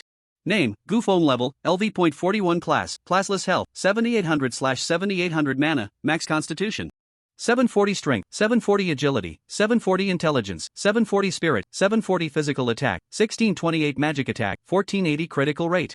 16.3% evasion rate, 14.8% Gu Feng checked the loot dropped by the octopus. Octopus Trident, LV.45, legendary quality, exclusive. To Dragon Slayers, attack plus 1500, constitution plus 100. All attacks will deal 30% splash damage to surrounding enemies. A legendary quality weapon, the attack comes with 30% splash damage, which is quite similar to the Hydra effect, just missing a lifesteal effect. But it's still impressive. Not bad, I'll keep it. Acquired skill book, Great Whirlpool Technique, Water Flow Shot, Tidal Strike. Most of the skill books are water attribute skills, which is also good. I'll learn them all. Having dealt with the boss, it's time for me to look for that treasure chest. Gu Feng swam towards the location where the treasure chest had fallen. Not far into his swim, he discovered the chest. Gu Feng opened the treasure chest again, and a dazzling golden light nearly blinded his titanium alloy dog eyes. In addition to countless gold coins, it was also filled with various precious jewelry and weapons armor. Without a second thought, Gu Feng stuffed everything into his space backpack. Ultimately, after Gu Feng's tally, there were over 10,000 gold coins, weighing about 300 pounds. Based on market prices, with 1 gram of gold around 500 yuan, just these coins could sell for over 70 million. The other precious jewels and the gem-studded weapons and armor could also fetch a good price. Moreover, there was a legendary piece of equipment in the chest, the Heart of the Ocean. Heart of the Ocean, LV.45, legendary quality, usable by all classes. Intelligence plus 50, Constitution plus 50, Agility plus 50, Strength plus 50, Spirit plus 50. Wearing it ignores resistance and debuff effects in water. And allows for free breathing underwater. Passive effect, all water attribute skill damage increases by 20%. Recovery ability and healing effects also increase by 20%. An increase of 20% in water attribute damage and 20% in healing effects. This necklace is definitely top-tier equipment for water mages and priests. I'll keep it for now. Gu Feng conservatively estimated that this entire chest of treasures was worth at least around 100 million. A hidden secret realm is just a small target. Awesome. After collecting the loot, Gu Feng and Bai Ningning exited the secret realm. The two hadn't slept since yesterday, and after exiting, they headed straight to the hotel, collapsing onto the spacious bed to sleep. They slept soundly until dawn the next day. When Gu Feng opened his eyes, today's sign-in appeared right on time. Ding! You have new skills available for sign-in today. Would you like to sign in? Sign in. Ding! Congratulations, you have obtained the level 100 forbidden spell, Holy Light Nuclear Bomb. Another forbidden spell signed in. Gu Feng sprang up from the bed like a carp leaping, instantly full of energy, and hurriedly checked the skill description of this forbidden spell. Holy Light Nuclear Bomb. The Holy Light will punish you. The most powerful attack skill in the Holy Light spells, truly a soul-piercing shot. Cast an extremely powerful Holy Light skill that bombards all enemy units within 50 kilometers, dealing 100 times magical damage. And heals all friendly units within 50 kilometers, removing all negative statuses. Holy Light Nuclear Bomb. Bombarding all enemy units within 50 kilometers. Dealing 100 times magical damage. 50 kilometers. 100 times damage. The bombing range and power are completely like a super nuclear bomb's attack range. No wonder it's called the Holy Light Nuclear Bomb. Not only does it have devastating damage, but the support effect is also incredibly powerful. Everyone is fully healed and all negative statuses are removed. Forbidden spells truly deserve their name, their strength is completely unmatched in this world. They should be forbidden. Having signed in for another forbidden spell today, Gu Feng was in a great mood, so he woke Bai Ningning, and after battling for 600 rounds, they finally got up to eat. Bai Ningning also felt that Gu Feng seemed a bit excited today. Why is the general so fierce today? Usually, we battle for 300 rounds, but today we fought for a full 600 rounds? Gu Feng replied with satisfaction, today I learned a powerful technique. Again, so naturally, I'm happy. Bai Ningning was also very curious about why Gu Feng was so strong. Since being with him, she noticed that Gu Feng rarely exercised. Aside from being a bit more diligent than ordinary people and clearing secret realms, he spent his free time watching short videos, reading novels, playing games, and doing all the usual things like eating, sleeping, and using the bathroom. He was almost identical to a normal person. Bai Ningning asked, "Did you learn another powerful technique? How did you learn it? In a dream? I'll tell you later, but now is not the time." Bai Ningning pouted, somewhat dissatisfied, and said, "You're keeping secrets from me. I've already given myself to you, and you still don't trust me. The technicians at the club can also give themselves to me. Do you think I'd tell them all my secrets?" "Oh, that's true. Hey, why did you mention the technicians at the club? Have you been there?" Gu Feng suddenly realized he had let something slip and hurriedly explained, cough, cough. "I haven't been there. The price is 998 for a single visit, which is too expensive for me. I'm so poor I have to borrow money from you to get by. I wouldn't dare to go. Look, you know the prices at the club in detail. You still say you haven't been. You'd borrow money just to go." I just hesitated. I only stood at the door and took a look. I didn't go in. Then Gu Feng hugged Bai Ningning and said, "Who would spend money when there's something free?" Bai Ningning felt blissful being held by Gu Feng, but the word free made her feel somewhat cheap. But if it were paid, wouldn't that make her something else? Forget it. Who cares? As long as I can be with Gu Feng, that's enough. Free is fine. After the two finished breakfast, they headed to the main venue. Today's competition featured the semifinals and the resurrection matches. The first semifinal was between Nanwan University and Modu University. The second match was between Jingcheng University and Hedong University. The resurrection matches would pit the teams ranked 5th to 8th against each other, selecting two winners to face off again, ultimately choosing one team to advance as the 5th place. Soon, the first match began. The players from Nanwan University and Modu University stepped onto the stage to prepare for battle. Gu Feng continued to be the first to fight. As the two teams took the stage, the audience instantly became lively. They're here. The semi-finals are here. An excited heart, trembling feet, and little hands with nowhere to rest. There's no need to watch this match. Modu University will definitely crush Nanwan University. The odds from the betting companies say it all. The odds between the two teams differ by 30 times. I predict the battle will be resolved in under 10 minutes. 30 times the odds. Betting on Modu University to win is really not profitable. But betting on Nanwan University to win is definitely a loss. We don't do losing business. I'll still choose Modu University to win. Take a gamble. A bicycle could turn into a motorcycle. What if Modu University deliberately throws the match and Nanwan University wins? Wouldn't that be a huge profit? I'm just afraid you might lose even the bicycle. Are you saying Modu University would deliberately throw the match for us? It's possible, it's not. Like it hasn't happened in previous years. Although they were fined millions, compared to the money made from betting, that's just a drop in the bucket. Well, then I'll bet another 100,000 on Nanwan University to win. Winning the championship is a tremendous honor. I believe Modu University wouldn't give up this honor for money. When Gu Feng saw the outrageous odds, he was actually a bit tempted. This was a 30-fold return. As long as he borrowed the remaining 3 billion from Bai Ningning, and then deliberately lost the match, he would have 90 billion in hand. It would definitely be a huge profit, and it might even bankrupt several betting companies. But after thinking it over, Gu Feng decided to give up this shortcut to wealth. Although he had no sense of honor, he also didn't want to engage in actions that went against the ethics of competitive sports. Soon, the match began. Nanwan University made no adjustments to their lineup, still starting with the 5 main players, 2 dual-class warriors and 3 dual-class ranged damage dealers. After watching the match of Magic City University, they knew their chances of winning were slim. Especially for Gu Feng, who had output, burst, mobility, and control. He could fight at both close and long range, making him almost the perfect hexagonal warrior. It could be said that as long as Gu Feng was not dealt with, Nanwan University had no hope of winning.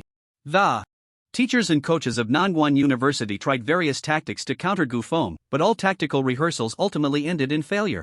Fortunately, Nanwan University decided to give up on this match, surrendering to conserve energy for a chance to win 3rd place. Ding! With the sound of a bell, the match officially began. Since Nanwan University was already prepared to concede, they took the initiative to attack first. The sooner they lost, the sooner it would be over. 2 warriors charged directly at Gu Feng. Ma Liang also picked up his shield and faced off against the two. Gu Feng then blinked to their rear. directly targeting the backline of Nangwon University. Thunder 5 strikes. Thunder ring. Ball lightning. Lightning chain. Thunderfall. Thunderstorm. Gufeng unleashed the Thunder 5 strikes, while the 3 ranged players from Nangwon University didn't even attempt to dodge. All 5 skills hit their targets perfectly. 2 were immediately eliminated, and the one who hadn't fallen yet weakly said, "Ah, I'm dead. I concede." The 2 warriors who had just charged in saw the backline players all down and also said, "We concede." Beat. The referee then blew the whistle to signal the end of the match. 2 players from Nangwon University are out of the fight, and 3 concede. Magic City University wins this round and successfully advances to the finals. After the match ended, the venue fell into silence. The audience glanced at the clock. From the start to the end of the match, it had only taken 1 minute and 28 seconds. Is it over? It seems so. But wasn't that a bit too quick? Although I guess the outcome of the match, this ending isn't what I wanted. I know you can't beat Magic City University. But couldn't you at least fight a few more rounds and struggle a bit? Nangwon University is one of the 4 prestigious universities in Huaxia. You surrendered right away. Don't you care about your pride? Damn. Wasn't it said that Magic City University would go easy? This is clearly Nangwon University going easy. Damn. My bike is gone now too. 2 hours in line to enter, 2 minutes for the match. What is this, a joke? RNM. Refund. After defeating Nangwon University, Magic City University only had tomorrow's final match left. Gufeng didn't rush to leave but waited for the next match to begin. He wanted to see which team would become his opponent tomorrow. During the 10-minute break, the information of both teams was displayed on the big screen. All 5 players from Hadong University were SS-level dual-class players. Meanwhile, Jingcheng University had 4 SS-level players, and 1 was an SSS-level player. Wait. An SSS-level player? Jingcheng University actually has an SSS-level player? Gufeng was shocked upon seeing the lineup of Jingcheng University. Vice Principal Wang Liangping said, "Big brother. The match is almost over. You still don't know who the opponent's lineup is? You really are carefree." Cough cough. I haven't really paid attention to the matches. Then please, Principal, introduce me to this 3S level player. Wang Liangping said, "This 3S level player is named Ning Xiaokong, the only person in Huaxia in recent years to awaken an SSS level talent. He is a key focus of cultivation for all of Huaxia. Its abilities are equally powerful. He has awakened all the mage classes: Thunder Mage, Fire Mage, Light Mage, Dark Mage, Summoner, Battle Mage, and all other mage professions. Therefore, he is also known as the full-time mage." Gufeng couldn't help but exclaim, "Wow! A full-time mage who has awakened all mage classes? An SSS level talent truly crushes the SS level talent." Wang Liangpeng continued, "With the existence of an SSS level genius, this year's overall championship can be said to be in the bag for Jingcheng University.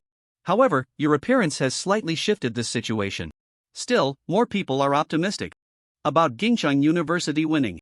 The odds for them are also slightly higher. Although Gufeng's performance was impressive, he had not yet shown his full strength. One could say he hadn't even unleashed 1% of his power.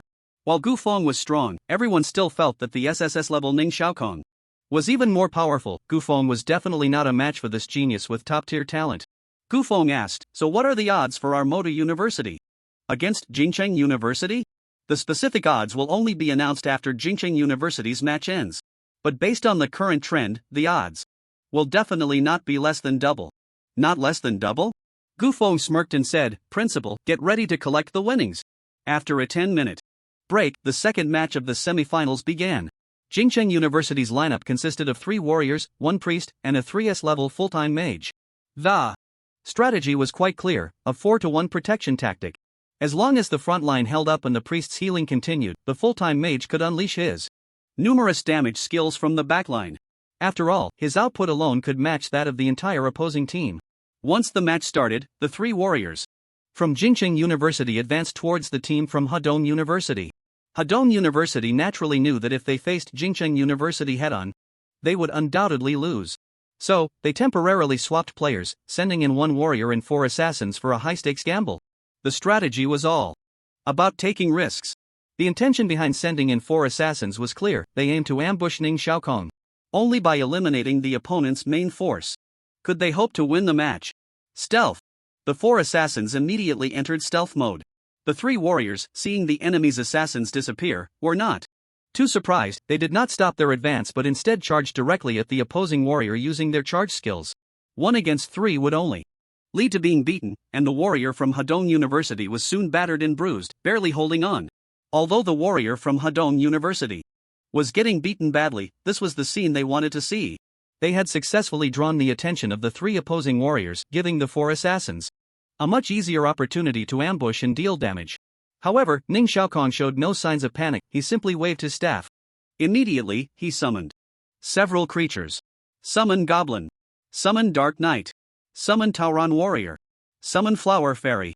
Summon Thunder Elemental, Fire Elemental, Ice Elemental. 7 or 8 summoned creatures quickly surrounded him, providing a protective barrier that was far stronger than that of the 3 warriors. The 4 assassins were instantly dumbfounded.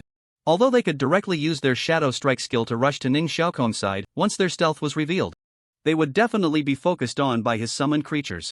If they didn't use their stun skill to incapacitate Ning Xiaokong immediately, he would surely protect himself with an ice barrier.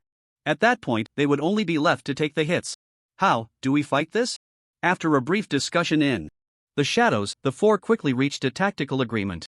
First, they actively exposed the firepower of the 2 summoned creatures to lure the opponent into using the ice barrier. The duration of the ice barrier is a 3-second invincibility effect, and it was clearly impossible for these summoned creatures to defeat 2 assassins within that time. When the ice barrier's duration ended, the 2 assassins would then use their stun skills on Ning Xiaokong, rendering him incapacitated on the ground, while the other 2 assassins would use their Shadow Strike skill to rush to his side. With all 4 assassins working together, they could definitely eliminate him in an instant. After confirming their strategy, the 2 assassins immediately sprang into action. They suddenly emerged from the shadows behind Ning Xiaokong and leaped directly at him with their Shadow Strike. Ning Xiaokong turned around and saw 2 daggers almost piercing his neck, so he quickly activated the ice barrier skill to protect himself. Ding ding! The 2 daggers struck the solid ice, producing a crisp sound of impact. Ning Xiaokong was unharmed. The 2 assassins fell from the air and landed within the encirclement of the summoned creatures, which immediately launched a frenzied attack on them. Shadow Cloak. The 2 hurriedly activated the Shadow Cloak skill to increase their evasion as much as possible. However, since they had just advanced to the 2nd tier, their agility attribute was not very high. Even with the Shadow Cloak activated, their evasion rate was only about 15%. Most of the attacks were unavoidable, and they could only endure. Assassin's health minus 1300 minus 1400 minus 1438 miss minus 1290. Their health was rapidly declining. Crack. Crash. At that moment, a sound of shattering ice was heard. The 2 knew that the duration of the ice barrier had ended. Just as they were about to launch their stun skills on Ning Xiaokong, a flash of golden light appeared, and Ning Xiaokong suddenly vanished. Blink. Ice ring. He blinked outside the protective circle of the summoned creatures and immediately cast the instant skill Ice Ring. The 2 assassins, still in stealth mode, received damage from the ice ring and immediately revealed themselves. Seeing the opposing assassins exposed, Ning Xiaokong immediately launched an attack on them. Thunder Ring. Chain Lightning. Shadow Magic Ball. Thunderstorm. Beam Arrow. Flying Stone. Ning Xiaokong used all instant skills from various mage professions, executing them fluidly and seamlessly. The 2 assassins, already affected by the slowing effect of the ice ring, had no chance to escape and were completely hit by several skills, instantly eliminated. Ning Xiaokong then turned his attention to the 2 assassins trapped by the summoned creatures and raised his hand again, casting an area attack spell. Flame Devastation. Boom! Several pillars of fire shot into the sky, instantly engulfing his summoned creatures and the 2 assassins. Seeing the towering flames, the coach from Hadong University knew it was all over and immediately signaled the referee to concede. Beat. The referee immediately blew the whistle to signal the end of the match. Hadong University concedes. Please cease all abilities immediately. Ning Xiaokong waved his hand, and the flame devastation was extinguished. The 2 assassin professionals were now charred and protected by the minimum health threshold, barely clinging to life. Beat. The referee blew the whistle again and announced, Hadong University concedes. Congratulations to Jingcheng University for successfully advancing to the finals. Wow! Thunderous applause erupted in the arena. Awesome! Awesome! Truly worthy of being a full-time mage. The seamless switching of various mage skills, truly 1 against 4, simply invincible. In addition to his powerful talent, Ning Xiaokong's awareness is also outstanding. He will definitely be the top combat power number 1 in Huaxia in the future. Incredible. Simply amazing. But the time was a bit short. The match only lasted 4.5 minutes. We didn't get enough of it. Not just unsatisfying. The match started at 8:30 and it was over before 9 o'clock. I watched in vain. There's nothing we can do, the gap in strength between the two sides is just too great. When did geniuses with double S level talents become so weak, reduced to being taken out in an instant? What face do we A and B level professionals have to call ourselves professionals? Sigh. Just living aimlessly. As the team from Jingcheng University walked down from the arena, they passed by the team from Modu University. Ning Xiaokong suddenly stopped in front of Gu Feng and smiled, saying, "I'm really looking forward to our match tomorrow." Gu Feng saw no malice on his face, only a desire for strong fighters to battle each other. So Gu Feng smiled back and replied, "I'm looking forward to our duel too." Ning Xiaokong didn't say another word, smiling as he brushed past Gu Feng. This scene was perfectly captured by the cameras, instantly sparking a heated discussion among the viewers. Is Ning Xiaokong challenging Gu Feng? I can't wait for tomorrow's finals. Yeah. An SSS-level genius against the world's only unclassed fighter, this hype is off the charts. So excited. Everyone, look. The odds for Jingcheng University and Moda University are out. Jingcheng University's predicted win rate is clearly higher than Modu University's. The difference is actually 3 times. That's a fact. How could an unclassed fighter possibly be a match for an SSS-level genius? Just blindly bet on Jingcheng University to win. Right, just support Jingcheng University to win without thinking. In the VIP guest area, Zhanghua asked with interest, "Old Ma, which team do you think will win the finals?" Ma Boyun had made a small fortune of over 10 billion by betting on Gu Feng's victories in the past few days. So he was in a great mood. "Of course, I continue to support my disciple to win. I'm betting 2.8 billion on my disciple's victory." "Oh? You're that confident? The opponent is an SSS-level powerhouse, you saw his formidable strength in the last battle. Do you really think your disciple is his match?" Ma Boyun knew Gu Feng's strength better than anyone, let alone an SSS-level genius. As soon as that terrifying lightning forbidden spell was unleashed, everyone present would be trash. Taking down a level 45 SSS-level genius was still an easy task. Ma Boyun smiled and said, "If you all trust me, why not bet a few billion as well? What if we win?" The mayor and president of Jingcheng naturally wanted to support their home team. So the two refused, saying, "Old Ma, you support your disciple, and we certainly have to support our students. Let's bet on Jingcheng University to win." Gu Tianming said, "I still feel that Jingcheng University's team has a better chance. Please don't be angry, Old Ma." The president of the War God Hall also put down 1 billion to bet on Jingcheng University to win. No problem. After all, it's not my money at stake." Marshal Zhanghua thought for a moment and said, "Since Brother Gu has bet on Jingcheng University to win, then I'll risk my life to accompany a gentleman and put down 1 billion on Moda University to win. I hope this unclassed fighter can bring me more surprises."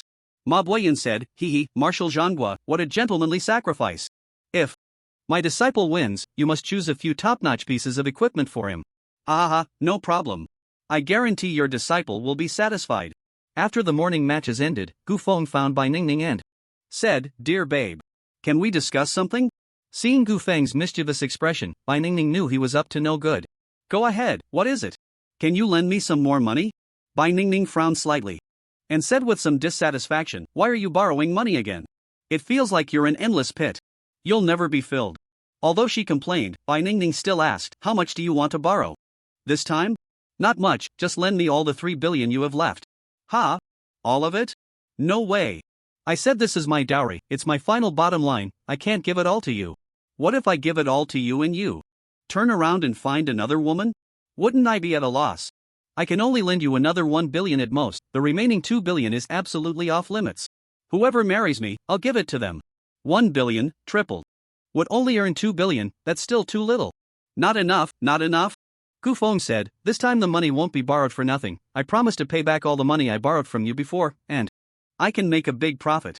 Bai Ningning blinked her big eyes and asked, "What are you going to do?" "Bet on myself to win."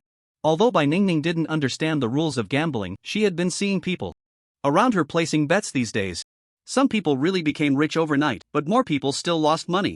"Are you sure you can really make money? Don't you know my strength? Defeating a mere 45 level 3S level professional is a piece of cake. Absolutely no problem."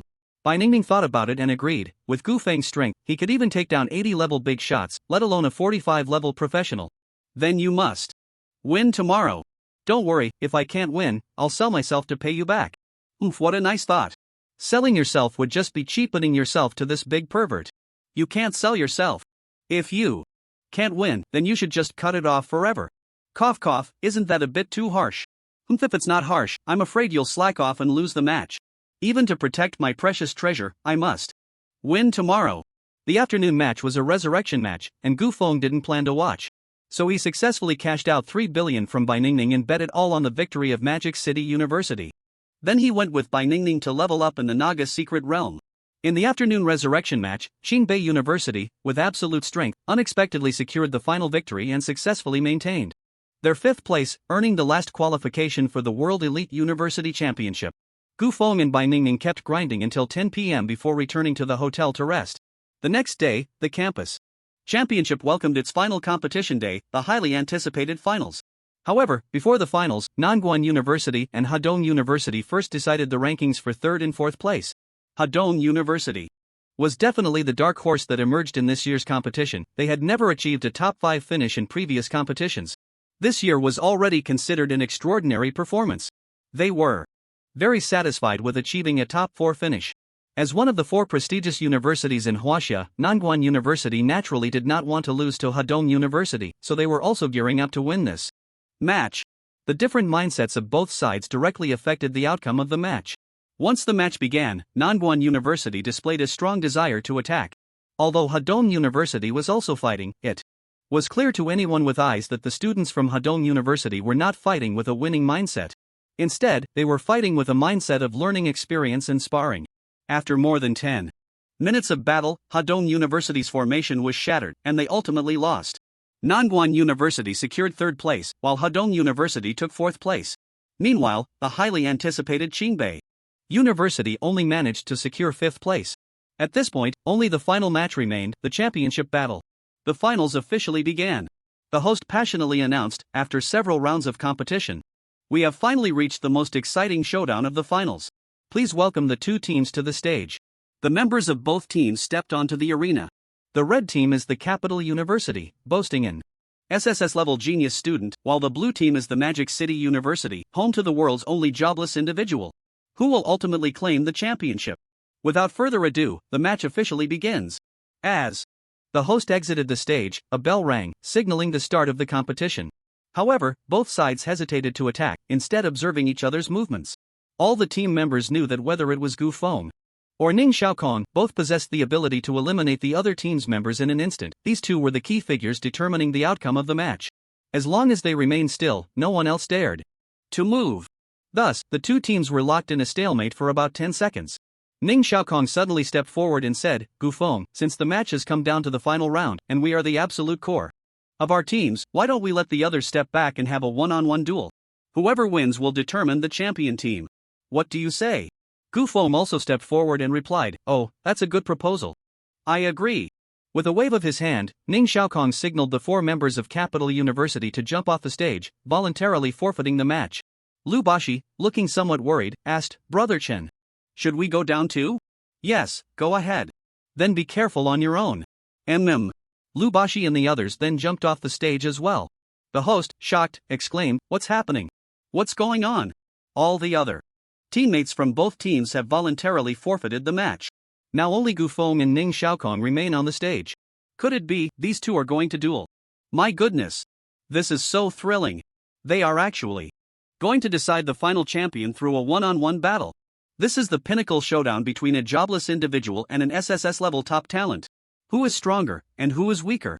Let's wait and see. Seeing that the other members of Magic City University had also exited the match, Ning Xiaokong revealed a satisfied smile. "Well then, bring it on." Gu Feng smiled back, "Come on." "Alright. Then I'll make the first move. Fire explosion spell." Ning Xiaokong initiated the attack, conjuring a fire explosion spell and launching it at Gu Feng. Prism. Gu Feng directly used the prism skill of the Light Master to rebound the fire explosion spell back. Prism. As a full-time mage, Ning Xiaokong naturally also had the prism skill. He used the prism skill to send the fire explosion spell back to Gu Feng. Fire explosion spell. Boom. Gu Feng unleashed the fire explosion spell, and the 2 identical skills collided, resulting in an astonishing explosion. Ning Xiaokong did not let up and fired 5 targeted skills at Gu Feng. Fireball spell. Ice arrow. Lightning orb. Magic missile. Void sphere. Gu Feng responded with the same sequence of skills. Fireball spell. Ice arrow. Lightning orb. Magic missile. Void sphere. The identical skills should have cancelled each other out again, but it seemed that the damage of each of Gu Feng's skills was slightly higher than that of Ning Xiaokong's. After the collision of the same skills, Gu Feng's skills always left a small tail that collided with Ning Xiaokong's next skill, weakening it. In the end, a complete void sphere was hurled towards Ning Xiaokong. Side dodge. Ning Xiaokong sidestepped to avoid the void sphere. Ning Xiaokong was immensely shocked, thinking, Gu Feng is only level 41, how could his skill damage possibly be higher than mine? It's impossible. My intelligence talent is already maxed out, no one of the same level should have higher damage than mine. Moreover, Gu Feng's level is not higher than mine. Could it be that Gu Feng's skill level is high? That's impossible. How could a person learn skills that are higher than their own level? That doesn't conform to the laws of science. Perhaps the jobless have some other talents. Although Ning Xiaokong was trembling inside, he maintained a calm exterior and said approvingly, "Oh, not bad. I didn't expect you to know so many mage skills. This is just the beginning. Now it's my turn to attack. Flame of the sky. Blizzard. Fire rain. Sandstorm. Great vortex technique." Gu Feng directly unleashed 5 area attack skills, but these 5 area skills did not all target one spot, instead, they spread out, covering almost the entire field. Let's see how you dodge this. Wasting skills. Blink. Ning Xiaokong blinked directly to Gu Feng's side, evading the area attacks, and then took out a staff to strike Gu Feng. Crimson Flame Strike. Ning Xiaokong used the Battle Mage's skill to engage Gu Feng in close combat. Gu Feng quickly drew a shield and a long sword to block Ning Xiaokong's attack. The Crimson Flame Staff struck the shield, sending dazzling sparks flying.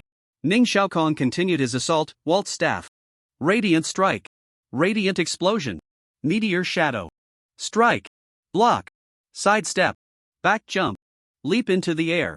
Gu Feng also used various evasion skills to counter the fierce attacks. Ning Xiaokong was once again shocked. He was already attacking Gu Feng with all his might, intending to take him down with this combo of battle mage skills, but unexpectedly, Gu Feng had effortlessly dodged them. This made Ning Xiaokong hesitant to attack blindly again. If he continued to attack recklessly, most of his skills would go into cooldown, putting him at a disadvantage. He stopped in place, pondering a strategy while waiting for his skills to cool down. Gu Feng also noticed that the opponent's attacks had come to a halt. "Oh, why aren't you attacking anymore? If you won't attack, I will." Stealth. Gu Feng directly entered stealth mode. Ning Xiaokong was shocked again. How does he also have the assassin stealth skill? The pressure instantly shifted to Ning Xiaokong. He knew Gu Feng's explosive power. If he got close, Gu Feng could definitely take him out with a single combo, and he didn't dare to take that risk. In that case, I'll use your strategy from earlier. Flame of the sky. Blizzard. Fire rain. Sandstorm. Great vortex technique. And then a thunder ring. Ning Xiaokong quickly chanted 5 area attack spells, instantly covering the entire field with skills, and then cast a thunder ring centered on himself, achieving 100% damage coverage. The assassin's stealth skill would reveal its user upon taking any damage, and Gu Feng had nowhere to hide this time. However, after casting the 6 skills, Ning Xiaokong did not see Gu Feng on the battlefield. He found it a bit strange. Could it be that I killed him instantly? Even if I killed him, his body would still appear. Why isn't it here? Could it be he jumped out of bounds voluntarily? That's quite possible. Ning Xiaokong looked at the referee and said, "Referee, I suspect Gu Feng has jumped out of bounds. Please announce the result of the match." Gu Feng possessed the Shadow Assassin's invisibility skill at level 80, which meant that even if he was attacked while in stealth, it wouldn't break his stealth state. But at that moment, Ning Xiaokong suddenly felt something approaching from behind, and then he heard a voice. "Invincible 1000 Years Kill. 1000 Years Kill, deals 300% damage, inflicting continuous pain and a high knockback effect." Ning Xiaokong only felt a tightness in his lower back followed by a heart-wrenching pain, and then his legs suddenly exerted force, jumping high into the air. Gu Feng looked up at the sky. Wow. This knockback effect is really high. Let's go even higher. Rising Dragon Fist. Gu Feng delivered a Rising Dragon Fist to Ning Xiaokong's abdomen, sending him flying to a new height. Final move, Sky Twister Hammer. Let's end this battle. Gu Feng clamped Ning Xiaokong's head between his knees and slammed it down towards the ground. Ice Barrier. Ning Xiaokong, a true 3S level super genius, slightly regained consciousness and immediately used the ice barrier skill to protect himself. The ice barrier, being an instant cast skill, formed rapidly, instantly freezing Gu Feng's legs in solid ice. Gu Feng thought to himself, not good. With his legs frozen in ice, all of Gu Feng's displacement skills became unusable, and he could only follow the heavy ice block crashing down to the ground. Boom! A loud crash. A large chunk of ice slammed heavily onto the ground. The ice barrier remained unscathed, and Ning Xiaokong inside the barrier was also unharmed. However, Gu Feng spat out a mouthful of blood from the heavy impact. He wiped the blood from the corner of his mouth, a wicked smile spreading across his face. It's been a while since I've been injured. This is interesting. Crash. The ice barrier shattered, the 3 seconds of invincibility ended, and both Ning Xiaokong and Gu Feng emerged from the barrier. As soon as Ning Xiaokong came out, he unleashed several instant cast skills to attack Gu Feng. Ice Ring, Fire Ring Rejection, Thunder Strike, Lightning Chain, Blink, Magic Shield, Charge. Gu Feng didn't dodge at all, directly activating the magic shield, then charged towards Ning Xiaokong. A max-level magic shield could consume his own mana to block 80% of magical damage and also weaken some control effects. It was essentially a skill that exchanged mana for health. But Gu Feng had unlimited mana, so he naturally wasn't worried about running out. The several magical attacks hitting him were completely ineffective. Ning Xiaokong also knew that even if Gu Feng exhausted his mana, he could still use warrior and fighter techniques to attack him, while all of his own displacement skills were on cooldown. Thus, Ning Xiaokong gave up on fleeing and prepared to fight Gu Feng to the death. He took out the battle mage's staff and shouted, "Come on, Gu Feng! Let's fight to the death. For you, this is a fight to the death. For me, it's just a battle with a bit of intensity." Shadow Step. Gu Feng's figure instantly vanished, appearing in front of Ning Xiaokong the next second. With so many displacement skills, even Ning Xiaokong, who had switched to Battle Mage mode, couldn't react in time. Let's end this. Crushing Fist, Inch Fist, Thunder Light Fist, Lightning Phi Chain Whip. Final move, Aura Aura Aura. Gu Feng unleashed a series of punches on Ning Xiaokong, leaving him with no power to resist. Ultimately, the SSS level talent Super Genius fell heavily onto the arena. After Gu Feng finished his combo, Ning Xiaokong collapsed heavily onto the arena, losing consciousness. Upon seeing Ning Xiaokong fall, the venue first fell silent, then erupted into incredible cheers. Heavens! Heavens! Ning Xiaokong actually lost. The SSS level Super Genius lost to a jobless person. And most importantly, my money is completely gone. Amazing! So incredibly amazing. Since they started fighting, the skills and magic released by both have never stopped. This is a top-tier talent super showdown. Incredible. So unbelievable. An SSS level top talent professional actually lost to a jobless person. Does that mean the jobless person's talent is stronger than SSS level talent? It's obvious that the jobless person is stronger. Gu Feng not only had no skill chance but also faced no restrictions between professions. In his battle against Ning Xiaokong, Gu Feng used skills from at least 10 different professions, making him a true all-round warrior. Terrifying. The unclassed are simply too frightening. If Gu Feng grows stronger and comprehends a few awakening skills, activating 5 or 6 awakening skills in an instant would be a devastating 5-hit combo. Just thinking about it is terrifying. Fortunately, this unclassed individual was born in our Huaxia. If he had been born in another country, he would definitely be an unbeatable foe. Our Huaxia has gained another top-tier combat force. Brother Chen, I owe you an apology. Please forgive me for previously calling unclassed individuals useless. I am the useless one. In the VIP guest area, all 4 big shots, except for Ma Boyun, stood up in shock. Zhang Guo muttered in disbelief. Did Gu Feng really defeat Ning Xiaokong? The unclassed truly defeated an SSS level super genius? Incredible. Unbelievable. Ma Boyun said. Marshal, don't go back on your promise regarding the prize. Don't worry, I will definitely give your disciple a few top-notch pieces of equipment. Gu Tianming exclaimed, this is amazing. I never expected Gu Feng to master so many skills and defeat Ning Xiaokong with such overwhelming force. It's simply unbelievable. Ma Boyun replied, sorry, President Gu, but your 1 billion bet has gone down the drain. What are you talking about? Our Huaxia has produced such a talented young man, this is our glory. I'm more than happy. A mere 1 billion is nothing. The mayor of Jingcheng said, our Huaxia has produced another remarkable figure. Congratulations. Congratulations. The president of Jingcheng University stated, we at Jingcheng University accept our defeat wholeheartedly. Old Ma, you truly have an exceptional disciple. Ma Boyun smiled and said. Admitted, admitted. With Ning Xiaokong falling, the referee immediately announced the result of the match. B.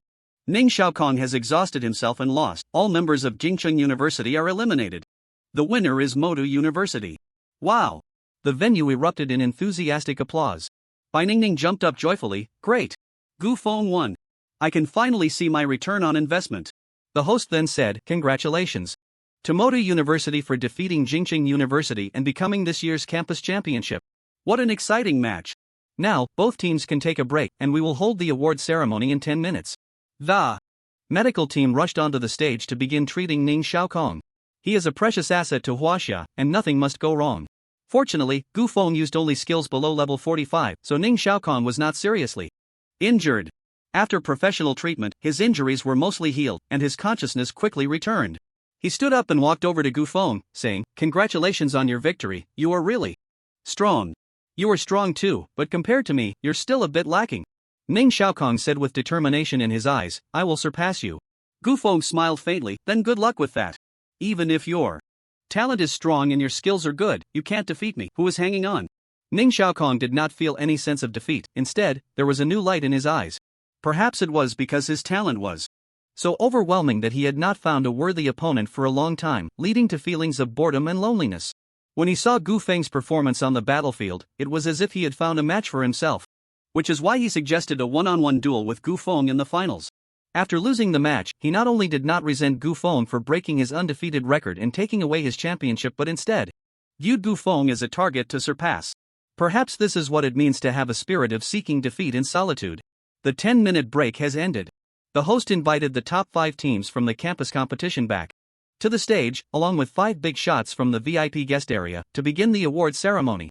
Next, we have the newly promoted second awakening expert from Huaxia, the president of the Chunlong Guild, Ma Boyun, to present the award to the 5th place team, Qingbei University. Their prize is a cash reward of 100 million yuan, each receiving a legendary quality weapon or equipment of level 45 to 50, and each can choose a skill book of level 50 or below. Ma Boyun handed the trophy and certificate to the captain of Qingbei University, saying, keep up the good work. Qingbei University accepted the trophy, but there was no sign of joy on their faces, clearly dissatisfied with this result. They simply said thank you. Next, we invite the mayor of Jingcheng to present the award to the 4th place team, Hedong University. Their prize is a cash reward of 200 million yuan, each receiving 2 legendary quality weapons or equipment of level 45 to 50, and each can choose a skill book of level 50 or below. Next, we invite the president of Jingcheng University to present the award to the 2nd place team, Jingcheng University. With the presence of a 3S level professional, it was a foregone conclusion that Jingcheng University would win this year's championship. Therefore, the president of Jingcheng University also attended this event as a special guest. He originally wanted to bask in the glory of Jingcheng University winning 1st place, but unexpectedly, they were defeated by Modu University. He could only reluctantly accept the 2nd place result. Next, we invite the Grand Marshal of the Warring States to present the award to the champion team from Modu University. Their prize is a cash reward of 500 million yuan, each receiving 5 legendary quality weapons or equipment of level 45 to 50, and each can choose 5 skill books of level 50 or below. The Grand Marshal stepped forward, holding the trophy and certificate, and handed them to Gu Feng. Young man, you did well. Your future is bright. Gu Feng humbly replied, thank you for the compliment, Marshal. Don't rush to leave after the ceremony, I have an additional reward for you. Oh? An additional reward for me? Is the Grand Marshal trying to win me over? After the award ceremony, the audience gradually exited the venue. The contestants also boarded buses to leave the venue, either heading to a celebration banquet or returning directly to their schools. As for the prizes and equipment, they would be received within 3 days after making their selections. The team from Modu University stayed behind to wait for the Grand Marshal to give Gu Feng his extra reward. They were also curious to see what kind of reward the Grand Marshal would offer Gu Feng. Soon, after the Grand Marshal finished exchanging pleasantries with Ma Boyun and others, he came to Gu Feng's side. Gu Feng politely said, Marshal. Master. The Grand Marshal replied, no need to be polite. Just now, I made a bet with your master that if you won the championship in this competition, I would gift you a few top-tier pieces of equipment. I didn't expect you to actually win the championship. You've truly impressed me. Gu Feng joked, if you gift me a few top-tier pieces of equipment, wouldn't that mean you're at a loss, Marshal? Ma Boyun said, the Marshal could never be at a loss. At your master's suggestion, the Marshal also placed a bet of 1 billion on you, and after the competition ended, he made a small profit of 2 billion. So just accept it confidently. Then I won't be polite and will gladly accept it. The Grand Marshal then took out a giant trident from his spatial backpack. Giant Octopus Trident, LV.45, legendary quality, giant weapon, exclusive to Dragon Slayers, attack power plus 1500, constitution plus 100. All attacks will deal 30% splash damage to surrounding enemies. This weapon was one I accidentally discovered while exploring the Naga's lair after finding a treasure map, and I obtained it by defeating a hidden boss, the deep-sea giant octopus. The giant octopus was exceptionally fierce, and its recovery ability was incredibly strong. My team and I risked our lives and expended a great deal of energy to slay it. Although this weapon is only level 45, it possesses 30% splash damage, allowing every attack from the warrior to achieve an area effect, making it quite powerful. Even now, I occasionally take it out when farming small monsters. Now, I am gifting you this legendary weapon. You are currently level 41, so you should be able to use it soon. The others looked on with envy. Hiss the giant octopus's trident. 30% splash damage. It's not much different from the level 80 legendary weapon, the Hydra's battle axe. This is definitely a miraculous tool for cutting through enemies. I've never even heard of a legendary weapon dropped by a hidden boss. Even if I were given the chance to freely choose a legendary weapon, I wouldn't know this weapon existed. Now you know. Hurry up and apply. What good does knowing do? The key is that the national treasury must have it. The warlord of the warring states can almost freely access the resources of the treasury, and even he is reluctant to donate this weapon, let alone others. Even if someone else were to farm this weapon, they wouldn't easily donate it, they would definitely pass it on to their own family. True. Although they are all legendary weapons, there is still a significant gap between them. Hidden bosses are rare, and the legendary weapons they drop are much stronger than those dropped by regular bosses. The warlord of the warring states has also made a painful sacrifice this time. To be willing to give Gufeng a legendary weapon dropped by a hidden boss, the warlord must have really invested a lot. When Gufeng saw the weapon brought out by the warlord of the warring states, there was no surprise in his eyes, only a capitalized disappointment. Sorry, warlord. This weapon. I already have it. Saying this, Gufeng also took out an identical octopus trident from his space backpack. The warlord of the warring states was taken aback when he saw the identical octopus trident in Gufeng's hand. You already have it? Where did you get this weapon? My experience is similar to yours. I accidentally obtained a treasure map, then followed it to find a sunken ship and encountered a giant octopus boss. After slaying the giant octopus, I obtained this weapon. At this moment, the warlord's face was filled with embarrassment. Isn't this just awkward? I just bragged about this weapon for so long, calling it a rare treasure and a life or death experience. And yet, this person casually pulls out an identical one. Damn. If you had taken it out earlier, I wouldn't have bragged. The warlord cleared his throat and said, Not bad, not bad. You have the same fortune as I do. You are indeed special. Since you already have the octopus trident, I will give you another weapon. He put away the trident and then took out a long sword radiating with the power of fire and lightning. Thunderfire sword, legendary quality, LV.45 applicable classes, mage, warrior. Attack power plus 1000 spell damage plus 1000 normal attacks and skills add 500 points of fire damage and lightning damage. The warlord proudly said, This sword is called the Thunderfire sword. As the name suggests, this sword possesses two types of elemental damage. All attacks will add both types of elemental damage, providing a significant damage boost whether used by a warrior or a mage. It is recognized as the strongest weapon at level 45. This sword was meticulously forged by the legendary craftsman Master Duan Kong. Master Duan only forges a maximum of 3 of the same weapon, which means there are only 3 of this sword in the entire world. Moreover, Master Duankong only sells to those with exceptional strength and fate. If one lacks fate, no amount of money can buy this weapon. This sword was gifted to me by Master Duankong, and now it is time for me to pass it on to you, a person of exceptional strength and fate. Take the sword, Gufeng. Zhanghua thought proudly, there are only 3 legendary weapons in the world, and you surely don't have one. This little brat still let me show off. At this moment, not only was Gufeng feeling a bit awkward, but his teammates were also extremely uncomfortable. Gufeng cleared his throat, Ahem. Marshal, I also have this weapon. Saying this, Gufeng pulled out a sword identical to the one radiating flames and lightning. Zhanghua looked at the Thunderfire sword in Gufeng's hand in disbelief. What? You have one too? Where did you get this? Gufeng naturally couldn't say that he obtained the sword through killing and looting. Well, a friend gifted it to me before passing. It seems that more than one expert considers you a person of fate. Since you have this weapon as well, then I'll pick another weapon for you. What should I give you? Zhang Guo couldn't think of a suitable weapon to gift Gu Feng. Seeing the marshal's troubled expression, Gu Feng said, "Marshal, since I already have the level 45 strongest weapon, the Thunderfire sword, I don't have much need for weapons at the moment. How about you gift me a few high-level skill books above level 45 instead?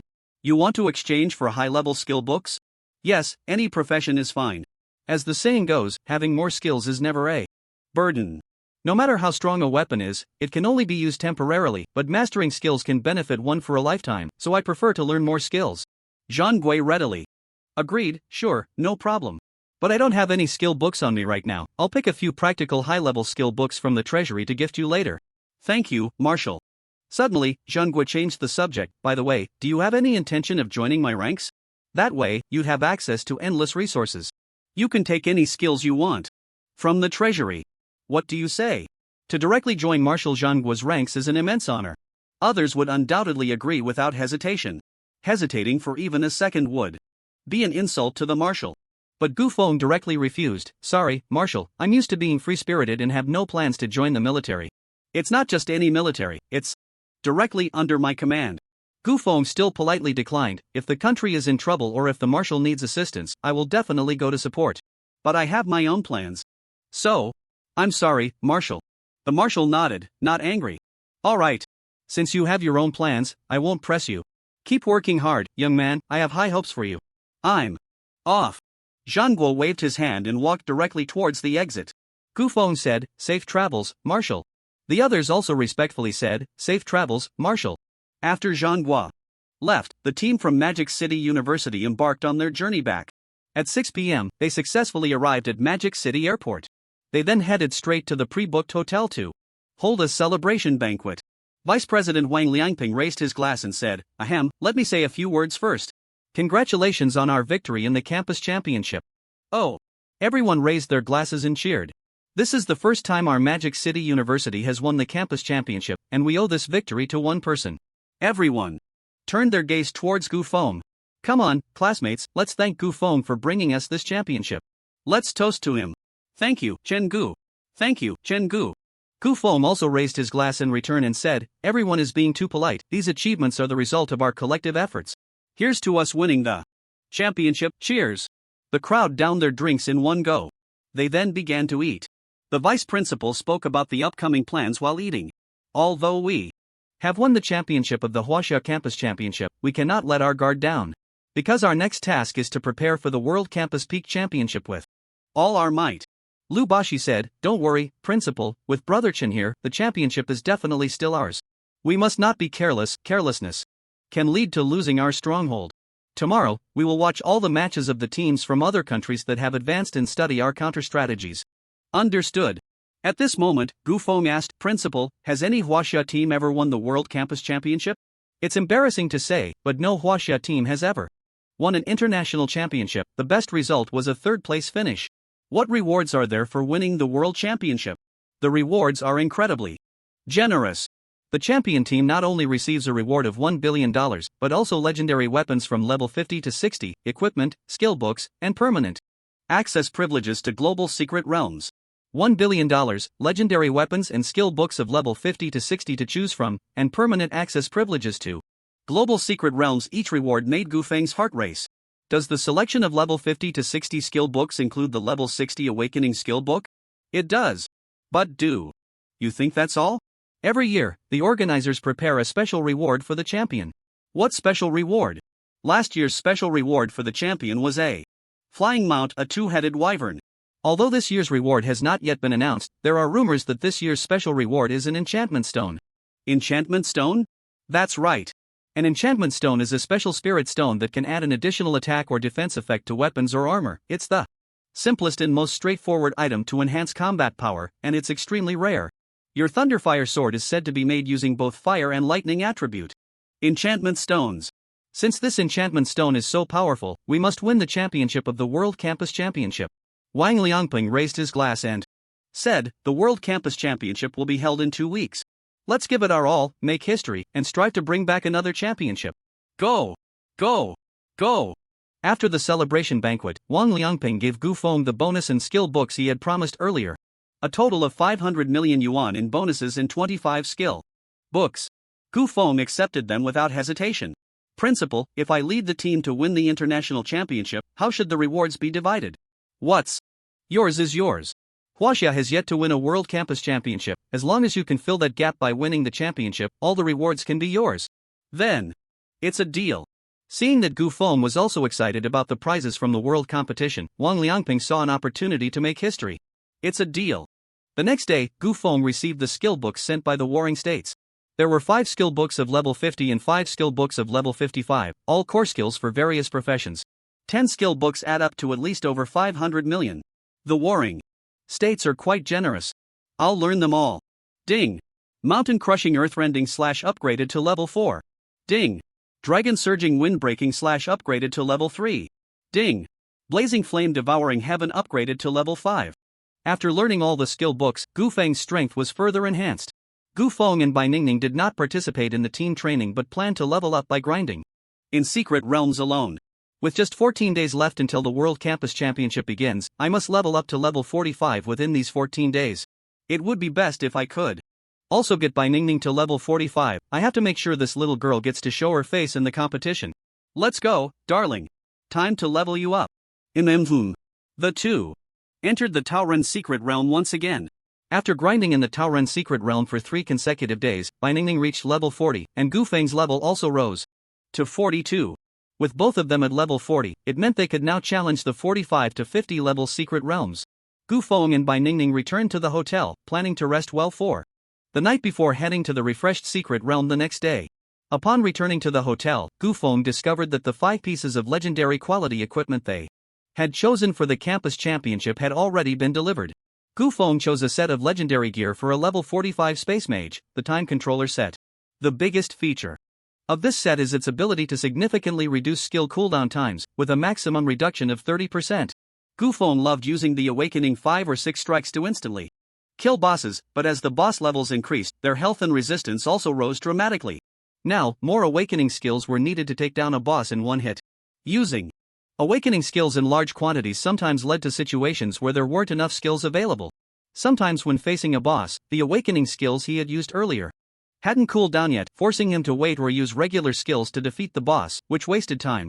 With the time controller set, the cooldown time for awakening skills would be greatly reduced, significantly lowering the occurrence of not having enough skills available. The longer the cooldown time of a skill, the longer the reduction would be. For example, Gu Feng's forbidden spell typically had a cooldown of about 7 days, but wearing the time controller set reduced that cooldown by 2 days. Gu Feng had hundreds of skills, and choosing a set that could shorten cooldown times was far more cost-effective than those that merely increased defense, health, or added a few more skills. The time controller set was undoubtedly the most cost-effective choice.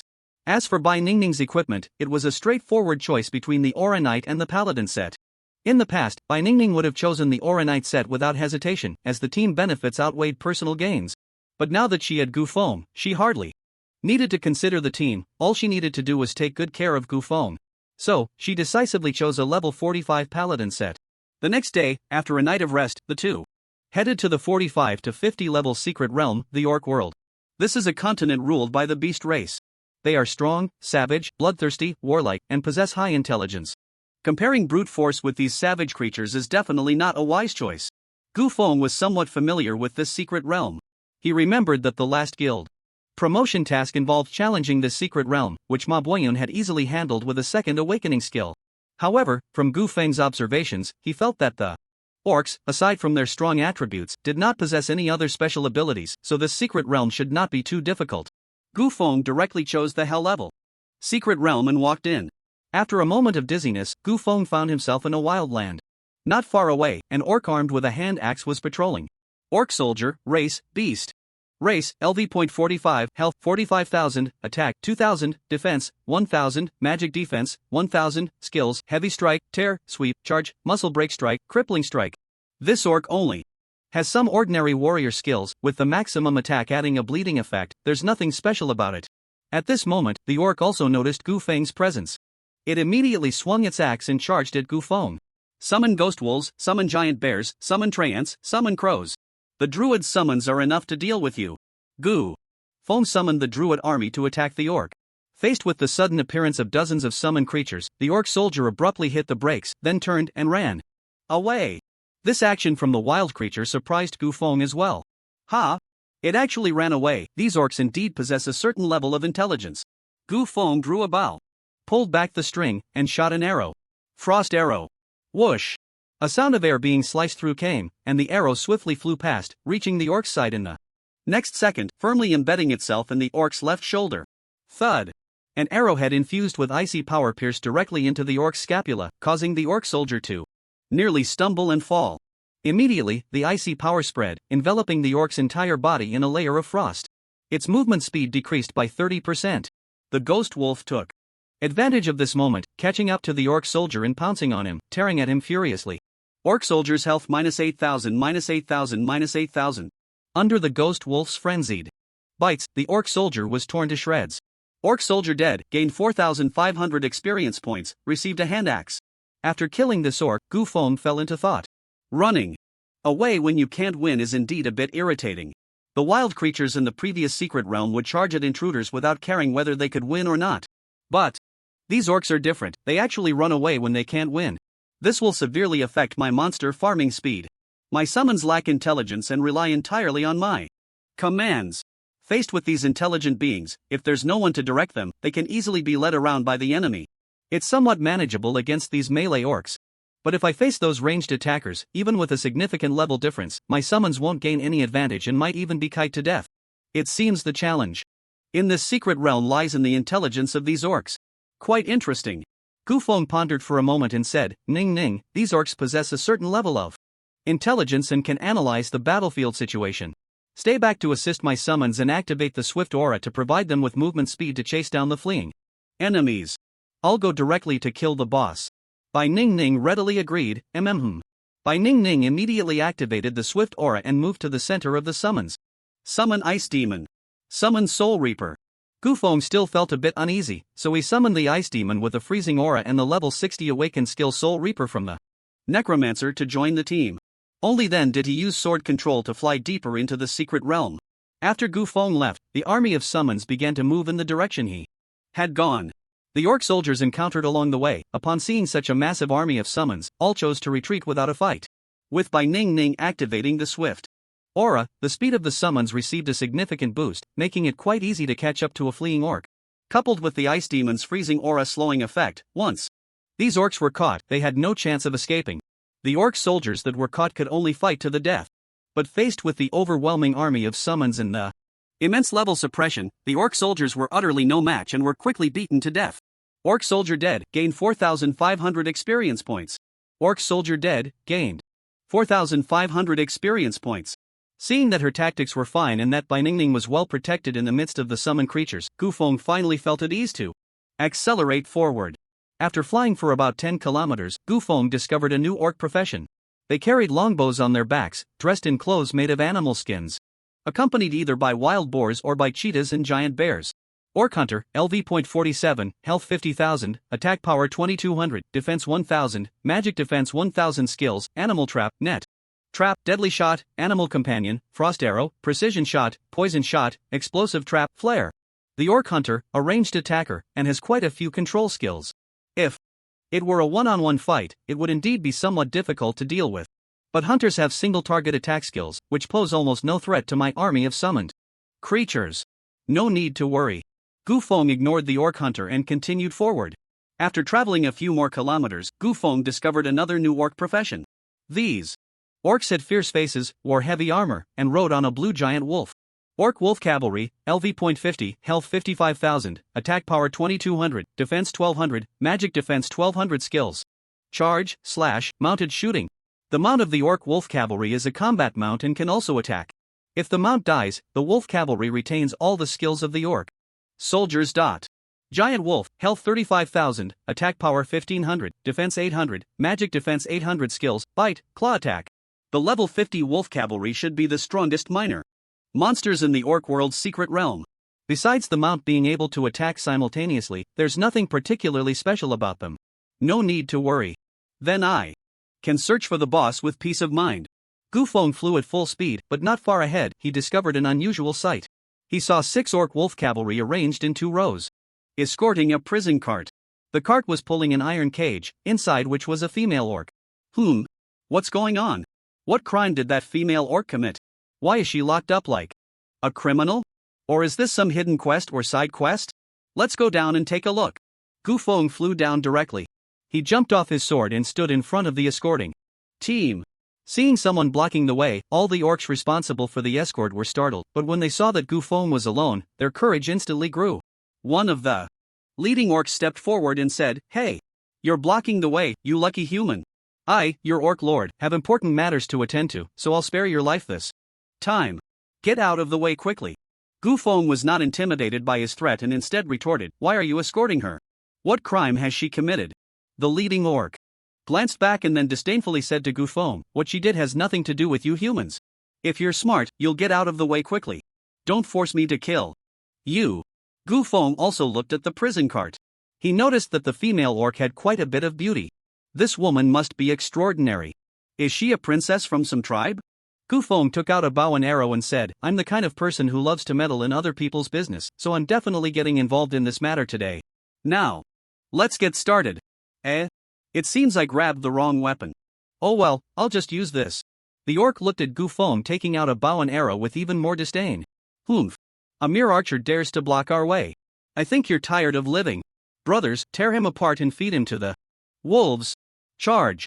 4 wolf cavalrymen brandished their large blades and charged towards Gu Feng. 2 other wolf cavalrymen drew their bows, aiming at Gu Feng. The speed of a mounted charge is faster than a regular charge, causing more damage, but the only drawback is the lack of the stunning effect that a regular charge has. At the moment the wolf cavalry charged at Gu Feng, he lightly waved his bow and said, "Ice wall." Boom! A tall and thick ice wall instantly rose from the ground, blocking his path. Immediately, the massive head of the giant wolf crashed into the ice wall, producing 4 heavy thuds. Gu Feng felt his head buzzing. Giant wolf health minus 6,500. Giant wolf health minus 6,500. Under such a high-speed impact, the giant wolf also suffered considerable damage. The giant wolf shook its head, regained its composure, and barely steadied itself. But its head still throbbed painfully. The orc was also dumbfounded at this moment. "Ice wall? Aren't you an archer? Are you a mage? No one said that someone with a bow must be an archer, right?" The orc's eyelids twitched, gritting his teeth as he said, "I can kill mages just the same. Come on. Flame of the heavens. Flame of the heavens." Gu Feng plucked the string of his bow, and a towering pillar of fire instantly erupted from beneath the wolf cavalrymen, engulfing several of them in an instant. Orc wolf cavalry health minus 4,790 minus 4,830-4770. Giant wolf health minus 5,010 minus 5,083-5030. In the distance, 2 orcs holding bows were startled by the towering pillar of fire and immediately began shooting at Gu Feng. Blink! Thunder dash! Gu Feng directly used Blink to dodge 2 arrows and quickly advanced to the front of the 2 wolf cavalrymen with Thunder Dash. The giant wolf opened its massive jaws and lunged at Gu Feng. Shockwave. Ice ring. Lightning sphere. Chain lightning. Rain of fire. Gu Feng used Shockwave to push back. The 2 wolf cavalrymen then unleashed a series of area attack skills at the 2 orc wolf cavalrymen. Orc wolf cavalry health minus 3,790 minus 3,330-3370. Giant wolf health minus 4,010 minus 4,080-4050. Giant wolf death grants 3,000 experience. Giant wolf death grants 3,000 experience. Orc wolf cavalry death grants 5,000 experience. Orc wolf cavalry death grants 5,000 experience. Obtained an orc helmet. Gu Feng's set of skills instantly took down the 2 orc wolf cavalrymen along with their mounts. At this moment, the flame of the heavens skill gradually faded, followed by the sound of the giant wolf's death. Giant wolf death grants 3,000 experience. Giant wolf death grants 3,000 experience. However, there was no sound of the orc's death. As the flames dissipated, one by one, orcs with charred bodies, rotting skin, and emitting a strong smell of cooked meat reappeared in Gu Feng's sight. It seems that one flame of the heavens is not enough to kill orcs with over 50,000 health. The leading orc roared, "Victory or death! Loktar ogre!" Then he swung his blade towards Gu Feng again. "With such a bad temper, let me cool you down. Blizzard. Ice sphere. Ice spike." As the icy air dissipated, the 4 orcs turned into shards of ice. Gu Feng walked towards the prison cart. Only then did he carefully examine the female orc. The imprisoned female beastman appeared emaciated. Her skin was also green, but noticeably lighter than that of other beastmen. Too pristine. Little tiger teeth peeked out from her lips, not at all jarring, and her nose, eyes, and cheeks were not as coarse and wild as those of a beastman, but rather delicate and refined, resembling a human's appearance. She looked like a beastman girl who had stepped out of an anime. Gu Feng couldn't help but exclaim softly, "It's absolutely stunning. Her beauty would be considered extraordinary even in the human world. This is definitely not an ordinary beastman, she must be a half-beastman." Gu Feng checked her information. Her level was only 42, the same as his. Her strength and health points were much lower than those of ordinary beastmen, but her agility, spirit, and intelligence were significantly higher. It seemed she was undoubtedly a half-beastman. Gu Feng approached the cage and said softly, "Are you okay?" The half-beastman did not respond, her eyes were filled with fear as she curled up in the corner like an injured kitten. Gu Feng continued to speak gently, "Don't be afraid, I mean you no harm. Why did your kin capture you?" Upon hearing the word kin, a sharp look crossed the female beastman's face, but it vanished almost instantly, and she remained curled up in silence. Gu Feng offered her more comforting words, but the female beastman still did not respond. Feeling that this approach was futile, he decided to let her out. "I'm going to release you now, so don't be scared." Gu Feng unlocked the chains, then opened the cage door and reached in to pull her out. But the female beastman suddenly panicked and bit down on Gu Feng's arm, then bolted out of the cage. Gu Feng felt a sharp pain in his arm and quickly pulled back.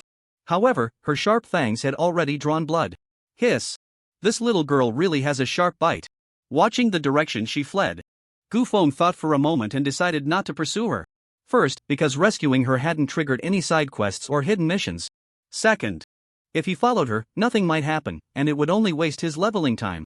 As for taking her as part of his harem, Gu Feng had considered it. But with her sharp teeth and fierce personality, if she bit him, that wouldn't be good. Although beastman girls are nice, it's better not to take that risk. Healing spell. After healing his arm, Gu Feng continued deeper into the secret realm. After searching for about 20 minutes, Gu Feng discovered the location of the boss. It was a tribe made up of wooden tents constructed by dozens of beastmen. Although the tribe consisted of several tents, not every tent housed beastmen. Most of them were out hunting or working during the day, leaving only a few to stand guard.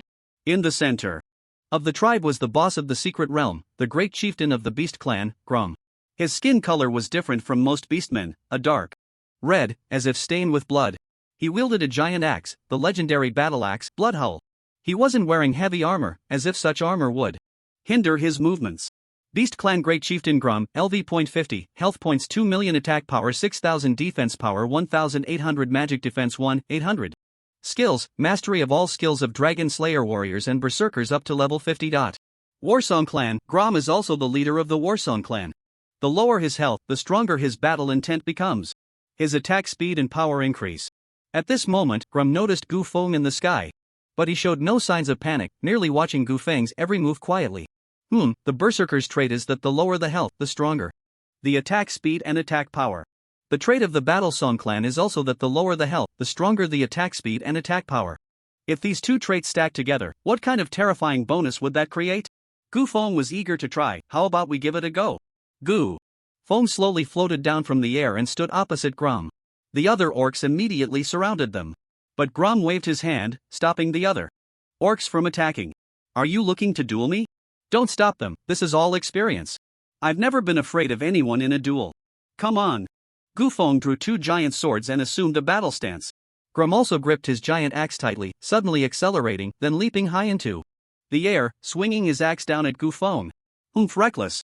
I can perfectly block your attack with a counter. But this move seems a bit familiar. It looks like Mountain Splitter? Gu Feng's pupils constricted. What the hell? You're starting off with your ultimate? Blink. Gu Feng's pupils shrank as he blinked away from the attack range. Boom! Bloodhowl struck heavily against the ground, creating a deep crack in the earth.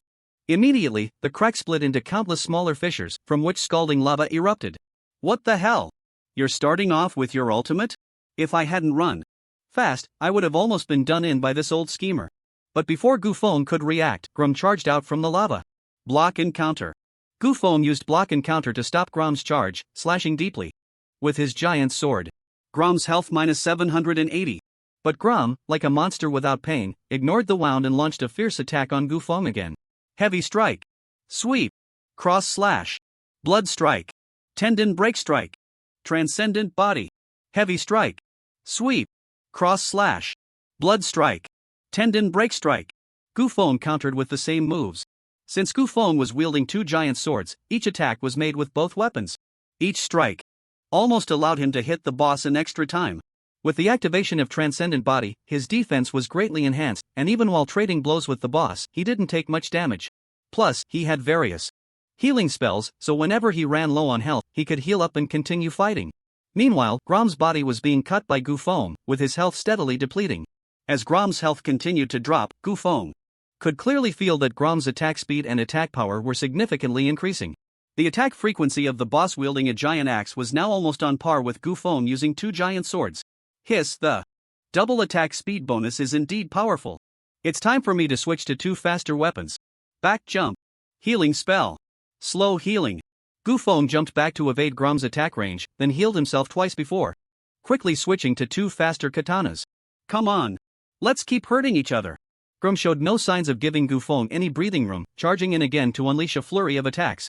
The two resumed their fierce exchange. Neither dodged, not even using skills, just pure basic attacks, pure aggression. The attack speed of the katanas was clearly much faster than that of the giant swords, giving Gufeng the advantage in speed. Once more. Blades flashed. Blood splattered. They continued to exchange blows for another 5 minutes. At this point, Grom's health was below 50%, and as his health continued to decline, his attack speed and attack power reached a whole new height. Grom's speed in wielding the giant axe had surpassed even Gufeng's speed of swinging 2 katanas. Gufeng was starting to struggle. Damn! You're crazier than a rabid dog, Dianwei. Have you completely lost it? Can you at least give me a moment to catch my breath? Just then, the skill duration of the extraordinary body ended. Crack! Crack! Grom swung his giant axe and struck Gufeng hard, instantly opening 2 large wounds on his body. Gufeng's health dropped -4,800 -4,900. Blink! Bone Prison! Gufeng blinked out of combat. Then he used the Bone Prison skill to trap the boss there. Grom frantically attacked the Bone Prison, and at max level, the Bone Prison probably wouldn't last more than a few seconds under his relentless assault. But it still bought Gufeng a brief moment to breathe. Hiss, that feels good. It's been a while since I've taken such heavy damage. Quick heal. Holy light healing. Gufeng was instantly back to full health. This rabid dog is indeed powerful. He just lost 50% of his health and has such a freakish attack speed boost. I can't imagine how terrifying his attack speed would be if he lost 80% or 90% of his health. It's really tough to go one-on-one with him. I can't keep playing around with him, it's time to get serious. If I want to go toe-to-toe with Grom and win, it looks like I can only use that move. Activate Bloodthirsty Aura. Weakness Perception. Body of Steel. War Cry. Shadow Cloak. Blessing of the Archangel. Gufeng stacked a whole bunch of buffs on himself, and his attributes skyrocketed. Finally, activate the Hellblood Demon. Hellblood Demon, level 60 Berserker Awakening skill. The Berserker consumes his own health to transform into the Hellblood Demon. After the skill is activated, the Berserker consumes 2% of his maximum health per second while increasing attack speed by 30%, attack power by 30%, and lifesteal effect by 30%. Boom! A surge of blood energy erupted from Gufeng. Immediately, his skin turned dark red, veins bulged all over his body, blood energy swirled around him, and his eyes turned crimson and bloodthirsty. Whoosh! Grom shattered the Bone Prison and stepped out. With a roar, he charged at Gufeng again. Humph! Come on! Let me show you the awakened form of a berserker. Charge! Boom! The two collided, and they entered a mode of mutual hacking once more. Gufeng stacked various buffs, greatly enhancing his attributes, and each attack could deal over 2,000 damage to Grom. With the lifesteal effects from the Hellblood Demon and Bloodthirsty Aura, Gufeng had 50% lifesteal, allowing him to recover over 1,000 health with each attack. He stood firm against the boss's attacks without a hint of panic. As the boss's health dropped below 10%, his attack speed reached an extremely terrifying rate, almost swinging 3 times per second. Such a massive battle axe swinging 3 times a second looked incredibly out of place, as if he had activated a speed hack. With such a huge attack speed and damage boost, even with Gufeng's 50% lifesteal, it was becoming a bit overwhelming. Rabid dog. The bloodied orc boss is simply a rabid dog. Since you've activated a speed hack, don't blame me for not playing fair. This is my final move to take you down. Dragon Slayer. Dragon Slayer, level 60 awakening skill of the Dragon Slayer warrior. Deals a powerful slash to the target, inflicting 10,000% physical damage. If the target is a dragon, it inflicts an additional 5,000% physical damage. Gufeng executed a beautiful cross slash that pierced through Grom's body. In the next moment, Grom's body split into 4 pieces and fell to the ground, dead beyond recovery. Ding! Congratulations! You have killed the orc chieftain Grom, earning 500,000 experience points. You have received the weapon Bloodhowl. Ha, I finally killed him. It wasn't easy at all. Why did I even think about challenging him one-on-one? Isn't that just overkill? Wouldn't it have been better to just use my awakened 8-hit combo to take him down? Ha! Isn't that better? After defeating the Beastmen boss, the other orcs in the tribe didn't flee, instead. They rushed towards Gu Feng. Gu Feng had just fought Grom for hundreds of rounds and was already exhausted. He flew directly into the air and unleashed a storm twin tornado, wiping out the orc minions in an instant. After the annihilation, Gu Feng began to collect the loot dropped by the boss. Blood Roar, usable at level 50, two-handed weapon, exclusive to warriors, legendary quality, attack power plus 1600, constitution plus 50, strength plus 50, critical hit rate plus 10%, critical hit damage plus 20%, each critical hit triggers a 30% lifesteal effect. The most violent weapon for warriors at level 50 truly lives up to its name. But unfortunately, since I'm killing monsters above my level, I can't use this good equipment for now. Sigh, I'll just keep it. Barbarian chest armor, usable at level 50, quality, gold. This chest armor is pretty trash, I'll sell it for scraps. After picking up the loot, Gu Feng sent a private message to Bai Ningning, let's go, darling, and continue to the next secret realm. The two teleported out of the secret realm and then re-entered the secret realm of the Beastmen world. Gu Feng continued to use the same strategy to grind. When he flew into the area of the orc wolf cavalry, he specifically paid attention to the ground, hoping to see that beautiful orc woman again. Unfortunately, he didn't find any trace of her this time. Gu Feng sighed slightly, feeling a bit disappointed, as if he had missed a beautiful encounter. Upon reaching the boss territory, Gu Feng didn't let his emotions get the better of him and challenge the boss one-on-one. Instead, he stood in the air and used his awakened 8-hit combo to take the boss down in an instant. After killing the boss, Gu Feng didn't linger and continued grinding, wanting to level up to 45 before the World Championship. He grinded for a whole day. However, after grinding the secret realm over 20 times that day, he still didn't encounter that orc woman again. Could it be that the orc woman really was a random event? Once missed, she would never appear again? So, I should have followed her back then? My romantic encounter with the orc woman. Bai Ningning lay on Gu Feng's chest and asked, Gu Feng, what are you thinking about? You look so distracted, are you thinking about another woman? No, I absolutely wasn't thinking about another woman, I wasn't even thinking about anyone at all. That's more like it. So what were you thinking about? I was just thinking. I might have missed a hidden quest in the secret realm today, and I feel a bit regretful. Bai Ningning comforted him, it's okay, hidden quests are meant to be encountered by chance. If you catch one, it's an extra reward, and if you miss it, there's nothing to regret. Don't feel too bad about it. Then let's go to bed early, we have to keep fighting. Tomorrow. The next day, the two continued grinding in the orc secret realm. Gu Feng still couldn't find the prison cart that held the orc woman in the territory of the orc wolf cavalry. He finally gave up completely and sped towards the boss territory. Upon arriving at the boss territory, just as Gu Feng was about to use his awakened 8-hit combo on the boss, he suddenly spotted the orc woman he had been desperately searching for. She was chained by a thick iron chain, which was tied to a large wooden stake, her body dirty, as if she were being kept like a dog. Searching for her 1,000 times, turns out she's tied up like a dog. I didn't expect this group of orcs to have captured her again. But isn't this a waste? How can they tie her up like a dog? Do the orcs have such poor taste? How could I not take advantage of this? Since the orc girl is here, I can't use the awakening 8-hit combo to kill the boss, as that might end up killing her too. But I also don't want to fight this brute for 300 rounds, it's just too exhausting. I can only use summoned beasts to take him down. The druid summons are busy fighting the small monsters with Ning Ning. There are no corpses here to summon skeletons. So I can only use the summons from the summoner. Summon level 100. Goblin. Summon level 100 Black Knight. Summon Flower Fairy. Tauran. Ice Elemental. Fire Elemental. Thunder Elemental. Water Elemental. The summoned creatures immediately joined the fray with the orc warriors. The scene was quite spectacular. But these few summons can only handle the minions, defeating the boss will still take a lot of time. In that case, let's use another awakening skill. Summon the Otherworldly Portal. Otherworldly Portal, Summoner's level 60 awakening skill. Opens a portal connecting to another world. Every 10 seconds a random creature from that world will emerge to assist you in battle, lasting for 5 minutes. The higher the skill level, the greater the chance of summoning higher tier creatures.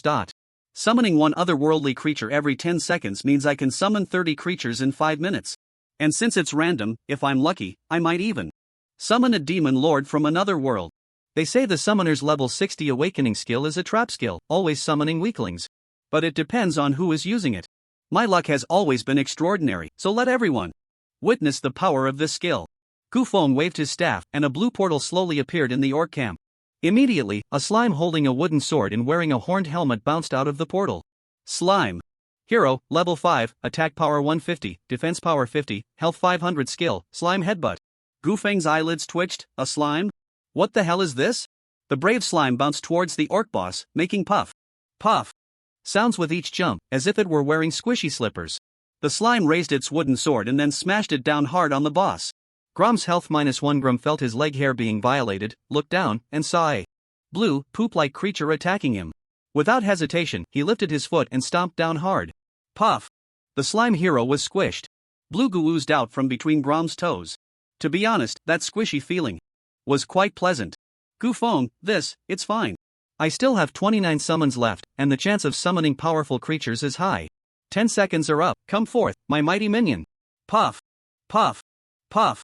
Hearing that familiar squishy sound, Gufeng knew this time the summoned creature had puff! Puff! Puff! A pure gold poop, a pure gold slime bounced out of the portal. Clang clang clang. Gold slime reporting for duty. Gold slime, level 8, attack power 200, defense power 1000, health 50 skill, golden headbutt. Sprint. The gold slime is a special rare monster among slimes, with 1000 defense points, and upon death, it drops a large amount of gold coins. 1000 defense points make it invincible in the novice village. 99.9% of newcomers can only deal 1 point of minimum damage to it. But fortunately, the gold slime doesn't have much health, it can be killed after 50 hits of minimum damage. However, the gold slime will immediately accelerate and choose to flee after being attacked. So wanting to kill the golden slime isn't an easy task, Gufeng explained proudly. What the hell am I proud of? A defense of 1000 is indeed invincible in the novice village. But this is no longer the novice village. The boss has an attack power of over 6000, and it can squash it with a single step. Sure enough, when the golden slime attacked the boss, it was mercilessly stomped flat by its giant foot. And it dropped 10 gold coins. Gufeng was at a loss for words. Did I poke a slime nest? Why are there so many slimes? This is ridiculous. Gufeng comforted himself, it's okay. It's okay. There are still 28 summons left, I can't keep summoning slimes. The odds are just too low. 10 seconds are up. This time it can't be a slime. Come forth, my powerful servant. Hooded Goblin. Hello? I have a hoodie. Hooded Goblin, LV 10, health 1200, attack 200, defense 30 skills, backstab. Poison dagger. Damn. Although this time it's not a slime, the goblin isn't much stronger. This skill is really useless. Now, I want to ask online, can this portal be closed? I really don't want to be embarrassed with it open. This pitfall skill is not called that for nothing. I can't bear to look. I really can't expect any miracles from this pitfall skill. If this continues, the boss will be right in front of me. Since I can't rely on the interdimensional portal to summon any powerful creatures, I can only do it myself. Summon the Demon King from another world. A black portal appeared out of nowhere, and then a Demon King with long antennae on its head, a pair of demonic wings on its back, wielding a Demon King's sword, and exuding an aura of authority stepped out of the portal. Demon King from another world, Summoner Mage, level 80. Awakened skill. Summons the strongest Demon King avatar from another world to assist you in battle, lasting 5 minutes. Attack power 15,000, magic attack 15,000, defense 8,000, magic defense 8,000, health 800, 000. Skills, the Demon King is proficient in most magic skills and combat. Ultimate skill, Ultimate Demon King Blast. Ultimate Demon King Blast, the Demon King charges and fires a dark attribute magic blast containing immense energy, dealing 10,000% magic damage to the target. Indeed, it was worthy of being an 80 level second awakening skill. These stats are simply explosive. The most explosive has to be its Demon King Blast.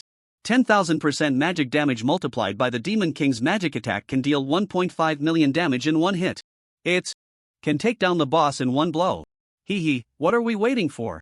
Go! Demon King, use the ultimate Demon King Blast to end the battle in one strike. The Demon King let out a heavy breath, then flapped its wings and swung the Demon King's sword towards the orc chieftain Grum. It then unleashed a move, Cleave. Gufeng? Before Gufeng could react, the Demon King cast another magic blast that hit the boss. Ha! No! Big brother, wouldn't it be better to use the ultimate Demon King Blast to take down the boss in one hit? There's no need to use these low-level skills. But the Demon King completely ignored Gufeng's commands and continued on its own path. Roar! Embrace the pain. Fireball. Gufeng, big brother, if we're going to fight, let's just fight. Can we skip the catchphrases? There's no need to shout such a loud slogan for a fireball. You don't feel embarrassed, but I do. The Demon King continued on its own, shouting high-pitched slogans. Face death. Heavy strike. That heavy strike almost made me socially die. Are you trying to use every skill before you finally use that ultimate Demon King Blast? Are all summoned creatures so disobedient to their summoners? No wonder no one wants to team up with a summoner. Such unruly summoned creatures really can be a drag. The Demon King, ha ha ha. I am the embodiment of evil. I am the strongest in this other world. I am invincible. Block. In front of me, you are all mere ants. Die, bugs. Back jump. Gufeng listened to his cringeworthy slogans and his mysterious maneuvers, feeling utterly helpless. Your moves are really something else, truly an eye-opener. Anyway, you only have 5 minutes of duration, so hey, as long as you're happy. Although the Demon King was using various low-level skills and mindless attacks against Grum, the huge level difference between the two allowed the Demon King to firmly suppress Grum.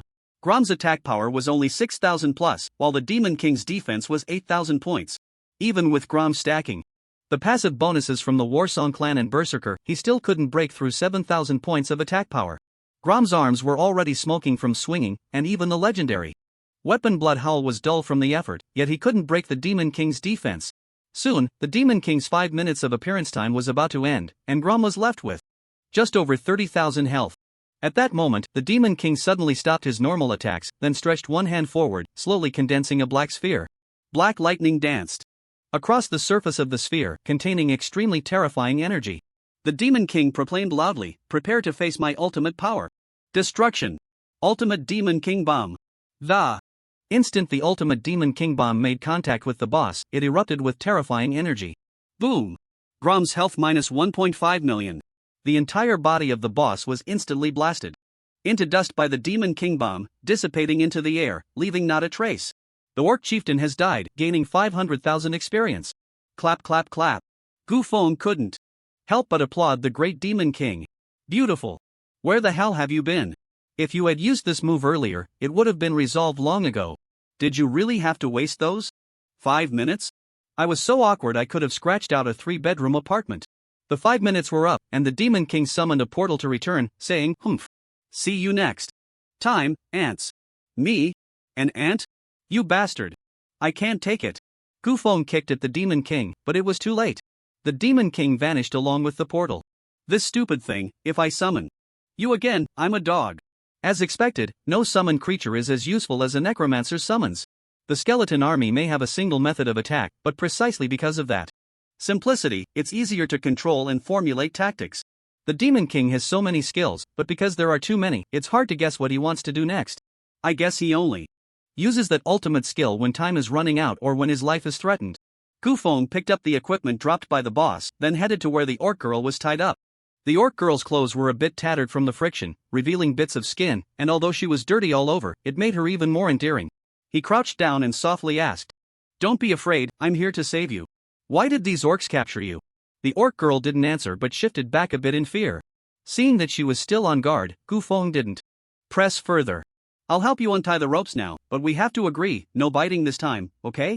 The Orc Girl remained silent, but her gaze seriously scrutinized Gufeng. Gufeng unfastened the iron chain around the Orc Girl's neck. The Orc Girl immediately broke free from the iron chains and ran outside, then watched Gufeng's movements with vigilance. "Don't be afraid, I won't hurt you. I just want to." But before Gufeng could finish speaking, the Orc Girl turned and fled. She ran away again? Should I chase her this time? Gufeng pondered for a moment and decided not to pursue her. "I spent all day yesterday grinding in the secret realm without encountering this Orc Girl, but today I met her on my first run. This indicates that this hidden quest progresses on a daily basis. Even if I catch up to her now, I probably won't achieve anything. Perhaps I can only meet her again tomorrow in this secret realm to advance to the next part of the story." After realizing this, Gufeng directly teleported out of the secret realm. Throughout the rest of the day, Gufeng did not encounter the Orc Girl again in any of the Orc secret realms he explored. As expected, he did not see her again, confirming that his speculation was correct. He looked forward to meeting her again tomorrow. He wondered if he would gain her trust next time. Gu Feng began to feel an anticipation for tomorrow. After Gu Feng and Bai Ningning spent another day grinding in the orc secret realm, the time came to the morning of the next day. After a simple breakfast, Gu Feng eagerly entered the orc secret realm. After arranging things for Bai Ningning, Gu Feng flew at full speed towards the boss. As Gu Feng had speculated, the orc girl was indeed captured again. But this time, there was not just her, an elderly female orc was also captured alongside her. Both were kneeling on the ground, with two orcs wielding large cleavers standing beside them, waiting for the chieftain's command. A circle of orcs surrounded them, watching the scene, which seemed to be a public execution. At that moment, the chieftain waved his hand and said, "Execute." The two executioners raised their cleavers high and then swung them down violently. Seeing this, Gu Feng hurriedly shouted, "Spare her." But it was too late. One of the executioners brought down his blade, and immediately, a head of an orc rolled to the ground, spraying blood. The other executioner, however, seemed to have heard Gu Feng's voice and did not strike. This executioner was the one meant to execute the orc girl. When the orc girl saw the rolling head, tears instantly streamed down her face. She cried out hoarsely, "Mother!" But no one cared about her cries. At this moment, all the orcs in the tribe turned to look at Gu Feng. When the chieftain saw that it was a human, he instantly flew into a rage. He waved his hand again and said, "Continue the execution. Since I am here, no one can kill her." Holy Light Shield. Gu Feng immediately cast a holy light shield around the orc girl. With a crisp clang, the cleaver struck the shield and rebounded. Gu Feng soared down on his sword, and then his flying sword pierced directly towards the executioner's heart. The executioner dropped dead instantly. Roar! Grum let out a furious roar and charged directly at Gu Feng. "I don't have time to waste with you. One move will send you to hell." Annihilation Black Hole. Annihilation Black Hole, Dark Elemental Mage's second awakening skill. Summons a black hole capable of devouring everything. Gu Feng had used this skill once in the level 5 secret realm, Beast Forest, and it had devastated the ecosystem there. Due to its immense destructive power, Gu Feng had not used it again. However, the level 80 awakening skill was not enough to destroy the ecosystem of a level 50 secret realm, so Gu Feng was not worried about causing any more trouble. With a wave of his staff, a black sphere the size of an egg suddenly appeared in front of the boss. Grum sensed the extraordinary nature of this black sphere and hurriedly slammed to a stop. But the next second, the egg-sized black hole began to expand rapidly. As the black hole continued to expand, a tremendous suction force suddenly formed. And as the black hole grew larger, that terrifying suction power also multiplied. As a level 50 secret realm, the orcs' resistance was clearly much higher than that of the wild monsters in the Beast Forest. Yet, they were still completely unable to withstand the power of the level 80 second awakening skills. One by one, the orcs were sucked into the black hole, never to return. Waves of experience. Notifications crazily appeared in their minds. Orc Soldier died, gained 5,000 experience. Orc Wolf Cavalry died, gained 5,000 experience. Giant Wolf died, gained 3,000 experience. Meanwhile, the boss was still fighting desperately. He drove his giant axe deep into the ground to prevent being swept away by the black hole. But he underestimated the power of the black hole. In less than 8 seconds, Grom, along with his battle axe, was sucked into the black hole. Gu Feng, however, used his will to eliminate the black hole's attraction to the orc girl, including her deceased mother. The orc girl was unharmed, staring in shock at everything before her. 3 minutes later, the annihilation black hole gradually shrank, eventually becoming the size of an egg, and with a bayou, it disappeared without a trace. In the center of the orc tribe, a massive semicircular pit suddenly appeared. Orc chieftain died, gained 500,000 experience. Job's done. Level 80 second awakening skills are so satisfying to use. After killing the boss, Gu Feng approached the orc girl and rescued her from the standing platform. The orc girl knelt before her mother, crying bitterly. "Mother!" At such a moment of family separation, Gu Feng didn't know how to comfort her, so he could only wait quietly for her to calm down. After a few minutes, the orc girl's cries turned into sobs, and her emotions gradually settled. She suddenly turned her tear-filled eyes to Gu Feng and said, "Why do you keep saving me?" Hearing the orc girl speak to him for the first time took Gu Feng by surprise. Huh? She actually spoke to me, and in human language, specifically in Huaxia dialect. But why does her accent sound a bit like Hunan dialect? Her looks and her accent really don't match at all. She's truly a closed-mouth international supermodel, but when she opens her mouth, it's Hunan dialect. Gu Feng asked, "I see you're different from the other orcs, you look more human. Is there a reason for that?" The orc girl hesitated for a moment and said, I am a half-orc. My mother is an orc, and my father is a human. Just as I suspected. Then why did the other orcs want to behead you and your mother? They think I, as a half-orc, am a freak, a disgrace to the orc race, an omen of bad luck. So they kept capturing me, wanting to execute me. But you kept saving me, thwarting their plans. In a fit of rage, the chief sent people to capture my mother, using her to lure me out. That's how the earlier events unfolded. What about your father? The orc girl hesitated for a moment, then began to recount her story. I am the product of a union between a human and an orc. When I was young, everyone noticed I was a bit abnormal. My size was clearly much smaller than that of other orcs, but my mother told the other orcs that I was just a bit malnourished and small. So everyone didn't think much of it. But as I grew up, the size difference between me and the surrounding orcs became more and more apparent. I also realized that I was different from everyone else. Under my questioning, my mother finally revealed the truth to me. I have no impression of my father, but I heard my mother say he was a translator for beast language. My mother, on the other hand, was a translator for human languages. The beast and human races had a period of alliance, and it was during that time that they quietly became close.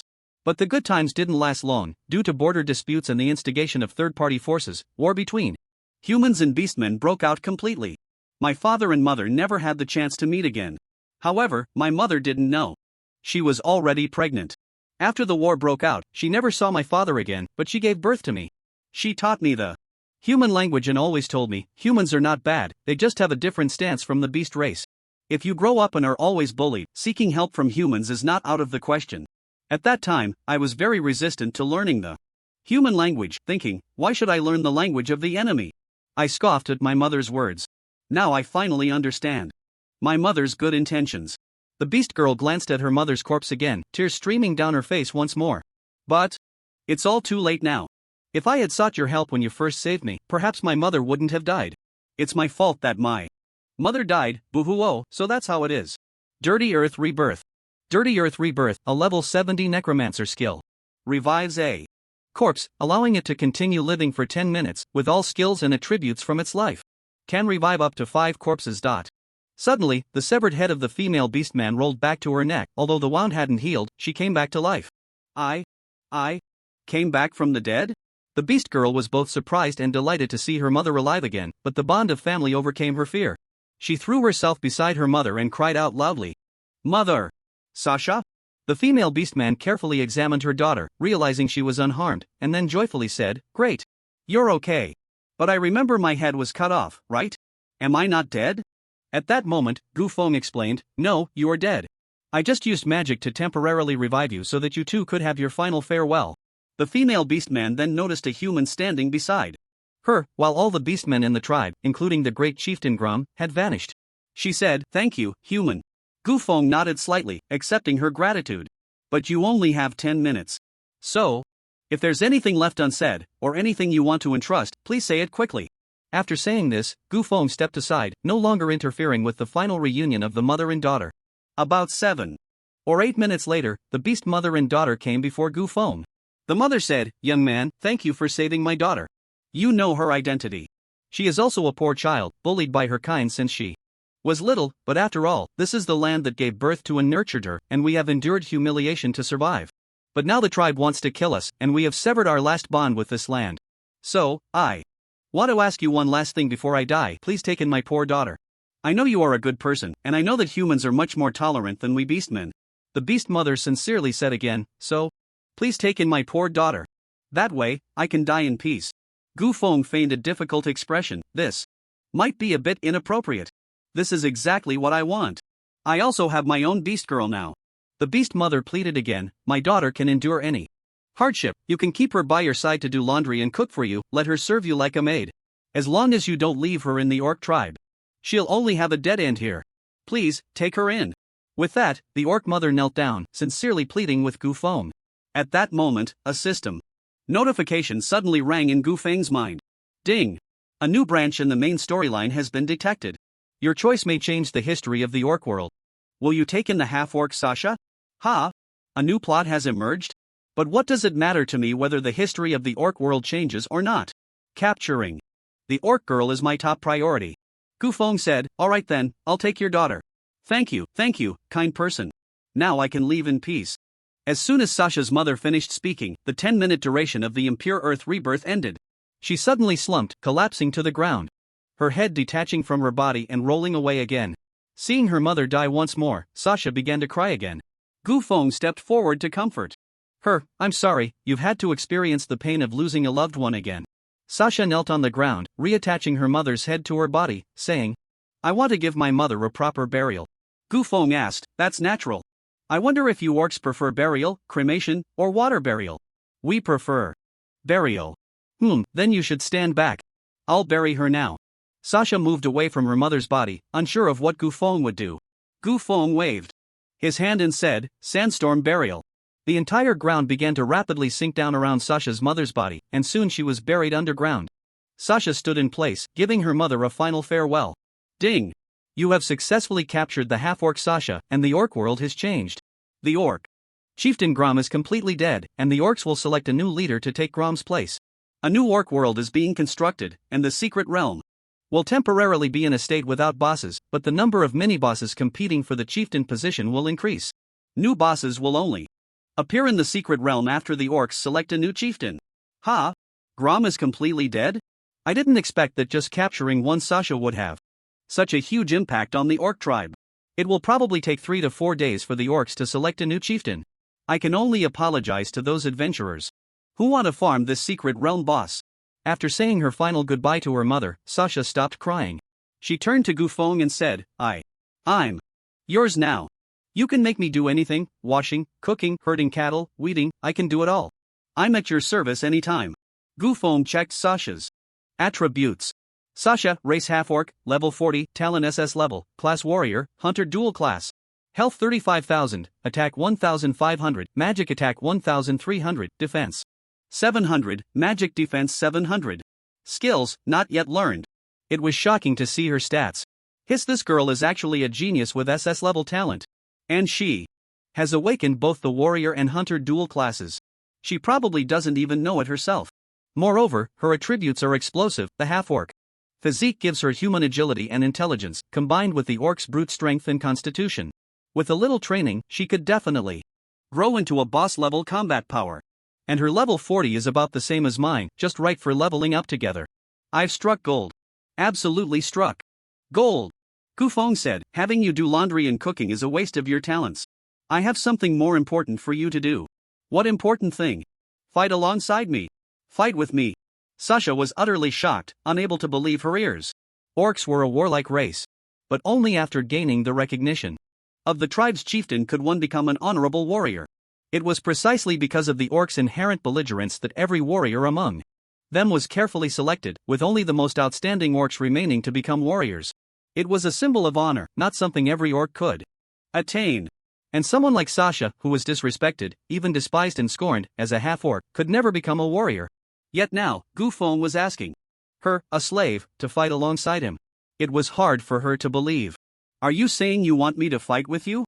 But I've never learned any combat skills, I have no battle experience. And my identity. You can learn combat skills without experience. I can teach you. But what about your identity? You are no longer just an orc. You are my attendant, a half-orc with our human genes. Forget about the don't they mind my impure bloodline? Sasha's little green face instantly turned red, like a maturing green apple. She quickly hid behind Gu Feng. Seeing Sasha's panicked expression, Gu Feng immediately guessed her thoughts. Surprised, aren't you? We humans are quite tolerant, especially us who love the two-dimensional world. As long as you're good-looking, not only will we accept you, but marrying you off right now wouldn't be a problem at all. Sasha, confused, asked, what is a two-dimensional human? Just as Gu Feng was about to explain, suddenly, a sharp pain shot through his arm. Without thinking, he knew it was Bai Ningning pinching him. Bai Ningning looked at Gu Feng with a smile and asked slowly, Gu Chun, is this the surprise you prepared for me? Ahem, you might want to stop smiling, I feel like you want to kill someone. Yes, this is the surprise I mentioned. What do you think? Surprised? Unexpected? I'm so surprised. Let me introduce you. This is Sasha, a half-orc I rescued from the orc's guillotine. She is now my follower and will soon become our battle partner. And this smiling lady is my good FR. Bai Ningning shot Gu Feng a glare, and he quickly corrected himself, my good girlfriend. Sasha greeted, you, hello, sister-in-law. Sister-in-law? Hearing the half-orc call her sister-in-law, Bai Ningning's face immediately lit up with a radiant smile. She warmly asked Sasha, wow. I didn't expect you to speak human language. That makes it easier for us sisters to communicate. If you encounter any difficulties in life, feel free to talk to me, I will definitely help you solve them. Oh. Sasha was a bit taken aback. Are all humans this friendly? Is this the power of the two-dimensional world? Gu Feng was also surprised to see Bai Ningning suddenly show no hostility towards Sasha. But this was ultimately a good situation, and Gu Feng wouldn't be foolish enough to ask why. He explained to Bai Ningning, Sasha is a poor child I saved from the orc's guillotine. After rescuing her, I found out she has SS-level talent and has awakened both the warrior and hunter dual professions. So, I want to train her a bit to make her a strong asset for us. Bai Ningning exclaimed, wow. Sasha, you also have SS-level talent. That's amazing. SS-level talent, is it very strong? Of course, it's very strong. I am a powerful practitioner with SS-level talent. Then what level of talent does the master have? Can I be as strong as the master? Bai Ningning replied, not really. He has no talent, he's just a hanger-on, not on the same level as us, so just ignore him. Hey, is it right to ignore me? Oh. The master is indeed the strongest, otherwise he wouldn't have so easily slain our chieftain. Gu Feng said, don't call me master anymore. We humans ended the slave society long ago. It sounds awkward to me, and others might misunderstand. Then what should I call you? Just call me Chen Gu. Sasha obediently called out, Chen Gu. Since you want to join our team, the first thing is to equip you with a suitable set of gear and teach you a few professional skills. Just in time, I need to clean out my space backpack, so let's go to the oddities pavilion. Gu Feng then took Sasha to the city. Along the way, Sasha curiously observed the human architecture, civilization, and various novel inventions of humans. But as the group arrived in the city, the streets became increasingly crowded, and Sasha's unique appearance instantly attracted the attention of many onlookers. Most people had seen orcs in the secret realm, but half-orcs were only known from comics or anime. The sight of such a beautiful half-orc in the real world was a sense of authenticity that no comic could provide. People eagerly took out their phones to capture the moment. Wow! Is this a cosplay? It looks so real. Based on my years of cos experience, I can say for sure, this is definitely not cosplay. This is a real half-orc. I've slain countless male half-orcs. But female half-orcs? Delicious. Truly delicious. No way. Could there really be half-orcs in this world? So orc girls actually exist. The genes of orcs and humans can actually blend perfectly. This is a major discovery, absolutely a major discovery. Orc girls are cute, but what kind of warrior has the courage to face a female orc? You must be really desperate. Actually, it's the same with the lights off, right? No, this time it's definitely different. A female orc must weigh at least 300 pounds, I'm genuinely afraid of being crushed by them. Some bold individuals even stepped forward to strike up a conversation. Miss Orc Girl, can we get to know each other? Let's add each other on WeChat. Miss Orc Girl, are you interested in becoming a streamer? If you stream, you'll definitely go viral. Our commission is 60 to 40. You get 60, I get 40. No. 70 to 30. Don't go, miss. 80 to 20 is fine too. Seeing such enthusiastic humans, Sasha felt a bit at a loss. Gu Feng said to Sasha, human society is not as simple as orc society, it's very complex. Don't be fooled by their friendly appearances, most of these people just want to use you. You've just stepped into human society and know nothing, making it easy to be tempted by all sorts of new things. Some things could even lead you astray. So, without my permission, don't interact with others. Wait until you truly understand human civilization before engaging with other humans. I won't leave my master. Why are you calling me master again? Sasha realized she had misspoken and quickly corrected herself. Without Brother Chen's permission, I absolutely won't interact with other humans. Gu Feng took a helmet from his backpack and handed it to Sasha. Put this on, it will save you some trouble. Sasha put on the helmet, covering her face. As they walked onto a new street, she indeed attracted much less attention. Gu Feng then led Sasha to the Curiosities Pavilion, where he sold all her excess gear and selected a level 40 warrior legendary set for her, along with a battle axe and a bow. He also picked out all the skill books for warriors and hunters at level 40 and below. Looking at the valuable armor, Sasha hesitated to accept it. Master. Brother Chen, are you really letting me wear such expensive gear? Yes, hurry and change into it. Sasha showed some reluctance. After hesitating for a few seconds, she steeled herself and began to undress. Hey, don't undress in public, there are changing rooms. Sasha's face turned red with embarrassment. Oh. Looks like I have to start teaching her everything from scratch. Soon, Sasha emerged fully armored in heavy gear. Gu Feng's eyes lit up upon seeing her. Perfect, absolutely perfect. Orcs really do suit heavy armor. Afterward, Sasha learned the skill books. Although she had never had any combat experience, after studying those skill books, she instantly knew how to fight and use those skills. She herself found it quite unbelievable. Let's go. Let me take you to kill some orcs for revenge. The three of them returned to the hell-level orc world's secret realm. Sasha was only level 40 now. Although Gu Feng had equipped her with the best gear available, it was still somewhat challenging to fight against the hell difficulty. Orcs, Gu Feng arranged, you might still be a bit unaccustomed to the battlefield, and your level is relatively low. So, for now, follow Ning Ning and my summons to the back and take out some small monsters. Get familiar with your skills and combat techniques, and once your level increases, there will be plenty of opportunities for battle. Sasha obediently replied, Summon Ghost Wolf. Summon Trey Ant. Summon Giant Bear. Gu Feng summoned dozens of creatures, then used sword control technique to fly to the back of the secret realm. Bai Ning Ning also took on the role of Sasha's combat mentor. Sasha, Gu Feng's summons are very strong, so you can fight with confidence, there usually won't be any danger. Even if you do encounter danger, I will protect you. Thank you, sister-in-law. Hearing Sasha call her sister-in-law again, Bai Ning Ning felt very pleased. Activate Swift Aura. Full speed ahead, let's catch up with Gu Feng. Gu Feng spent 20 minutes flying to the boss's territory, but found that there was indeed no boss here. Instead, a battle competition among orcs was taking place. On the arena, two powerful orcs were dueling, and Gu Feng observed that both orcs had strong attributes, but were slightly weaker than Grum. They were probably the orcs competing for the position of the Great Chieftain. They were also temporary mini-bosses in this secret realm. Surrounding the arena, there were hundreds of orcs gathered in a circle, watching the match. They cheered, shouted, and the atmosphere was extremely lively. Orcs are a race that highly values brute strength. Whoever has the strongest combat power can become the ultimate winner of the competition and the new Great Chieftain. Oh wow! Hundreds of orcs gathered here, how lively! And there are several mini-bosses. This wave of experience points is definitely not less than killing a boss. Then I'll unleash a few skills to take you all down at once. Awaken 5 strikes. With a single move of Awaken 5 strikes, he instantly wiped out all the hundreds of orcs present. However, since there was now one more person, Sasha, sharing the experience, Gu Feng's leveling progress slowed down a bit.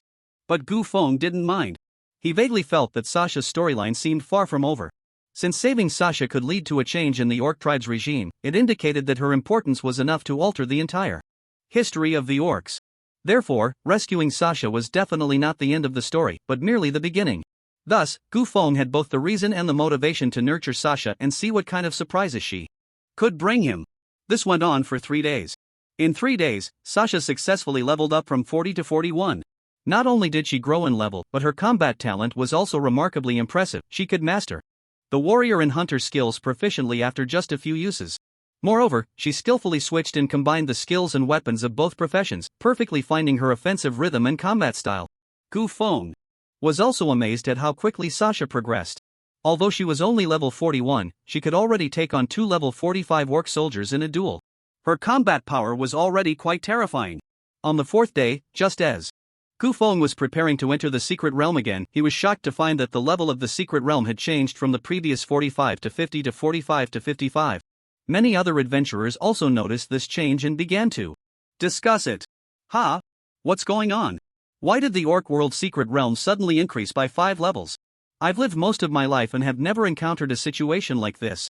A few days ago, I found it strange that our team had finally made it to the boss's area, only to discover that there was no boss at all, but rather a tournament.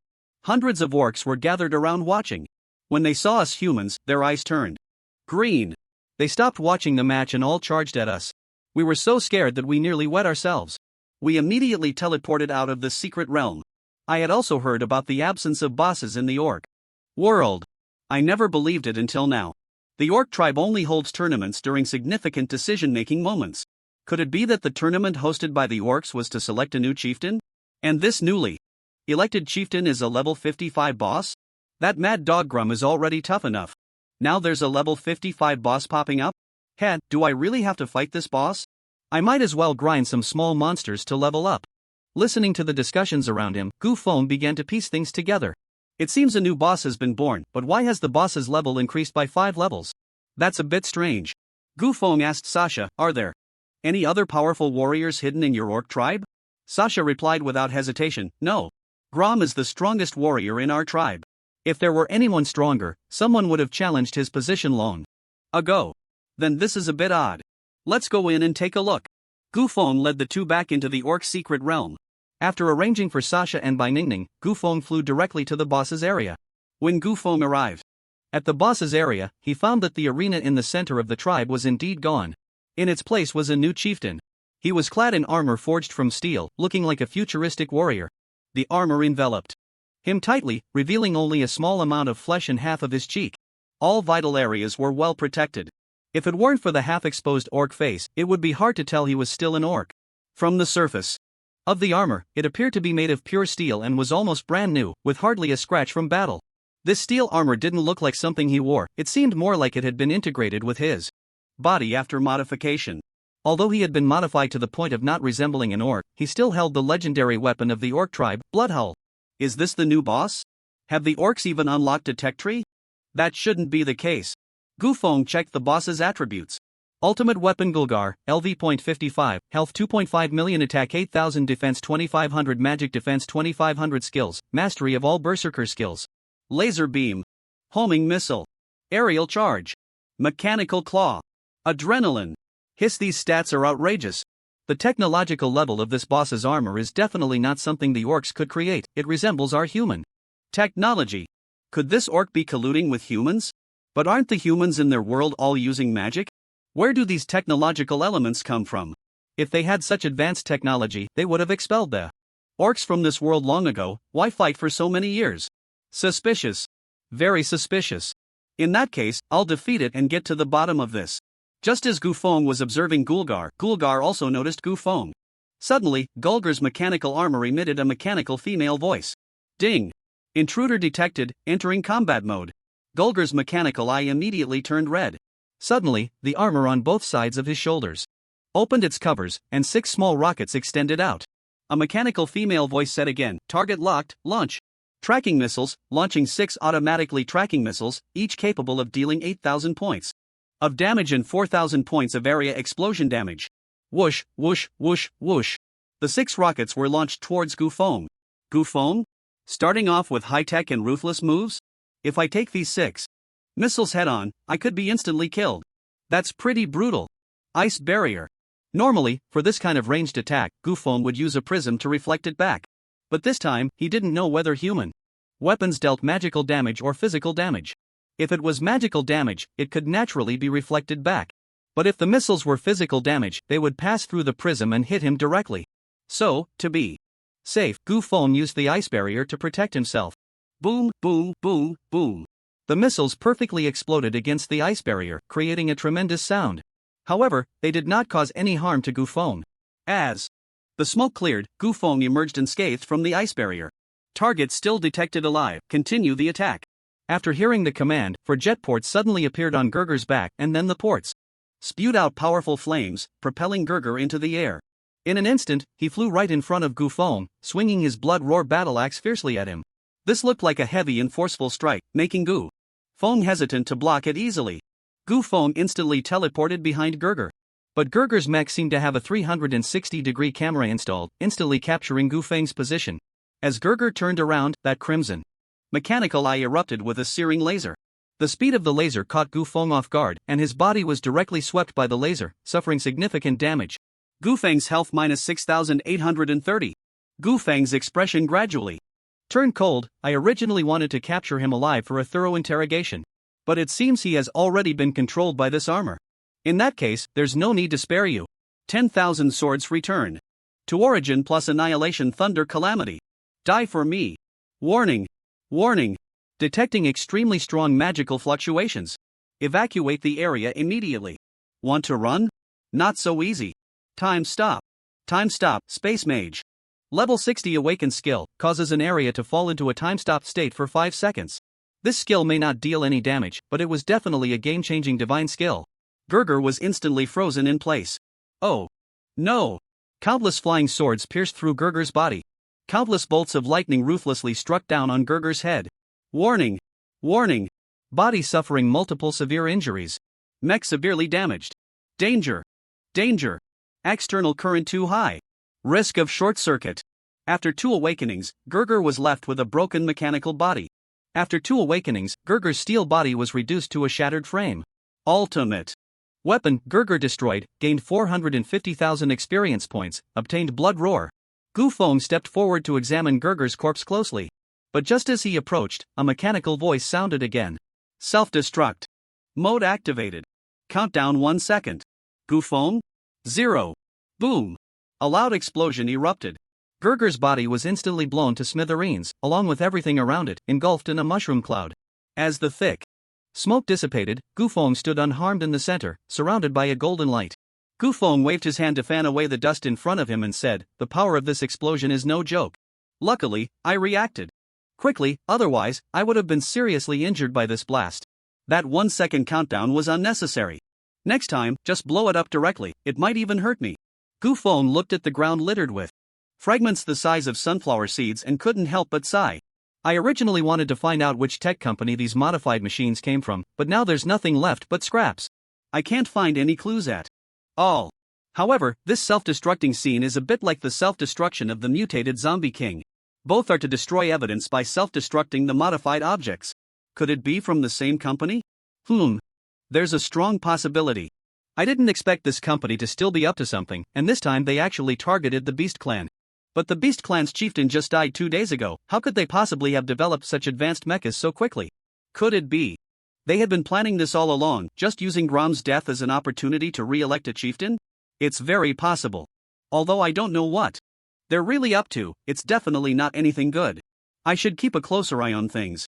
After collecting the spoils, Gufeng left the secret realm. Upon seeing Sasha at the entrance of the secret realm, he asked, "Sasha, do you know an orc named Gerga in your tribe?" Sasha shook her head and said, "Because my identity is quite special, my mother kept me away from other orcs as I grew up, so I don't know much about the other orcs in the tribe." "I'm sorry, master." Shan Gu. It's okay, no need to apologize for that." At that moment, Bai Ningning asked, "What's wrong, Gufeng? Did something happen in the secret realm?" "Yes, the boss in the secret realm has been modified by humans from our world. Its power is extremely terrifying, which is why the level of the secret realm has increased by 5 levels. Modified by humans from our world? Is that even possible? I find it a bit strange too. Let's go back in and investigate again." The 3 of them re-entered the secret realm and began to grind again. When Gufeng arrived at the boss's territory, he found that the boss was not in its base. Only a few orcs responsible for guarding were on watch. The boss isn't here? That shouldn't be the case. It can't be hiding in some tent, right? Gufeng flew down from the air to the ground. A few of the guarding orcs immediately spotted him and swung their battle axes at Gufeng. Blizzard. Fire rain technique. Sandstorm burial. Gufeng easily dispatched these minions with a few area attack skills. Despite the commotion he caused, the boss still did not appear. Still not coming out? If that's the case, don't blame me for forcing you out. Meteor fall. A few seconds later, a massive meteorite fell onto the Beast Clan's base. Boom! Immediately followed by a loud explosion, the entire orc camp was flattened by the enormous shockwave from the meteorite explosion. Gufeng looked around but still did not see any sign of the boss. He knew that a level 60 awakening skill, Meteor Fall, was not enough to kill the boss. And he hadn't received any notification about defeating the boss. Where did the boss go? Could it be that it was damaged last time I fought it and has been sent back to the repair shop and it hasn't come out yet? That shouldn't be the case. After all, the secret realm is just an illusion. As long as I don't change the original life trajectory of the orc world, I should just need to enter the secret realm again to refresh the boss. Could it be that someone got there first and killed the boss ahead of time? That's not possible. My speed in grinding the secret realm is definitely the number 1 in the same level. No one can be faster than me. Even if a big shot came, they might not be faster than me. Unless it's a top-tier big shot. But why would a top-tier big shot come to the secret realm for no reason? It's impossible. So where did the boss go? Gufeng was puzzled. He then flew around the area on his sword, searching several regions, but still found no trace of the boss. In ancient times, it was "Where did Dad go?" Now it's "Where did the boss go?" So confusing. Really confusing. With no other choice, Gu Feng had to exit the secret realm and try again. When Bai Ningning came out, she also looked bewildered. Gu Feng, why did you come out without fighting the boss? It's not that I don't want to fight, but I didn't encounter it at all. Didn't encounter it? Can the boss really hide? I don't know, but I just didn't encounter it. This secret realm is getting stranger. Can humans really control secret realms? That's too terrifying. Yeah. Let's go through it again. Let's see if this is just a coincidence. The three of them entered the secret realm again. This time, Gu Feng was on the lookout for the boss, but even when they reached the boss's lair again, he still hadn't found it. What the hell? Can this boss really have vanished into thin air? I don't believe it. Today, even if I have to dig 3 feet into the ground, I will find this boss. Meteor strike. Gu Feng once again leveled the boss's lair. Summon skeletons. Summon skeleton mages. Summon skeleton archers. He then transformed all the orc corpses around into skeleton soldiers. Gu Feng simply gave up. Flying and led the skeleton soldiers to conduct a thorough search of every corner of the secret realm. Gu Feng searched for over 2 hours, and when he finally regrouped with Bai Ningning and Sasha's team, he still hadn't found any trace of the boss. Bai Ningning asked, "Still haven't found it?" Gu Feng was getting a bit impatient. Damn it! I've already searched 80% of the secret realm, and I still can't find this damned boss. Could it really be hiding underground? So where's the remaining 20%? The remaining areas are mostly the outermost regions of the secret realm or other secret realm entrances. Suddenly, Gu Feng froze. Secret realm entrance. Could it be that the boss is currently hunting other adventurers at some secret realm entrance? Bai Ningning was also shocked by Gu Feng's guess. Hunting other adventurers? Why would the boss do that? This anti-human organization can do anything. No time to waste, I'm going to check the other entrances. Sword control technique. Gu Feng used his sword control technique and immediately flew towards the other entrances of the secret realm. Any road, valley, or special location on the outskirts of the secret realm could potentially be an entrance. The larger the secret realm, the more entrances there are. The Orc World secret realm is a vast continent, and its area is enormous, so it would be a huge waste of time for Gu Feng to start searching from the outermost edge of the secret realm. Verifying his theory sooner would allow him to notify everyone earlier. Even a second of early verification could potentially save a life. Gu Feng sped forward. He found no trace of the boss at the first entrance. The second entrance yielded nothing either. The third, fourth, 10th, 11th still showed no sign of the boss. Finally, at the 14th entrance, Gu Feng spotted the boss. There were already 5 cold bodies lying at the boss's feet.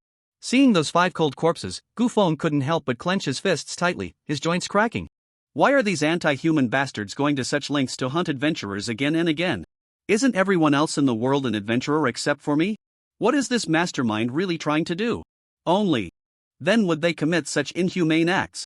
Gu Feng was worried that his awakened skills would damage the 5 corpses on the ground. So he went to the surface to attract the boss's attention. New target detected. Hunt. Hunt. Mecha charge. The 6 jet boosters on Gerger's back were all running at full power, reaching an extremely terrifying speed. Gu Feng remained unafraid in the face of danger. Activate power aura. Activate extraordinary body. Blessing of the Archangel. Guardian of the Seraph. Weakness perception. Berserk. Bloodthirsty. Holy blessing. Gu Feng directly used a whole bunch of buff skills on himself, maxing out various attributes. At this moment, the boss also arrived beside Gu Feng and began to unleash a frenzied assault. Gu Feng's health -1/-1/-1/1.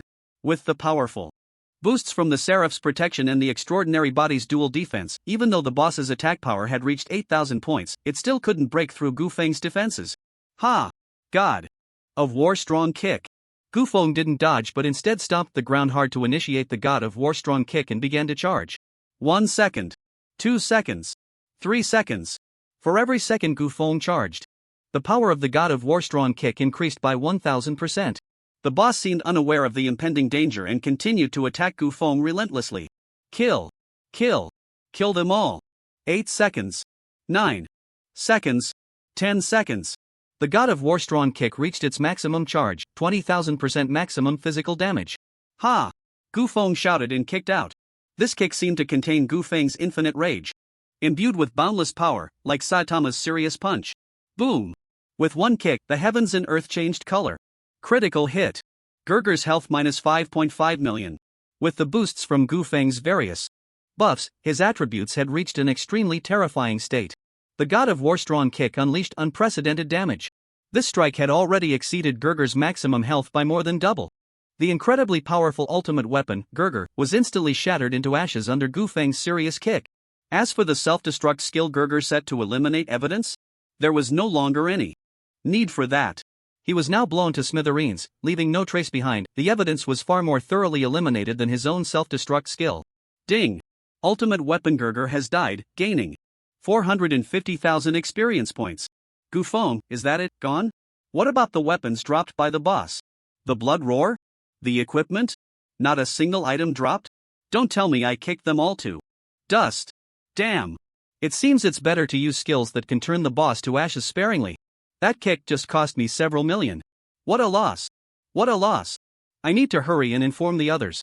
Gu Feng packed up all 5 corpses on the ground and stored them in his storage space, then teleported out of the secret realm. After Gu Feng emerged, he found that a steady stream of professionals was still forming teams to enter the Orc World secret realm. He immediately stopped them, saying, "Everyone, don't enter the Orc World secret realm anymore. There's a problem with this realm.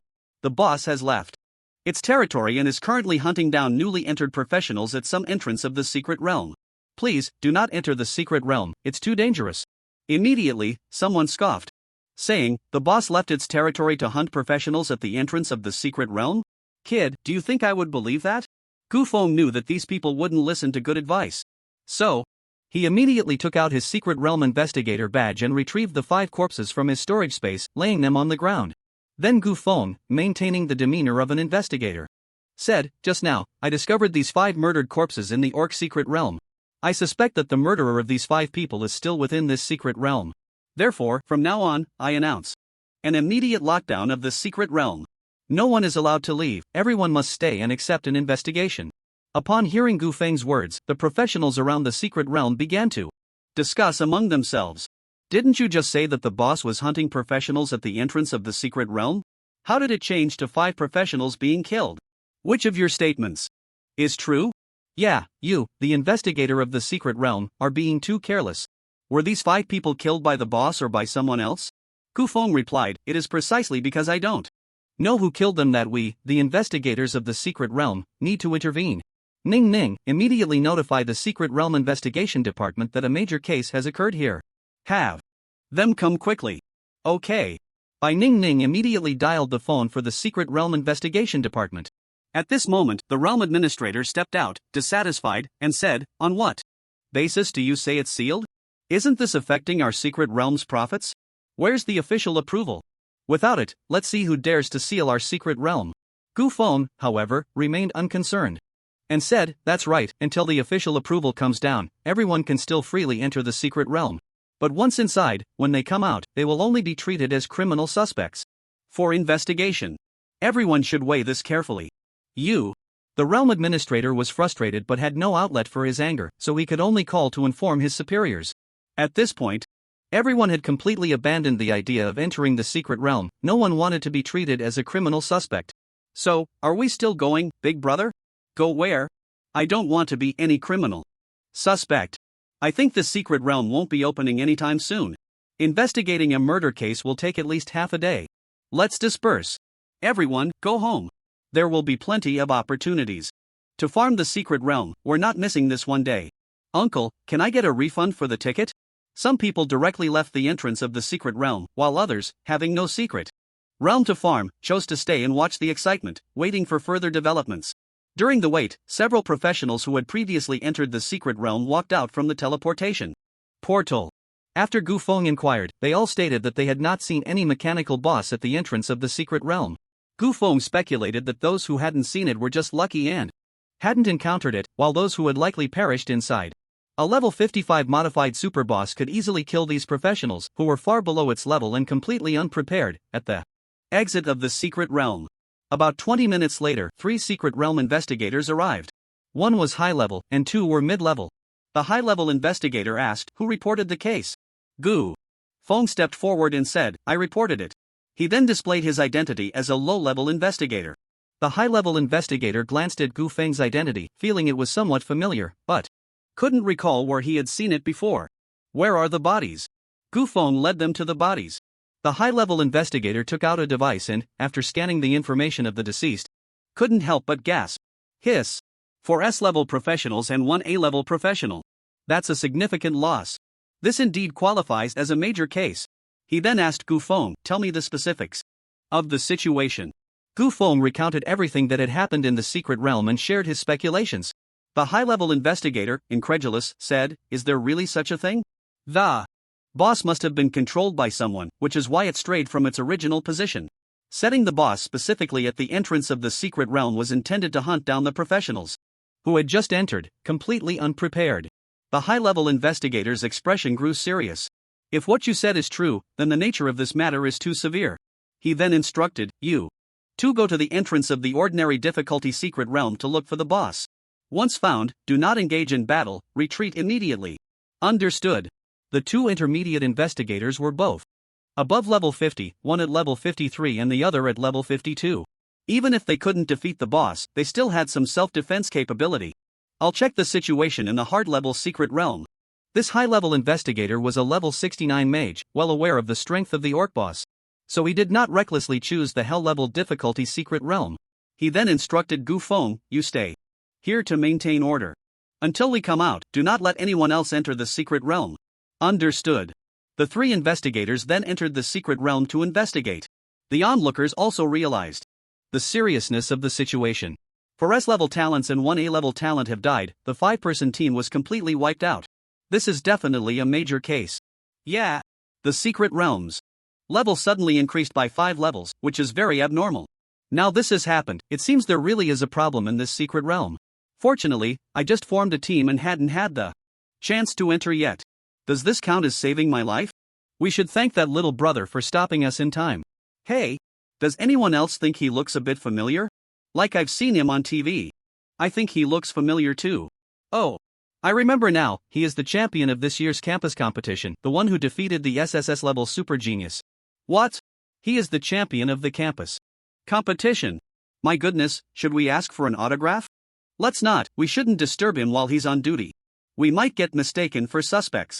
Gu Feng saw that most people had realized the seriousness of the event and were no longer trying to enter the secret realm. So he left Bai Ningning at the entrance to guard it while he re-entered the secret realm to level up. It takes at least half an hour for secret realm investigators to find the boss. And that half hour is enough for me to kill the boss 2 or 3 times. I won't waste time here.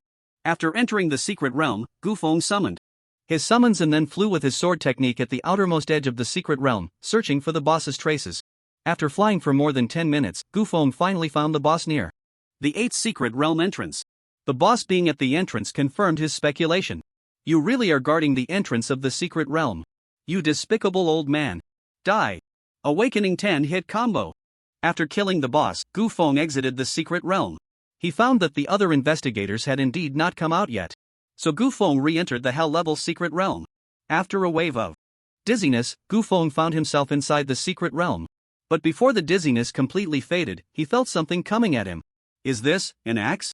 Or a Bloodhowl brand great axe? What? An axe. Damn. Holy light shield. At the critical moment, Gu Feng hurriedly cast a protective shield on himself. With a crisp sound of clang, the shield perfectly blocked the giant axe's attack. Gu Feng turned to look, the giant axe was aimed right at his neck. If he hadn't reacted quickly, and if his skills weren't instant, he would have probably lost his head by now. But even so, Gu Feng was drenched in cold sweat. The one wielding the giant axe was the boss ambushing at the entrance of the secret realm, the ultimate weapon, Gurgur. Even someone as powerful as me almost got ambushed by this guy. It is easy to imagine that those ordinary talent professionals who have just entered the secret realm, without any psychological preparation, would be in a life-and-death situation if ambushed by Gurgur. This dog is so damn insidious. Since you didn't kill me, then it's you who will die. Accept your fate. Awakening 10 consecutive strikes. Gu Feng ruthlessly slashed the boss to death. He then exited the secret realm, calculating the time that high-level investigator should be coming out soon, so he didn't re-enter the secret realm.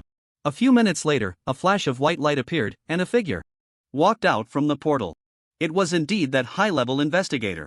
His expression was grave as he walked directly to the 5 corpses, then squatted down and pulled out 10 more corpses from his storage space, lining them up with the 5. Indeed, those who said the secret realm was not dangerous were the ones who had never encountered a boss. And those who had encountered a boss were already dead. That's why no one said there was danger in the secret realm. At this moment, all the professionals outside the secret realm couldn't help but swallow hard, feeling as if they had escaped death. If a team being wiped out could be a coincidence, then now with 15 cold corpses lying there, it was definitely not a coincidence. This was a huge conspiracy. Gu Feng stepped forward and asked, "Did another 10 people die? Did you encounter the boss?" "I did, and I killed it. I have to say, this modified boss is very strong. It's even stronger than a level 55 boss of the same rank. Professionals with slightly lower abilities or levels simply cannot survive against it. And these 10 corpses are what I found at other entrances to the secret realm. What do you plan to do? If this matter is left unchecked, more professionals will die. This secret realm is just too dangerous. I will send a request to headquarters to temporarily seal off the secret realm until we find out the truth and a solution. Before reopening it. Then we investigators can come and go freely, right? Of course, we can come and go freely. Otherwise, who would investigate the case?" Gu Feng finally breathed a sigh of relief. That's good. Otherwise, I would have to find another secret realm to level up." The high-level investigator glanced at the time, then looked at the secret realm portal, his face full of worry. Gu Feng guessed what he was worried about. "Are you worried about the safety of those 2 colleagues? Based on the time, they should be out by now. I underestimated the strength of this boss. It was indeed too dangerous to send those 2 who had just reached level 50 into the secret realm to investigate. How about I go in and look for them? There's no time. If they are still alive, they should be coming out soon. If they are already dead, there's no need to go in for now." At this moment, Gu Feng also realized the danger of the investigator's job. This was a job where one knew there were tigers in the mountains but had to march toward the tiger's den. Just then, the portal lit up again, and 2 figures walked out. One of them was severely injured, covered in blood, and in imminent danger of life.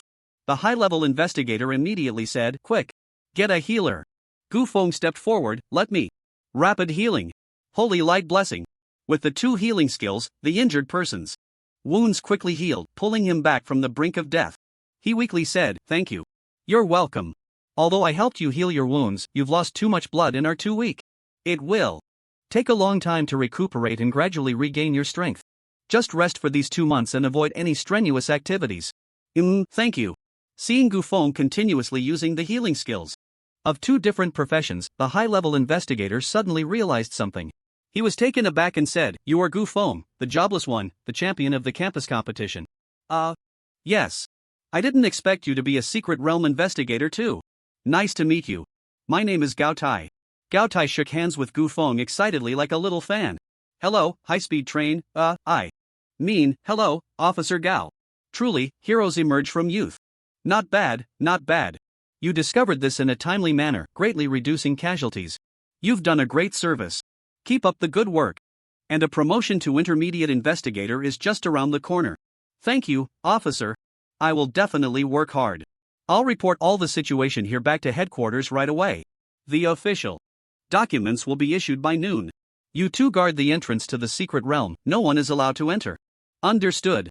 Then Gao Tai said to Gu Feng, "Gu Feng, grow quickly. I look forward to collaborating with you in the future. I'm off." Take care, officer." Around 11 a.m., the secret realm of the Orc world was officially sealed. Only secret realm investigators and those with special credentials could enter. Gu Feng, using his identity as an investigator, continued to lead by Ningning and Sasha in hunting bosses within the secret realm. The secret realm is a mirror of another world. No matter how many times Gu Feng kills a boss, as long as the secret realm refreshes, a new boss will appear again. This does not alter the true history of the Orc world. This boss will always remain at the entrance of the secret realm to hunt human professionals. Intervening in another world through a mirror is not an easy task. It requires special events or special individuals to potentially intervene in the original world of the secret realm. Gu Feng looked at Sasha. Although he had long realized that Sasha might be the key figure who could change the Orc world, as only she could easily return to the original world that belonged to her, he was genuinely reluctant to let her go. "Whoa, my Orc girl. I finally managed to get you, and now you want me to send you back? Is my dream of a harem of monster girls going to shatter before it even begins? I can't accept this." Gu Feng asked Sasha for her opinion. "Sasha, seeing your new chief become what he is now, what are your thoughts?" Sasha's eyes revealed complex emotions, but she firmly said, "I am now Chen Ji's person. I have no thoughts." Gu Feng smiled and patted her head, saying, "Silly girl, if you miss home, just say so. You can go back and visit anytime. Although Gu Feng treated Sasha very well, teaching her combat skills, introducing her to the delicious food of the human world, and showing her human technology and various things that the orcs did not have, Sasha was happy but felt no sense of belonging in the human world. Although countless humans showed interest in her, Sasha knew that it was merely curiosity about something new, a mindset of treating her as a plaything. No one was truly sincere towards her. Her appearance also made it difficult for her to integrate into human society. Her green skin and two sharp fangs made her the center of attention for humans wanting to take pictures wherever she went, which made her very uncomfortable. Though she was a half-orc, her appearance and physique leaned more towards that of an orc. Just like a child born from a mix of black and white in the human world, they would always resemble black more. Even though they had half-white ancestry, their skin would still be black. And no one would call them white just because of their other half. Appearance is always the most intuitive perception, which also destines Sasha to be unable to integrate into the human world. Through these days of observation, Gu Feng had roughly guessed Sasha's inner turmoil. He said, "Sasha, I have a task for you now, and I hope you can handle it well." Sasha suddenly perked up. "What task, brother?" "Chen, I will definitely do it well. After my training, you have now mastered various skills of a warrior and a hunter, and you are already a qualified warrior who can stand on your own. So I want you to return to the orc world and help me investigate how the new chieftain has become what he is now. Also, find out who the mastermind behind his transformation is and what their purpose is." "Can you do that?" Sasha's eyes immediately dimmed, and she said pitifully, "Brother Chen, are you trying to send me away?" "Of course not. As long as you investigate this matter clearly and we perfectly resolve this incident, I will bring you back immediately. Your mother entrusted you to me, how could I abandon you?" Sasha extended her little pinky and said, "Then you have to make a pinky promise." Gu Feng also extended his pinky, and their little fingers tightly hooked together. Sasha shook her finger and said, "Pinky promise, 100 years without changing." 100 years without changing.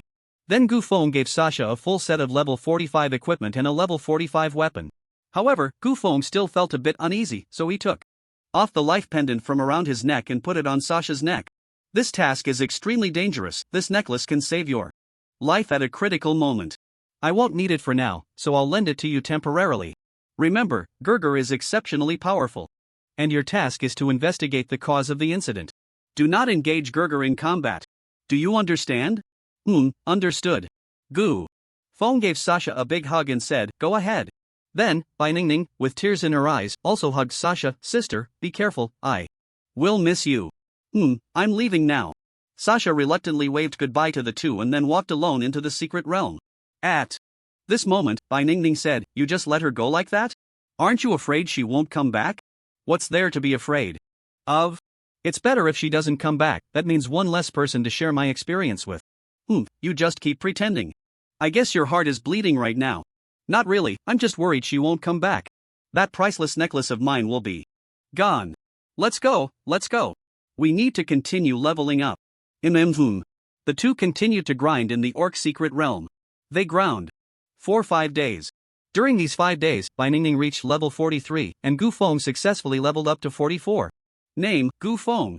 Level, LV.44 Occupation, None Health, 8000 Magic Power, Max Constitution, 800 Strength, 800 Agility, 800 Intelligence, 800 Spirit, 800 Physical Attack, 1760 Magic Attack, 1600 Critical Rate, 16% Evasion Rate, 16% Skills, Mastery of all skills. Mastered Forbidden Spells, Thunder God Descends, Holy Light Nuke. In these 5 days, the boss had been defeated no less than 100 times, but there was still no reply from Sasha, nor had he encountered her in the secret realm. This kept Gu Feng's heart in suspense, but he firmly believed that with Sasha's double S-level talent, as long as she didn't encounter Gerger, she generally wouldn't be in danger. In the afternoon, when Gu Feng entered the secret realm again, his powerful perception detected that someone seemed to be ambushing in the grass at the entrance of the secret realm. Upon sensing that familiar presence, Gu Feng smiled knowingly and said, "Come out, Sasha. Your stealth skills were all taught by me. Do you think you can hide from me?" At that moment, a fierce giant bear suddenly sprang out from the grass and charged quickly towards Gu Feng. A fierce giant bear suddenly leaped out from the grass and rushed towards Gu Feng. A bear? Could my premonition be wrong? Gu Feng drew his weapon and assumed a combat stance, just about to launch an attack on the giant bear. Suddenly, a whistle came from the grass. Upon hearing the whistle, the giant bear immediately halted its frantic pace. Then, a graceful orc girl jumped out from the grass. It was Sasha. She jumped out playfully and said, "Brother Chen, did I scare you?" Not really scared, but you did surprise me, Gufeng replied. He noticed that the giant bear was level 45, which meant that if Sasha could tame it, her level must also be no less than 45. Sasha patted the bear's head and then happily threw herself into Gufeng's arms. I'm so happy to see you again, Brother Chen. Gufeng was also very pleased. Sasha now looked much more mature than a few days ago, her face showing a clear sense of determination, her body had become sturdier, and her personality was much brighter, as if she had grown up overnight. How did you grow so fast? It's only been 5 days, and you've gone from level 41 to level 45. How did you do that? What do you mean 5 days? It's clearly been a month. I almost thought I would die missing you. I came to the entrance of the secret realm every day and sat there for 2 hours, hoping to run into you, but I just couldn't find you. Finally, today I caught you. Sasha continued to hold onto Gufeng tightly, unwilling to let go. Bai Ningning said, Ahem. Sasha, aren't you going to hug me? Sasha released Gufeng and then gave Bai Ningning a big hug. Sister-in-law, I missed you so much.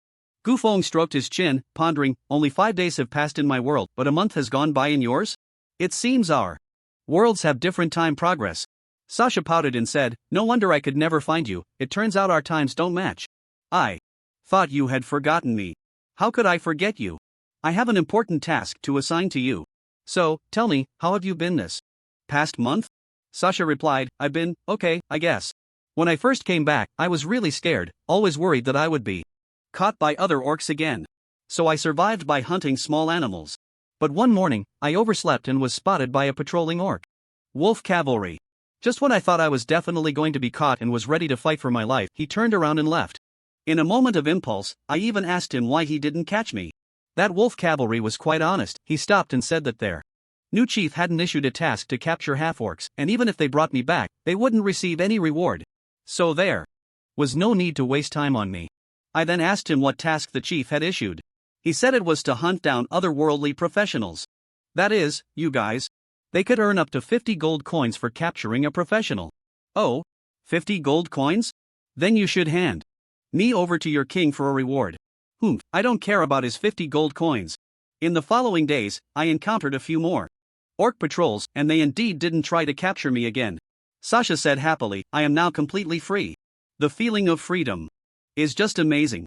It turns out it wasn't this continent that abandoned me, it was just that Grom's ideology couldn't tolerate the existence of half-orcs, which is why they targeted me. That outdated old fossil should have died long ago. Seeing that Sasha was doing well in this world, Gufeng genuinely felt happy for her. Sasha suddenly grabbed Gufeng's hand and walked over to his big bear, saying, Brother Chen, let me introduce you. This is my pet bear, Mi Shui. That name. That's right, I named it after my favorite milk tea brand. The big bear loves it. I put in a lot of effort to tame him. Say hello, Mi Shui. Awo the giant bear let out a low growl. Hee hee hello, Snow King.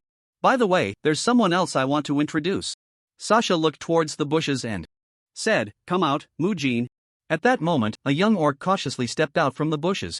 He was bare-chested, looking quite thin, with 2 sharp tusks just beginning to show, probably around 7 or 8 years old. But he was already about 1 meter 50 tall, looking like a skinny bamboo pole. This is an orphan I picked up from the wild. His parents all died in the war. I felt sorry for him, so I took him in and am now teaching him some basic life skills. Mujin glanced at Gufeng with big eyes filled with both hatred and fear. Sasha said, don't be afraid, Mujin. They are all good people, he was the one who rescued me from Grom. Say hello? Mujin. You, hello. Gufeng took out a pack of chocolate from his backpack and handed it to him, saying, good. Take it and eat. Mujin carefully took it but didn't know how to eat it. Sasha helped Mujin tear open the packaging and said, eat it. It's really delicious. Mujin took a bite, and his eyes lit up with surprise, then he started eating it eagerly. Sasha, stroking Mujin's head, suddenly said seriously, Brother Chen, I've found some clues about the matter you asked me to investigate. What clues have you found? This Golga was previously an elder of the Beast tribe. After the last chieftain passed away, he competed with Grom for the position of the chieftain. At that time, Grom was just a guard captain, with a status and position far lower than Golga's. Golga didn't take him seriously at all.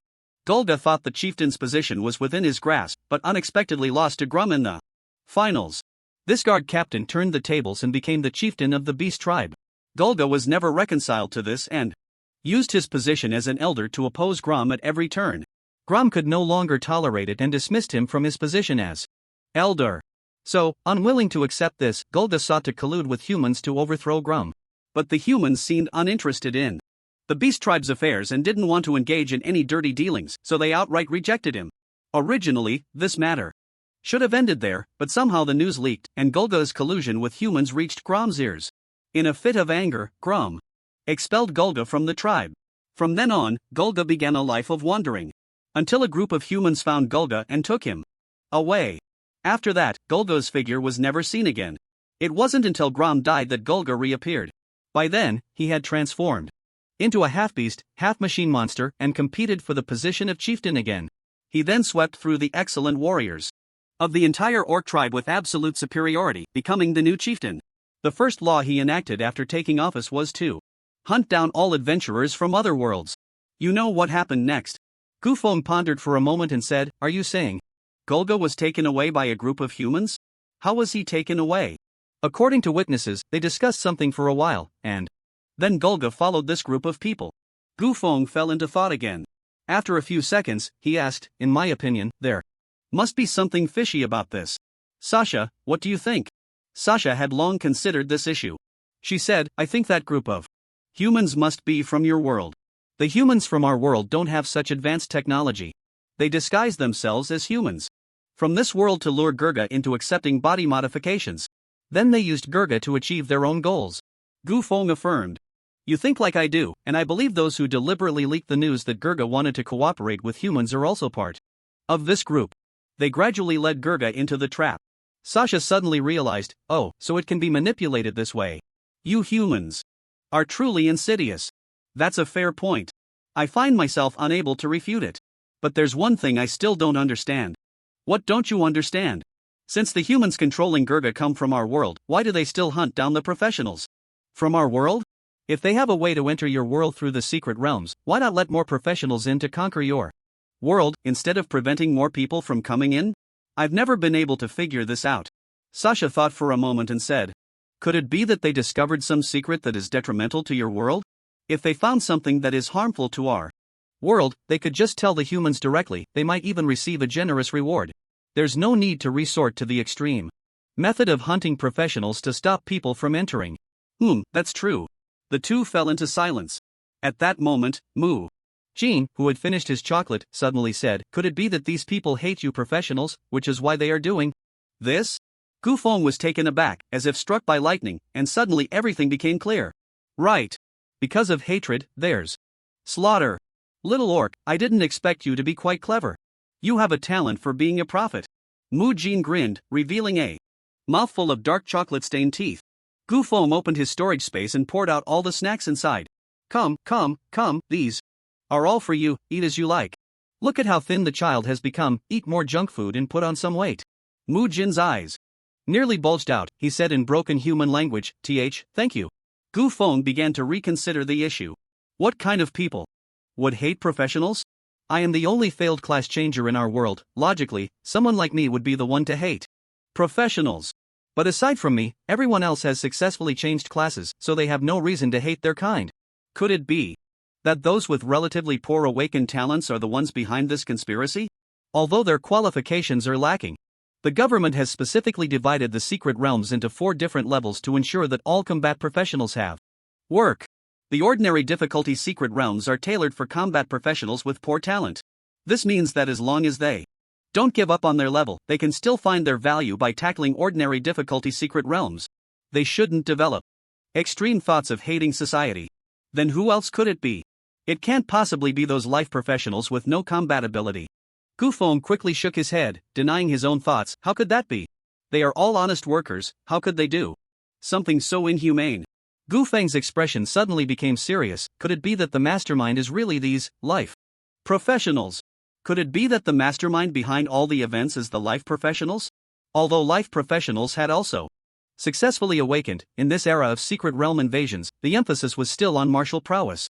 Life professionals mostly provided the most basic services and production for humans. Most life professionals are some of the most ordinary and least esteemed people in society. Even scientists, inventors, and capitalists, those top-tier life professionals, hold far less influence and prestige compared to their combat professional counterparts of the same rank. Life professionals live a 996 lifestyle every day, earning meager salaries like pure cattle and horses. In contrast, while combat professionals face the risk of losing their lives when tackling dungeons, the rewards are also quite substantial. Just taking on a task and casually slaying a few minor monsters can earn more than a life professional makes in a busy day. If they are fortunate enough to obtain a piece of top-tier equipment and sell it for cash, then living a life of leisure for the rest of their days is not a problem at all. In simple terms, the life of a life professional is predictable. From the moment they awaken to their life profession, they begin a life of servitude. After graduation, they scramble for degrees and certificates just to secure a stable job. They work at 22, face layoffs at 35, and retire at 60. To make ends meet, they take on side jobs like writing novels, delivering food, or driving for ride-hailing services, only to be replaced by various AIs. Just thinking about this life is tough. On the other hand, the life of a combat professional, while filled with challenges and dangers, also presents numerous opportunities for sudden wealth, and making money is quite straightforward and brutal. Although combat professionals lack the 5 insurances in one fund, they never worry about unemployment. In fact, the older they get and the higher their level, the more money they tend to earn. In comparison, combat professionals lead a much easier and more comfortable life than life professionals. Over time, it's no wonder life professionals have grievances. Gu Feng was also quite shocked by his bold idea. Could it be that these anti-human, no, I should say anti-combat professional actions are truly the work of life professionals? But if not them, then who else could it be? Sure enough, a cornered rabbit will bite when honest people are pushed to their limits. They too can kill. Those who can repeatedly organize various events to assassinate professionals and have the capability to connect to other worlds through dungeons are definitely not ordinary life professionals. They must be part of a super organization with a variety of talented individuals and substantial financial and technical support, allowing them to commit crimes time and again without a hitch. Terrifying. This organization is truly frightening. Although Gu Feng had guessed the truth, he did not voice it. This organization was too terrifying. He didn't want Bai Ningning or Sasha to fall into danger. The fewer people who knew about this, the better. Sasha, seeing Gu Feng's fluctuating expression, asked, "Brother Chen, have you thought of something?" "No. I haven't thought of anything." My train of thought suddenly broke off. "Forget it, I won't think about it anymore. This organization is too deeply hidden, it's not something that can be investigated in a short time. Let's first deal with the matter at hand." Sasha asked, "What matter do we need to deal with right now?" "Hand me over to your chieftain to claim the reward." Sasha immediately refused. "No, no, no. How can I push you to your death for 50 gold coins? Are you still worried that your brother Chen can't handle that chieftain? I'm asking you to pretend to take me to find him, and then I'll kill him, completely changing the status quo of this dungeon." Oh, so that's how it is. Then no problem. But after thinking for a moment, Gu Feng felt it was somewhat inappropriate. What if I kill the chieftain but still don't change the history of your beast clan? If our collaboration gets exposed, wouldn't that put you in danger later? No, I can't let you take me. I need someone else to take me. Then who should take you? Gu Feng leered. "Well, that depends on your seduction skills." Sasha swayed her hips as she walked up to an orc patrolman, mimicking a high-pitched voice of someone just turned 18 and said, "Hey there, big guy in front, come over here for a moment." The orc patrolman felt goosebumps all over and hesitantly asked, "What's up?" "Good news. I have a captive from another world here, do you want him?" As she spoke, she tugged on the iron chain in her hand, and Gu Feng stumbled out from behind her. His wrists and ankles were shackled with heavy iron chains, and a thick iron chain was fastened around his neck. Each step he took seemed to require immense effort. The orc patrolman's eyes lit up, and he immediately became interested. "Yes, of course I want him." Just as he reached out to take the chain from Sasha, she suddenly pulled her hand back. "But I never said I'd give him to you for free." The orc patrolman's face immediately showed a hint of displeasure. "Are you messing with me? How could I dare to mess with you?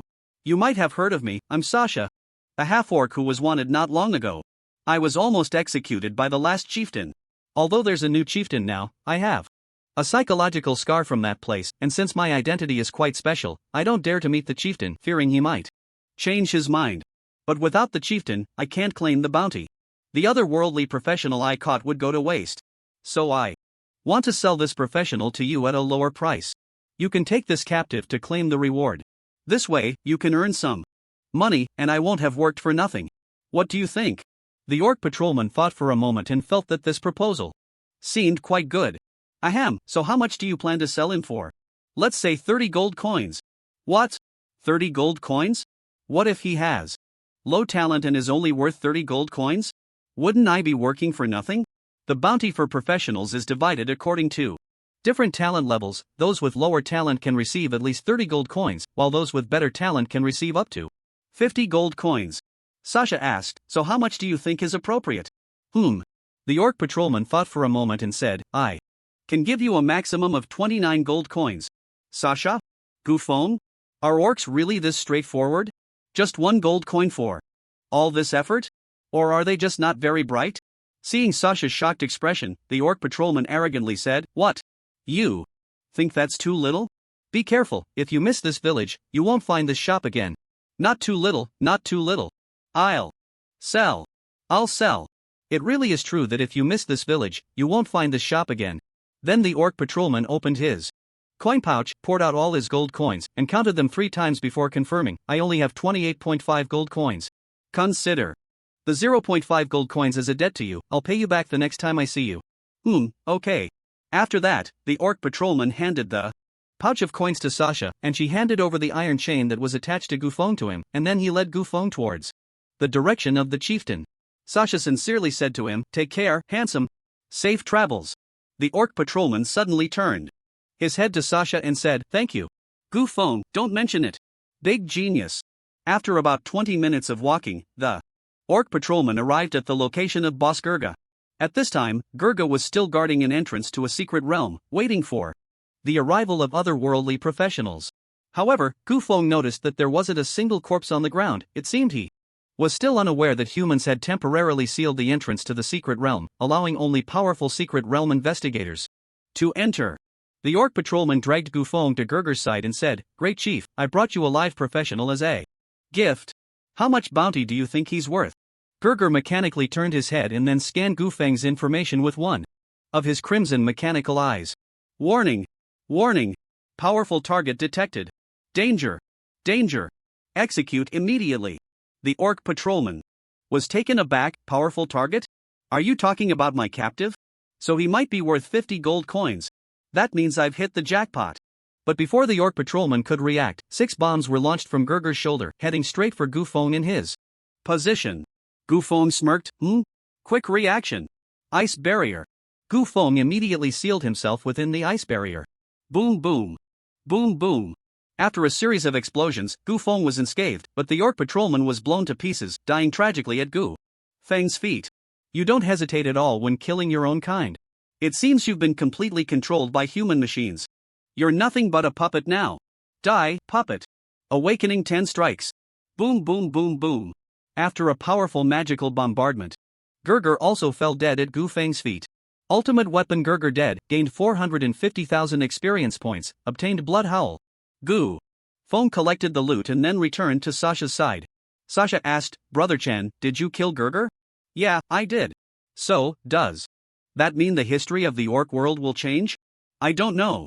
Based on past experience, we'll only know if history has changed the day after we exit the secret realm. A hint of disappointment suddenly appeared on Sasha's face. Do we still need to exit the secret realm? Gufeng naturally understood what she was feeling down about. After all, the passage of time was different in the two worlds. 1 day for him equaled 5 days for Sasha, and even if they agreed on a time and place to meet next, Sasha would have to wait much longer than Gufeng. The orc continent was so vast that if they missed that time, it would be no easy task to meet Sasha again. Sasha said, Then let's agree that I'll come here to wait for you every 5 days. And you have to come every day. Okay, we won't miss each other. Sasha extended a little finger and said, Then let's make a pinky promise. Gufeng smiled and extended his little finger to hook with hers. Pinky promise, cross my heart, 100 years without changing. After resting for a night, the next day Gufeng arrived at the agreed location on time. Sasha had been waiting for a long time. When she saw Gufeng, she happily ran over and said, Brother Chen, you're here. Yeah, of course I came. We made a pinky promise. So, did Gurger die? Sasha shook her head with a hint of disappointment. No, he didn't die. Gufeng had already guessed this outcome.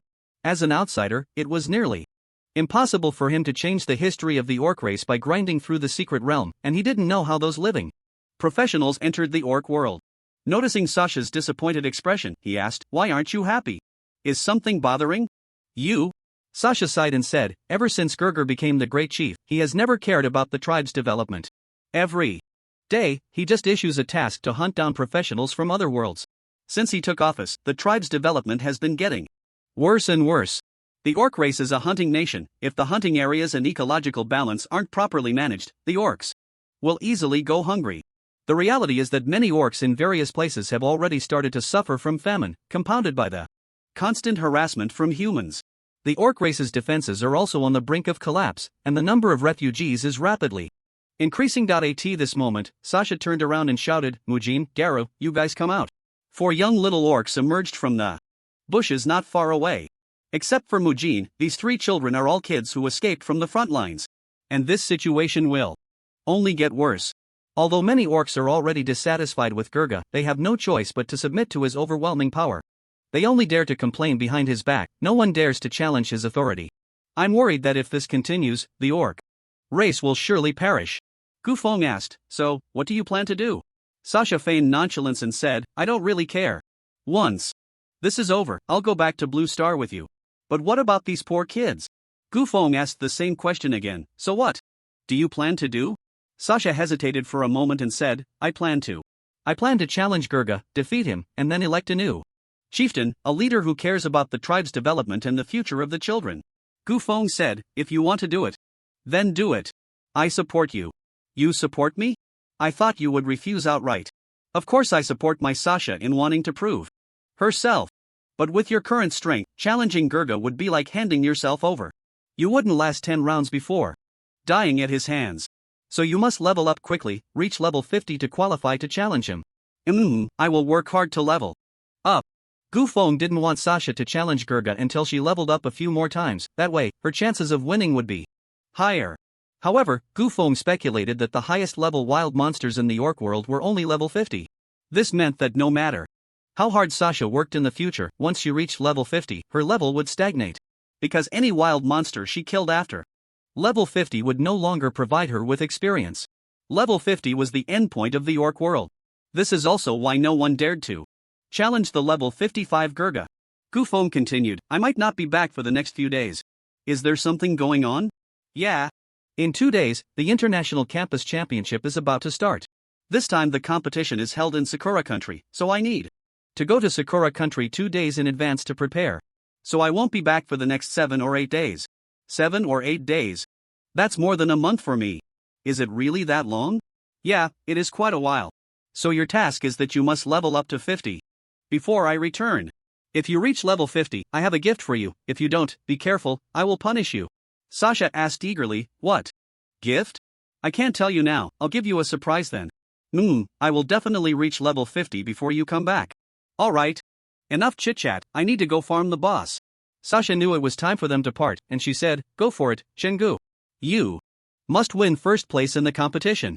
Don't worry, I'll definitely bring back a medal for you." Then the two went about their own business. Since most of the next day was spent on the road, Gufeng farmed a secret realm all night. After one night, Gufeng successfully leveled up to 46.